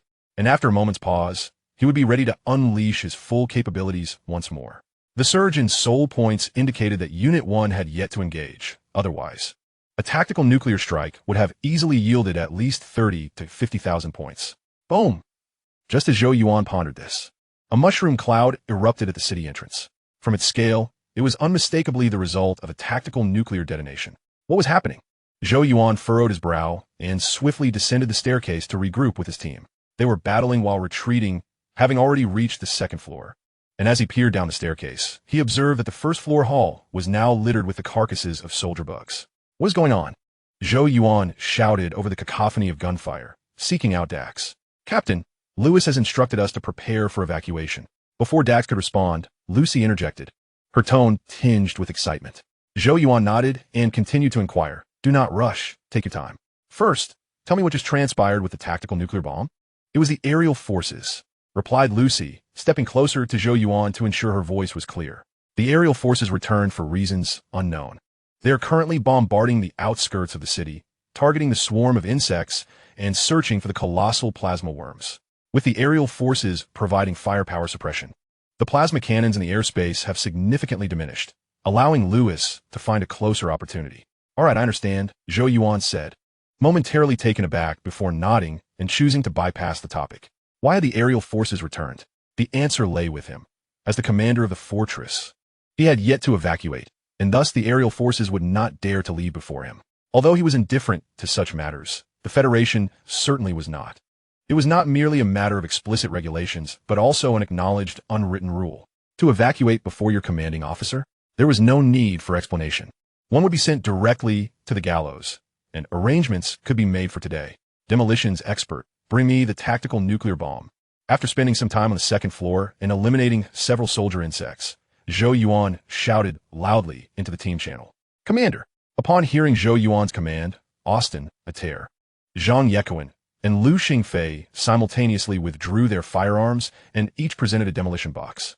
This time, they had brought a total of 20 tactical nuclear bombs. Typically, a standard squad would carry only 10 for a mission, but Zhou Yuan mandated that his team always bring double that amount. His phobia of insufficient firepower had not diminished with the enhancement of his own abilities. Rather, it had intensified. Perhaps it was tied to a sense of security. After all, ample ammunition on the battlefield served as a formidable foundation. Carrying 4 demolition boxes, Zhou Yuan ascended to the rooftop once more. Without further ado, He hoisted the launcher and loaded a tactical nuclear bomb to unleash upon the insect swarm behind the building. Initially, the swarm approached from the front of the building, but as time passed, their numbers swelled, completely surrounding the structure. It was only the slaughter squad that could withstand such an onslaught. Had it been any other team, they would have been devoured to the bone. The quality of individual soldiers was secondary. The superior equipment was paramount. Take, for instance, the C4 electromagnetic rounds used in Gauss rifles. Conventional firearms required a full magazine to kill a soldier insect, whereas a single C4 electromagnetic round could obliterate one in an instant. The difference in power was stark. These formidable explosive rounds utilized the rare white iron or unique to Pluto, and production was exceedingly limited, making it impossible to equip the military as of now. Thus, every mission undertaken by the Slaughter Squad burned through a significant amount of Federation currency. It was precisely this financial capacity that rendered the Slaughter Squad invincible, allowing a single unit to confront an insect swarm head-on. Another shot. Zhou Yuan loaded another tactical nuclear bomb and turned to fire at the front of the building. The city of the Slender People was nestled between two mountains, resulting in fewer insects on either side of the building. One only needed to be cautious of the front and rear. Kill a locust, gain 3 soul points. Kill a soldier insect, gain 1 soul point. Kill a tank beetle, gain 100 soul points. Kill a parasite, gain 500 soul points. Kill a giant plasma worm, gain 1,000 soul points. Kill a scorpion insect, gain 100 soul points. As Zhou Yuan glanced at the notification panel, he noticed the messages flooding in rapidly, even indicating the presence of giant plasma worms and scorpion insects, despite not perceiving either within his line of sight. Clearly, Number 1 had commandeered the mech and arrived in Zone 6, finding a suitable position to commence operations. "Captain, I see you." Suddenly, Lewis's voice rang in Zhou Yuan's ear. Zhou Yuan looked up to see a transport aircraft swiftly approaching. The exterior of the transport was somewhat charred, evidently having suffered from plasma cannon fire. Yet it bore no significant damage. The situation was not dire. "All hands, prepare for evacuation. Toss B2 primal grenades and shockwave grenades around the building. Throw them all out, and then immediately come upstairs." Upon seeing Lewis arrive, Zhou Yuan promptly issued orders to his team. While shouting commands, Zhou Yuan ran along the edge of the rooftop, discarding all the B2 primal grenades he carried. He attempted to initiate a mindstorm, but alas, his mental energy fell short. However, it mattered little. He had not sensed any tank beetles beneath him, so there was no need for excessive concern about the building collapsing. Whoosh! After tossing the last of the B2 primal grenades, Zhou Yuan began to launch tactical nuclear bombs. This time, he set the detonation method to a countdown. All 18 tactical nuclear bombs were launched without exception. 16 were fired at maximum range, hitting whatever came into view, while 2 were thrown downwards. All set to a 3-minute countdown. With this barrage, would they not obliterate the homeland of the Slender People? The rewards would surely be plentiful. The swarm contained numerous high-value insects, and he was confident of acquiring at least 1 million soul points. Zhou Yuan tossed the launcher aside, a smile gracing his face. Chapter 240. Familiar faces. Paul, take a break. "Commander, it's time to leave." "Coming." At a 2's call, Zhou Yuan turned and boarded the transport aircraft. As he launched the tactical nuclear bombs, the transport had successfully landed on the rooftop, and he was the last to embark. "I have launched the tactical nuclear bombs. We must evacuate immediately. Additionally, inform the aerial forces to withdraw and instruct them to steer clear of Zone 6. Once aboard, Zhou Yuan made his way to the cockpit, greeted the pilot, and sent a message to Number 1 through the combat device, ordering the cessation of bombardment and advising them to find a safe location to remain. He was unable to retrieve the mech at present. That matter could wait for later. However, it was not a daunting task. His mech possessed 3 stealth capabilities and the ability to traverse outer space. Whether passively waiting for the mech in outer space or proactively seeking it on Titan, both options were viable. 10 minutes later, the transport, escorted by a dozen fighter jets, ventured into space to rendezvous with Bella's starship. The plasma cannons in the Titan, starfield, and outer space were numerous, and the journey, initially taking 4 to 5 minutes, extended to 10 as they dodged and weaved. Were our losses? Upon boarding, Zhou Yuan immediately sought Bella in the command bridge to inquire about the battle damage. 7 fighter jets, Bella reported, her expression clouded with sorrow. Losing 7 fighter jets meant simultaneously losing 7 skilled pilots. Her starship was a transport vessel with limited combat capabilities, comprising only 2 10-member aerial units. Losing over half of one in a single day was indeed a significant blow. "I will compensate you upon our return." Zhou Yuan furrowed his brow slightly, feeling a twinge of discomfort. Losing 4 jets earlier to plasma fire was one thing, but the subsequent 3 had perished while covering his retreat, which left him feeling somewhat guilty. Yet, such was the nature of war. Had he been replaced by another, the losses would likely have been even greater. Ding! Suddenly, the work screen before the captain's station lit up. Bella approached to check, then turned back to say, "Commander, the 4th Expeditionary Force has sent a message requesting a call with you." The 4th Expeditionary Force? I will be in the conference room in 1 minute to take the call. Zhou Yuan nodded and departed the cockpit, making his way to the conference room in the bridge. The Federation had a total of 4 expeditionary forces, designated from 1 to 4, corresponding to the GJ-1 to GJ-4 star systems. The 1st Expeditionary Force was a reconnaissance fleet responsible for gathering intelligence in the GJ-1 star system. The 2nd and 3rd Expeditionary Forces, similarly, were said to possess substantial military strength, tasked with vying for control over the GJ-2 and GJ-3 star systems. The 4th Expeditionary Force was a defensive fleet responsible for patrolling the GJ-4 star system and repelling insect incursions. Zhou Yuan entered the conference room alone, found a seat, and activated the tabletop screen. Ding! As the luminous curtain descended from the ceiling, 3 silhouettes materialized before Zhou Yuan, all of whom were men seated upon chairs. Upon recognizing one of them, Vice Admiral Paul momentarily froze. It was Paul Wood, a major general from the strategic forces. Zhou Yuan was familiar with this Paul, having encountered him in a mining area of Planet 71 in the GJ-2 star system, where Paul had been trapped in a warehouse. At that time, Zhou Yuan had been preoccupied with capturing bugs and lacked the time to rescue Paul, who had subsequently been found by the mechanical troops. Zhou had even remarked on Paul's good fortune. "Zhou, long time no see. I trust you still remember me.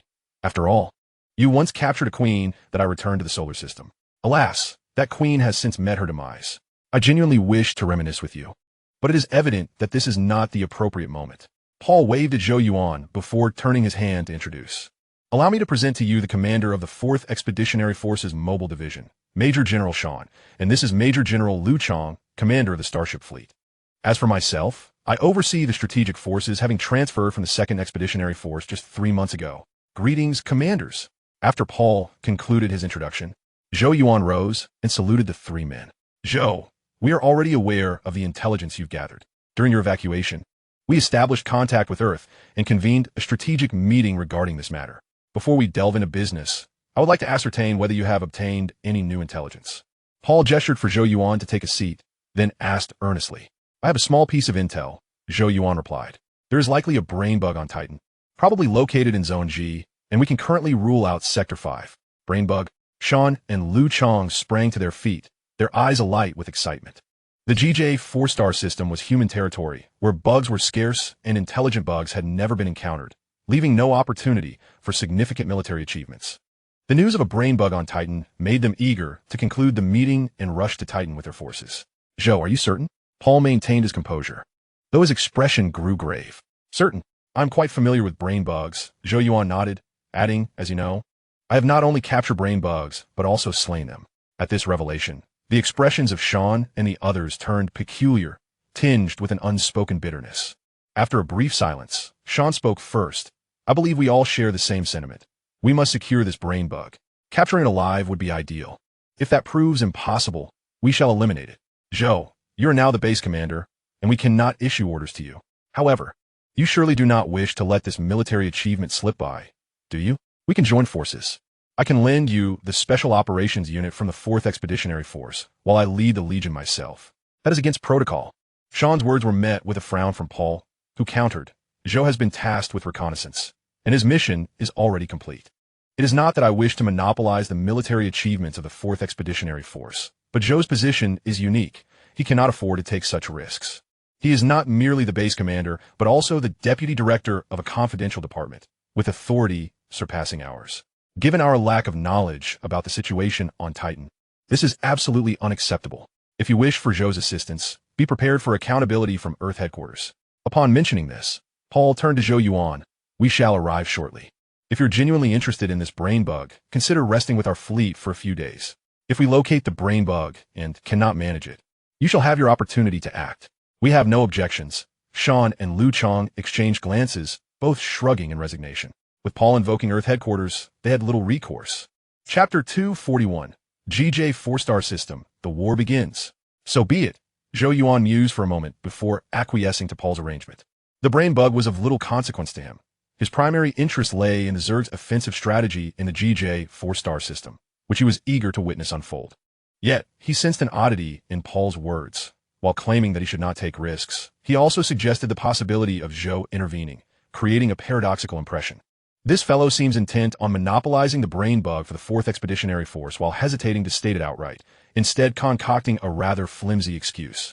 Is it that they wish to claim it entirely for themselves? Yet if that fails, they would share a portion with me? It is likely so.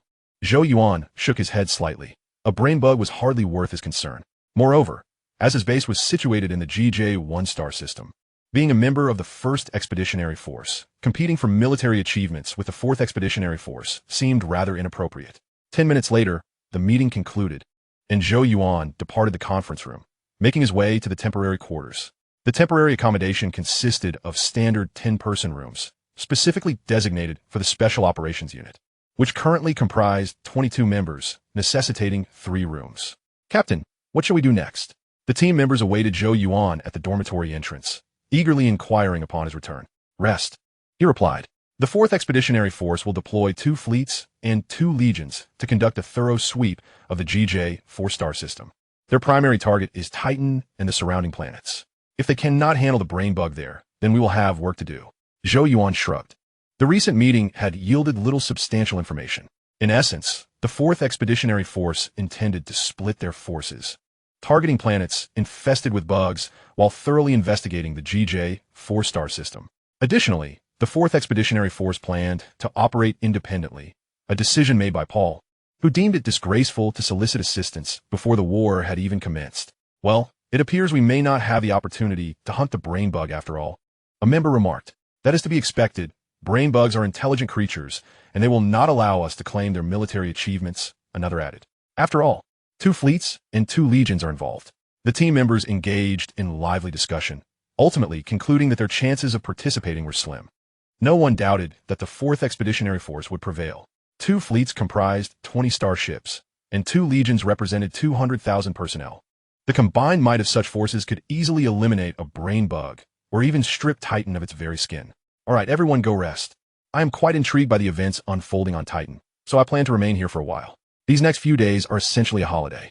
Just ensure you do not get drunk. Zhou Yuan waved his hand dismissively.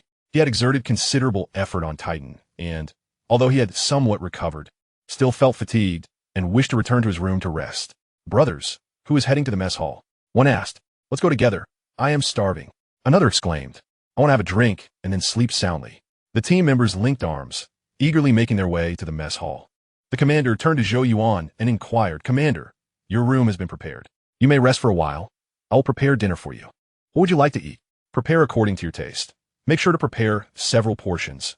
Zhou Yuan replied casually, having no particular dietary preferences, just a larger appetite. Understood. The commander beckoned to members 21, 0, and 60, casting an unfriendly glance at 60, causing the latter to tremble, uncertain of where he had offended the commander. Among the 7 women, the commander held the highest authority, and the other 6 were quite apprehensive of her. Commander, please follow me. Diva and Popola each took hold of Zhou Yuan's arm, speaking in unison. All right. Zhou Yuan nodded, following them into the dormitory, shedding his gear and collapsing onto the sofa. The twin sisters seated beside him began to massage his shoulders, while A2 stood behind the sofa, attending to his head, and 2B focused on his legs.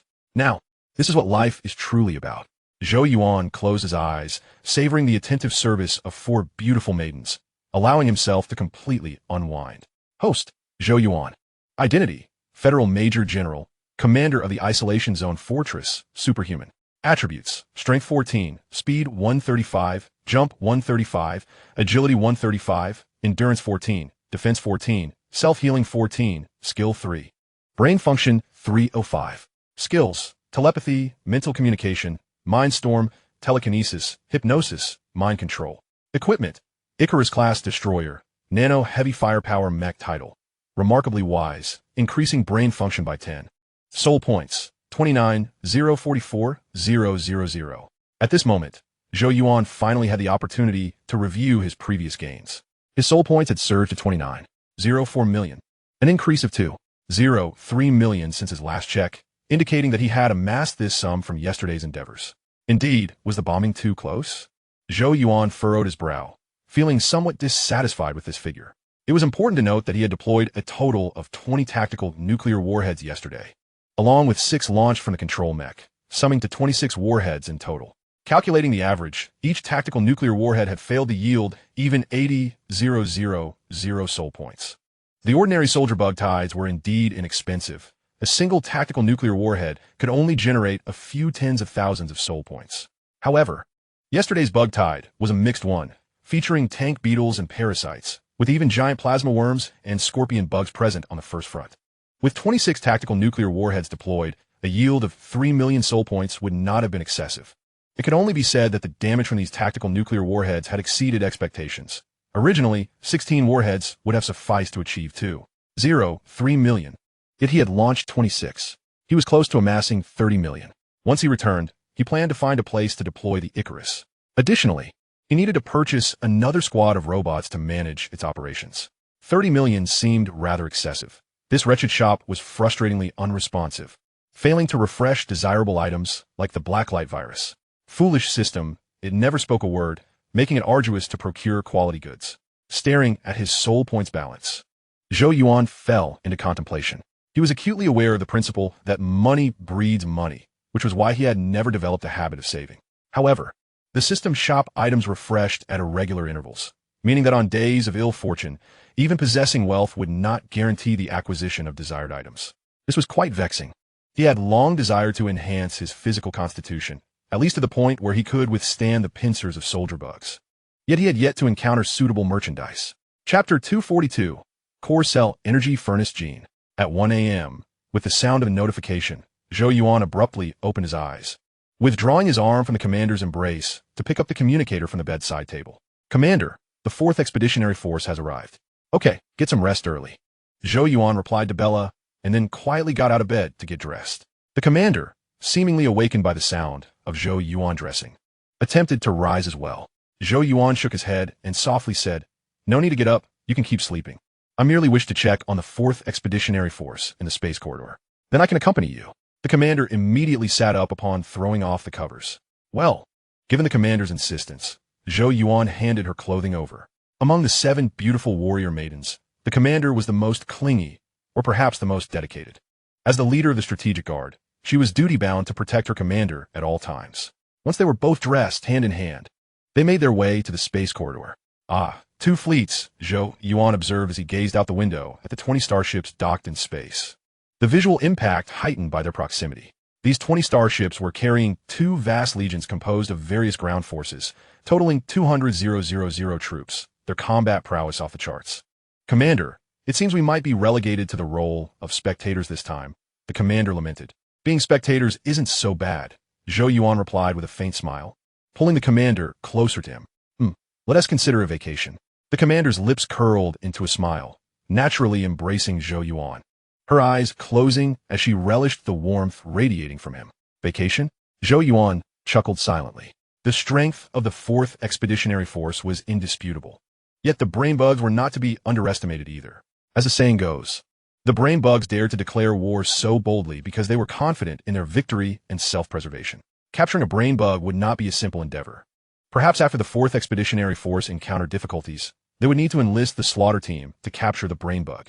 Once the 4th Expeditionary Force was in position, it remained still, quietly docked in space as if they had just settled in and had not yet entered a state of readiness. Zhou Yuan observed for a few minutes, and upon confirming that there was no immediate action to be taken, he returned to the dormitory with the commander, slipping back into slumber. The next morning at 6 o'clock, Zhou Yuan awoke. Upon returning to the space corridor, he discovered that the 4th Expeditionary Force had vanished from sight. After inquiring with Bella, he learned that the 4th Expeditionary Force had set out an hour prior. The brain bugs on Titan were the primary target for the 4th Expeditionary Force, prompting the simultaneous deployment of a fleet and a legion, rather than launching a direct assault on Titan. The 4th Expeditionary Force opted for a strategy of reconnaissance and gradual advancement with a legion and aerial units, resolutely aiming to capture the brain bugs alive. The other fleet and legion, however, had different orders. They were tasked with attacking Titan's neighboring planets. Any planet that had displayed plasma cannons was designated as a bombardment zone by Major General Nanchon. First, strategic nuclear warheads would cleanse the area, followed by the Legion to finish the job, focusing on a saturation attack to essentially reshape the planets. Thus, Zhou Yuan entered his holiday. He wished to witness the outcome of the disappearance of the Thin People, but was not required to lead a team, leaving him to idly remain aboard the starship. While he had ample free time, it was far from boring. With the presence of the commander and her 6 maidens, each day of his life was fulfilling, catered to at every moment, living a life more splendid than that of a deity. The holiday lasted for 3 days before abruptly coming to an end. It was neither the appearance of the brain bugs nor the receipt of new orders that interrupted it, but rather the refreshing of the system shop. The system shop had unveiled an item priced at 50 million soul points. In Zhou Yuan's eyes, this was a must-buy item, exorbitant, excessively so. In the afternoon, after concluding endurance training with 210 and 60, Zhou Yuan entered the entertainment area and reserved a private cinema booth, his smile stretching nearly from ear to ear. Core Cell Energy Furnace Gene. Cells are the fundamental units of life activities. The Core Cell Energy Furnace Gene can evolve human cells into viral fission eternal cells. The bearer of the viral fission eternal cells will possess the abilities of energy reverse absorption, energy division, cellular repair, cellular organization, and energy radiation. How astonishing! Zhou Yuan took several deep breaths, feeling his heartbeat inexplicably accelerate, even as adrenaline surged within him. His body was quite obedient, and this reaction stemmed primarily from his mental state being in disarray, so much so that he felt on the verge of explosive excitement. The introduction of the Core Cell Energy Furnace Gene was extensive. Yet, to summarize, upon injection, one could obtain 5 abilities: energy reverse absorption, the ability to absorb external energy, whether benign or malevolent, and convert it into 1's biological energy and life source, with an unknown absorption limit. Energy division ability, a perpetual motion machine that provides an endless supply of biological energy and life source, with unknown productivity efficiency. Cellular repair ability, super healing, capable of restoring bodily damage of various degrees, with unknown recovery speed. Cellular organization ability, super regeneration, capable of restoring bodily wear of various degrees, with unknown restoration speed. Energy radiation ability, energy attacks, capable of converting biological energy into bioelectric output, with unknown attack potency. These 5 abilities are truly extravagant. Although the precise limits and efficiencies of each ability remain unknown, one can be certain that they are undoubtedly impressive. They are likely to surpass the efficacy of genetic evolution, liquid, by several magnitudes. After all, this is a premium product priced at 50 million soul points. It is worth noting that even a colossal, versatile destroyer like the Icarus is valued at merely 40 million in the system's marketplace. This is akin to becoming a superhuman. The combination of a superhuman physique and the eternally dividing cells of a viral strain would undoubtedly bestow upon me the capability for space travel. If these abilities possess high ceilings and potential, coupled with my existing skills, would I not then resemble a fusion of Captain Marvel, Deadpool, and Professor X? Foolishness! Stop daydreaming. As these thoughts swirled in his mind, Zhou Yuan instinctively chuckled. This notion is somewhat naive. After all, it is merely a product costing 50 million. Not 500 million or 5 billion. 50 million wouldn't even suffice to procure a cosmic fortress. So how could it grant him such elevated potential? In this regard, sellers are indeed more astute than buyers. The system offers nothing but one-time items, never presenting sustainable enhancements, leaving no opportunity for profit. If only they would provide a blacklight virus, he would sell his blood to acquire it. At that point, he could simply absorb high-quality genes, and the blacklight virus would facilitate his continuous evolution. Chapter 243. The Starving Ghosts Mobilize. With this realization, Zhou Yuan's excitement diminished significantly. The Core Cell Energy Furnace Gene is something even dogs would not purchase. System, I shall grant you a single favor this time. Otherwise, I would have no interest in such trash. Zhou Yuan casually clicked on a newly released science fiction film, then picked up his phone to message Bella. Oh, Bella, please inform everyone that we will return at 6 a.m. tomorrow. It was a leisurely afternoon during the holiday, and Bella promptly replied, Received. Commander, do we have a new mission? Zhou Yuan responded. To prevent a Zerg invasion similar to that of the GJ 4-star system, I have decided to conduct a cleanup of the border of the star system. By the way, relay my message back to the fortress and prepare the management team. After putting down the communicator, Zhou Yuan nodded resolutely. Indeed, that is the plan. He was not merely seeking to accumulate soul points. His primary concern was the greater good of the Federation, positioning himself as the spearhead penetrating into the GJ one-star system. To minimize casualties, his troops need not fight to the death. A simple display of firepower would suffice. The perilous tasks would fall to him, the fortress commander. He would lead his strategic escort team, embracing risk as they delve into multiple Zerg planets, executing swift strikes on the chosen targets with F1 level efficiency. With greater power comes greater responsibility. That is who I am, General Zhou. Zhou Yuan interlaced his fingers behind his head, gazing at the film that had begun to play. His mind consumed with thoughts of justice valued at 50 million. His ambitions had evolved from that of a humanoid titan to that of a humanoid Godzilla. On June 20th, 2:12 of the Dawn Era, at 7:30 a.m., Zhou Yuan returned to the Ghost Star Isolation Zone fortress of the GJ one-star system after spending 4 days in the GJ four-star system. At 9 a.m., 2 starships, each carrying a small legion, ascended. Their targets were planets 38 and 39, both Zerg-infested yet with less severe infestations, selected by Zhou Yuan for training purposes. Divided evenly, 1 fleet and 1 small legion were assigned to each planet. As for Zhou Yuan, his target was Planet 55. It was the Zerg planet with the most severe infestation in the surrounding star regions, and it was the ideal place to accumulate soul points. As the Zerg nests, they were not difficult to locate. At 9:20 a.m., the 2 starships arrived in the vicinity of 55. Prior to departure, the 2 captains and 2 legion leaders, along with Dax, approached Zhou Yuan, who was preparing at the boarding station. Their purpose was simple, to dissuade him from taking unnecessary risks. Commander, the team is here. Let us go together. Sir, you didn't mention you would act alone when you set out. Commander, 55 is too dangerous. Its isolation color is pure black, swarming with Zerg. Unless I've lost my mind, I want to allow you to do this. Let the Legion accompany you. The 5 of them hurriedly blocked Zhou Yuan's path.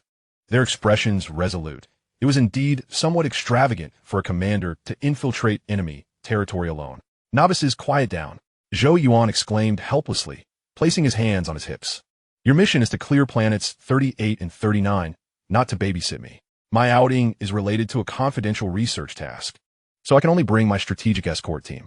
I cannot divulge more, but I assure you, 55 is not as perilous as the intelligence report suggests. Do you understand? A research task? Upon hearing Zhou Yuan's words, Dax, Rosen, Tang Lai, Bella, and Winnie fell silent. They began to grasp the implication. The phrase not as dangerous as the intelligence reports suggest indicated that there might be some secret research based on 55, rather than it being completely devoid of military presence. All right, everyone back to work. After I depart, you will head to 38 and 39 and rendezvous with me here at 8 p.m., noting the silence of the group. Zhou Yuan waved his hand. Thanks to his position as the deputy director of the Supernatural Warfare Bureau, he could always find a convenient excuse for whatever he wished to undertake. Yes, Commander. The 5 exchanged glances, then saluted and departed in unison. They did not doubt Zhou Yuan's capabilities. Rather, they were concerned about potential mishaps, but now that he had provided an explanation, they felt more at ease. Let us go. Once the ground crew completed their checks, Zhou Yuan waved his hand and boarded the transport aircraft with 7 beautiful warrior maidens. I will pilot the transport, says volontiers, raising her hand and dashing into the cockpit. Wait, I haven't agreed yet. Zhou Yuan chuckled in disbelief, yet he said nothing further. Piloting the transport was not particularly difficult, and all 8 present could manage it, although 6 had a natural aptitude for driving. Host, Zhou Yuan. Identity, Major General of the Federation, Commander of the Isolation Zone Fortress, Superhuman. Attributes, Strength 14, Speed 135, Jump 135, Agility 135, Endurance 14, Defense 14, Self-Healing 14, Skill 3. Brain Function 205. Skills, Telepathy, Psychic Communication, Psychic Storm, Telekinesis, Hypnosis, Mind Control. Items, Icarus-class Destroyer, Nano Heavy Firepower Reaction Mech Titles. Financial Expert, earning 5 soul points per minute. Soul points, 29,080,000. After the transport departed, Zhou Yuan opened his personal panel to check. He needed 50 million soul points, and currently he had only 29,080,000, meaning he was short by 20,920,000.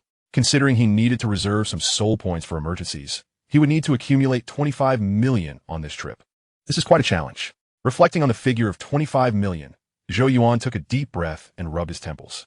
Assuming that destroying a Zerg nest would yield 50,000 soul points, he would need to obliterate 500 Zerg swarms to reach 25 million. If only he could encounter a mixed Zerg swarm. Even the lower-tier locusts would yield 3 times the points of Soldier Zerg. Wait, a mixed Zerg swarm. Couldn't I simply lure a mixed Zerg swarm? As these thoughts coursed through his mind, Zhou Yuan's eyes suddenly brightened as he recalled something crucial. He possessed numerous titles, a hodgepodge amounting to over 100. Among this extensive collection was a series of titles under the name Curse. The full titles included Curse of the Warrior, Curse of the Jumper, Curse of the Dominator, Curse of the Battle Scorpion, and so forth. The function of these titles is consistent. They attract Zerg. By utilizing the Curse of the Warrior title, Soldier Zerg would be drawn forth. Employing the Curse of the Jumper title would summon locusts. The titles of the Curse series are remarkably easy to obtain. Simply slaying 1,000 insects will earn the Curse title. Previously, he had hesitated to utilize it, but now it proved fortuitously advantageous. The amalgamation of insect swarms. How intriguing. It is unnecessary to mention rare combat insects. Drawing a few varieties of conventional combat insects will suffice, as it is certainly more cost-effective than eliminating soldier insects. First, he would attract them using the Curse title, then annihilate them with the potent pesticide title. Chapter 244. Rapid Accumulation of Soul Points. 5 minutes later, the transport aircraft landed successfully. Prepare for battle. Number 1. No need for consultation. Eliminate all nearby insects. Zhou Yuan was the first to disembark, shouting to the women before tossing his nanowatch into the air, issuing an attack command to Number 1. The mech had been retrieved 3 days prior. He had not returned to Titan, as Number 1 had come to find him. The starship was equipped with recreational facilities for space travel, making retrieval quite simple. Understood, sir. Number 1 received the command and immediately activated its ZF, deploying a multifunctional heavy machine gun and shoulder-mounted Gatling gun. This area, Zone A of Star 55, is characterized by a vast mountainous region. The view is dominated by a continuous stretch of towering peaks, an ideal terrain for insects to burrow their nests. The foot of the mountains was teeming with soldier insects, capable of coalescing into a small-scale swarm. Commander, what do you need us to do? Soon, the 7 women disembarked in succession, and the commander quickly inquired to assemble the team. Eliminate insects. We have brought 100 tactical nuclear bombs. I will take 60, and the rest are for you. Our targets are the surface swarms and the underground nests. Split into teams. I have my mech, and I can handle this alone. You 7 stay together. As he spoke, Zhou Yuan stowed the explosive box and transport aircraft into the variable string ring, then retrieved the jump frog from the marketplace warehouse. This device had gathered dust for too long. Today, it was finally time to put it to use. Zhou Yuan tapped the metallic legs of the jump frog, explaining a tri-mode frog-shaped mech.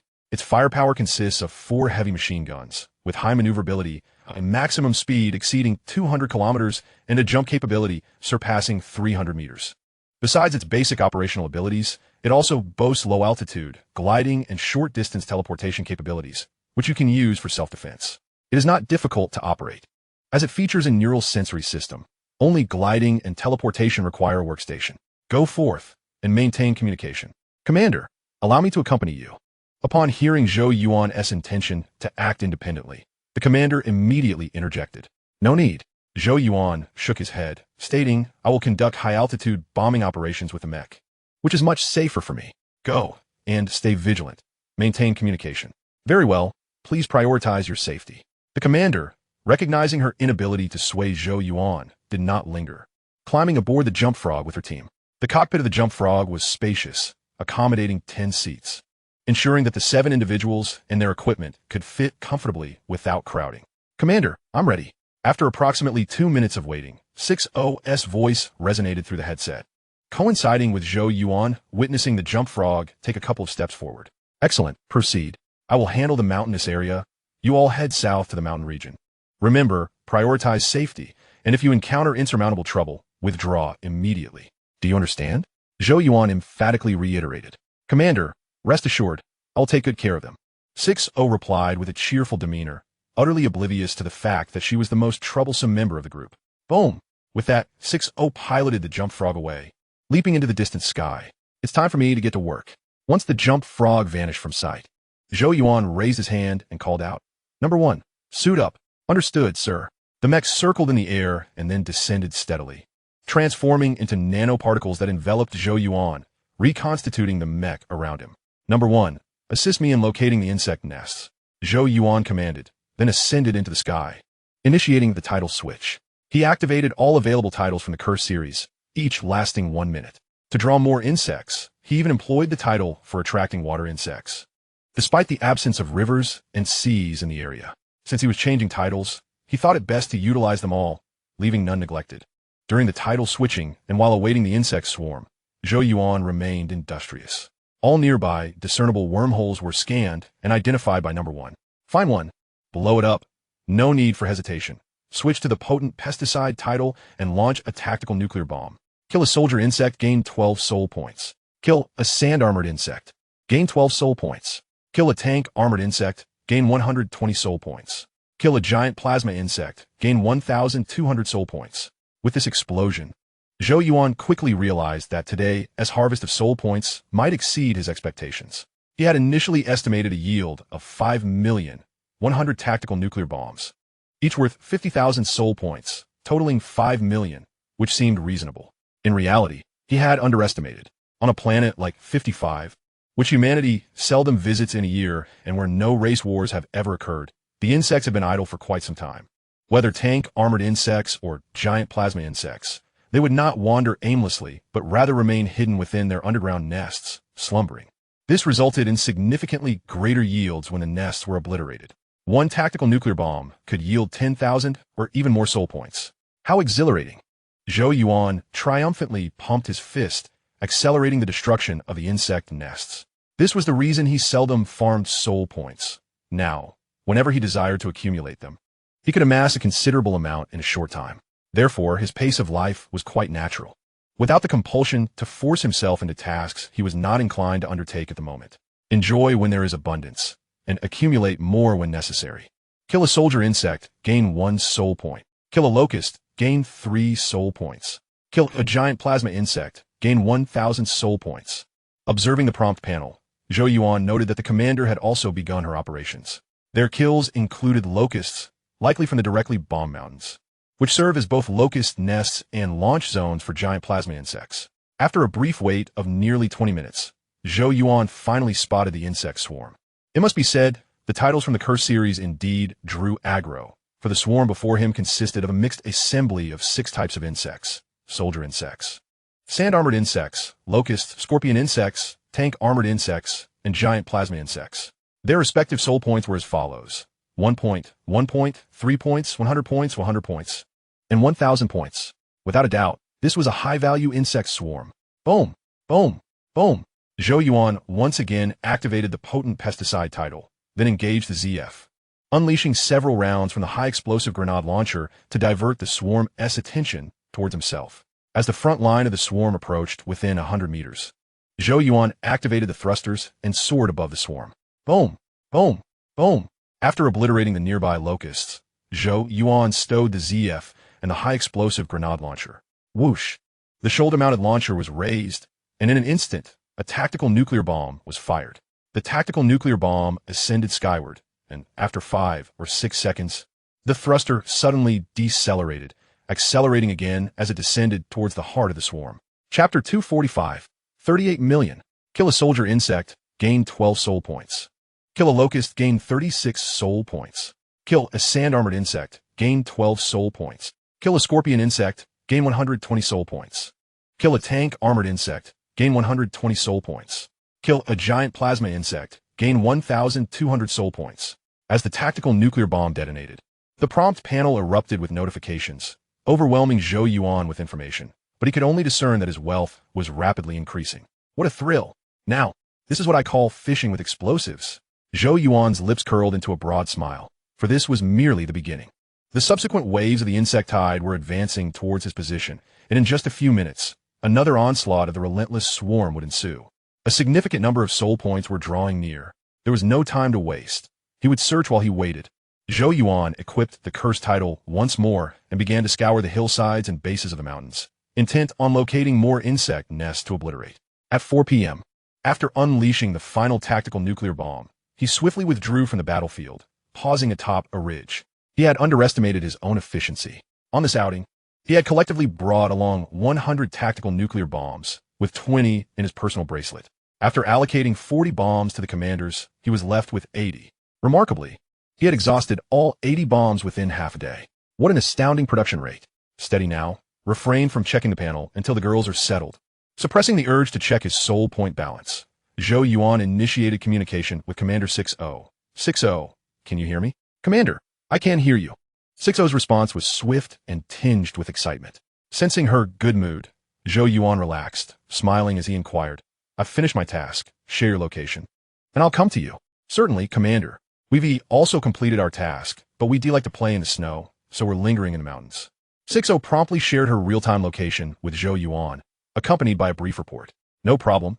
As long as you're safe, feel free to enjoy yourselves wherever you wish. Number 1, take me to them. While casually chatting with 6-0, Zhou Yuan commanded Number 1 to pilot the mech towards the commanders. Due to the distance, it took the mech 10 minutes to arrive. The commanders were situated on a glacier, where delicate snowflakes were currently falling, creating a picturesque scene.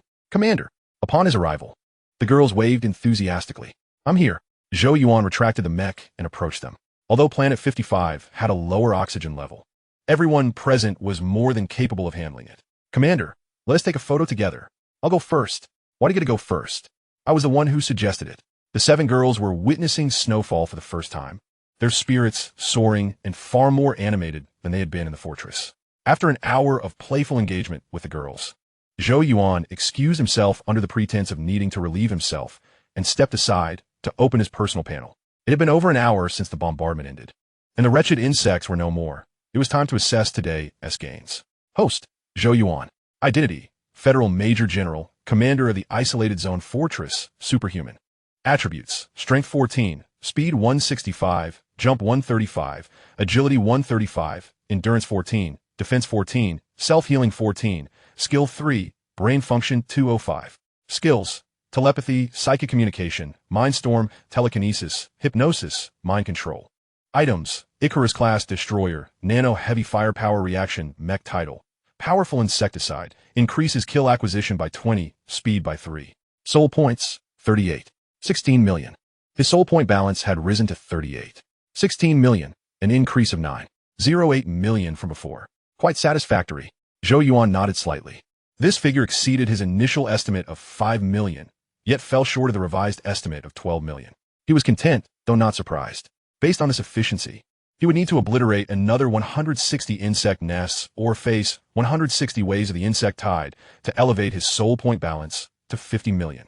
Considering he needed to reserve a few million soul points, he would need to increase the goal from 160 to 200. 200 waves. Let us spread it over 2 days. 1 day would be too rushed.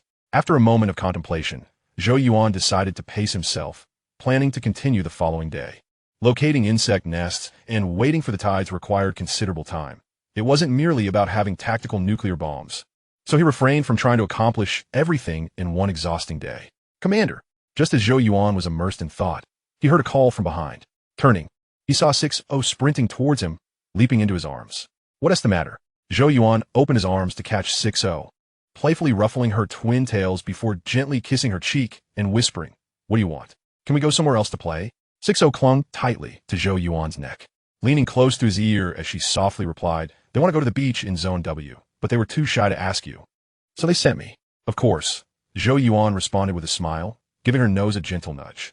You have 3 hours. Feel free to go wherever you like. I knew the commander would agree.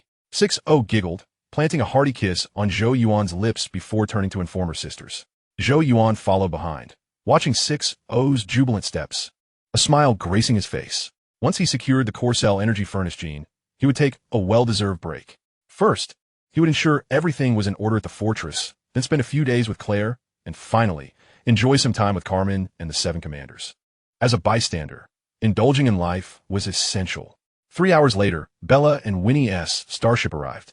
Zhou Yuan had prepared for departure 10 minutes in advance, boarding the transport aircraft to return to the isolated zone fortress. After the starship set sail, Zhou Yuan made his way to the conference room on the bridge. Dux, Hosen, Tang Lai, Bella, and Winnie were already present. Commander, was everything smooth? Upon entering the conference room, Dax was the first to inquire. Asking if everything went smoothly was a subtle code among the slaughter team, essentially inquiring about any injuries and task completion. Very smoothly. However, today was merely the first day. We'll be back tomorrow and the day after. How did things go on your end? Zhou Yuan nodded, crossing his arms as he asked. My side went well too. My legion performed admirably. though they still require some practical experience. I destroyed a few insect nests without difficulty, but I won TB coming tomorrow or the day after. I prefer to eliminate insects on our territory to reduce their numbers. Commander, my legion consists mostly of veterans, so no further training is necessary. I suggest we send Armin. His legion is comprised entirely of rookies and needs substantial practice. I think along the same lines. I intend to send some trainee pilots for training. Excellent idea.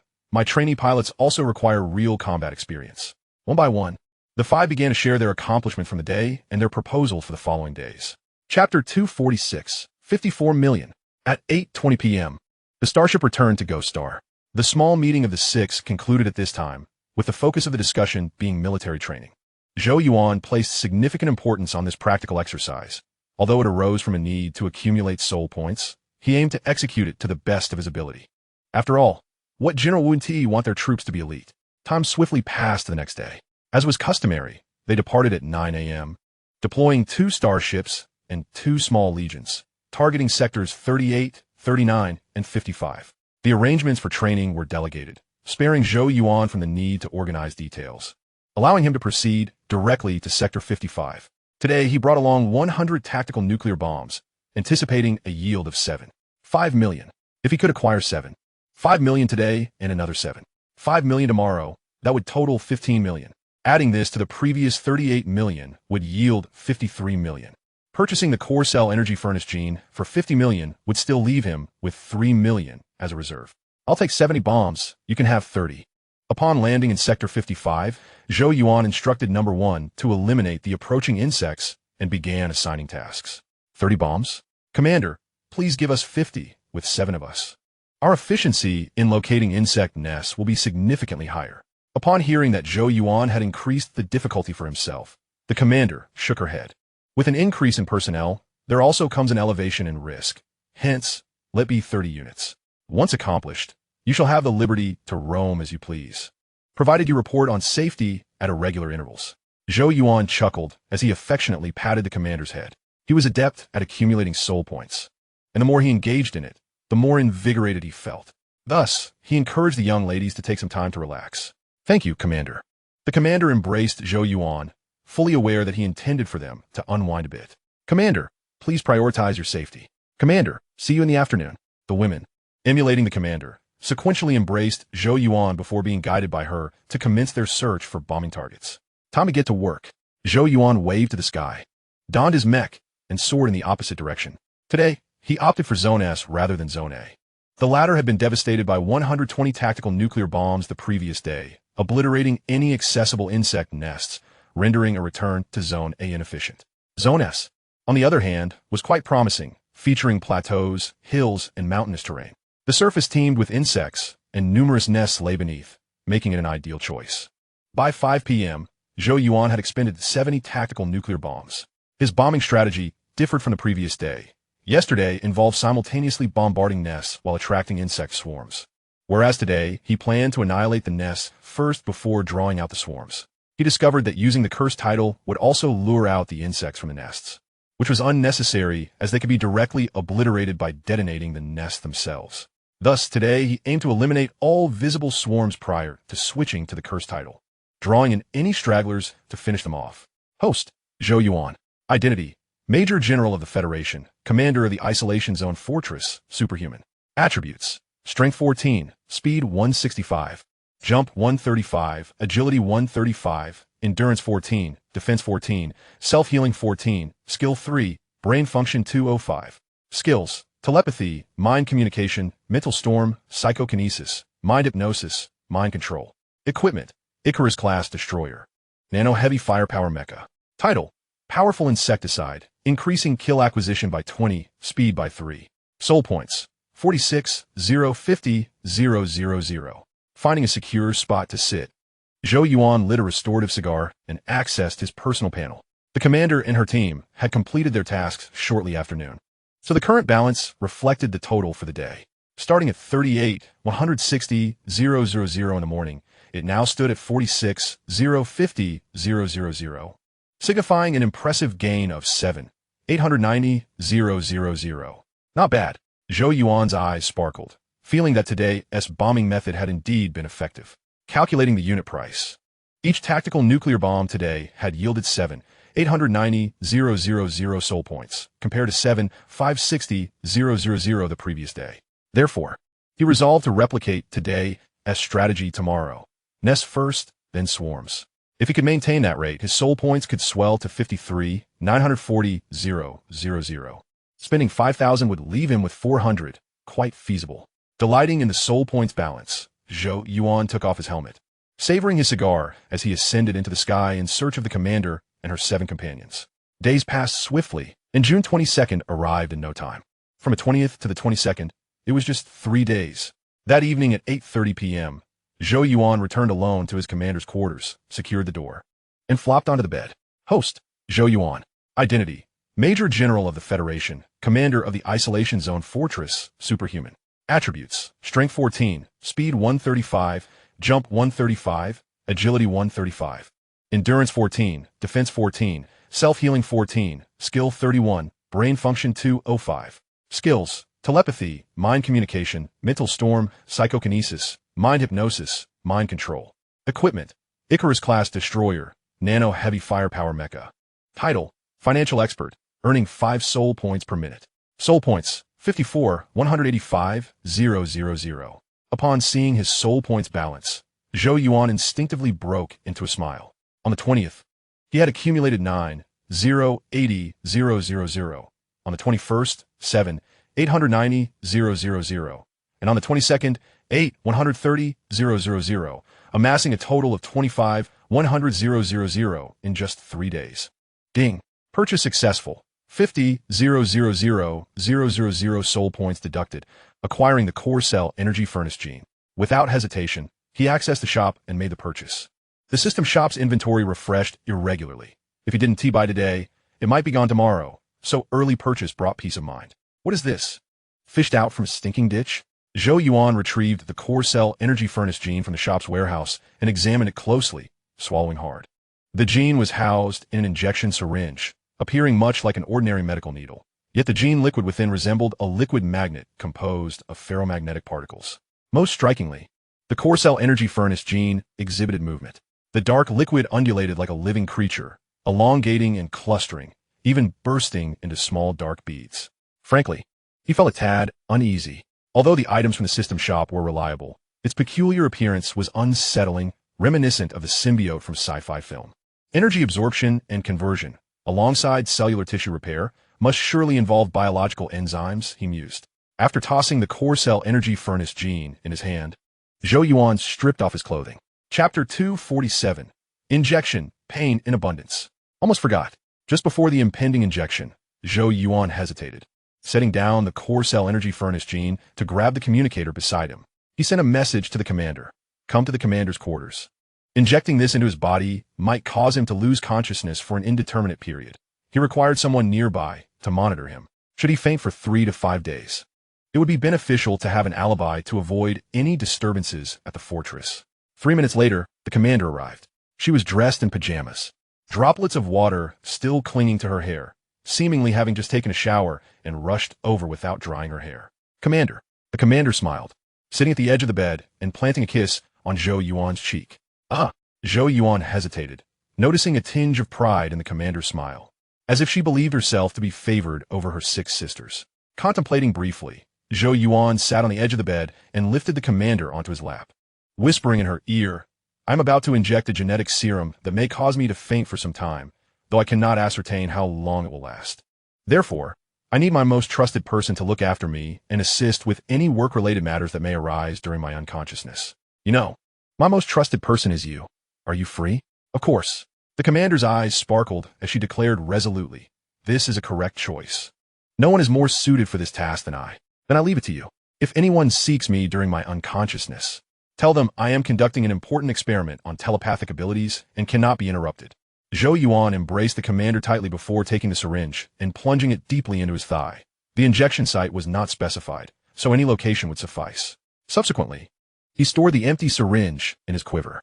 The needle was a valuable item, one he intended to keep for future research. Its surface defense could not be penetrated even by standard armor-piercing rounds. Yet this needle pierced effortlessly. It would certainly not be discarded as waste. Commander, how are you?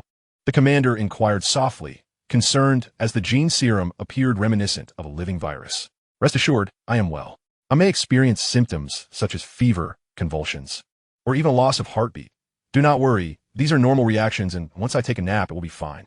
Zhou Yuan elaborated, hoping to alleviate any fear she might have. However, he couldn't shake the feeling that the core cell energy furnace gene was indeed quite peculiar. Injecting it caused no reaction. It felt as if nothing had been administered, utterly unimpressive. Suddenly, a wave of heat surged within, enveloping Zhou Yuan in a searing pain that compelled him to groan involuntarily. This intense heat coursed through his head, limbs, and torso, escalating to an unbearable burning sensation. Commander! The commander, witnessing Zhou Yuan's visage contort in agony, was filled with alarm. Despite his reassurances of being fine, her heart tightened at the sight of his distress. "I'm all right. I mentioned this is a normal reaction. I should be fainting soon. There is no need for concern. I'll be fine once I wake up." Zhou Yuan gritted his teeth, collapsing onto the bed, patting the commander's hand in a feeble attempt to reassure her. The pain was overwhelming.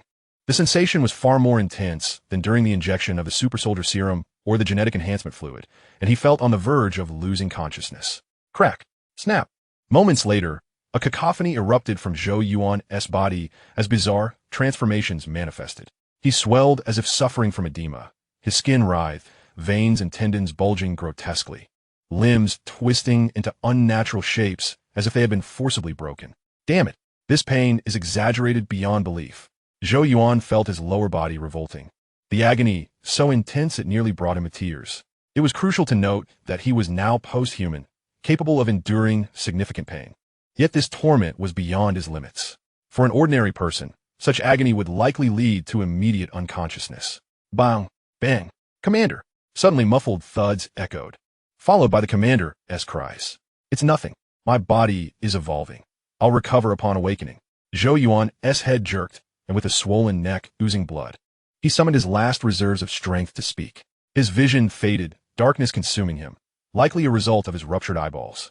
The pain was unbearable, Zhou Yuan lamented. The intensity of his pain tolerance a double-edged sword, preventing him from succumbing to unconsciousness. "Commander!"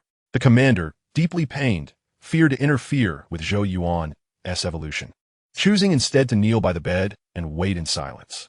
In her gaze, Zhou Yuan appeared to be melting away, akin to a candle, with limbs and torso dissolving, blood and flesh seeping out, leaving only a skeletal frame that barely resembled a human form. Even this frame was fracturing, joints vanishing, transforming into scattered bone fragments.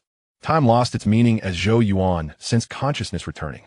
His body remained scorching, yet the burning sensation had vanished, replaced by an overwhelming ache that made it difficult to open his eyes. "Commander, can you hear me?" The commander, noticing a flicker of movement in Zhou Yuan's fingers, hastily grasped his hand, whispering his name. Zhou Yuan's throat throbbed painfully, rendering speech difficult. He merely emitted a soft sound. Upon hearing him, the commander broke into tears, recalling how he had nearly dissolved, leaving only his head and torso barely intact, which had frightened her immensely. She contemplated calling A2 and the others, but hesitated, remembering Zhou Yuan's specific summons. She dared not expose this ordeal to anyone else. Zhou Yuan's prior reassurances had given her hope to endure. Without them, she felt she might have succumbed to madness. "Stop crying, you fool." Zhou Yuan laboriously raised his hand to rest upon the commander's head, his voice hoarse yet steady. "I told you I'd be fine once I woke up. And here I am, aren't I?" "Yes." The commander nodded fervently, hastily wiping her eyes, her previously taut nerves finally relaxing. Chapter 248, Evolution, Humanoid Godzilla. Feeling remarkably well, Zhou Yuan lay quietly for about 10 minutes, the discomfort completely dissipating, replaced by an unprecedented sense of ease and comfort. It was as if he had quenched a thirst that had lingered throughout the day with a refreshing cola. However, he felt no newfound strength surging within him, as if no transformation had occurred at all. Suddenly, Zhou Yuan grasped something soft, lifting it to discover it was a piece of flesh. His bedding was drenched in blood, and there were numerous chunks of meat and shattered bones scattered about, resembling the aftermath of a meat grinder, the scene gruesome in its brutality. What on earth happened? Zhou Yuan hastily descended from the bed, brushing off the remnants of bone and flesh clinging to him, turning to the commander for answers. Your body collapsed, akin to elemental self-destruction. In the end, only your head and torso remained, rendering you almost mummified due to moisture loss. Eventually, your body initiated self-repair, regenerating the missing organs. The time elapsed from your injection of the genetic fluid to your awakening was. The commander detailed the events, speaking for 2 full minutes before pausing. I see. Zhou Yuan listened intently as the commander disclosed that his evolution had lasted a total of 186 minutes. This duration was remarkably brief, especially in comparison to the 20 hours he spent with the Super Soldier Serum and the 4 hours with the genetic enhancement fluid. Suddenly, a jolt coursed through Zhou Yuan, and he gazed intently at the bed. A peculiar sensation enveloped him, as if the remnants of flesh and bone were beckoning him, imploring him in silent reverence. Desiring self-destruction? Then let it be. Zhou Yuan's expression turned blank as he followed the urge within, tentatively voicing his intent. With a resounding crack, the remnants on the bed exploded, flesh transforming into liquid and bones crumbling into dust. Is this matter control? The commander gasped, her gaze fixed on Zhou Yuan, filled with astonishment. Matter control was a formidable ability, one that entailed mastery over one's own life force, including the capacity for self-destruction. With such power, he need not fear genetic leakage. The records and inheritance of his genes would be entirely under his dominion. In simpler terms, malignant cells could be eradicated, while beneficial cells could be nurtured. Invulnerability to diseases and immortality were merely rudimentary aspects of this ability. He could even dictate whether to procreate and the genetic quality of any offspring. Excellent. Zhou Yuan took a deep breath, feeling the last vestiges of constraint fall away. Having been enlisted for 3 years, he had visited the medical bay fewer than 10 times. Each visit primarily to check on teammates, wary of any irregularities being detected by military physicians. Now, he could control cellular self-destruction. While he had become sufficiently powerful to warrant no further visits to the medical bay, alleviating one more concern was undoubtedly advantageous, allowing him to avoid any potential pitfalls. Host, Zhou Yuan. Identity, Federal Major General, Level 5 Genetic Life Form. Attributes, Super Physique Level 5, Super Mentality Level 4. Skills, Mental Control Level 4, Combat Ability Level 5. Energy Reactor Level 1, Energy Control Level 1.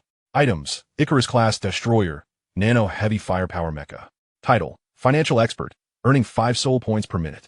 Soul points, 41, 860,000.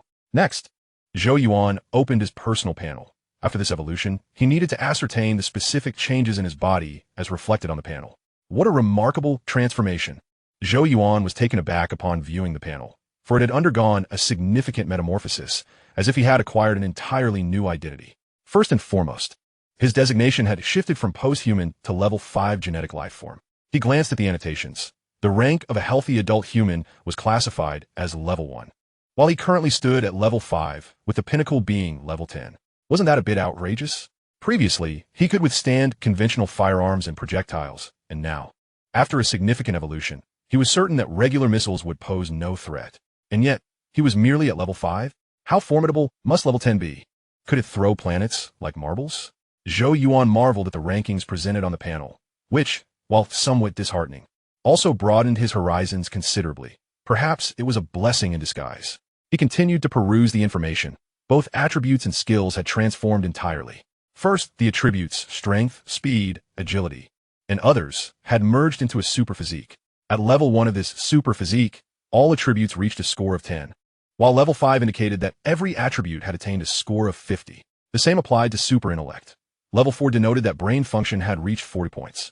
He experimented briefly, donning the title of Unparalleled Wisdom, which elevated his super intellect from level 4 to level 5.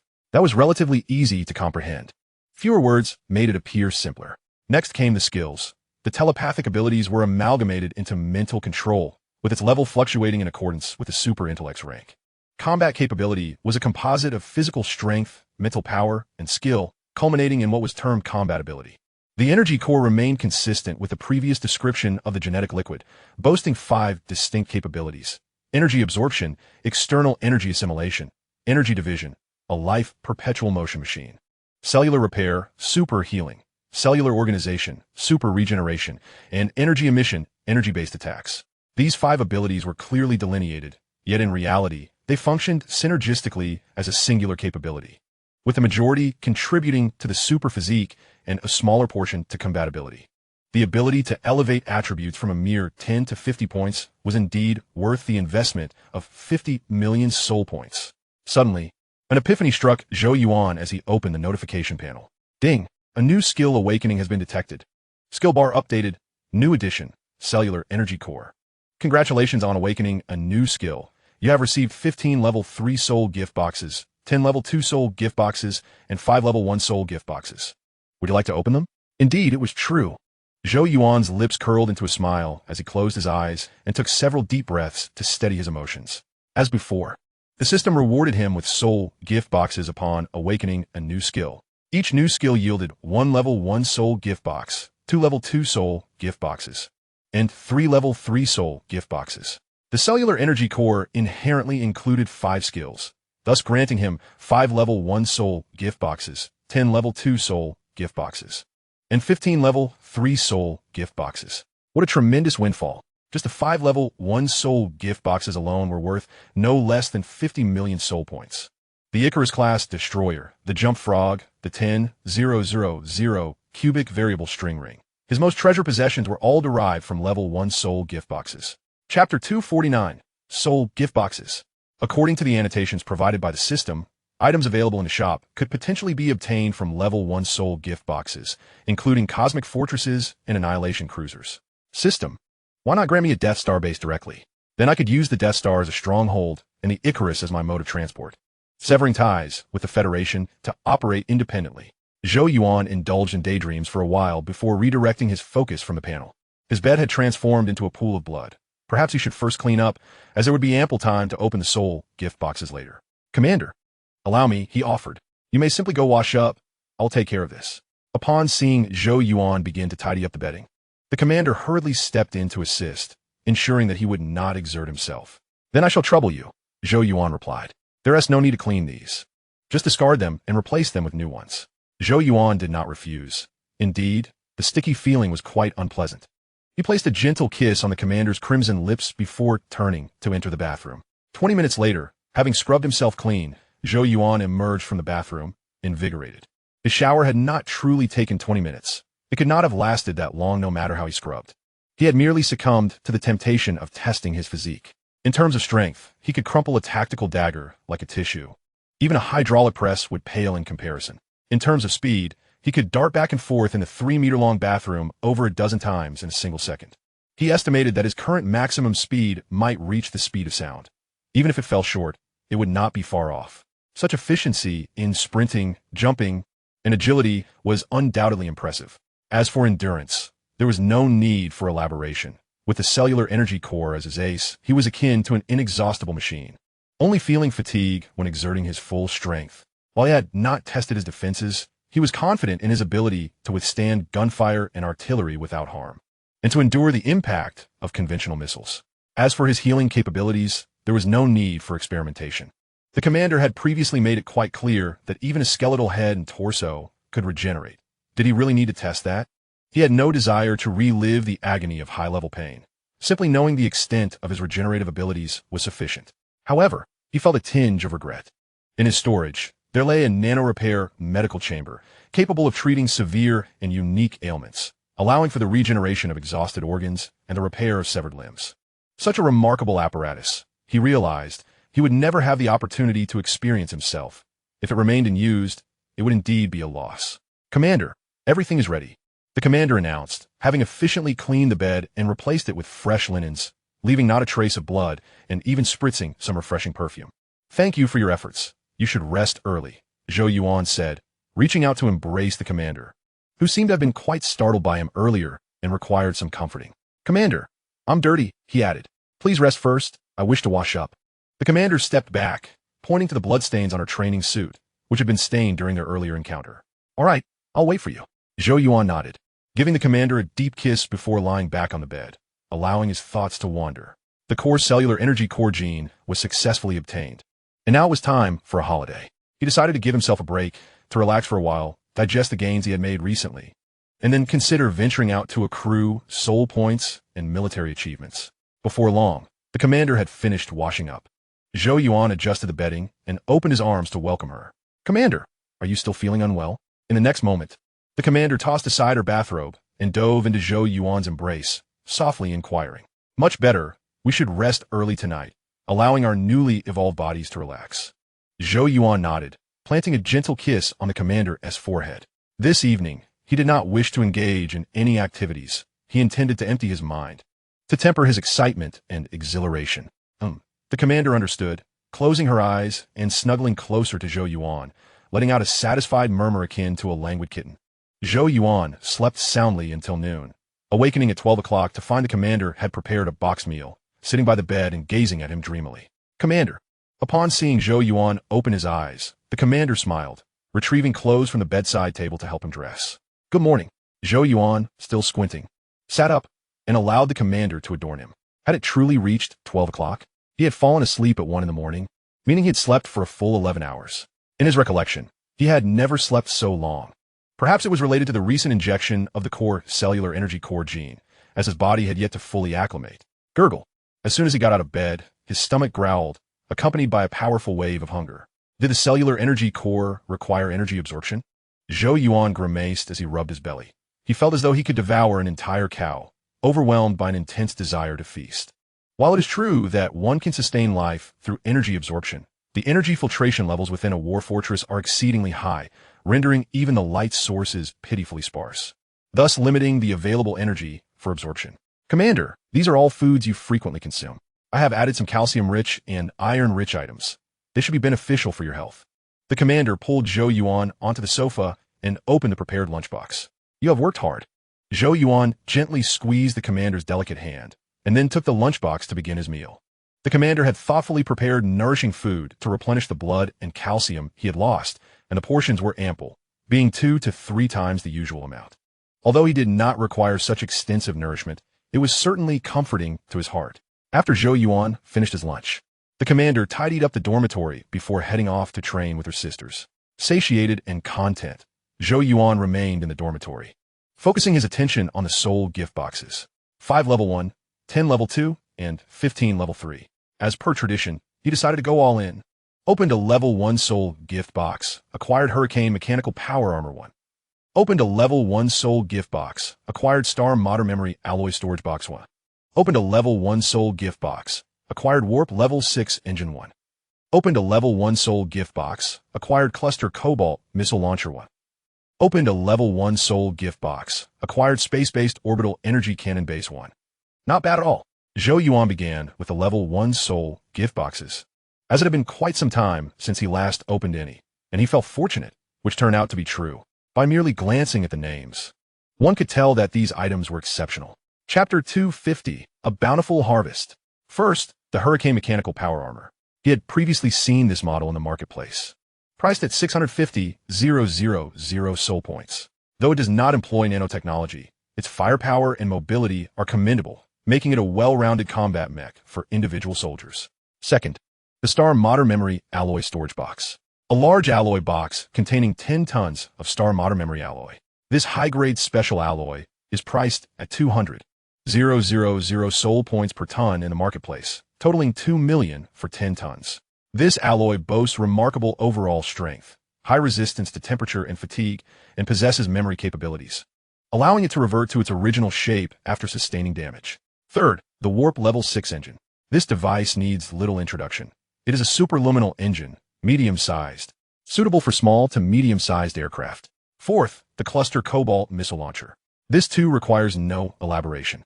Cobalt bombs are a type of nuclear weapon that can unleash gamma rays and spread radiation contamination, characterized by their unsavory and vile nature. Fifth, the Space-Based Orbital Energy Cannon Base. This is a space station equipped with 1 large energy cannon, 3 medium energy cannons, and 10 small energy cannons, primarily intended for targeting satellites, boasting decent firepower. Overall, these items are quite impressive. Some have been previously encountered in the marketplace, while others are entirely new. If one were to evaluate them in terms of soul points, Zhou Yuan believed these 5 items could easily be worth at least 10 million soul points. Continuing, after opening all the level 1 soul gift boxes, Zhou Yuan turned to the level 2 boxes, a total of 10. Opened a level 2 soul gift box. Acquired Gene Evolution Liquid 1. Opened a level 2 soul gift box. Acquired Purgatory Grenade 1. Opened a level 2 soul gift box. Acquired Variable String Ring 1. Opened a level 2 soul gift box. Acquired Anti-Gravity Hand Cannon 1. Opened a level 2 soul gift box. Acquired Focused Reflective Light Tank 1. Opened a Level 2 Soul Gift Box. Acquired Miniature Sparrow Legion 1. Opened a Level 2 Soul Gift Box. Acquired Hurricane Weather Cannon 1. Opened a Level 2 Soul Gift Box. Acquired Microwave Handgun 1. Opened a Level 2 Soul Gift Box. Acquired Energy Shield Generator 1. Opened a Level 2 Soul Gift Box. Acquired Stiletto Remote-Controlled Explosive 1. Another profitable haul. Zhou Yuan smiled with satisfaction upon seeing the 10 items from the Level 2 boxes. Luck was on his side once again. The Gene Evolution Liquid, Purgatory Grenade, and Variable String Ring were familiar friends. The fourth item, the Anti-Gravity Hand Cannon, creates a gravity-repelling field upon firing, inducing a weightless state in the target. The fifth item, the Focused Reflective Light Tank, utilizes concentrated sunlight as a weapon. It is a slow-charging energy cannon tank. The sixth item, the Miniature Sparrow Legion, employs nanotechnology to create bionic spies, with a legion comprising 100 units, each the size of a marble, resembling oversized, self-destructing mosquitoes when activated. The seventh item, the Hurricane Weather Cannon, is a meteorological weapon designed to create hurricanes. The eighth item, the Microwave Handgun, can fire clustered electromagnetic waves. The ninth item, the Energy Shield Generator, is unremarkable. It simply generates an energy shield. The 10th item, the Stiletto Remote-Controlled Explosive, releases lasers upon detonation, temporarily blinding enemies, although it is of little use against insects. Excellent, the quality is improving. Zhou Yuan grinned and tossed the Gene Evolution Liquid. The total worth of these 10 items in the marketplace is no less than 2 million soul points. Although not many of these items are immediately useful to him, free gifts are always delightful, and they can serve as splendid presents for others. Lastly, there are the 15 Level 3 Soul gift boxes. Opened a Level 3 Soul gift box. Acquired High Explosive Grenade 1. Opened a Level 3 Soul gift box. Acquired Adrenaline 1. Opened a Level 3 Soul gift box. Acquired Energy Bar 1. The Level 3 Soul gift boxes yielded practical items, yet all were conventional equipment, abundant in the armory, lacking any noteworthy highlights. Zhou Yuan took stock of his gains and began to consider how to utilize these items. Claire has a mech now, so there is no immediate need for reinforcement. Carmen has the Super Soldier Serum, which suffices. A mech is unsuitable for her at this early stage, and the same applies to the other squad members. However, he could purchase 2 additional Super Soldier Serums for the veteran team members, and with Dax, 3 enhanced individuals could lead a squad effectively. The Gene Evolution Liquid would go to the commander, while the mechs would be distributed among the others. Additionally, he had accumulated quite a few trinkets in the marketplace warehouse that could also be given to them, as leaving them to gather dust would be a waste. After several minutes of contemplation, Zhou Yuan finally solidified his decision. First, he would strengthen his strategic escort team. The 7 beautiful warrior maidens have unwavering loyalty to him. Reinforcing their abilities is never excessive, as their enhanced strength would enable them to assist him more effectively. Secondly, he would bolster his slaughter squad, as they are a prominent external representation, and maintaining their foundational combat capability is essential. Moreover, he trusts the veteran members, so moderate enhancement would suffice. Ding! Purchase successful. Reduced by 200,000 soul points. Acquired Super Soldier Serum 2. That's settled. Zhou Yuan nodded slightly, and promptly purchased 2 Super Soldier Serums from the marketplace, before picking up the communicator. Come to the commander's dormitory to see me, right now. In 10 minutes, come to the commander's dormitory to see me. A total of 2 messages were sent, the first to Dax, and the second to the commander. Okay. Understood, Commander. The 2 messages were quickly acknowledged, as most individuals in the fortress were quite idle during the midday break. Host, Zhou Yuan. Identity, Federal Major General. 5th Order Gene Life Form. Attributes, Super Physique Level 5, Super Mentality Level 4. Skills, Mental Control Level 4, Combat Ability Level 5, Energy Core Level 1, Energy Control Level 1. Equipment, Icarus Class Destroyer, Nano Heavy Firepower Mecha Title. Financial Expert, earning 5 soul points per minute. Soul points, 3,990,000. Goodness. Just shy of 4 million by a mere 10,000. After administering 2 doses of the Super Soldier Serum, Zhou Yuan found his balance lingering in an exceptionally frustrating position. It had been quite some time since he last engaged with the defense wall. He thought to himself that he would ascend shortly to enjoy some sniping, while simultaneously accumulating his soul points to reach the coveted 4 million mark. Speaking of the defense wall, it had been ages since he last reached out to Campbell and Turner. He resolved to call them in the evening for a chat and send them a box of restorative cigars. Chapter 251, Resource Allocation. After a brief wait, Dax arrived. Zhou Yuan presented the Super Soldier Serum, expressing his desire to cultivate 2 more versatile soldiers. Captain, who do you think will be suitable? Dax carefully stowed the 2 vials of Super Soldier Serum in his pocket and inquired with a serious expression. What are your thoughts? Zhou Yuan replied. It doesn't necessarily have to be veterans. If you believe a rookie has potential, they could be trained as well. However, it is paramount to keep this matter confidential. Its significance is too great, and any leak could jeopardize the Federation's latest research strategies. Out of our 50 billion populace, fewer than 100 are aware of this, which underscores its level of secrecy. Zhou Yuan interlaced his fingers beneath his chin and whispered softly. I understand. Dax's expression tightened, and he continued. Veterans are more familiar with the protocols, and their tactical acumen surpasses that of rookies. Currently, aside from us, there are only 4 veterans left in the team. Lucy, Yin, Austin, and Eric. I believe they all qualify for the serum. If I must choose, I would opt for the higher-ranking Lucy and Yin. And let it be so. Zhou Yuan nodded in agreement. Both Lucy and Yun were indeed excellent candidates, one being a medic, the other a sniper, allowing them to complement Dax's capabilities. As for Austin and Eric, they could be assigned the Super Soldier Serum later on to elevate all the veterans. All right, leave it to me. They will keep their lips sealed. Upon hearing Zhou Yuan's approval, Dax promptly departed, eager for the impending transformation of the 2 super soldiers, alleviating his burden of supervising the squad alone during missions. Not long after Dax's departure, the commander arrived. Zhou Yuan wasted no time, presenting everything that needed to be discussed and distributed.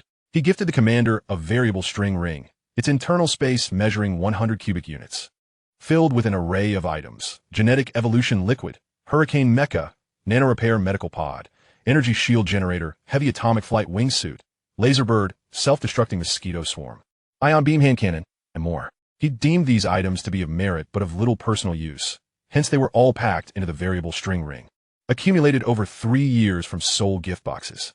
In truth, he possessed even finer goods, such as tanks and warships, but their size exceeded that of the small ring, necessitating the selection of smaller equipment. Nevertheless, even these smaller items sufficed, as the women's capabilities were already enhanced to the level of super soldiers. Akin to having received the serum, 7 enhanced individuals wielding advanced equipment could easily storm an underground insect nest. Commander, such precious serum. Are you truly intending for me to utilize it? The commander caressed the genetic evolution liquid, her eyes brimming with emotion. She had learned from Zhou Yuan that this serum would enable her to evolve once more, granting her the formidable power she wielded prior to Zhou Yuan's 3rd evolution, superhuman strength. Of course, you are my most trusted ally and cherished woman, Zhou Yuan replied earnestly, spreading his hands. Truth be told, he held all 7 women in equal regard. His choice of the commander was solely based on her leadership position. While he thought this way, he refrained from voicing it, opting instead for flattering words that bore no consequence. Commander, you're also my dearest. Upon hearing Zhou Yuan's declaration, the commander secured the genetic evolution liquid within a ring, swiftly closing the distance to Zhou Yuan, eagerly kissing him. Zhou Yuan was momentarily taken aback, but soon reciprocated with fervor. Initially intending to ascend the defense wall to amass soul points, it appeared that his plans would have to be postponed. Time swiftly passed to 4 p.m. The commander, having taken a shower, exited the officer's quarters with a triumphant air, her hand adorned with the ring Zhou Yuan had given her. She had triumphed once more. Regardless of whether it was yesterday or today, Zhou Yuan's first thought was of her. It felt splendid. Zhou Yuan soon departed the commander's quarters, donning his space armor as he made his way to the defense wall, occasionally clenching his fists along the way. Having evolved from a superhuman to a 5th-tier genetic life form, he found himself increasingly adept at controlling his body.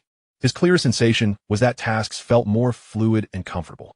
Moreover, he possessed the ability to control whether to conceive offspring, no longer needing to collaborate with the blocking spirit, which felt incredibly liberating. Yet, should he contemplate having children? Perhaps a little princess to inherit his talents, starting her journey as a 5th-tier genetic life form, granting her whatever she desired. No, that wouldn't do. Daughters would eventually marry. The matter of children could wait.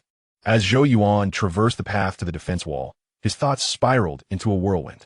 He had lived 2 lifetimes, albeit briefly, yet combined they exceeded 40 years. Although both lives only reached his youth, his experiences far surpassed those of his contemporaries, rendering him considerably more mature. He had previously been reluctant to have children, primarily due to his belief that he was not yet mature enough and lacked the confidence to nurture a child properly. After all, Heightened cognitive function merely indicated superior brain performance, devoid of any correlation with wisdom. Lost in his reverie, Zhou Yuan arrived at the defense wall, causing a minor stir as he donned his space armor, the exclusive Red Skull attire of the Slaughter Squad.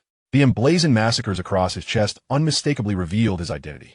Nearby defense personnel widened their eyes, occasionally glancing at Zhou Yuan, with some daring enough to observe him through their scopes. Within the isolation zone fortress, Zhou Yuan was an enigma. In fact, throughout the entirety of the federal military system, he remained shrouded in mystery.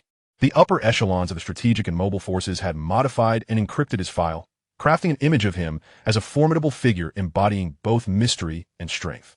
Thus, even within his own fortress, Zhou Yuan maintained an air of intrigue, with the vast majority of soldiers oblivious to his appearance. This resulted in his becoming a rarity, akin to a panda. To put it in perspective, if the commander were to venture to the front lines, which soldier would not be captivated or excited? You're the one, big gun. Zhou Yuan sensed the surrounding gazes, yet as a seasoned performer, he was already accustomed to such attention. After perusing the armory for a while, he ultimately selected the classic M82S anti-material sniper rifle, often referred to as Barrett the Big Gun. Boom! A single shot fired, and a soldier insect 600 meters away collapsed, its head exploding into fragments. The sensation was delightful. Although he felt no recoil, Zhou Yuan couldn't help but smile, relishing the nostalgic thrill of exterminating insects atop the defense wall. Chapter 252, GJ4's Defeat, Departure. Host, Zhou Yuan. Identity, Federal Major General, 5th Tier, Genetic Life Form. Attributes, Super Physique Level 5, Super Mentality Level 4. Skills, Mental Control Level 4, Combat Ability Level 5, Energy Core Level 1, Energy Control Level 1. Props, Icarus Class Destroyer. Nano Heavy Firepower Mecha Title. Powerful Insecticide, increases kill count by 20, grants 3 speed. Soul Points, 40, 0, 30, 0, 0, 0. At precisely 6 p.m., as dinner time approached, Zhou Yuan departed from the defensive walls. Within 2 hours, he amassed 130,000 soul points. Of course, merely exterminating soldier bugs would not yield such a sum in that time frame. The primary catalyst for this surge in efficiency was the presence of the commanders. With 8 individuals cooperating, even though their efforts were primarily for amusement, productivity soared. Ding! Just as Zhou Yuan was about to head to the dining hall, the operational device emitted a sound. Commander, a communication request from the 4th Expeditionary Force has been received. The intelligence database indicates that the 4th Expeditionary Force's cleansing operation in the GJ4 star system has failed, and it was a catastrophic defeat. This call likely pertains to the failure of the operation. This was a dual notification from the fortress's chief intelligence officer, Ping. A catastrophic defeat? That seemed implausible. Upon receiving this news, Zhou Yuan's expression shifted dramatically, a multitude of question marks surfacing above his head. The GJ4 star system had indeed been invaded by the Zerg. But such an incursion should not reach the level of total occupation, particularly when the enemy numbers were not excessively overwhelming. With 2 fleets and 2 legions, how could they possibly suffer such a devastating loss? Even if they were at a disadvantage, a retreat should have been feasible. How could they have been obliterated? Wait for me in the conference room. I will arrive shortly. Zhou Yuan replied, then turned to the group of women, saying, You may go ahead to dinner. I have matters to attend to. Do not wait for me. Understood, Commander. The women, noticing Zhou Yuan's unusual demeanor, nodded obediently. In a flurry, Zhou Yuan quickly arrived at the core area conference room, where Ping was already awaiting him. Commander, you may take the call now, Ping stated, rising to gesture towards the table screen before hastily exiting the room. On one side was the commander of the isolated fortress, and on the other, the commander of the 4th Expeditionary Force's Starship Fleet. He had to ensure to avoid being in the way of their communication. Ding! Zhou Yuan settled into his seat and activated the awaiting call. The holographic projection flickered to life, casting a familiar figure across the table. It was Major General Lu Chong, commander of the 4th Expeditionary Force's Starship Fleet. Lu Chong appeared disheveled, his entire right arm encased in a medical shell, indicative of severe bone injury, and his face bore several unhealed lacerations. Major General Lu, what transpired? Zhou Yuan inquired, astonished by Lu Chong's condition. As the commander of the Starship Fleet, he was not required to engage in ground combat. How could he sustain such injuries? Had the starship been struck by a plasma cannon? Damn it, we were betrayed. Lu Chong spat through clenched teeth, his already unattractive visage contorting into a fierce grimace. He and Zhou Yuan hail from the same homeland. allowing for a less formal exchange in the absence of outsiders. Betrayed by whom? Zhou Yuan asked, momentarily perplexed by Lu Chang's meaning. Boya. That incompetent fool led to the loss of the majority of the 4th Expeditionary Force's troops. Both legions were annihilated, and I am left with only 3 starships. The situation was complex, and Lu Chang's previous intelligence had proven accurate. There were indeed brain bugs on Titan. If you have the time, come over as soon as possible. I intended to submit a request to borrow your combat team, but the Army headquarters insisted you only follow Marshal Chen's orders, so I am forced to approach you privately. Lend me a hand. I will definitely remember this favor. If we cannot resolve the GJ4 situation, I might face dire consequences. Lu Chang said, suppressing his rage. His expression dark enough to seem drenched in despair. So grave? Zhou Yuan replied with determination. Send me the coordinates of your fortress. I will depart immediately and arrive in approximately 100 minutes. Zhou Yuan consented without hesitation. His interest in the GJ 4-star system was already piqued. Had it not been for the need to procure core cellular energy furnace genes, he would likely still be in the GJ 4-star system. Thank you. I must now contact the Nut Base and Gaia Base. We will discuss further when you arrive. Upon Zhou Yuan's nod, Lu Chang's demeanor brightened considerably. He tapped his chest with his left hand before hastily concluding the call. Nut Base and Gaia Base? This was escalating quickly. Zhou Yuan promptly rose, running while using his communicator to relay information, ensuring the necessary personnel and starships were organized. Nut Base, located on the moon, is the largest starship base of the Federation, boasting over 100 starships, serving as the main hub for the starship fleet. Gaia Base, Position d'Envenue, is a super-large infantry training base with an active soldier count exceeding 10 million, one of the largest barracks for mobile troops. Lu Chang's outreach to these 2 bases was all too evident. Reinforcements. At 8 p.m., Zhou Yuan arrived at the GJ 4-star system and located Lu Chang's fleet.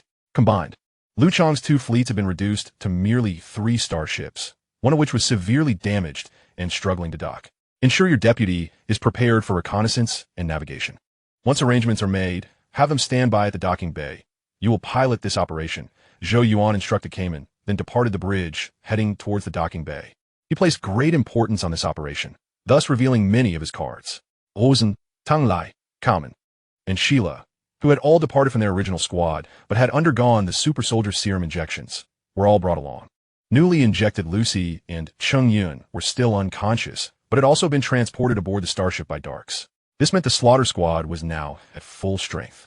Next were the strategic guard team. The 7 women were on standby at the docking bay, with the commander having injected the genetic evolution fluid upon boarding. Already halfway through her transformation, in just a few hours, his team would experience a significant upgrade. 1 5th-tier genetic life form, 1 superhuman, 13 enhanced individuals, 11 elite infantry. This formidable force, united, would not only be capable of combating the brain bugs on Titan, but could also navigate the treacherous terrain of Clintu with ease. Zhou Yuan could only hope that the battle would not commence too swiftly, or else Commander Lucy and Chung Yun would be unable to participate. Sheila, take me to the Red Star. Upon arriving at the docking bay, Zhou Yuan checked on Commander Lucy and Chung Yun's conditions, instructing the others to care for the 3. Before boarding the transport vessel, Lu Chang awaited him aboard the Red Star. He needed to inquire about how the 4th Expeditionary Force had experienced such a defeat. Chapter 253. Boer is a traitor. News of Zhou Yuan's arrival swiftly reached Lu Chang, accompanied by 2 colonels from the starship fleet. He personally went to the docking bay to welcome Zhou Yuan, leading him to the conference room. Major General Lu, what exactly transpired? I cannot fathom how the Zerg could possess such capabilities to decimate the 4th Expeditionary Force so thoroughly. Once seated, Zhou Yuan wasted no time and directly addressed the issue. The loss of the legions is understandable. After all, Titan is a bug planet. If 200,000 troops were to encounter a massive Zerg tide, they wouldn't last even an hour. However, how did the fleet meet its demise? In the star field where Titan is located, the distances between celestial bodies are considerable. The plasma cannons were not dense enough to achieve full lockdown. How could 20 starships be reduced to merely 3? Sighing heavily, Lu Chang replied, "You are correct in your reasoning. I initially thought the operation would pose little challenge. However, once the battle commenced, we discovered that much of our intelligence was erroneous, compounded by the interference of that scoundrel Boer." Scoundrel? Zhou Yuan sat up straight, his ears perking up in keen interest. When he spoke earlier, Lu Chang referred to Boer as incompetent. Now he had escalated the description to scoundrel. Both terms were far from flattering, yet the implications varied significantly. The term useless may be somewhat mild within the military context, yet bastard is unequivocally a term of contempt and anger. Clearly, this matter is more intricate than it appears. For instance, due to its high level of confidentiality, Lu Chang deemed it necessary to convey the information in person. The situation unfolded as follows. Bull lit a cigarette and gestured for his two aides to leave the conference room before recounting the disastrous defeat of the 4th Expeditionary Army in detail. At 5 p.m. that afternoon, the 4th Expeditionary Army mobilized. In the preceding days, they had cleared the surrounding planets of Titan, leaving no sign of the bugs. Thus, they shifted their focus to the final target, Titan itself. The bug situation assessment had been conducted by Bull, and the proposal for a full-scale assault was also his initiative. Given Bull's position as the commander of the strategic forces, both Sean and Lu Chang consented to the plan. After all, the strategic forces hold a higher status within the Federation compared to the mobile and Starship divisions. However, as the two fleets encircled Titan, an unexpected turn of events unfolded.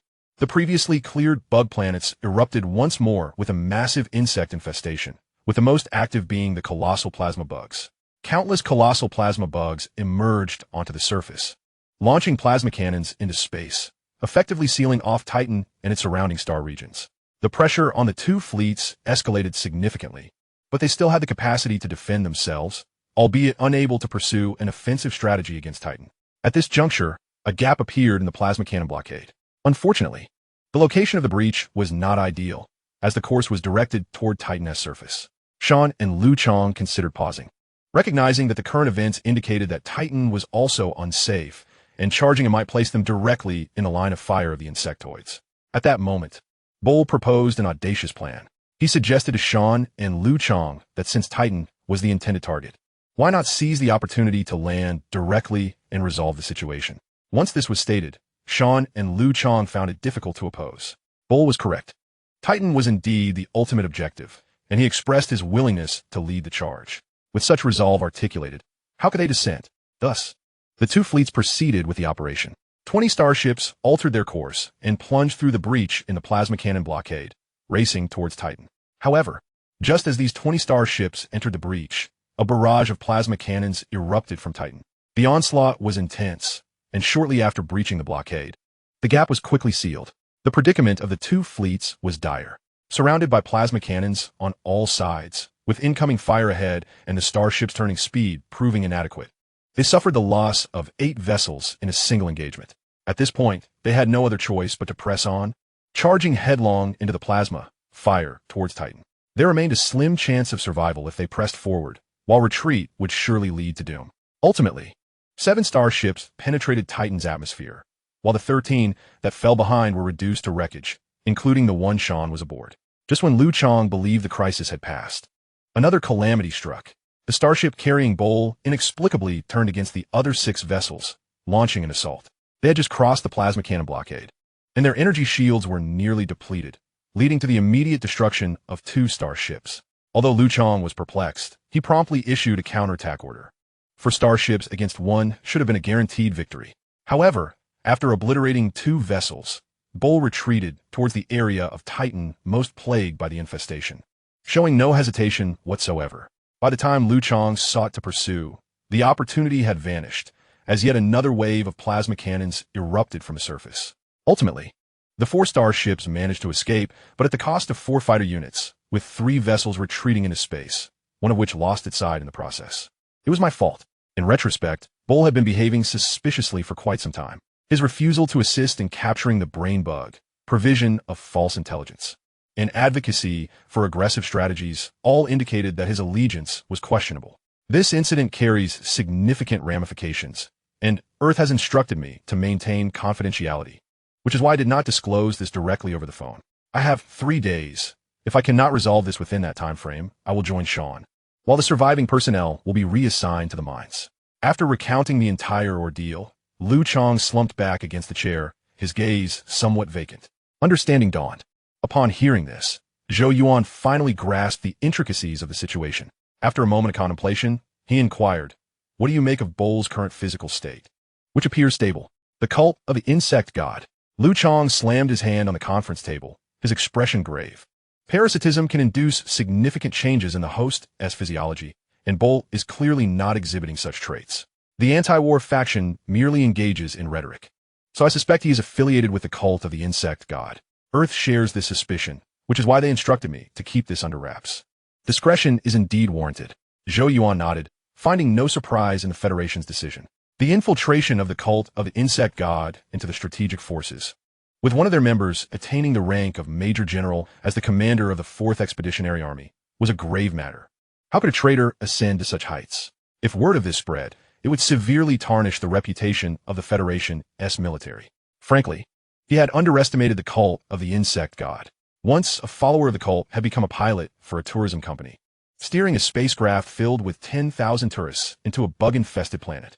Now, yet another suspected follower had infiltrated the upper echelons of the Federation, delivering a heavy blow to its integrity. Chapter 254. Speculations on the incident, the prelude to war. The meeting between Zhou Yuan and Nanchon concluded swiftly, lasting merely a few minutes. With Nanchon pressed for time, Zhou Yuan returned to his starship after clarifying the situation. He first checked on the transport shuttle. The commander was still undergoing transformation, yet his vital signs had stabilized, and he might awaken within an hour or two.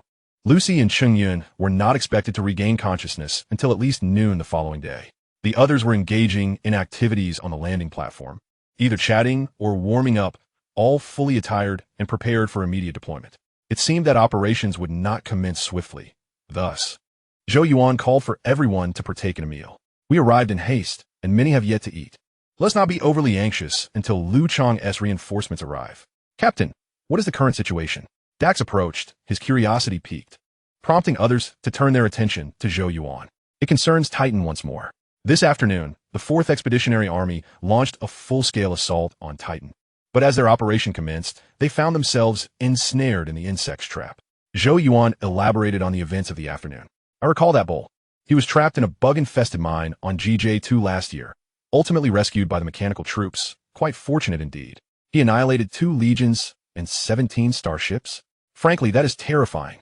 That bastard is undoubtedly affiliated with the cult of the insect god. The bugs must be coordinating under the orders of a brain bug. My heavens! A major general has defected? Upon hearing Zhou Yuan's account, a tumult erupted within the squad, their expressions reflecting shock and disbelief. Bull, as the commander of the 4th Expeditionary Army Strategic Forces, wielded authority far surpassing that of an ordinary major general. He was indeed a high-ranking official within the Federation. Yet, such an individual had chosen to betray them? Captain, as he is the commander of the 4th Expeditionary Army's Strategic Forces, he must also be responsible for the intelligence gathering within the 4th Expeditionary Army. Correct? Dax inquired, resting his chin on his hand. Indeed, all strategic personnel within the 4th Expeditionary Army report to him. Strategy, administration, intelligence, operations. He is the supreme authority on all matters pertaining to the strategic forces. Zhou Yuan spread his hands, offering a resigned smile. What a disaster. Indeed, it is true that Bull is the architect of the catastrophic defeat of the 4th Expeditionary Army. A soft-handed troop like the strategic forces should not wield such elevated authority. Upon hearing this pivotal clue, the crowd displayed expressions of dawning realization, erupting into discussions, predominantly filled with vitriol. Simultaneously, they expressed sympathy for the 4th Expeditionary Army. No wonder they suffered such a dire fate at the hands of the insects. The highest-ranking individual within their ranks was a traitor. With erroneous intelligence and flawed strategies, how could they possibly prevail? When your commander harbors intentions to drag you into the abyss, you have already lost. The outcome of the war was determined even before it commenced. Well then, the internal affairs of the 4th Expeditionary Army are of no concern to us. Our sole mission is to assist them in reclaiming their honor. Let us all dine and rest early, preparing ourselves for the monumental task ahead. As the cacophony of chatter filled the air, Zhou Yuan waved his hand dismissively. For reasons unknown, a peculiar premonition tugged at his heart, suggesting that matters were far from simple.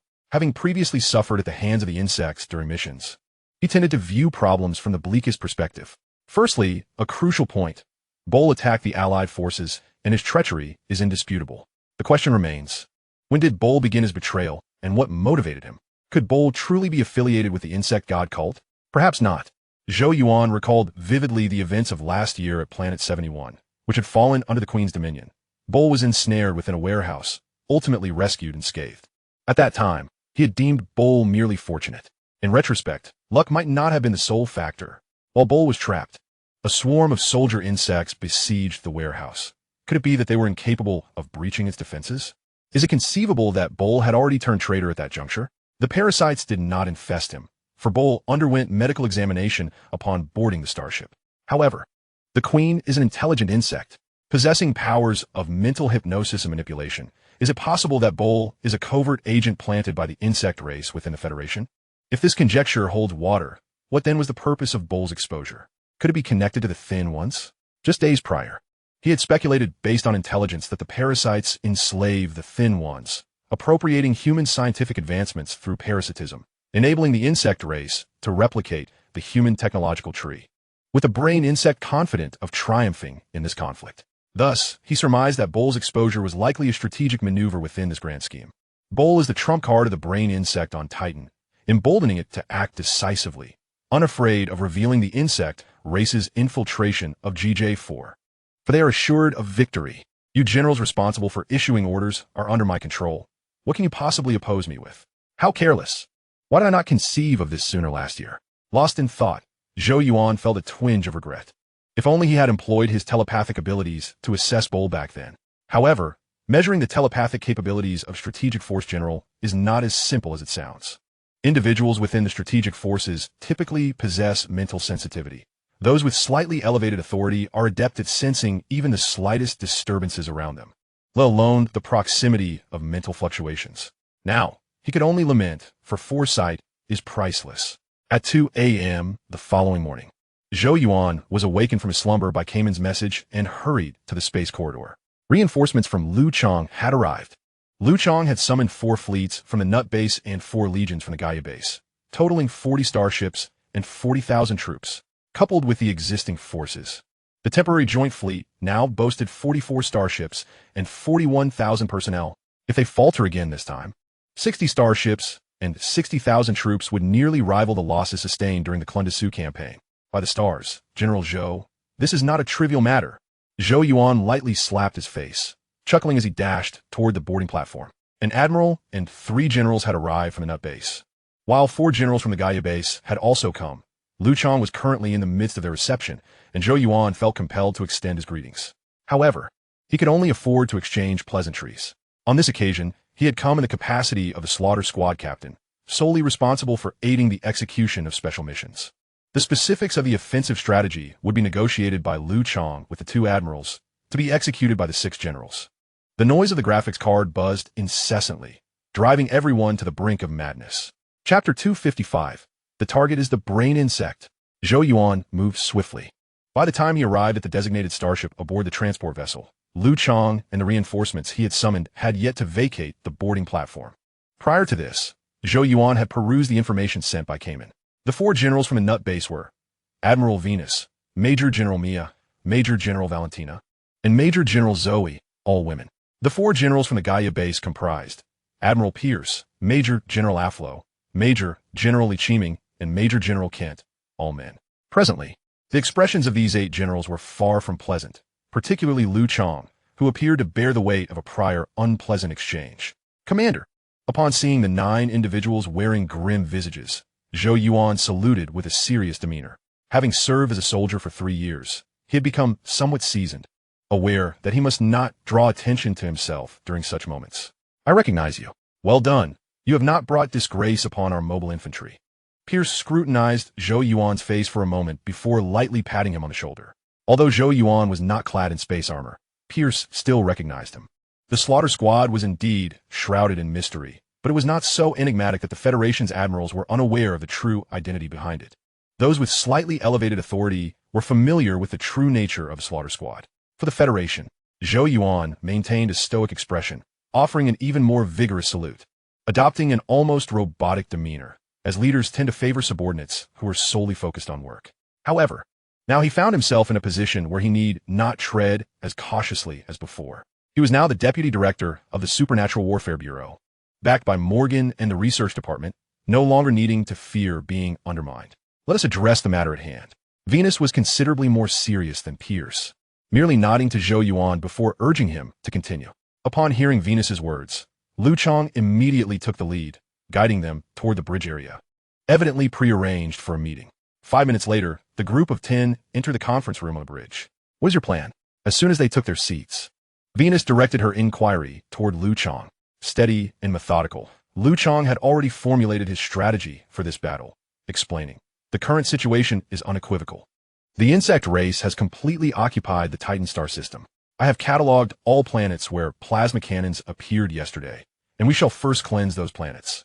To prevent a recurrence of yesterday's events, we will leave one starship and a small legion for continuous patrol reconnaissance after the cleanup. Once the insect threat in the entire star system has been thoroughly suppressed, we will mobilize the remaining forces to assault Titan. Though this tactic may be conventional, it is undoubtedly the safest approach." Upon hearing Lu Chang's words, both Venus and Pierce nodded in agreement. Zhou Yuan also concurred that this method was prudent. In fact, the 4th Expeditionary Army had employed a similar strategy just days prior, albeit not thoroughly enough. Firstly, they failed to leave personnel on the cleansed insect planets. Who knows how many insect nests might lie hidden on a single insect planet, and how many insects might be lurking within those nests.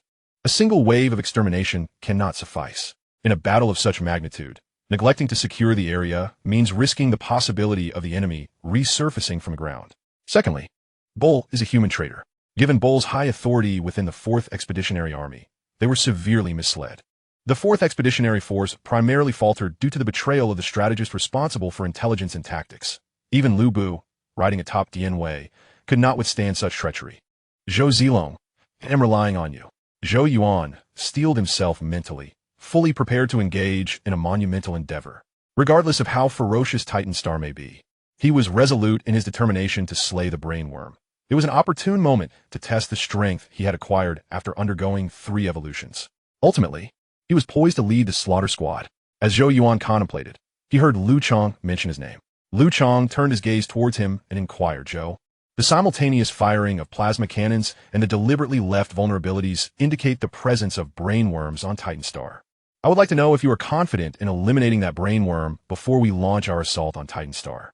This is crucial for us. If you can accomplish this, we need not exercise excessive caution regarding the surrounding bug planets and may consider a direct attack on Titan Star." "Sir, I am uncertain about that." Zhou Yuan shook his head, then stood up and declared with clarity, "I am a soldier, not a merchant. Here, there is no room for hesitation or uncertainty. My role is to accept the mission and then fulfill it. If you require me to undertake this task, then I shall do so."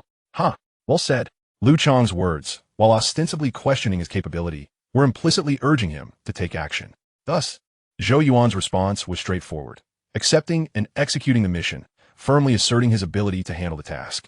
Well articulated, that is precisely what a man ought to say. "Young man, I acknowledge your title of the strongest infantry." Pierce slapped the table, his eyes shining with admiration, finally understanding why Zhou Yuan was held in such high regard by his peers. In a mobile unit, individual prowess is vital, yet execution is even more paramount. Even if one's superiors command them to march towards death. The other generals cast several glances at Zhou Yuan, internally lamenting that he was an exemplary soldier. Should Zhou Yuan have been one of their men, they would have awoken from dreams with smiles on their faces. "It is my honor, sir." Zhou Yuan smiled slightly and resumed his seat, mentally noting Lu Chang's actions. While he had already resolved to confront the brainworm directly, Lu Chang's use of such coercive rhetoric in front of so many individuals irked him. Had Lu Chang approached him more amicably, he likely would not have objected. Just yesterday, he had mentioned owing Lu Chang a favor, and today he sought to entrap him. Zhou Qiang was someone he could not collaborate with in the future. Nonetheless, it was evident that Lu Chang bore significant pressure. He was willing to antagonize a young major general with connections and talent in his urgent quest for redemption, clearly indicative of immense pressure from the Earth Federation headquarters. Zhou Yuan speculated that if this mission were to fail, Lu Chang might indeed face dire consequences. The following 10 minutes saw Pierce and Venus meticulously devise a concrete action plan. Lu Chang had no further input. Now, he was left with just over 10,000 troops and 3 starships, relegated to a supporting role during the operation. The other 6 lieutenant generals were there to assist Pierce and Venus, remaining largely silent as they awaited the onset of battle. Zhou Yuan, however, was in a more exaggerated state, propping his chin on his hands and closing his eyes, lost in thought. The discussions of the 2 generals were of little concern to him. His sole focus was on exterminating the brainworm on Titan Star. "This troublesome graphics card has me feeling as if a cacophony of buzzing surrounds me. I must seek out a computer store. Chapter 256, A Return to Titan Star. As the clock approached 3 in the morning, Zhou Yuan returned to his starship. The operational details had been finalized. At 8 o'clock this morning, Venus would lead 4 fleets to launch a saturation strike on the surface of Baiji Star and Baishur Star. These 2 planets lie on the periphery of the Titan Star domain. If they could neutralize the colossal plasma worms there, vulnerabilities would emerge in Titan Star's plasma cannon blockade. Upon Venus's success, Pierce would command 4 legions to land on Baiji Star and Baishur Star, thoroughly suppressing the infestation on these 2 planets. At that point, the Slaughter Squad could confidently spring into action, exploiting the gaps in the plasma cannon blockade to approach and land on Titan Star. Ultimately, they would devise a means to locate and eliminate the brain worm. Should the Slaughter Squad succeed, the bugs in the Titan Star domain would be rendered disorganized without their commanding brain worm, allowing Venus and Pierce to launch a direct assault on Titan Star. However, if the Slaughter Squad failed, Venus and Pierce would adhere to their original plan, systematically clearing the Titan Star domain, reserving Titan Star for last. The precise timing of their operations remained uncertain, contingent on the efficiency of Venus and Pierce. If they received the signal early, they might reach Titan Star today. If delayed, it could extend to tomorrow or even the day after. Time swiftly passed to 4 p.m. After 8 hours of relentless bombardment, the infestation on Baiji Star and Baishur Star had been thoroughly suppressed by Venus and Pierce. The multitude of bugs on both planets could not withstand the onslaught of 4 fleets and 4 legions. 40 starships, 400,000 mobile infantry, strategic nuclear missiles, tactical nuclear artillery, heavy robots, and assorted weaponry and vehicles. What could the majority of ground-bound bugs possibly use to defend themselves? Having secured Baiji Star and Baishur Star, Venus and Pierce left a portion of their forces behind to continue the cleansing operation while the main contingent shifted to seek new objectives. It was at this juncture that Zhou Yuan received the signal to mobilize. The plasma web encircling Titan Star had revealed vulnerabilities. The Slaughter Squad was now authorized to proceed. At 4:20 p.m., Carmen herself piloted the starship into the Titan Star domain. Aside from Carmen, Zhou Yuan and the other team members were already preparing for battle at the landing site. This timing was quite fortuitous for Zhou Yuan. Commander Lucy Qingyun and the others had each received Gene Enhancement Serum and Super Soldier Serum injections yesterday, and all had successfully evolved. Up to this point, all 3 had undergone at least an afternoon of adaptive training, showcasing their immediate combat effectiveness. Slaughter Squad, advance. As the clock neared 5 p.m., the starship finally approached the outer space of Titan Star. The plasma cannons within the Titan Star domain were excessively numerous, densely packed like a beehive. Even for Carmen, a flying prodigy, navigating through them took over half an hour. Leaving the piloting to her lieutenant, Carmen hurried to the landing site. Given the difficulty of this flight mission, she would pilot the transport aircraft, with Lewis serving as her co-pilot. The remaining members would accompany Zhou Yuan to land on Titan Star, including Sheila, the pilot. Though Sheila specialized in flight tasks, her injection of the Super Soldier Serum had transformed her into a significant asset for the team. Let us depart. Target L-Zone Embankment. Once all personnel were assembled, Zhou Yuan issued the command through his headset. Their destination was the L-Zone of Titan Star. Liu Chong had provided intelligence indicating that when the plasma cannons on Titan Star erupted, the cannons in the L-Zone activated a second or 2 earlier than those in other regions. This suggested that the colossal plasma worms in the L-Zone received the brain worm's attack orders sooner than those in other areas. Thus, the brain worm was most likely situated in the L-Zone.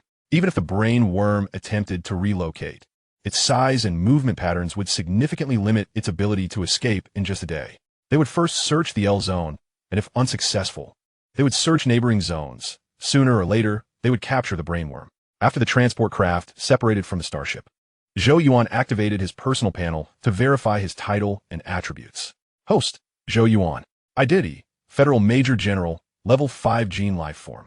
Attributes, Super Physique Level 5.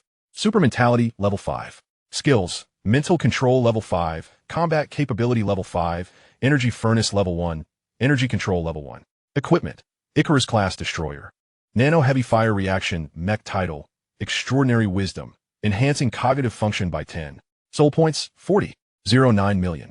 Upon donning the title of Extraordinary Wisdom, my super mental capacity and mental control ascended from level 4 to level 5, while other attributes remained unchanged. With a cognitive function of 30 points, I could contend evenly with brain worms. Now that my cognitive function has soared to 50 points, I should be able to decisively overpower them, right? Furthermore, My abilities, such as Mind Storm and Psychic Force, must have reached explosive levels. I must rigorously test their intensity shortly. Observing the resplendent panel attributes, Zhou Yuan smiled confidently. Can you withstand the might of my punch, infused with 59 million soul points, brainworm? After approximately 10 minutes, the transport craft arrived at Titan Star's L-Zone. Carmen, proceed to a secure location. There's a large carbonic spring to the south. Conduct thorough reconnaissance of the area. The rest of you, follow my lead. Do not remove your combat helmets unless necessary, as we are approaching a vast sulfur spring with a considerable concentration of hydrogen sulfide. Zhou Yuan organized the team and then disembarked. The L-Zone of Titan Star was an idyllic locale where volcanic activity had given rise to sulfur springs, complemented by geothermal carbonic springs, creating a perfect natural hot spring zone. A staggering 75% of the L-Zone surface was covered in hot springs. The expansive area of the springs implied a reduced landmass, significantly decreasing the likelihood of encountering hostile creatures, thus minimizing operational complications. If brainworms had indeed chosen to conceal themselves within the L-Zone, they would be playing a dangerous game of hide and seek, as no one would suspect them to lurk in such a seemingly devoid area. Before long, the transport craft descended once more. Tang Lai resumed his role as guide, leading the team onward. Captain, the temperature of the hot springs here ranges from 40 to 50 degrees Celsius, and the concentration of hydrogen sulfide is moderate. Is that not somewhat excessive? While guiding, Tang Lai also monitored the nearby, smaller springs. All around were small puddles, with dense steam rising from their surfaces, posing minor inconveniences to the advancing slaughter squad. This was to be expected, as the center of the L-Zone featured a previously erupted volcano. The scale of this volcano was immense, potentially surpassing Mars Tharsis I volcano, aptly earning it the moniker of Titan Star's mouth. Zhou Yuan explained, this is merely the beginning. Further ahead, the temperatures of the springs can exceed 100 degrees. However, with our space armaments, we need not fear the heat. The real concern lies with hydrogen sulfide. This highly flammable substance can form explosive mixtures with air and can be ignited by open flames or intense heat. Therefore, if we encounter any creatures, we must exercise extreme caution in our attacks, lest we inadvertently obliterate the entire sulfur spring area. Chapter 257, Artillery Worms. An hour later, the team reached the central region of the sulfur springs. Progress had considerably slowed as they traversed this area, replete with expansive hot spring pools, some larger than football fields, necessitating occasional forays into the water.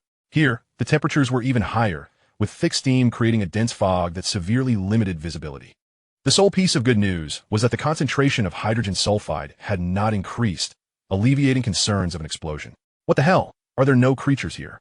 The high temperatures likely interfered with the insect's thermal senses, greatly aiding our mission. Creatures certainly did not have a penchant for lounging in hot springs. Having encountered no insects along the way, the team had relaxed considerably, at least loosening their lips from silence. No, they're coming. Right flank, soldier worm swarm. Just as everyone believed they could effortlessly penetrate the heart of the sulfur spring area, Zhou Yuan raised his hand, signaling for caution. With his cognitive function exceeding 50 points, his perception had vastly improved, allowing him to sense the presence of a swarm from 200 to 300 meters away. Damn, this scanner is utterly useless. I can see them approaching. The team members trained their weapons on the right flank, while the scout brandished the scanner. The high temperatures rendered the thermal scanner nearly ineffective, as the myriad heat sources and steam formed a shifting thermal landscape, making it challenging to discern the shapes of the creatures. Do not fire. Leave it to me. Zhou Yuan carefully assessed the number of soldier worms and noted only 50 or 60. He gestured for the team to hold their fire. Mind control. As the swarm approached within 100 meters, Zhou Yuan extended his right hand and gestured. Simultaneously, the soldier worms slowed their advance, raising their heads to emit a shrill cry before coming to a halt, collectively gazing at Zhou Yuan and lowering their pincers. Go find a brainworm. Zhou Yuan silently commanded, then gently waved his hand. In the next moment, dozens of soldier worms scattered in different directions, obediently seeking out the brainworm. This feels wonderful. Higher cognitive function truly makes a difference. Zhou Yuan's lips curled into a slight smile as he controlled the soldier worms with minimal expenditure of mental energy, indicating a substantial increase in his psychic reserves. Awesome. The boss is truly the boss. Observing the soldier swarm disperse, the team felt no surprise. They had grown accustomed to such displays and merely offered Zhou Yuan a symbolic thumbs up. With the soldier worms dealt with, the team continued onward. At this juncture, Zhou Yuan and the commander shared an unspoken understanding. slowing their pace to fall to the back of the formation, each retrieving their Sparrow Legion and self-destructing Mosquito Swarm from their respective armaments. Commander, how should we set the targets? After activating the self-destructing Mosquito Swarm, the commander quietly inquired. Target the Wisdom Worms and the Thin Ones, Zhou Yuan replied after a moment's thought.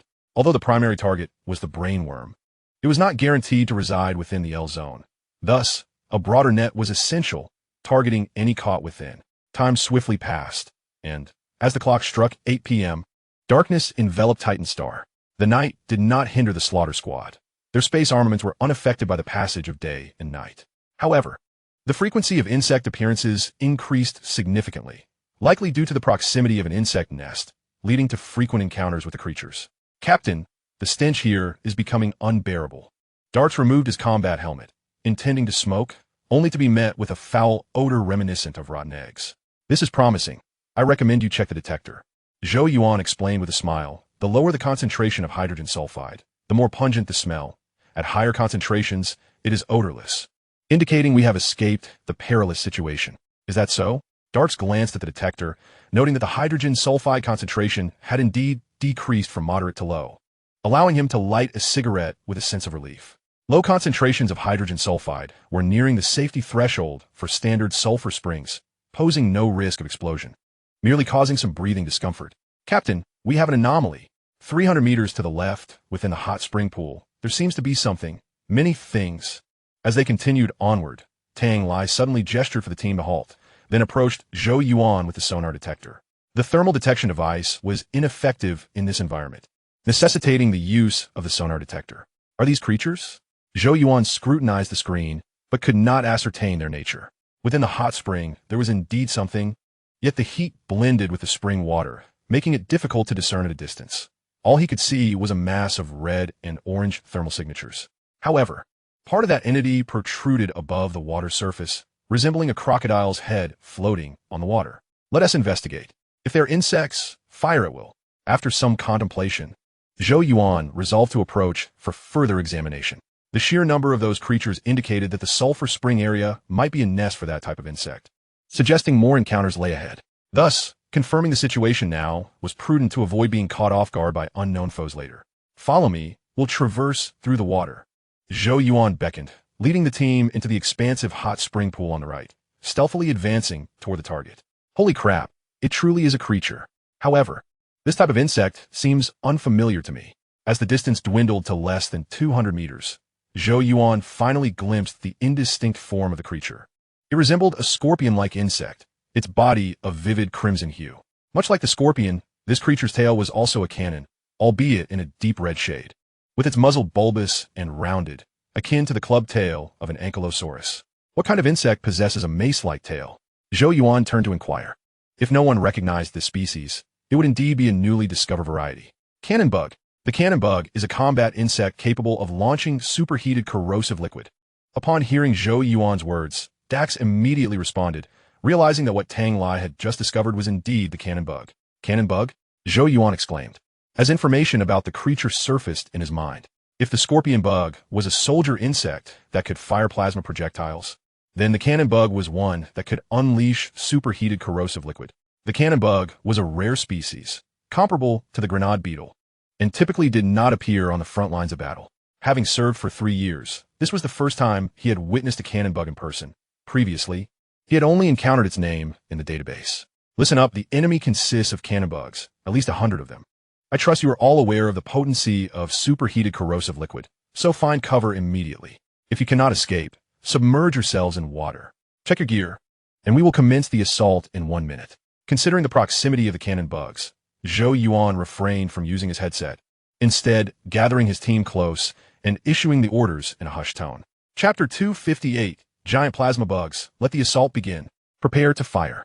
After advancing a few dozen meters, Zhou Yuan signaled for the team to halt, then softly commenced the countdown, raising his hand and bringing it down decisively.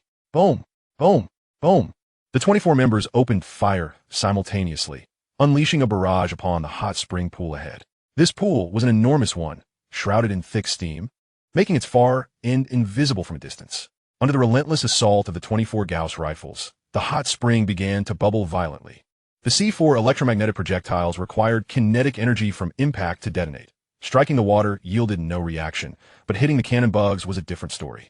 Numerous cannon bugs were obliterated, exploding amidst the surrounding hot spring water, giving the illusion of the spring boiling over.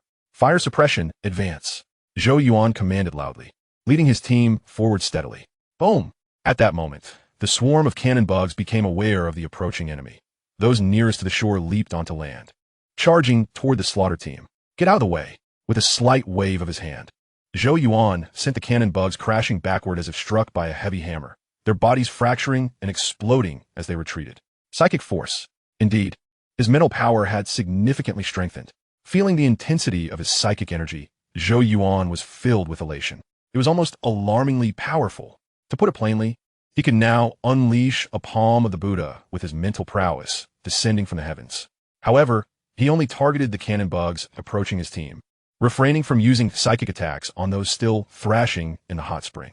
These cannon bugs could not be exterminated too swiftly, as his teammates required a practical warm-up to achieve their optimal combat state.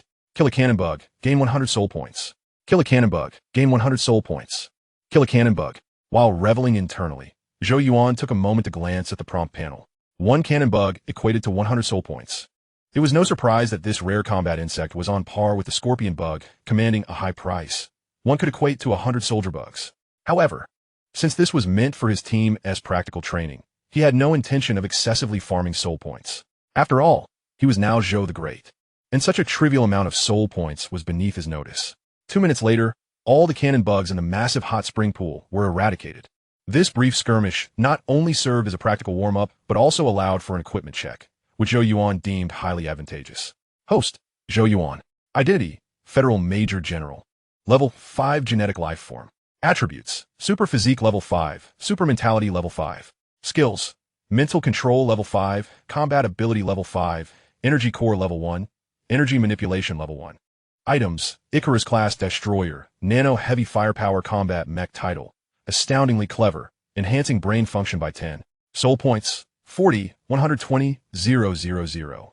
Habitually checking his personal panel, Zhou Yuan led the team onward. This time, they halted after merely 20 minutes. For dawn had arrived. The horizon blazed brightly. Numerous plasma projectiles ascending and dyeing the skyline blue, illuminating the sulfur spring area. Calculating the distance, Zhou Yuan gestured for his team to conceal themselves, ordering reconnaissance.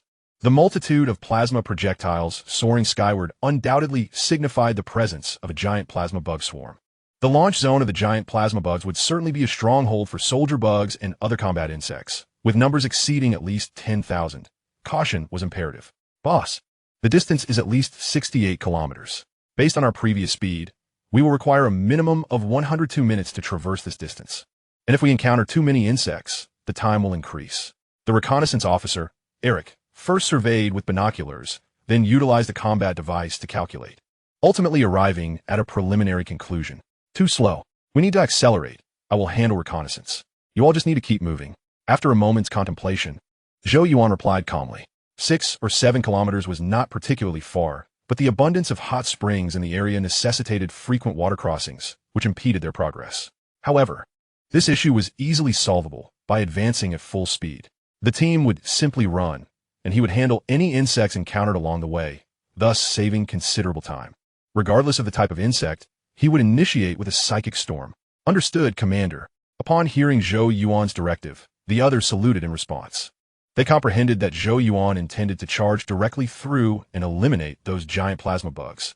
The battle would commence swiftly. 15 minutes later, the 24 members crouched low, peering out from within a large hot spring pool. They had arrived at their destination.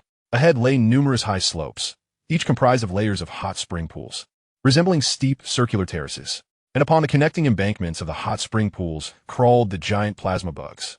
The sheer number of these bugs was astounding, densely clustered like a blue spider web. It was impossible to ascertain their exact count. Their tails arched high, launching plasma projectiles into the sky. My goodness, this is the first time I've seen so many giant plasma bugs. It was no wonder the 4th Expeditionary Army's fleet had been annihilated.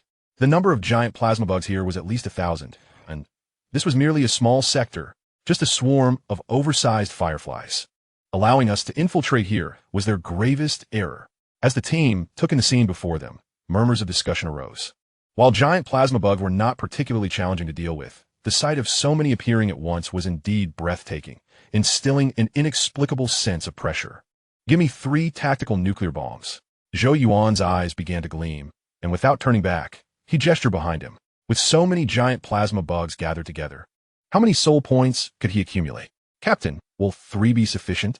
Dax quickly prepared the tactical nuclear bomb launcher, handing it to Zhou Yuan while cradling an explosive box, indicating that their supply of tactical nuclear bombs was ample.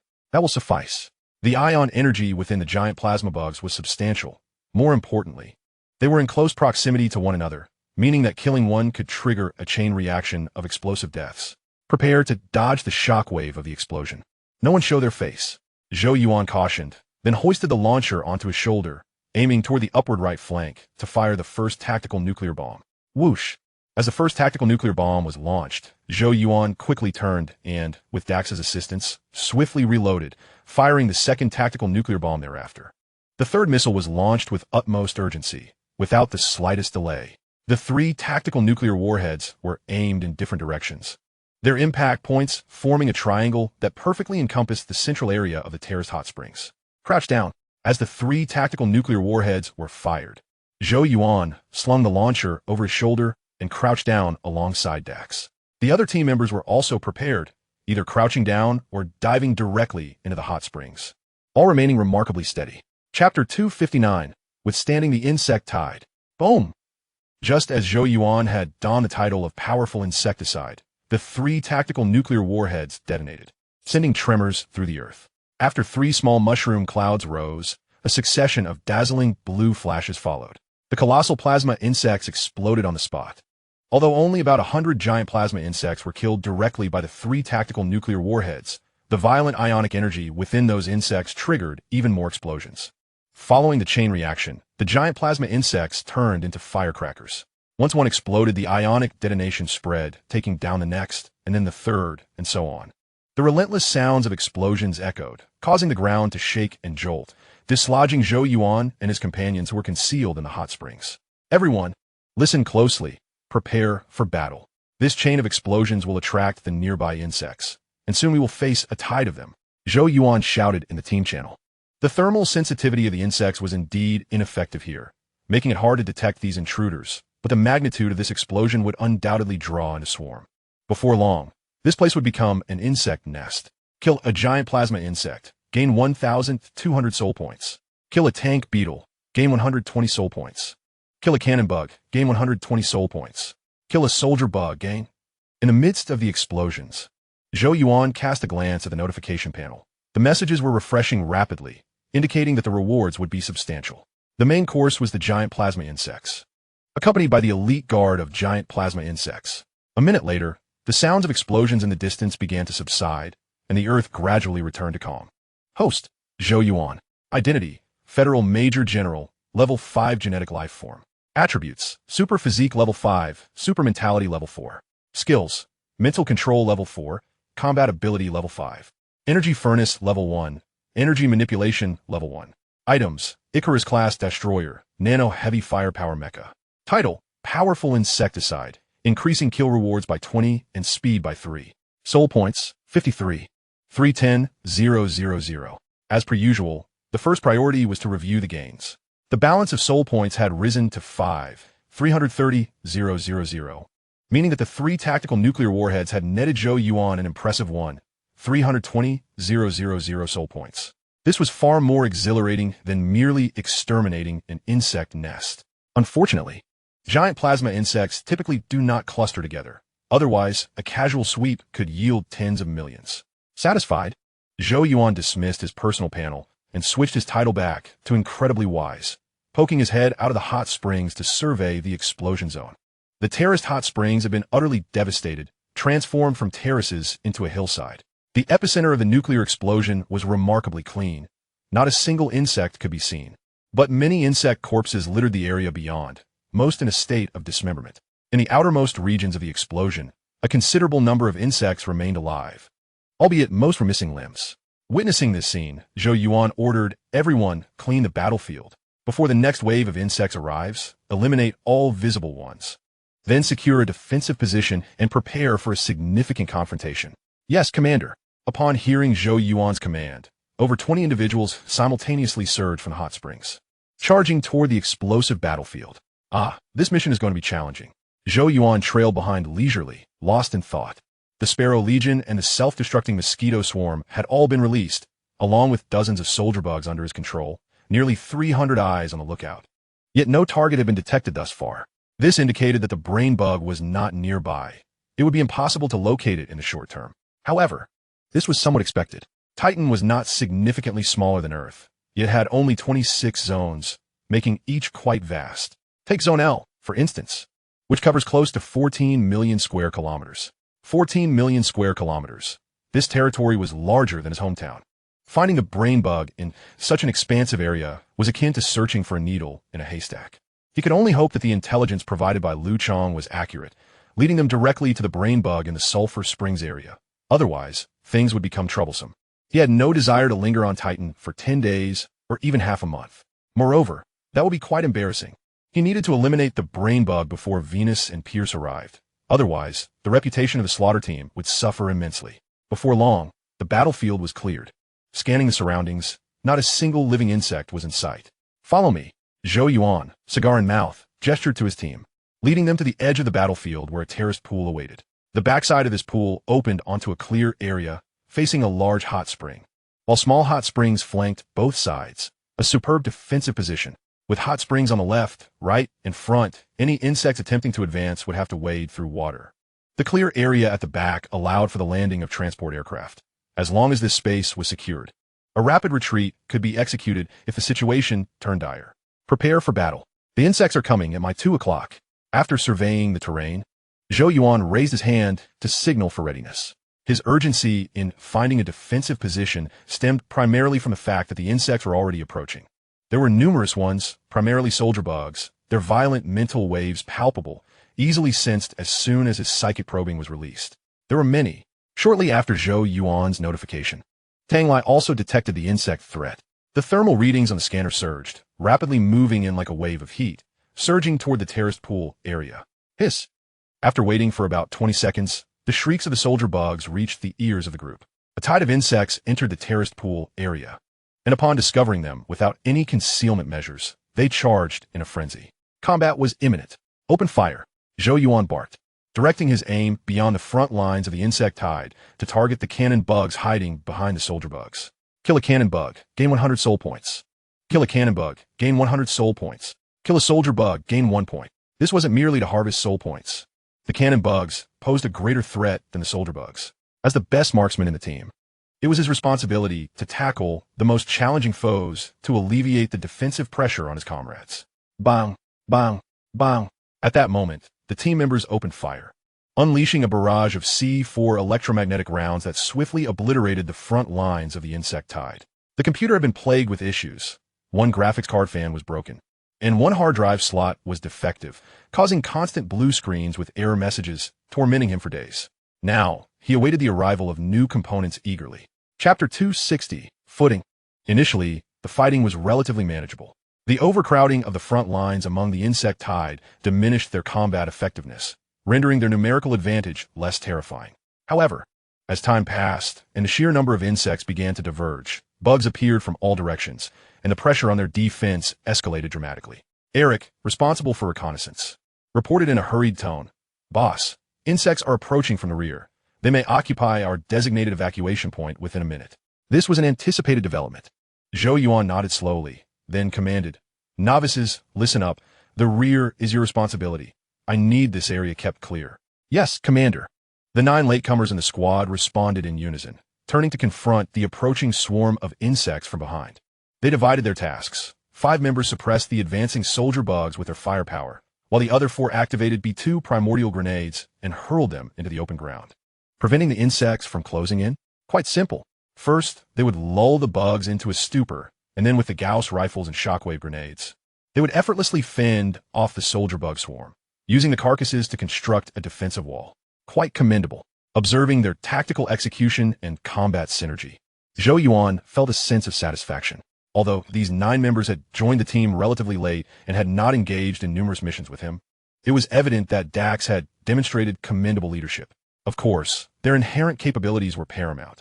Otherwise, they would not have been selected for the slaughter squad. Dax launched the 2 tactical nuclear missiles. The insectide is directly ahead, at maximum range. Fire now. After briefly assessing the performance of his team, Zhou Yuan shouted towards Dax. Understood. Dax, a seasoned combat veteran, immediately grasped Zhou Yuan's intent and launched the 2 tactical nuclear missiles towards the target. The insect tide they faced was drawn in by the preceding series of explosions. This indicated that these creatures were not initially seeking them out. Rather, their failure to relocate had brought them into conflict with the swarm. Thus, they could create another diversion to lure the insects that had yet to arrive at the battlefield. 2 tactical nuclear missiles would suffice. Once these missiles detonated, the subsequent forces of the insect tide would be redirected towards the explosion's location, leaving them to contend only with the vanguard of the swarm. Boom! Boom! Moments later, the 2 tactical nuclear missiles detonated successively, blossoming into 2 small mushroom clouds 5 kilometers away. That's about right. Zhou Yuan withdrew his gaze from the distance and unleashed a mental storm. Kill a soldier bug, gain 1 soul. Kill an artillery bug, gain 100 souls. Kill a soldier bug, gain 1 soul. As the mental storm surged forth, a multitude of insect heads exploded, silencing the previously cacophonous terrorist pool. However, Zhou Yuan was not overly merciless. He only unleashed the storm for a few seconds, eliminating the insects within a radius of about 200 meters before issuing orders. Veterans take the front, rookies handle the rear. The flanks are under my command and that of the guard team. Advance from the front, intensify firepower, and resolve this swiftly. Ducks. Launch a tactical nuclear missile every minute until there are no insects in our line of sight. Do not let the insect tide approach. Yes, Commander. The 23 members echoed in unison, then surged forward.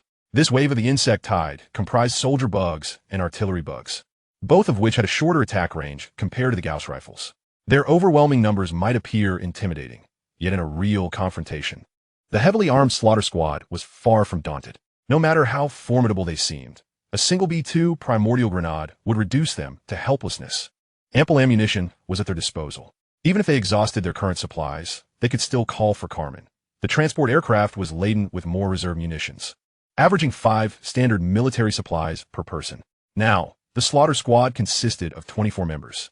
Zhou Yuan commanded the left wing. His battle maidens took charge of the right, while the veterans led the front, and the rookies managed the rear. The 24 were divided into 4 groups, advancing in unison, centered around the terrorist pool. They began a systematic extermination of the insects within their line of sight. 7 minutes later, the encirclement of the insect tide's vanguard concluded.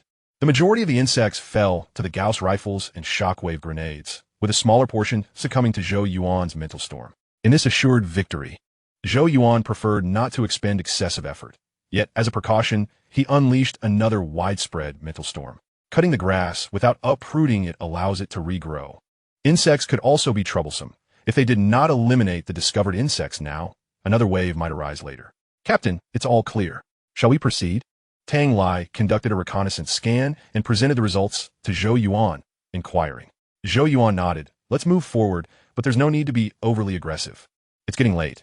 We should find a secure location to spend the night and depart at 6 in the morning. Understood. Tang Lai raised his hand in a signal and dashed to the front of the line to lead the way. Indeed, it was getting late. Everyone present had prepared extensively for this operation, rising as early as 6 in the morning during their preparations. After an early start, they had landed on Titan at 5 p.m., navigating and battling until now, nearly 11 p.m., almost 20 hours of continuous effort. Although everyone was managing, their energy levels were waning. The rookies, who had not injected the Super Soldier Serum, were now exhibiting signs of mental fatigue. Even the veterans, who had received the serum, felt their conditions declining, leaving only the strongest, Zhou Yuan and the commander, still brimming with vitality. Shortly thereafter, Tang Lai discovered a cave to serve as their shelter. This cave was an abandoned wormhole, carved beneath a small hill, extending only 30 meters or so, with its end already filled with hot spring water. Captain, it's safe. There are no other wormholes nearby. This one appears to be the first, abandoned because the insects found it too difficult to excavate due to the excessive water. Tang Lai checked with a sonic detector and gradually began to relax. All right, we'll stay here for the night. Zhou Yuan retracted his recently expanded perception, using telekinesis to move a pile of soldier bug corpses to block the cave entrance, signaling to the team that they could rest. There were insects nearby, but not in great numbers. considering the high temperatures of the sulfur spring area and the depth of the wormhole, as long as they remained inside. The insects outside would not approach. Should any happen to pass by, it would simply be their misfortune. Chapter 261, Discovery of the Brain Bug. Buzz. At 3 a.m. A faint vibration from the operational device awakened Zhou Yuan. Found it? With anticipation, Zhou Yuan promptly activated the operational device. The Sparrow Legion relayed intelligence. They had located the thin ones, situated 20 kilometers from the sulfur spring area in the hilly region. Beneath the hills lay a colossal insect nest, teeming not only with insects, but also with a substantial number of thin ones, no fewer than 1,000. Excellent. Upon receiving this information, Zhou Yuan's spirits soared. A giant insect nest was a rare find, capable of housing swarms numbering in the tens of millions. Despite his extensive experience, this was his first encounter with such a nest. He suspected that the brain bug was likely concealed within this giant nest. Firstly, the substantial forces within the giant nest were sufficient to protect the brain bug. Secondly, the brain bug's deployment of parasitic bugs, semi-sentient insects, to control the thin ones indicated a significant investment. It was probable that the brain bug kept the thin ones close by. These two clues, combined with the location prediction provided by Lu Chong, nearly confirmed that the brain bug was indeed hiding within that colossal insect nest. This would not be an easy task. No wonder it had taken so long to find. After reviewing all the intelligence, Zhou Yuan's initial excitement waned. The hilly region lay 20 kilometers away, but that distance was merely a straight line. Traversing it would undoubtedly exceed 20 kilometers. The Sparrow Legion had provided several routes, the shortest of which spanned 30 kilometers. In an area rife with insect activity, the squad would be moving intermittently, their pace hardly faster than a leisurely stroll. Walking 30 kilometers while remaining vigilant would require at least 5 hours. If they encountered multiple battles along the way, even 7 or 8 hours might not suffice. All things considered, it would take less than a full day. Just get it done. Yet, Zhou Yuan reassured himself. He was not in a hurry. On the first day, we landed and gathered intelligence. By the second day, we successfully located our target, achieving a remarkable level of efficiency that left little room for dissatisfaction. At 6 o'clock the following morning, the team consumed a few energy bars and, after checking their equipment, set off punctually. As per our usual protocol, once a specific target was identified, Zhou Yuan took over the role of guide from Tang Lai and personally led the way. Given the presence of a colossal underground insect nest in a mountainous region, the closer we approached, the more insects we encountered. Initially, our adversaries consisted solely of soldier ants, locusts, tank beetles, and artillery bugs, but soon we were also faced with grenade beetles and scorpions. The grenade beetles and scorpions posed considerable challenges for the slaughter squad, as their attacks were pulse-based, capable of incapacitating our space armor and even disrupting the core of the Gauss gun's electromagnetic field. However, with Zhou Yuan at the helm, while the difficulties were present, they were not insurmountable. The Mindstorm proved to be exceptionally effective. Regardless of the insect type, as long as they were not the intelligent brain bugs, the Mindstorm would dispatch them in an instant, rendering the grenade beetles and scorpions incapable of utilizing their species' advantages. Our primary focus was on traversing the terrain while simultaneously eliminating the insects. After expending 8 hours and a minimal amount of ammunition, Zhou Yuan led the team away from the sulfur spring area and into the mountainous target zone. The journey took longer than anticipated due to the challenging terrain, which involved scaling several small hills and encountering a significant number of insects along the way. At 2 o'clock in the afternoon, the slaughter squad entered the mountainous region. Zhou Yuan instructed the team to slow their pace and advance with caution, conducting reconnaissance with each step. The colossal insect nest was now merely 2 kilometers away in a straight line, essentially placing us at the doorstep of the giant nest. After a brief 5-minute respite, while passing a water pool, Zhou Yuan ordered the team to halt. Nearly half of the members had yet to inject the Super Soldier Serum, and after 8 hours of continuous movement and combat, it was essential to allow them a moment to recuperate. With a splash, the team organized their gear and gradually plunged into the water. Indeed, it was a moment of respite in the water. As of now, Titan had yet to reveal the presence of aquatic insects, making the underwater environment far safer than on land. This was the only secure area. With our space armaments present, not only could we afford a brief rest, but we could even contemplate spending the night submerged. Captain, do you have a target in mind? After entering the water, Darks glanced at his position and inquired. Although the route had taken several twists and turns, it had consistently progressed southward toward the sulfur spring area, leading him to believe Zhou Yuan was fixated on this direction. Upon hearing Dark's question, the others perked up their ears in anticipation. Indeed, I have gathered some intel. This morning, I sensed a peculiar wave of psychic resonance, as if the brain bug was issuing commands to the combat insects, and the source lies directly ahead of us. Zhou Yuan fabricated a plausible explanation. He had already pinpointed the location of the brain bug. At 10 o'clock that morning, the Sparrow Legion had located the brain bug. It was indeed ensconced within the colossal insect nest, yet it remained in constant motion, necessitating frequent location confirmations to avoid losing track of it should it exit the nest. "Captain, can you still sense it?" Tang Lai, now alert, inquired eagerly. After injecting the Super Soldier Serum, they had all awakened their psychic abilities. Yet none were as potent as Zhou Yuan's. For instance, their sensing capabilities only allowed them to detect insects when they were in close proximity, and their range was inferior to that of a scanner.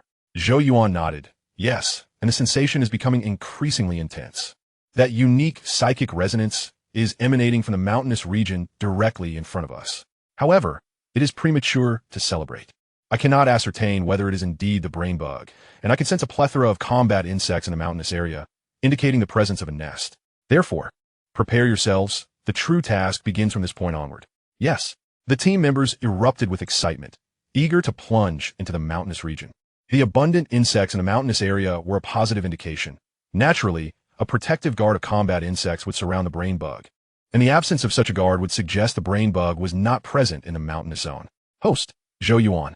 Identity, Federal Major General, Level 5 Genetic Life Form. Attributes, Super Physique Level 5, Super Mentality Level 5. Skills, Mental Control Level 5, Combat Capability Level 5, Energy Furnace Level 1, Energy Control Level 1. Items, Icarus Class Destroyer.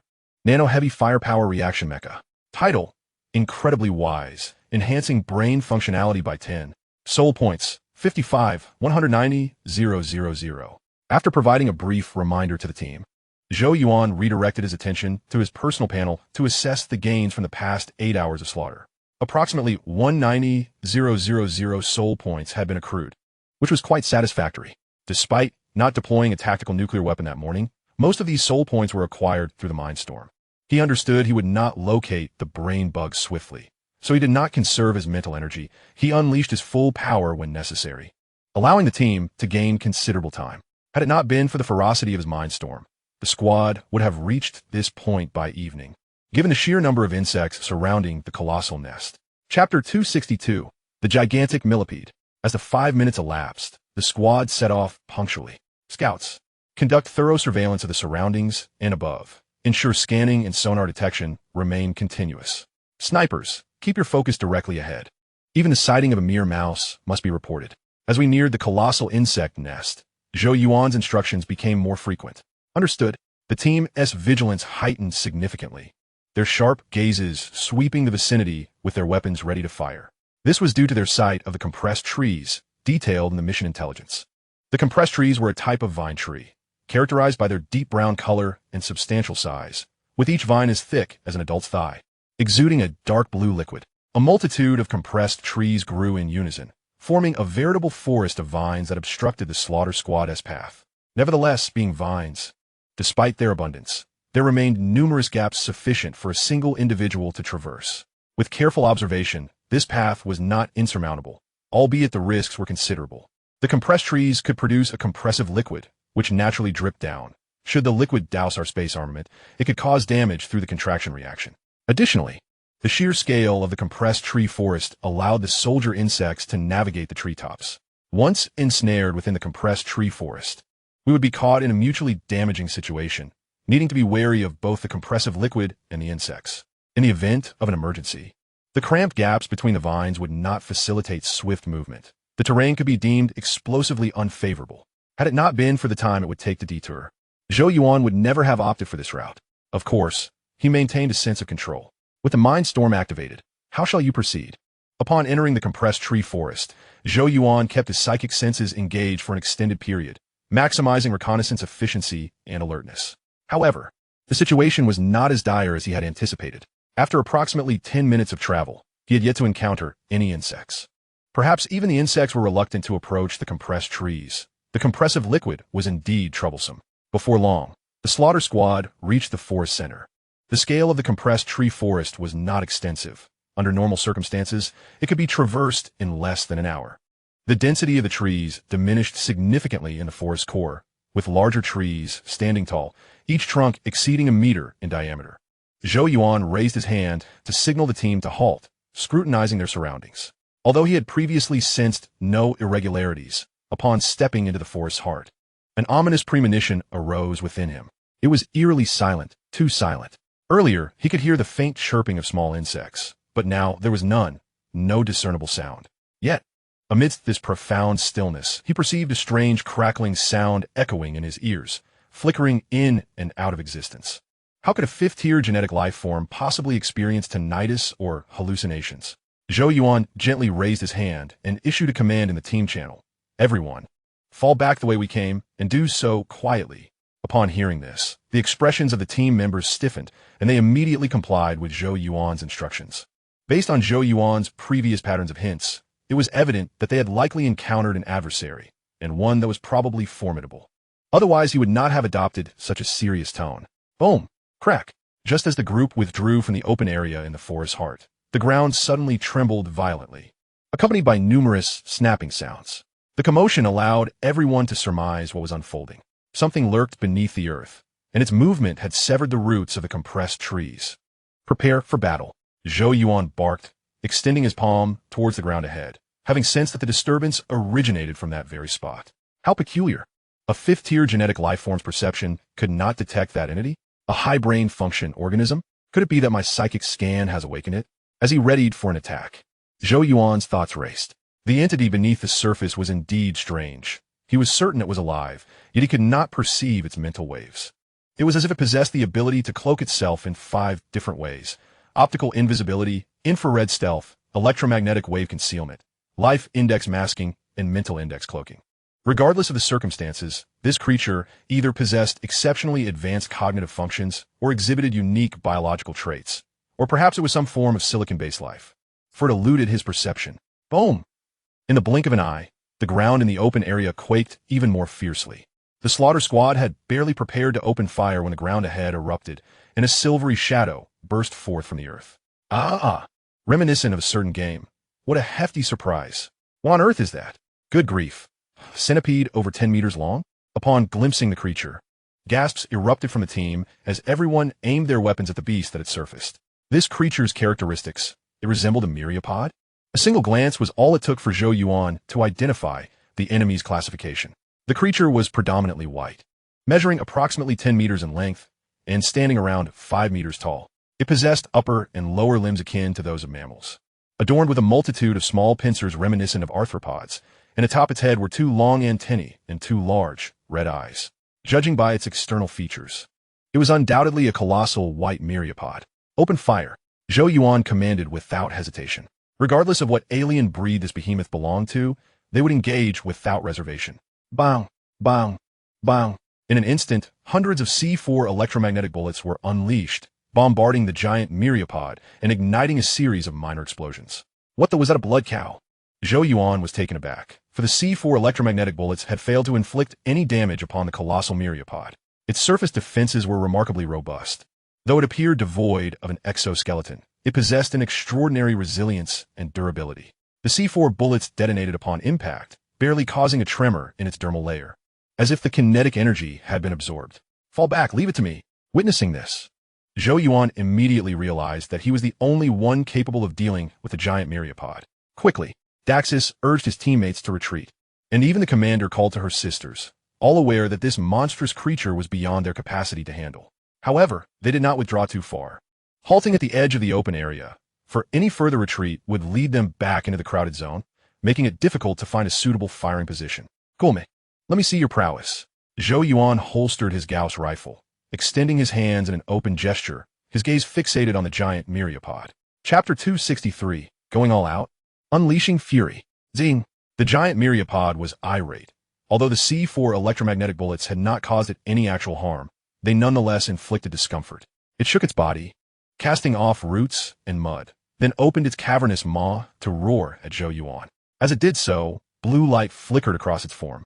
Initially, the blue light served merely as a gentle illumination, but it swiftly transformed into crackling blue electricity, emanating a formidable intensity. Holy moly! A dual wielder of magic and martial prowess? Zhou Yuan heightened his vigilance, intently observing the giant myriapod. With its formidable defensive capabilities coupled with an unknown energy intensity, this creature was undoubtedly a formidable foe, warranting utmost caution. Boom! In the next instant, the giant myriapod's limbs quaked, propelling it high into the air. Its powerful leap, combined with its massive form, resembled a small mountain hurtling towards Zhou Yuan. "Captain! Commander! Watch out!" Amidst the cries of alarm, Zhou Yuan stretched out both palms, forcefully pushing upwards. Boom!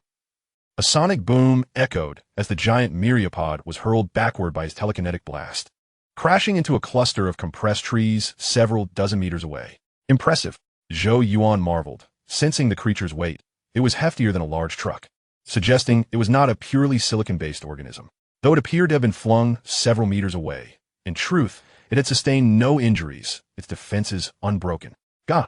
Upon landing, the giant myriapod flipped over, emitting a peculiar sound, while the blue electricity coursing through its body erupted in full force. Like a chain reaction, the unleashed blue energy formed shockwaves that expanded outward before retracting and then exploding again in an instant. The blue electromagnetic shockwave surged forth like waves formed by a meteor crashing into the ocean, sweeping relentlessly in all directions. "Fall back," Zhou Yuan urgently commanded, simultaneously conjuring a barrier with his psychic powers to counter the giant myriapod's energy assault. Boom! Boom! The intensity of the blue electromagnetic shockwave was staggering. When it collided with the psychic barrier, Zhou Yuan found himself straining to maintain his defense. Just as he contemplated unleashing his full psychic might, he noticed that the giant myriapod's energy attack bore a striking resemblance to the plasma cannon of the giant plasma worm. It relied on sustained energy rather than a short, explosive burst akin to a scorpion's plasma cannon. Thus, the defensive pressure was not overwhelmingly daunting. A dull explosion reverberated in the air, and the shock waves generated by the collision surged powerfully. The ground shook, and the air currents became tumultuous, transforming the open area into a scene reminiscent of a desert ravaged by a sandstorm in utter disarray. "Goodness, this is exceptionally fierce," Zhou Yuan thought, initially believing this colossal creature to be a mere tank in close combat, only to discover it was both a tank and a devastating sorcerer. This was far more challenging than dealing with those psychic measuring creatures. No wonder it was so quiet here. The local fauna must have known that a boss lurked in the open area, which deterred them from approaching. "Now, feel the wrath of my psychic storm." As the intensity of the electromagnetic shockwave began to wane, Zhou Yuan retracted his psychic energy, bracing himself against the explosive winds, and unleashed his full psychic storm. Buzz! With his cognitive functions surpassing 50, Zhou Yuan's psychic storm was nearing a tangible form, its power exceedingly formidable. To the eyes of the commander and Daxus, it seemed as though the air had momentarily frozen, revealing a myriad of bizarre colors in its midst, while peculiar sounds echoed in their ears. Buzz! As the symptoms of tinnitus set in, the team members beheld a surge of energy erupting from Zhou Yuan. This energy was colorless, forming visible waves of distortion as it swept through the dust, exploding outward from Zhou Yuan's center. The giant myriapod was caught in the brunt of this psychic storm. Accompanied by a peculiar shriek, the colossal centipede succumbed, its limbs giving way as it collapsed on the ground, the blue currents coursing through its body flickering and rapidly dimming. You beast! Zhou Yuan did not cease unleashing his mental storm, multitasking as he sprinted towards the giant centipede. Upon closing in at approximately 10 meters, Zhou Yuan leaped forward, his right hand forming a fist in midair. The giant centipede, astute as it was, sensed Zhou Yuan's intent. With several thousand single eyes clustered together to form pseudo-compound eyes, and a pair of antennae capable of detecting vibrations and heat sources, its perception was commendable. Yet currently, it was under siege from the mental storm. Although not instantly overwhelmed, it struggled to react. In the blink of an eye, Zhou Yuan reached the top of the creature's head, pivoting slightly to harness an immense kinetic energy, delivering a powerful strike right atop the centipede's cranium. A deafening thud resounded as a bloodied cavity, approximately 30 centimeters in diameter, appeared on the creature's head. The centipede's dermal layer, capable of withstanding C4 electromagnetic bullets, proved as fragile as cotton against Zhou Yuan's fist, crumbling under the force of a single blow. "You're far from enough." With the first strike successful, Zhou Yuan wasted no time, twisting his legs to mount the giant centipede. In the next instant, he unleashed another barrage of punches, denying the creature any opportunity to respond, hammering down upon its head with relentless ferocity akin to a pile driver. Seemingly affected by the pain, the giant centipede, while enduring the mental storm, attempted to rise, shaking its head in a futile effort to dislodge Zhou Yuan.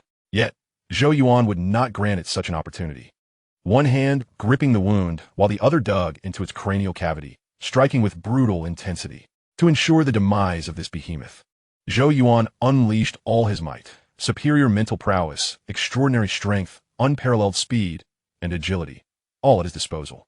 Without such fervor, it would have been nearly impossible to inflict such rapid damage upon this formidable foe. After a tense few seconds, the giant centipede's condition began to deteriorate.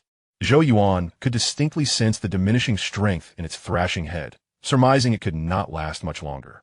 Nevertheless, he did not relent. He continued to strike with all his might, raining down blows upon the centipede's head. The vitality of arthropods is notoriously resilient. What if it were merely employing a tactic of feigned weakness? Moreover, such a creature, endowed with unique biological capabilities, could possess super regeneration or self-healing, leaving no room for respite. Thud, thud.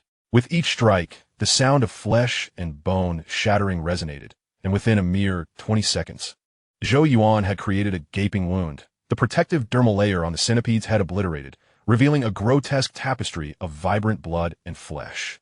Chapter 264, the Grand Finale. Eliminate a pulse centipede. Gain 500,000 soul points. Zhou Yuan continued his assault until the notification panel refreshed, prompting him to reluctantly withdraw his fists, feeling somewhat unsatisfied.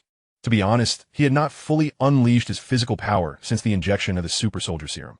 This was his first true battle utilizing his full strength. Only a creature as robust as the giant centipede could withstand his onslaught. Indeed, it was a creature valued at 500,000 soul points, on par with a Queen Alien, second only to the unforgettable ultimate behemoth, the Frost Leviathan. Host, Zhou Yuan. Status, Federal Major General, Tier 5 Genetic Life Form. Attributes, Super Physique Level 5, Super Mentality Level 5. Skills, Mental Control Level 5, Combat Ability Level 5, Energy Core Level 1, Energy Control Level 1. Items, Icarus Class Destroyer, Nano Heavy Firepower Mecha. Title, Ingeniously Brilliant. Enhancing Brain Function by 10. Soul Points, 58,630,000. Upon reviewing the panel, Zhou Yuan noted that with the addition of this 500,000, his soul points were rapidly approaching the next million, a notably efficient gain. He pressed onward with a calm demeanor, turning to beckon his team. He was aware that curiosity would abound among his companions, particularly the 9 novices, regarding the source of his formidable strength. However, now was not the time for explanations. Once this mission concluded, he would ensure each of them received a dose of the Super Soldier Serum. Subsequently, Zhou Yuan led his team into the colossal insect nest. Armed with intelligence from the Sparrow Legion, the mission proceeded with remarkable ease. The brain worms were deeply concealed, yet no hiding place could elude Zhou Yuan's pinpoint tracking. He guided his team directly to the brain worm, obliterating it with a singular mental storm. With the brain worm's demise, the insectoid strategy of attack within the Titan Star domain collapsed entirely. The once coordinated swarm, now leaderless, could no longer besiege Titan Star, allowing Pierce and Venus to easily advance with their forces and fleet. In less than a day, the insect population on Titan Star was decimated, failing to regroup. Once tranquility returned to Titan Star, Zhou Yuan and his squad returned to Ghost Star. The events in the GJ4-star domain had served as a wake-up call for the Federation. The insects lurked everywhere, possessing the capacity for space traversal, potentially appearing on any planet. However, such matters no longer concerned Zhou Yuan. He had aligned himself with the offensive strategy against Clintu. Collaborating with several fortresses established in the GJ1 star system, they commenced clearing nearby insect-infested worlds, ultimately preparing to assault Clintu. Throughout this extensive conflict, Zhou Yuan ascended swiftly, his military rank evolving time and again. 10 years later, at the headquarters of the Earth Federation, hundreds of starships floated in the sky, forming a grand canopy. Below, the streets bustled with activity, countless gazes converging upon a podium erected overnight.